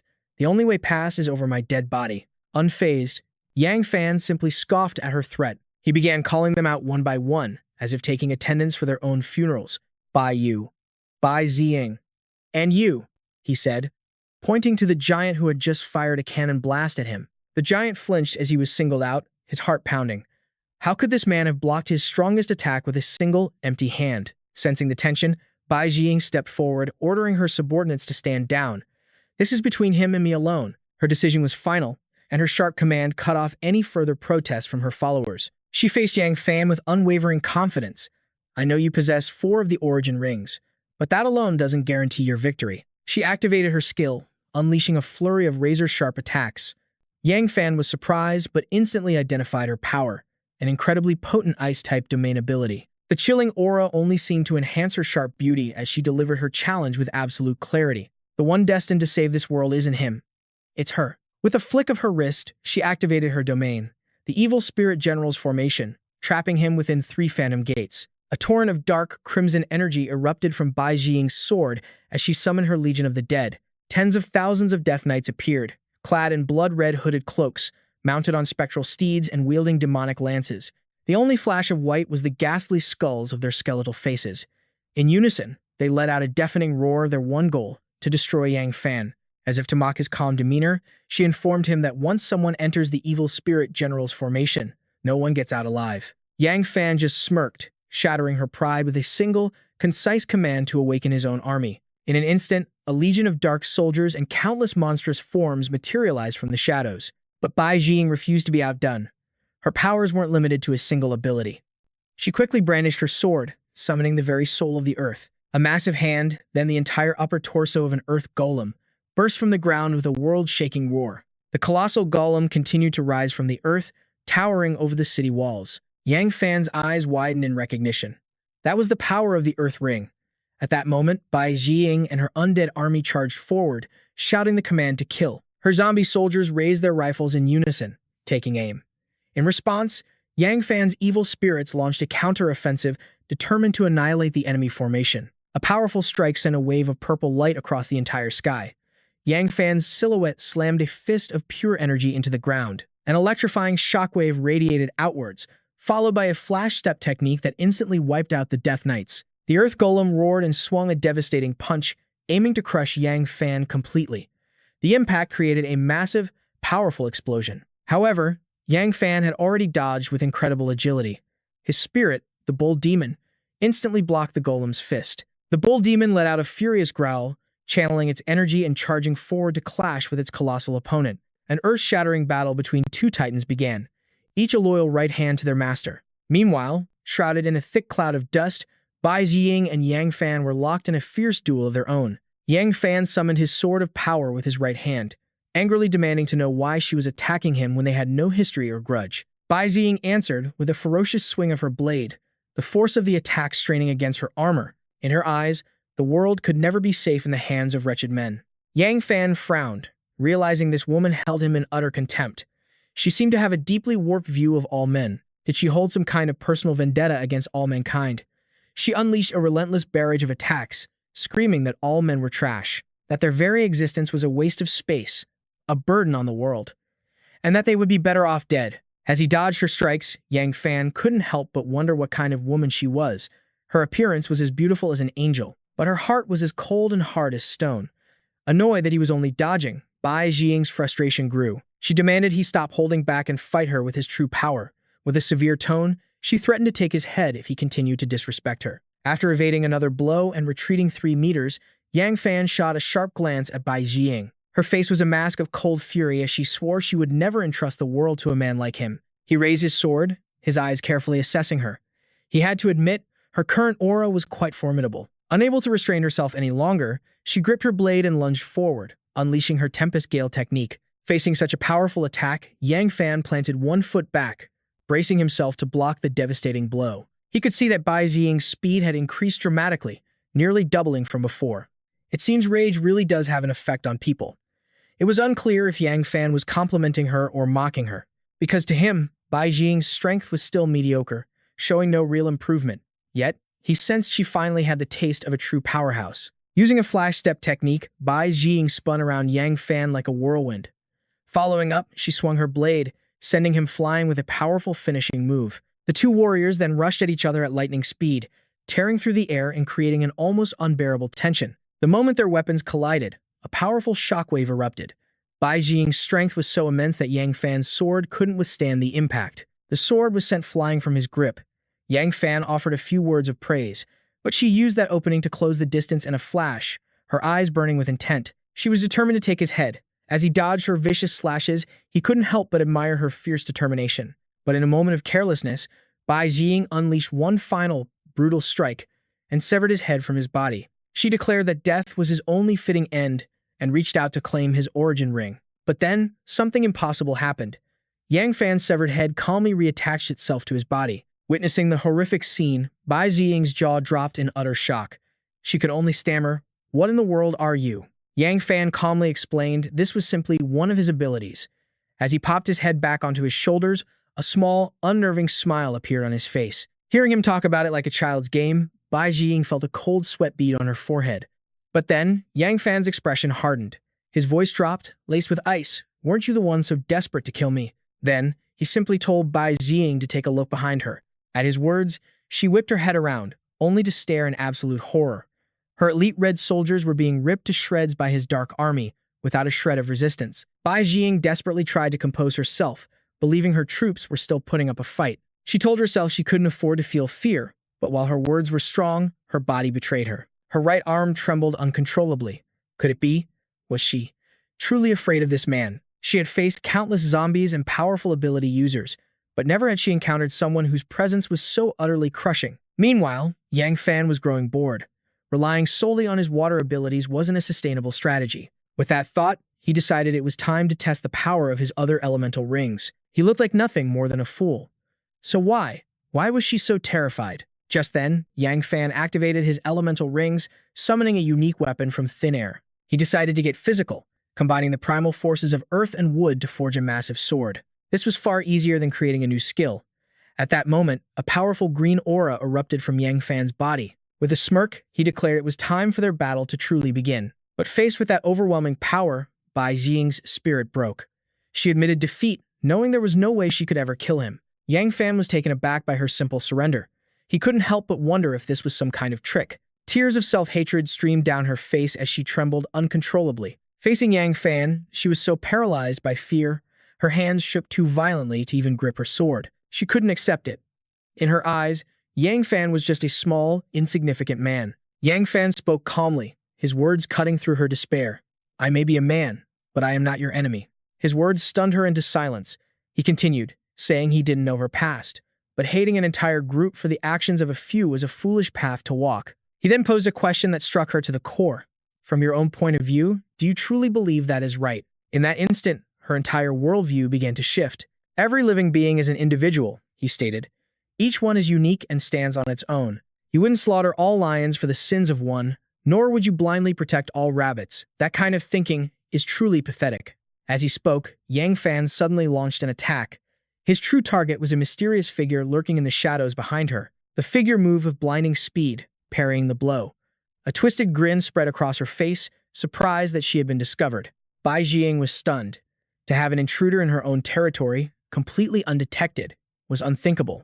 Yang Fan merely let out a cold snort and pressed his assault. In his experience, anyone who lurked in the shadows was never up to any good. The mysterious woman was shocked that a creature from this backwater planet could be so swift. No wonder the masters were so interested in Yang Fan. Her orders were clear. No need to waste words on the small fry. Kill them all, detonate the seed, and open the rift. Just then, Chu Xunyu and Bai Jing stood side by side, bracing for what was coming. Smoke billowed around them. Bai Jing whispered, "Detonate the seed." But Chu Xunyu remained silent, his gaze fixed on the three hooded figures before them, whose auras were identical to the first attackers. "So, they're from that world," he confirmed. Bai Jing's composure shattered as she stared at the two figures cloaked entirely in red. One of them, a woman, was perched casually on the shoulder of a mountain of a man who served as her throne. She stammered. How did they get here so fast? If it was truly them, she felt like a helpless insect about to be crushed. Fear gripped her as her trembling hand reached for the hilt of her sword. "It's hopeless," she whispered. We can't possibly win." But just as her fingers touched the hilt, a firm hand gently covered hers, stopping her. It was Chu Xunyu. He leaned in close. "Didn't you say you wanted to save this world? Well, this is your chance." His words hit her like a bolt of lightning. Her senses returned in a rush. A brilliant, determined smile lit up her face as she drew her sword. "Thank you," she said. "I know what I have to do now." Chu Xunyu said nothing more. He simply watched as a new resolve settled over her, a perfect blend of majesty and grace, and a thoughtful expression crossed his face. Beneath that icy exterior lies a fragile heart. No wonder she was so terrified by my little display that she surrendered on the spot. Any normal person would be scared witless by that sight. A chaotic horde of monsters now charged forward. The Shadow Legion immediately shifted its target. All soldiers now focused their assault on the two figures in orange-yellow robes. Following their master's will, the horde roared and surged forward. After a command that shook the heavens, "Kill," ordered the hooded girl from her perch on the man's shoulders. "Brother, it looks like they're all coming for us now. What do you think we should do?" The man replied simply, "We will show them true despair." With a flick of her wrist, she brandished the cloth from her head. "Ready? Then, brother, I'll go first." The cloth fell away, revealing the face of Gan Bao. Still holding the red fabric, she stepped forward with a chilling smile. "Then it's time to show them what a true god can do." Bai Jiying drew her sword, her brow furrowed. She's taken off her hood. She's about to make her move. Chu Xunyu looked at her, his voice calm. "There's a problem. This is your domain. They've invaded it. Did you truly not sense their intrusion at all?" Bai Jiying stared back at him. "What are you getting at?" Seeing she still didn't grasp the severity, Chu Xunyu's voice grew urgent. "If my guess is right, then we're in far more trouble than we imagined." He recalled the words of the cloaked figure in black, He Bao, who once commanded, "No more talk. Plant our seeds within them. Tell him what he needs to know and make him work for us. If he ever shows any sign of betrayal, detonate the seed and eliminate him."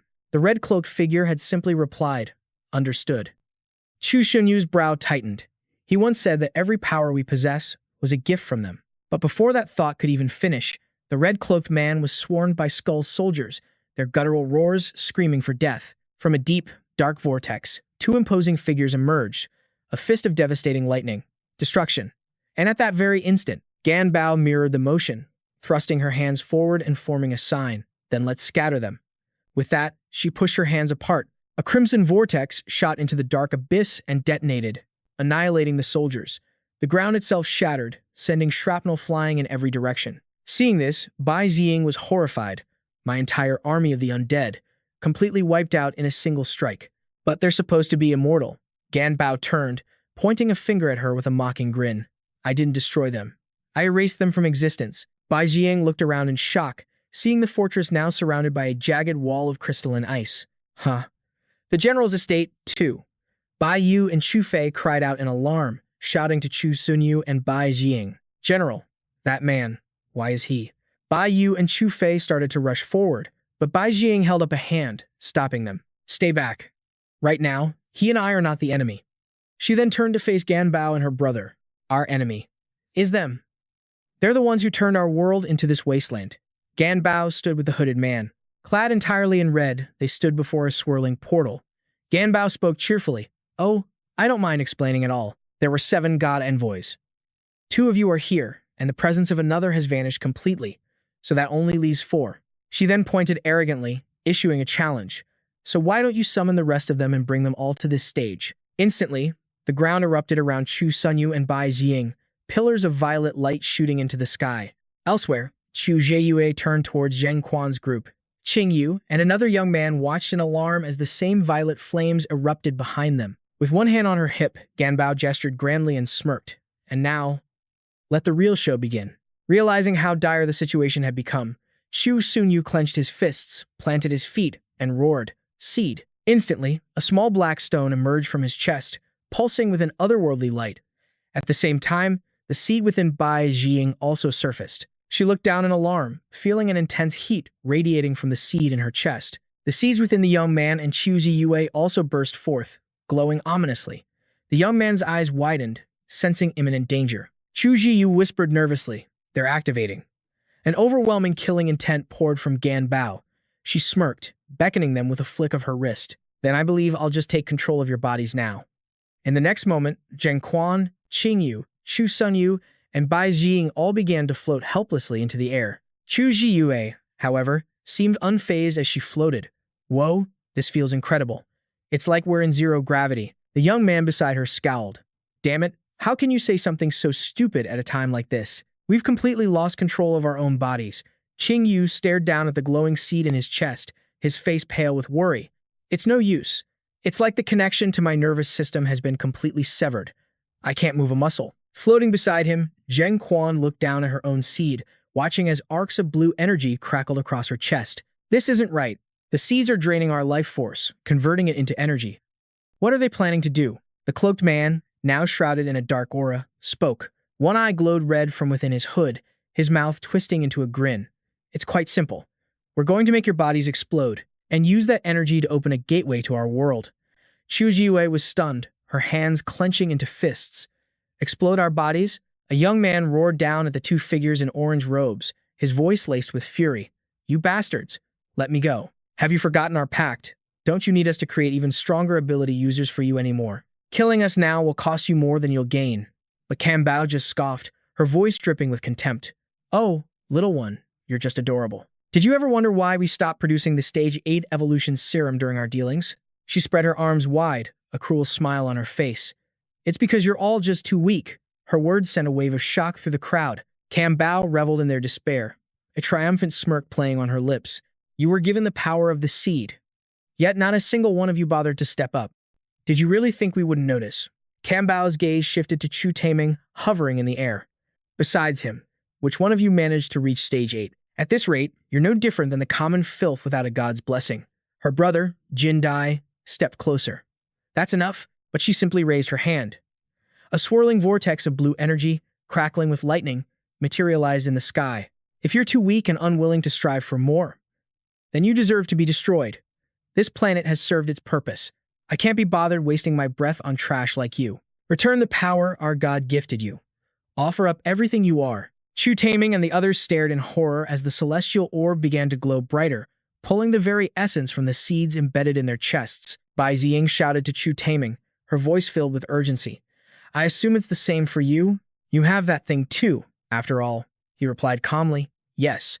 Every ability related to it is being reclaimed, except for ours. Her brow furrowed with grim determination. Then there's only one option. We have to risk it all. But Chu Taming remained unshaken. There's no need to be reckless, he said coolly. We are going to win. In stark contrast to their calm resolve, the young man was a trembling mess. Tears and snot streamed down his face as he begged pathetically. Don't. Please don't kill me. I beg you. I'll do anything. Please, just spare my life. I'm begging you, let me live. I'll be your dog. I'll do whatever you want. Just don't kill me. Cam Bao tilted her head, observing the quivering wreck of a man. Oh, look at this one, she mused. He seems quite terrified of dying. A pity. It's far too late for mercy now. The young man shrieked in terror. Please, I'm begging you, don't kill me. Jing Quan and Xiu Jiui glanced at the pathetic sight, his body racked with sobs. They thought to themselves, even in death, I would never beg monsters like them. Disgusted by his cowardice, Chu Ziyue finally snapped. Shut your mouth. Haven't these bastards murdered enough of our family, our friends, our followers? Why are you begging them for your life? If this is the end, then we'll face it with dignity. But then, another voice joined the pleading. Kang Yu desperately called down to Cam Bao. I can give you critical information. Just let me live. He trembled, looking at Cam Bao with a sliver of hope, oblivious to Zheng Quan's furious, worried glare from behind. This is bad, Zheng Quan realized. He knows about the existence of the Source Ring. Seeing another one groveling, Cam Bao's smile widened. Oh? And what critical information could a mortal like you possibly offer a god? A flicker of joy crossed Kang Yu's face as he looked at his own hands. The power to kill a god. At his answer, Cam Bao burst into laughter. The power to kill a god? Every last one of your abilities was a gift from us. You think the pathetic humans of this blue star possess such a power? Her mocking laughter echoed. With what? Your jets? Your missiles? Your nuclear bombs? In our presence, those toys won't even activate. Kang Yu frantically tried to explain. No, it's not any of those things. It's the original power of this world itself. The two figures in orange robes stared in disbelief. Jindai's voice boomed, demanding that Kang Yu explain himself. But just as he parted his lips to speak, one of his own comrades stopped him. Kang Yu, don't you dare betray everyone's last hope just to save your own skin. Seeing an opportunity, Cam Bao began her manipulation. Just tell us the truth, Kang Yu, she cooed. And we promise to spare you. We'll even remove the seed. The fool actually believed her lies. He was convinced that if they just freed him, he would tell them exactly where to find this original power. But before he could utter another word, a sword pierced straight through his chest from behind. The blow was fatal. He collapsed, instantly unconscious. Jindi stared, baffled as to where the weapon came from. He rushed to the dying man, desperate for answers. Tell me the truth. But Kang Yu was fading fast, his body racked with pain, and all he could manage were a few incoherent syllables. Jindi's patience wore thin. Speak. Tell me what you know before you die. Just then, Yang Fan calmly stepped forward. There's no need to rush him, he said. If Kang Yu can't finish, then I will speak for him. Cam Bao was stunned. How could Yang Fan and Bai Ziying still be so composed? They shouldn't be able to remove the seeds themselves. But the power radiating from them, it was the might of a Saint King, strong enough to tear this dimension apart. Cam Bao was still spouting utter nonsense, and Yang Fan had to admit, she was a special kind of talent. Just then, Bai Jing warned him not to waste his breath on them. Rescuing the others was their top priority. Realizing she was right, Yang Fan immediately began to condense his power, his body shifting into a battle-ready stance. In a flash, he activated his skill, unleashing a brilliant surge of destructive energy, deciding to eliminate them first and sort out the details later. His attack shot straight for the man in the orange robe, but his opponent calmly prepared to counter it. The man realized this wasn't a normal ability, but the water element native to Blue Star. Suddenly, Cam Bao cried out, Brother, look up. She had realized that Yang Fan's group wasn't aiming for them at all. Their true target was the massive energy sphere. At that exact moment, the Earth Golem soared into the air, slamming a powerful blow down onto the orb of light. Then, the Earth Golem began to relentlessly pummel the sphere, trying to shatter it. The elemental's violent movements were affecting his teammates, who were still unable to move. Everyone shouted at Yang Fan to take it easy a bit. At the same time, Bai Jiying realized the energy sphere was incredibly hard. The raw power of the earth element alone wasn't going to be enough to break through. Yang Fan remained calm. If earth doesn't work, he said, then let's try the hardest substance on the planet. With that, he immediately summoned the metal element. At Yang Fan's command, a golden light began to rise from the ground, coalescing into a single, unified mass. The orange-robed man shouted a warning. Sister, stop him now. That metal element will shatter our device in no time. Following her brother's command, Cam Bao leaped high into the air, launching herself directly into the path of the attack. Seeing the situation turn dangerous, Bai Jiying moved to intercept Cam Bao, yelling, Yang Fan, go. Destroy that cursed orb. At the same time, the ferocious earth golem launched a direct strike, forcing Cam Bao to retreat several steps.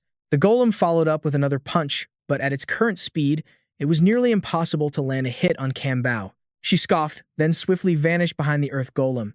Seeing this, Bai Jiying unleashed another skill, trying to prevent her escape. The golem instantly shot its hands backward, attempting to crush her.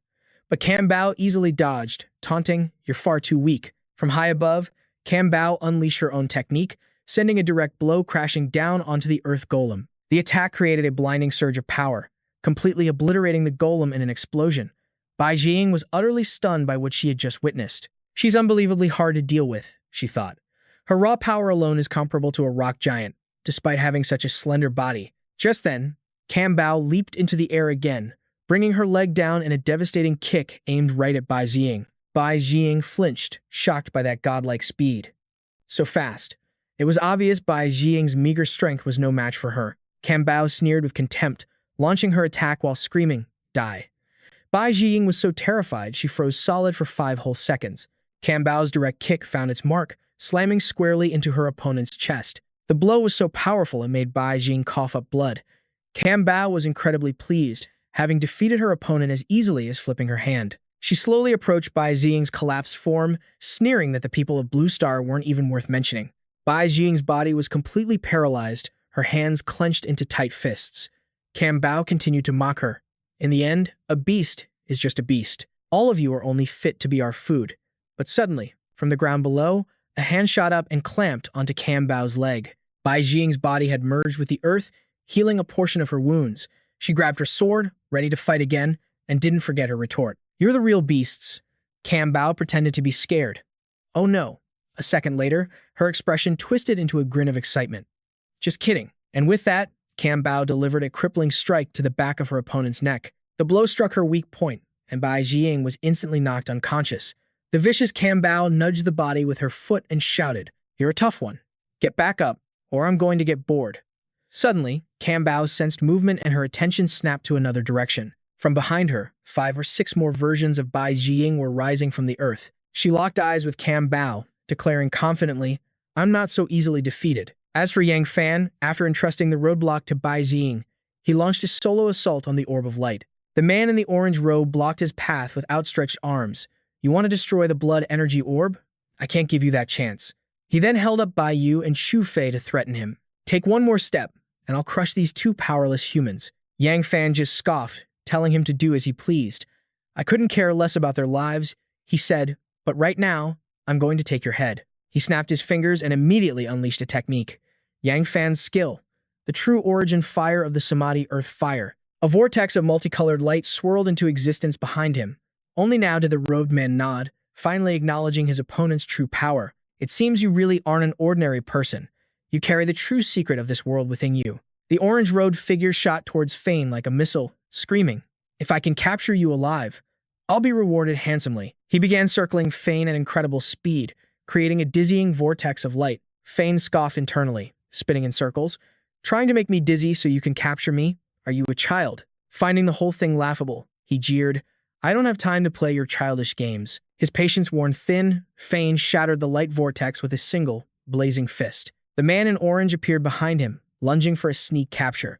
He gloated, I knew you tried to save the hostages first. That's why I made a show of circling you. Did you really think we don't understand you people from the Blue Star? Fane just smirked with contempt.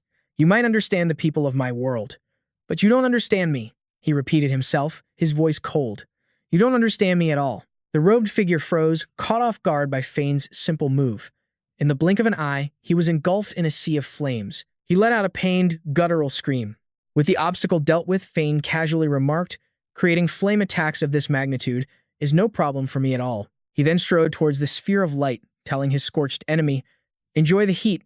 I have real business to attend to."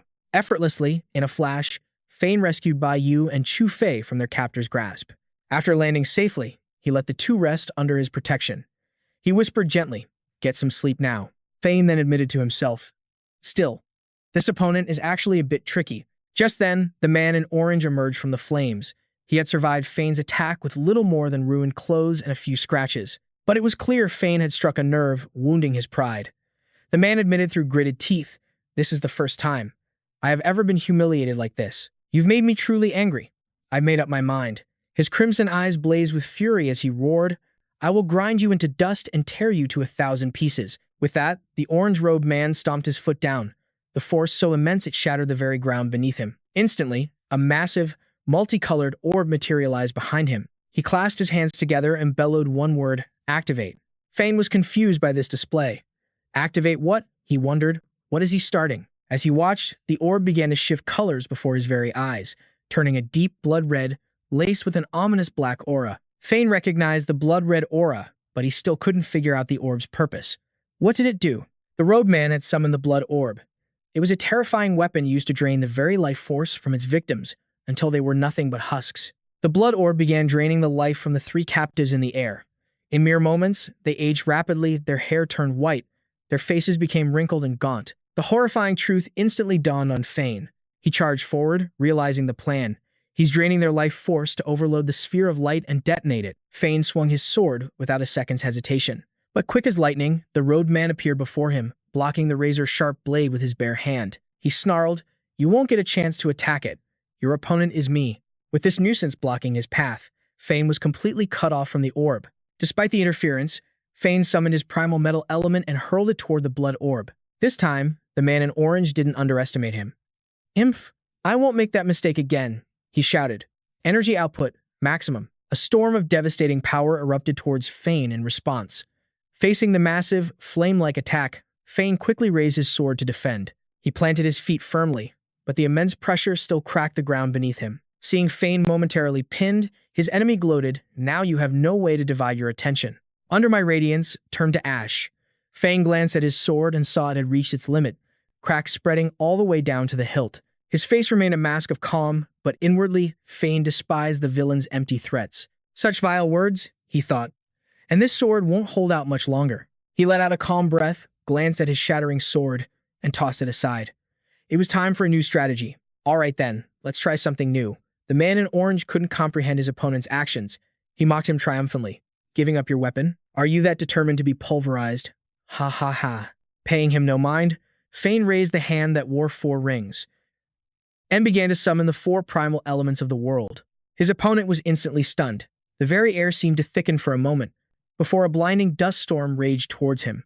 Interwoven within the storm were other streams of power, lashing out with dizzying, unstoppable speed. The man in the orange robe was frozen solid, his mouth gaping in horror like a fish on a chopping block. He couldn't comprehend the situation, muttering in disbelief, This is." In response to that terrified face, Yang Fan calmly announced his counterattack. "It's starting." Yang Fan made a casual gesture, and a wave of dust shot straight toward the orange-robed man. Panic filled the acolyte's face. This time, he knew he was truly going to die. To die by a move like this. So he was toying with me all along. Damn him. With every ounce of strength he had, he braced himself for the impact. Even if he died, he absolutely would not give up. His mind flashed back to his tragic childhood, digging through trash cans for food. A man in an orange robe had found him in the rain, telling him, "You're the most amazing child I've ever met. Come with me." That kind smile gave him a reason to live. He couldn't disappoint his master. Smashing the memory away, he returned to the present. The scene shifted, revealing his body already sliced in 2 by the main character's attack. Before he could utter a final word, blood erupted from his wounds. With his sword in hand, Yang Fan thought it was all over. But it wasn't. With his last breath, the man gasped out 4 words. Blood sacrifice. Dragon transformation. His eyes blazed crimson, blood vessels bulging across his face. The orange-robed man then violently exploded. The shockwave so powerful Yang Fan had to shield his eyes from the dust. High in the sky, a sphere began to gather crimson rays of light. This was the life force of everyone nearby, and it was being drained at an alarming rate. Yang Fan couldn't help but curse in rage. "You damn monster. You want to take me down with you even after death? Get over here and stop." He swung his sword, striking the sphere with immense force, but a barrier repelled the blow. Yang Fan was shocked that this thing could defend itself. Surprise! A red spirit materialized behind him, taunting. "You're too late." The situation was becoming incredibly vexing. Yang Fan thrust his sword through the apparition, wondering irritably, is this a manifestation of his will before death? Just after he dispersed the spirit, the sphere itself launched an attack. Thankfully, his reflexes were sharp enough to dodge in time. He couldn't believe it. Not only did it have a barrier, but it could also attack on its own. What in the world was this thing? Fearing it would evolve further if he waited, he decided to end it now. Yang Fan leaped into the air, swinging his sword down in a powerful, razor-sharp arc that slammed into the sphere. He expected it to be hard, but was surprised by how soft it was. No time to think about it, he thought. I've already pierced it. The main character decided to amplify his power using the wood origin. Under the intense pressure, cracks began to form across the sphere's surface. The massive surge of power it released startled a woman named Amber. Without a second thought, she kicked away an obstacle in her path, yelling, "Get out of my way." Amber's gaze softened with a hint of sadness as she looked up at the sphere. "Were you pushed so far that you had to resort to a blood sacrifice?" Because of that, she would not let his sacrifice be in vain. Seeing Amber's guard was down, Bai Jiying lunged forward, aiming to take her head. "Get lost." Annoyed by the interruption, Amber threw a kick that landed squarely on Bai Jiying. Amber was supremely confident that they would win, if only they could open that passage. Meanwhile, the red sphere continued to expand in the sky. Yang Fan had struck it countless times, but nothing seemed to leave a scratch. On the contrary, it seemed to be getting tougher. Crimson tendrils shot out from the sphere, wrapping tightly around Yang Fan's water origin sword. This wasn't good. This thing was beyond his ability to damage. The more elemental power he used to break through, the stronger it became. It was as if this entity was born to devour everything. And sure enough, the sphere continued to grow after absorbing his power. While Yang Fan was struggling to figure out a plan, someone called out to him, "Boss." Yang Fan looked behind him to see Qjiue lying on the ground, her life force drained, making her look ancient. He was shocked that she was even awake. Xu Jiyu said she wanted to see Yang Fan, afraid she wouldn't get another chance. At this point, she was barely holding on. Yang Fan temporarily halted his assault and went to her side. For now, he had no way to deal with the sphere. Xu Jiyu looked up at him and asked if her current appearance was hideous. She didn't want to be ugly. She was a goddess to her fans, but now she struggled to speak each word. He simply held her hand, unable to reply. "You're not saying anything. Am I really that ugly?" Without hesitation, Yang Fan pulled her into his embrace. "No," he said. "You're not ugly. In fact, you're beautiful." Hearing those words, Chu Jiue smiled faintly, finally at peace. In the next moment, she dissolved into dust within the main character's arms. He could only helplessly call out her name, as the red circle absorbed the last of her ashes, growing even thicker. Yang Fan stared at the sky and swore under his breath.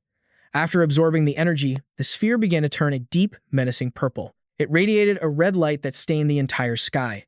Bai Jiying, safe within her barrier, looked up, completely bewildered. She had no idea what was happening.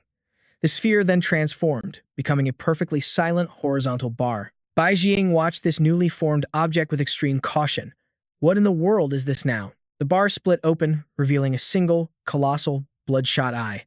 It stared down silently, looking almost dazed from its recent awakening. Seeing something so gigantic, Bai Jiying didn't know if they even stood a chance against it. Suddenly, Yang Fan appeared before Bai Jiying like a gust of wind. He told her, "Give me the earth element ring. Now." His demand left her utterly astonished. Everyone was stunned. "Yang Fan, you want the earth ring just to fight that thing?" she asked, her voice trembling. "Have you really thought this through?" But Yang Fan didn't hesitate. "That's right. I know this is a suicide mission, but I have to go.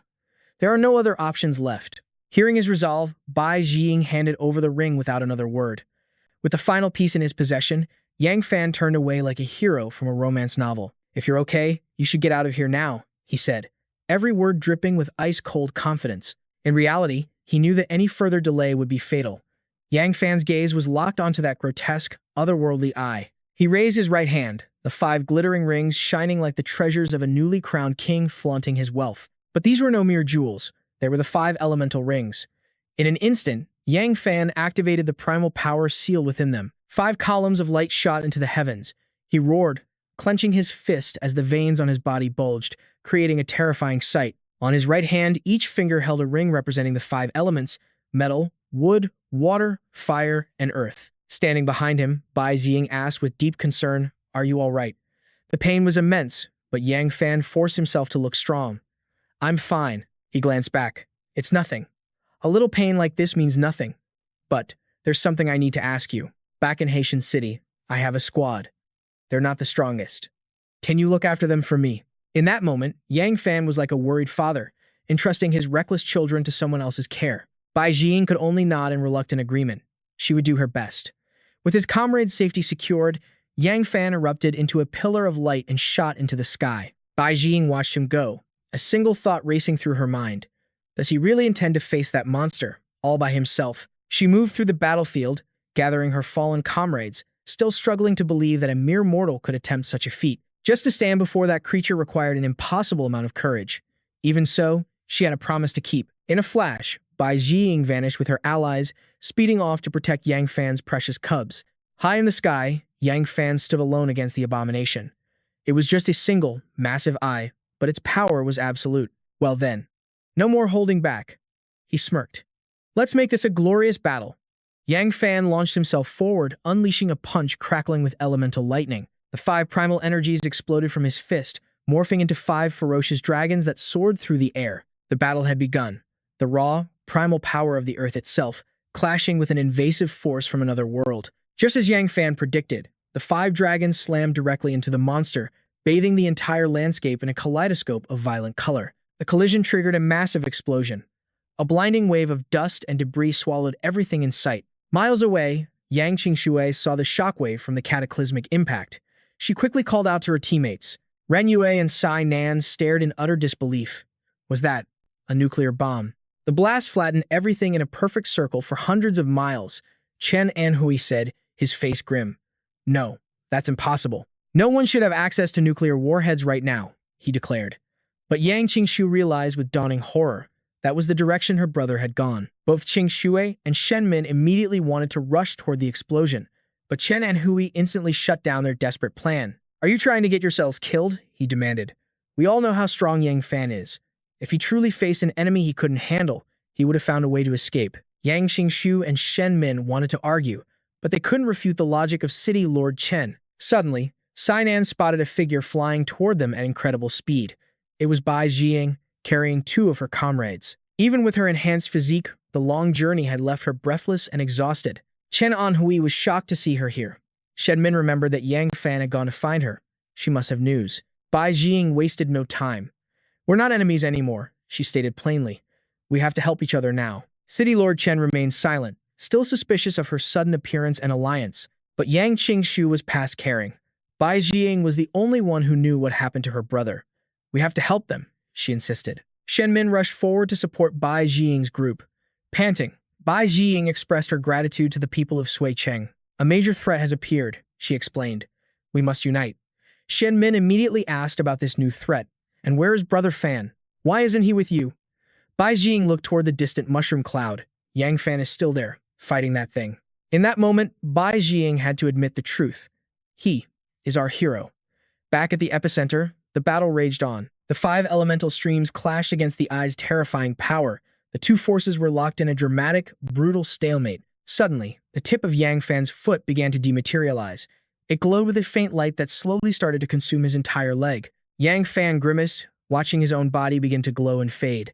This vessel, it couldn't hold out much longer. Was the primal power of the five elements simply too immense to control? The light had already corroded his right leg up to the knee, but now there was no turning back. Even if it meant turning to ash, he had to use this power. The emotionless eye stared down Yang Fan, unleashing another wave of raw energy. A devastating blast shot towards him. Although Yang Fan managed to dodge, the sheer force of the attack sent a chill down his spine. He watched as space itself shattered from the impact. Damn it, he thought. This thing's attacks can get even stronger. Channeling his own energy, he launched himself forward, roaring. Then I'll go all out, too. Origin power, expand. His attack was a blinding streak of light, tearing through the fabric of reality as it rocketed toward the creature. But just by unleashing the attack, his own body began to fade away. Seeing this, a new wave of dread washed over Yang Fan. He blocked it, but at what cost?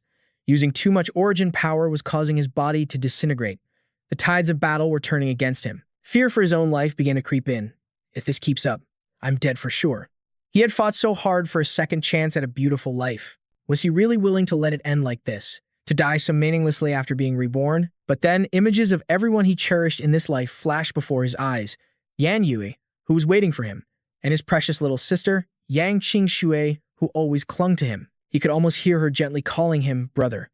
And his two loyal comrades, Sai Nan and Chen Yu. They might not have been the best-looking guys, but their hearts were pure gold.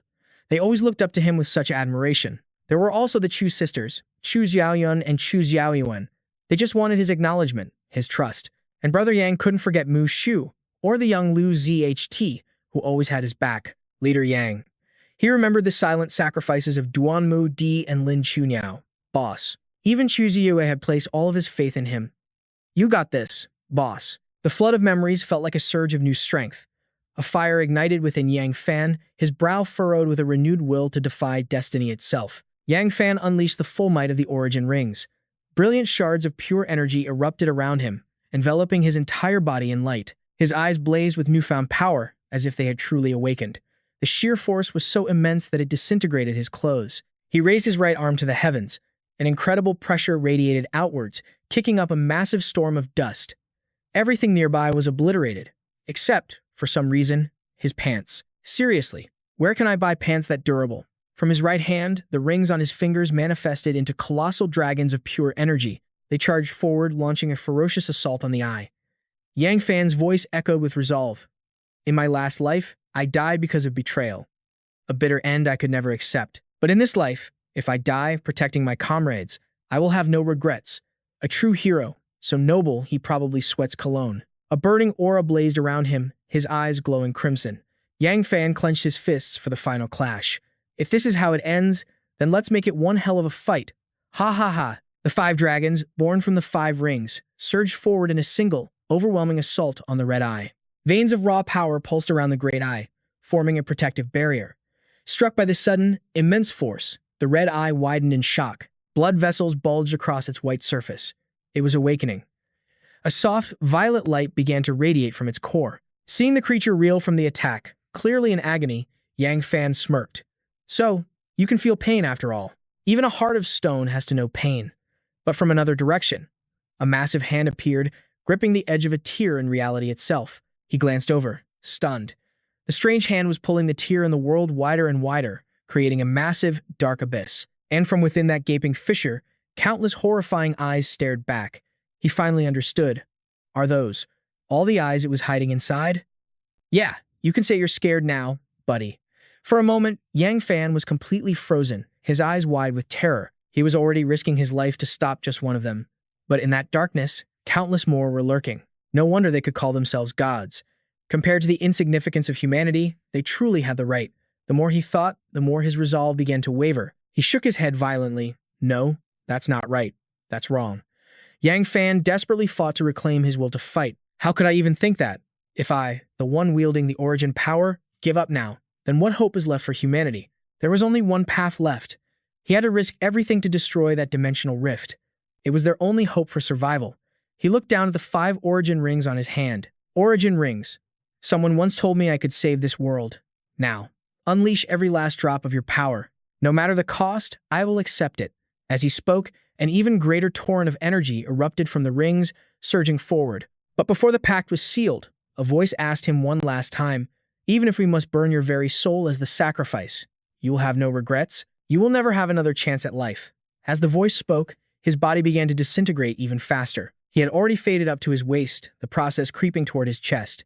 In response to the chilling question, he screamed with all his might, no regrets. As if the pact was sealed, sacred flames erupted around him, burning with righteous fury. His entire body was now wreathed in this protective fire. He gave his final command to the 5 dragons, go. Obeying his will, the dragons soared forward as one. They merged into a single, unstoppable force, diving toward the great eye with unified power and purpose. Its path was a trail of roaring flames. Seeing his plan near completion and his enemies facing annihilation, a faint smile graced his lips. He braced himself for what would come next. Goodbye, everyone. The immense power of the 5 dragons slammed into the eye of the rift. It caused the ocular chasm to detonate, creating a dazzlingly beautiful spectacle, a light that shone like pure glory. The distant red eye shrieked in horror at the sight. Aha! A round of applause for the perfect comeback, starring Yang Fan.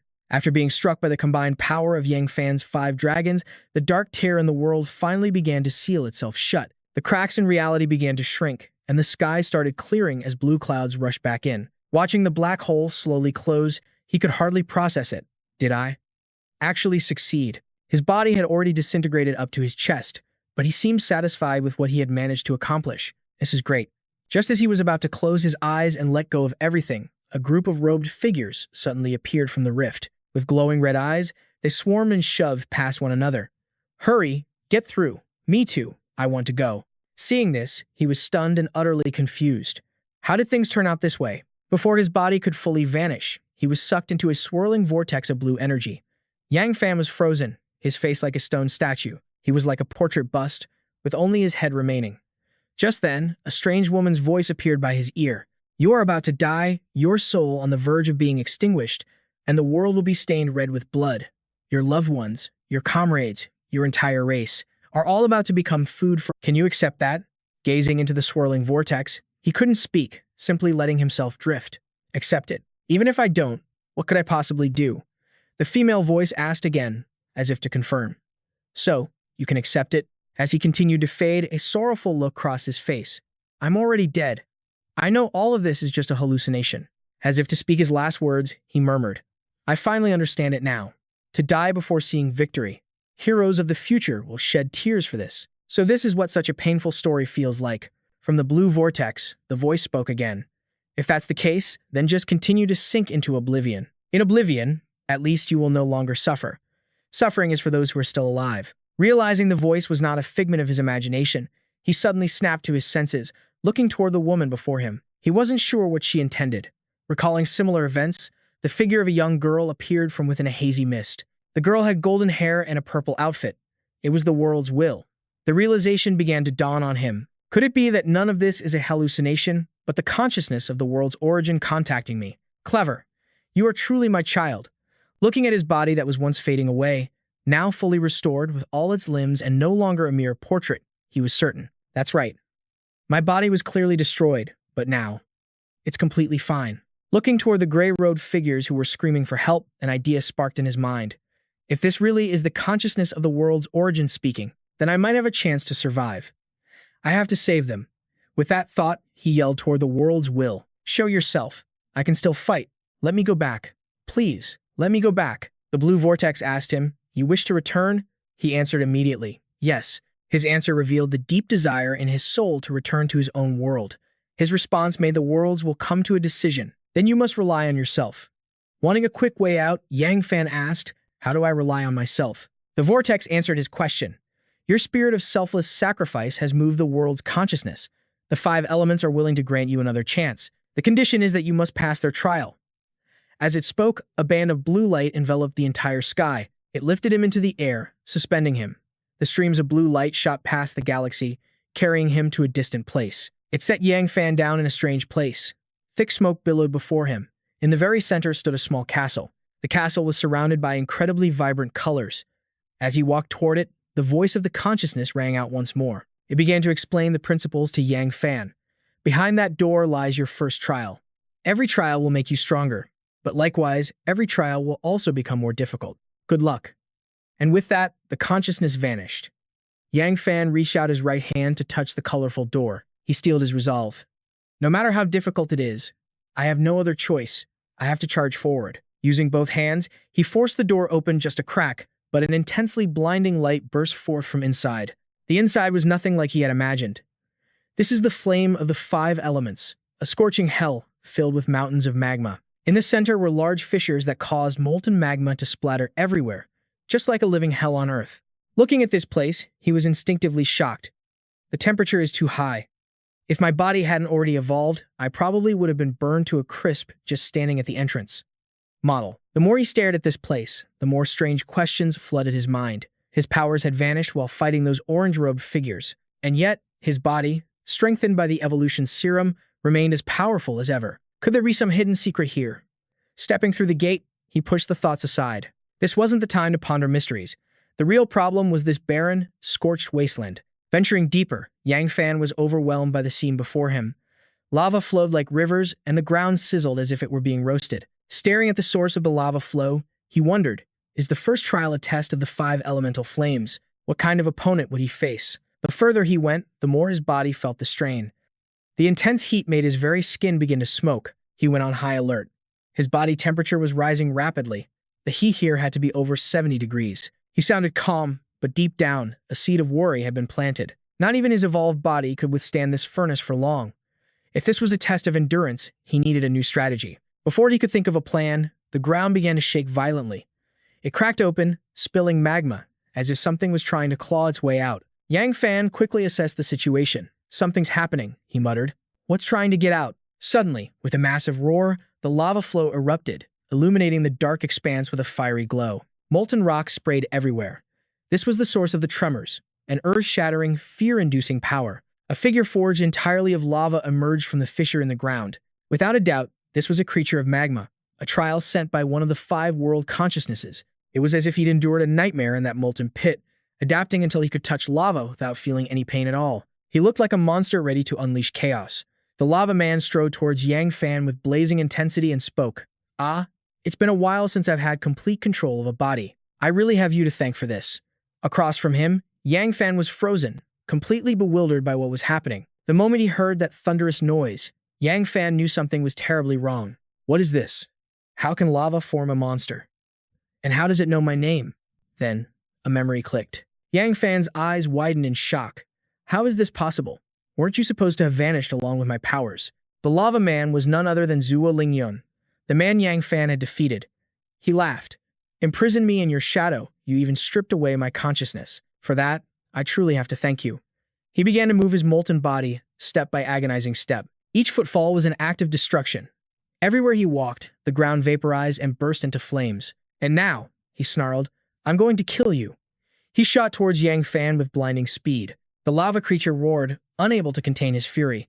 You're the bastard who destroyed my dream of saving the world. Wait, what? He couldn't save the world, so now he's playing the villain?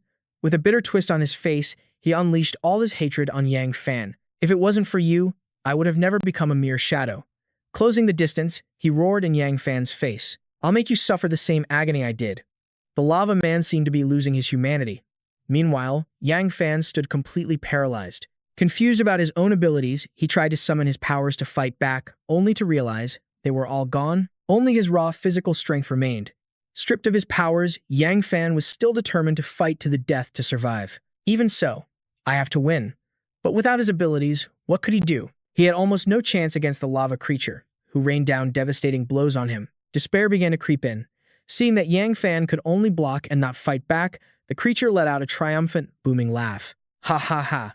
Facing the raging magma beast, Yang Fan stood his ground, resolved to fight until the very end. His body was already severely burned, yet his mind remained crystal clear, even as his flesh was being seared away. Seeing Yang Fan falter, his opponent mocked him with a thunderous laugh. Ha ha ha. I am the strongest one here now. It seemed impossible for Yang Fan to win this fight and return to his comrades. Though he was taking a brutal beating, Yang Fan's will remained unbroken.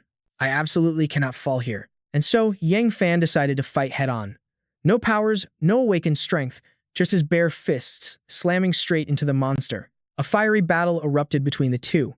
The lava man, holding the upper hand, shouted, Impressive. Your whole body is scorched, yet your speed hasn't dropped at all.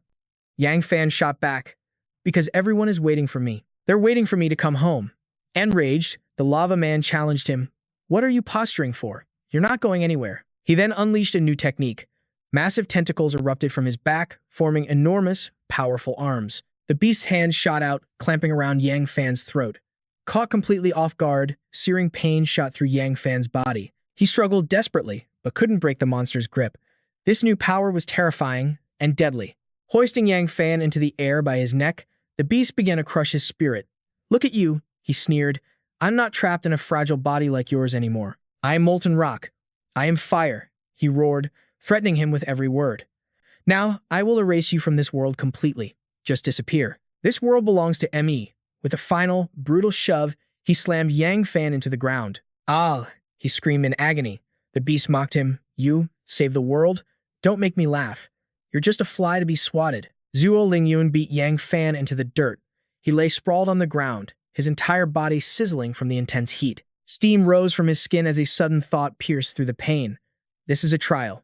If it's a trial, there has to be a way to win. Zhuo Lingyun's body was incredibly powerful, but everything has a weakness. Yes, that's it. Yang Fan's vacant eyes slowly refocused on his enemy. A realization was dawning on him. Could the answer lie somewhere far above?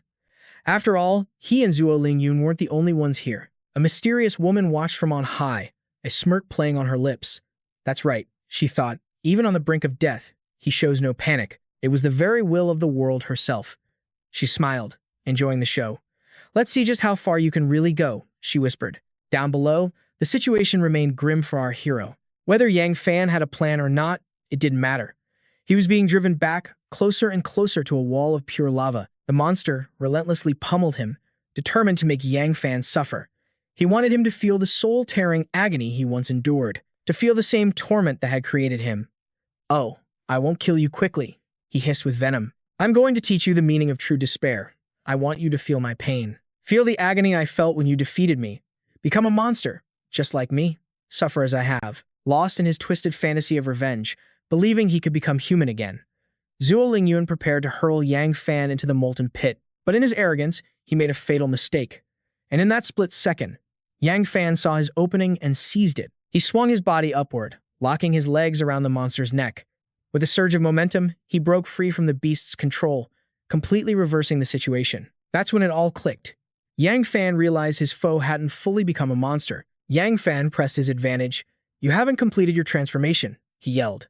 That is your weakness. The lava creature refused to accept defeat, thrashing wildly. Let go. Get off of me. Let go. It roared, swinging its fists wildly to shake him off.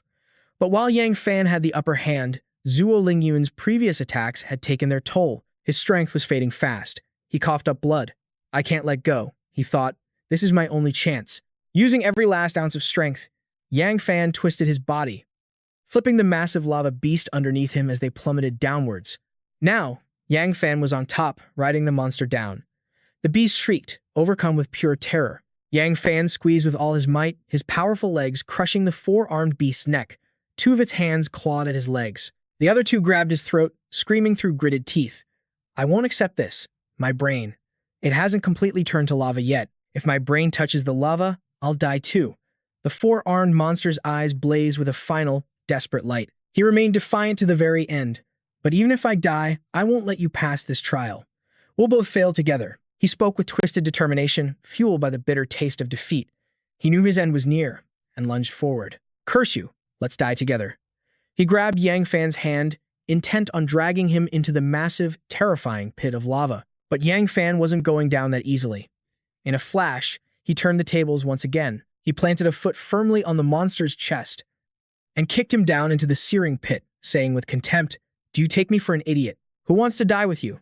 The creature was so stunned by the sudden kick, it couldn't even react. Using the sinking monster's body as a springboard, Yang Fan launched himself to safety, landing on the cliff's edge. A molten hand reached out, as if pleading for help, but it was too late. As the lava consumed him, he let out one last pained roar. You're still too naive. Yang Fan stood on the precipice, watching him sink. It was you, he said smugly, who got cocky and loosened your grip. You can only blame your own arrogance for this. Because of your stupidity, now you get to burn for eternity. With a cool demeanor, Yang Fan stood at the edge, hands in his pockets. He watched as the lava monster was submerged up to its chest. A single hand remained above the surface, reaching for the sky. Before it too was swallowed whole. A plume of smoke marked its final resting place. Only then did Yang Fan's strength finally give out. He collapsed to the ground, gasping for air. He slammed a fist into the rock, releasing all of his pent-up tension. A wave of relief washed over him. If he hadn't been so arrogant, I'd be dead too. But a new problem arose. Am I about to die of dehydration? He wondered. It was quiet. But to be safe, he stood guard. The victor hadn't been decided yet, and he knew he couldn't hold on for another minute. As he sat lost in thought beside the lava wall, a sudden spark erupted in the sky. Yang Fan looked up in shock, a hint of fear in his voice as he stammered. What is that? From that spark, a pink-haired girl suddenly descended before him. The girl fixed her glowing eyes on Yang Fan. You won, didn't you? She said. That's because I chose you. That's right. She was one of the 5 world consciousnesses that had given him this chance. But Yang Fan was already on the verge of collapse from dehydration. His face was lifeless and drained of all energy. He could barely hear a thing. The pink-haired girl put her hands on her hips and leaned in close to his face. In the end, I had to meddle a bit with Zhuo Lingyun, she admitted. Otherwise, you never would have been able to kill him. After all, dominating the world to achieve peace is a strange dream. But saving everyone, even at the cost of your own life, I find that very interesting. A smile played on her lips, her eyes filled with amusement. The lava dimension began to crack apart, but the pink-haired girl continued. Because fire itself is self-consumption, all to bring warmth to others. Yang Fan remained silent, just sitting there. The girl instructed, use my power well, for the sake of this world. With those words, she transformed into a brilliant flame and merged into Yang Fan's body. He was still in a daze, his eyes wide with utter shock. In that moment, the power of fire surged through Yang Fan's being. His body shot into the air, engulfed in a blazing aura. Oh! Flames seared through him, burning into his very bones and sinews. Ah! The fire erupting from Yang Fan's body grew even more intense. Flames shot from his eyes and mouth. The primal fire of the 5 elements had completely fused with him. He finally gained control of his new power, and the flames began to subside. Yang Fan gasped for air, sweat pouring down his face. He still couldn't process what had just happened. Did I just? Fused with the power of the primal source of fire, Yang Fan stared at his hands, which now controlled the very essence of flame. So this is the power of the primal fire within the 5 elements. The space around him was now glittering with stars. In this vast galaxy, he sat alone in the center of the cosmos. He raised his hand and flicked a finger. He wanted to see what he was capable of now. An immense power materialized in his hand. His jaw dropped. Holy crap! He stared intently at the colossal, shimmering orb of fire. It pulsed with a miraculous light. Looking at the flame in his hand, Yang Fan couldn't help but feel awestruck. With just a casual flick of his finger, he could awaken such incredible power. Not only that, but wielding it felt 100 times more natural than when he used his ring. Yang Fan stood up, his figure now exuding a powerful aura. A wave of joy washed over him. It seems I've obtained the complete primal source of fire. I have to get back quickly, or everyone will be in danger.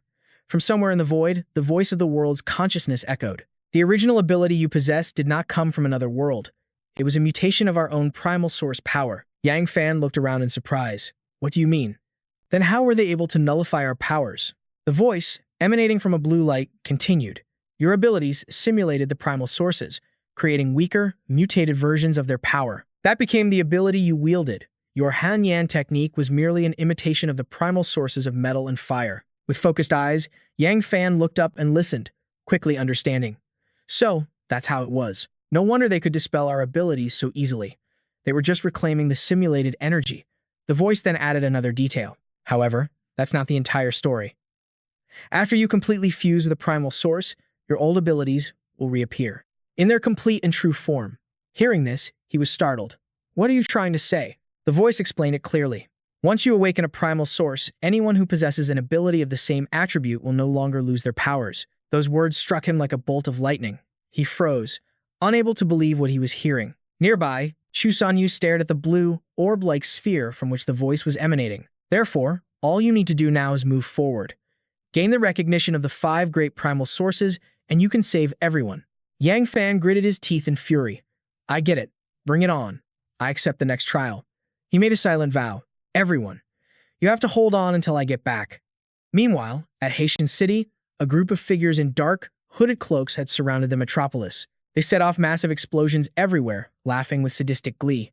One of the cloaked figures sneered. So this is this planet's great fortress? The metal they use is certainly interesting, another replied, looking down from a high perch. A man in a hood spread his arms wide, savoring the chaos.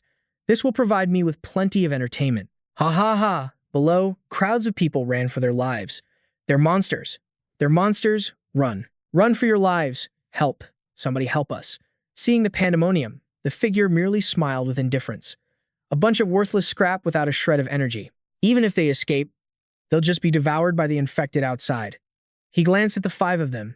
As he ran below, he declared, this planet is still crawling with strongholds, a world brimming with energy. The leader of the road figures issued his command. 9527, you will stay here. The rest of you will scatter to hunt down the energy points and devour them all. Understood. In an instant, a legion materialized behind their commander. They vanished in every direction, obeying the order. He then gritted his teeth, watching one of his own team members depart. He growled in frustration. They take the easy targets and leave the toughest bone for me. How clever of them. On the ground below, the crowd was a chaotic mass of shoving bodies. Everyone was running for their lives. How did this happen? They aren't like zombies, so where in the world did these attackers come from? In a high-rise room, Ethan Chen stood by the window, staring down at the pandemonium. All he could see was a thick storm of dust kicked up by the fleeing masses. Those things out there are unlike anything I have ever seen before. But with an attack this brazen, we have to fight back. From behind him, Bai Jiying tried to stop him. We can't. Those beings are on another level. They can steal our abilities. Ethan Chen turned around, his eyes filled with disbelief. Sensing his doubt, Bai Jiying stood tall. If none of you believe me, then try to sense the power within me. When I fought the ones in orange robes, my general's domain was completely shattered. A man in a gray tank top confirmed her story. She's telling the truth. I can't feel a single trace of her power. Someone standing nearby asked, how is that possible? Does this mean we're finished? Hearing this, a knot of dread tightened in Ethan Chen's chest. He looked at his comrades, his fists clenching with grim resolve. Even so, we have to fight. They will pay for what they did to Ikwan. A round man with a single tuft of hair on his forehead scoffed. So your plan is to just go out there and die? If you want to meet her in the afterlife, you should first consider if she'd even want to see you there so soon. A woman with dark pink hair spoke next. Regardless, we have to fight. We can't just sit here and wait for death. Seeing her determination, Bai Jiying urged her to calm down. Feeling challenged, the pink-haired woman spun around to confront her. Bai Jiying asked, what happens if your battle suit fails in the middle of a fight?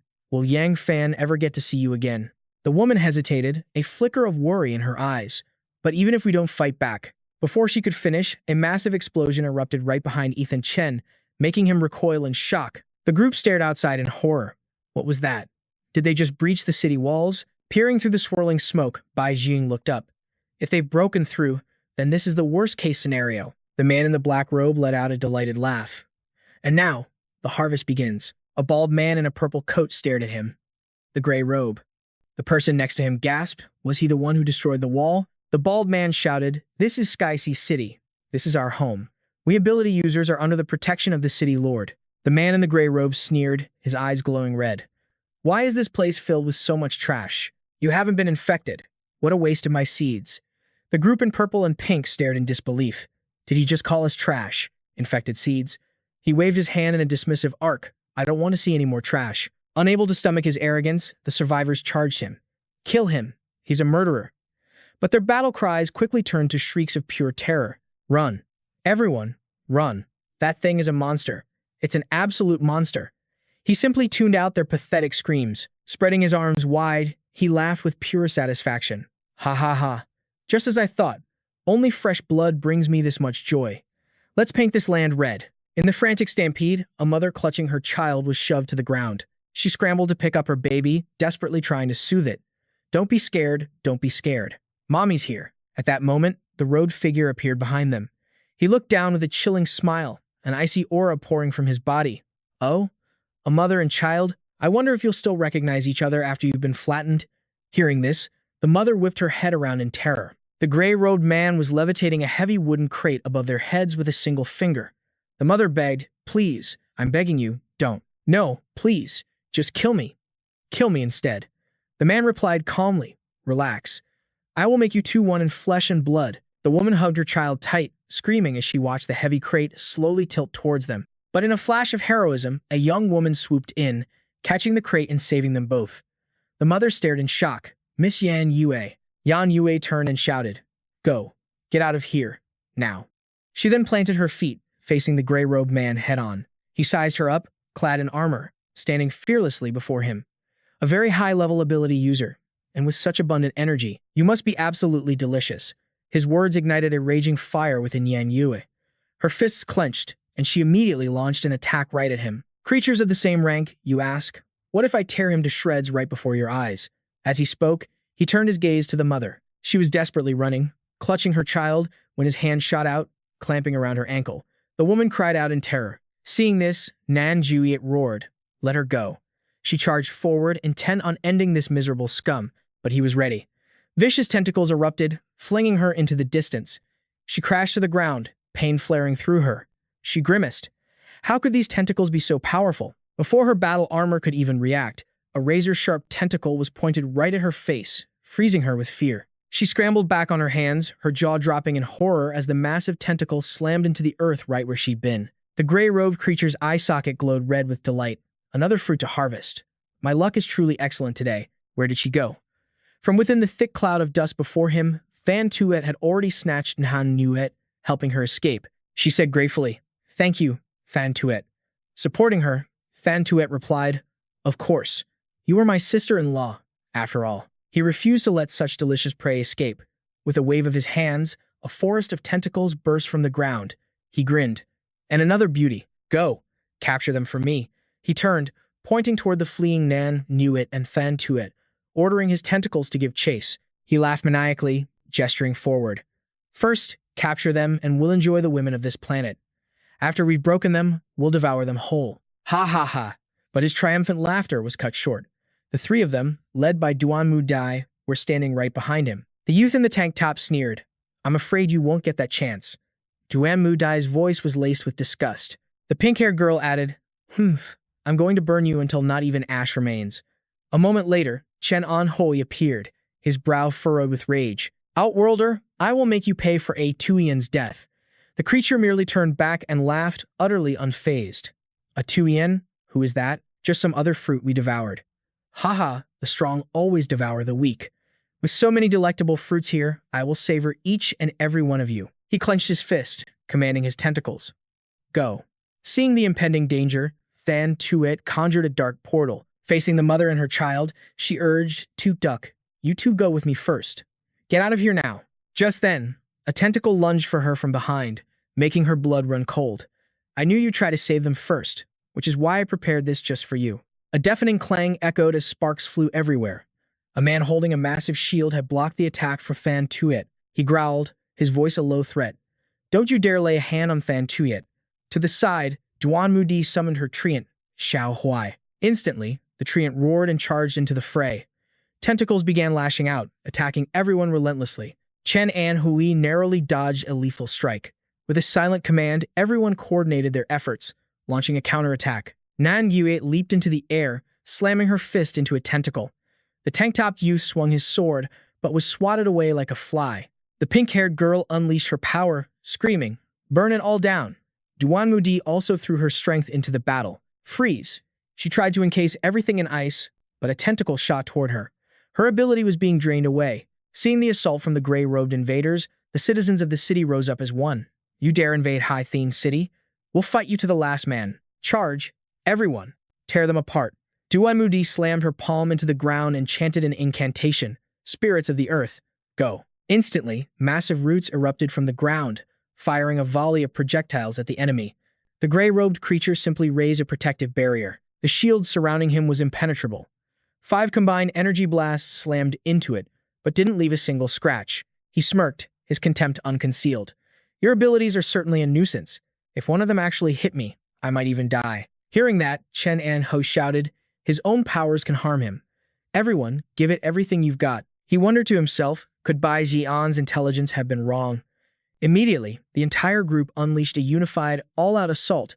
Mushu roared, "Take this." But as he swung his sword down, the gray-robed creature casually raised a hand and said, "That's enough. Unfortunately for you, you're all out of chances." In that instant, every single one of their powers completely vanished. They all froze, completely stunned. "What the hell is going on? Why did our powers just disappear?" Nan Nangyuet cried out in disbelief. What in the world just happened? Su Xiaowan was lost. "My water. Where is it?"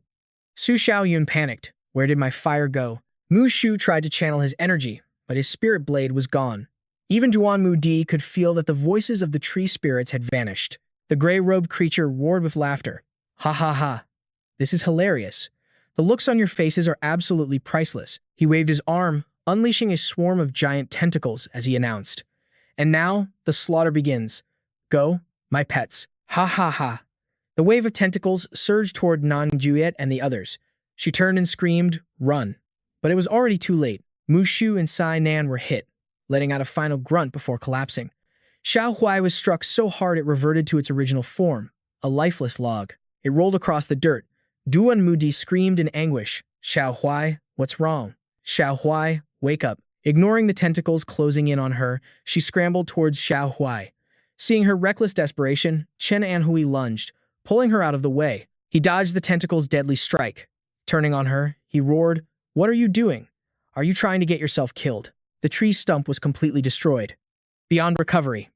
Tears streamed down Diana Mu's face as she cried out in despair, "Little Huai is gone. I want to die with it." A sharp slap from Aaron Chen snapped her out of it. "Get a hold of yourself," he demanded. "Little Huai is gone, so you want to give up on life. What about your comrades? What about our leader?" She touched her stinging cheek, his words sinking in. In a low voice, she answered, "You're right. I can't just give up like this." Just then, a tentacle from the gray road monster shot towards them. They both braced for impact. Aaron shouted, "See, this is the reality we're facing. It's far more urgent." Diana Mu yelled back with newfound resolve, "I understand. I won't lose focus again." He slammed a fist through a massive tentacle. "Even though our powers are gone," he said, "our physical strength is still here.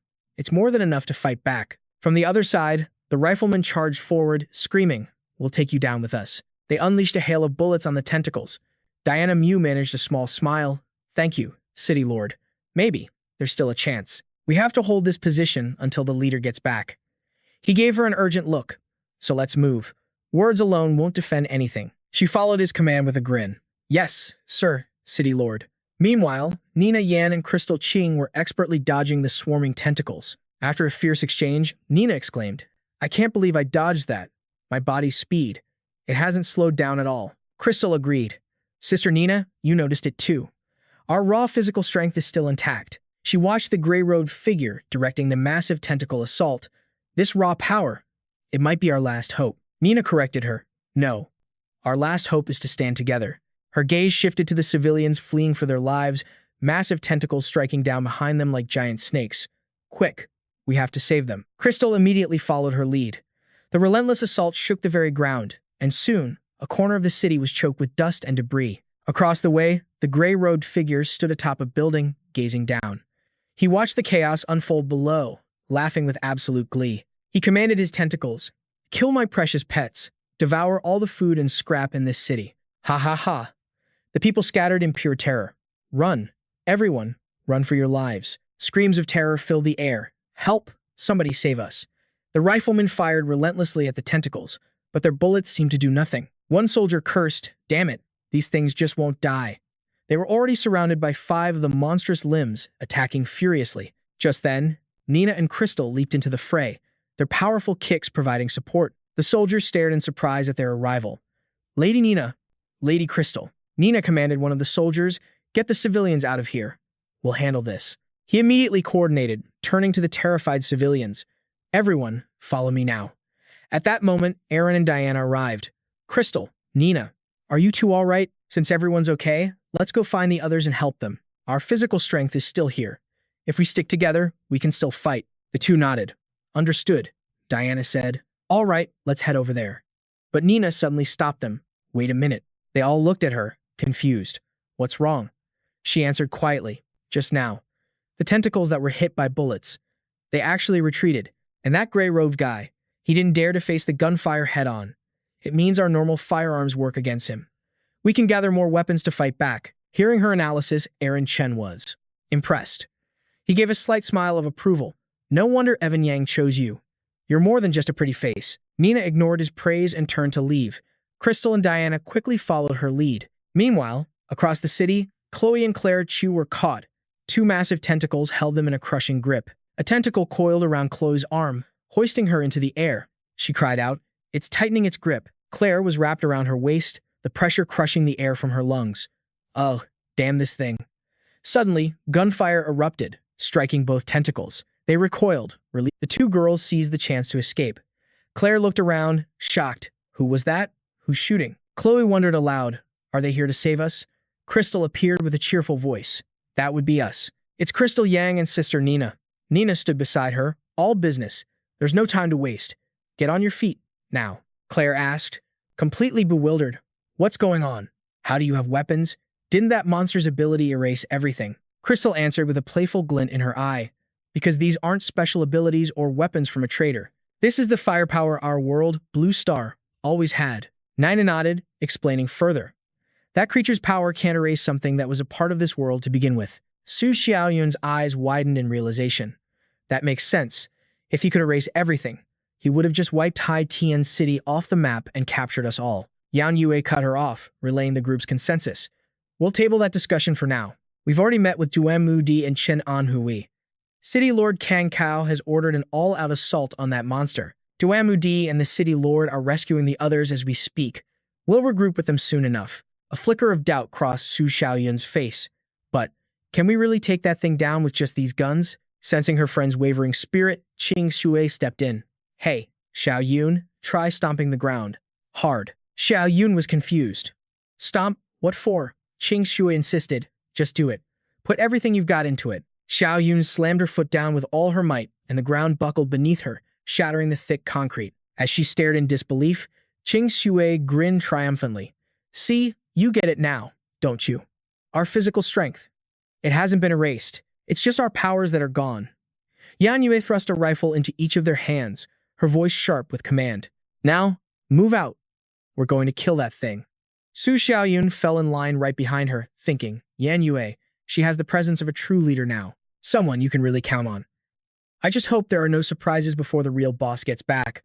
We have to hold this position. Leaping onto a massive chunk of concrete, Yan Yue rallied her comrades, the warriors of Starfire. The first battle for Hai Tian City begins now, and victory will be ours. A surge of adrenaline shot through the crowd. Roaring in agreement, they raised their arms as one, their voices shaking the ruins. Meanwhile, the gray robe unleashed a torrent of destructive energy, setting the world ablaze.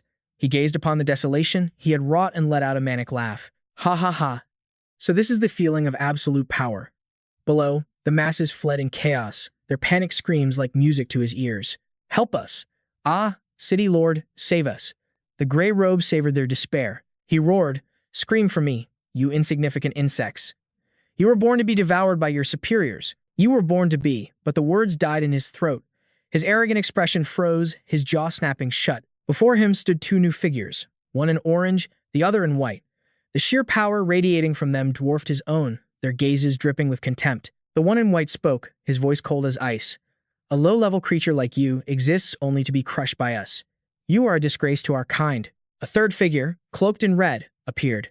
Once you fall into a gray robe, you are eternally branded on our clan's pillar of shame. The gray robe spat back defiantly. You lie. So what if I'm a gray robe? I can still command this world and slaughter these inferior beings whenever I please. He snarled, his tentacles tightening their grip on the captive women, who shrieked in terror and agony.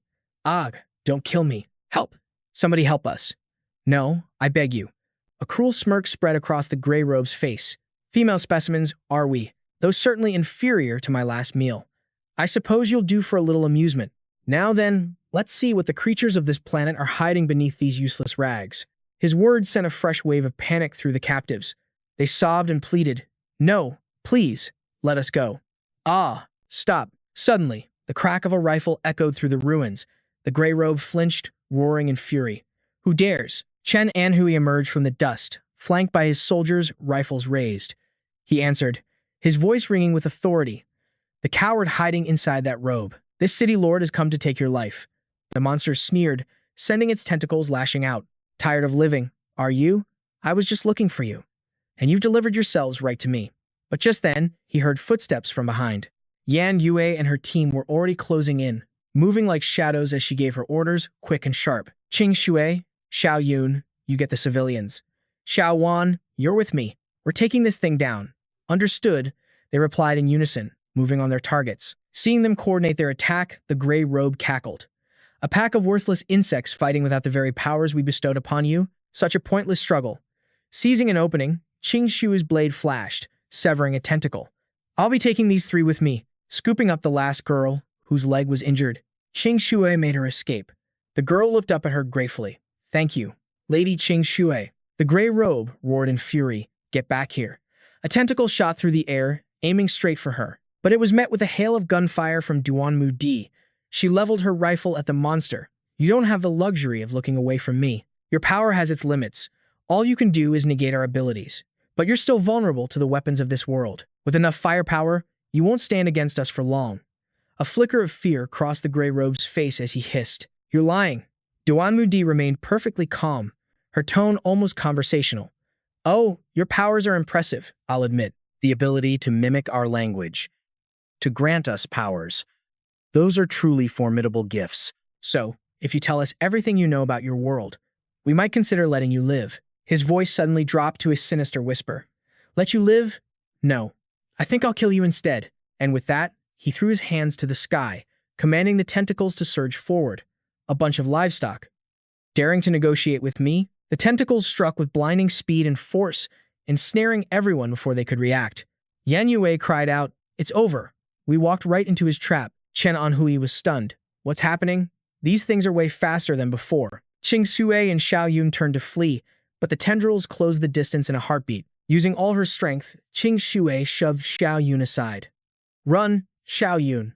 Get out of here. A tentacle immediately wrapped around Qing Shui, squeezing tightly until she screamed in agony. Ah. Chu Xiaoyun scrambled behind a large wall, watching in horror as Qing Shui was captured. She forced herself to calm down and think, what's going on? How did he suddenly? Was this monster luring us in from the start? The gray-robed figure was reveling in his victory, letting out a long, maniacal laugh. Ha ha ha. Of course I knew you little rats were hiding everywhere. That's why I put on a little show for you. Otherwise, why would you launch an all-out attack?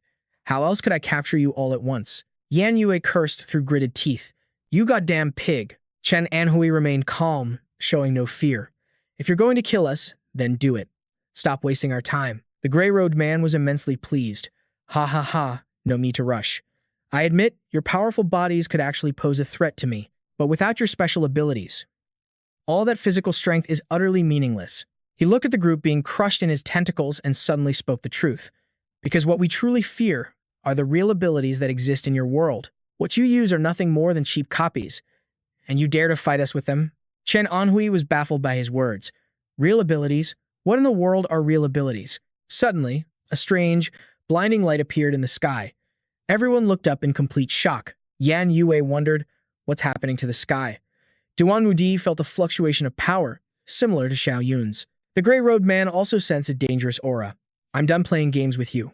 I have to kill you all now. The tentacles tightened, crushing everyone until their faces turned purple from the pain. They felt their bones cracking, groaning in agony. All. At that moment, Chu Xiao Yun felt a strange light enveloping her body. She thought in confusion, what is this? My whole body feels like it's on fire. It's so hot, yet so warm and comforting. She gently channeled her energy, and a powerful flame erupted around her. Xiao Yun stared in disbelief. Is this my ability?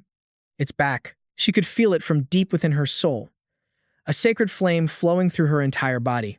The warmth spread through her, moving towards her heart.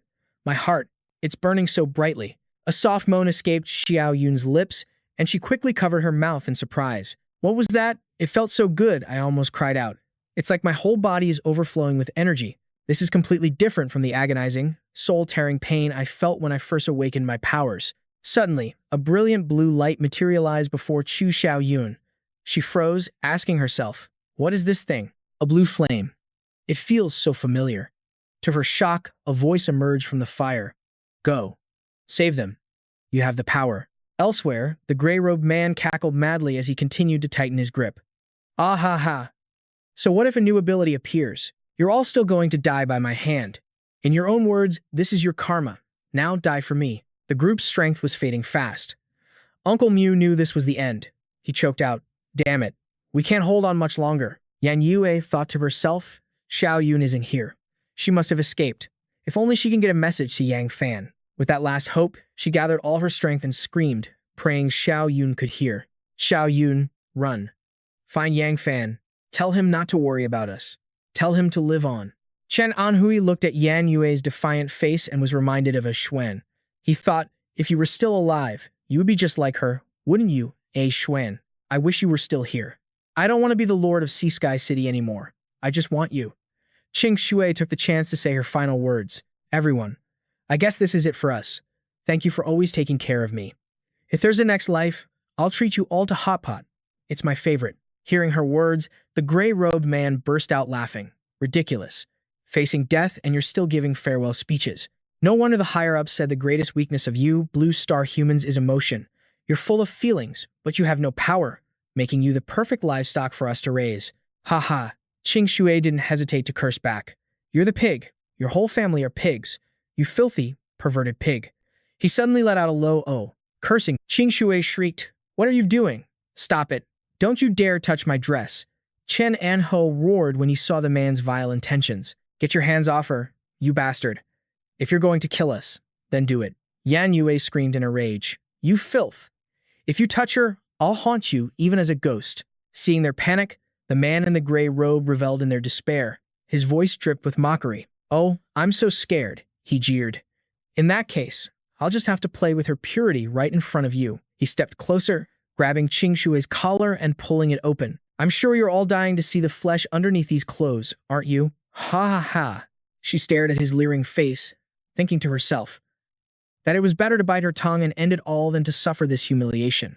Suddenly, at that very moment, a powerful blast of energy slammed into his groping arm. "You bastard, do not touch Qing Shui." The gray-robed man spun around, shouting, "Who's there? Show yourself." Su Xiaoyun stepped out from the shadows, a small, blue flame dancing in her palm. Her voice was cold as ice. "I'm the one who's come to take your worthless life." With those words, her entire body erupted in an intimidating aura of blue flames. The man in gray stared in utter disbelief.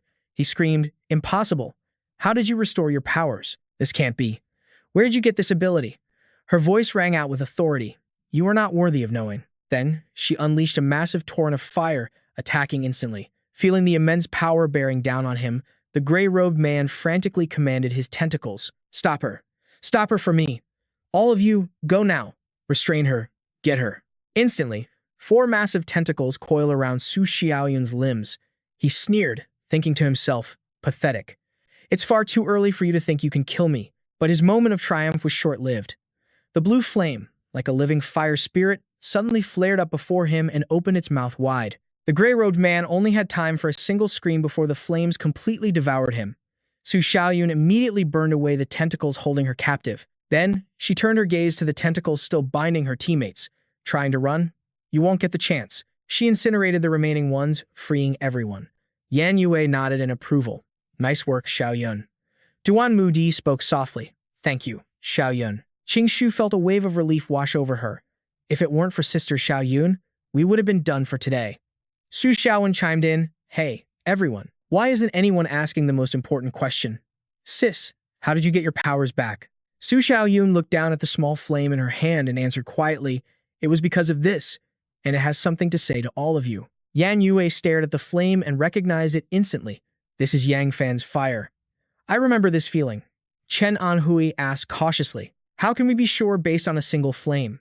What if this is another one of that monster's tricks?" As they hesitated, a voice suddenly echoed from the fire. "It's me. I am Yang Fan.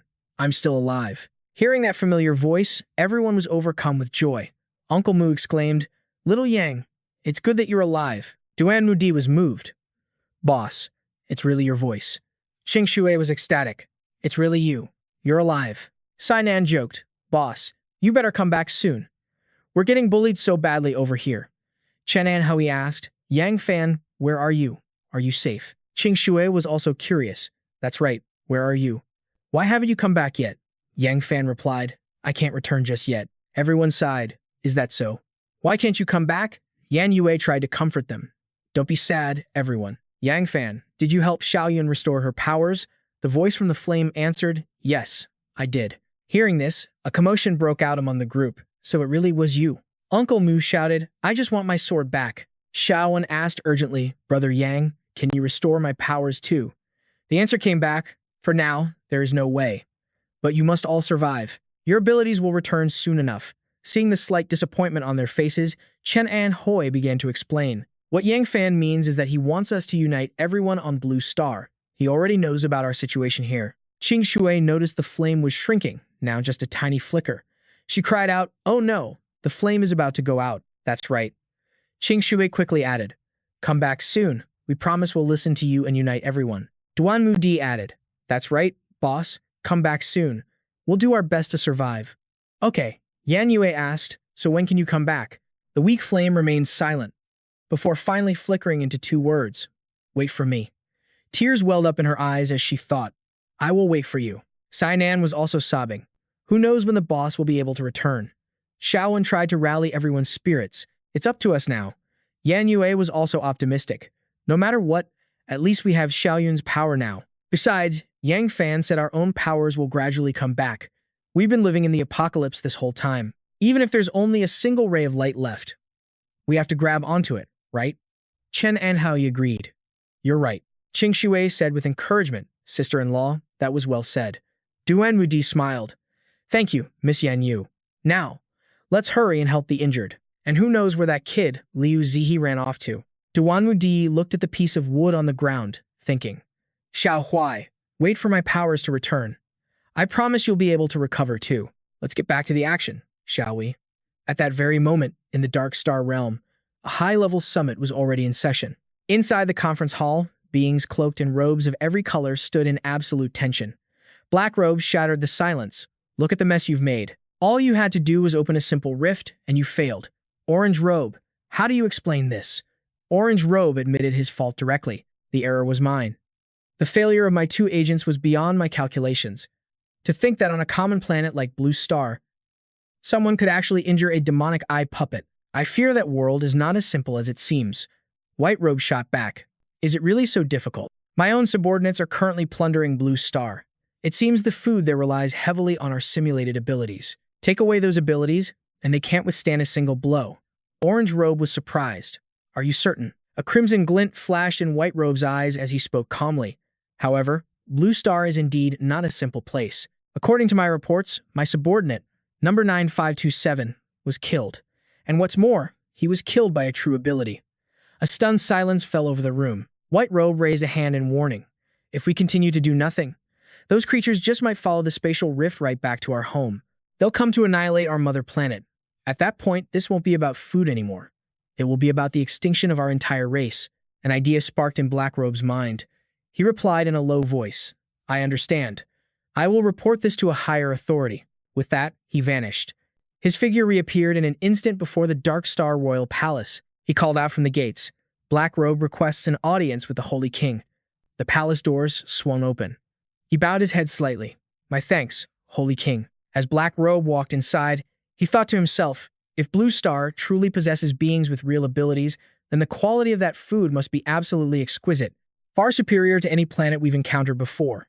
If that's the case, I'll even use the king's power to exterminate every last creature on that world, after I've devoured all the humans on Blue Star. Perhaps I, too, will be worthy of becoming a king. He stood below the throne and began his report. Holy King, our search for a planet to sacrifice for our sustenance has encountered an obstacle. Blue Star is a world of incredibly rich resources. Its food supply alone numbers over 7 billion, and that's not to mention its other planetary reserves. The dark seeds we planted there have finally ripened. It is time for the harvest. But we've run into something we have never seen before. Something that stands in our way. On the holy dais, the Holy King and his two guardians radiated immense power, listening intently to Black Robe's testimony. It seems Blue Star is a high-quality target. Black Robe continued. There is a being on Blue Star who possesses incredible power. The agents we dispatched were all killed by him. He even managed to wound the demonic eye puppet. These creatures might even counterattack our homeworld, destroy us, and make us their food. Blue Star is populated by nothing more than uncivilized, savage creatures. They will tear our flesh, devour our young, and annihilate our entire species. Black Robe's real objective was to incite the Holy King into a full-scale war, to seize control of Blue Star and its vast food source. This would conveniently drain the Holy King's power, allowing Black Robe to execute his own secret agenda. Seeing the king's pensive silence, he realized, of course, the all-knowing, all-powerful Holy King would not be moved by my simple words. However, I have something else. He produced a strange object, saying, Holy King, please look at this. This is the energy left behind by our operative on Blue Star. Somehow, it managed to fuse with our simulated abilities. It has generated a completely new power, an energy signature we have never witnessed before. The Holy King looked at the object with a flash of surprise. He was captivated, observing it for a long moment. Black Robe gloated internally, just as I planned. The king would react to a new form of energy. A moment later, the king spoke. Where is the master of this power? Black Robe's voice grew urgent and serious. He has completely broken free of our control. Furthermore, he is the one who defeated the demonic eye puppet. The Holy King was shaken by the news. Such an anomaly truly exists. Black Robe knew the first phase of his plan had succeeded. The king would never ignore a being that posed a threat to their race. The Holy King's voice boomed. Very well, we are going. The situation on Blue Star has changed. The Holy King unleashed a terrifying wave of oppressive power. The very fabric of space warped, creating a massive vortex of starlight. Far away, Orange Robe and White Robe felt the cosmic disturbance. Suddenly, the king unleashed a palm strike like a green tornado. The force felt powerful enough to blow away everything in existence. Even Black Robe had to brace himself just to barely remain standing. A deafening roar echoed out. A massive explosion erupted in an instant, illuminating a vast expanse of space. Gray Robe witnessed the spectacle, stammering, That's energy erupting from the royal palace." Yellow Robe nodded. Has the Holy King finally made his move? Purple Robe simply smiled. I can feel it, this energy. 5 years ago. I witnessed it once before. A colossal explosion, so immense it threatened to tear the galaxy itself apart. The warrior in purple screamed, straining against the immense gravity. The pull. It's overwhelming. The yellow-robed one shouted back, Link up. We have to brace ourselves together. The Saint King is tearing open a path to that distant world. Just as they said, a massive rift appeared in the fabric of space. The Dark Star people stared through the portal with hungry eyes, at the lush, vibrant world of the Blue Star. Cities packed with buildings, fertile lands teeming with life and humans, swarming everywhere. The purple-robed being gasped in awe. Look, inside that gateway. It's a perfect world. So much food, so many young sprouts, just waiting to be harvested. That is the Blue Star.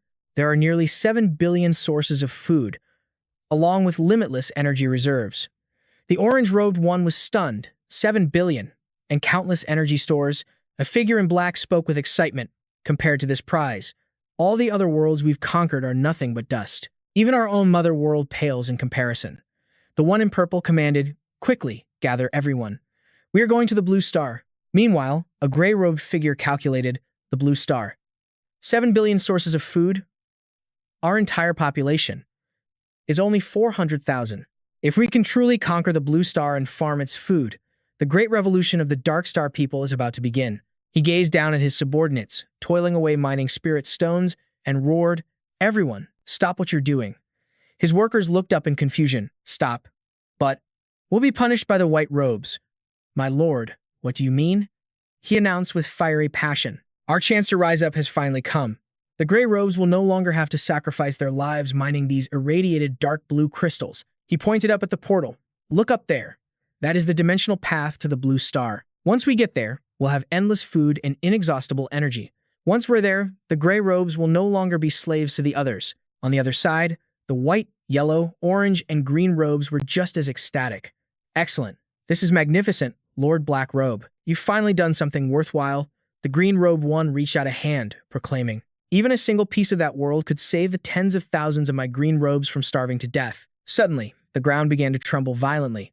Boulders rumbled and shifted. The Saint King appeared, his voice echoing slowly through the chaos. I have waited for you all for a very long time. I have drifted through countless eons of nothingness. My life had lost all meaning. But now, I finally understand. My existence is for the sole purpose of finding an opponent strong enough to truly move me. The Lord Black Robe appeared atop a massive stone. He stood before the masses, arms outstretched, and bellowed, Everyone, listen to me. Below, the Dark Star people roared. It's the noble Lord Black Robe, second only to the Saint King. That's really him. I never thought I'd live to see him with my own eyes. The Lord Black Robe commanded, All of you, be silent and hear my words. He released a wave of pressure that silenced the crowd instantly, striking fear into their hearts. So this is the power of the Lord Black Robe, as expected of the man who is about to reach the level of a Saint King. Then, the Lord Black Robe began his speech. To this day, our Dark Star has devoured 3,234 planets, but every single one of them was just like our own homeworld, barren, depleted of resources. Consuming them has only bought us a few more centuries of life. Because of this scarcity, we cannot even afford to reproduce freely. To this day, our entire Dark Star race numbers only 400,000 souls. Because our world is dying, we are forced to sacrifice the lives of our gray-robed brethren just to mine the dark blue crystals, all to provide the energy we need to survive. We have lost tens of thousands of gray robes in those mines. Hearing this, the crowd bowed their heads in grim silence. We must change our fate. This is the way of the Dark Star. There is no other path. We are forced to expand. The Lord Black Robe continued, his voice booming. And now, our chance to seize a new destiny has arrived. The Blue Star holds billions of food sources and resources. It may even possess a core energy comparable to that of our own Dark Star. His words began to stir the people. Hope and hunger filled their eyes as they imagined the blue star, a land of infinite resources, a world of endless food. If we can successfully cultivate them, we can enslave them forever. We will never need to mine the dark blue crystals again. The Lord Black Robe roared to the heavens. Come, let us march on the blue star. Enslave them, plunder their world. Apocalypse 2.0. Under the Black Robe's command, the people of the Dark Star surged towards the portal to begin their invasion. The battle cry echoed. Charge. For the food on the blue star, we are coming. Forward. At last, we can eat our fill. I must devour their energy. I must become stronger. I will wear the purple robe. The frenzy of the Dark Star people was an apocalypse in itself, an apocalypse 2.0 about to descend upon the people of the blue star. At that exact moment, on the blue star, people began to notice a strange phenomenon in the sky. A deafening roar shook a vast region.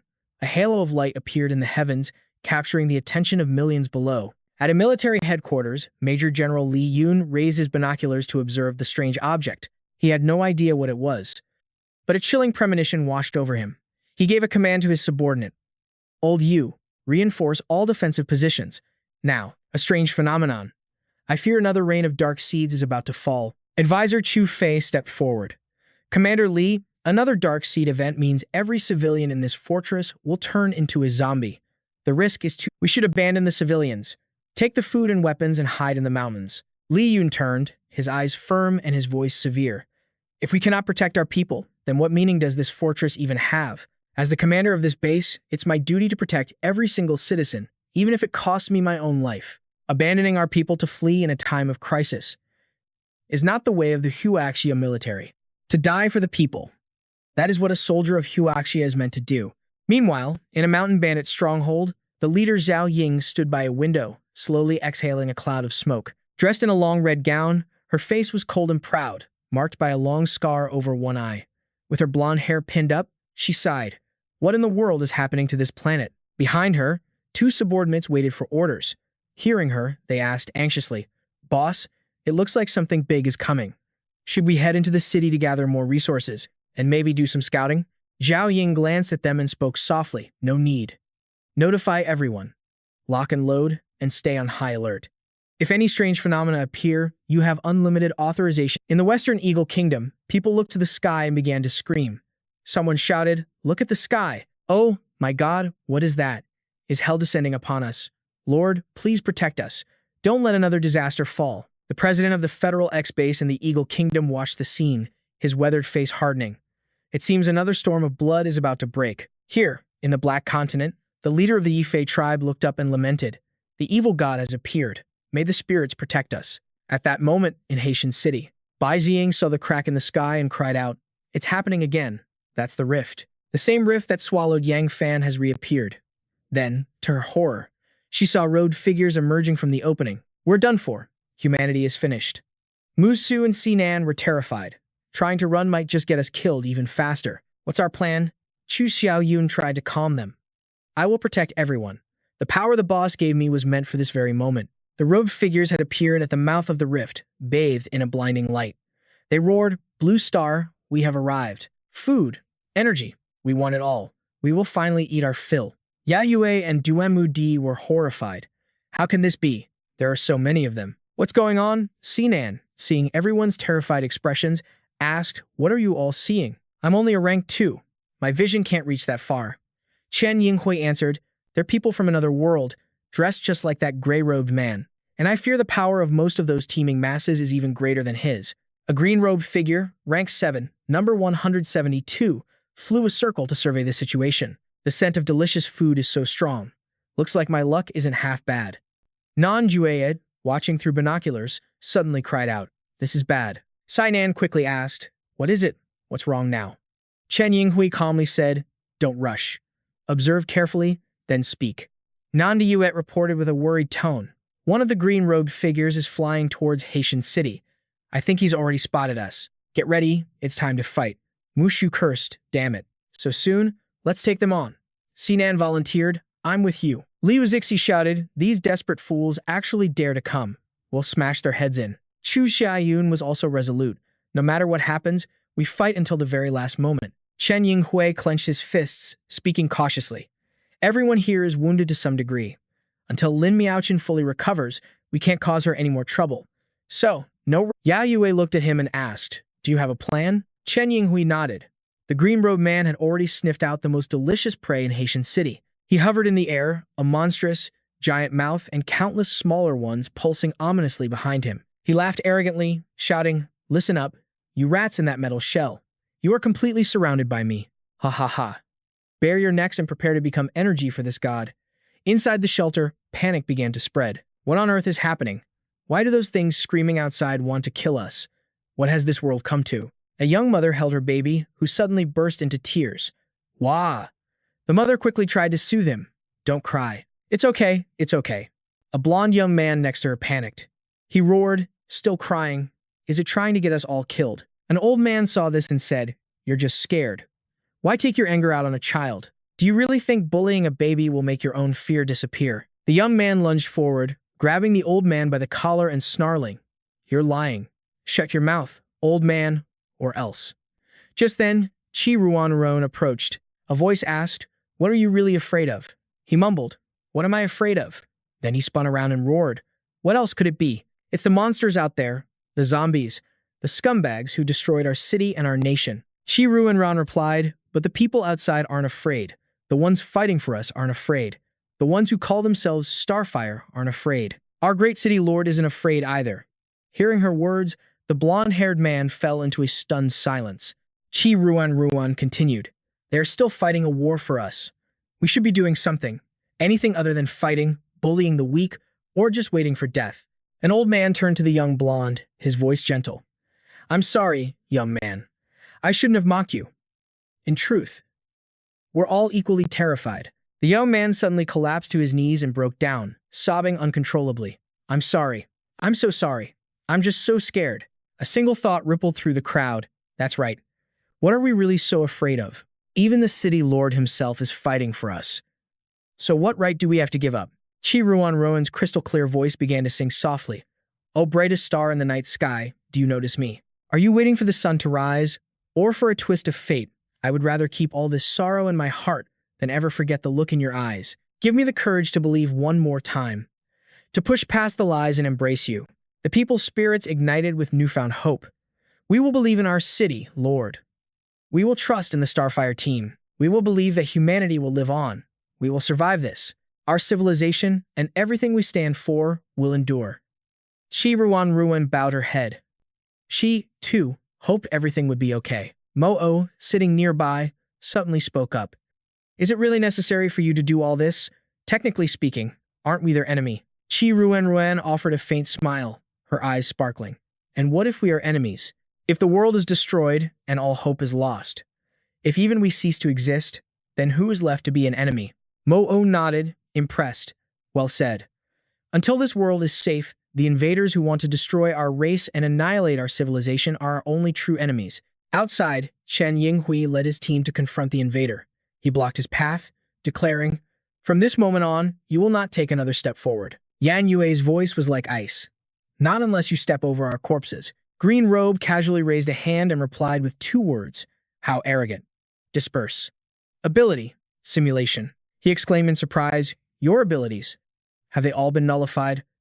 Chen Yinghui stared him down and asked directly, "Before this battle begins, we have a question for you. Why are you invading our world?" Chu Xiaoyun was also desperate to know. "Why us? Why do you want to destroy our world?" Green Robe answered frankly. "What other reason could there be? It's because you are all so weak." The 3 of them gasped in shock. "Weak? You call that a reason?" Green Robe explained, "You are a race with enormous energy, but you are pathetically weak. It's as if your kind was born to be compatible with the dark seed, to become food for our Dark Star clan. Even your failed products, the zombies you speak of, number over 7 billion. The entire Dark Star is on the move. However, we are only 400,000 life forms. Therefore, we will not wipe you out completely. We will leave a portion of you to be farmed by us. Of course, if you cooperate, you can become the first batch of livestock." Hearing this, Chu Xiaoyun was overcome with rage. She screamed, "Who the hell wants to be your livestock?" As she spoke, she unleashed a torrent of fire, ready for battle. Chen Yinghui gave the signal. "Go." Yan Yue nodded. Together, the 2 charged in, launching a fierce assault against Green Robe. He leaped backward to dodge the blow, a hint of surprise on his face. "Oh, not bad. It seems you've crossed paths with my Dark Star clan before. Chu Xiaoyun rushed in from the side and unleashed a kick, but Green Robe neutralized it with ease. She thought to herself, just as I figured, these guys all have a fragment that corresponds to the color of their robes. Yan Yue shouted to Chen Yinghui, I'll attack from above. You attack from below. The two charged in together, but Green Robe had heard everything. He sneered, how ridiculous. You think shouting out your strategy will have any effect? Xiaoyun launched a fire blast from behind. Of course it has an effect. It's meant to burn everything. Green Robe's reflexes were inhumanly fast. In an instant, he dodged, summoning a giant mouth that devoured the flames, leaving Xiaoyun stunned. He laughed loudly. Ha! A feint. We have data on all you Blue Star people. I saw that move coming a long time ago. Xiaoyun stared at the giant mouth, suspicious. How is that possible? Suddenly, the mouth snapped open like a massive trap. Chen Yinghui screamed in horror. Get out of there. She leaped backward just in time, as it would have taken her in a single bite. Green Robe sounded bored and annoyed. Trying to run? How dull. You'll need more than one person to hold me down, Yan Yue retorted defiantly. He shot back. That was just a lucky break. You didn't truly see through our movements. He continued nonchalantly, my trap. You saw through that too. But it doesn't matter if I tell you. After all, you're pathetically weak. The power of our Dark Star race comes from the Dark Blue Star Stone. By consuming it, a wielder can manifest abilities equal to their fragment's rank. Hearing this, Ye Yue immediately fired back, you're lying. The gray-robed one we fought before. His power created tentacles, but yours creates human mouths. The man in green grinned, sticking his tongue out mockingly. Well now, you're not completely stupid, are you? I like clever people. Since that's the case, I suppose there's no harm in telling you. Each Dark Star fragment manifests differently, depending on its master's own understanding and analysis of the world. My focus is on the mouths and eyes of this planet's humans. That's why my attacks are formed from mouths. I just haven't unleashed the eye-based ones, yet. Chen Anhui was confused. Understanding an analysis, the villain conjured a portal and said casually, want to know more? Then allow me to show you. Ya Yue and Chen Anhui stared in absolute horror at what he pulled out. The man in green held up a handful of human eyes. Look closely. This is the subject of my analysis. The three of them gasped, those. He actually dissected them. Before I descended here, I took the liberty of harvesting the eyes and mouths from some worthless trash. See, aren't they so fresh, so easy to document? Suddenly, a twisted idea sparked in his mind. Hey, your parts give me a great deal of inspiration. After I kill you, I'll be sure to keep them as souvenirs. You are, after all, my first real batch of food. Ya Yue couldn't take it anymore and lunged forward, blind with rage. You monster! How many people did you kill for those eyes? I'll end you. Chen Anhui warned Xiaoyun, don't hold back. She gave a slight nod. Countless eyes and mouths materialized in the air, ready for battle. The green-robed man laughed from behind them. Come on, then. Resist with all your might. Ha ha ha. A powerful vortex erupted from one of his mouths, threatening to swallow. He gasped. It's like he's warping gravity itself. Xu Xiaoyun rushed to his side, but suddenly, the flames in her hand flickered and died. Xiaoyun was stunned. What's happening to my fire? Before they could recover, they noticed a large shadow falling over them, as if something massive was hovering just overhead. They looked up to a horrifying sight. Gigantic, haunting eyes filled the sky. Without warning, one of them plummeted towards the ground like a meteor. Chen Anhui instantly shoved Xiaoyun aside. Get out of the way. The eye crashed down right where Chen Anhui was. Xiaoyun watched in anguish, screaming, Brother Chen. From the sidelines, Du and Mudi knew this was bad. They're losing the upper hand. We have to go help them. But Bai Jing stopped her. We agreed to let the three of them handle this to conserve our strength. If we go out now, the entire plan will fall apart. Besides, everyone is already injured. Are you really going to send them into battle in this condition? Back on the battlefield, Ya Yue saw the giant eye fall and cried out in shock, City Lord Chen. She immediately rushed forward, but another eye blocked her path, knocking her aside. The green-robed man's voice dripped with mockery. Trying to save someone else, then you can get crushed, too. With a wave of his hand, he hurled another eye straight at her. Ya Yue thought to herself, this is it. I'm done for. But Chu Xiaoyun unleashed a massive inferno, blocking the eye. The villain just spread his arms, pouring even more power into his attack. He shouted, You think that meager flame of yours is enough to stop me? Xiaoyun knew she couldn't hold on for much longer. If this kept up, it would be a catastrophe. Bai Jing stood before Duan Mudi, trying to keep her calm. Be still. We have to hold out. Liu Zixi snapped, Calm? How can we be calm now? Sinan's face was grim. I'm going out there.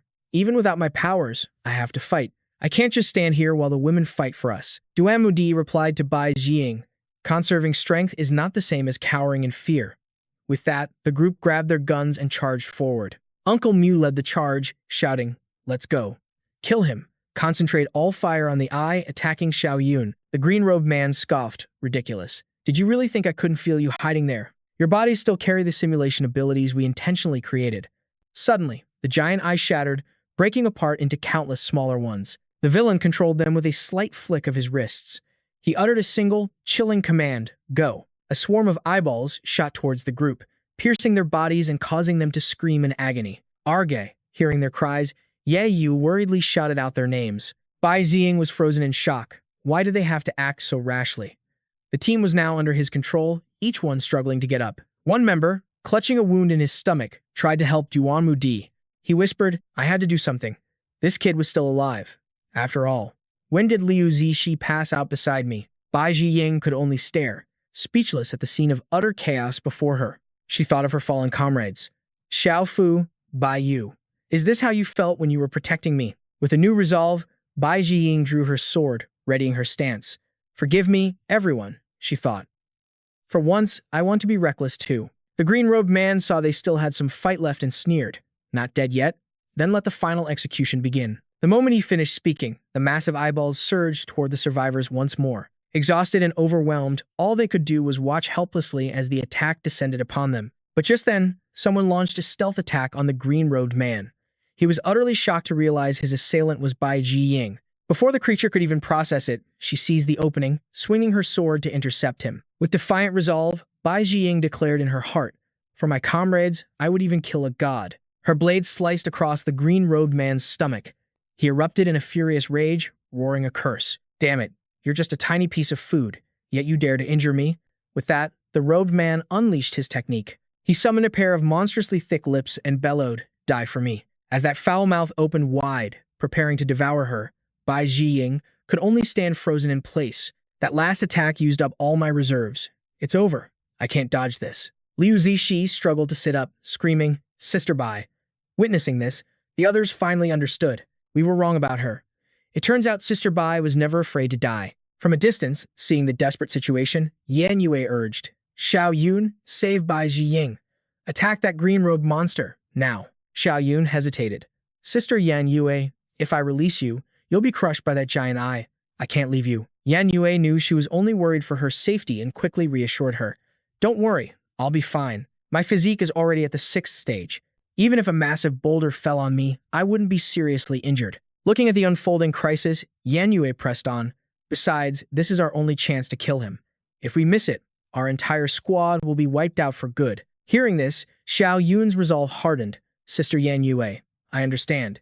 And with that, she shot towards the green-robed man. She roared out her technique. Inferno Soul, full release.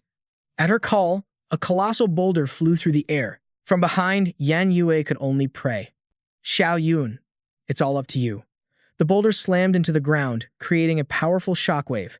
Xiao Yun seized the opportunity and charged forward, thinking, "Sister Yan Yue, I won't fail you. I absolutely won't." At the same time, Bai Ziying faced the massive, grotesque lips, certain her end had come. This is it. The green-robed man screamed, "Die!" But he never saw it coming. Behind him, Xiao Yun attacked while his focus was split. With overwhelming power, she roared, "Burn everything to ash, power of the Inferno Soul." It was only then that he sensed someone approaching from behind. Panic filled him as he gasped. Since when? Before the creature could react, Xiao Yun unleashed a torrent of scorching flames, making him scream in agony. Ah! Engulfed in a searing inferno, the green-robed man could only curse his fate. Damn it all. At the same time, the monstrous lips began to dissolve into nothingness. Bai Jiying's life had been spared. As the flames consumed the green-robed man, the eyes born from the dark crystal fragments also began to disappear. This freed the people who had been pinned down.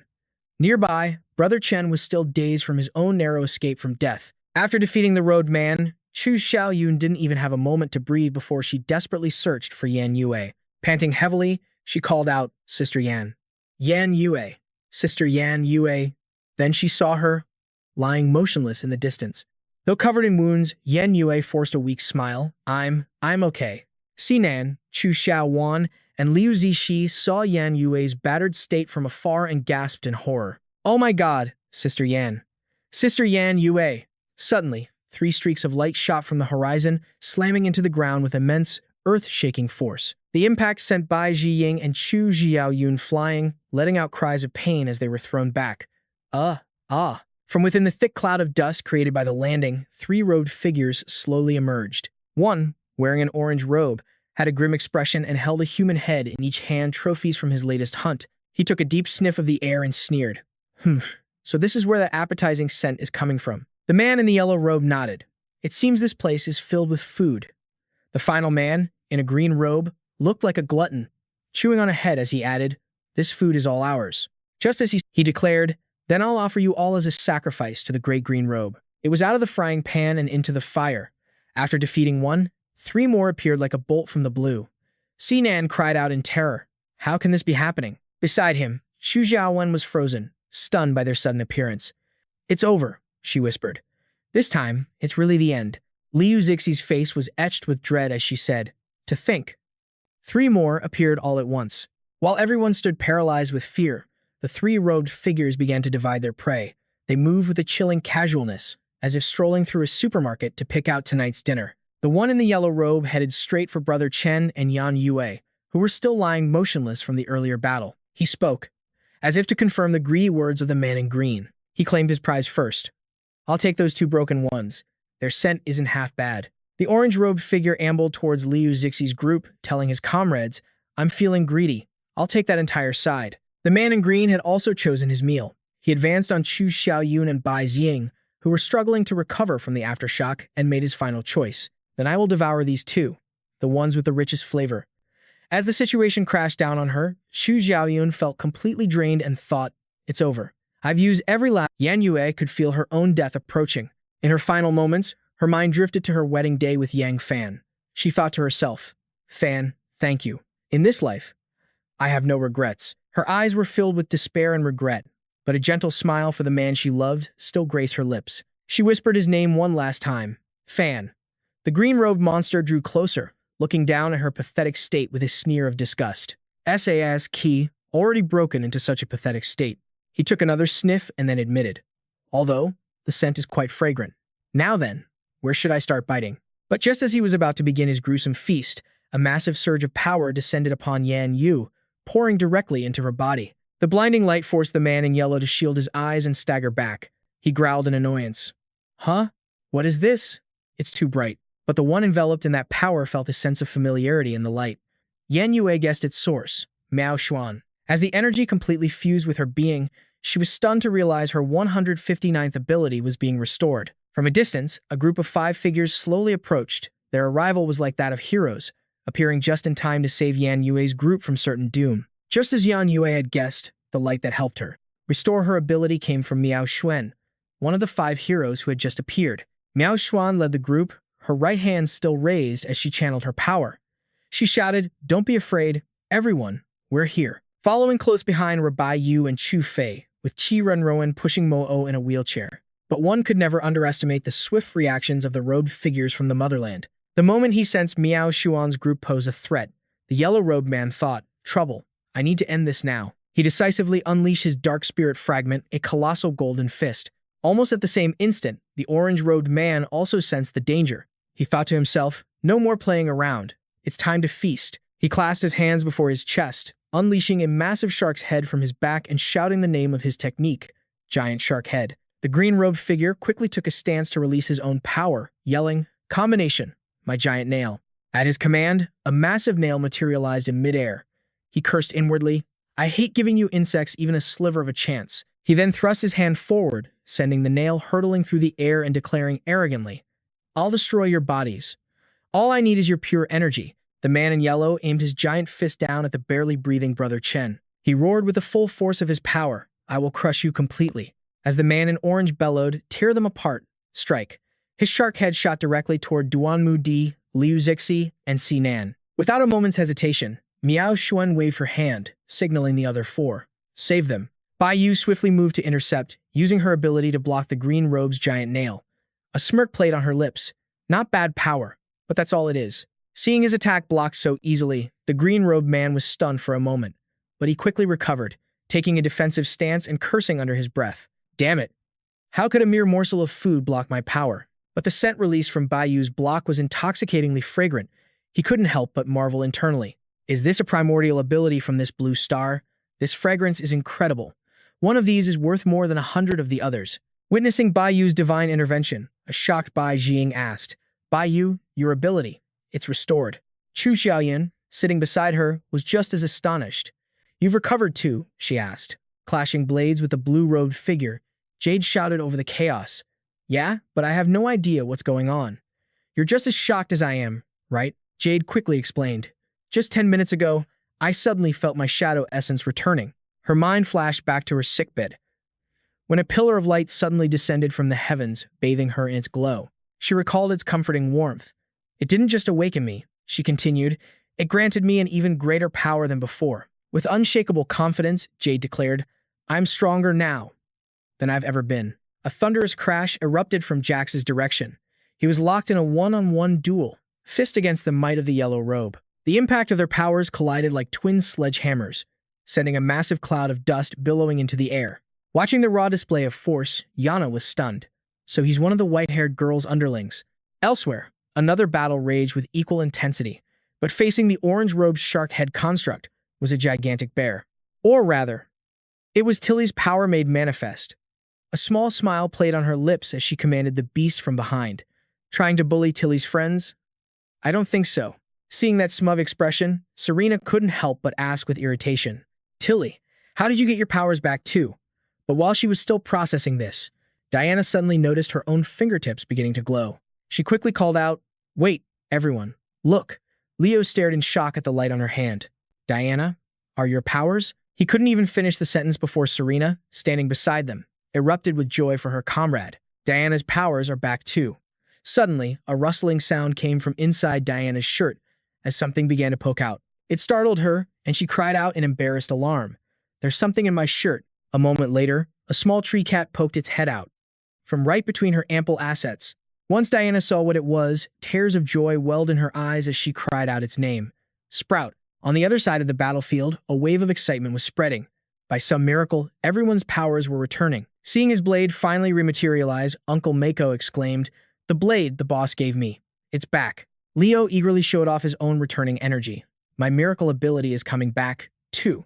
Serena followed up, My ice soul. Silas couldn't hide his joy as his beloved shield reappeared. My shield as well. My power has returned to its rightful owner. A powerful aura surged from the entire group, their eyes blazing with confidence and determination. Silas roared, Now that our powers are back, what do we have to fear? Let's finish them. Uncle Mako's gaze fixed on the three-robed figures, a malicious grin spreading across his face. It was time to settle the score. Beside him, Leo was already in a fighting stance, poised to leap into battle at a moment's notice. He spoke to the three enemies with newfound arrogance. It's time for a new miracle to descend. Being experts at sensing shifts in battle, the robed figures immediately felt the overwhelming danger. Now that they exchanged unspoken glances, quickly calculating their next move. One of them thought with dread, how did every single one of them reawaken their primal abilities? Another conceded, the tide has turned completely against us. The third finished the thought, if we keep this up, we won't just fail, we'll lose our lives. Their silent conference concluded, and they nodded in unison. The decision was made. Following their plan, the orange robe unleashed his power, summoning the giant shark head and roaring, ripped them all to shreds. Not to be outdone, the blue robe released a barrage of massive spikes, a clear challenge to Yana and her crew. Let's see if you can withstand the full force of our combined attack. A massive fist of pure energy materialized at the yellow robe's command. They were unleashing their maximum power output. The pressure from their combined abilities was overwhelming. They were signaling a final, life-or-death battle, putting everything they had on the line. The other side prepared to meet the onslaught, with Leo shouting a signal to Nora. But then, the three-robed figures did the last thing anyone expected. They turned and fled. The yellow robe even shouted gleefully over his shoulder, We're done playing with you. Truly, they were masters of adapting to the situation. As long as the fight was fun, they'd battle. But the moment it wasn't, they'd flee. Smelling true danger, they enacted the 36th stratagem. Retreat is the best option. They shot straight into the sky, making their escape. Confident he'd get away clean. The yellow robe yelled down to the warriors below, We'll finish this next time. The orange robe tried to save a little face, sneering with contempt. You're all too tough and stringy anyway. We're off to find some tender meat. But Yana's team, surging with newfound power and battle lust, had no intention of letting them go so easily. Leo bent his knees, coiling his power to launch himself after them. He yelled with frustration, "You think you can run?" But before he could take off, Diana put a hand out to stop him. "You don't need to go," she said calmly. "Someone else is far more impatient." As she spoke, her gaze was fixed on a certain figure. The moment the words left her lips, a powerful beam of light shot into the sky, streaking directly toward the fleeing robed figures. It was Yana's attack model. She chased after the wretched group, her eyes blazing with killing intent, determined to annihilate them all. She declared, "Since you're here, none of you are leaving alive." With that, Yan Yue exploded forward, chasing down her enemies. They saw a mere human rushing at them with blinding speed. The orange-robed man's face twisted in shock. He couldn't help but gasp in disbelief. How is she so fast? The blue-robed man beside him was just as stunned. In a flash, Yan Yue had already unleashed her skill, instantly closing the distance to her foes. Then, with fluid grace, she launched another attack, roaring, "Get down here." Yan Yue's assault sent the three robed figures plummeting from the sky like autumn leaves. They crashed down with a powerful tremor, kicking up a cloud of dust. Seizing the momentum, Yan Yue commanded her elite squad. "Wipe them out. Avenge the fallen." At her command, the team charged forward, ready for battle. "Roger." Miao Chun took a ready stance, supporting the team from the rear. "I will heal everyone." Mu Shu took the lead, his voice booming to rally their spirits. "Let's finish them all." Sainan and Liu Zishi were right behind him, adding, "Witness my miraculous shell-shattering fist. We've held back for far too long." Radiating with explosive energy, they rushed the orange-robed man. This 4-on-1 assault immediately overwhelmed him with pain. He got a free chance to practice his screams. Amidst the orange-robed man's terrified shrieks, the team continued their relentless barrage. They gave him no time to breathe. Meanwhile, before Ruan could even make a move, Bai Yu had already countered an attack from the blue-robed man. She warned her teammate, "Stay out of it. I can handle this one alone." Ruan was clearly annoyed, muttering under her breath, "What? Showing off the second you get a chance." Hearing Bai Yu's claim that she could defeat him, the man in the blue robe laughed with blatant contempt. He answered confidently, "Haha, defeat me. I'm ranked 96 among the blue robes. Don't underestimate me." With that, he unleashed his skill, launching countless weapons. Sharp, jade-green projectiles shot towards his opponent as he roared a threat, "Die." But she didn't show an ounce of fear, nor did she retreat. Bai Yu fiercely raised her sword to block, retorting with powerful resolve, "I will follow the princess until my dying day. How could I possibly fall here?" The scene before her, along with those words, deeply moved Bai Zhiying. She froze for a moment, whispering her dear friend's name, Bai Yu. At that same moment, Bai Yu confidently charged the man in the blue robe, her sword held firm. She declared, "You've lost." Of course, her opponent immediately refuted it. How is that possible? Watching from behind, Ruan couldn't help but praise Bai Yu. She's actually got some serious skill. Beside her, Bai Zhiying couldn't hide her joyful smile, whispering with pride, "Bai Yu, you did great." Chu Fei also let out a sigh of relief, thinking they had won. But just as everyone felt a moment of ease, a colossal pressure suddenly descended. It forced everyone onto high alert. Liu Zi and Duanmu Di were left completely speechless. What is this? Suddenly, a giant hand emerged from a portal behind the blue-robed man and seized the tip of Bai Yu's sword. She froze, stunned and unsure how to react. Then, the giant figure cloaked in a gray robe finally spoke. "So this is a primal power user." The group of Sinan, Duanmu Di, and Liu Zishi huddled together. Sinan, still in shock, voiced the question on everyone's mind, "What is that thing?" Duanmu Di could only marvel at the immense pressure. "It's so huge." Liu Zixi was slightly more composed. He wondered, is this another new monster? Yan Yue thought to herself in confusion, how can an invader exist in that form? Staring at the scene, Bai Zhiying was stunned and blurted out, "No, that's not just another enemy. That thing is." But in an instant, her mind cleared. A memory flashed by, an image of a few divine beings from her past. She revealed the truth to everyone. That is a real god. When I became a god myself, I met one of the 10 true gods. The red-haired man beside her couldn't hide his terror. He asked, "You mean there are 9 more beings like that, gray robe?" Her face was like ice as Bai Zhiying gave a short reply. "Correct." Facing the giant in the gray robe, fear gripped every single one of them. The members of the elite squad were so panicked they couldn't help but curse. Damn it, how did it turn into this? This makes no sense. Damn it. Duemude's face darkened as he added his own thoughts. Damn it all. I can't see any hope of winning this. While Bai Jiying's side descended into chaos and despair, the man in the blue robe was overjoyed. His face beaming with delight, he began a long speech to his superior. Lord Chairman of the Grey Robes, these people are all the highest quality food on this planet. The freshest primal energy of this world flows through their veins. After speaking, he knelt down. Then, with an unearned confidence, he declared, "And now, Blue Robe number 96 sincerely offers them up to you. Such a rare delicacy from the heavens." Expressionless, the gray-robed figure questioned the tiny creature before him. "An offering. I believe I was the one who saved you. Otherwise, you would have become dust on this planet." Hearing this, the man in the green robe broke into a cold sweat. He couldn't utter another word. His mouth just hung open in shock. Baiyu stood closest to that terrifying source of pressure. She thought to herself, "This monster is even stronger than the last one. Right now, everyone must be panicking. At this level of power, just considering its massive body, there's no way we can stand against it." As that thought crossed her mind, she spun around to look at Bai Jiying, her heart sinking as she called out in silent worry, "Master." As if understanding her thoughts, Bai Jiying's voice came out in broken fragments. "You have to run." But what answered her was a pair of unnervingly calm, clear eyes. Baiyu smiled faintly, thinking, "My master, you've always been so kind." In that instant, Baiyu's past flashed before her eyes. Filling her mind was the memory. I was just an abandoned child. In the reverse-playing film of her life, Baiyu was only a little girl. She stood pressed against the wall of a nameless, filthy alley. The small girl asked her mother, "Mom, why do you drink so much?" In response, she was met with a face twisted in weary resentment. Her mother grabbed her by the hair and yanked her backwards violently. She screamed in Baiyu's face, over and over again, "Why? Why?" Then, as if her rage finally exploded, she slapped Baiyu across the face without mercy. The brutal act made the little girl cry out in pain, but hearing that terrified, piercing scream, her mother didn't stop. She relentlessly questioned Baiyu. "Why do you have the same expression as that man?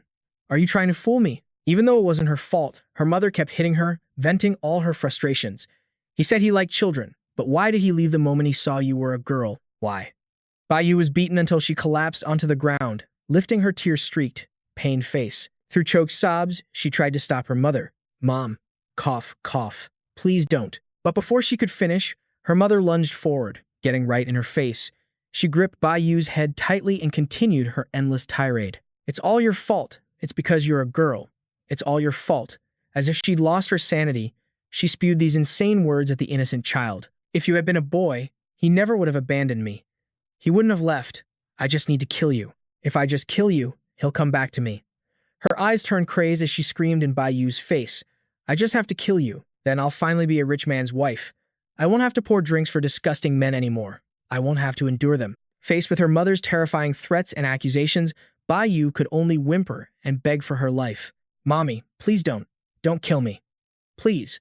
But her mother's heart was so full of resentment, she couldn't hear a single word her daughter said. She raised a clenched fist, roaring, "Die, die, die." But suddenly, her eyes went wide, her movements froze, and she collapsed face first onto the ground.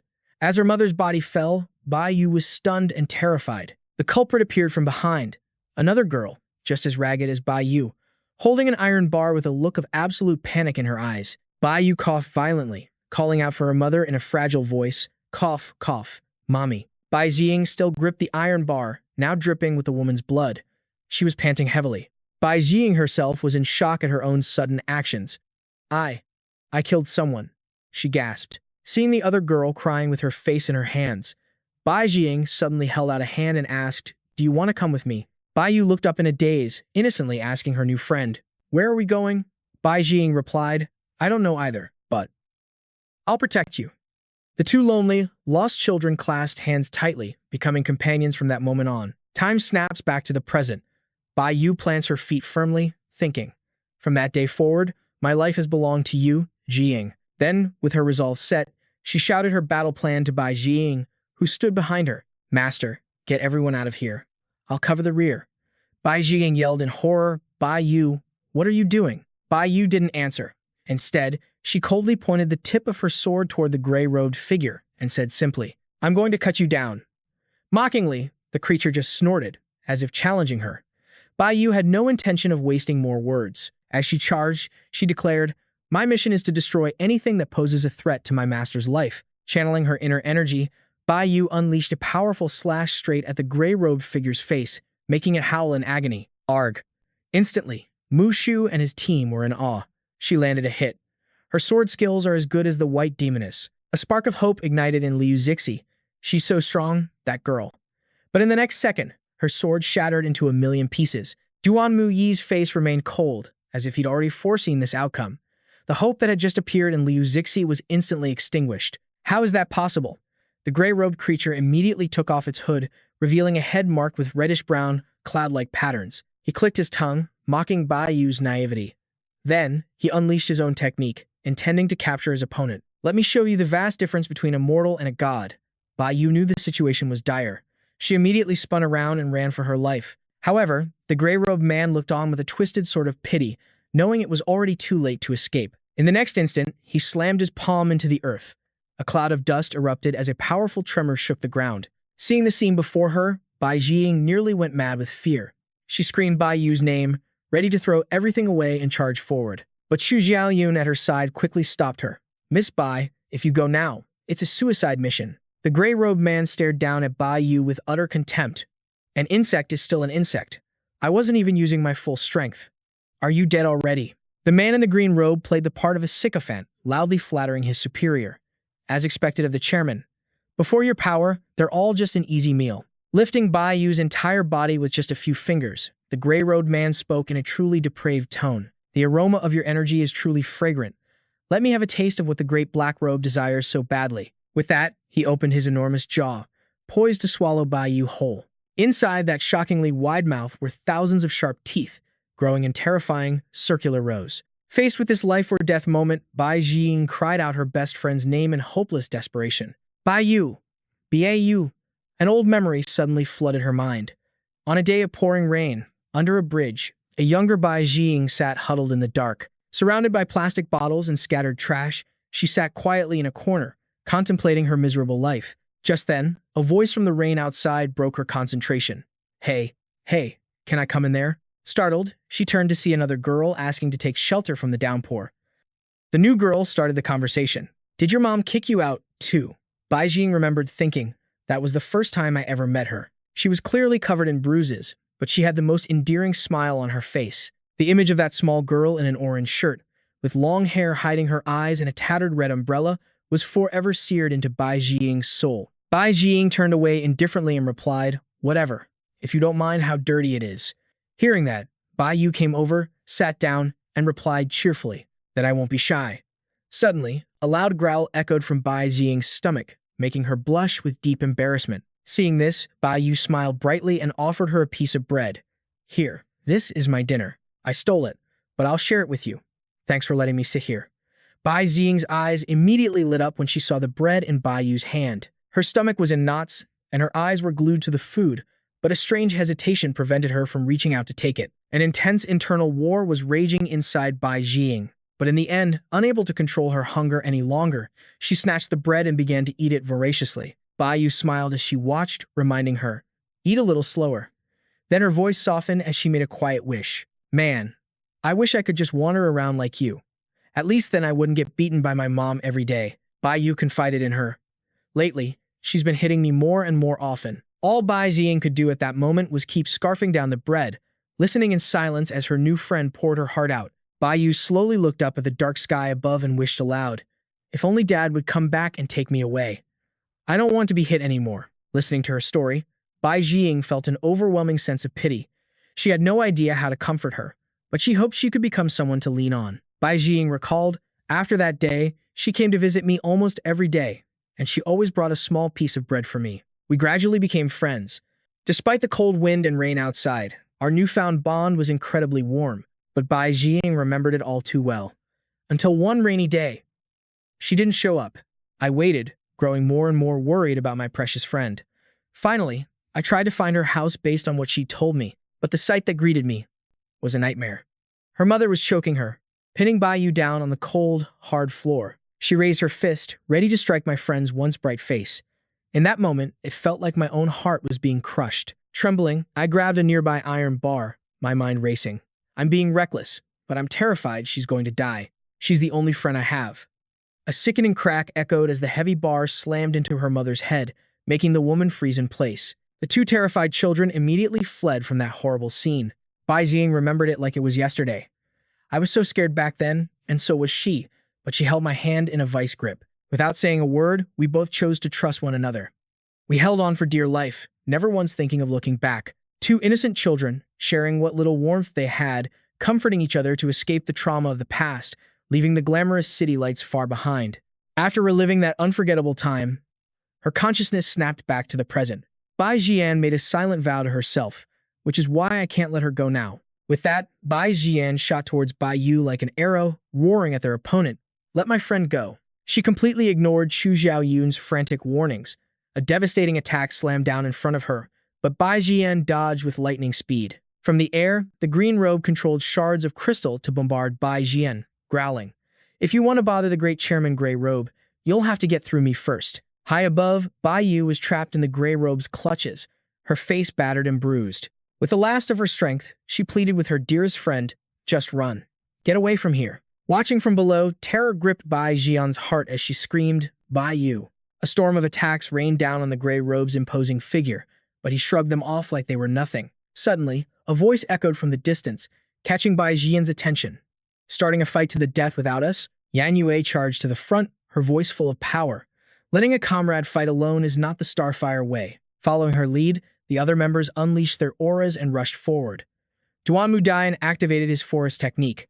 Chi Ruin wasn't far behind, yelling, Go, my little bear.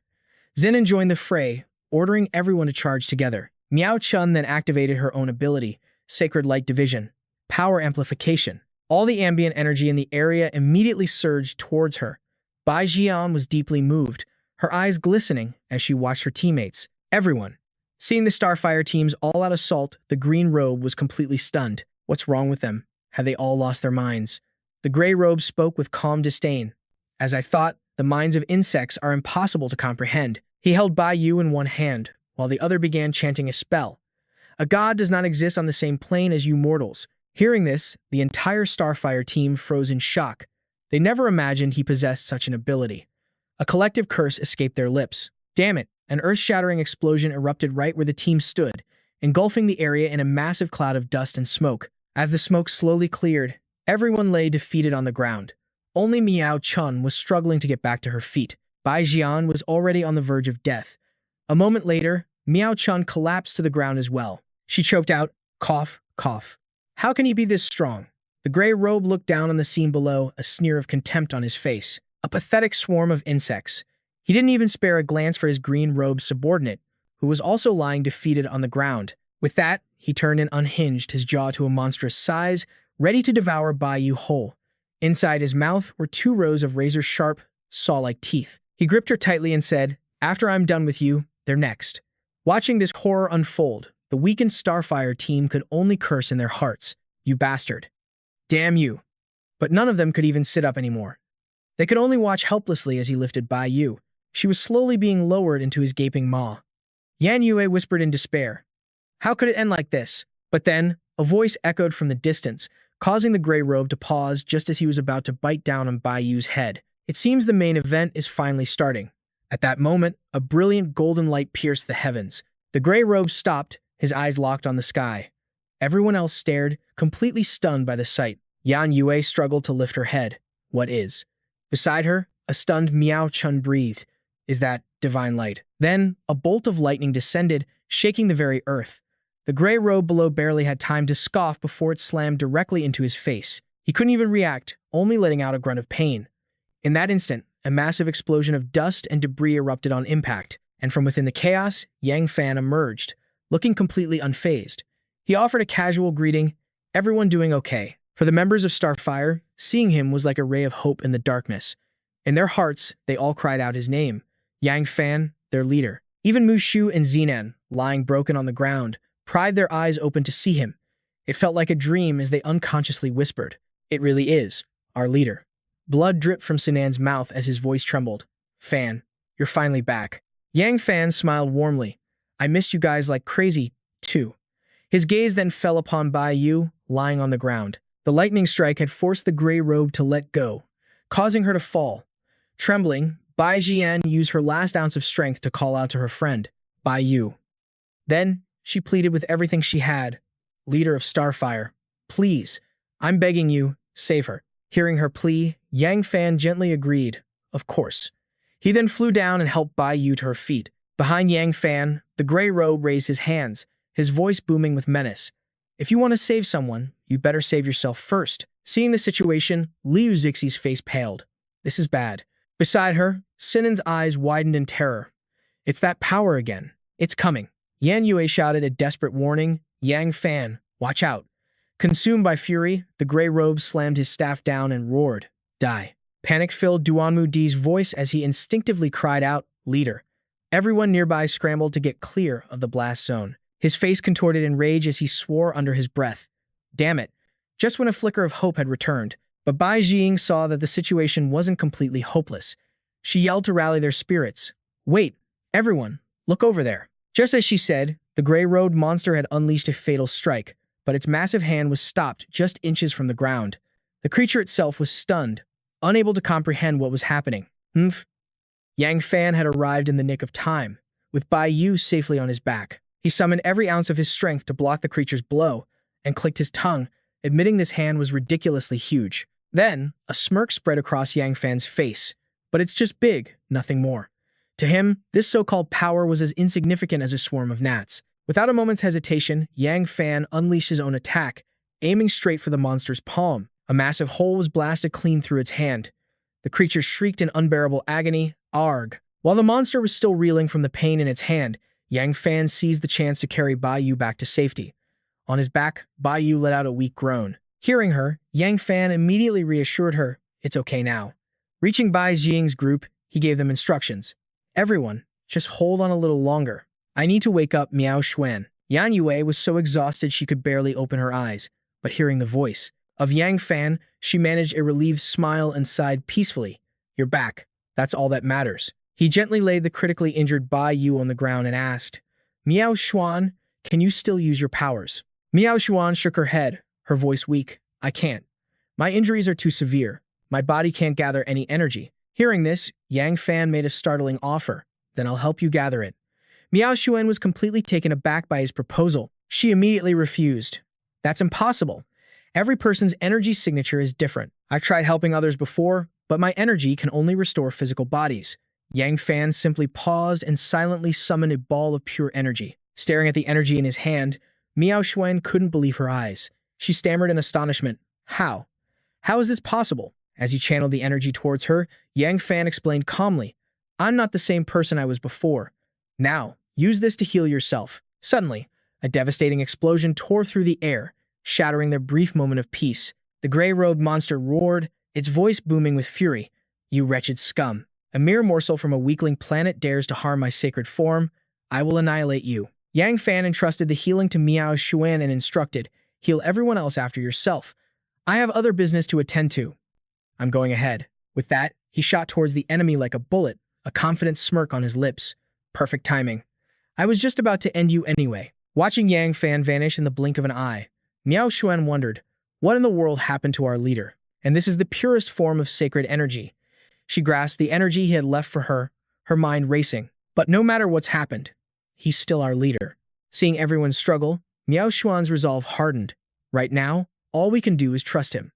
With that, she began the healing process. Meanwhile, the gray-robed monster was lost in a blind rage, furiously smashing its fists into the ground and screaming, Rawr! Liu Zixi struggled to his feet, his face etched with worry. It's coming again.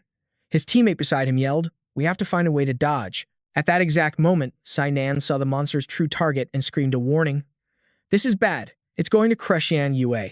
In the next instant, radiating pure killing intent, it charged right for her. Everyone screamed her name, Yan Yue. Dragging her wounded body, Yan Yue could only freeze in place, stunned. But something felt strange. She wondered, what is this? Suddenly, razor-sharp wooden spikes erupted from the earth, forming a protective cage right around Yan Yu. She gasped. The ground. The charging monster froze in its tracks, stunned for a full 5 seconds, and there he was. Yang Fan had arrived just in time. His voice was calm and reassuring. I'm here now. Once the shock wore off, Yan Yue greeted him with a warm smile. Welcome back. Yang Fan rushed to her side, helping her up as he explained gently. This is a sacred ability I managed to copy. It can't heal you completely, but it should at least get you back on your feet. He then added quietly, stay back a little, okay? Yan Yue simply nodded. The gray road monster was absolutely livid. Every move it made was thwarted by Yang Fan. It swung a massive fist at him, roaring, you have some nerve. Yan Yue grabbed his arm from behind. Then I'll just stand to the side and wait for you. He turned his head back to look at her, but then he turned his whole body back around. He grasped both her arms, stunning her for a second, then pulled her close and leaned in, pressing his lips against hers. Watching from the sidelines, Duan Mudi looked on with blushing admiration, while everyone else just stared at the two of them, completely dumbfounded. Liu Zixi's jaw hit the floor. Holy crap, that's our leader for you. Meanwhile, Chen Yinghui grumbled to the side. Is this really the time to be flirting? The blue and pink-haired twins watched in awe, completely captivated. Chu Xingyu and Yan Yue finally pulled apart, catching their breath. Chu Xingyu spoke, his voice steady. It's about time. Let's go. Yan Yue simply nodded. As she turned to leave, Li Yanzi glanced back with a knowing smile. I'm going now, she said softly. But from a dark corner, a mutant watched her leave. It emerged with a low growl, its colossal form blotting out the sky as it roared at the group. You dare look down on me. The beast lunged forward, bellowing, I'll kill your woman. But Chu Xingyu showed no fear. With a calm wave of his hand, he scoffed. With your power alone? Instantly, dozens of sharp spikes erupted from the earth, creating a massive explosion of dust and smoke. The eruption created a wall in front of Yan Yu, blocking her path. But from below, Chu Xingyu simply looked up, his gaze fixed on the giant. He cracked his countless knuckles. Your opponent is me. The mutant roared in fury, revealing a terrifying double row of razor-sharp teeth. You dare to toy with me. A smirk played on Chu Xingyu's lips. I'm surprised you could even react that quickly. I almost thought everyone from your world was brainless. The mutant's fist tightened in rage. I will kill you. With a flick of his wrist, Chu Xingyu's form blurred, moving with impossible speed. Is that all you can say? Don't you ever get bored? His speed was overwhelming. The mutant's eyes darted frantically, its teeth grinding in frustrated rage. Then, Chu Xingyu descended from the heavens. It's nauseatingly repetitive. The beast hadn't fully processed the movement, but its sharp instincts screamed a warning. It snapped its head upward. Terror filled its eyes as it saw him plummeting down. Chu Xingyu unleashed a powerful kick. Ha! The mutant barely managed to block it, but the force of the blow sent it staggering backward. A grin spread across Chu Xingyu's face. Let me show you something new. He drove his heel straight into the mutant's chest, forcing a pained shriek from its throat. This is to teach you who the real god is. The blow landed directly over its heart. With an agonized roar, the beast plummeted to the earth like a fallen meteor. Its impact shook the very ground. Chu Xingyu hovered lightly in the air, looking down. One problem down. For now, in a smoke-filled corner of the devastated battlefield, Bai Jiying lay motionless. Yan Yue stood over her, her voice urgent. Just hold on. A black-haired girl in a yellow dress knelt beside Bai Jiying. Don't worry. As long as I'm here, I won't let anything happen to any of you. Nearby, Liu Zihi lay exhausted on the ground. Chu Xingyu looked down at his comrades with a satisfied smile, but a sudden, loud noise shattered the moment. From up ahead, a desperate voice pleaded, Great Chairman, please don't. A figure in a large robe stood in the middle of it all, shouting with arms outstretched. Another robed figure knelt beside a lifeless body. Damn it. I was too late. The commotion drew everyone's attention. Yan Yue's voice was sharp. What's happening over there? The girl in yellow wondered aloud. Don't tell me that giant is still alive. Chu Xingyu landed softly on the ground and headed toward the noise. There's no time to explain. That thing is gathering power. I can't allow it to complete its goal. His gaze then shifted toward the sky. Next, I will return the power that truly belongs to all of you. Hearing this, Yan Yue frowned in confusion. Return to us. Did you borrow something from us? The girl in yellow standing beside her looked equally concerned. He began to cast a spell, extending a hand toward them. Not borrowed. I'm returning the complete abilities that were always yours. Chen Anhui struggled to his feet, clutching his side. What do you mean, complete abilities? As Chu Xingyu channeled his power, golden light shone from his chest. Sweat beaded on his forehead as he explained, those traitors you encountered. The zombies. The evolution serums. They were all counterfeit powers, created by these invaders. His form seemed to shift, taking on the appearance of a red-robed sorcerer, his eyes sharp and cold. These fakes were all modeled after the original power, the primal power of our blue star. This strength has always belonged to the people of this world. And now, I will give it back. All you who have awakened, awaken completely. As he spoke, he spread his arms wide, and brilliant streams of light poured forth. He was returning their true power. One by one, everyone present began to float into the air, enveloped by this magnificent energy. A young man gasped in amazement. This is incredible. The pink-haired girl stared at the light surrounding them. What is this light? It's so warm. Yan Yue looked at her own hands, stunned. Huh. Sinan stared at the ground below, unable to believe he was floating. The dark pink-haired girl looked down at a card materializing on her stomach. This feeling. Meanwhile, the girl in yellow stared at the card forming before her eyes. I have an ability card. A white-haired girl in a red coat floated nearby, her eyes wide. My ability card, it's materializing too. The girl in yellow replied, mine as well. All around Chu Xingyu, the awakened floated in the air, their voices rising in a chorus of disbelief. Me too. I have one too. It's my Iron Wall ability card. But Chen Anhui's expression was grim and worried. This is strange. Why is this happening? Could this light from Yang Fan be trying to steal everyone's abilities? But then, in an instant, all the ability cards shattered into pieces. A wave of shock went through the group. Huh? What's going on? The dark pink-haired girl gritted her teeth, her body suddenly going rigid. No, what is this? The pink-haired girl struggled against the discomfort. It's too much. I feel like I'm going to burst. Sweat poured down Duan Mudai's face. This sensation is so strange. Bai Jing. With a flushed face, I roared as power surged through my very being. The three girls with blue, red, and white hair leaned on each other, enduring the agonizing flood of energy invading their bodies. Chen Anhui stood to the side, his jaw hanging open with worry. What in the world was happening to them? Standing in a brilliant halo of light, Chu Tanyu explained, they are reclaiming their origin powers once more. He then gently descended, saying, each of them is being acknowledged by their own origin power.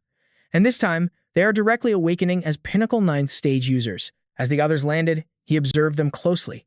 It seems they've finished the absorption. Sinan, buzzing with energy, clenched his fists in exhilaration. Whoa! I feel like my body is overflowing with power. He immediately began testing his abilities, throwing punches and weaving spells. In an instant, a massive iron gate materialized right in front of him. He stared in disbelief at his own creation. Whoa! I can actually cause a disturbance this huge now? The young man next to Sinan was completely stunned. Brother Nan, you're so strong. The black-haired girl in yellow was still floating, looking at her body in amazement. I feel different, too. It's like I have the power of a 9th stage sacred saint. The blue-haired girl and Lu Zixi looked at her, overjoyed and astonished. Your wounds are healing so fast. That's a 9th stage user for you. Lu Zixi added, wide area healing. Isn't that a completely overpowered ability? Bai Ziying marveled as her own body rapidly healed. The recovery speed is insane. Then, she spotted a figure lying on the ground. She turned and cried out, Bai Yu. On the ground, Bai Yu was writhing in pain, her wounds healing as her body underwent its own transformation. Bai Jing rushed to her side. Are you awake? Bai Yu's eyes fluttered open. Yeah. Overcome with happiness, the two girls immediately embraced each other. Bai Yu, Jiang. Seeing his mission was complete, Lu Zixi descended on a gust of wind with a soft whoosh. He looked at everyone. Can you feel your new abilities? All of you are now at the pinnacle of the 9th stage. Their faces lit up with pure joy. Sinan was ecstatic. This feeling is absolutely incredible. Duan Moody added cheerfully. My recovery is perfect. The young man with rabbit-like teeth declared. If I wanted to, I could easily spread my bewitching fragrance across the entire city. The blue-haired girl in yellow proudly created an ice shard with a single finger. I feel like I could create a glacier right now. The pink-haired girl in orange clenched her fist, and a flame danced in her palm. Then I'll just melt it all, she teased. Chen Anhui turned to Chu Tanyu. I'm really curious. What exactly did you go through? How can you just make everyone so much stronger? Chu Tanyu looked at him and began his story. After I confronted that giant eye, I managed to land a critical blow. His expression shifted, his brows furrowing. But I was unexpectedly pulled into an illusionary realm, where I had to pass the trials of the 5 origin powers. He recalled floating shirtless in a void, surrounded by the elements of fire, water, ice, earth, and wood. After clearing all the trials, I arrived in a completely new world. And there, I met the will of the world itself. He remembered his shock at her words. What are you talking about? He had asked, gritting his teeth as arcane symbols enveloped him. He had stared at the will of the world in pained confusion, his eyes filled with suspicion as she calmly performed her ritual with her eyes closed. Then, seeing a blue orb resembling the earth, he had a sudden realization. She wasn't just in this world, she was this world. Understanding this, he had asked, "What do you want me to do?" The will of the world simply turned and walked forward. "Follow me." She led him to a cascading pillar of pure energy, a torrent flowing between two massive rock formations with a small ellipse glowing at its center. She looked toward the pillar and told him that he had to absorb it all to gain the power needed to protect this world. Chu Tanyu finished. "It took me a long time to absorb all that energy. That's why I was so late getting back." After hearing the entire story, Duan Moody pushed up his glasses, his head bowed. "So, something like that actually happened. I always thought this world was governed by science." The girl with dark pink hair stood beside him, hands on her hips. "Superpowers, zombies, and those dark seeds. The moment those things appeared, you should have known. This world is no longer about science." Duan Moody gave a sheepish laugh and scratched his head. Chu Tanyu continued, "Right now, the entire blue star has been invaded. The whole human race is being slaughtered. Everyone is waiting for us." He spread his arms wide. "They need our help." Massive, glowing teleportation arrays, larger than the heroes themselves, materialized before each of them. "These portals will send you all to different parts of the globe. Go. Rescue the survivors and unite all of humanity. To win this war, we must rely on the strength of the entire world." Everyone was united in purpose. "All right. We're moving out now. There's no time to waste." Yan Yue looked nervously at Chu Tanyu, who stood before her with his arms crossed. "Don't worry," he said with a gentle smile, stepping toward her. "Go. I promise we will see each other again." Suddenly, the ground beneath them began to tremble violently. "An earthquake?" Yan Yue panicked as a blinding light flashed in the distance, followed by a monstrous roar. Chu Tanyu's eyes narrowed on the source of the disturbance. A grim light reflected in his gaze. "It seems that thing has finally gathered enough power." He turned to her, his voice grim. "Looks like it's my turn to head over there. He's lived long enough." "Then you absolutely must be careful," she urged. Yang Fan started forward. "I know. I'm leaving now." But a voice called after him. "Wait." He spun around. She rushed forward, planting a sweet kiss on his lips that made his face burn red. Yan Yue held his shoulders, smiling brightly. "You kissed me earlier. Now I'm returning the favor." Yang Fan was frozen in place, unable to process what she'd just done. With that, she turned and walked toward the portal, glancing back one last time to give him a playful wink. "I'm off." Yang Fan stood motionless, watching as the portal shrank and finally vanished. After she was gone, he looked down and smiled to himself. "I have to protect our world. If only for this kiss." Then, he raced toward the massive pillar of light blazing in the sky. Qing Xue stared at the explosion. Beyond the blinding source of light was a massive, swirling cloud of dust and smoke. She put her faith in Yang Fan, hoping her brother could save this world, and hoping he and Yan Yue could be together forever. Shaking off her worries, she steeled her resolve. "Qing Xue, it's time to head to your own battlefield." Then, she turned and stepped through the purple space gate before her. The scene shifts back to Yang Fan, who is now inside the very smoke cloud Qing Xue saw moments ago. Facing the brilliant beam of power, Yang Fan assessed it. The amount of life force was overwhelming. He's absorbing his own kind like they're nothing but nutrients. The enemy's vile actions made him clench his fists. Absolutely disgusting. Across from Yang Fan stood that so-called master. Watching him grow stronger by the second, Yang Fan spoke up. "Well, it looks like you've certainly gotten more powerful." The guy was nothing special, just a bald head that was shinier than a monk's. Sinister purple magic radiated from his body.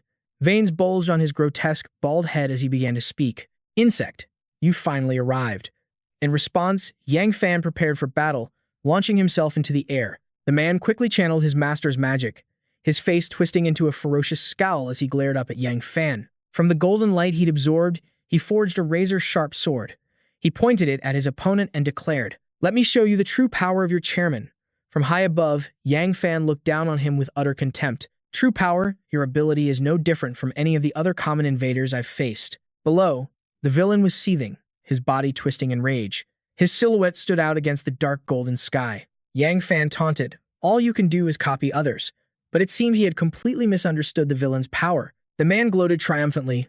"No, that is far too primitive.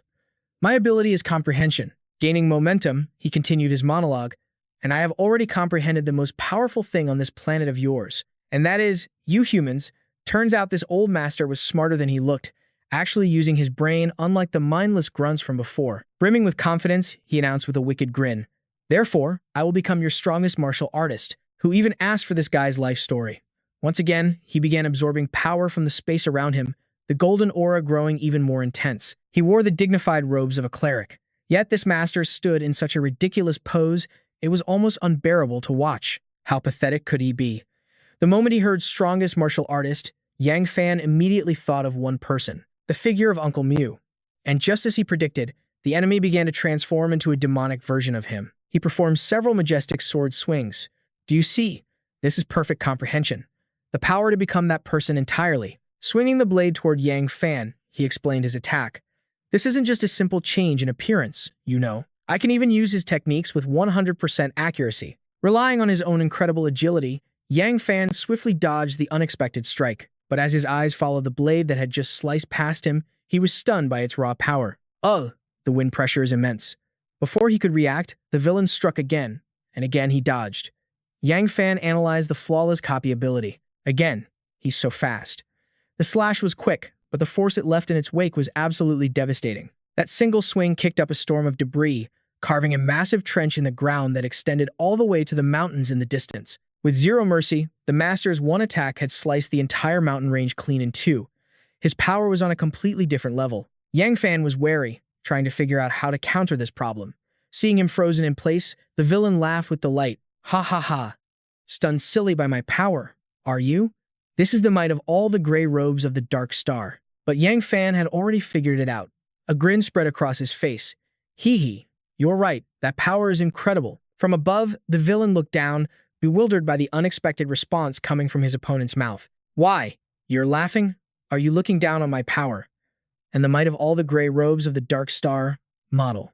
This old master might be all talk, but his predictions are scarily accurate. Feeling insulted by Damien, the enemy unleashed a furious barrage as a warning. I will make you understand true despair. He relentlessly chained his attacks, their combined force creating a devastating storm of power. The sheer force pushed our hero back dozens of meters, but he quickly regained his composure, a challenging smirk on his face. Not bad. Not bad at all. He's using the wind pressure from his blade to warp space itself. To amplify the Elder's technique with such raw power, this guy was no ordinary foe. Fine then. I'll use the same kind of power against you. Let's see how you like it. There's no escape for you, boy. With those words, our hero began to summon his own magic. A brilliant crimson energy gathered in his palm. His opponent's confidence instantly shattered. He bared a jaw full of razor-sharp teeth. You could just imagine the sound of them crunching through bone. He's gnawing on it like a rabid dog. The enemy thought in disbelief. What is this nonsense? How could you possess the same ability as me? Having awakened his power for this fight, Damien activated an instant teleportation technique. He flickered in and out of existence, leaving his enemy spinning in a panicked frenzy. What's going on? From a distance, our hero began absorbing the power of the enemy's own kind. A torrent of energy flowed into him, as his foe could only watch, utterly powerless. In an instant, Damien created a perfect replica of the enemy's original form, identical to the Grandmaster down to the very last detail. Oh, right. I forgot he was bald. Struck as if by a bolt of lightning, the original stared, wide-eyed, at the magnificent being before him. He couldn't believe his one true love had just appeared. Meanwhile, our hero stood majestically atop the fake Grandmaster's bald head. Like a colossal version of Sukuna, Damien's creation loomed as he declared, "Do you see? This is a reflection of your true self. Want to know what it feels like to be defeated by your own power?" Fury blazed within the enemy at Damien's audacity. He swung his blade in a rage, screaming, "How dare you mimic my master's form to humiliate me? I will kill you for this." Damien's smaller form stood calmly on the clone's head. As the original attacked, the massive fake moved instantly to intercept. "Arrogance is the privilege of the strong," our hero replied coolly. "And yes, I am absolutely humiliating you." But it didn't stop there. The clone effortlessly blocked the furious slash, taking no damage whatsoever. Its body remained perfectly unharmed, without a single scratch. The imposter, Elder Mew, couldn't believe his eyes. How? How can this be? Anything is possible, Damien taunted, brimming with confidence. Except, of course, you defeating me. I'm about to show you the true meaning of despair. His clone's defense had been unbelievably fast and overwhelmingly powerful. So fast, the enemy didn't even have time to copy the move. He was completely helpless, baring his fangs in frustration. Just now, I couldn't even see its hand move. Before he could recover from the shock, the massive clone struck a devastating blow. A single punch slammed into his gut. He doubled over in agony, coughing up blood. Cough, cough. Moving a step ahead once more, The clone's massive hand clamped around Banyao's throat, lifting him high into the air. Banyao was completely overpowered, his situation utterly hopeless. Yet, even while being crushed, he still managed to spout some foolish words. "Release me, and I'll kill you." Guyu mustered his strength, slashing his blade against the clone's neck, but its expression remained completely blank. It was completely unfazed by the attack. Seeing the clone remain motionless, the fool failed to grasp the situation. He arrogantly believed he had turned the tables. "So, it was just a mindless puppet after all," he sneered. "And here I thought you were powerful. It can't even withstand a single strike from my blade. With just a little more force, I can slice its head clean off." Looking down at the foolish enemy, Damien knew his confidence was misplaced. He decided to shatter that arrogance with a few simple words. "It seems you fundamentally misunderstood my power." And with that, Damien began to drop a world-shattering revelation on him. "My ability isn't creating some metal giant.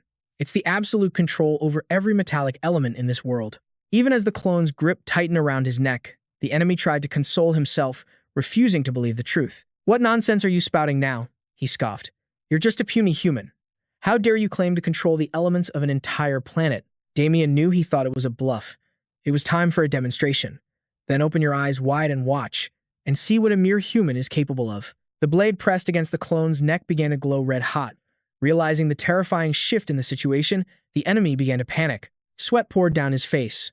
"What's happening?" he cried out. "Is it devouring my blade?" His sword began to dissolve, absorbed directly into the clone's body.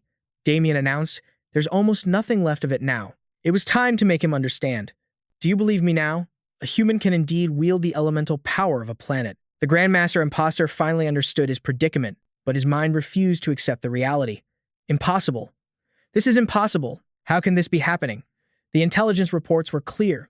The humans on this planet were supposed to be worthless trash. Annoyed by his enemy's pathetic arrogance, Damien had the clone tighten its grip, causing the imposter to break out in a cold sweat. Then, Damien leaped down from the elemental clone. "It's clear who the worthless ones are here," he stated, his voice low and deadly. "And it isn't us." He gave the command, "Kill." The clone obeyed instantly, unleashing a devastating blow on its target. Completely defenseless and pathetically weak, the man took the full force of the attack, his face twisting in agony before he collapsed. Victory was his.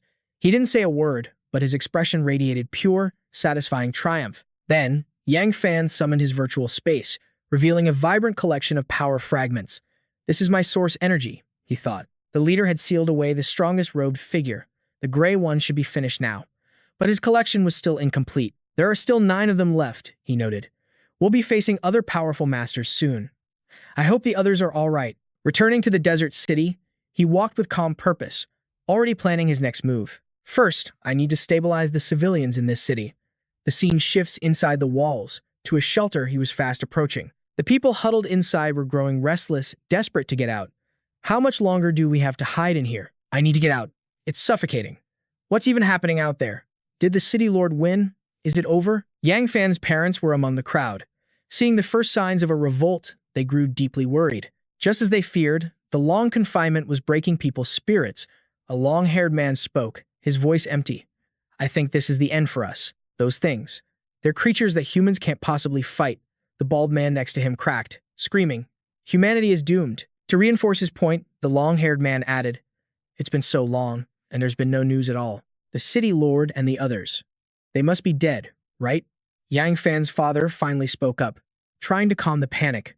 "Everyone, stay calm. My children are still fighting on the front lines. They and their comrades are risking their lives for us. They will definitely save us." But the anxious crowd immediately shot him down. "You're lying. They don't care about us. Those powerful fighters probably ran away ages ago. They wouldn't bother with weaklings like us. They would not." "Shut your idiotic mouths. If you don't know anything, then keep quiet. You're ungrateful and unbelievably stupid." Just as the purple-haired girl finished her outburst, the door swung open. Yang Fan stood there, having heard every last word. His voice cut through the tension. "Oh, is that so?" He stepped inside, his gaze sweeping across the desperate faces. "Do you really think you're worthy of saying such things? To the people who built this steel city to protect you." Everyone fell silent, their faces pale with shock. Just then, Yang Fan's father walked over and placed a hand on his shoulder. "Yang Fan, you're safe. Thank goodness." His voice was filled with overwhelming love and relief. Yang Fan looked at his father. "Mom, Dad, the world outside is being invaded by otherworldly creatures. All of you must stay here. Don't go anywhere. I'm going to defeat the leader of those monsters. I swear, I will save everyone. His father stared, confused. Defeat the leader of those creatures? Hearing that her son was going to face the enemy commander, Yang Fan's mother couldn't hide her terror. It was etched all over her face. But that's far too dangerous. Don't risk it. Little Fan, if something were to happen to you, what would we do? But Yang Fan's resolve was absolute. His mind was made up. Mom, he said confidently, I'm not that same weak kid anymore. I can handle any enemy, no matter how strong. Besides, my comrades are incredibly reliable. Even my sister is a powerful fighter now. Please, trust your son. As soon as this is all over, I want to come home and eat your braised pork. Realizing his determination was unbreakable, his mother finally relented. She stepped forward and hugged her son tightly. Little Fan. His father could only watch helplessly, a deep sorrow in his eyes. He returned his mother's embrace, then said his farewell. I'm leaving now. It was a touching goodbye between a hero and his family. But then, the group of able-bodied young men rushed forward, scrambling to block his path. They weren't worried for his safety. They only cared about saving their own skins. A man with orange hair yelled, "Wait, you can't leave." The bald man followed. "If you go, who will protect us?" A red-haired man joined in. "You're the only ability user here. It's your responsibility to keep us safe." How ridiculous. Is this what selfish cowardice looks like? Yang Fan's face filled with disgust. But it wasn't just the young men. There were also the elderly and a pregnant woman. They, too, pleaded for his protection.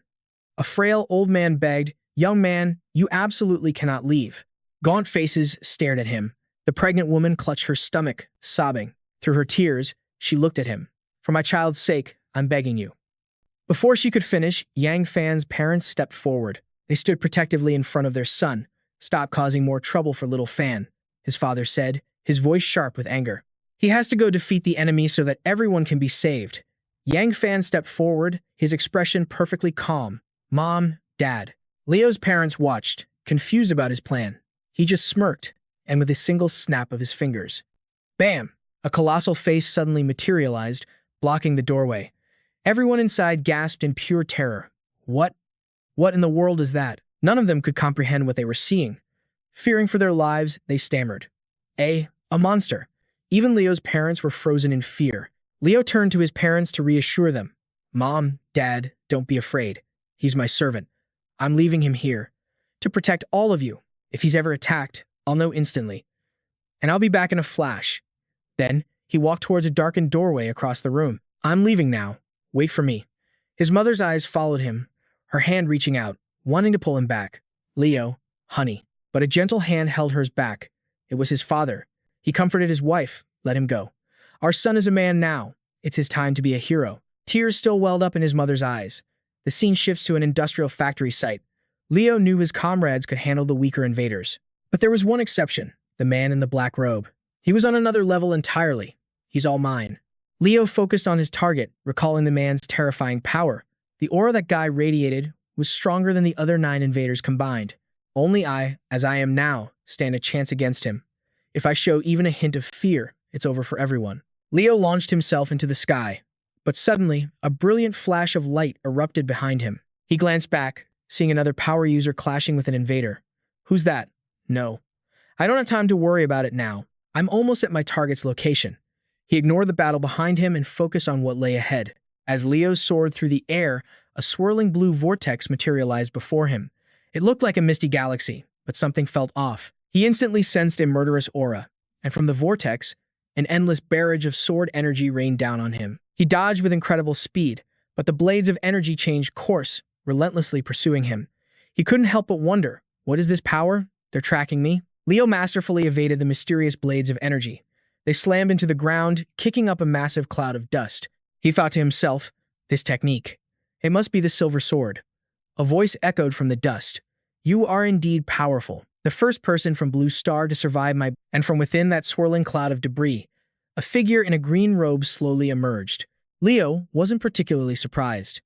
Judging by their aura and attire, this newcomer had to be a high-ranking member of the invaders. He stared down the figure, his voice serious. "An invader who has mastered sword intent? How interesting. That last attack. I'll admit, it was a little trouble." The figure just scoffed. "Sword intent? Don't insult my power by comparing it to such a primitive concept." They reached up to the hood of their robe and pulled it back. Leo was stunned. It wasn't a man at all. but a stunning woman with fiery blue hair tied in a high ponytail. She held a perfectly crafted, slender blade, her voice as cold as steel. I haven't mastered the sword intent of your blue star. Instead, through a former emissary, I acquired its entire history. I didn't just comprehend it, I perfected it. She raised her blade, issuing a clear challenge. My goal is to defeat every strong warrior on this planet with this sword. And you are, by far, the strongest I've encountered yet. Face me in battle, champion of Blue Star. She took her stance, ready for combat, but Leo just stood there, completely motionless. He just stared intently at the woman before him. Suddenly, her face flushed a deep red, her ears ringing. She wrapped her arms around herself, gritting her teeth in frustration. What are you staring at? You disrespectful Blue Star men are all the same. Now, fight me. Leo just looked utterly baffled, partly helpless, mostly confused. But in her mind, she had already reached a conclusion. He's actually staring at my body, just as the record said. The men of this planet are nothing but lecherous pigs. Finally, Leo found his voice. No, I won't fight you. You're different from the other invaders. She couldn't comprehend his words. What? Why not? Are you underestimating me? No. The aura about you isn't the same as the others. You don't carry the stench of blood. That proves you haven't killed a single person on Blue Star, Leo stated firmly. The beautiful warrior's eyes narrowed, studying him. She scoffed at the idea. Why would I be interested in the flesh of your people? I became the strongest through my own power alone, not by devouring others like a monster. She stood her ground, blade at the ready, though dead invaders littered the ground behind her. Leo turned his back and started to walk away. And for that reason, I have no cause to fight you. She watched him, realizing he was actually leaving. Sensing his true purpose, she called out, You're looking for the Lord in Black, aren't you? If you don't know his secret, you have absolutely no chance of winning. Leo glanced back over his shoulder, his voice filled with conviction. I will win. The power he wields can annihilate an entire planet with ease. The blue-haired warrior pressed on. Her desperate plea finally made Leo pause.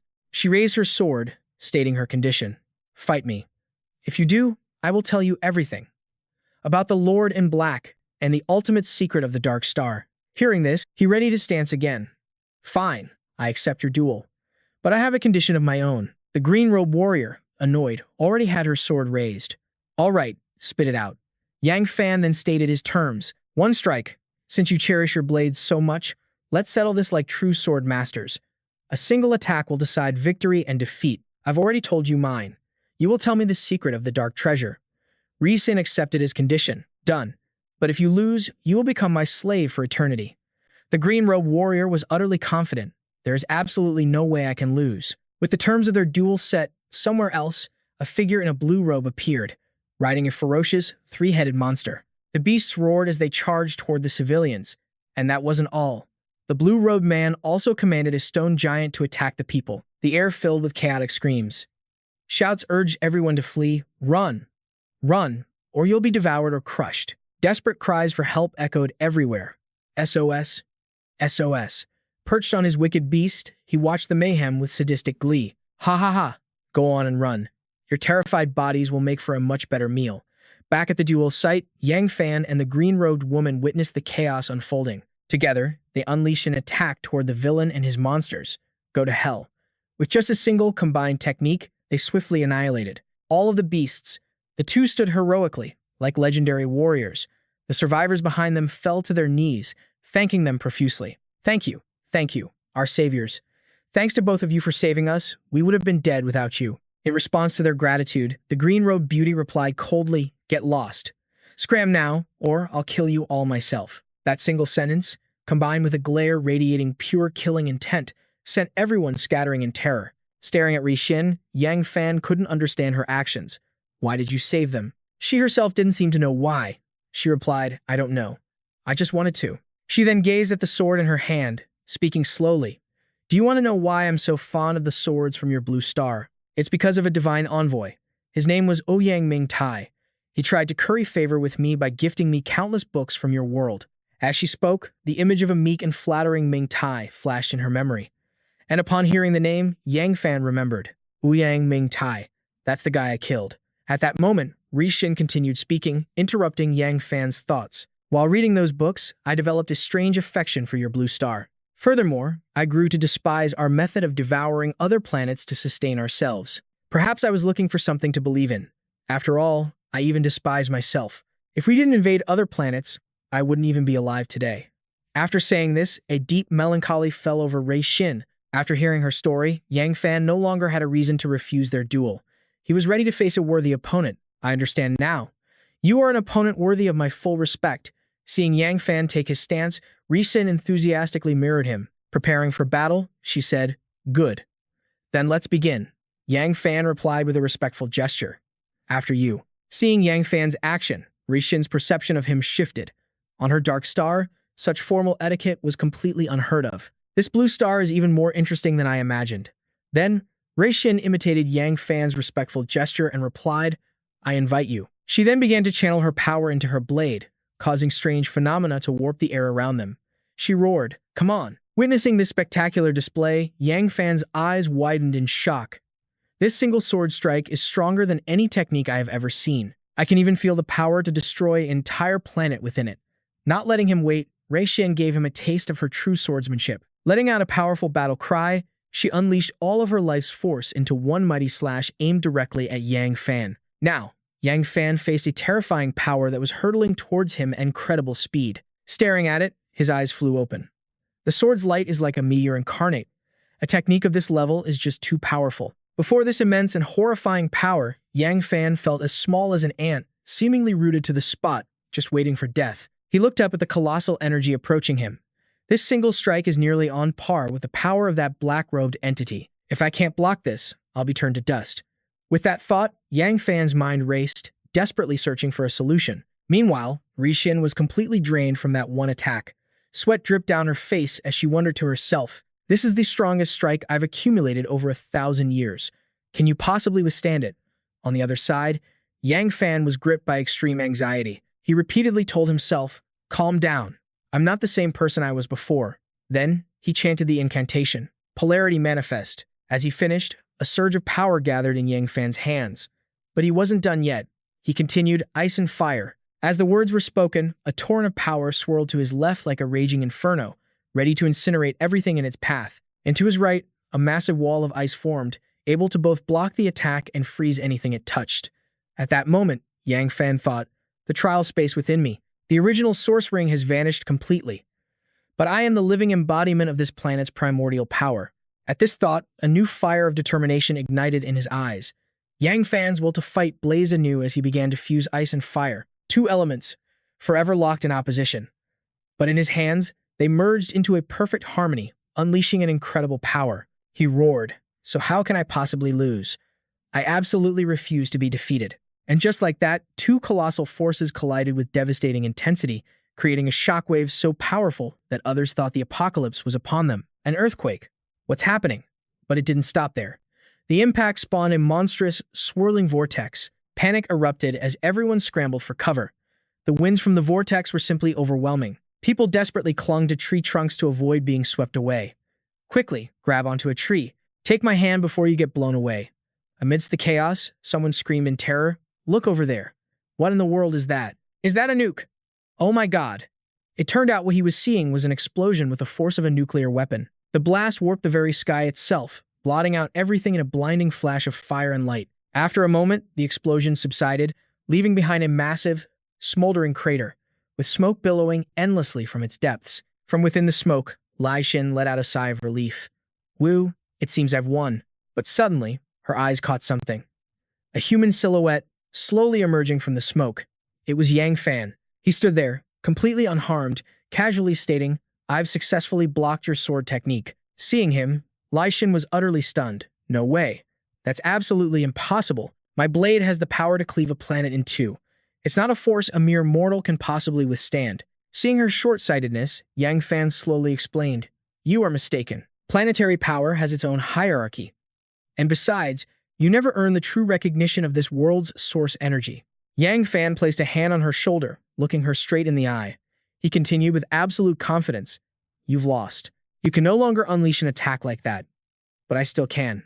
Hearing those words, Lai Xin froze on the spot. Her grip went slack, and the sword clattered to the ground. In that moment, tears began streaming down her face like a river. She was overwhelmed with a crushing sense of defeat. Yang Fan stared at the scene, completely bewildered. Question marks practically appeared over his head as he blurted out, "Huh." At this, Lai Xin only cried harder, wailing as if she had been holding it in her entire life. Seeing this, Yang Fan had no idea what to do. Sweating nervously, he thought, people from other worlds. Cry, too. Then, a sudden realization hit him. He gave an awkward smile. Ah, I get it. It's the feeling of failure. For someone like her, she can't hide what she's truly feeling inside. She's completely different from every other otherworldly being I've met before. In fact, she seems more human. And so, Yang Fan just stood there as Lai Xin cried her heart out. After a while, her sobs finally subsided. She lowered her head and said, "Thank you." This only confused Yang Fan even more. Then, she suddenly pointed a finger at Yang Fan's forehead. "This is for you." Before Yang Fan could even process her sudden action, a flood of memories poured directly into his mind. Memories. They're flooding in. This is her perspective. And that's the man in the black robe. An image of the black-robed man appeared in Yang Fan's mind, standing high above a crowd, addressing them all. "We invade planets for their resources. Their planetary cores are now all in my hands, each one a magnificent addition to my collection." As he spoke, he grew more and more manic. He asked the crowd, "Do you know why I am so much stronger than all of you? Because my power doesn't come from myself. It comes from these cores. Heh heh heh. With every planet I devour, I grow stronger. And now, I am on the verge of reaching king level." Witnessing this, Yang Fan was in disbelief. He thought, a monster that consumes the source energy of planets, and there's a king level above him. Just how powerful would a being at that level be?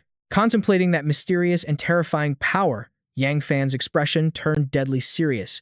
Meanwhile, Lai Xin had already turned to leave. As she walked away, she said, "I've done what I promised you. Now, I need to get out of here. I want to see for myself what kind of world could nurture a warrior as powerful as you." Hearing this, Yang Fan replied, "You flatter me. Aren't you taking your sword?" Without turning back, Lai Xin answered clearly, "From this day on, I will no longer practice the sword." The others were already clashing with the black-robed figures. If we unite, there's no way we can lose. Meanwhile, on Chen Yu's side, the combined power of the three warriors brought down one of the invaders. Sinan was completely drained after the fight, gasping for air now that the enemy was finally finished. But Zishi, though exhausted, was grinning. They had actually won a miracle. Even Chen Yu couldn't help but praise him. Damn, little brother Zishi is seriously strong. At the same time, in another location, the women's team had vanquished another enemy in a blazing inferno. They collapsed to the ground, utterly spent from the effort. Xiao Yun said her entire body was aching. Xiao Yuan spoke in disbelief. We actually won." Elsewhere, the silhouette of another invader was swallowed by raging flames. The ones who took him down were Bai Yu's team. With their fight over, Bai Yu commanded, "You two, go support Duan Mu and Miao Chun now." Chu Fei and Tuo Ni immediately responded with a sharp yes, while Ji Ying, brimming with fighting spirit, yelled, "All right, let's go." Clutching the location of the black-robed figure, Yang Fan thought, "It's time I hunted this guy down." On a snow-covered peak somewhere, a voice echoed. Mortals call this mountain Komolangma. It is the highest peak on this planet, where the strongest ley line also resides. The one speaking was, of course, the black-robed man.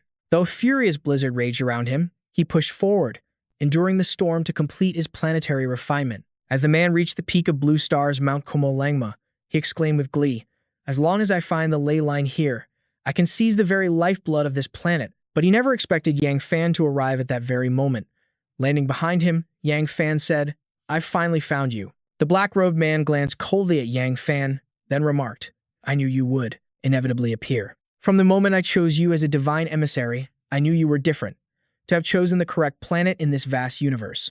I am truly fortunate." Yang Fan eyed the villain's sinister smile and demanded, "What are you talking about?" The black-robed man lowered his head, revealing only a wicked grin as he began to speak.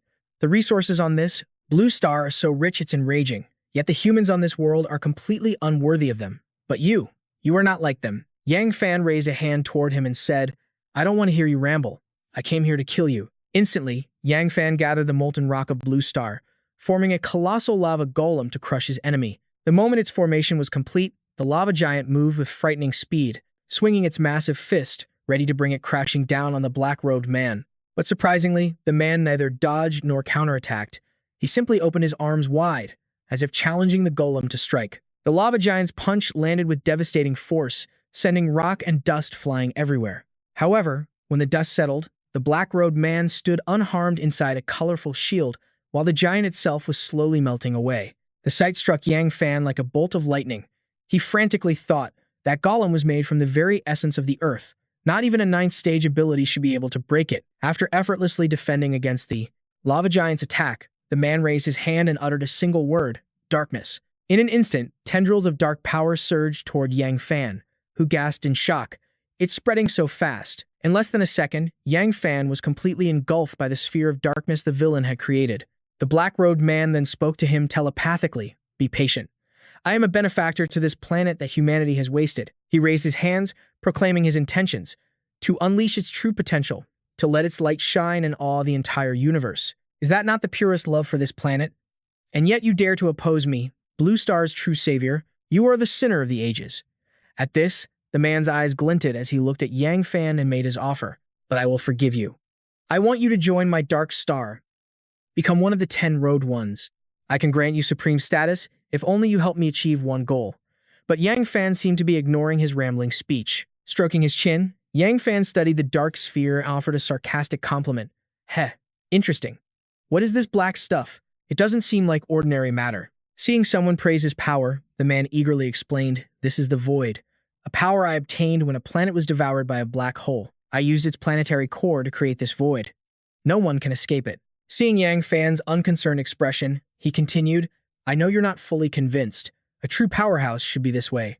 Then allow me to show you more of my collection. Like a giant child eager to show off his toys, he threw open his robe, revealing rows of beautiful, gleaming planetary cores. He boasted proudly, these are all the cores of the planets I have conquered. Yang Fan stared at the countless cores, a bitter sneer on his face. He thought, if he failed, Azure Star would become just another one of them. It would be twisted into one of these grotesque trophies. He would never let his home suffer such a monstrous fate. Yang Fan looked at the black-robed man, his voice filled with a grim respect. You truly are powerful. With a collection like this, I doubt there are many in this universe who could be your match. The black-robed man shot back instantly. That's obvious. Aside from the royal clan of the Shadow Star, I fear no one. After all, my treasury still holds immense powers like the thermal core and the eternal frost. Before the black-robed man could finish his boast, Yang Fan shot forward, launching a punch straight at him and roaring. In that case, how about you share some of that power with me? Yang Fan's mind raced. Victory was within reach. This single punch could connect with the black-robed man's collection of cores, but suddenly, a hand shot out, clamping down on Yang Fan's wrist like a vice. The black-robed man roared, Do you take me for a fool? With a vicious slam, the entity smashed Yang Fan's arm into the ground, his voice dripping with menace. You want to touch my cores? You are not yet worthy. The black-robed man raised his hand, absorbing the powerful essences from the cores to forge a dazzling, radiant sword of pure energy. He glared down at Yang Fan and bellowed, Die. In an instant, the core-forged blade shot towards Yang Fan like a bolt of light. Pinned against the rocky surface of Azure Star, Yang Fan made his move. In the split second before the sword could impale him, he successfully leaped aside, cheating death by a hair's breadth. Then, Yang Fan thrust his hand forward, shouting, Origin Flame, arise. Instantly, the primal fire transformed into mighty flame dragons that soared towards the black-robed man. Seeing the world-shaking fire dragons roaring towards him, the black-robed man just smirked and whispered softly, Humph, Absolute Zero. Immediately, layers of absolute frost erupted forth, forming a perfect shield that completely blocked every single attack from Yang Fan's Origin Flame dragons. Seizing this opportunity, the black-robed man raised his hand for a counterattack. He spoke with icy finality. Resistance is futile. Then, he unleashed a sharp beam of power that pierced a gaping hole straight through Yang Fan's heart. Yang Fan couldn't evade the attack in time and could only let out a cry of agony. The black-robed man glanced at the gravely injured Yang Fan and said, It seems you forfeited your right to become a god. In that case, just turn to cosmic dust. Watching Yang Fan's body collapse in agony, the black-robed man gloated. The ley lines of this planet are finally mine. As Yang Fan lay on the ground, his mind couldn't help but flash back to his grueling training sessions with the lava giant. Back then, the will of the world had seen him and offered a crucial piece of advice. Don't assume that the elemental origins of this world are limited to just the 5 elements. Think beyond the power of the 5 elements. Yang Fan had turned to the world will in shock, asking, Beyond the 5 elements?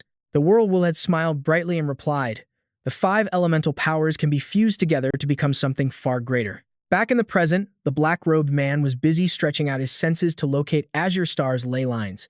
He shouted, I can smell it, the scent of the ley lines. The lifeblood of this planet is about to be mine.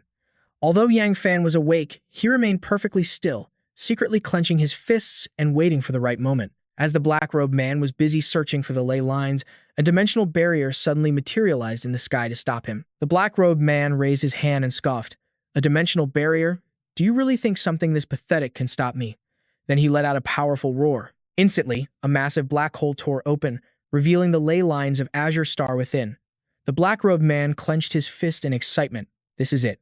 The ley lines. Overjoyed, the black-robed man reached in to claim the ley lines, his voice filled with glee. Now, you belong to me. But just at that moment, Yang Fan clutched his chest and slowly rose to his feet. He raised his hand and commanded, Origin, lightning.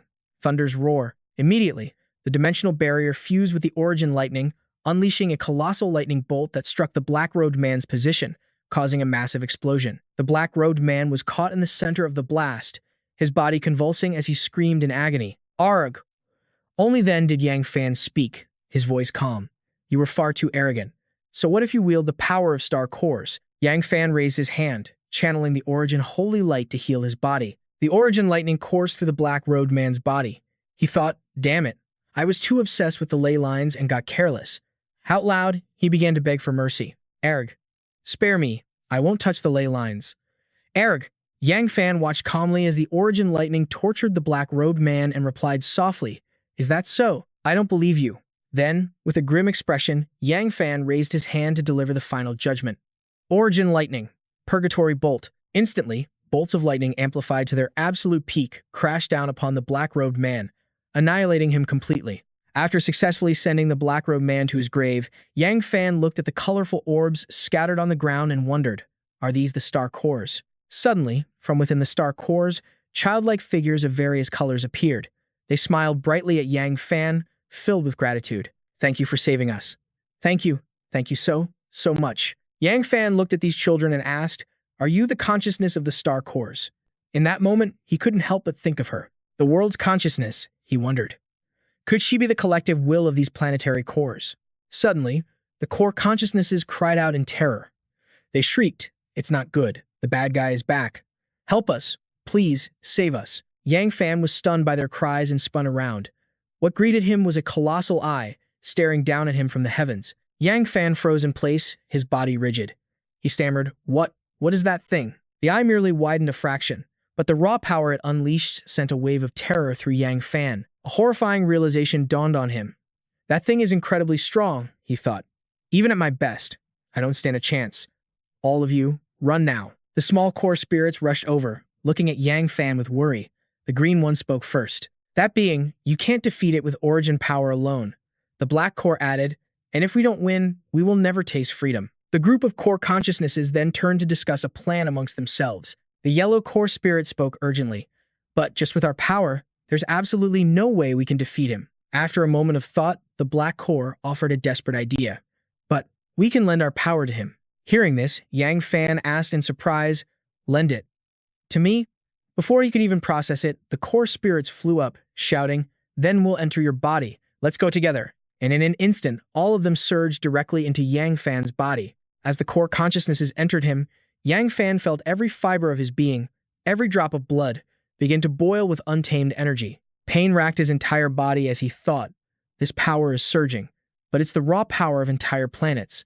I'm finished. My body is about to explode. Just as Yang Fan's body felt like a ticking time bomb about to detonate, a gentle voice suddenly echoed in his mind. Yang Fan. To his utter astonishment, the world's consciousness appeared before him once again. She floated to his side and gently placed a hand on his head, suppressing the chaotic planetary energy just enough for it to start merging with his own origin power. The world's consciousness looked at Yang Fan with a soft gaze and gave him one last charge. Victory or defeat. It all comes down to this single battle. After completing her task, she vanished in a flash, leaving Yang Fan no time to react. He could only cry out, wait, but at that very moment, from the crack in the sky where the eye watched, a gigantic foot descended, slamming down onto the earth with devastating force. From the dust and debris, the full figure of the Saint King was revealed. He glared down at Yang Fan with utter contempt and said, so it was you that I sensed, a mere human. Yang Fan stared up at the colossal being and asked, you could sense me? The Saint King's immense size and terrifying power, combined with the chaotic fusion raging inside him, left Yang Fan completely paralyzed. He thought frantically, the core energy is fusing with my origin power. Even though she suppressed it, The agony is still soul-shattering. Looking at the giant Saint King before him, Yang Fan made a grim resolution. He had to buy more time, no matter the cost. The Saint King sized up Yang Fan with disdain. I can't believe the presence I detected was just a tiny human like you. Could my senses have been mistaken? At that moment, Yang Fan could feel the two immense powers inside him failing to merge properly. He thought in a panic, are the core power and my origin power rejecting each other? I'm completely out of time. The Saint King strode toward Yang Fan, looking down at his tiny form. I have endured countless eons of solitude, waiting for a worthy opponent. If you cannot entertain me, he declared, I will turn both you and your planet into cosmic dust. The Saint King leaned in closer, his voice dangerously calm. Let me first test the limits of your strength. With that, he thrust a hand wreathed in flame toward Yang Fan, threatening to incinerate everything in its path. Yang Fan felt the crushing pressure in the air. He thought in terror. Just the power from a wave of his hand is enough to set the very air on fire. Just how monstrous is this guy? Shaking off his fear, Yang Fan crouched low, raising his hands and shouting with all his might. Origin Thunder. Violet Lightning. Origin Frost. Instantly, Origin Thunder and Origin Frost combined into a massive attack that shot directly toward the Saint King. But looking at Yang Fan's attack, the Saint King simply scoffed and said, interesting. Such a tiny body can control the universe's great elemental powers. Done with the games, the Saint King raised his fist to smash Yang Fan's attack, issuing a challenge. Now then, let's see if you can take a single punch from me. Hearing this, Yang Fan pushed the unstable fusion of powers to its absolute limit, unleashing everything he had at the Saint King. The strain was so intense that blood poured freely from his eyes, nose, and mouth. But no matter how much power he mustered, his desperate attack was effortlessly crushed by the Saint King. With just one hand, he shattered the ice and lightning. The Saint King looked down at Yang Fan and mocked, such weak elemental power. I felt nothing at all. It had no effect. Yang Fan stared in horror, realizing his attack hadn't even scratched the Saint King. How did it come to this? The Saint King said with disappointment. It seems you can't even withstand a single one of my attacks. Suddenly, a shout echoed from afar. Ninth Order light cannon at maximum output. Supercharged. Instantly, a surprise attack blasted forward, piercing straight through the Saint King's hand. Yang Fan looked up in shock. He cried out, that voice? The Saint King also turned, intrigued. So it's the intelligent battle mech from Yan Yue's group. Everyone shouted, Yang Fan, we're here. On top of the mech, Sai Nan, Duanmu Di, and Liu Zixi waved. We're here too. From the side, Bai Jiying, Mu Shu, and Yang Qingxue called out with joy. And us, big brother. Liu Zixi looked at Yang Fan, her heart filled with pride. Brother Yang, we've taken care of all the invaders. Now, it's our turn to help you. Seeing the battle mech and all his friends gathered, Yang Fan felt a surge of emotion. Yang Fan recalled the world's will's words and thought to himself, is this what it spoke of? The true power of our planet? Then everyone combined their strength, roaring as one. Don't hold back. For our leader. For our world. The battle mech, infused with everyone's spiritual energy, unleashed a relentless barrage toward the Saint King. However, the Saint King simply remarked, such unity is rare. What a shame. Every single attack found its mark, creating an earth-shattering explosion. Seeing this, Yang Qingxue cried out happily, did it work? Our attack had an effect. But her joyful shout was answered by the Saint King's mocking voice from within the smoke. Pointless. The Saint King raised his hand, using a cosmic orb to completely absorb their attacks. This shocking display left everyone present completely frozen in horror. Just then, the battle mech flew to Yang Fan's side, extending a hand to support him. Tears welled in Yang Fan's eyes, deeply moved. But the emotional moment was cut short by a powerful, violent suction force. Everything began to shake. The Saint King had aimed his cosmic orb directly at the battle mech and Yang Fan. He planned to suck them all inside. Yang Qingxue couldn't even open her eyes, crying out in fear. The pull is too strong. What is that thing? Liu Zixi replied, unable to budge. It's no use. I can't activate my powers.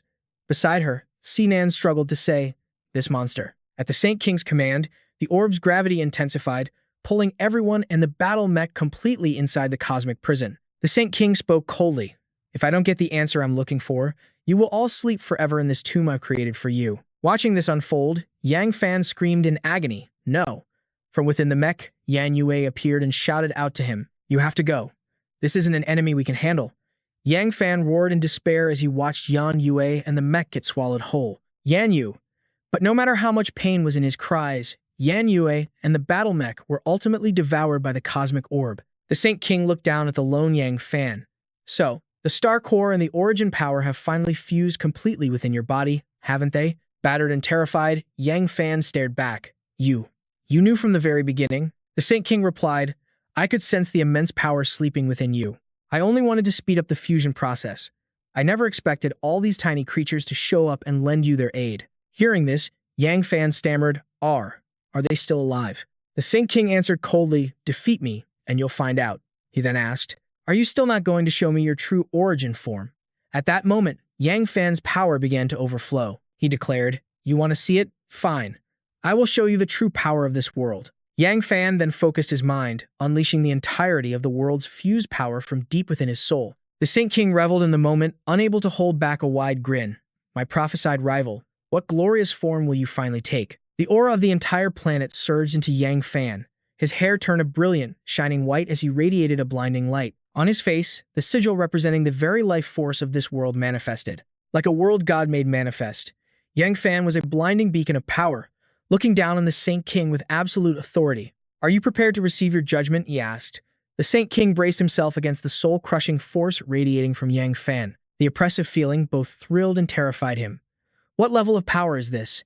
This is exactly what I've been searching for. This is the rival I've longed for. The Saint King finally erupted with the full extent of his own power. Waves of pure darkness surged around him as he roared maniacally. Come, face me in battle. Come on, give me everything you've got. Yang Fan felt the terrifying power surge through his body and declared, After I fully activate this power, you and I are no longer on the same level. I have touched the true realm of a god. The Saint King erupted with rage, glaring at Yang Fan with defiance. Then let this king see for himself just how you've touched the realm of the gods. With those words, the Saint King lunged forward to strike first. Yang Fan simply watched him, as if observing a trivial insect, and let out a cold, contemptuous laugh. Then, with a single glance, Yang Fan severed one of the Saint King's arms, leaving the villain utterly stunned in disbelief. Yang Fan smiled at the defeated king and said, This is the realm of a god. In the next moment, Yang Fan effortlessly sliced the Saint King's entire body into 1,000 pieces. In his final moments, the Saint King was both ecstatic and dazed, stammering. So this is it. So this is what death feels like. Ha ha ha. After the Saint King vanished, only the cosmic orb remained. Yang Fan held the orb in his hand and said softly, Now, I will save everyone. He crushed the cosmic orb, intending to channel its power. But suddenly, countless streams of dark energy poured out from within. The darkness spread with terrifying speed, soon enveloping the entire blue star, leaving Yang Fan completely shocked. Seeing the sky and the ground of blue star turn a dead gray, drained of life, Yang Fan cried out in horror. The life force of this planet's core is fading fast. He stared at the orb in his hand, shouting in disbelief. Is this thing causing all this? Just as Yang Fan was lost in confusion, a gentle voice suddenly appeared. It wasn't the orb that summoned it, it was you. At that moment, the world's consciousness manifested before Yang Fan once more. She explained, You absorbed all the life from this planet. When you went all out and transformed, this world became you. Hearing this, Yang Fan immediately asked, Is there any way to restore it to how it was? The world's consciousness nodded and replied, There is a way, but I don't know if you'll agree to it. She then looked directly at Yang Fan and said, As long as you return your power to this planet, it can be saved. Yang Fan fell silent. He walked out and looked upon the mountains, the trees, and the grass, all drained of life. He saw the innocent people and the ruined cities, all shrouded in darkness. Seeing Yang Fan's prolonged silence, the world's consciousness said nothing more. But in her heart, she felt a pang of despair, thinking, Who could willingly give up the mighty power to control an entire world? But in that moment of absolute hopelessness, Yang Fan's determined voice rang out, I'll do it. His answer left the world's consciousness completely stunned. She then watched as Yang Fan flew into the air, his entire body radiating a brilliant light. Life force began to pour out from his body. Powerful streams of vitality flowed into the mountain ranges, then washed over the cities, dispelling the darkness. Finally, it sank into the depths of the ocean. The entire planet was enveloped in life force, cleansing the encroaching darkness. A long time later, a voice suddenly echoed in Yang Fan's mind, My love. Yang Fan slowly opened his eyes. A hazy figure called out again softly, My love. He opened his eyes once more. The person calling him was none other than Yan Yue. She cried out with joy, My love, you're awake. At her words, everyone gathered around erupted in cheers. Boss, brother Yang. Boss, welcome back. Yang Fan sat up amidst everyone's excitement, laughing joyfully as he announced, The apocalypse is over. From within the rubble, a lotus flower began to bloom. The apocalypse is over. The blue sky met the vibrant green earth, Everything had returned to how it was before. Suddenly, Yan Yue noticed the rings on Yang Fan's fingers and asked curiously, "Why are you still wearing these rings?" Yang Fan himself looked down in surprise and answered, "Huh, didn't these disappear a long time ago?" A sudden sense of unease washed over him as he thought, what is going on? In a desolate wasteland somewhere, a strange, glowing sphere emerged from beneath the ground, covered in eerie light and demonic patterns. This monstrous orb began to tremble, and deep within the earth, the ground itself became infected, spawning countless other grotesque spheres. And deep below it all, a monstrous mouth opened wide, gurgling ominously. The seeds of the apocalypse had not been destroyed. Zombies still wandered the ruined city streets, groaning. One of the zombies noticed something. It knelt down and picked it up. It was a piece of meat. The creature tore into it like it hadn't eaten in days. As it ate, a figure rushed up from behind it. It was Xiaoxi, who swung a baseball bat with all her might, smashing it into the zombie's head. With the zombie defeated, Xiaoxi stood with her hands on her hips, the bat resting on her shoulder. She said cockily, "So disgusting, eating people like a wild animal. Truly pathetic." Uncle Wang Ailin and the black-haired guy ran up behind her, saying, "Xiaoxi, you're really fast. Sister Ci, you should take a break. The boss said we're out here for practice, so let us handle some of them." Xiaoxi turned around and said, "All right, I'll take a short break. Let's give these poor souls some peace." Before them, a whole horde of zombies was shambling closer. The dark-haired young man charged with his staff, swinging it hard into his zombie's head, while Ailin leaped up, kicking another one squarely in the face. Uncle Wang threw a powerful punch right into the jaw of a grotesque zombie. These twisted puppets have no consciousness. Let's set them free. In just a moment, the three of them had taken down the entire wave of zombies. They lay scattered on the ground. Xiaoxi looked down, assessing them. Although they still had the appearance of their former selves, their humanity was long gone. To protect the living, you have to kill anyone who's turned, even if they were once a friend. Alin and the dark-haired man let out a sigh of relief. Phew, that was exhausting. Our strength is still too weak. If the Savior were here, we wouldn't have to risk our lives like this. Hearing Alin mention the Savior, Xiaoxi thought, the Savior? If it weren't for that man, I probably wouldn't have escaped the fate of becoming a zombie. She recalled the past, thinking, a month ago, the world changed drastically, and he was the one who summoned giants to protect us. At that time, the Earth had fallen into imminent danger. Humanity could have been wiped out at any moment, but he fought with his life on the line for everyone. The image of Yang Fan speaking through a communication device appeared in her mind. He had said the crisis was over, and now the survivors on Earth needed to rebuild. In that dire situation, it was Yang Fan who stepped up to fight and protect everyone. After defeating the enemy and saving the world, he called on everyone to rebuild their homes together. The thought made Xiaoxi feel happier, and she smiled to herself. A man with such spirit, I really want to meet him one day. After the fight, while everyone was still laughing and talking, a huge shadow suddenly appeared behind Uncle Wang and Alin. The monster ground its teeth, making a loud noise. Alin was stunned, his whole body trembling, as he glanced behind him. Spotting the monster, Alin and Uncle Wang spun around into a defensive stance, shouting, "There's still one more. Everyone, be careful." Just looking at the massive zombie was enough to know it possessed formidable power and wouldn't be as easy to defeat as the previous ones. Xiaoxi kept a cool head and said calmly, "Perfect timing to test the new binding gun." She pulled out a gun, raised it, and fired a bullet that flew swiftly toward the giant zombie. The bullet began to transform into a glowing net, speeding straight toward him. The monster was too big and slow to dodge. The net expanded, enveloping his entire body and locking him in place. Everyone felt a sense of relief. "Give it up. This is a specially designed binding net." The huge zombie refused to submit, struggling to break free. Uncle Wang turned and said smugly, "If you can tear that, I'll write my name backward." Before he could finish his sentence, the monster ripped the net into two pieces. Uncle Wang stood frozen in shock. Uncle Wang still didn't understand what was happening, continuing his earlier sentence. Backward. A strong gust of wind swept past, making his hair stand on end, his face full of question marks. Xiaoxi quickly realized it was about to attack and shouted, "Be careful." It was too late. The giant zombie charged straight at Uncle Wang, who was still standing there, to vent its frustration. He swatted Uncle Wang away, sending him flying into a large wall and causing it to crack. Ah! The zombie's blow was so powerful it left a huge mark on Uncle Wang. Xiaoxi ran over anxiously, kneeling down and taking his hand. "Are you okay?" she asked. He mumbled in pain. "It hurts so much. Damn it. I was too careless." Alin stood on the sidelines, trembling all over. "This is insane. How is this possible? This monster is too ferocious. We can't handle it." The monster suddenly changed direction and charged straight toward Alin. The giant monster relentlessly pursued, raising its fist aggressively, preparing to strike at Xiao Xi's position. The people around saw it and shouted for her to get out of the way. Alin was just as terrified, yelling, "Run now!" Uncle Wang was seriously injured and couldn't get up. Xiao Xi couldn't leave him at this moment, so she could only pray silently.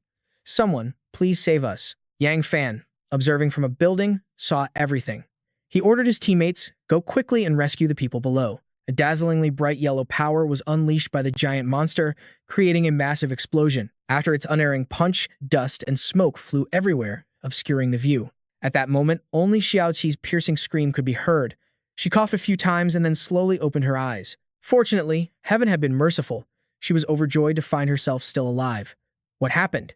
Just then, Xiao Qi noticed a slightly chubby man in front of her, using a shield to protect her. He looked back over his shoulder and said confidently, "Don't be afraid. Beautiful. I'm here." The giant monster was also bewildered, staring at the shield in front of it, with question marks and exclamation points popping up in its head. At the same time, Yang Qingshu appeared, opened a spatial portal, and swiftly pulled the two of them through. Once they reached safety, Yang Qingshui immediately laid into him. "Sainan, even if the zombies can't break your defense, don't just stand there and take the hits." Sainan sheepishly scratched his head and apologized, admitting he froze for a moment and promising to be more careful next time. Meanwhile, Xiao Xi watched them bicker, completely amazed. He couldn't believe they were powerful enough to actually fight that monster. Compared to their strength, he felt like nothing more than an insect on this godforsaken planet. A pained cough from Uncle Wang suddenly shattered Xiao Xi's train of thought. The old man, knowing his time was up, spoke weakly to Xiao Xi. "I'm not going to make it. Please, can you tell my wife something for me? Tell her I love her very much." Hearing this, Xiao Xi panicked, desperately trying to shake the old man awake. "No, Uncle Wang, you have to tell her yourself. Just hang on." That's when a soft voice echoed from the distance. "Let me see. There might still be a chance to save him." Lin Miaochun emerged from the smoke, her stunning figure commanding attention. Captivating everyone, she quickly unleashed her saintly healing power, and both of her arms began to glow with a blinding light. A golden aura enveloped Uncle Wang's entire body, and his gruesome wounds began to seal themselves. Xiao Xi watched in awe, whispering, "Is that a healing ability?" A moment later, Lin Miaochun stood up and calmly addressed them. "It's done. His injuries are no longer life-threatening. After some rest, he'll be just fine." Xiao Xi couldn't stop thanking them. Thank you so much." Uncle Wang, having been pulled back from death's door, was overjoyed. "Young lady, thank you for saving me." Suddenly, the giant monster reappeared. Yang Qingshui immediately dropped into a fighting stance. "I'll deliver the final blow." But before she could move, her brother suddenly swooped in to steal the kill. "Not a chance, little sister." He appeared high above the monster, bringing down a devastating strike from the heavens. A massive explosion rocked the entire area. Yang Qingshu could only stare at the scene before her, utterly shocked. Yang Fan strolled out of the inferno with his hands in his pockets, completely unscathed by the blast. He muttered under his breath, "The dead should learn to stay down." Yang Qingshu rushed towards him, fuming. "Brother, you always steal my chance to shine. I hate you." He just gently patted her head to calm her down. "Be good, and I'll cook you something amazing later." She pouted but finally agreed. "You better keep that promise." The nearby survivors cautiously peeked out to watch the exchange. "Look at him. Do you think he's some kind of savior?" Another survivor confirmed, "Holy crap, I think he is. Oh my god, he's the real deal." Aelin stared at him with adoration. As expected of the great savior, his power is incredible. One of the others couldn't help but ask, "Why would a powerful figure like you come all the way out here?" Yang Fan didn't bother hiding the reason. "We've been getting reports that the zombies in this area are becoming increasingly frenzied. I came to investigate the cause." With the brutal battle finally over, Xiaoxi approached Yang Fan's group with a bright smile. "Thank you for saving us. If you hadn't shown up, we would have all died here." Though she appeared calm, her heart was racing with pure joy. She thought to herself, "I can't believe I met the real hero. Is this my lucky day or what?" Yang Fan cut right to the chase. "Enough talk. I'll escort you all back to safety." But hidden deep within the rubble, a strange worm squirmed, its head poking out to survey its surroundings. Its gaze locked onto one of the young men. Yang Fan suddenly sensed that something was wrong. What was that noise? He whipped his head around, shouting at Aelin, "Get back!" But it was too late. The worm was already right in front of his face. Aelin froze, staring at the terrifying creature for a split second before it latched onto his face. Aelin screamed in pure terror. "What the hell is this thing?" With his mouth wide open, the disgusting parasite found its entry point. It dove inside, burrowing deeper at an alarming speed. Aelin's eyes widened in agony as he begged for help. "Save me. In a flash, it slithered down his throat. He desperately tried to claw it out, but it was useless. Watching him tear at his own throat in agony, Xiaoqi screamed, Ailin, Ailin, can you hear me? By now, the parasite had settled inside his brain. Ailin roared in fury, you bastard, get out of my head. A wave of excruciating pain followed, forcing Ailin to clutch his head and plead, my head is splitting open. Someone, help me. One of the survivors, oblivious to the true danger, stepped toward him. Don't worry, we'll get you to a doctor right away. Using the last shred of his willpower, Ailin shoved the man away. His body began to twist and contort as his eyes glazed over. Ailin choked out a warning. The parasite, it's controlling my brain. Run! The pain intensified, and he covered one eye. When he pulled his hand away, his eye had turned blood red. One entire side of his brain had been... Ailin was in absolute agony. In a matter of seconds, he lost complete control of his body, transforming into something else entirely. His once slender frame exploded with grotesque muscle, ripping his clothes to shreds in the process. The young man stared at the stranger, shaking his head. No. But before he could react, Alan lunged forward, sinking his fingers into his throat and savagely ripping his friend's arm from its socket. Witnessing the brutal carnage, Xiaoqi could only cover her mouth in horror. Alan, stop, don't, she screamed. Thankfully, Yang Qingyan appeared in a flash behind the man. With a quick teleport, she snatched him from the jaws of death. The man cried out, clutching the bleeding stump where his arm used to be. My arm, he shrieked. Lin Miaochun rushed to his side.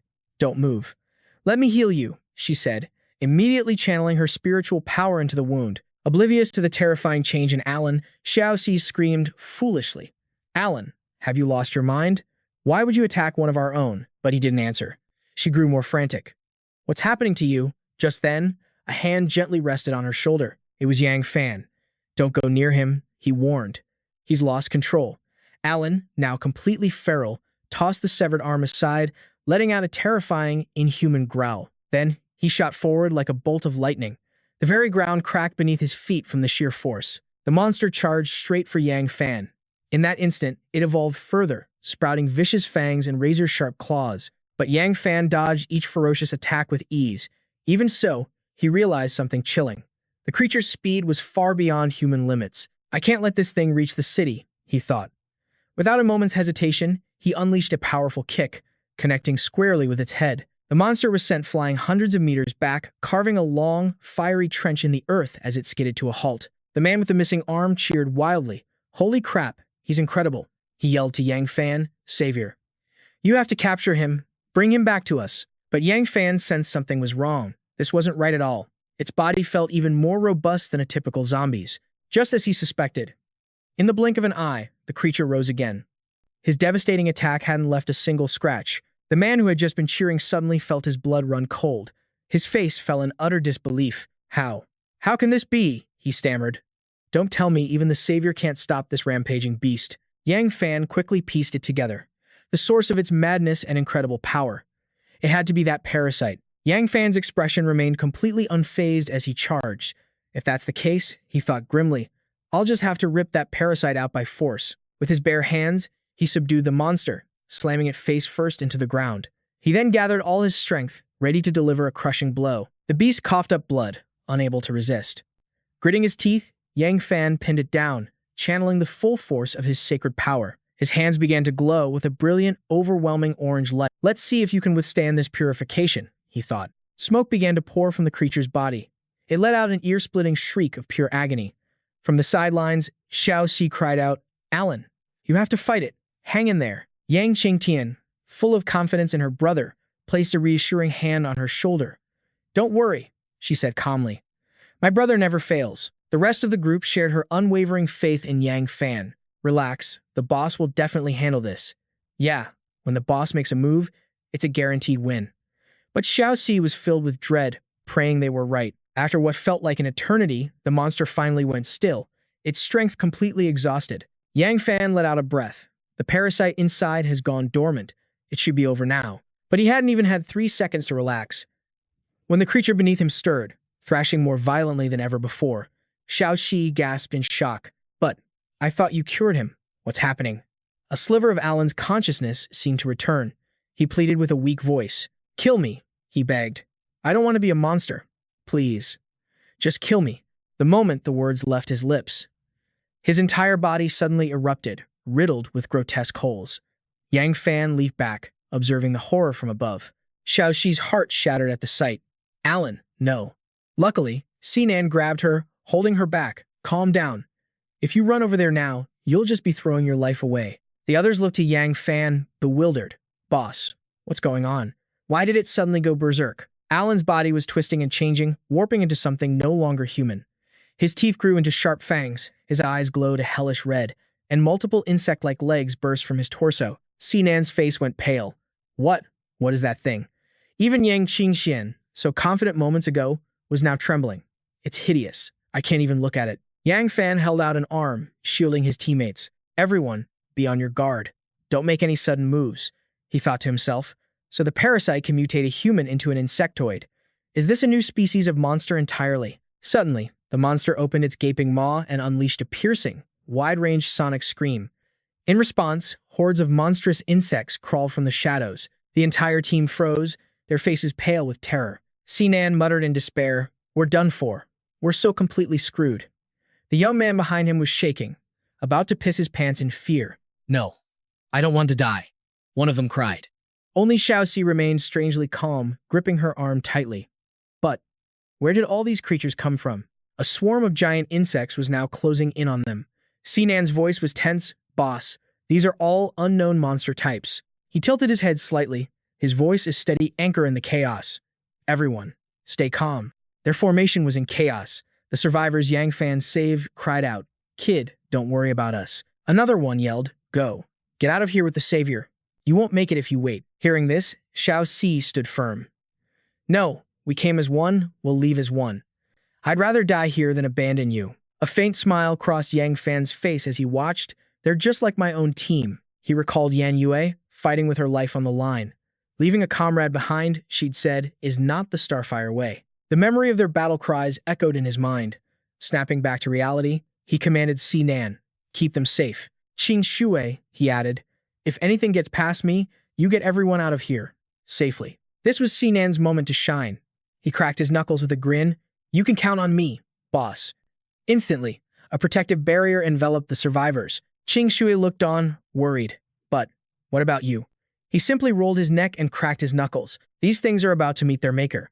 Let's see what these new freaks can do," he said aloud. He knew hand-to-hand combat would be too slow, but unleashing his full origin power could damage the world itself. However, using a standard ability shouldn't be a problem. Just then, a swarm of giant multicolored insects charged him. A smirk played on Yang Fan's lips as he raised his hand. The origin fire ring. It began to glow with a scorching red light. "Old friend," he murmured, "looks like it's time for your comeback." As the words left his lips, a torrent of flame erupted from the ring, engulfing the fearless monstrosities. He torched one wave, only for another to take its place. The flames were effective, no doubt, but the horde was simply endless. Whoa! A massive grasshopper-like beast swung its pincer right at his head. He dodged just in time. It was time they tasted Yang Fan's true wrath. "Since you're so eager to die," he declared, "allow me to give you a gift." The formless fire coalesced, taking the shape of a magnificent dragon. The origin flame dragon swallowed the swarm, incinerating them all. Just like that, it was over. Xiaoxi stared, his jaw hanging open in awe. "So this is our savior? Unbelievable power." Yang Fan glanced at the ring on his finger.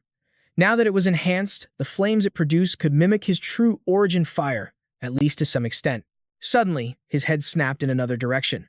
His senses told him one of them got away. The lone survivor realized it was spotted and tried to flee, but it was too late.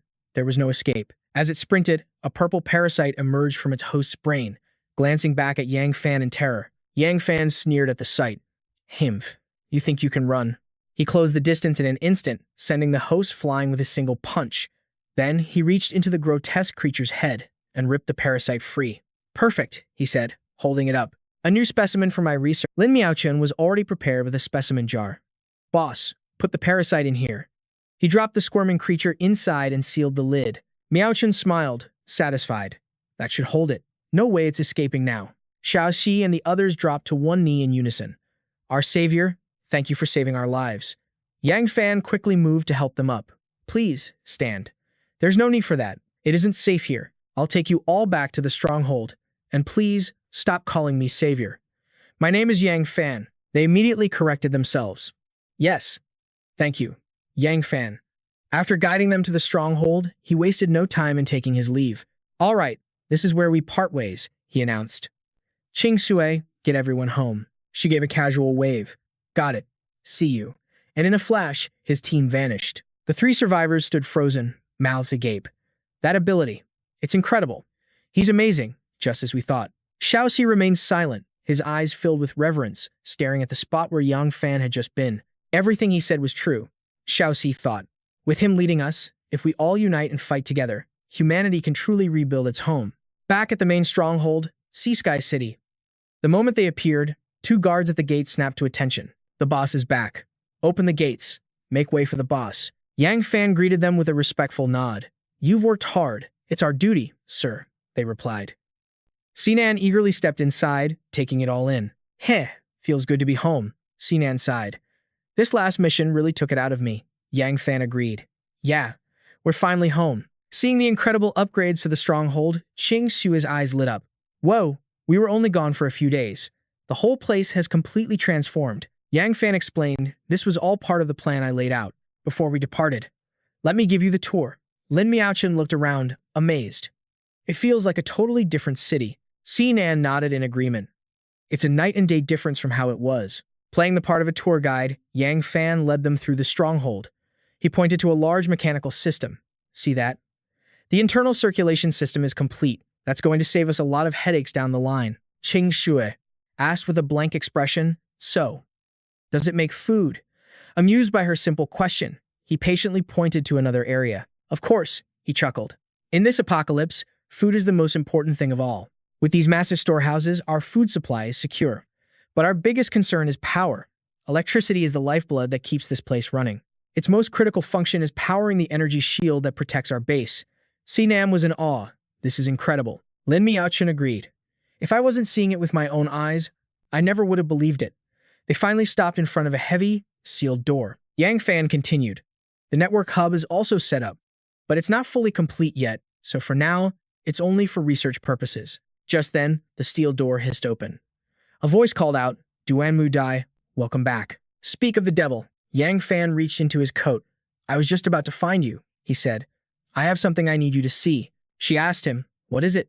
Yang Fan then revealed the small jar containing a strange worm. It's a parasite that can burrow into a living host and take control.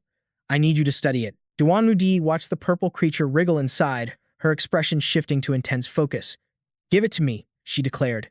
As long as it's a living organism, I'll figure it out. As she disappeared back into her lab, Yang Fan let out a sigh of relief.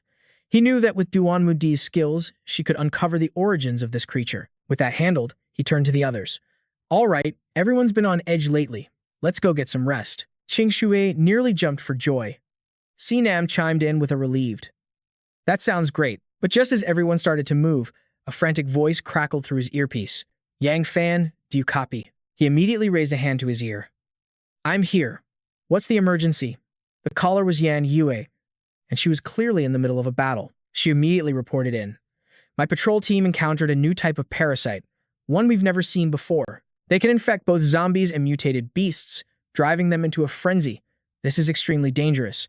Her teammates were desperately fighting off creatures several times their size when a piercing scream cut through the chaos. No, don't. Yan Yue calmly fired a single, precise shot. The massive beast collapsed, dead on the spot. The soldier she saved gasped for air. Woo, thanks for the save, Captain. She was already turning away, shouting over her shoulder, don't just stand there, go help the others. Across the battlefield, defiant shouts thundered through the air. Stop these monsters. We can't let them get any closer to the base. Yan Yue's voice returned, strained. Their numbers are too great. Every patrol in every sector is under attack. We need reinforcements. Realizing the danger, Yang Fan immediately ordered his team, who had barely started to relax. Forget about resting. We need to send help now. Stay safe, he said, into his comms. I'm sending reinforcements to you immediately. He barked out his orders. Sinam, get Chen Yu and lead several combat teams for support. Miaochen, you go too. The casualties out there must be high. They both nodded, understanding the mission. I won't let anything happen to them. As Yang Fan prepared to leave, Ching Shui stepped forward, seeing her name wasn't on the list. Let me go help, too. Yang Fan stopped her. We still don't know the full situation out there. As our main mobile unit, you have a more important mission here. Qingshu hurried after him. A more important mission? You're not just trying to trick me, are you? He stopped to explain. This base is our sanctuary. It's the most important safe harbor we have. If this place is breached, where will all these civilians go to live in peace? How can we ever rebuild our home? The base needs me to generate power to keep the shield running. He ruffled her hair and continued. By staying here, you can get me to any unexpected emergencies faster than anyone else. Qingshui nodded. Okay, I'll listen to you. The two of them then headed for the operations center. As they got closer, he sighed. Speaking of which, I bet the power is about to run out. Let's hurry. Inside, a man was working a control panel while complaining to himself. This generator we acquired heats up fast, but it cools down just as quickly. But besides the boss, no one else can provide that kind of super high temperature. Just as he finished his sentence, Yang Fan and Qing Shui appeared behind him. Mr. Zheng, are we out of power again? The old man wiped his brow, relieved. Boss, you're here. It needs a heat boost, quickly. Yang Fan stood before the panel and studied it. No rush, I've got it. You too, step back a little. He thought to himself that he didn't need to use his origin power. A continuous stream of normal fire should be enough to raise the temperature. Yang Fan stretched out his hand, channeling fire into the generator. In an instant, everything was running again. He cracked a small smile. Inside a research room, Mr. Zheng looked around at the equipment, unable to hold back his awe. It's a miracle. For such a small amount of heat to produce this much energy, how long would it take our own science to reach this level? Yang Fan paid little attention to the praise. Xiao Shuai stepped out of another room. Don't worry. One day, our technology will be even more incredible than this. In a quiet hallway, Yang Qing Shui stopped in her tracks. Yang Fan, she started, I've always wanted to ask you something. Hearing her, Yang Fan didn't stop walking, but he listened. Oh, go ahead and ask. Finally given permission, Yang Qing Shui voiced the confusion that had been weighing on her heart. My sister-in-law is the patrol captain, Duan Mu Di is the head of research, and even Situ Nan and Chen Yu are the defense captain and vice captain. So, what's my position? At her question, Yang Fan stopped, turning to face her with a sly, knowing grin. I think your teleportation ability is one of a kind, so I'm making you the transportation squad leader. Realizing he was just messing with her, Yang Qing Shui forced a strained but friendly smile. Oh, don't think I can't tell you're teasing me. She then unleashed all her pent-up frustration on Yang Fan. He could only stand there and take it, with a mix of helplessness and fond indulgence. Just then, Duan Mu Di approached with an update. Boss, the preliminary research results on the parasites are ready. She told him to get to the research lab immediately. Hearing this, Yang Fan gave a quick order to Yang Qing Shui and rushed away. Go back to base and await my command. Be ready for my signal at all times. She knew exactly what he meant and agreed without hesitation. Got it. As he raced toward the lab, Yang Fan's thoughts turned to the three mysterious, cloaked figures. This massive parasite outbreak. Could it be the work of those robed individuals? The thought spurred him on, and he pushed his speed to the limit. He had to uncover the origin of these parasites, no matter the cost. Inside the research lab, Duan Mu Di was completely absorbed, studying the dead bird specimen on the examination table. Whatever she discovered had wiped all expression from her face, leaving only a grim seriousness. Just then, Yang Fan burst through the door. What did you find? What's the final word on these parasites? Seeing him, Duan Mu Di turned and gestured him over to see for himself. Yang Fan walked over to the examination table and was met with the sight of a dissected creature. The grotesque sight made him recoil. What a disgusting creature. But he quickly pushed his revulsion aside, focusing on the mission. Where do these things mutate from? And what's the mechanism they use to control their hosts? Duan Mu Di produced a black needle, inserting it into the creature as she explained. This purple toxin is the key they use to control other living beings. After extracting a sample, she let a single drop of the black fluid fall near a caged mouse. It's a potent neurotoxin. It disrupts the host's biosignals, driving them completely insane. As soon as the mouse absorbed the toxin, its body began to swell, muscles grotesquely bulging. Watching the horrific transformation, Duan Mu Di continued. Then, the parasite seizes its chance, devouring the host's brain, taking complete control and forcing a rapid mutation. With that, she ended the mouse's life with a single, swift motion. This is the true danger of these things. Her words confirmed Yang Fan's own grim suspicions. It seemed the only way to save an infected person was to somehow remove the parasite from their body, and fast. Duan Mu Di then delivered the rest of her report. But as for their origin, I have no idea. That news stunned Yang Fan. Even their top researcher couldn't figure out where they came from. Faced with his disbelief, Duan Mu Di just shook her head. I'm afraid no one on this planet can identify their origin. because their entire biological structure is unlike anything that has ever existed on Blue Star. She paused, letting the weight of her words sink in. In other words, they aren't from this world. For the first time, a true, cold dread washed over Yang Fan. Not from Blue Star. A wild thought struck him. Could these creatures have been sent by the king of the Dark Star? Snapping out of his thoughts, Yang Fan's voice was firm. The arrival of these parasites is no small incident. I'll bring you more specimens to study. Duan Mudi's eyes burned with determination as she swore to uncover their secrets. At that moment, the radio on his hip crackled to life. Boss, Captain Situ Nan and Vice Captain Chen Yu have returned. He raised the radio to his mouth. Tell them to meet me in the research lab immediately. The voice on the other end acknowledged the order, but as he put the radio away, a thought nagged at him. They're back already? That was too fast. Weren't they supposed to rendezvous with Yan Yue's team?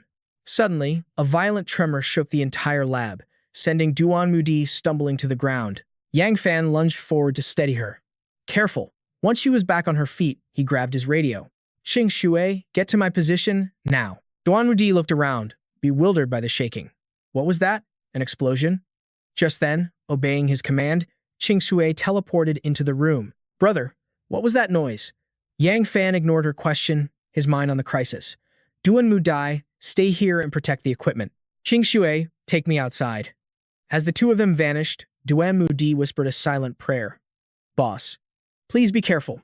Outside the base, amidst the rubble and destruction, a line of soldiers stood their ground, facing down two approaching figures. The defense squad was armed and armored to the teeth.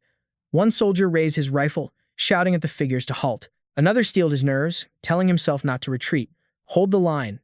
But the two figures just kept coming, completely unfazed. They were dragging a fellow soldier by the head like a rag doll. One of the defenders couldn't take it anymore and screamed out in horror. Captain, have you lost your mind? Why are you doing this to your own men? But his desperate cry was met with chilling silence. The one dragging the body was Captain Situnan. Controlled by the parasite, he lunged forward, ready to unleash a brutal assault. Seeing the dire situation, the others opened fire on Sai Nan, who struggled just to deflect the onslaught. They fired until their ammo was nearly spent, but Sinan remained completely unharmed. A soldier couldn't help but curse. Damn it. The bullets are just bouncing right off him. No, it's no use. We can't stop him. Once the soldiers' guns fell silent, Sinan was no longer facing a storm of bullets. He charged forward, taking them down one by one. In mere moments, the entire defensive line was... However, one soldier had managed to escape and was now hiding behind a large rock, a look of pure terror etched on his face. How did it come to this? Our own captain. Why would he? Soon, Chen Yu and Sinan had decimated the entire armed squadron and were closing in on the base. Watching them approach, the young soldier's face filled with grim resolve. I can't possibly fight them alone. I have to find reinforcements, fast. Just then, Chen Yu and Sinan passed through a ruined area where a little girl was kneeling, sobbing quietly. Chen Yu, walking behind, noticed the girl and her cries. The pair immediately changed direction, heading straight for the kneeling child. The young soldier peeked out from behind the rock. Seeing this, alarm bells screamed in his mind. Damn it, if I don't go over there, that little girl is done for. Chen Yu finally stood before the child. Paralyzed with fear, she couldn't even move as his hand drew closer and closer. The young soldier couldn't bear it any longer and rushed out. To hell with it. I'm going all in. But as Chen Yu's fist came down, the little girl miraculously vanished. He raised his hand, gritting his teeth in frustration as he stared at his empty palm. It turned out the young soldier had used every last ounce of strength to dash in, save the girl, and flee. The little girl, now held safely in the soldier's arms, was still in a state of shock. The young man looked at the poor child and comforted her gently. Don't be afraid. I'll get you somewhere safe right now. The zombified Chen Yu, enraged that his prey was snatched away, let out a furious roar and immediately gave chase. As the young man ran, he prayed, will someone, anyone, please save us? As if the heavens themselves had heard his plea, a powerful force suddenly slammed into Chen Yu, sending him flying. When the young soldier saw who had arrived, his face lit up with joy.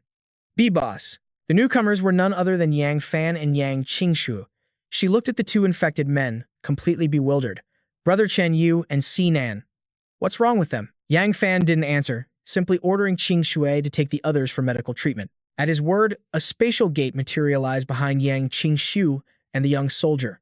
Knowing she couldn't argue, Yang Qingshu had to accept his decision. All right, please be careful. With that, she stepped through the portal and vanished, leaving him to face Chen Yu and Sinan alone. Looking at their frenzied state, Yang Fan knew exactly what had happened. They'd also been infected by the parasite bugs. Before he could even react, the two of them charged at him. Yang Fan activated his power, his expression lighting up with grim interest. If that's how it's going to be. As Sinan rushed in, Yang Fan slammed a fist directly into his stomach. The single blow sent Sinan flying, while Yang Fan grabbed Chen Yu by the neck with one hand, lifting him high into the air. Chen Yu struggled desperately, but he was completely helpless. Yang Fan brought him closer, his expression softening. Then, I'll just have to snap you two out of it. As he spoke, a blinding light appeared in his other hand. Last time, I overdid it with the holy light, and it caused the parasite bugs to mutate. This time, I'll control the amount perfectly. I'll force it into another part of his body and then extract it. With a plan in mind, Yang Fan moved the light towards Chen Yu's mouth.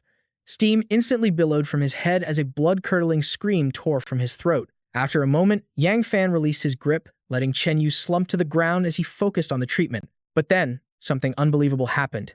Vicious green veins bulged on Chen Yu's face, and his neck began to crack open, revealing tiny, squirming tentacles. Staring at the horrific scene, Yang Fan's eyes widened in sheer terror. What? And then, something even more horrifying occurred. Chen Yu's entire head disintegrated into nothingness as Yang Fan watched, powerless. Chen Yu! While he was still staring in shock at his fallen comrade, Sinan began screaming from behind, clutching his head. He clutched his head, reaching out desperately to Yang Fan. Boss, my head, it hurts so much. Help me. Seeing the situation spiraling out of control, Yang Fan rushed forward, placing a hand on Sinan's shoulder. Calm down, Sinan. I'll save you. However, before he could do anything, cracks began to appear on Sinan's face. And then, those same tiny tentacles emerged once more. His screams grew louder and more desperate. It hurts. It hurts so much. In the end, Yang Fan could only watch in absolute despair as Sinan met the same gruesome fate, utterly powerless to stop it. As reality crashed back in, Yang Fan stared in horror at the two fallen bodies. No. Why did it turn out like this? From the heads of both corpses, and then it happened. A massive tentacle ripped through the flesh, writhing hideously in the open air. Seeing it squirm, a primal rage exploded within Yang Fan. You filthy creature. How dare you defile my brother's bodies? Unable to bear it any longer, Yang Fan unleashed two torrents of flame, completely engulfing the remains of Chen Yu and Sinan. Just as the grim task was done, Yang Qing Shui rushed over with two fully armed soldiers. Brother, I brought reinforcements. Are Sinan and Chen Yu okay? Faced with her desperate question, Yang Fan remained utterly silent. Sensing something was terribly wrong, she ran forward. Where are they? As she reached Yang Fan's side, her eyes fell upon the smoldering ashes of her friends. The shock shattered her composure, and she broke down in tears. This wasn't how it was supposed to end. At this moment, Yang Fan could only accept the brutal truth. His face was a mask of anguish as he fought back his own tears, tilting his head toward the sun. After a few long moments, Yang Fan gave his next command in a voice devoid of all emotion. From this moment on, anyone returning from the outside must undergo a strict physical examination. If there is even the slightest sign of parasitic infection, kill them without hesitation. Hearing the new order, the two soldiers behind him responded with a sharp salute. A short while later, a small unit was mobilized to carry the remains of Chen Yu and Sinan back to the base. Yang Qingshui watched them go, her tears still flowing. She turned to her brother, her voice choked with sobs. Brother, what do we do now? In response, Yang Fan began walking, his voice steady. Lin Miaochan and Yan Yu's teams still haven't returned. You're going to take me to them so we can bring them back. He appeared calm on the outside, but right now, Yang Fan's hands were clenched so tightly that blood was dripping from his knuckles. The bastard responsible for my brother's deaths. The one who created this whole nightmare. I swear I will make you pay the price. At that moment, Yang Fan's face was a terrifying mask of killing intent, his resolve burning like a wildfire. A deep silence fell over the world as night descended. Zombies wandered aimlessly, searching for their next prey. One unlucky zombie was shuffling along when, suddenly, a ridiculously huge, mutated cockroach impaled it with its massive horns. With a flick of its head, it sent the corpse flying 10 meters away. It scanned the area for another target, then quietly vanished into the shadows. Meanwhile, Lin Miaochen was hiding in a corner, praying. She held both hands over her mouth, desperately trying to stifle the sound of her own breathing. The monstrous roach scanned the area, searching for its next opponent. Only after it was long gone did Miaochun dare to peek out and check the situation. She carefully looked around. Phew. Once she was certain the monster had left, she finally let out a sigh of relief. Looks like it's finally gone. But where in the hell did this new type of insectoid monster even come from? Elsewhere, with Sinan's group, a colossal, tangent-sized zombie appeared, accompanied by a swarm of smaller monsters. Sinan tested the durability of a small zombie's teeth with his fist, but the horde of zombies and beasts just kept on coming, growing larger by the second. Chen Yu gave the order to fight. All units, engage at will. The soldiers in military gear opened fire in unison. It's a good thing we have enough heavy firearms. Otherwise, we'd all be dead by now. Sinan cracked his knuckles. With me here, they wouldn't get close even if we didn't have guns. Suddenly, a powerful impact exploded behind him. The blast was louder than the Big Bang, kicking up a massive cloud of dust. As the smoke cleared, a winged, mutated monster was landing. Shit, one of the soldiers yelled out. Holy crap, this insect has armor. The person next to him shouted back, stop whining and shoot. But unfortunately, their bullets couldn't even scratch the mutated roach. Two soldiers behind Sinan complained, it's no good. We can't break through its defense at all. We're screwed. Sinan's aura flared to life, covering his entire body. He fearlessly charged forward and grabbed the monster by its horns. You're not getting past me. But its raw power was so immense that even Sinan couldn't hold on for long. Its strength is insane. Realizing he couldn't win in a direct confrontation, he changed tactics, flipping the beast over and slamming it hard into the ground. He wiped the sweat from his brow, breathing heavily. Chen Yu walked over and put a hand on his shoulder, encouraging him. Not bad. I can't believe you actually managed to flip this giant monster. The creature seemed to be unconscious, lying motionless where it had landed, but its mouth began to twitch slightly. Sinan noticed it instantly and shouted a warning. Everyone, stay on guard. Something's not right. A magic circle appeared above the monster's head, emitting a deafeningly shrill sound that made everyone cover their ears and cry out in pain. Ugh! Then 4 more mutated cockroaches appeared. Sinan turned to Chen Yu and said, quick, use your ability to knock them out. But Chen Yu refused, horrified. I can't. These insects are completely immune to my sleeping fragrance. At that moment, Lin Miaochun was desperately trying to contact Yang Fan on her radio. Boss, can you hear me? Boss. She was dealing with 2 monsters herself and couldn't get through at all. The screeching from these creatures could jam communication devices. Sinan frantically tried to think of a plan. Damn it. If this keeps up, we're all going to die here. Someone has to make it back to warn the boss. Finally, he made a decision. Miaochun, you have to go back and find the boss. We'll hold these insects off. She hesitated. No, I can't. Chen Yu urged her on. We can't hold out much longer. Miaochun, you have to go now. Go. Get out of here. Leo rushed forward, holding the line against the 2 beasts. Now, go, Derek yelled. We'll be fine. With no other choice, she fled to find Ethan. Mia sprinted with all her might. Leo, Derek, everyone. You have to make it out alive. She frantically searched for an escape route. I have to get back to the base, and fast. Suddenly, from behind her, a winged monster appeared out of thin air.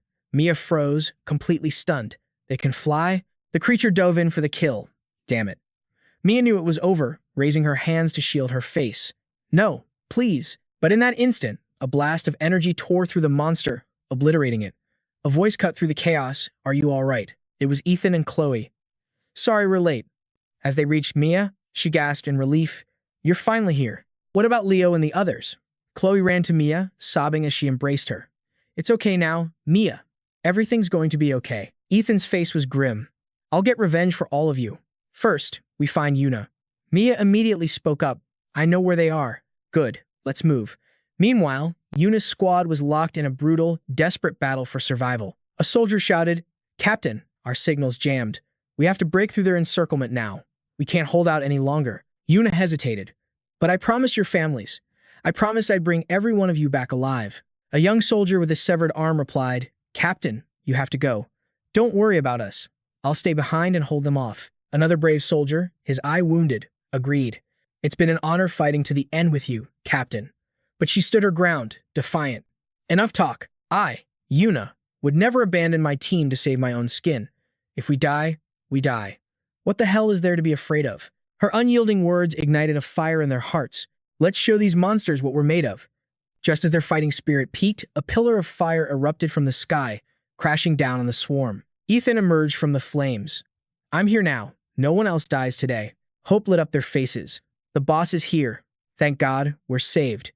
Yuna took command. First, we stabilize the front line. Let Chloe escort the wounded back. Ethan cut her off. No need. Just focus on protecting yourselves. Yuna's voice was filled with concern. There are too many of these frenzied insects and zombies. Are you sure you can handle this? A writhing horde of giant creatures and the undead faced him. Ethan just smirked. Too many, you say? He summoned his sword of primal flame. Ethan swung the burning blade. The more the better. He charged into the swarm, unleashing hell. Die, all of you. Ethan glared at the monsters, hesitating in the distance. What's wrong?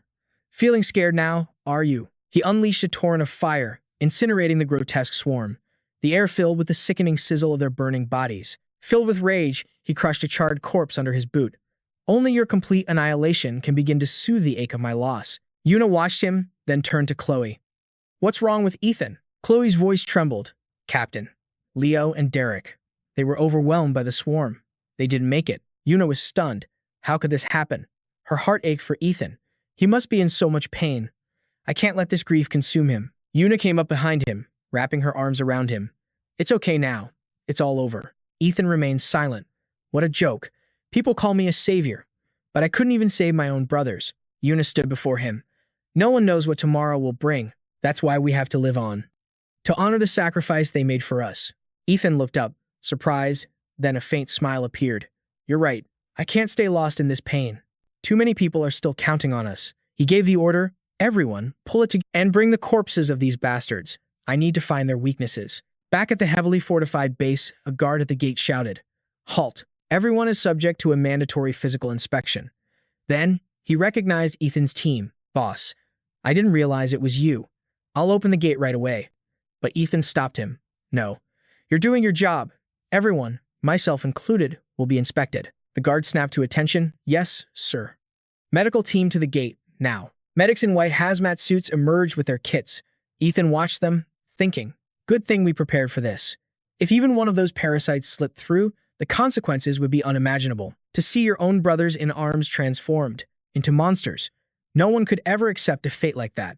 The medical staff quickly took blood samples, checking each one under a microscope. All 4 of them passed the inspection. They were clean. But inside the base, a scene of utter devastation awaited them. The compound was in ruins. A young girl wept over a lifeless body. Corpses and shell-shocked survivors were everywhere. Chloe covered her mouth, tears streaming down her face. Ever since this base was built, we've never suffered a loss this catastrophic. Yang Fan's voice was laced with fury. Ever since we beat the Dark Star forces, we've gotten soft. We've forgotten the true dangers of this apocalypse. An apocalypse is still an apocalypse. One moment of carelessness, and we'll face consequences we can never undo. Yeah, Yue added, these insectoids are far deadlier than any zombie. I'm afraid sending ordinary people outside is no longer an option. Miao Chun nodded in agreement. Yeah, Yu is right. Once someone's infested, not even my skills can save them. Until we find a way to fight these parasites. Everyone is to remain inside the stronghold. No exceptions. Yang Fan considered their words. They were right. With the arrival of the insectoids, anyone but him would be taking a lethal risk by going outside. He made his decision. All right, here's the plan. Until Duanmu finds a weakness in these things, no one leaves the base without my permission. From now on, I'll be the one handling all supply runs. Qing Xue, you're with me. That way, we can teleport back to base for support at any time, she replied. Don't worry, consider it done. Ya Yue glanced nervously at the gate, but even with these precautions, I'm terrified the insectoids will find a way in. Just then, a blaring alarm echoed through the base. Miao Chun stated, that's the enemy attack siren. Ya Yue yelled. We have to get to the main gate and provide backup, now. But Yang Fan calmly looked to the sky. No need to rush, he said. This attack isn't coming from the ground. A massive swarm of wasp-like creatures was descending on the stronghold. Qing Shu stared in shock. So many. Radiant armor bugs. Ya Yue added, our defenses on the wall can't possibly stop a swarm that size. Miao Chun asked desperately, Boss, what's the plan? Yang Fan just smirked. You've never seen our new shield system in action, have you? Now's the perfect chance. Sit back and enjoy the show. An invisible energy dome materialized over the entire base.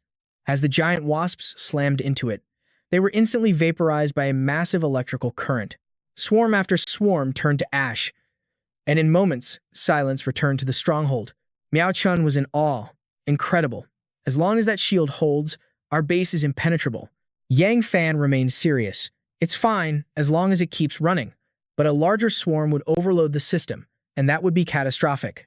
Yang Fan turned to Ya Yu. With Sinan and Chen Yu gone, I'm putting you in temporary command of our defense forces. The walls are high enough. I need you to organize patrols to take out any insectoids from the top. Ye Yue put her hands on her hips, full of confidence. No problem. You can leave the small stuff to me from now on. You just focus on the bigger picture, boss. As Yang Fan turned to leave, he added, the most important mission is keeping yourselves safe. Don't you ever forget that. All right. Now let's get one of these radiant armor bug corpses to the lab. Duanmu had been waiting anxiously in the research lab. Seeing Yang Fan, her face lit up. Boss, you're back. He hauled the massive bug carcass into the room. Duanmu's eyes widened with curiosity. What in the world is that? We're calling them radiant armor bugs. See what you can make of it. Duanmu examined the creature's shimmering exoskeleton. The carapace is incredibly smooth. Even my specialized scalpel can't leave a scratch. This material is terrifyingly durable. Yang Fan added, that shell doesn't just block bullets. It also absorbs a massive amount of kinetic energy. Bladed or blunt weapons. Neither are very effective against it. He summoned a flame into his palm. However, he continued, these insectoids seem to have a low resistance to extreme heat. Even if the shell doesn't melt completely, it conducts heat incredibly well. It's how I've managed to kill or injure so many of them, Duanmu countered. But our standard guards aren't equipped with any kind of high-temperature weaponry, even if we had flamethrowers. The fuel supply is too limited for field operations. Yang Fan's tone grew grave. That's why I need you. Find their weakness. Develop a weapon that can stop them. Duanmu studied the carcass. It's a species I've never seen, but not impossible. This will be extremely difficult. I'm going to need time. Take all the time you need, Yang Fan reassured her. Just let me know what you require. Suddenly, from a crack in the bug's armor, a violet, centipede-like creature scurried out. It let out a high-pitched, piercing shriek. Everyone immediately clamped their hands over their ears. Ugh, that sound is unbearable. Yang Fan instantly materialized a blade, pinning it to the floor. But the agonizing frequency didn't stop. Duanmu shielded her eyes. What's happening? Yao Yue swayed, feeling dizzy. Then, Miao Chun realized. Wait, this sound is coming from outside, too. Yang Fan yelled. Ching Sui, snap out of it. Teleport me to the main gate, now. Outside the stronghold, chaos erupted. People were writhing on the ground, clutching their heads in agony from the ceaseless, mind-splitting shriek. The guards on patrol collapsed, clutching their ears in pain. The sound. It's coming from every direction. The ground before them suddenly cracked open, and a monstrous centipede burst from the earth. They panicked. It's not good. They're coming from underground. After that beast, an endless swarm of other insectoids poured. The first domino fell, triggering a catastrophic chain reaction. From one sector to the next, one floor to another. Soon, the entire planet echoed with the unending screech of the insectoids as the swarm breached the base from every direction. Shields shattered, and soldiers were overwhelmed. They couldn't be stopped. Panic erupted as everyone scrambled for their lives. Run. Just run. A father yelled to his son, quick, get in the hole and hide. The boy, with tears in his eyes, asked, Dad, what about you? He forced a smile. I'm fine. I'll come back for you soon. He sealed the lid on his son's hiding place, his voice trembling. Remember, don't cry. And don't you dare come out. The boy nodded obediently. He squeezed his eyes shut in the darkness, telling himself not to make a sound. Can't make a sound, he whispered, curling up in terror. Hours after the main assault, the base was a graveyard, littered with the bodies of the fallen. A young man called out, Everyone, scavenge quickly, but be careful. Watch out for any that are playing dead. Zhao Ying surveyed the carnage and sighed. So this stronghold fell to the insectoids too. Gather what we can, we're leaving immediately. Her subordinate agreed grimly. If we had stayed at our own base, this could have easily been us. The scanner in his hand beeped. Boss, over here. We've got a survivor. Zhao Ying rushed over at once. Where? Right in that corner over there.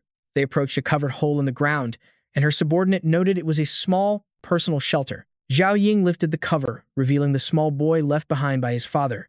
As she helped him out, she asked gently, Hey there, little guy. Are you okay? The boy looked around, his voice barely a whisper. My dad. I can't find my dad. Other survivors nearby began to weep. My sister. She argued with our parents. She never even got to say she was sorry. Damn these bugs. Zhao Ying gently wiped the tears from the boy's cheek. It's okay now. From now on, I'll take care of you. Suddenly, her subordinate shouted, It's a video broadcast from the Savior. Zhao Ying ordered, Put it on screen. Now.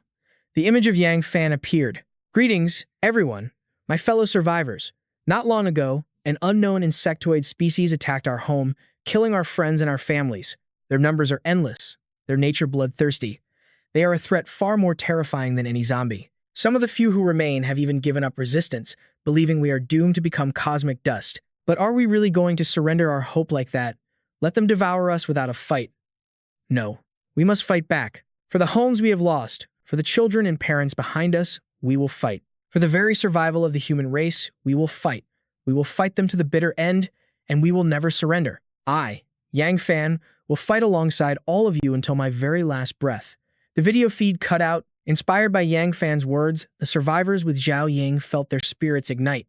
They roared in unison, "Kill those damn bugs. If we could defeat the zombies, there's no reason we can't destroy these insectoids." Zhao Ying smiled in admiration.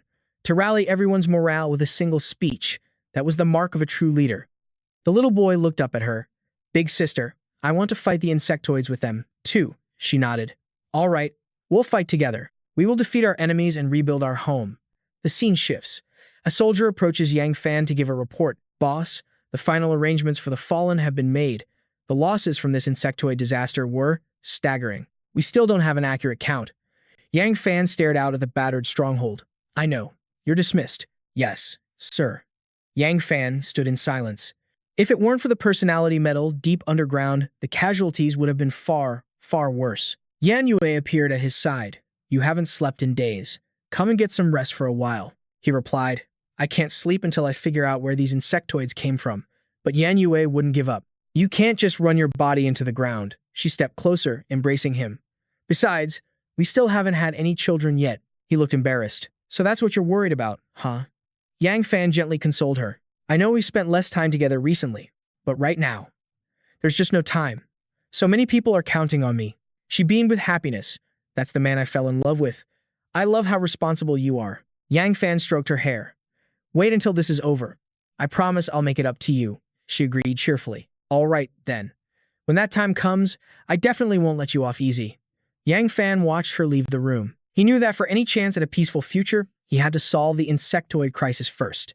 Duamudi was already on her way to ask the mutated great tree about them. All he could do now was wait for her news before planning his next move. Elsewhere, in Dixuan City's People's Park, Duanmudi and Jingling walked through the lush scenery. It's been a while. This place has become even more beautiful. Compared to the world outside, this place is practically a paradise. The spirit at her side looked around in delight.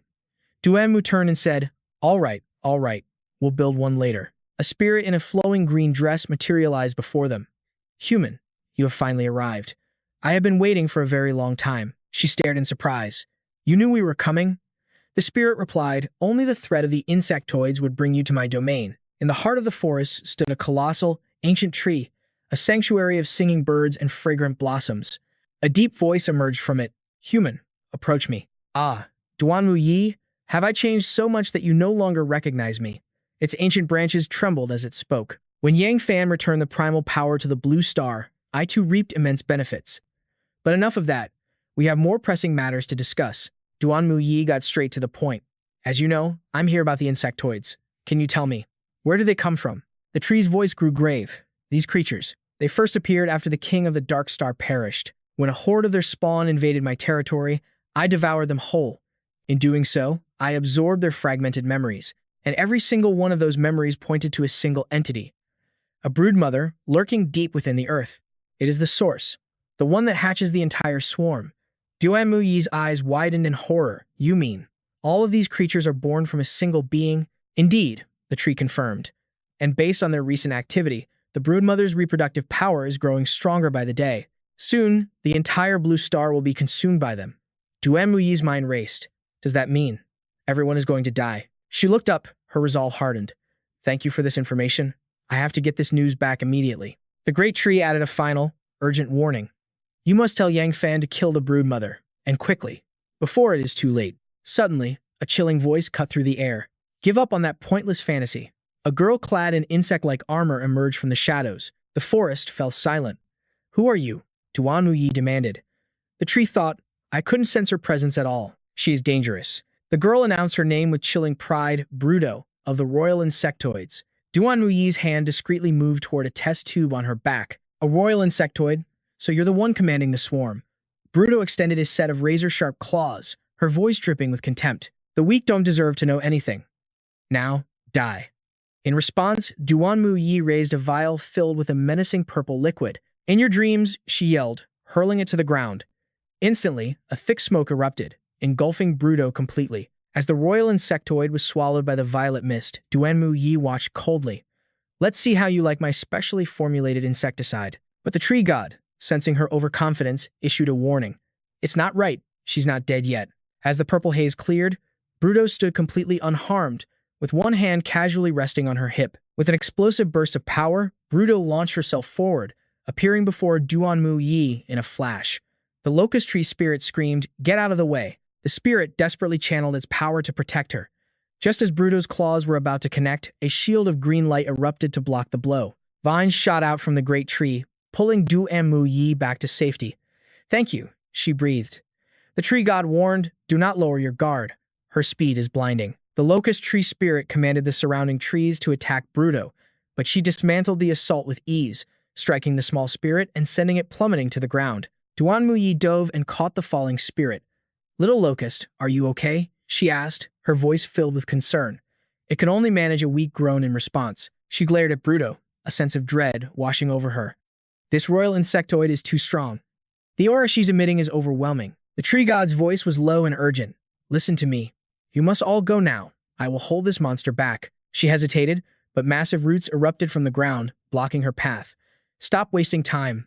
If you don't leave now, we will all perish." Bruto continued to shred through the roots with ease. Forced to retreat, Duanmu Yi shouted back, "You have to survive." The tree god murmured, "I want to live." But this time, it will be difficult. Its roots lashed out relentlessly, but Bruto parried every strike without effort. "You damned creature!"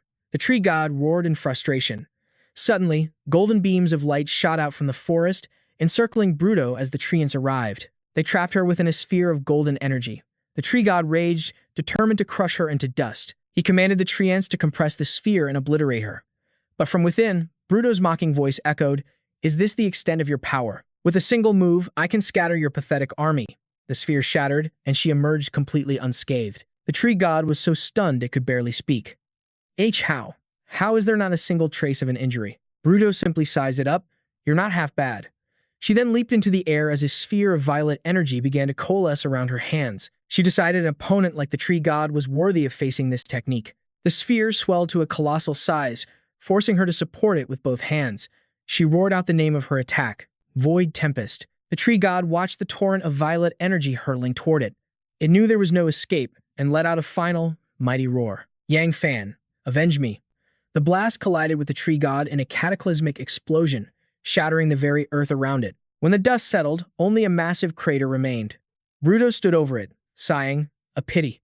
In the end, you still weren't strong enough." She didn't linger, leaping into the air and vanishing, in search of more worthy opponents. Miles away, as Duanmu Yi supported the exhausted locust, the sound of a massive explosion echoed from the distance. Hey. Duanmu Yi knew she was about to be caught. Still, she forced herself to keep running. "Don't stop." But just as the thought crossed her mind, Bruto appeared right in front of her. She clamped a hand around Moody's throat, causing Xiao Hui to tumble from her back. Moody struggled, demanding, let me go." But Bruto simply told her she wouldn't kill her. She had no problem revealing her true intentions. "I know your leader is the strongest being on this planet." She glanced at Xiao Hui, then called out, "Tell your boss. If he wants to protect his woman, he'll come here and face me in a duel." With that, she vanished, leaving a stunned Xiao Hui all alone. The little creature sat up, slamming its fists on the ground with a furious cry. The scene shifts to a hellscape of fire and suffocating smoke. A colossal worm erupts over the city walls. Soldiers in military gear unload their weapons, shouting curses. "Die, you monster." A soldier landed a direct hit in its mouth. The beast roared in agony as it collapsed. The soldier yelled to the man beside him, "Uncle Wang, there are too many of these bugs." The older man was just as baffled. How is this possible? Countless insectoid creatures were swarming up the walls. Looking at the horde, Uncle Wang felt a paralyzing mix of shock and fear. It's only been a few days, and a new species has already appeared. "Can we even win this?" But a calm voice suddenly cut through Uncle Wang's despair. "Everyone, get away from the edge of the wall." The one who spoke was none other than our main character, Yang Fan. Uncle Wang asked a comrade, "What is the boss planning to do?" The man just replied with total faith, "The boss has his reasons. We just need to follow his lead." As Yang Fan began to gather his power, someone in the crowd shouted, "Quit your whining and watch." It's not every day you get to see the boss unleash his true abilities. Flames erupted, swirling around Yang Fan's entire body. Below him, a disgusting sea of worms and roaches writhed. Looking down at the horde, he had to admit their numbers were overwhelming. He couldn't let them gather like this. He snapped his fingers, preparing to unleash his technique. Primal Flame. A rain of fire descended from the sky, scorching everything except the protected city walls. The inferno consumed all in its path, burning everything to ash. His men could only watch in awe. So powerful. An ability like that is truly godlike. Yang Fan leaped down from the wall. Before leaving, he gave a stern warning. The bugs are still in a hyperactive state. Don't let your guard down. Yes, sir, they roared in unison. As he walked away, he thought of the devastating losses their defenders had suffered since the outbreak began. Yang Fan knew it was time to face facts. The fighting strength of ordinary humans was no longer enough in this new world. Perhaps it was time to try a new method of combat. Specifically, mechs. A normal person with the right weapon could easily take down a single zombie, but a single winged, armored insect required an entire team to defeat, and even then, it often came at the cost of human life. While powerful ability users could suppress the swarms, their sheer numbers were just too much. Humanity desperately needed new weapons to counter this threat. He turned and found Uncle Liu. How's the development of the new weapon coming along? Uncle Liu puffed out his chest with absolute confidence. Boss, you can always count on my work. Based on the swarm's characteristics, our technical team has already made the necessary strategic adjustments. Yang Fan stood before the tech lab doors. As they slid open, Uncle Liu proudly presented their creation. Behold, the fruits of our labor. The Avenger Tactical Mech. A colossal robot stood before him. Yang Fan looked it over and smiled. So this is the finished product. Impressive. He placed a hand on the mech's leg, marveling at the machine. This is the kind of weapon every man dreams of. Uncle Liu pushed up his glasses, explaining proudly. On a conventional battlefield, a mech's performance can't quite match a tank's, but in a combat zone swarming with these bugs, the mech's agility will make it a complete game changer. Yang Fan was eager to see it in action. Uncle Liu, I want to see its combat effectiveness. Uncle Liu was more than happy to oblige. Of course. He called over to a nearby technician. Dong Zi, get over here. The young man turned and saluted. When he saw Yang Fan, Dong Zi scratched his head nervously. Oh, boss, you're here too? Seeing his reaction, Yang Fan gave him a reassuring nod. Don't be nervous. Just show me what this mech can do. Dong Zi snapped a salute and shouted, Sir. He climbed into the cockpit. A mechanical voice echoed. Tactical Mech. Number 1 activated. Awaiting command. Uncle Liu gave the order from the sidelines. Commence live combat simulation. At that moment, the mechanical voice rang out once more. Warning. Warning. Test sequence initiated. Please be advised. Yang Fan watched through the observation window, a little concerned, and turned to Uncle Liu. If I remember correctly, that steel door leads to the bug pen, doesn't it? Can this kid really handle it? Uncle Liu was brimming with confidence. Dong Zi's piloting skills are the best on our team. There's no need to worry, boss. Just sit back and enjoy the show. The massive steel door slid open. Yang Fan leaned in, ready to see how the kid would fare against the bugs. Looking at the swarm of roach-like creatures and smelling a stench like something hadn't bathed in 10,000 years, Dong Zi couldn't help but complain. Man, these things really stink. The mech's arm morphed into a massive cannon. A grin spread across Dong Zi's face inside the cockpit. Perfect. Just enough for me to have some real fun. A swarm of winged insects took flight with an irritating buzz.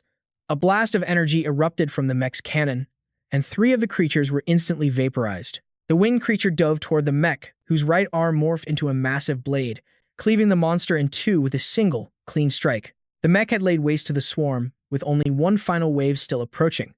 Dong Zi grinned. Let's create the perfect fireworks for today's show. He activated the mech's lock-on protocol. A volley of micro-missiles launched from its back, soaring into the remaining swarm and creating a massive explosion. Every last bug was annihilated, Dong Zi reported. Mech drill complete.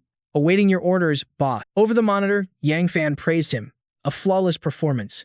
Excellent work. He draped an arm over Uncle Liu's shoulder and asked, Uncle, the tech team performed a great service. What kind of reward are you looking for? Hearing about a reward, Uncle Liu didn't hesitate. Boss, could we possibly get more cultivation resources?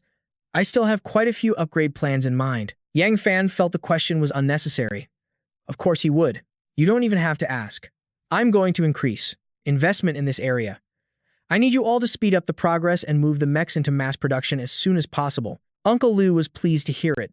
Meanwhile, Dong Zi leaped out of the cockpit, asking what his next mission was. Yang Fan announced formally, I am hereby appointing you as the captain of the Mech Corps, with full authority over all related matters. Dong Zi clenched his fist. Don't worry, boss.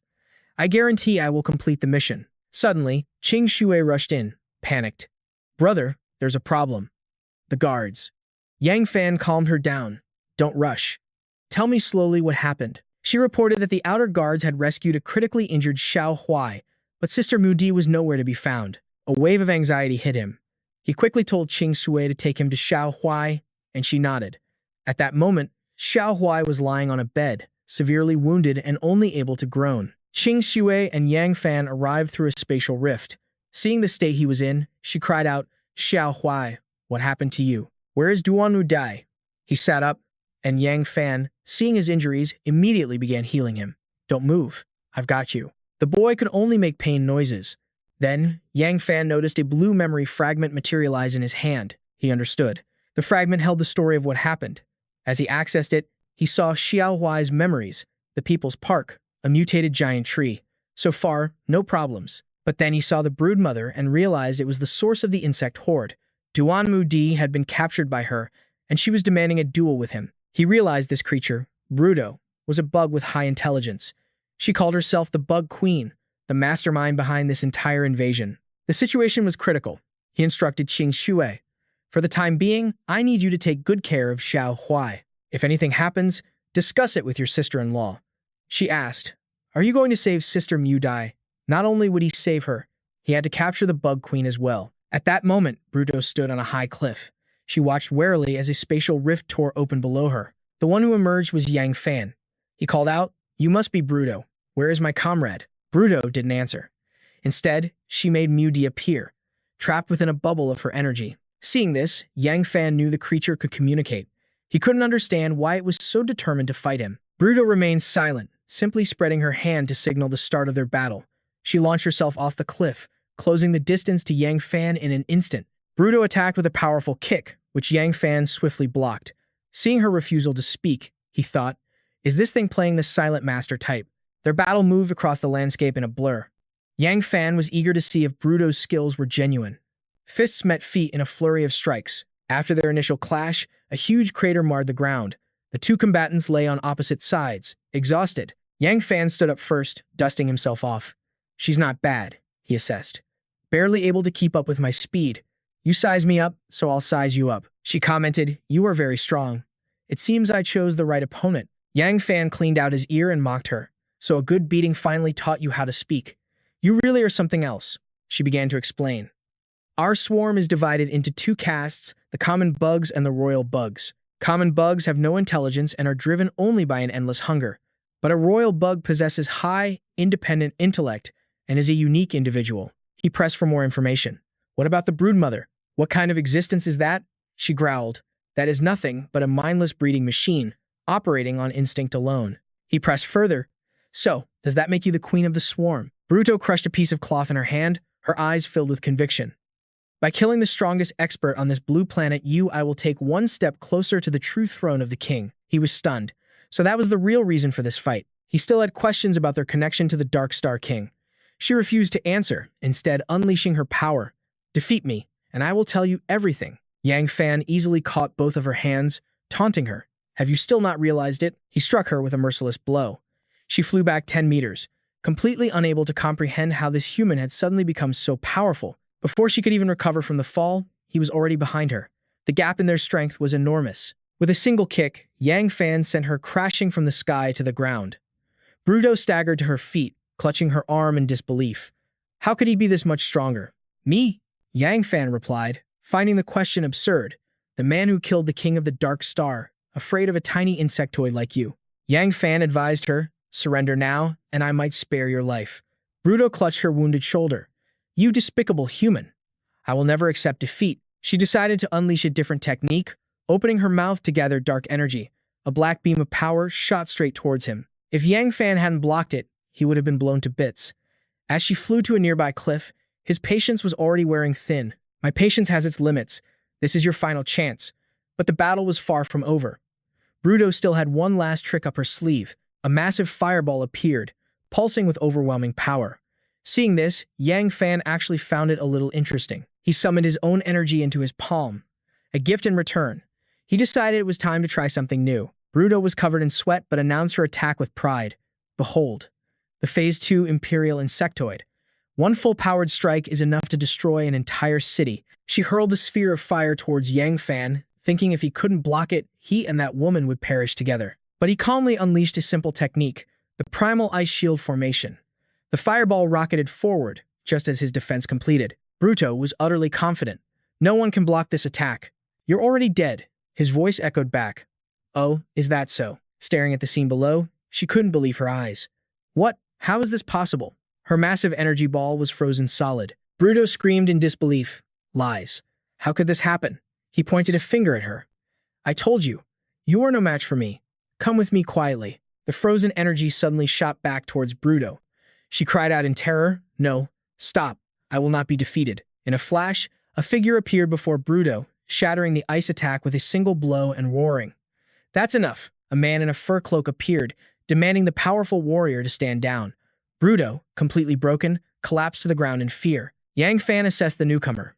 This warrior's aura was even stronger than the Supreme Robed One's. He had to be cautious, he asked. And who are you? The man introduced himself. I am Anomia. I am also an Imperial Insectoid. Yang Fan repeated his question. I asked your companion before, what is your relationship with the King of the Dark Star? Anomia picked up Bruto, turning his back to answer. The King of the Dark Star, you say. I cannot reveal that information now.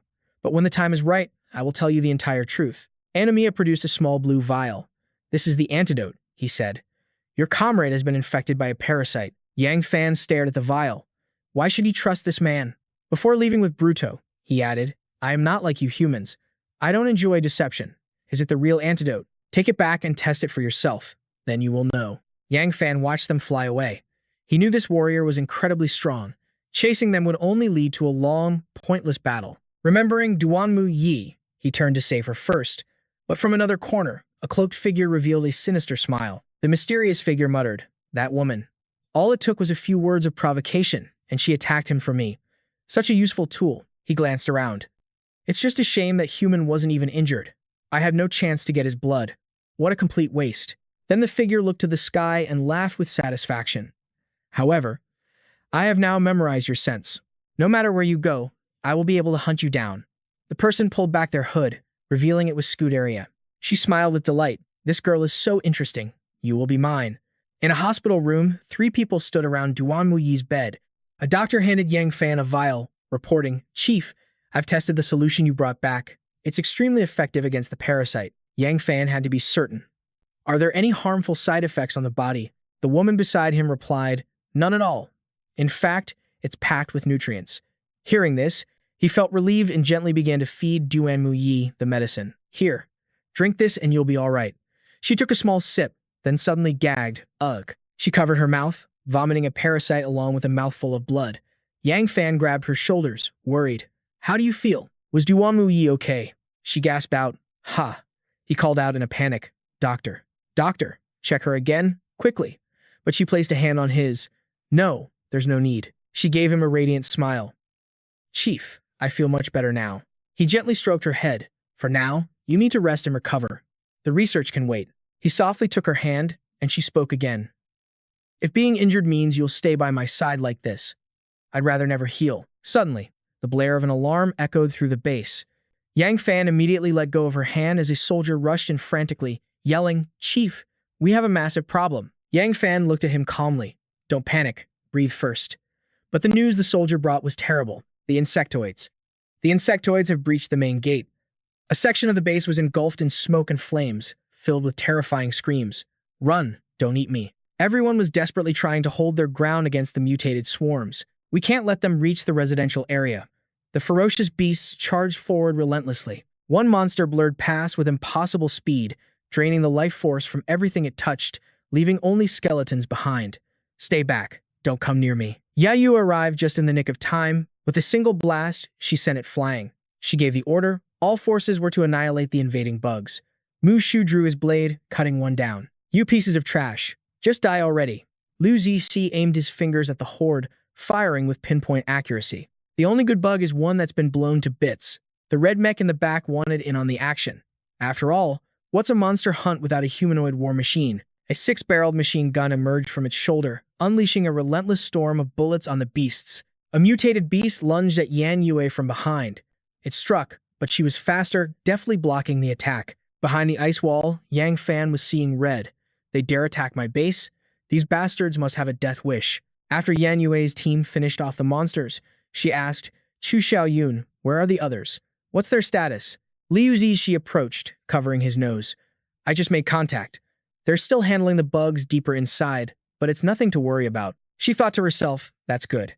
Now we just have to wait for Yang Fan. Meanwhile, Lin Miao Chun was treating the other two. Everyone, come over here so I can take a look. Don't let any wounds fester. Mushu flexed his biceps with a laugh. Ha, when it comes to healing, little sister Miao Chun is still the best. Just then, a cloaked figure appeared, its voice echoing, Hello there, brothers and sisters. Scuderia pulled down her hood with a smile. Such a lively conversation. Mind if I join in? In an instant, Yan Yue aimed her palm, channeling her power toward the newcomer. That face, you're one of the bugs. And you want to join us? Get on the ground now, or I'll open fire. Unfazed, she flared her own monstrous aura in response. My, you're an aggressive one, aren't you? How about I have a little taste of your blood first? Before Yan Yue could even process her words, she was struck down in the next instant. You're far too slow, big sister. Yan Yue collapsed. Everyone, run. Mu Shu roared in fury. Damn you, I'll kill you. Liu Zishi also moved to avenge her. No one gets away with hurting sister Yan Yue. They both charged at Scuderia. But with a single, contemptuous blow each, they were sent crashing to the ground. She scoffed. With your level of strength, that was like a tickle. You're too green. Lin Miao Chun rushed to Yan Yue's side, trying to heal her. How can this be? Why isn't my ability working? Scuderia explained. That wound is laced with a special kind of toxin. Don't waste your energy. Now, choose one among you for me to send to the afterlife. And in return, I will cure her. So, what will it be, darlings? Miao Chun's face paled with absolute panic. Yan Yue struggled to give an order. Don't worry about me. You have to hold out until Yang Fan returns. Scuderia stalked towards her. Don't cling to such foolish fantasies. The bug horde outside is being commanded by a brain bug. He won't be back anytime soon. She laughed arrogantly. Hurry the hell up and choose. If you waste any more time, she's going to die. Mushu staggered to his feet, cutting her off. Enough of your damn talking. He stood with conviction. Kill me and let the others go. I swore to Brother Lei that I would look after Yan Yue. Liu Zishi tried to stop him. Uncle Mu, don't. Clutching her wound, Yan Yue pleaded, She's tricking you. Don't do it. Scuderia grinned sinisterly, extending her claws. What a reliable old man. I like that. Mu Shu was ready to sacrifice himself. All right, do it quickly. And remember your promise. She then lunged straight towards him. But in that exact moment, Yang Fan appeared with a fist of pure fire. You dare harm my people. He didn't hesitate for a second. His fist connected, completely shattering her face. Scuderia coughed up blood, thinking, damn it, at this rate, he's going to beat me to a pulp. I have to escape. She then unleashed a powerful sonic scream, blasting Yang Fan backward. He dug his heels in, struggling to hold his ground. Yang Fan thought, good thing I blocked that. A shockwave of this magnitude is impossible for anyone else to withstand. He watched her clutch her chest, gasping for air. Yang Fan could tell her body was completely drained. It looks like that last move took a heavy toll on her. Just as he was about to press his advantage, Lin Miao Chun's voice cut through his thoughts. Boss, you have to do something. Quick. Yan Yue is not going to make it. He immediately rushed over to examine her wound, a deadly poison. Simple healing is useless against this. Yan Yue weakly called his name Yang Fan. He reassured her. Don't worry, I'll heal you. He prepared a different kind of power. If he used the healing energy of his primal source, there might still be hope. There was no time to hesitate.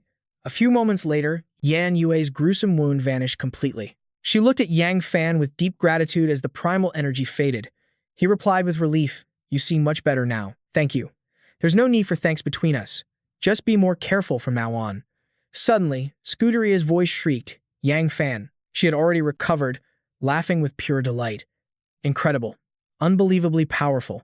This is the absolute master I've been searching for. Scuderia declared with absolute confidence, Only someone like you is worthy of becoming my comrade. Yang Fan scoffed. You're a bug who wants to be comrades with a human?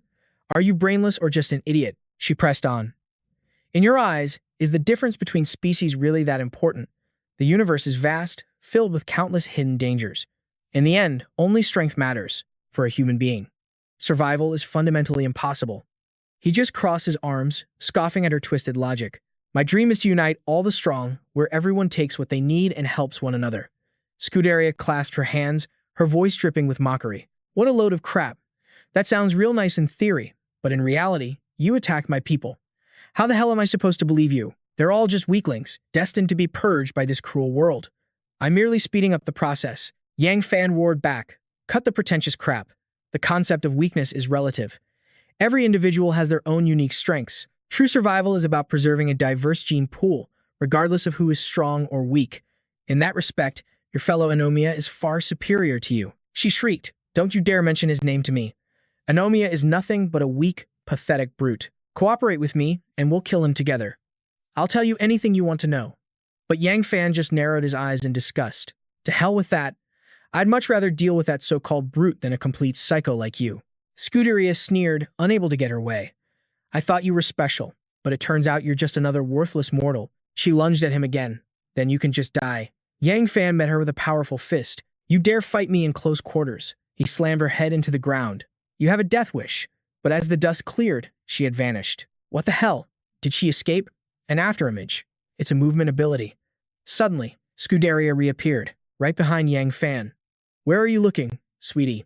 He spun in a flash, perfectly blocking her attack. He channeled his power for another punch. Yang Fan struck with such force that the ground shattered into pieces, but Scuderia leaped away, clinging to the ceiling. Ha ha ha. Did you really think a wide-range attack could ever hit me? Scuderia taunted from above. Against my teleportation ability, you're nothing but a pathetic firefly. Yang Fan smirked back. Oh, is that so? He then shot forward, charging in a zigzag pattern. Meanwhile, deep within the stronghold, a red robot patrolled and made an announcement. All units, final check. Are there any insectoids remaining in the stronghold's core? Suddenly, a deafening roar from above shook the very ground. What's that noise? A second later, the ceiling came crashing down in massive chunks. A colossal wave of fire shot towards them. The blast ripped through the building, sending everything flying. The full, devastating force of the attack engulfed Scuderia's entire body. A technique this powerful was impossible to block, and she screamed in agony. Scuderia appeared to be gravely injured. She struggled back to her feet, determined to fight on. Cough, cough. To think you could actually push me this far. Yang Fan's expression grew serious. Your teleportation. Does it not have a cooldown time? But even with her ability, Scuderia still looked down on him with contempt. No matter what you do, you'll never catch me. Just then, Dongzi heard the commotion and rushed in. Seeing Yang Fan confronting Scuderia, he called out, Lao Da. Yang Fan's face lit up. Dongzi, perfect timing. Yang Fan grinned with confidence and told Dongzi, this one is great at running away, but I've already figured out her ability's weakness. As he spoke, he summoned orbs of fire and ice energy, telling Dongzi, get ready to act on my signal. Yang Fan swiftly brought the two spheres together, unleashing his powerful technique, ice-fire fusion. An explosion erupted, and a chilling frost began to spread rapidly. Scuderia, shocked, raised her arms to defend herself. What are you doing? A dense, icy mist quickly enveloped everything in the room, completely blinding her. The floor cracked and buckled under the immense pressure from the attack. Naturally, she had no way of knowing where Yang Fan was, so this was his plan all along. From within the icy fog, Yang Fan's voice echoed out. Earlier, you ran into a wall to escape. You didn't. Just blink away. I figured it out. You can't teleport to a location you can't see, can you? Yang Fan's confident smirk could be heard in his voice. His words hit their mark, and Scuderia was so enraged that blood began to seep from her eyes, a truly terrifying sight. Hiding in the icy mist, Yang Fan's voice boomed again. Such a furious reaction. Seems I was right on the money. It's time for round 2. Suddenly, a powerful flame erupted, piercing straight through the dense layer of frost. He leaped out from the center of the blaze, delivering a spectacular kick that sent Scuderia reeling. She barely managed to raise her arms to block it, her face twisted in agony, a sign she was reaching her absolute limit. He followed up with another kick, launching her dozens of feet away. Her survival instinct kicked in. She dug her feet into the floor, sliding to a grinding halt in a shower of sparks. Even after narrowly escaping, Scuderia was defiant, sneering. So what if you figured out my weakness? A powerhouse is still a powerhouse. Stop hiding and come out here and face me. Suddenly, another voice echoed through the room. Every individual has their own unique strengths. In an environment like this, Dongzi's vision is far sharper than yours. As the words faded, Dongzi appeared directly in front of Scuderia, his fist cocked back and ready to strike. But villains are always hard to kill. She managed to block his devastating blow with a single hand. Then, she arrogantly spat out one word, royal bug. We are born of the royal insectoid bloodline. We are apex predators by birthright. So by what right do you pathetic humans dare to stand above us? Scuderia's body began to twist and transform. As a ferocious glint ignited in her eyes, an aura of dark energy erupted around her, amplifying her power. It instantly shattered Dongzi's hand into 1,000 pieces, blood spraying as if from a brutal slash. Her face darkened as she growled, "Royal insectoid." But before she could finish, Yang Fan's fist connected squarely with her face in a perfect, literal sense. "Take that, you damned bug." Yang Fan slammed a palm strike into Scuderia, then grabbed her by the throat, declaring, "It ends here. You've lost." Scuderia struggled, gasping, "Let me go. I can't breathe." But Yang Fan's reply was as cold as ice. "Pathetic. You think I just let my prize slip away?" Suddenly, her outer shell went limp. "I will never be captured by anyone." Yang Fan watched, stunned, trying to process what was happening. Scuderia's true form rose into the air, her voice echoing, "We will meet again. And next time, I will grind you into dust." Yang Fan thought to himself, she can even shed her own skin. This thing's survival instinct is off the charts. 3 figures ran towards him, one asking, "Are you all right? Are you injured anywhere?" Yang Fan calmly replied, "I'm fine. That insectoid could never break through my defense." Dongzi scratched his head, embarrassed. "Boss, my apologies. I wrecked the mecha suit." Yang Fan said, "That was a royal insectoid. The fact that you created an opening for me was impressive enough. Besides, the base suffered heavy losses this time because we completely underestimated how much these insectoids have evolved. I'm launching an investigation outside the city walls."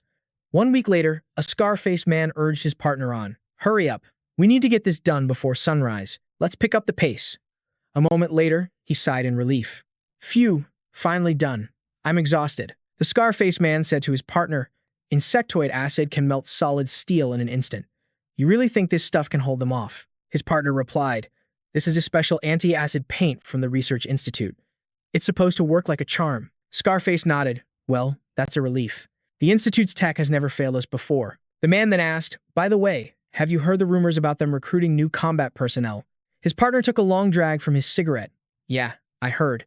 But what can regular Joes like us do against those things?" Scarface clapped him on the shoulder, laughing. "Ha ha, my friend, that's where you're dead wrong." His partner looked puzzled. "Wrong about what?" Scarface leaned in closer. "My uncle's a tech over there. He gave me the inside scoop. They're about to officially form a mecha combat team." In the briefing room, Yang Fan sat at the head of the table. "I've called you all here today to announce something important, to prevent a catastrophe like the last one from happening again. Starting tomorrow, I am resuming all investigation missions outside the city." The room erupted in anxious murmurs. "Is that really wise? The risk is just too great. This is a bad idea." A subordinate stood to object. "Boss, with all due respect, I must stand by my opinion. Without a reliable strategy, this plan just isn't feasible." Yang Fan replied calmly, "I understand everyone's concerns. That's precisely why I've brought you all here to see our new gear. This is the Avenger Tactical Mecha Suit. It will be standard issue for all future combat investigators." The mood in the room shifted instantly. "Holy crap, that's perfect. So that was the plan all along. If every single combat member has a mecha suit, what's there to fear from those insectoids?" Yang Fan raised a hand. "Don't get ahead of yourselves. Calm down. I have something even better to show you." The subordinates were buzzing with excitement. "Boss, what else is there? Don't leave us hanging." Yang Fan pressed a remote and a platform rose from the floor. Yang Fan explained, "These are the latest creations from Duanmu Yi. Protective suits and insectoid repellent sachets." He held up a sachet for them. "Here, take a smell." A subordinate commented, "Wow, it smells great." Yang Fan continued, "The fragrance is harmless to humans, but to an insectoid, it's a fatal neurotoxin." As he spoke, he personally attached a sachet to the red-haired woman. She added, "As long as the scent lasts, it should repel any normal insectoid." The subordinates were ecstatic. Dongzi grinned. "Hee hee, I bet this suit is some kind of awesome treasure, too." He quickly put on the protective gear, exclaiming, "It's a perfect fit. It feels like it adjusts to your body automatically." Yang Fan leaned in and whispered to Dongzi, "Don't you want to know what it's made from?" "It's made from Scuderia's skin." Dongzi's face turned green with revulsion. "Get it off me." Yang Fan burst out laughing. "Haha, relax. I'm just messing with you. It's made from a special fiber that simulates its skin texture. Don't be scared. Dongzi shot back, damn it. You grown-ups are all a bunch of liars. Yang Fan's expression turned serious again. I'll arrange for the mass production of the sachets and suits, so don't worry about supplies. Now, this meeting is adjourned. Go prepare. Just then, a tiny insect darted into the room. The red-haired woman immediately stood, aimed her weapon at the creature, and spoke. Everyone, watch out. It's a zergling. The creature looked around, bewildered. This is a zergling. Yang Fan held up a hand. Hold your fire. It doesn't seem hostile. In fact, it looked like it was trying to spit something out. Reaching forward, Yang Fan pulled a slip of paper from its mouth. It's a letter. Yang Fan's eyes scanned the message. To the honored warrior, I have waited long for you. Please follow this zergling to meet me. Signed, Anomia. Yang Fan thought to himself, sending a letter? How? Civilized. This one is nothing like the other Zerg emperors. His squad erupted in disagreement. It's obviously a trap. You can't go, boss. You can't risk your life again. That's right. This has ambush written all over it. Yang Fan calmed his team. Don't worry. This Zerg emperor is logical. He's not like the others we've faced. Besides, I need to know the truth behind this Zerg infestation. Yang Fan then turned to the small creature. All right, little guy. Lead the way. The Zergling chirped in response. As Yang Fan reached the doorway, he paused. He braced a hand against the frame and looked back. All of you, stay safe while I'm gone. With that, he launched into the air. I'll be back before you know it. The red-haired girl watched him disappear from sight, clasping her hands in prayer. You have to be safe too. I'll be waiting for you. Meanwhile, Yang Fan soared across endless blue skies and jagged mountains. At that very moment, across a desolate desert, the white-haired Zerg emperor, Bruto, confronted Anomia. Hey, you big oaf. Why did you save me back there? Was it just so you could mock me? Anomia simply shook his head. No, I saved you because you are my kin. The white-haired Bruto burst into laughter. Your kin? Don't make me laugh. Among us, Zerg emperors, even our own kind are considered enemies. Anomia's voice was low and thoughtful. Enemies, you say? But from my perspective, anyone who isn't a natural-born rival can become an ally. The white-haired Bruto just laughed even harder. So that's why you sent that letter. You really think a human will ever see you as a friend? Stop spouting nonsense. This joke isn't funny anymore. Anomia let the sand sift through his fingers in response. As long as our interests align, does the shape of our species truly matter? It's like this hand. When I close my fist, the sand stays. But when I open it, the sand falls away. The choice is entirely within our grasp. The white-haired Bruto raised a hand to her chin, her expression filled with doubt. Then tell me, what possible common interest could we have with humans? Anomia suddenly rose to his feet, spreading his arms wide towards the heavens. This planet is vast and rich, but its resources are not infinite. They will one day run dry. Anomia pointed a single finger skyward. I want to work with humanity to break the bonds of gravity and conquer the stars. The white-haired Bruto replied. So this is the grand design you're always talking about? Anomia turned his gaze to Bruto. He's here. Yang Fan emerged from a cloud of dust. The white-haired Bruto instantly took a defensive stance, bewildered. Anomia reassured her. Relax. He comes with no ill intent. Yang Fan's gaze swept over Anomia and the white-haired Bruto. I've come as you asked. The little Zergling messenger scurried over and leaped onto Anomia's shoulder. Anomia gently patted the small creature. I am pleased you accepted my invitation, he said to Yang Fan. The warrior, Yang Fan, pressed on. You promised you would tell me about the king of the dark star. You're not going to break your word, are you? Anomia extended a hand in response. The entire truth resides within my memories. Take my hand, and you will see everything. If you dare. Yang Fan hesitated for a moment, but then he clasped Anomia's hand. All right, I'll trust you. Instantly, Yang Fan was plunged into a sea of memories. He grimaced in his mind. There are so many. Ugh, is this how I die? To end like this? I can't accept it. Tiny cracks began to spiderweb across a massive stone. Fueled by this undying resentment, the shattered remains of the Dark Star King's corpse became the very first Zerg. The white-haired Bruto's voice echoed in his mind, and the largest fragments transformed into the Zerg Emperors, beings of immense power. Yang Fan stared at his own palm, processing the revelation. So that's the truth. The Zerg are pieces of the Dark Star King. He turned to the two Zerg Emperors. So what is it you're truly after? Anomia crossed his arms. Each emperor has their own agenda. As for me, I simply wish to cooperate with your kind. Yang Fan replied to Anomia. Of course, that's not a problem. But first, you'll have to prove your sincerity. In his mind, he was wary. Cooperation? As if. I wonder what scheme you're really plotting. Just then, Anomiya's hand moved to his chest, unfastening the top of his garment. On that point, you have my word. If our partnership is formed, I will present you with a magnificent gift. He threw open his coat, ready for battle. But before that, I ask that you show me your true power. Anomiya stomped his foot on the ground, and a terrifying ring of fire erupted around him. The white-haired Bruto watched from the sidelines, completely confused. Didn't he want to be friends? Why is he doing this? Yang Fan raised his left arm, assuming a defensive stance against Anomiya. Are you just a meathead? All you know is brute force. Anomiya rose onto his toes, preparing to strike. This isn't some meaningless fight. If you can't even defeat me, then our partnership is pointless. Anomiya launched himself at Yang Fan, roaring, "Take this."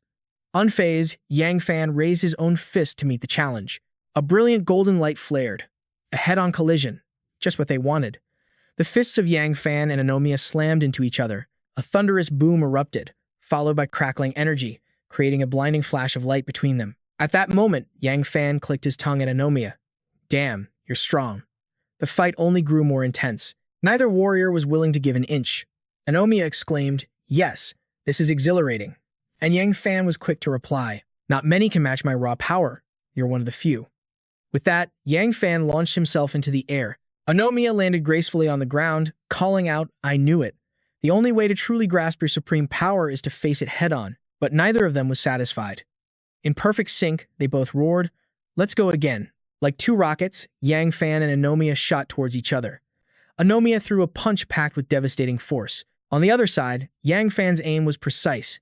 He swiftly threw a palm strike toward the right side of Anomiya's face. With seemingly limitless power, Yang Fan stomped down, trying to crush Anomiya, but his opponent skillfully evaded the blow. He flew upward, dodging Yang Fan's attack. Yang Fan immediately followed up, launching a powerful kick toward Anomiya with a roar, "Go down." This time, Yang Fan raised his leg high, channeling immense power, determined to end the fight with this one blow. An incredible golden aura exploded from Yang Fan's kick, aimed perfectly at Anomiya's position. Anomiya's face darkened as he met the attack with a decisive counter, but he still couldn't avoid taking some damage. He clutched his stomach, a flicker of pain on his face, but he was smiling. "You're the one who's going down. Haha. To hit me so hard my organs shifted." Impressive. Yang Fan casually walked toward Anomiya and shot back. "You're good, but you're still a step below me." After saying that, Yang Fan stood there, hands in his pockets, waiting for Anomiya's next move.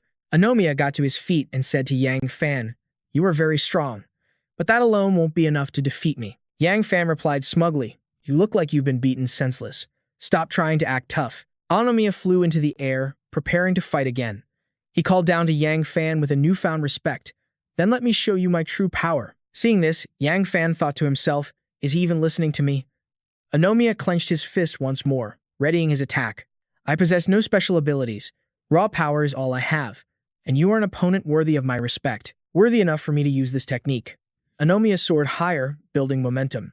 Yang Fan watched as he ascended into the sky. He thought to himself, his aura. It's suddenly become immense, like the crushing weight of a mountain. The pressure was suffocating.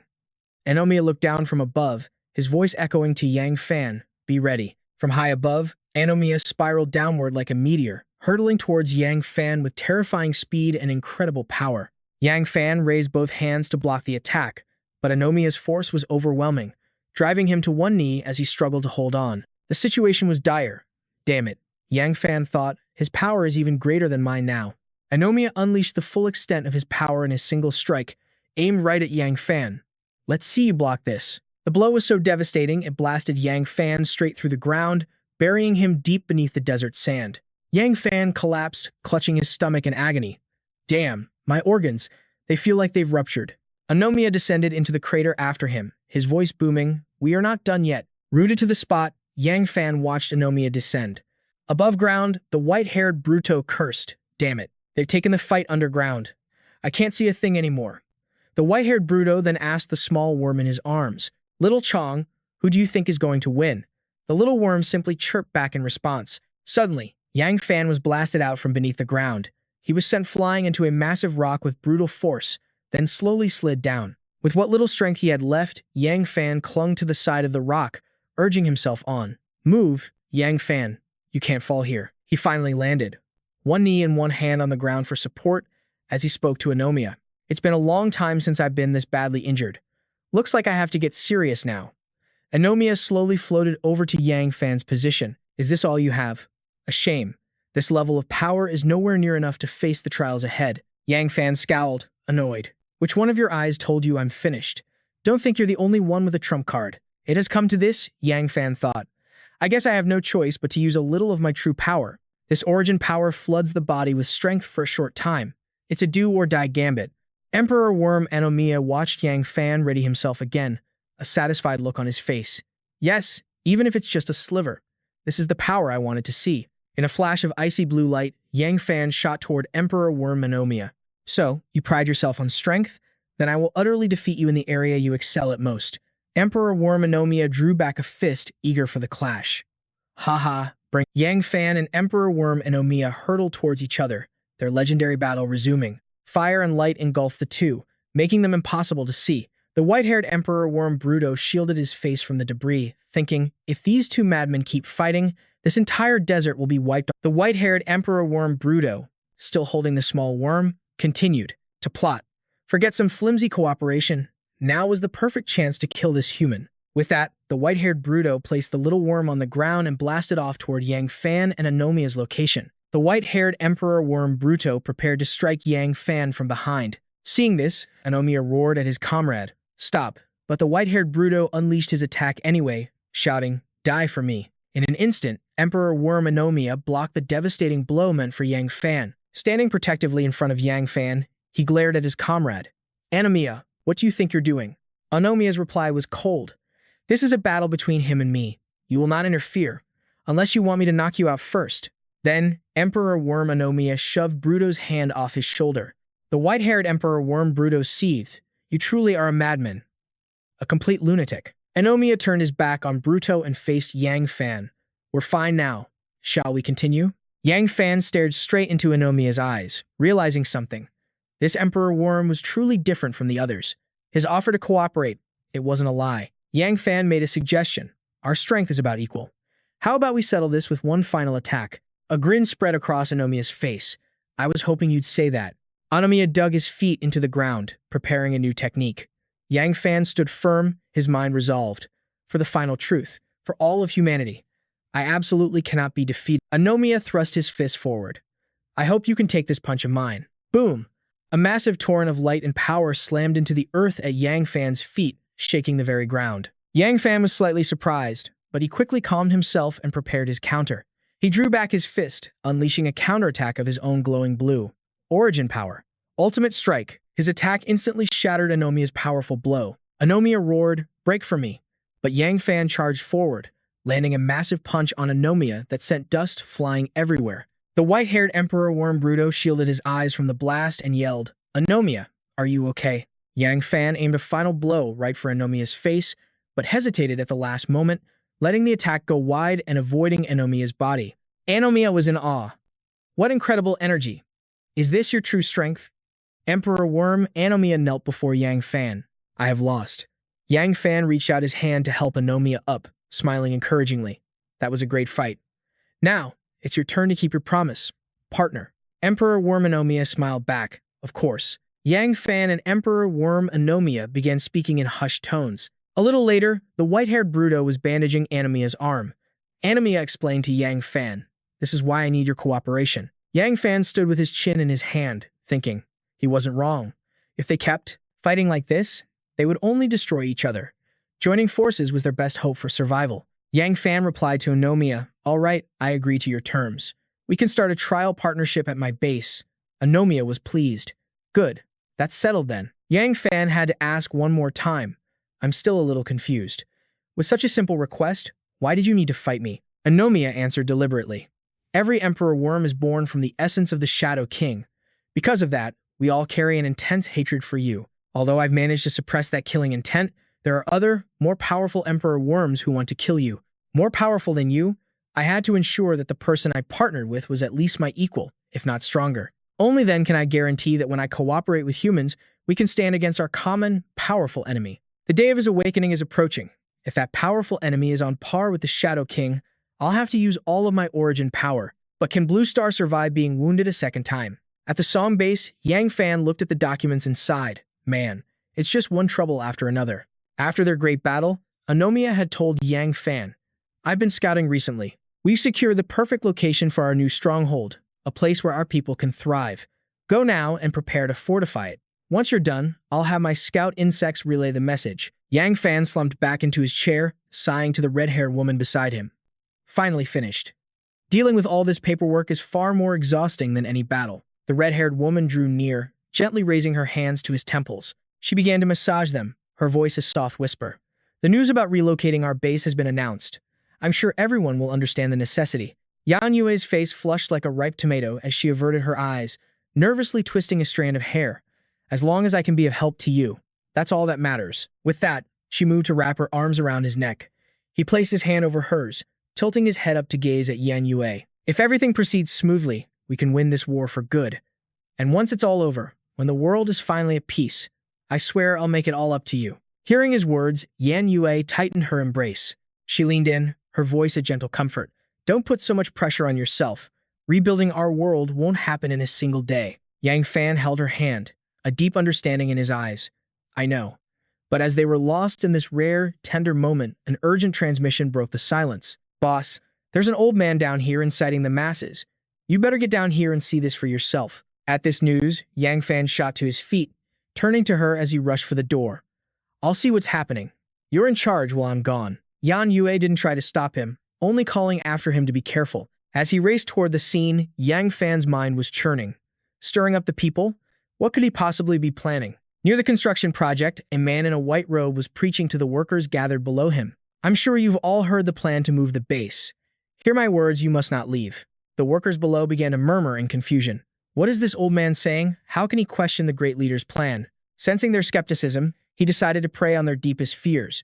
"Have any of you truly considered the consequences? How can they possibly guarantee your safety out on the open road? The world is crawling with insectoids. For ordinary people like us, to go out there is to march to our deaths." His words struck a nerve, and a wave of fear washed over the crowd. They stared up at him, their expressions of doubt replaced with rapt attention. Seeing he had them hooked, the man unleashed a torrent of accusations. "The leaders must see us as a burden. They want to use the insectoids as an excuse to get rid of us all." He let out a sharp laugh, driving his point home. "We cannot simply sit and wait to be slaughtered. Before it's too late, we must rise up together and resist." His brainwashing was complete. In an instant, the workers raised their fists in unified support. "He's right. We can't let their conspiracy succeed. We can't be cowards, or we're all dead for sure." The sentiment spread like a virus, from 1 to 10, from 10 to 100. A full-blown rebellion was forming in the crowd. Only a single young worker remained clear-headed, trying to talk sense into them. "Everyone, calm down. Don't listen to that old man's lies." But no one would listen. Instead, the man on the platform pointed directly at the dissenter. "Send that little sycophant to the underworld. Let him be the first sacrifice for our new cause." The enraged mob surged forward to grab him. But just then, a familiar voice cut through the chaos from the shadows. "I'd like to see who dares to touch him." Yang Fan emerged, his cloak flowing behind him, his voice laced with angry disappointment. "You utter fools. Just look at the state of you." Fearing his words weren't sinking in, he didn't hesitate to taunt them. "You don't dare to go out and kill insectoids, but you'll attack your own people. Do you feel no shame?" The crowd fell silent under the weight of his accusation, but Yang Fan was slowly advancing toward the man in white, his voice dangerously low. "I don't care what your objective is, but your actions have seriously threatened public safety." With his hands in his pockets, Yang Fan closed the distance, "And according to our laws, you are required to pay the price." The man was terrified, but he tried to keep a hard front. "Humph, all you know is how to use your power to bully others. This just proves you're a ruthless tyrant." Without warning, Yang Fan appeared like a ghost behind the man, whispering a challenge. "I dare you to say that one more time." The man snapped his head around, pure terror on his face. To repeat himself now would be to sign his own death warrant. But if he didn't, the person who paid him for this would surely not spare his life. What could he do? In the end, his will broke before Yang Fan. To hell with it, he thought, just let me live. He fell to his knees, slamming his forehead to the ground. "I'm sorry. Someone forced me to do this. He said he'd kill me." Hearing the information he wanted, Yang Fan interrogated him. "Who gave you the order? Speak up." The man bowed his head, ready to confess. "His name is." But in a dark corner, unnoticed by the two, an arrow was already knocked on a bowstring. An instant later, an arrow streaked through the air, aimed to deliver a swift end to the man's short life. The arrow was fired, but it missed its target, because Yang Fan had caught it with his bare hand. He held the arrow, his voice booming with rage. Who? The terrified man was still reeling from his near-death experience. Nearby, the assassin who fired the arrow turned to flee into the shadows. Yang Fan stood on the stage, looking down with a sneer. Oh, you think you can run? Without another word, he launched himself downward, pinning the man to the ground with his foot. The force of the impact shattered the floor beneath them. Stay down for me. Quietly. But the man trapped under Yang Fan's boot just kept repeating the same meaningless phrase. Kill me. Just kill me. Gazing down from above, Yang Fan scoffed in disgust. Did a donkey kick you in the head? All you can do is repeat one line. As the man chanted on, the veins on his face bulged, his eyes turned blood red, and his voice became monstrous. Die, die, die. With that final scream, an octopus-like creature burst from the man's forehead, lunging straight for Yang Fan's handsome face. Seeing the thing fly toward him, he sliced it in two with a single, fluid motion. Disgusting creature. The bisected octopus could only twitch helplessly on the ground. Yang Fan observed it, his mind racing. Is this a new type of parasite? One that can enter the brain and control its host. The host still retained the intelligence of a normal person. The moment the man finally died, a horde of zombie-like people began shambling toward him, whispering as they moved. Join us. Join us. A soldier rushed to his side, panicking. Boss, this is bad. It looks like they've all gone insane. Fearing the situation would spiral out of control, Yang Fan pulled his sachet from his pocket. The only choice is to try this insect-repellent pouch. The instant the sachet appeared, everyone present clutched their necks and screamed. Then, from their mouths, streams of purple gas began to escape. However, Yang Fan wasn't some pushover. He raised his hand, summoning flames from thin air. Thinking of running now? Isn't it a little too late for that? In a flash, his fire engulfed the parasitic swarms. They were instantly reduced to ash. The worker from before, who hadn't been hypnotized, stepped forward gratefully. Boss, thank you for saving us. Yang Fan turned to get a report on the situation. Forget about that. When did these people start causing trouble? Hearing the question, the young man thought for a moment before answering honestly. 2 days ago, that's when people started gathering and making a scene. That answer sent Yang Fan deep into thought. 2 days. In that amount of time, how many more people had these new parasites silently infected? With that grim thought, Yang Fan activated his headset and issued a command. Yeah, Yue. Notify everyone immediately. Begin a citywide parasite inspection. He didn't stop there, explaining the current crisis to the person on the other end. We have a lot of new casualties this time. The parasite's methods are getting more insidious. It seems we'll have to move up the schedule for relocating the base. Inside the research lab, Duan Di was reporting the progress to Yang Fan. The citywide inspection is complete. All individuals infected with the new parasite have been dealt with. As she said this, Duan Di's expression fell, her face filled with guilt. The new parasite was able to evade the physical screenings at the city entrance, which led to this disaster. It's all my fault. My research team should have anticipated this. I'm sorry. Hearing herself blame, Yang Fan could only sigh. It's not your fault. None of us could have ever imagined the parasites would evolve this quickly. After speaking, Yang Fan fell silent, leaning against the table. Besides us, the other human settlements are all under attack, and their losses are far more severe. The more he spoke, the heavier his mood became. If we let these things continue to run rampant, we won't be far from death ourselves. Hearing his grim words, a worried Duan Di asked, Then what should we do? Suddenly, an idea struck him. What's the production status of the repellent sachets?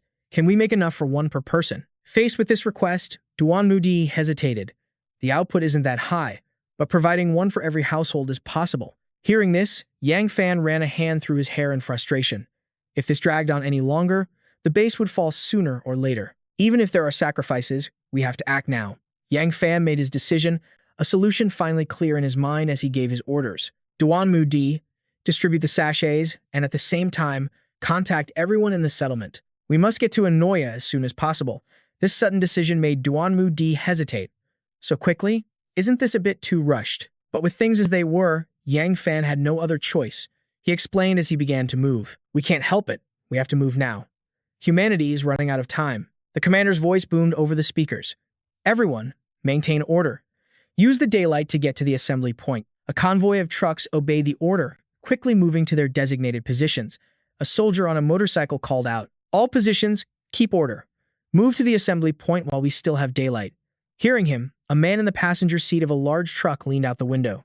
An evacuation of this scale. Are we really not afraid of those parasites? The man at the wheel answered in a low, reassuring voice. Don't panic. The sashes they gave us can repel them. They won't dare come near. But the other man was still worried. Of course I know how effective the sachets are, but what if? And then, something appeared from behind their truck. What about the pilot of the giant mech? He gave his word that no bug would breach their defenses, not as long as they were still standing. Hearing this, the young man finally felt at ease. I forgot. The Mechacorp is already a force to be reckoned with. It seems I was worried for nothing. The scene then shifts to the squad's rendezvous point. Yang Fan and his teammates were gathered there. He gave a stern command to everyone. Stay sharp and keep your eyes on our surroundings. Report any threats immediately. Staring out at the desolate wasteland, Yayue felt a wave of suspicion. There's nothing here. Could the Imperial bugs have been lying to us? Responding to the woman beside him, Yang Fan was firm. Anomiya would never deceive us. He isn't like the other bugs. Liu Zishi, standing behind them, spoke up. We can trust you, Captain. But no matter how noble he seems, Anomiya is still one of them. Is it really wise to cooperate with an Imperial bug? Mushu, standing nearby, voiced his own opinion. You can never predict what these creatures will do. Just then, two unknown figures began to approach Yang Fan's position. They had apparently overheard the conversation and spoke with a threatening tone. Do not underestimate us, humans. We are not the kind to engage in betrayal. It was none other than the two Imperial bugs, Bruto and Anomiya. Anomiya stepped forward with a welcoming gesture. It is good to see you again, our human ally. Yang Fan turned back to his team to make the introduction. There's no need to be tense. From now on, they are our comrades. Yayue, trusting the man she believed in, accepted his decision. If you say so, I'm willing to try and work with them. Anomiya then made a proposal. We are all intelligent beings on this blue star now. It's time to turn enemies into friends. Let us join hands and create a new era. But as he spoke these serious words, a loud, mocking laugh suddenly echoed through the air. Ha ha ha. The red Imperial bug whipped around, his eyes locking onto the source of the laughter. The voice gloated with glee. Ha ha. Turn enemies into friends. The figure was cloaked, hiding their identity, their voice dripping with scorn. What a naive sentiment. Did you even ask for my opinion? She threw back her hood, revealing herself to be a Scuderia-class bug with shoulder-length purple hair. Bruto was stunned. Scuderia. Consumed by rage, she raised her razor-sharp claws towards the intruder and snarled. You treacherous snake. What are you doing here? The Scuderia simply stuck out her tongue, teasing them. I go wherever I want.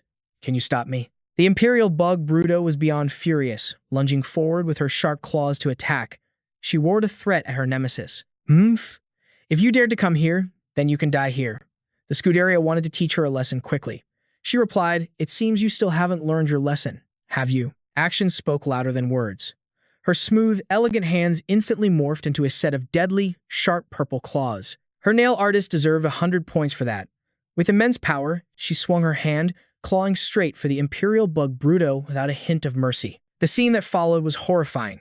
With just a single strike, the Scuderia had defeated Bruto. Bruto was now down for the count. Having seized the upper hand, the villain gloated. What a hopelessly foolish woman you are. The red Imperial bug, Anomiya, seethed with rage.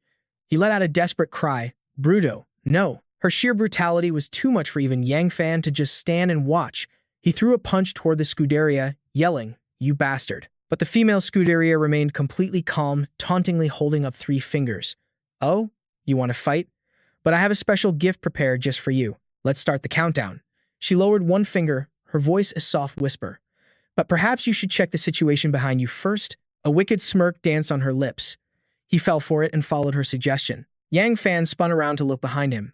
Just as the countdown reached its final moment, it was about to be revealed after the number 1. The sight before him was horrific. All of their large cargo carriers exploded in unison, creating an unbelievable shockwave of air pressure. The blast overwhelmed everything around them. Seeing the destruction she had caused, Yang Fan roared in pure fury. You monster! I won't forgive you. The Imperial bug Anomiya quickly held him back, urging, Yang Fan, calm down. You all go save the others. I will deal with her. Trusting the bug's combat strength, Yang Fan and Yayue followed his orders and rushed to save their people. They left him there to face the cunning enemy alone. Before leaving, Yang Fan called out, I understand. You be careful. The Scuderia taunted him, such loyal friends. But what can a single one of you possibly do? Perhaps you should just run away. In response to her arrogance, Anomiya brought up the past. Do you know why our father failed? She crossed her arms, looking bored.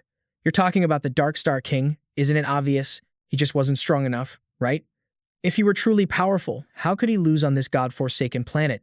He knew exactly how she thought. You don't understand anything at all. Strength and weakness? That's the only answer a creature who thinks like a human could come up with. Or should I be more like an ant, like you? She used her stealth technique, her body flickering in and out of sight. She reappeared right in front of the Imperial bug, challenging him. You still talk in such a provoking way. But he had already seen through her true form. He swiftly shot out his hand, grabbing her foot and holding it tight. With victory seemingly in his grasp, he prepared for his heroic counterattack. He sneered. A coward who only attacks from the shadows belongs in the gutter. She froze, realizing with dawning horror that he was her perfect counter. A knot of fear tightened in her stomach. If he caught her, there would be no escape this time. Grabbing Scuderia by the foot, Anomia slammed her into the ground. The impact was so immense it cratered the earth, fracturing the stone around her. He raised a fist, trembling with vengeful fury, all the blame crashing down on her. You shouldn't have killed my comrades. The stupid ones die. What else is new? Even beaten and broken, her words dripped with venom, showing not a single shred of remorse. The weak are meant to perish. Why waste pity on them? Her arrogant words had just sealed her fate. In an instant, Anomia drove his palm straight into her face, grinding her deeper into the shattered earth. He would honor her twisted logic by preparing to deliver the final, devastating blow. That's right. The weak are just weak. A terrifying certainty echoed in his voice. Power surged into Anomia's fist, forming a massive orb of crimson magic. His voice was cold steel. So just die. Before she could even react, the fist connected with absolute finality. The blast created a powerful shockwave. Sparks flew everywhere as a massive crater was gouged out of the land. Her body was utterly obliterated, leaving only her upper torso behind. Believing he had won, Anomia turned to leave. His parting words were cold. Go to hell and reflect on your sins. But fate, it seemed, had other plans. In a horrifying display, Scuderia's body began to regenerate. Flesh and bone knitted back together, restoring her to her original form as the tables began to turn. He was still walking away, completely unaware. Scuderia awakened. Her eyes flared with a menacing light as she rose to her feet. A mocking laugh echoed across the battlefield. Did you really think that was enough to kill me? The Red Warrior finally sensed the immense danger. He whipped around to face the new threat, but he was already too late. Scuderia was one step ahead. She instantly teleported behind him, raising a shimmering purple sword forged from pure magic. A blinding light flared from the blade as it struck. In a flash, a devastating slash tore right through his body. He desperately tried to dodge, but it was useless. The blade sliced across his neck. The situation had been completely reversed as Scuderia laughed in triumph. Surprise, every time I'm about to die, I molt and come back even stronger. How could anyone possibly defeat an ability like that? It was a game he was destined to lose, she explained. After Yang Fan killed me once, defeating Bruto was easy. And now that you've killed me once, I can easily finish you. Her voice droned on, but her words didn't register. He could only clutch his bleeding neck in utter shock. She stood over him, victoriously declaring her true goal. This is perfect. I still haven't gotten my revenge on Yang Fan. Today, I'll settle everything. Sweet dreams, big guy. At her feet, Anomia collapsed, utterly defeated. Then, from within his armor, a tiny, leaf-green creature crawled out. It looked like a small, cute caterpillar with tiny angel wings.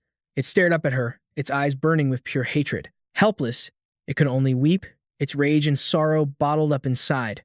Suddenly, more of the creatures, called insectoids, swarmed out, attacking a nearby car. Inside the vehicle, two girls screamed in terror. The purple-haired driver yelled, "Insectoids, we have to go, now." Her friend frantically urged her to drive faster, making the driver even more flustered and unsure of where to go. The car ahead exploded. How do we get out? An insectoid lunged, plunging its massive claw forward. It pierced straight through the car's frame. The sharp talons slammed right next to the steering wheel. The blonde girl dodged, her heart pounding in her chest. The purple-haired driver was trapped, able to do nothing but scream for help. Suddenly, crash. Yang Fan descended from the sky. He delivered a lightning-fast punch to the insectoid. With a single, explosive blow, the monster's body was blown into pieces. Only the creature's claw remained embedded in the car. Yang Fan stood on the roof and issued his commands. Get the civilians to safety. One of his team members shouted that these insectoids seemed immune to their repellent pouches. He glanced back, ordering them to focus on the urgent mission first. They could analyze this new threat later. All units, engage at will. Exterminate these insectoids. As Yang Fan directed the fierce battle, a faint, sweet fragrance drifted past him. This scent, it's strange. He turned, his eyes scanning the area for the source of the peculiar aroma. Behind him stood not a man, but a pair of long, slender legs clad in elegant high heels. How about you play with Nora instead? She gracefully raised a hand to her chin, her eyes filled with a dangerous amusement. She was a girl with vibrant blue hair and a pair of insect-like antennae. Her tight black outfit revealed a slender waist. Her alluring figure was complemented by a pair of delicate pink wings. Mimtila. She gracefully flew towards Yang Fan. The closer she came, the stronger the strange scent became. Who are you?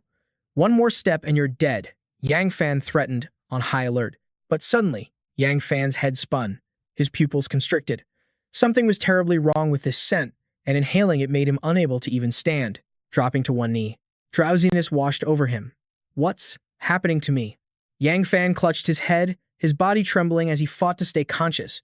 Mintila sauntered over to Yang Fan, her voice a seductive, taunting whisper. Such a resilient man, still trying so hard to stay awake. She moved closer, tilting Yang Fan's face up, forcing him to become a plaything beneath her. He leaped to his feet, throwing off Mtila's delicate arm. Get away! Stay back, you vile demoness. Mtila recoiled with a grimace. She couldn't stand this scent. It had to be purged with fire. Yang Fan awakened his flames, letting them roar to life around him. A look of disgust mixed with fascination crossed Mtila's face. Interesting. Very interesting. You're the first one to ever wake up on your own. Wreathed in flames, Yang Fan demanded, Who are you? Are you one of Anomia's enemies? Mintila answered with pure arrogance. Everything I do is simply my nature. Why would I let some clueless brute affect me? Yang Fan was baffled. Your nature? She placed a hand on her chest, her arrogant tone unwavering. To procreate is the nature of all living things. To birth a more superior generation is the noblest pursuit.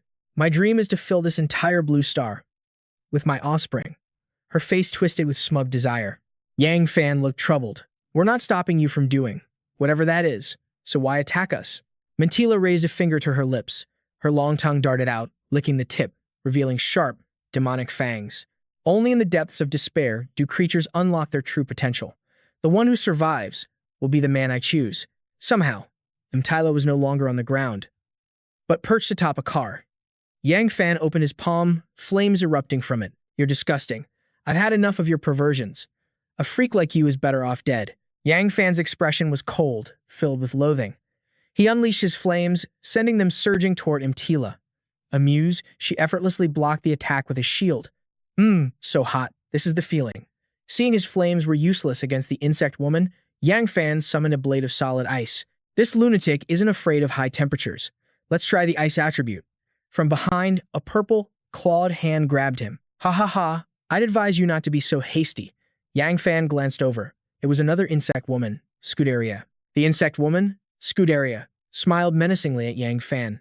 Otherwise, I'll take your head the moment you drop your guard. Seeing her, his face hardened. Scuderia, what did you do to Anomia? Scuderia covered half her face, judging him. That blockhead? Obviously, I just killed him. Yang Fan's body began to tremble. Not from fear, but from pure, unadulterated rage. You actually killed him. Standing behind him, Scuderia raised her sharp claws to his face, ready for a sneak attack. Scared now? I could kill you in an instant.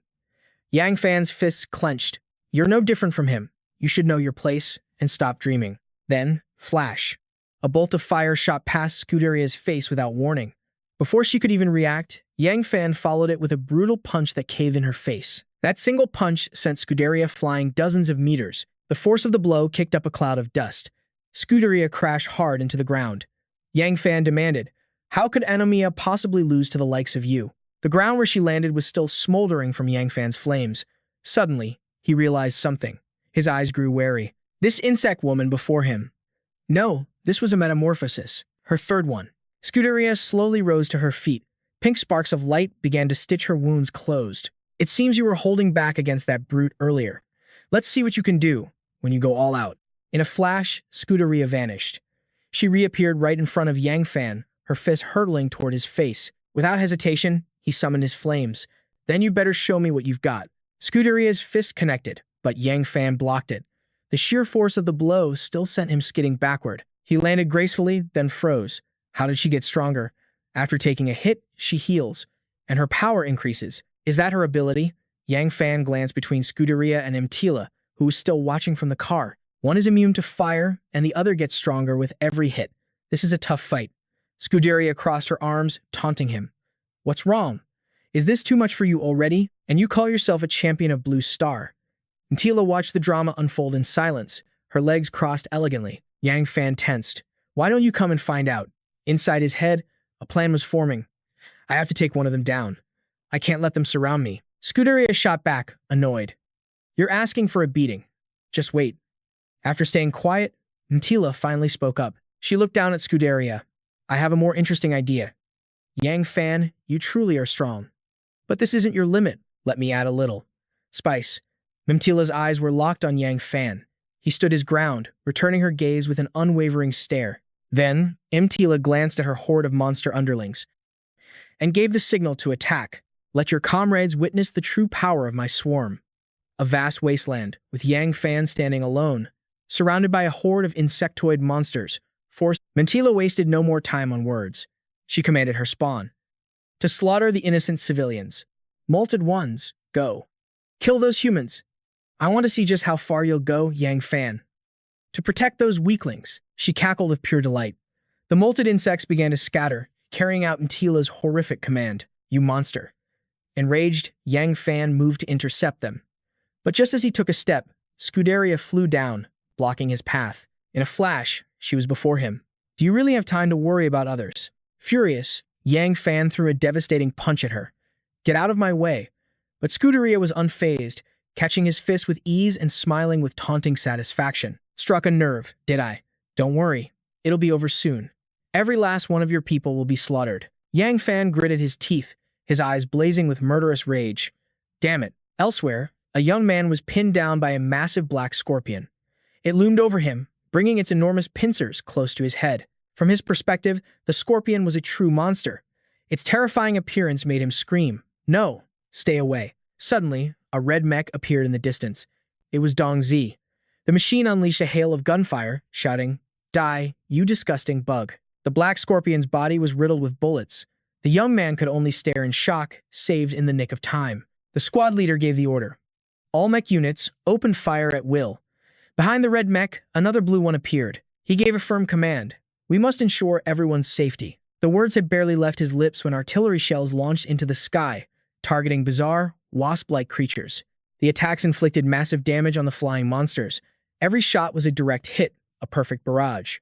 With the immediate threat handled, Dong Zi contacted his superior. Sister Yan, we've begun clearing the area behind the convoy. On the other end, Yan Yue received the message. Roger that.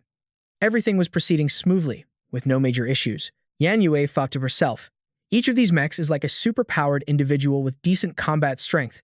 This should be enough to hold the line. Behind Yan Yue, a blue spatial rift opened, and out stepped Qing Shui. The girl landed lightly, reporting, Sister-in-law, I've secured the situation on the convoy's flank. Now on solid ground, Qing Shui cheerfully asked her sister-in-law, So what's the plan now? Yan Yue turned with a smile. We continue to provide suppressing fire, protect the civilians, and wait for the others to return. But as they spoke, a strange new insectoid dashed from the shadows, closing in on Yan Yue's back. It crept closer, hoping for a stealth attack, but failed. Yan Yue had already sensed its presence. Calmly, she glanced over her shoulder, recognizing it as a type of creature she'd never seen before. The monster lunged. Yan Yue didn't hesitate. She spun around, unleashing a beam of light and declared, a sneak attack. It's not that easy. The deep pink energy beam shot from her hand, piercing straight through the insectoid and slicing it clean in two. But Yan Yue was stunned to see that even severed, the creature wasn't dead. Both halves were still moving as if nothing had happened. She froze.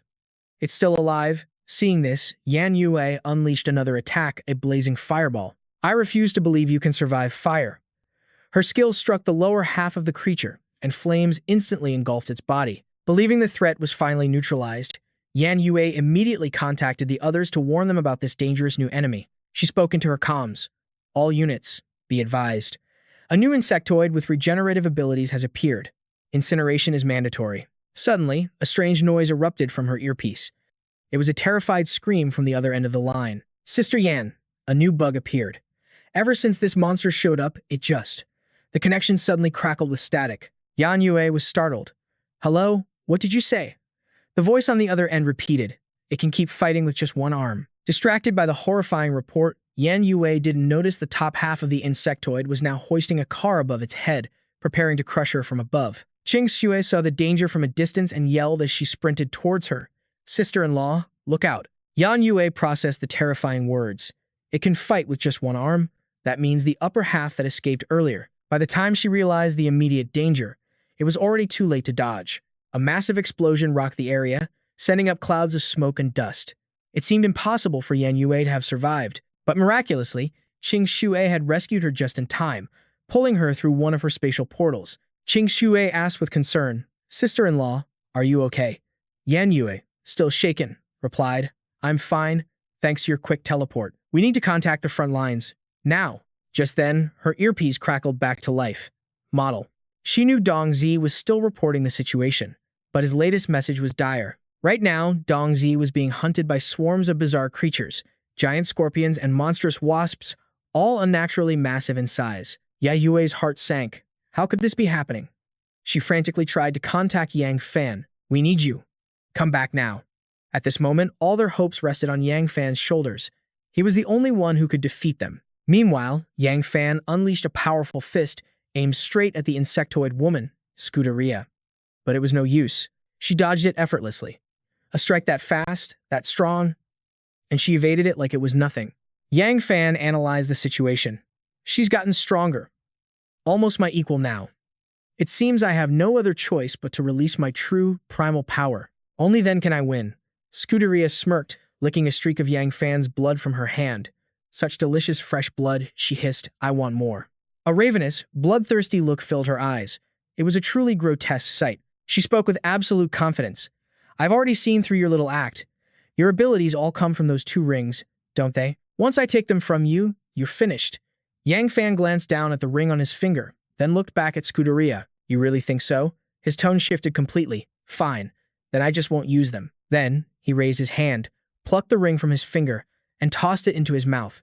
She froze, completely stunned. Before she could process what happened, Yang Fan's energy began to skyrocket. It grew so immense that Scuderia could physically feel the pressure. "What is this? Why is your power suddenly even stronger?" It turned out Scuderia's assumption was dead wrong. Yang Fan's power exploded outwards, surrounding him in a torrent of embers and superheated air. The force lifted him into the sky. These 2 rings, Yang Fan explained calmly, were never tools. They were seals. He never relied on the rings for power. Instead, he wore them to suppress his own overwhelming strength. The embers around him intensified, coalescing into the shape of a massive crimson dragon that coiled around his body. The sight was absolutely breathtaking. Floating high above, Yang Fan looked down on her. "You thought you were strong, didn't you? So, what about now?" With a single gesture, Yang Fan sent the colossal fire dragon hurtling toward her. Boom! This was no longer a fight between equals. The dragon slammed into her and detonated, engulfing the entire area in a raging inferno. The sky itself burned a brilliant, terrifying crimson. The shockwave ripped through the ground, shattering the earth into countless fragments. It was a truly magnificent technique from Yang Fan. Scuderia was sent flying. She crashed to the ground, coughing violently.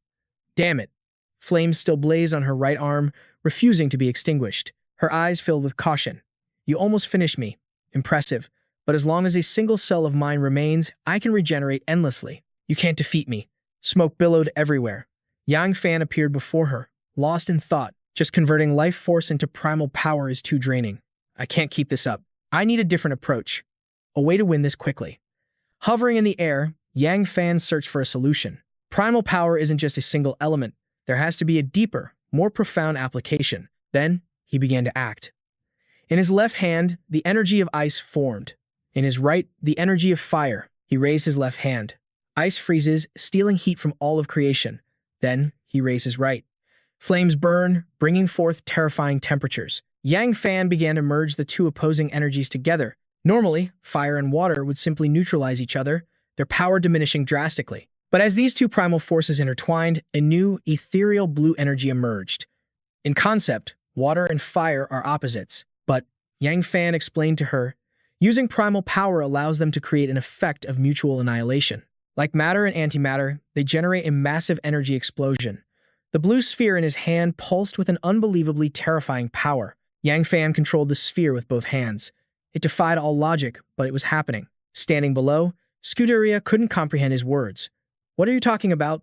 Logic? Science? Have you gone insane? Your powers can no longer harm me." Yang Fan balanced the sphere on his single fingertip and replied, "No, I found a way to erase you completely." Yang Fan was absolutely certain. This was the key to Scuderia's total destruction. But she still refused to believe him. "You're at death's door and still spouting nonsense," she scoffed, "with that little ball in your hand." But the sphere of energy began to grow. It was already twice its original size. Hearing her taunt, Yang Fan replied, "Stop struggling. There are no more chances for you."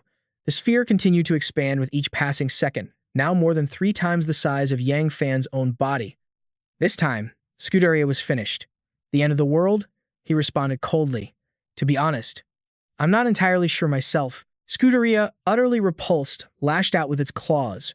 "What is this thing?" it hissed with contempt.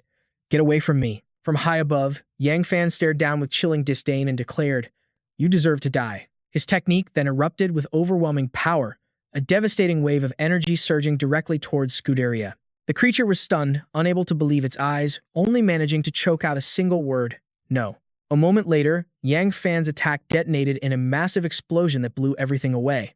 He thought to himself, "This power. It might be overkill. I can't let the shockwave hit the crowd." With a split-second decision, Yang Fan extended his hand to control the blast. "Stop," he commanded. A containment field materialized around the destructive green energy, shielding everyone in the vicinity from harm. Once the situation was under control, Yang Fan gasped for air, exhausted. "Heh. It worked," he panted. "But that was way too strong. And too draining. I need to be more careful next time." Believing the fight was over, Yang Fan started heading back towards Mtila. "Well, that should take care of that," he thought. Was that small insect that appeared at the end? Anomia, helping me? Thinking of this, he sent a silent message. "Thanks, brother." Seeing Yang Fan return victorious, Mtila greeted him with a fake smile. "Incredible.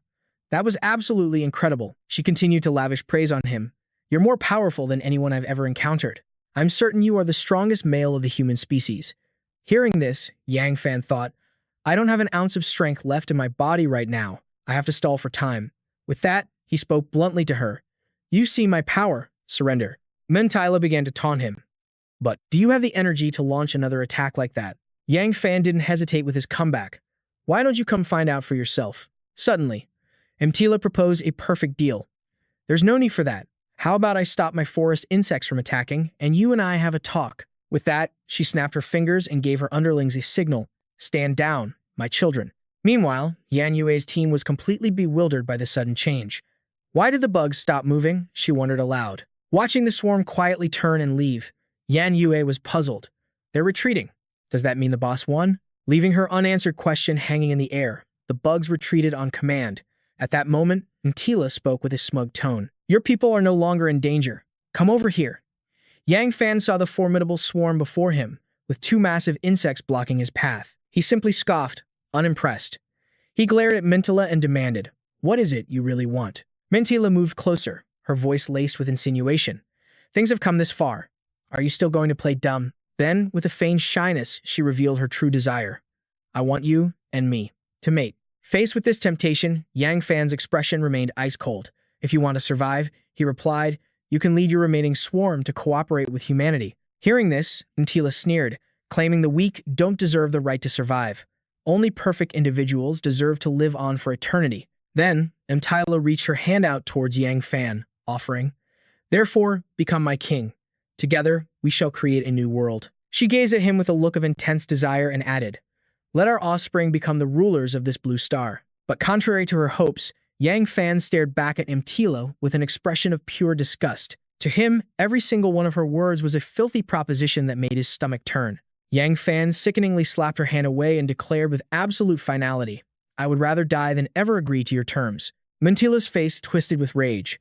She instantly leaped back to her minions, screaming at him, "You bastard! Then I'll just have to tie you down." As she watched her own kind being devoured, she flew above the swarm and issued a command. "My children, break this man's limbs." Like starving tigers, the insects instantly obeyed, swarming towards him. Yang Fan threw out his arms, summoning his power. A powerful aura of fiery spiritual energy enveloped his body. He thought, "My stamina isn't fully restored yet, but it's more than enough to handle these small fry." He unleashed an attack that sent the bugs flying, smirking contemptuously. "You think you can take me down with a bunch of grunts like these?" Under Yang Fan's assault, the insects lay in heaps on the ground. Holding the upper hand, he mocked Mtila. "You're dreaming." He then looked up at her. making it clear just how weak her forces were. They couldn't even withstand a single blow. The cunning Mtila replied softly, "Of course, these low-quality goods couldn't defeat you." She glanced at the menacing zombified insects behind her and said sinisterly. "However," she added, "I prepared a few special gifts for you." The zombie bugs were already in position, ready to strike. Their glowing red eyes blazed with killing intent, fixed on their human target. On Mtila's command, they charged straight for Yang Fan. She let out a chilling laugh. "I hope you like these special children of mine." One by one, the zombie bugs attacked Yang Fan, launching powerful strikes at lightning speed. The creatures swarmed towards him relentlessly. Yang Fan's eyes narrowed as he took a few steps back, realizing this was a new type of parasite. These things had clearly been upgraded. He could feel their power, recognizing it was on par with Scuderia before its evolution. He stared down the ferocious horde, his mind racing. "This is bad. I'm too weak right now. I have to find a way to take on all four at once." From her perch high above, Mulita looked down, a triumphant and excited smile playing on her lips. She offered him a chance. "It's not too late. All you have to do is kneel and become my dog." He shot her a venomous glare, his voice dripping with contempt. "In your dreams. I'm not into such strange hobbies." Mulita sighed dramatically. "Such a shame. We could have created a new world together." Below, her creatures took their attack stance. Seeing his defiance, Mulita's face twisted with rage as she gave the order. "Kill him." Pushed into a corner, Yang Fan knew he had to strike first. He knew in a situation like this, getting surrounded meant certain death. Yang Fan launched himself from above, striking directly at one of the parasites. He had to finish this before his stamina completely ran out. Suddenly, another parasite ambushed him from behind, catching him by surprise. He realized this fight wasn't going to be a clean one. Seizing the split-second opportunity, Yang Fan grabbed his attacker's arm, then hurled it straight at the other parasite without a shred of mercy. It was like killing two birds with one stone. In a flash, Yang Fan had eliminated two of the creatures. Seeing its comrades fall, the next one lunged, aiming for Yang Fan's back. He spun around, locking onto his target, the last one. Yang Fan effortlessly dodged the attack, then countered with a devastating palm strike. He let out a powerful roar, unleashing his strength. Die. In a single, brutal instant, the blow sent the creature's head flying. The headless body crumpled to the ground before him. His strength finally giving out, Yang Fan could only stand there, gasping for breath. From above, Mulita let out an impressed hum. "How incredible. You've completely surpassed my expectations." Yang Fan struggled to steady his ragged breathing. Huff. Huff. Watching her minions get obliterated, Mulita feigned a look of sorrow. "To be able to kill my parasite soldiers even when you're this weak. Truly, not bad at all." "Unfortunately for you," she declared, "I've already lost interest." He shot a look at Mulita, breathing a quiet sigh of relief. "Then I guess I should thank you. The thought of a monster like you being interested in me is disgusting." Yang Fan never would have expected this turn of events, but his words struck Mulita's pride like a dagger to the heart. Shame and fury blazed in her eyes. "You insolent fool," Mulita roared. Unable to tell kindness from insult, she outstretched her hand, summoning her power. In an instant, a new swarm of parasites materialized. Mulita sneered at Yang Fan. "Now, say goodbye to this world." The parasites instantly obeyed, launching themselves at Yang Fan. Like a blur, three creatures closed in, surrounding him with terrifying speed. Yang Fan's eyes widened in disbelief. "They're too fast. I can't dodge this." The force of their combined attack created a massive explosion, kicking up a thick cloud of dust and smoke. Just then, Yang Fan shot out from the smoke. He had narrowly managed to dodge the three-pronged attack. Yang Fan's guard went up, his heart pounding after feeling the sheer force of that attack. He thought, "Those three are on another level, and I'm running on fumes." Meanwhile, back at the shelter, Yan Yue was coordinating the ambulance and support teams. She urged everyone to get organized, dedicating all their efforts to rescuing the injured. Yang Qingshu approached her. "Sister Yan Yu," she asked worriedly, "the parasites have all pulled back. What's our next move?" Yan Yue remained calm. "Get the civilians to the safe zone in the rear. We can't afford a single other loss." She then turned to Yang Qingshu with further instructions. "While you're at it, assemble all remaining ability users who can still fight, along with the mecha squad. Have them on standby." Qingshu looked surprised by the order. "Assemble the troops? Do you think something's happened to my brother?" Yan Yue, who knew Yang Fan better than anyone, explained calmly. "That blue sphere of light we saw earlier, that had to be one of Yang Fan's techniques. To use a skill that powerful, I'm worried his stamina is completely drained." Just as she finished speaking, a violent explosion erupted in the distance, shaking the very ground beneath them as smoke plumed into the sky. Yan Yue and Yang Qingshu both jumped at the sight, their faces etched with deep concern for Yang Fan. A sense of dread washed over Yan Yue. This is bad. Another explosion of that magnitude. Yang Qingshui was just as anxious. Is he in danger? Qingshui, Yan Yue said urgently, tell the combat team to move out now. Get to your brother immediately. The young girl nodded, summoning a teleportation gate in an instant. She gave a quick reply to Yan Yue before dashing through the shimmering portal. Yan Yue stared towards the distant explosion, a silent prayer on her lips. Those parasites, they may have paused their advance for now, but they won't just let us go and rescue Yang Fan. We have to force our way through. Their only hope was a full-scale assault. Suddenly, a voice from behind called her name, pulling Nan Juliet from her spiraling thoughts. Nahan. Nan Nangyu whipped around to see her comrades. They reported instantly. The mecha squad has arrived. Situation is stable, awaiting your command. From the swirling smoke behind them, a whole crew emerged. They declared with confidence, you didn't think you could save the boss without us, did you? Mok Thuk's voice boomed with certainty. I'm going to wipe out every last one of these freaks. Liu Zihe added, the boss has done so much for us. It's our turn to pay him back. With their arrival, a spark of hope ignited in Nan Juet's heart. She grinned. All right, let's bet it all on this one fight for survival. She took the lead, blasting towards the explosion site. Her command rang out. All units, advance on my position. Just then, another massive explosion erupted. This time, directly in front of Nan Juet. She thought grimly, already here to block our path? From the earth, swarms of insects, large and small, burst forth. Nan Juet's gaze locked onto her target. Her resolve hardened. This had to be a swift and decisive victory. Meanwhile, Mila unleashed a devastating attack straight at Duong Pham, causing a cataclysmic explosion. He was completely drained of energy. All he could do was brace his body for the impact. He thought, it's no use. I can't hold on. Duong Pham felt utterly hopeless. Exhaustion was clear in his eyes, but not defeat. Is this it? Am I really finished? Mila looked down on him, her expression full of scorn. How pathetic. If you knew this was the outcome, why even bother trying? But Duong Pham forced himself up, retorting defiantly. If I hadn't been fighting nonstop, you could never have even scratched me. Mila, disgusted by his tenacity, gave a simple command.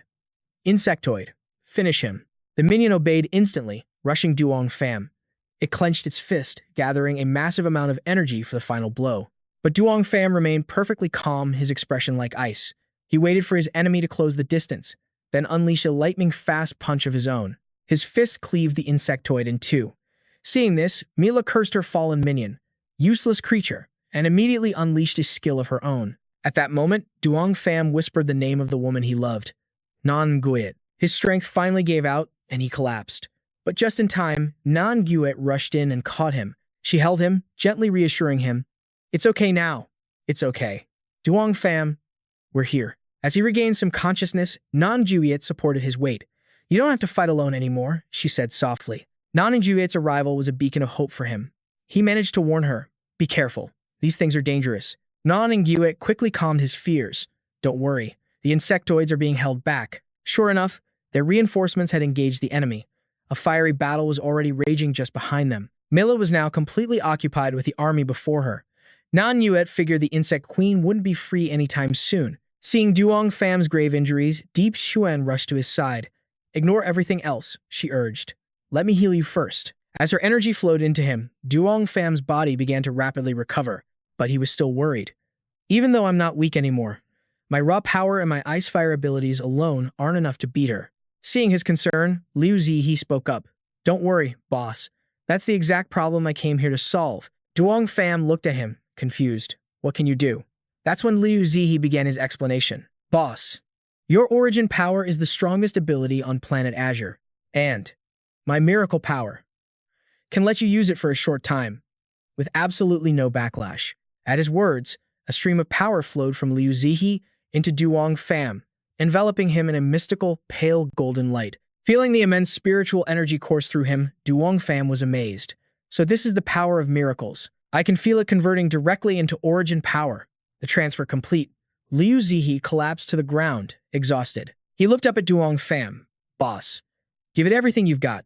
Duong Pham walked over, ruffling the boy's hair in praise. You did well. Before leaping back into the fray, Duong Pham instructed Nan Juliet keep them safe. Then, he took his stance, ready to face Mila. Now, it's my turn. Meanwhile, Mila smugly flexed her claws. Her voice dripped with contempt. And here I thought you humans had some hidden trick. Watching her forces easily overpower the humans, she clicked her tongue. What a disappointment. Mok Thuk wiped a smear of blood from his face, glaring at the vile enemy. He growled, "Enough of your trash talk. I won't let you get anywhere near the boss while he's recovering." Mila's face twisted in disgust. She began to channel a skill, sneering, "Ha. What a tough guy. If you're that eager to die, then I'll gladly oblige." With that, she launched a devastating attack straight at Mok Thuk. Just as the lethal blow was about to strike, Damien burst onto the scene. An explosion of raw power erupted from him, shattering the deadly attack. "You will have to step over my dead body first," he declared with absolute certainty. Damien's overwhelming aura had successfully shielded Uncle Mark from the jaws of death. Standing fearlessly against Mulita, Damien's eyes burned with resolve. "You will not take another life today," he growled. His determination to protect his comrades was an unbreakable shield. Uncle Mark looked up, tears of relief welling in his eyes. "Boss, you made it. Thank the heavens you are okay." A wave of pure relief washed over his face, but there was no time for celebration. Damien commanded, "Go assist the others. I will settle the score with this monster myself." Mulita's eyes gleamed with twisted fascination. "How interesting," she purred. "Healing so fast from such fatal wounds? My swarm will evolve into gods once they consume your life essence." Damien locked eyes with the monstrous queen, his gaze as cold as the abyss. "If you want it so badly, come and take it," he taunted. Melita smirked with supreme arrogance. "Oh, I will, but a queen does not dirty her own hands just yet." With a flick of her wrist, a nightmarish wave of mutated parasites materialized, all hissing for Damien's blood. "Feast, my darlings," she commanded. The monstrous horde surged forward like a living tsunami of death. Mulita cackled with disdain. "These venomous flyers were bred by my own hands. Do you really think mere human flesh can survive their poison? What a pathetic delusion." Yet, facing the grotesque swarm, Damien did not even flinch. With a single, effortless sweep of his hand, the horde was blown away. "Is this all your precious pets can do?" he mocked. Mulita's jaw dropped as she witnessed his devastating aura. Impossible. They were entirely vaporized. There is something terrifying about that ring of light, she thought. Honestly, even Damien was stunned by the sheer magnitude of his own strike. Could this be a higher mastery of the origin power? He wondered, feeling the ancient energy coursing through his veins. Power that could both forge creation and bring absolute destruction. It was nothing short of divine. Emboldened, he glared at Melita. "What is wrong? Too scared to attack me now? Stall any longer? And my comrades will exterminate every last one of your precious pets." Fury twisted Melita's features into an ugly mask. "You arrogant fool," she screeched, her pride deeply wounded. Watching her repeat the same old tricks, Damien smirked. "Summoning more bugs? Is that the only pathetic trick in your arsenal?" But then, the ground quaked. A monstrous, towering colossus of a beast erupted before him, answering Melita's call. A cruel smile returned to her face. "You are nothing but a defeated loser. Let us see your arrogance survive this." Damien stood unyielding. "A few minutes ago, this monstrosity might have killed me. But guess what? The game has changed." Confidence radiated from his very soul, fueled by the priceless surge of energy that Lucy had gifted him earlier. In the blink of an eye, steel flashed, and the colossal beast was diced into a million pieces. Melita's eyes widened in sheer horror. "What did you just do? How did your power spike so drastically?" Damien chuckled darkly. "Because you are short-sighted.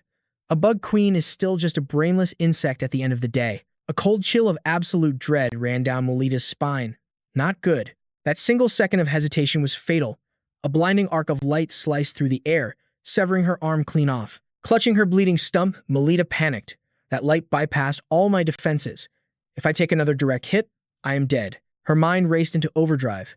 For the sake of the swarm's future, she had to annihilate him, even if it meant burning through her own life essence. Damien looked up at her retreating form, his voice dripping with mockery. "Why are you flying so high, Your Highness? Come down and play." Regaining her composure, Melita hissed from above. "You possess frightening power, but you are not invincible. I just need to bleed a little to crush you." Suddenly, Damien noticed a dense, purple fog creeping in. "What is this toxic mist?" he thought, alarmed. "Even my holy flames cannot burn it away. Something is terribly wrong." Just then, a trembling voice pierced through the eerie silence. "Damien! Damien!" His heart dropped. It was Natalie. When she fell silent, panic gripped his chest. "Where are you? Are you hurt?" A weak, fading voice whispered from the shadows. "Over. Here." He found her battered and barely conscious, begging for salvation. Damien was completely bewildered. "Wait, weren't you supposed to be with Claire? How did you get injured?" Natalie sobbed, her body shaking uncontrollably. They were all slaughtered by the monsters. The words hit Damien like a freight train. No, that is impossible. Without Melita's direct control, those infected drones shouldn't have been a match for our team. What the hell happened back there? Through her tears, Natalie revealed the grim truth. After you left, a new apex parasite emerged. Everyone fought to the death, but only I made it out alive. A chilling realization froze Damien's blood. A new apex parasite? Before he could process the tragedy, Melita's sinister laughter echoed from the fog. Found you. Within this toxic mist, your divine light is absolutely useless. Instantly, Damien positioned himself as a human shield in front of Natalie. The moment we clash, you find an opening and run for your life, he ordered. Melita's shadow loomed over them. You offended the queen. Do you really think escaping will be that easy? Ignoring the monster, Damien screamed at the girl. Run now. But to his absolute shock, Natalie did not move an inch. Why are you just sitting there frozen? She was clutching her ears, paralyzed by sheer terror, whimpering that she was too scared to move. Damien turned around, a creeping suspicion entering his mind. Scared, seizing his split-second distraction, Melita dove from the skies for the killing blow. Rule number 1 of the battlefield, boy, she shrieked, hesitate, and you die. Yang Fan calmly parried her kick, but Mutilla wasn't done taunting him. You can't win while carrying such a burden. Yang Fan's mind raced. A burden? No, that's not right. Yan Yue would never be this weak. Besides, her light, which can obliterate anything, should have reacted to this smoke. Unless, this is all an illusion. I must still be trapped in her technique. Just then, Mutilla offered a sickeningly sweet proposal. Let me help you get rid of that burden. He instantly leaped back, dodging her deadly strike. Seeing him dodge, Mutilla pressed her advantage. Why are you running? Isn't she the woman you love most? Yang Fan scoffed, unfazed. How cunning. Trying to use Yan Yue against me again. He broke free from the mental shackles. A fake is just a fake. Nothing more than an empty shell. Just like that, both Yan Yue and Mutilla vanished. It was all a lie. I was the only one trapped in the illusion. Mutilla must be hiding in the smoke nearby. Yang Fan's eyes darted towards a spinning shape in the mist. Without a second's hesitation, he launched his attack and a taunt of his own. I've already purged your illusion gas. This little cloaking trick is useless now. Yang Fan's hand shot out, grabbing Mutilla by the throat. Get out here. All her arrogance vanished as she stammered in fear. Let me go. As he prepared the final blow, his voice was ice cold. I despise people who use my loved ones to threaten me. Facing her demise, Mutilla made a desperate plea. Don't kill me. I can be your slave. I'll show you pleasures you can't even imagine. But Yang Fan flatly rejected her. Sorry, he said coldly. You're not my type. With her dealt with, his miracle power was completely depleted. Any longer, and I would have been a dried-up husk. A moment later, he finally let himself breathe. The battle is finally over. Soon after, the real Yan Yue rushed to his side. Yang Fan, are you all right? She asked, full of concern. Yang Fan pulled her into an embrace, whispering gently, I'm okay. I've eliminated the royal swarm. Yan Yue let out a sigh of pure relief. That's good. A moment later, Yang Fan's voice filled with a newfound hope. Look over there. That's the new stronghold Anomia found for us. The ground is solid, and it's surrounded by mountains on 3 sides. This ensures the swarm can only attack us from one direction. His sacrifice has given humanity a chance to survive. We cannot let what he did be in vain. Inspired by his words, her eyes blazed with determination. We will make our stand here, find the broodmother, and restore peace to our world. But as they shared this moment of hope, the ground began to tremble violently. An earthquake? Yan Yue guessed, alarmed. Yang Fan's eyes narrowed. No, this isn't an earthquake. It's something else. Suddenly, a chilling voice echoed from above. Looking for the broodmother? A figure named Murphy descended in a grand display of power, claiming he had a personal gift for Yang Fan. How about this? He asked, with a confident smirk. The corpse of the broodmother. You could say I'm quite generous, couldn't you? Yang Fan silently sized him up, his mind reeling. This overwhelming aura. Is this the strongest royal swarm Anomia warned about? Yan Yue raised her weapon defensively. Stop right there. But Yang Fan calmly held her back. Don't shoot. Get everyone out of the city. As far away as you can. Yan Yue looked like she wanted to protest, but Yang Fan's next words cut her off. There's no time to hesitate. When this battle begins, I won't be able to protect anyone else. His words hit home, and she finally relented. All right, she yelled back as she ran. You have to be careful. Murphy overheard their exchange, a delighted grin spreading across his face. Oh, you want to fight me? Facing the taunt, Yang Fan's response was completely level. What other choice is there? Should I just wait for you to slaughter us all? Murphy feigned a thoughtful expression. You intend to defeat me, all by yourself? How amusing. An icy aura flared around Yang Fan as he summoned his power. How will I know if I don't try? But with a casual wave, Murphy extinguished the energy completely. Such spirit! The energy on his hand simply vanished. He thought in disbelief. My connection to the origin power was severed. A cold dread filled him. He dissipated my origin power with just a wave of his hand. What kind of power is this? Realizing the futility of a fight, he demanded, what do you really want? Murphy's playful tone never wavered. I told you, I'm giving you the broodmother. We royal swarm all have humanoid forms, you see. Such an ugly creature like the broodmother should never have existed. I will not allow such a blasphemous being to exist in my new world. So, what do you think of my grand gift?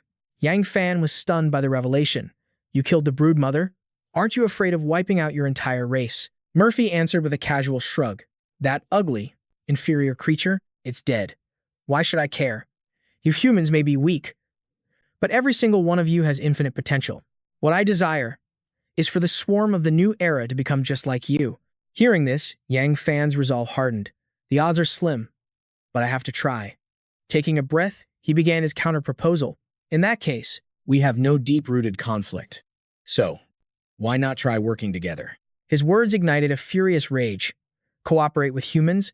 Do you take me for a fool like that idiotic woman? You mortals aren't worthy of standing on equal ground with me. Watching the explosive scene unfold, he could only wonder.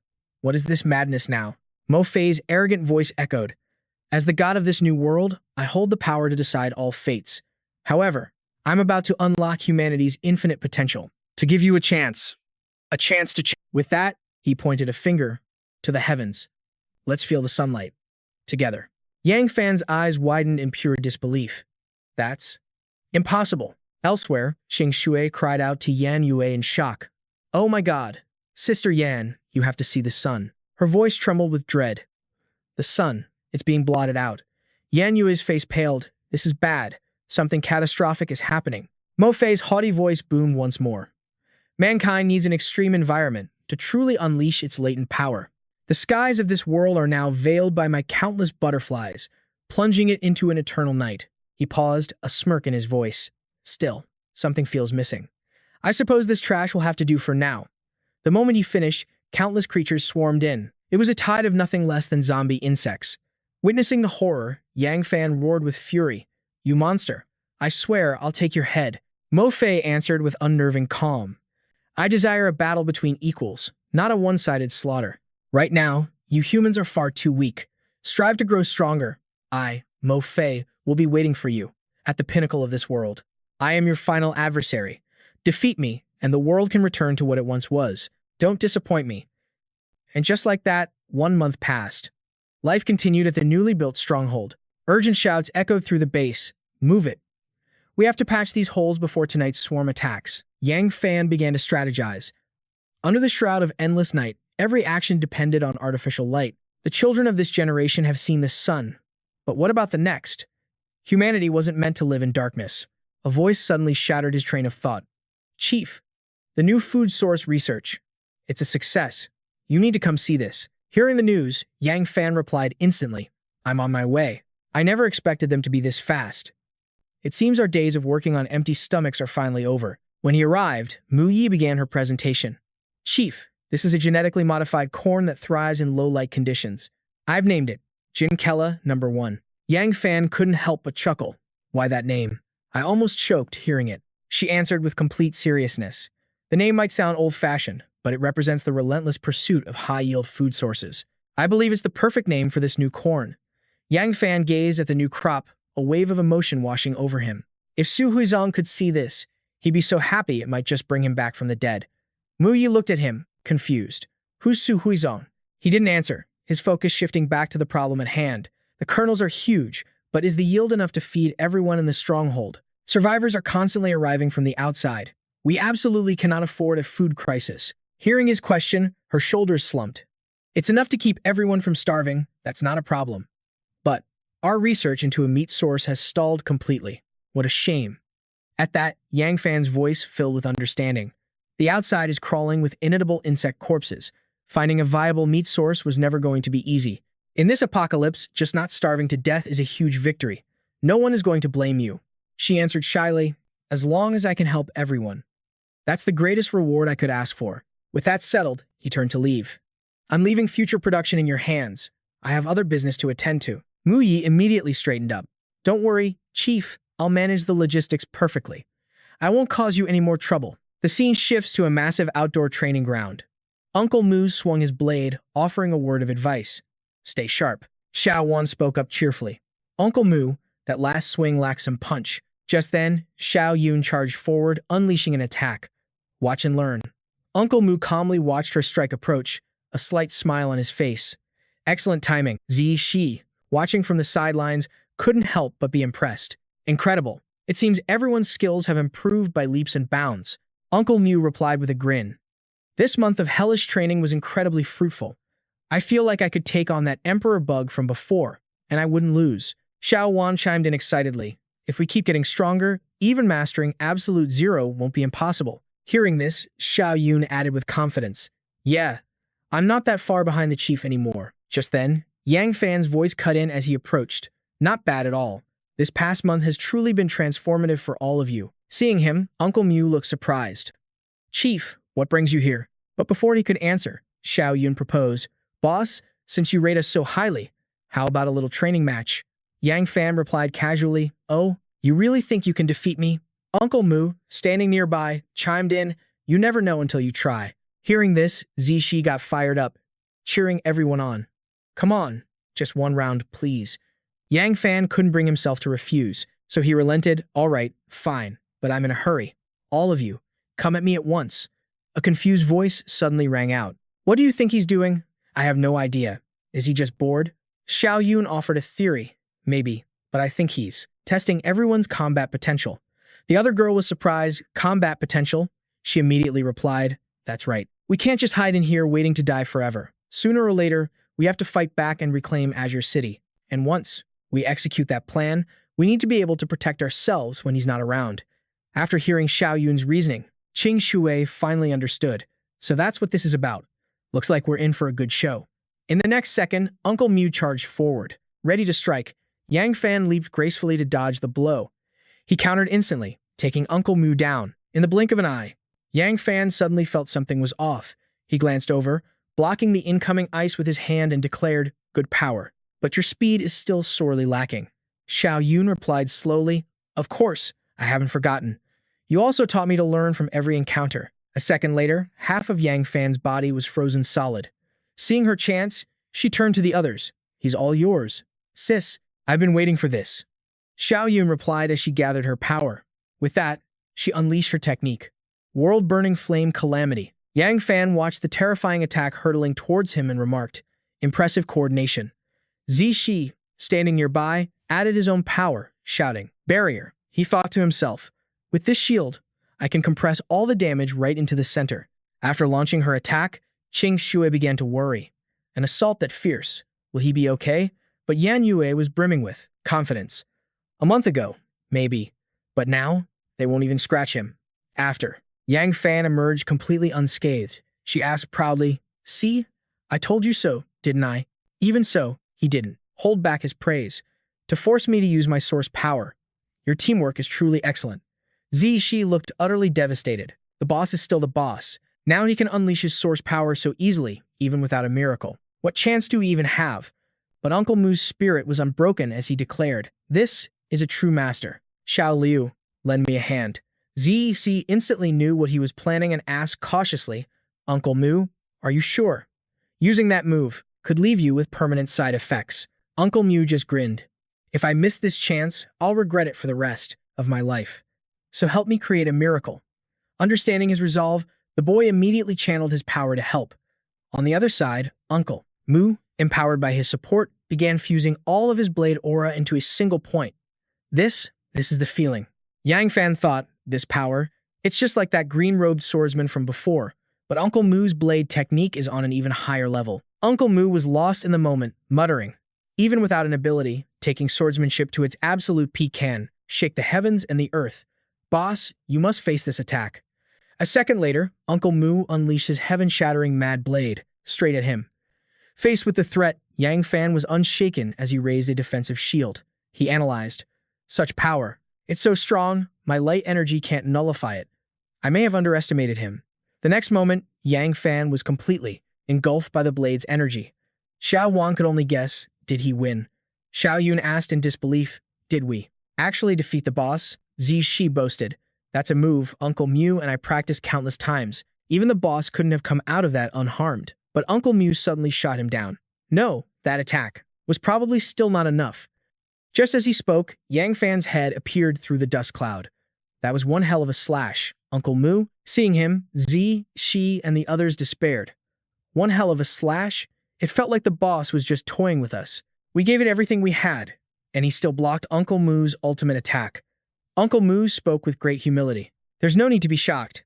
The fact that we were able to touch the boss at all is already far beyond my wildest imagination. Yang Fan watched them quietly, thinking, it seems the special training wasn't a waste. Everyone's strength has reached a whole new level. At this rate, I can finally make my move. Suddenly, a panicked voice crackled through his earpiece. Yang Fan, boss, we have a problem. Get to the hospital, now. He tapped his device and replied, I'm on my way. The voice on the other end pleaded, hurry. Hearing the tone, Yang Fan was struck with a dark premonition. The scene shifts to the hospital, where Mu Yi was delivering a frantic report. Focus on bed number 2. His reaction is the most violent. The patient in bed number 3 is weakening. Slipped into a coma yesterday for unknown reasons. 8 hours later, he showed the specific traits of zombification. All known vaccines and serums have had zero effect. As she spoke, she ran the grim calculations in her head. 30 people were already infected. The situation was grim. A doctor shouted orders, hold him down. I need to inject a sedative. The doctor hoped it would at least buy him some time. Chief Duen, his condition is deteriorating fast. I don't think he's going to make it. Watching this unfold, Moody spoke with urgency. We need to inject a massive dose of serum, right now. It's the only way to slow the zombification process. Just then, Yang Fan arrived on the scene. He was immediately confused. What kind of sickness was this? Why was everyone on edge? Hearing his unspoken question, she confirmed his fears. They're infected. They're in the middle of turning into zombies. Yang Fan's brow furrowed. Turning into zombies? What in the world is happening here? Mudi handed him a report. My theory is that their weakened immune systems were compromised by some kind of moth pollen. Instantly, his expression hardened with resolve. We can't let this get any worse. We have to eliminate them. She quickly tried to calm him down. Don't be rash. They haven't fully turned yet. Theoretically, there's still a chance to save them. Yang Fan took a breath, steeling himself. What's the plan? How do we save them? Mu Di simply replied, start by reading this research file. As Yang Fan scanned the file, he recognized it. Immune cell research. A second later, he handed it back. Where's the full research paper for this? I'll retrieve it. Mu Di paused for a moment and thought. It shouldn't be too hard to locate. It's at the National Research Institute. Yang Fan's eyes widened slightly. The National Research Institute? You mean the place that handled top-secret tech before the world ended? She confirmed with a quiet nod. The very same. You'll need to go deep inside to find the relevant data. I'm sure it won't be a problem for you. And take this decryption device, she added. If you try to brute force the doors, you could destroy what's inside. After taking the device, Yang Fan's resolve was set. Time is running out. I'm leaving now. You watch over them. But if it comes to it, his voice was heavy. Give them a merciful end. With those chilling words, he was gone. Outside, Yang Fan shot into the sky using his powers. As he flew, he surveyed the wasteland below. Another fallen stronghold. He'd seen too many sights like this on his journey. He couldn't help but wonder. Besides his own group, were there any other humans left alive? He shook the thought away. No time for that now. I have to hurry. I just hope I'm not too late. Just as Yang Fan prepared to descend, he ran into some old friends. Power gathered in his hands as he grumbled, why are these damn insects everywhere I go? In the next instant, Yang Fan unleashed his power. The entire swarm was incinerated in a flash of light. With the pests dealt with, he proceeded on foot, praying the data files hadn't been destroyed by the bugs. What a mess. This place must have been overrun from the very beginning. Still, the backup power systems might still be functional inside. That means the decryption device Mudi gave me should work. Reaching a sealed door, his first instinct was to activate the device. Once the lock clicked open, he stepped inside. A thought struck him. This place seems completely untouched by the insects. Excellent. The data should be intact. All I have to do is find it. But something feels off about this place. Wait a minute. There were tons of insects outside and plenty of bodies. This place clearly fell. so why is it completely untouched by the infestation? Suddenly, a zombie lunged from the shadows, its voice a guttural whisper. You cannot approach. Yang Fan calmly snapped his fingers. A talking zombie? How interesting. A flash of light instantly cleaved the creature in two. He began to question the remains. You could talk. You still had your consciousness. But the zombie's head only mumbled a single word over and over. Die. Hearing this, Yang Fan turned away, disappointed. Just a zombie after all. And here I thought you were something special. But just as he walked away, it repeated a new word. Save. Yang Fan immediately spun back around. Save? What did you want to say before you died? Is it behind this door? Seeing the head nod, Yang Fan entered the room, piecing it together. So that's it. You kept the insects from getting in here. What were you protecting? He pushed open an inner door and gasped in shock. What is this? Inside, he saw the tiny skeleton of a child. Its small hand was clutching something tightly. Yang Fan's curiosity was piqued. What is this? He gently pried the object from its grasp. It was a photograph of a father and his son. So, you were protecting your child. No wonder. A shred of your humanity remained. Whoever you were, you have earned my respect. I don't believe in an afterlife, he murmured, but I hope you two can be together again somehow. With a heavy heart, Yang Fan ventured deeper into the facility. His mission was to get the data and leave. After a long search, he finally located the files he needed. Back outside the research facility, Yang Fan scanned the area. Something was wrong. The street was far too quiet. Suddenly, a triumphant voice echoed through the silence. There you are. Without another word, his enemy launched a devastating attack. The thought flashed through Yang Fan's mind. An ambush? Less than a second later, the attack struck. Its terrifying force nearly overwhelmed him. Yang Fan faced his attacker directly. Are you the new insect king? The figure sneered. No. I am Anoya. Hearing that name, Yang Fan froze. Anomia? Is that you? How could you have become this thing? Anomia replied with an icy chill in his voice. In this world, only the undead can bring the dead back to life. Lord Murphy resurrected me, and now I feel better than ever. Hearing this, Yang Fan confronted him. Lord Murphy? Anomia, how could you have fallen so far? Have you forgotten your own dream? You once said, the world. But the creature cut him off without a second thought. This world is far bigger than we imagined, too small for both humans and the insectoids. Yang Fan, crushed with disappointment, pressed on. But Murphy destroyed the broodmother. Isn't this what you wanted? Suddenly, Anomia collapsed to his knees, his denials spilling out. No, that's not it. He began to cry out in agony. I'm in so much pain. At that moment, Yang Fan realized his friend's true consciousness was fighting back. Yang Fan urged him to stay still, promising he could heal him right away. But Anomia refused, holding him back. Don't come any closer. It's useless. I was already dead before Murphy's influence took hold. There are things more important than my own life.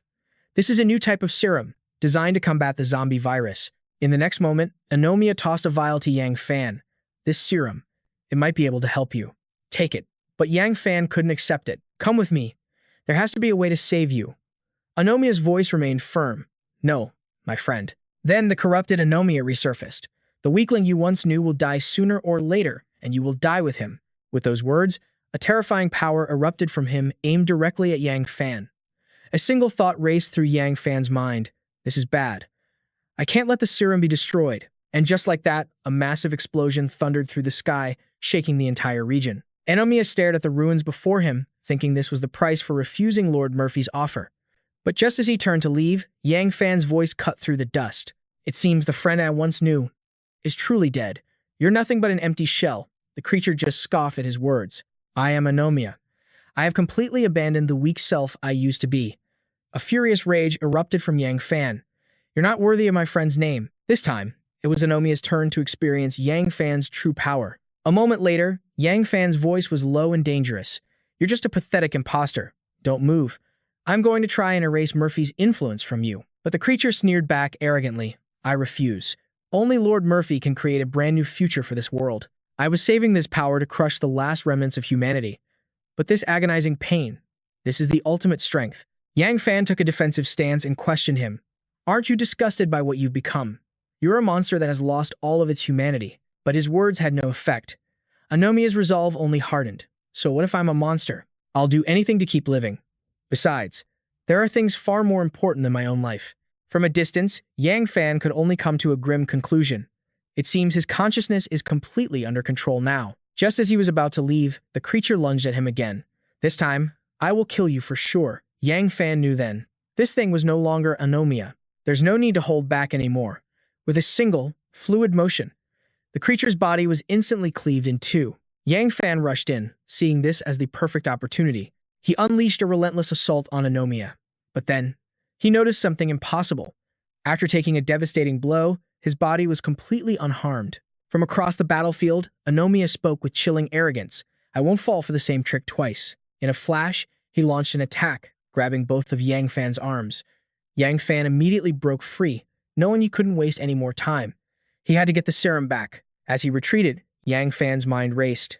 If he's really no different from the undead now, then maybe, just maybe. With that thought, he unleashed an intense wave of blinding energy.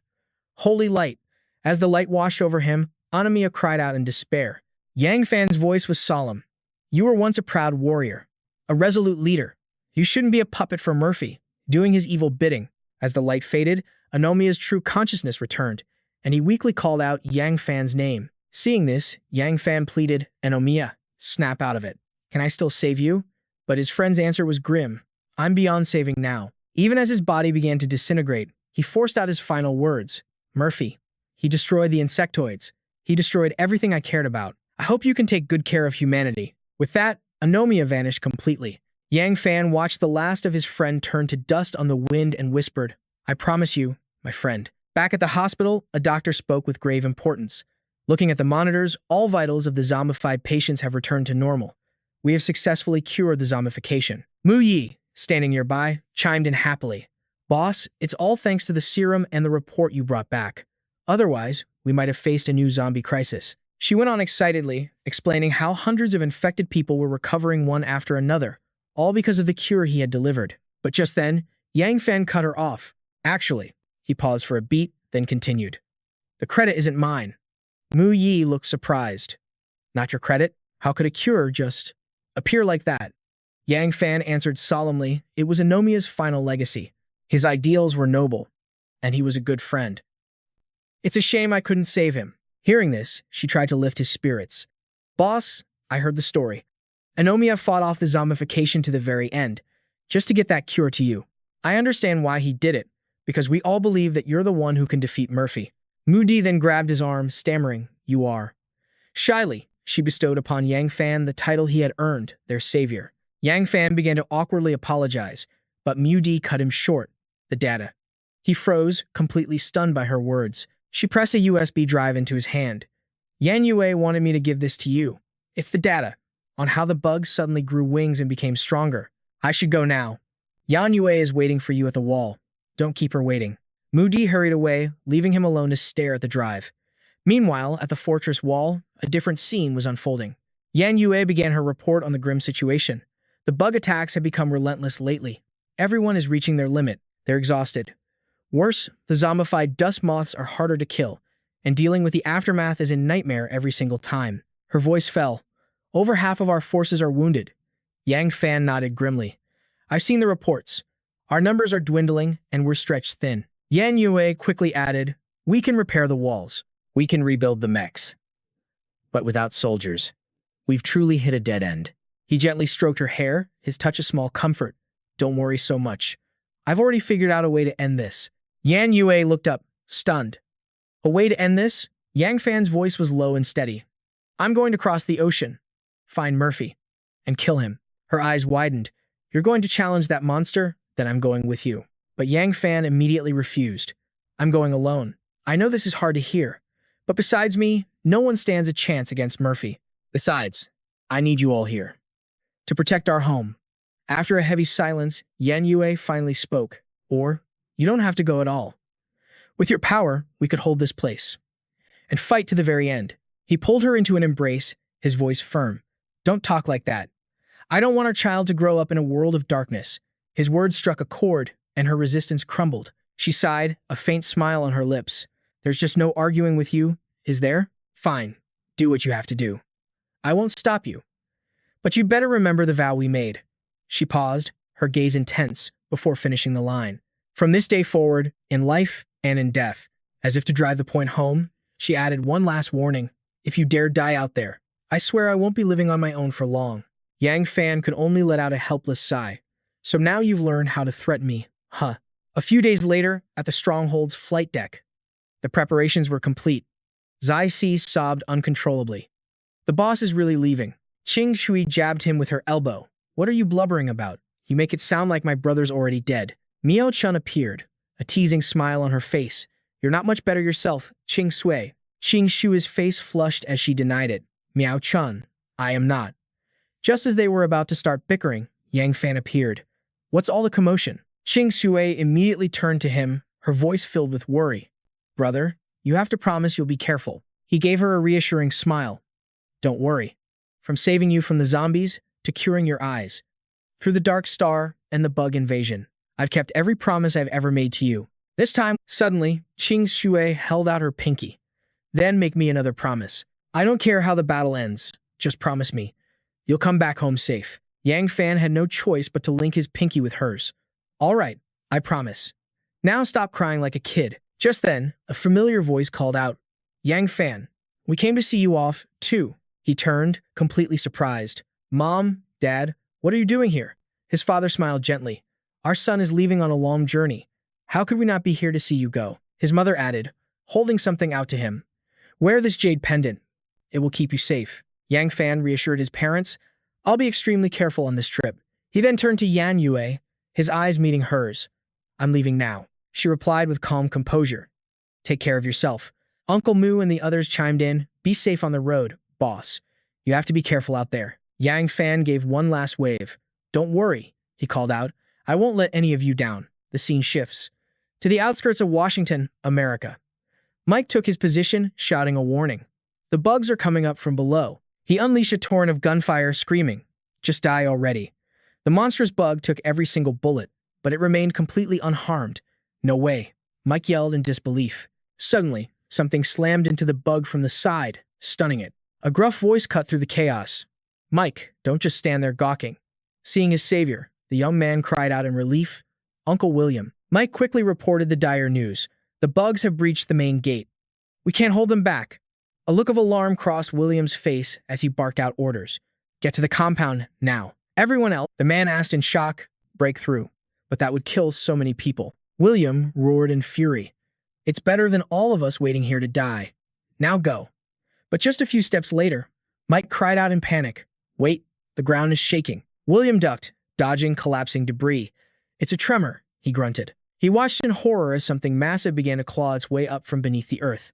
In that life or death moment, Mike's sharp warning came just in time, yanking him to safety. What in the world is that thing? Mike stammered, bewildered. William could only gasp in terror. Good heavens. He then asked Mike the very same question. Having emerged, the monster immediately resumed its hunt. You could see with your own eyes that it was about to launch an attack. Suddenly, William shouted in alarm, this is bad. It's heading for the city walls. Seeing this, the other man collapsed in despair. It's over, he whispered. We're finished. But William remained surprisingly calm. No, he said. Look up. What do you see in the sky? He slowly narrated what he saw. That's a fighter jet, isn't it? Someone's jumping out of it. Without a word, Damien summoned his blade, the radiant core bamboo flame sword, and with a single, clean strike, he sliced the monster in half. Having witnessed the entire event, William stood stunned. The insectoid is dead. Hearing this, Mike asked curiously, who did that? From above, Damien sat casually on the creature's corpse and called down, Hey, are you people from this human settlement? I need to know the situation in America. Mike didn't answer, instead turning to William and whispering, Could he be a god? William immediately agreed. It has to be. How could any human be that powerful? Overcome with emotion, Mike fell to his knees, pleading, Oh, Divine One, please save us. Seeing their superstitious display, Damien clarified, Get up. I'm no god, my name is Damien. William stared, repeating the name in shock. Damien. That name. Could you be the savior? In a flash, Damien leaped from the insectoid's carcass. He landed softly and replied, Yes, that's me. People here have heard of me. Mike quietly admitted, Of course. We've all heard the stories about you. William, overjoyed, exclaimed, I thought I'd never get to meet you. I can't believe the savior has actually appeared before us. Finally, both men dropped to their knees again, begging him to save their people. Damien sighed, a hint of humility in his voice. Why are you kneeling again? And stop calling me the savior. Damien is fine. As for the insectoids outside, just leave them to me. The scene shifts to a conference room inside the settlement. Mike's voice echoes with pure joy. I can't believe it. With a single move, you solved the insectoid invasion that's been plaguing us. Sir Damien, thank you sincerely for your help. We would have all been slaughtered by those creatures without you. Damien casually replied, dealing with the insectoids was easy. It wasn't any trouble at all. But I don't fully understand the situation here. Bring me up to speed. William began to recount their tale. After the bug plague erupted, our society was shattered. We were completely isolated. We're considered the largest stronghold here in Waro. At this point, Mike interjected, his voice thick with resentment.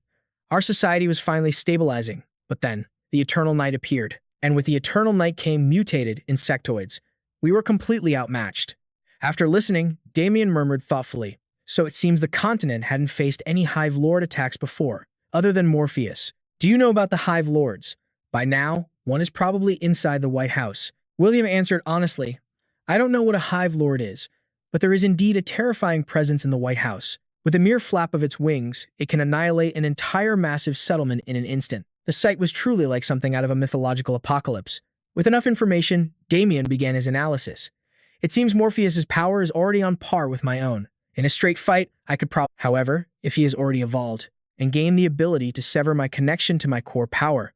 It feels like walking through a dense fog, completely blind.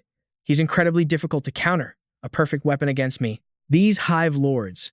To call them fragments of the Shadow Monarch is wrong. They're more like seeds the Shadow Monarch planted. Now that they've matured, they're tools of vengeance, created specifically to counter my abilities. But if this is all for revenge, why did he only make a show of force last time before leaving? Damien thought to himself, in that case, I shouldn't act rashly. It's better to figure out how to immunize myself against this counter ability first, perhaps by changing the way I use my core power. As he was lost in thought, William's voice cut through his concentration. Sir Damien, I have a request. Damien immediately waved it off. Just say it. Don't be formal. Encouraged, William explained their dire need. Our stronghold's water supply is running out. I was hoping you could help us reclaim the neighboring Blood Moon stronghold. Damien didn't answer, instead posing a question of his own. I have a problem with that. William respectfully urged him to speak. Damien's question was sharp as a blade. In the past, did you also survive by preying on each other? What? William frantically shook his head. No, you've completely misunderstood. We used to be partners, but their previous leader defected to the insects, and that's what started this war. Only then did Yang Fan begin to trust them, demanding they tell him the exact location. The old man, confident in his innocence, immediately told Mike to lead the way to the Blood Moon Fortress. Hearing this, he turned to Yang Fan respectfully and said, Please, follow me. Meanwhile, Yang Fan's thoughts turned cold. Betraying humanity, are they? Let's see what kind of monsters you truly are. Soon, they arrived at the Blood Moon Fortress. Mike stepped forward and announced, Mr. Yang, this is the Blood Moon Fortress. Then, he cupped his hands to his mouth and roared. Listen up, you scumbags. Your old pal Mike is back. A sniper perched above saw him and muttered in annoyance. Why the hell is this pest here again? And he only brought 2 guys this time. He's practically begging to die. In the next instant, the sniper squeezed the trigger, aiming to eliminate Mike for good. With a loud crack, a bullet shot straight for him. But Yang Fan simply raised a hand, snatching the searing hot piece of lead from the air. As he casually dropped the metal to the ground, Mike could only say unconsciously, Thank you for saving me. The sniper saw this from above and sneered. Well, I was wondering where you got the guts to show your face again. Turns out you found some new muscle to hide behind. Mike heard this and furiously shot back. Open your damn eyes and look. You don't even recognize the savior when he's standing right in front of you. But the man just laughed, completely unafraid. Savior, please. Right now, only Lord Murphy can lead us to the future. Hearing that, Yang Fan's power began to stir.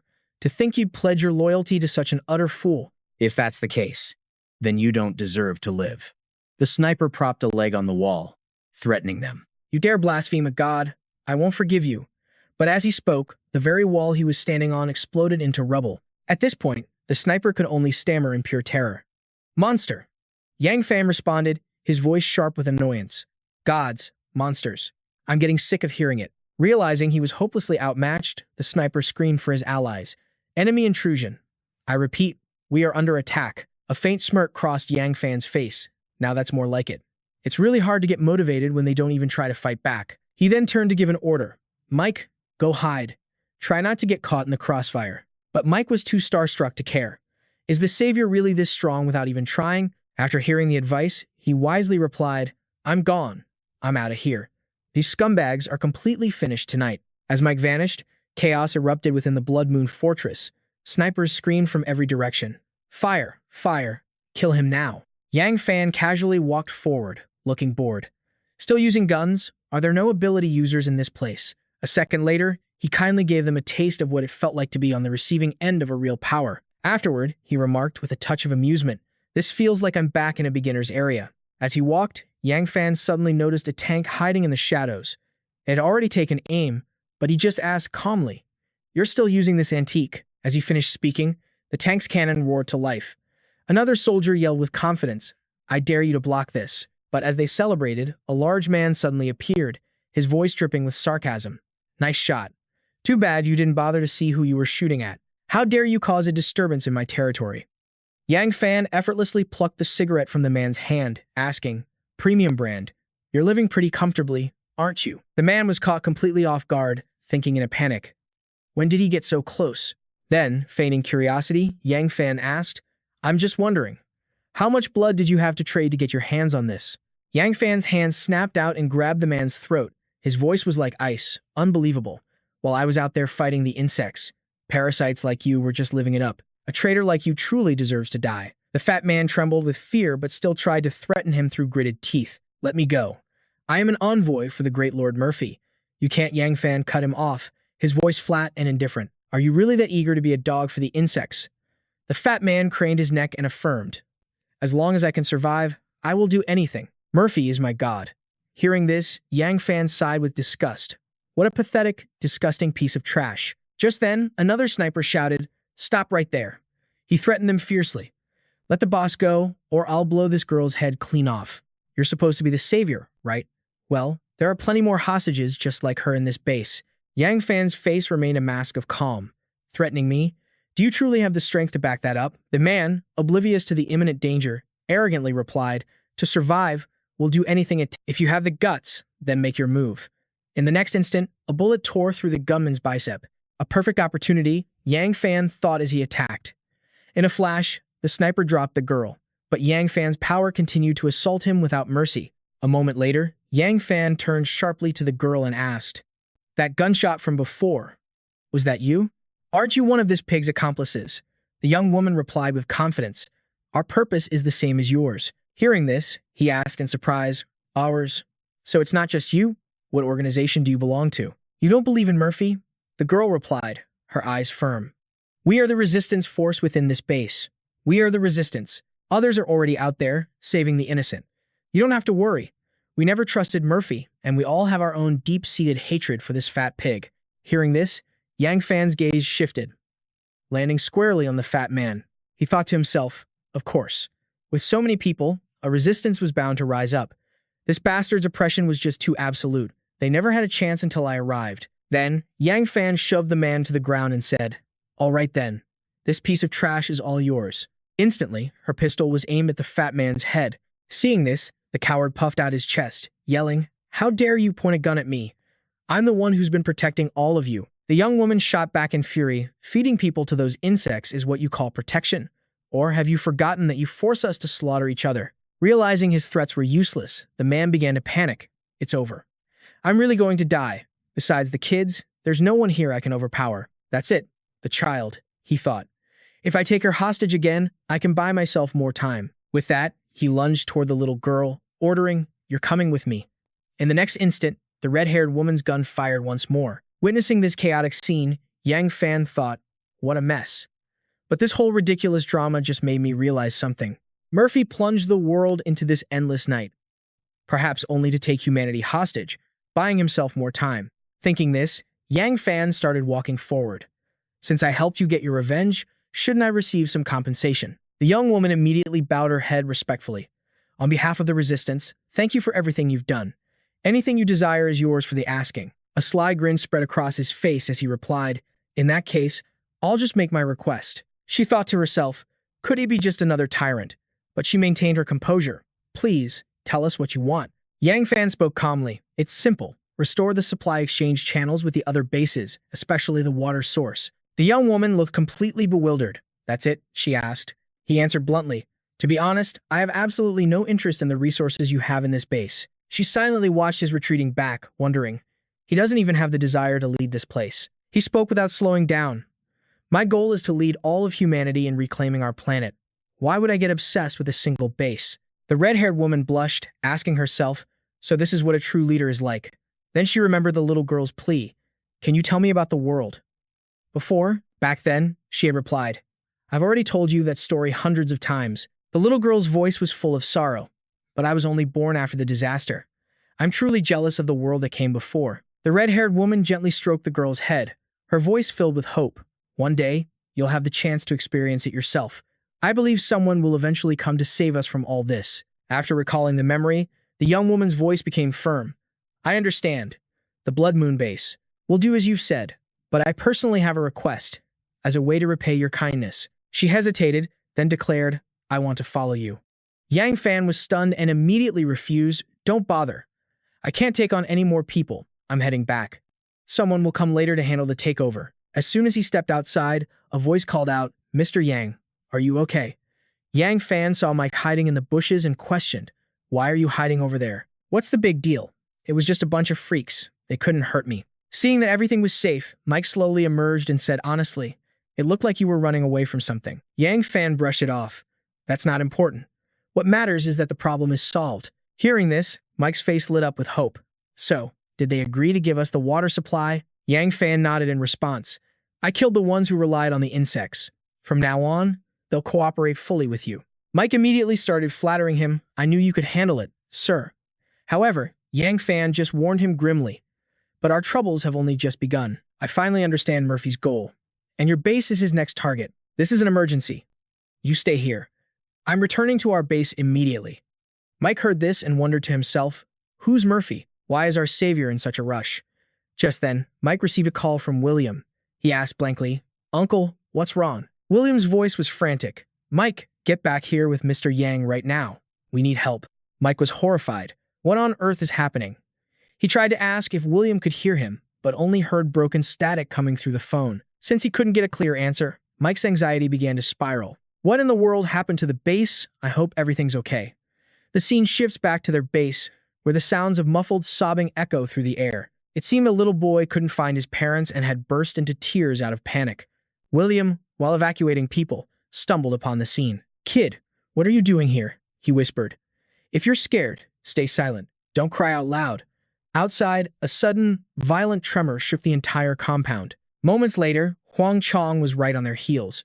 William swerved left and right, desperately trying to lose him. Seeing the boy's confusion, the old man urged him, get inside the church. Now. The boy looked back at William and asked innocently, Mr. William, aren't you coming in? He turned and replied, there are other children waiting for me. Go on now, be a good boy. Only then did the child go, but not before making a promise. You have to come in right after, okay? William pulled out a grenade as he spoke. You think I don't want to, he said. He then pulled the pin, adding, but someone has to stay behind to lure the monster away. You insects, Mr. William is here to teach you a lesson. But in the next instant, his hand holding the grenade was caught. Huang Chong spoke with contempt. I never thought humanity had courageous people like you. Then, he tried to tempt him. Become my subordinate, and I might just spare your life. William stared at his face for a long moment, and he came to a chilling conclusion. This was the creature that destroyed the city wall, letting the swarm inside. Huang Chong thought he was hesitating and sweetened the deal. Don't be afraid. I'll grant you a new life. At the word afraid, William laughed in his face. He slapped him hard across the cheek and yelled, Afraid of you. In your dreams. The slap did nothing to Huang Chong. He even critiqued the old man. Your courage is commendable, but your strength is pathetic. People like you only learn to submit. After you're forced to destroy the very thing you cherish most. With that, he ripped the grenade from William's hand and threw it. Stunned, William could only shout in horror. What are you doing? The boy peeked through a crack in the door, just in time to see the grenade flying toward him as Huang Chong said, Remember this. You killed your own kin. William desperately tried to stop him, but in the next moment, his own grenade detonated.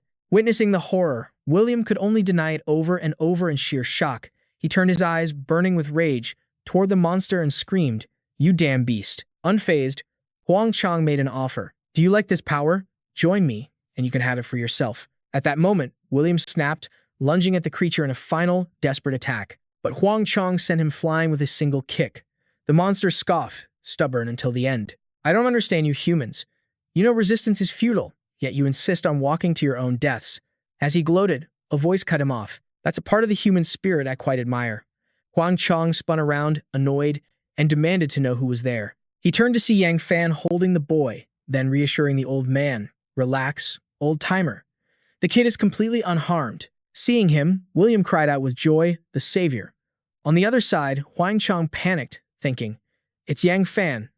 I have to get out of here. First, I'll have the other insects pin him down. But when he looked, he saw his entire swarm had already been wiped out. He was completely baffled, wondering when it could have happened.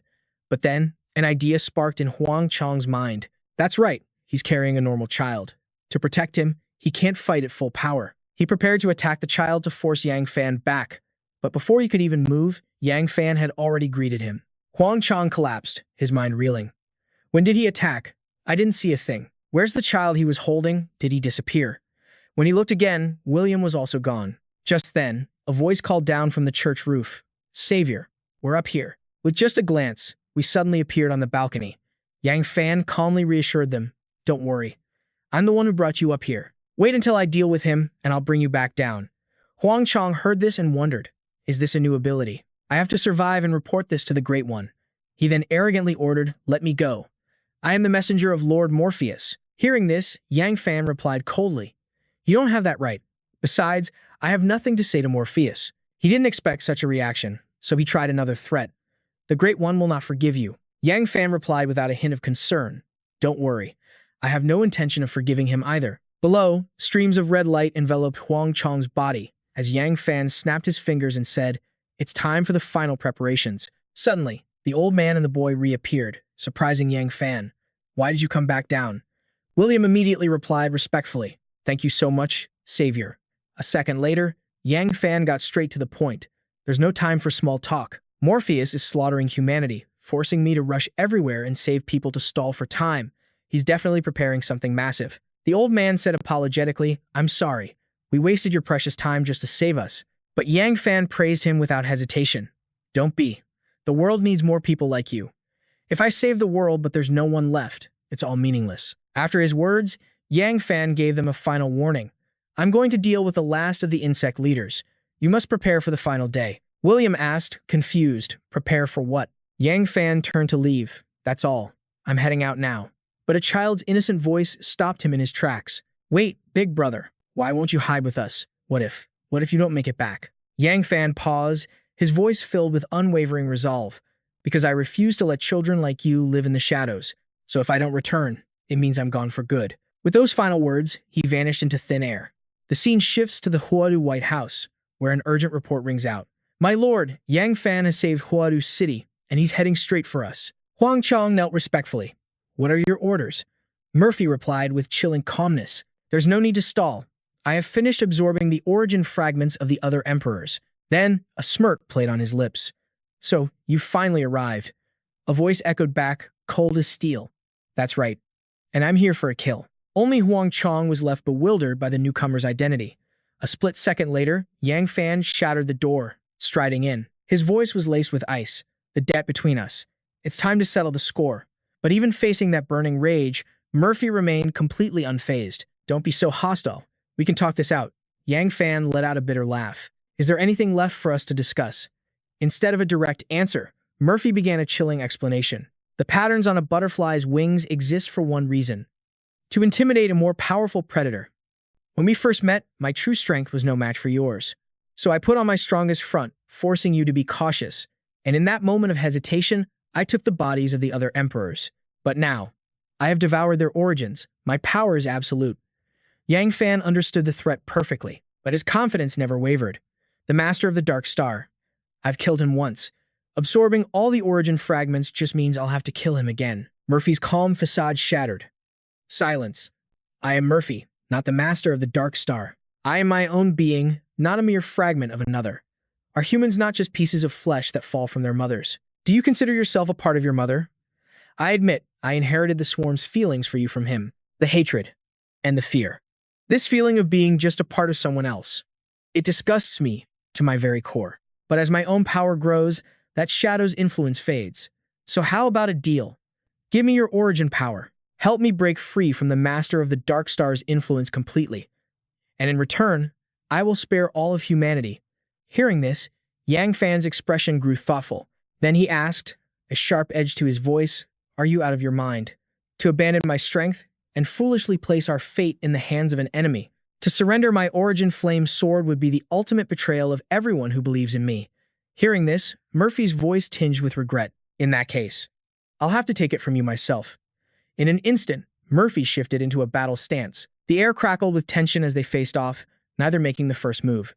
Yang Fan's mind raced. His oppressive aura, it's grown even stronger. I can't let him seize the initiative. With that thought, he exploded into action, swinging his sword first. Seeing the attack, Murphy immediately launched a counter.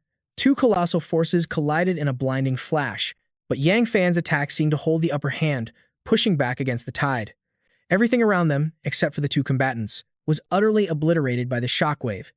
After a moment of observation, Yang Fan came to a grim conclusion. It seems simple, light, and even my base origin power can no longer damage him. Across the battlefield, Murphy gloated with a triumphant grin. Don't get discouraged yet.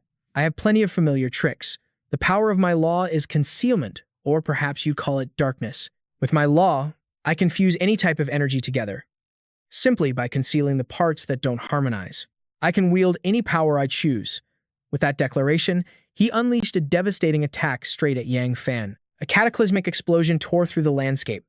Murphy stared at the cratered ruins, muttering to himself, he's gone. But a second later, Yang Fan's voice cut through the dust, calm and unbothered. Impressive. However, your little trick just gave me an idea. I've also grasped a new way to use my power. Murphy watched him move, his eyes wide with disbelief. He's moving beyond the limits of speed. Is that teleportation? No, his speed can't possibly surpass mine by that much. As Murphy scrambled to escape, he muttered frantically, I have to get away, no matter what. Wait, I feel it now. The origin power he's using. It's the law of time. The very flow of energy around him suddenly ground to a halt. At that exact moment, Yang Fan's blade descended upon him. The realization sent a jolt of fury through Murphy as he screamed, Damn you! Realizing the tables had turned, he ordered a full retreat. Once he was clear of danger, Murphy spoke, his voice trembling with disbelief. Impossible. It's just not possible. When did you master the laws of time? For beings like us who wield origin power, mastering common elements is one thing. But where could you have possibly encountered the laws of time? A smirk played on Yang Fan's lips as he replied, You want to know about the first time I came into contact with the laws of time? Time. It seems we must return to the beginning of this tale. A flicker of defiance ignited deep within his eyes. I never imagined you'd make it this far. But if you had truly mastered the laws of time, I would already be a corpse. It seems your grasp on time is still incomplete. Though he knew his bluff was called, he retorted with pure arrogance. Who's to say? Perhaps the next time I stop time, it'll be to watch your head fly. Immediately, Yang Fan's mind raced, calculating. Could he activate his time stop ability now? But for how long? That was something he couldn't control. At that moment, Morpheus's voice echoed, filled with pride from his final battle with Anoia. By sensing the origin of the swarm and its fragments, I seized the chance to finally grasp the true nature of time itself. Recalling his recent attempts, he had to admit it. Even with all his training, mastering this power was proving incredibly difficult. Using a clone to manipulate the laws of time came at a cost. The damage from his fire and ice abilities was now greatly diminished. The end result? It was barely more than a scare tactic. Almost useless. A moment later, Morpheus sneered, practically begging for a fight. To think, you actually managed to wound me. I'll give you one final choice. Submit or die. Without missing a beat, Yang Fan shot back. Then let me make you a counteroffer. How about you become my guard dog? Hearing this, Morpheus's fury erupted. Enough. No matter what happens now, you won't get another chance. A second later, the ground beneath Yang Fan violently trembled. In an instant, the entire world around him twisted and changed, catching him completely off guard. Where am I? Yang Fan wondered. How did I get here? High above, Morpheus gloated internally. My true power is the law of concealment. It doesn't just hide physical objects like the sun. I can even sever the connection between Yang Fan and his own source of power. By targeting that abstract concept, I can cripple his ability to use his powers. This time, I've completely erased all traces of my existence and all perception of me from this world. Anyone affected will temporarily forget everything about me. My concealment will make them unable to see me, unable to even sense my presence. While he's confused and his guard is down, I'll strike with my ultimate attack. His fledgling time-stop ability will be utterly useless. Meanwhile, Yang Fan stumbled in a daze, muttering to himself, I remember. I came here to deal with the eternal night. But what caused it in the first place? Observing this, Morpheus knew this was his moment. Now, he thought, unleashing a devastating attack that descended upon Yang Fan like judgment from the heavens. Only then did a flicker of danger register from above, but it was far too late. He took the full force of the blast head-on. Drifting in an endless void, Yang Fan's consciousness faded. Where am I?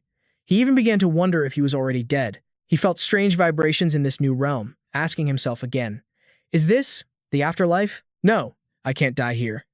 I can't let Morpheus continue his reign of terror. With that thought, his spirit reignited. There must be a way out of here, he roared. Let me out. Instantly, Yang Fan's feet hit solid ground. He scanned his surroundings, but was still completely lost. But as familiar images flickered around him, he realized he was standing in the middle of his own memories. He turned and saw the chaos of the initial outbreak, then glanced aside to see himself locked in battle with the Dark Star King. The scene shifted again, revealing a vision of Yan Yue, radiant in her wedding dress. Seeing this, Yang Fan was stunned. So many moments I'd forgotten, he thought. Is this my life flashing before my eyes? Or is this real? If this place is the very source of time, could I walk backward?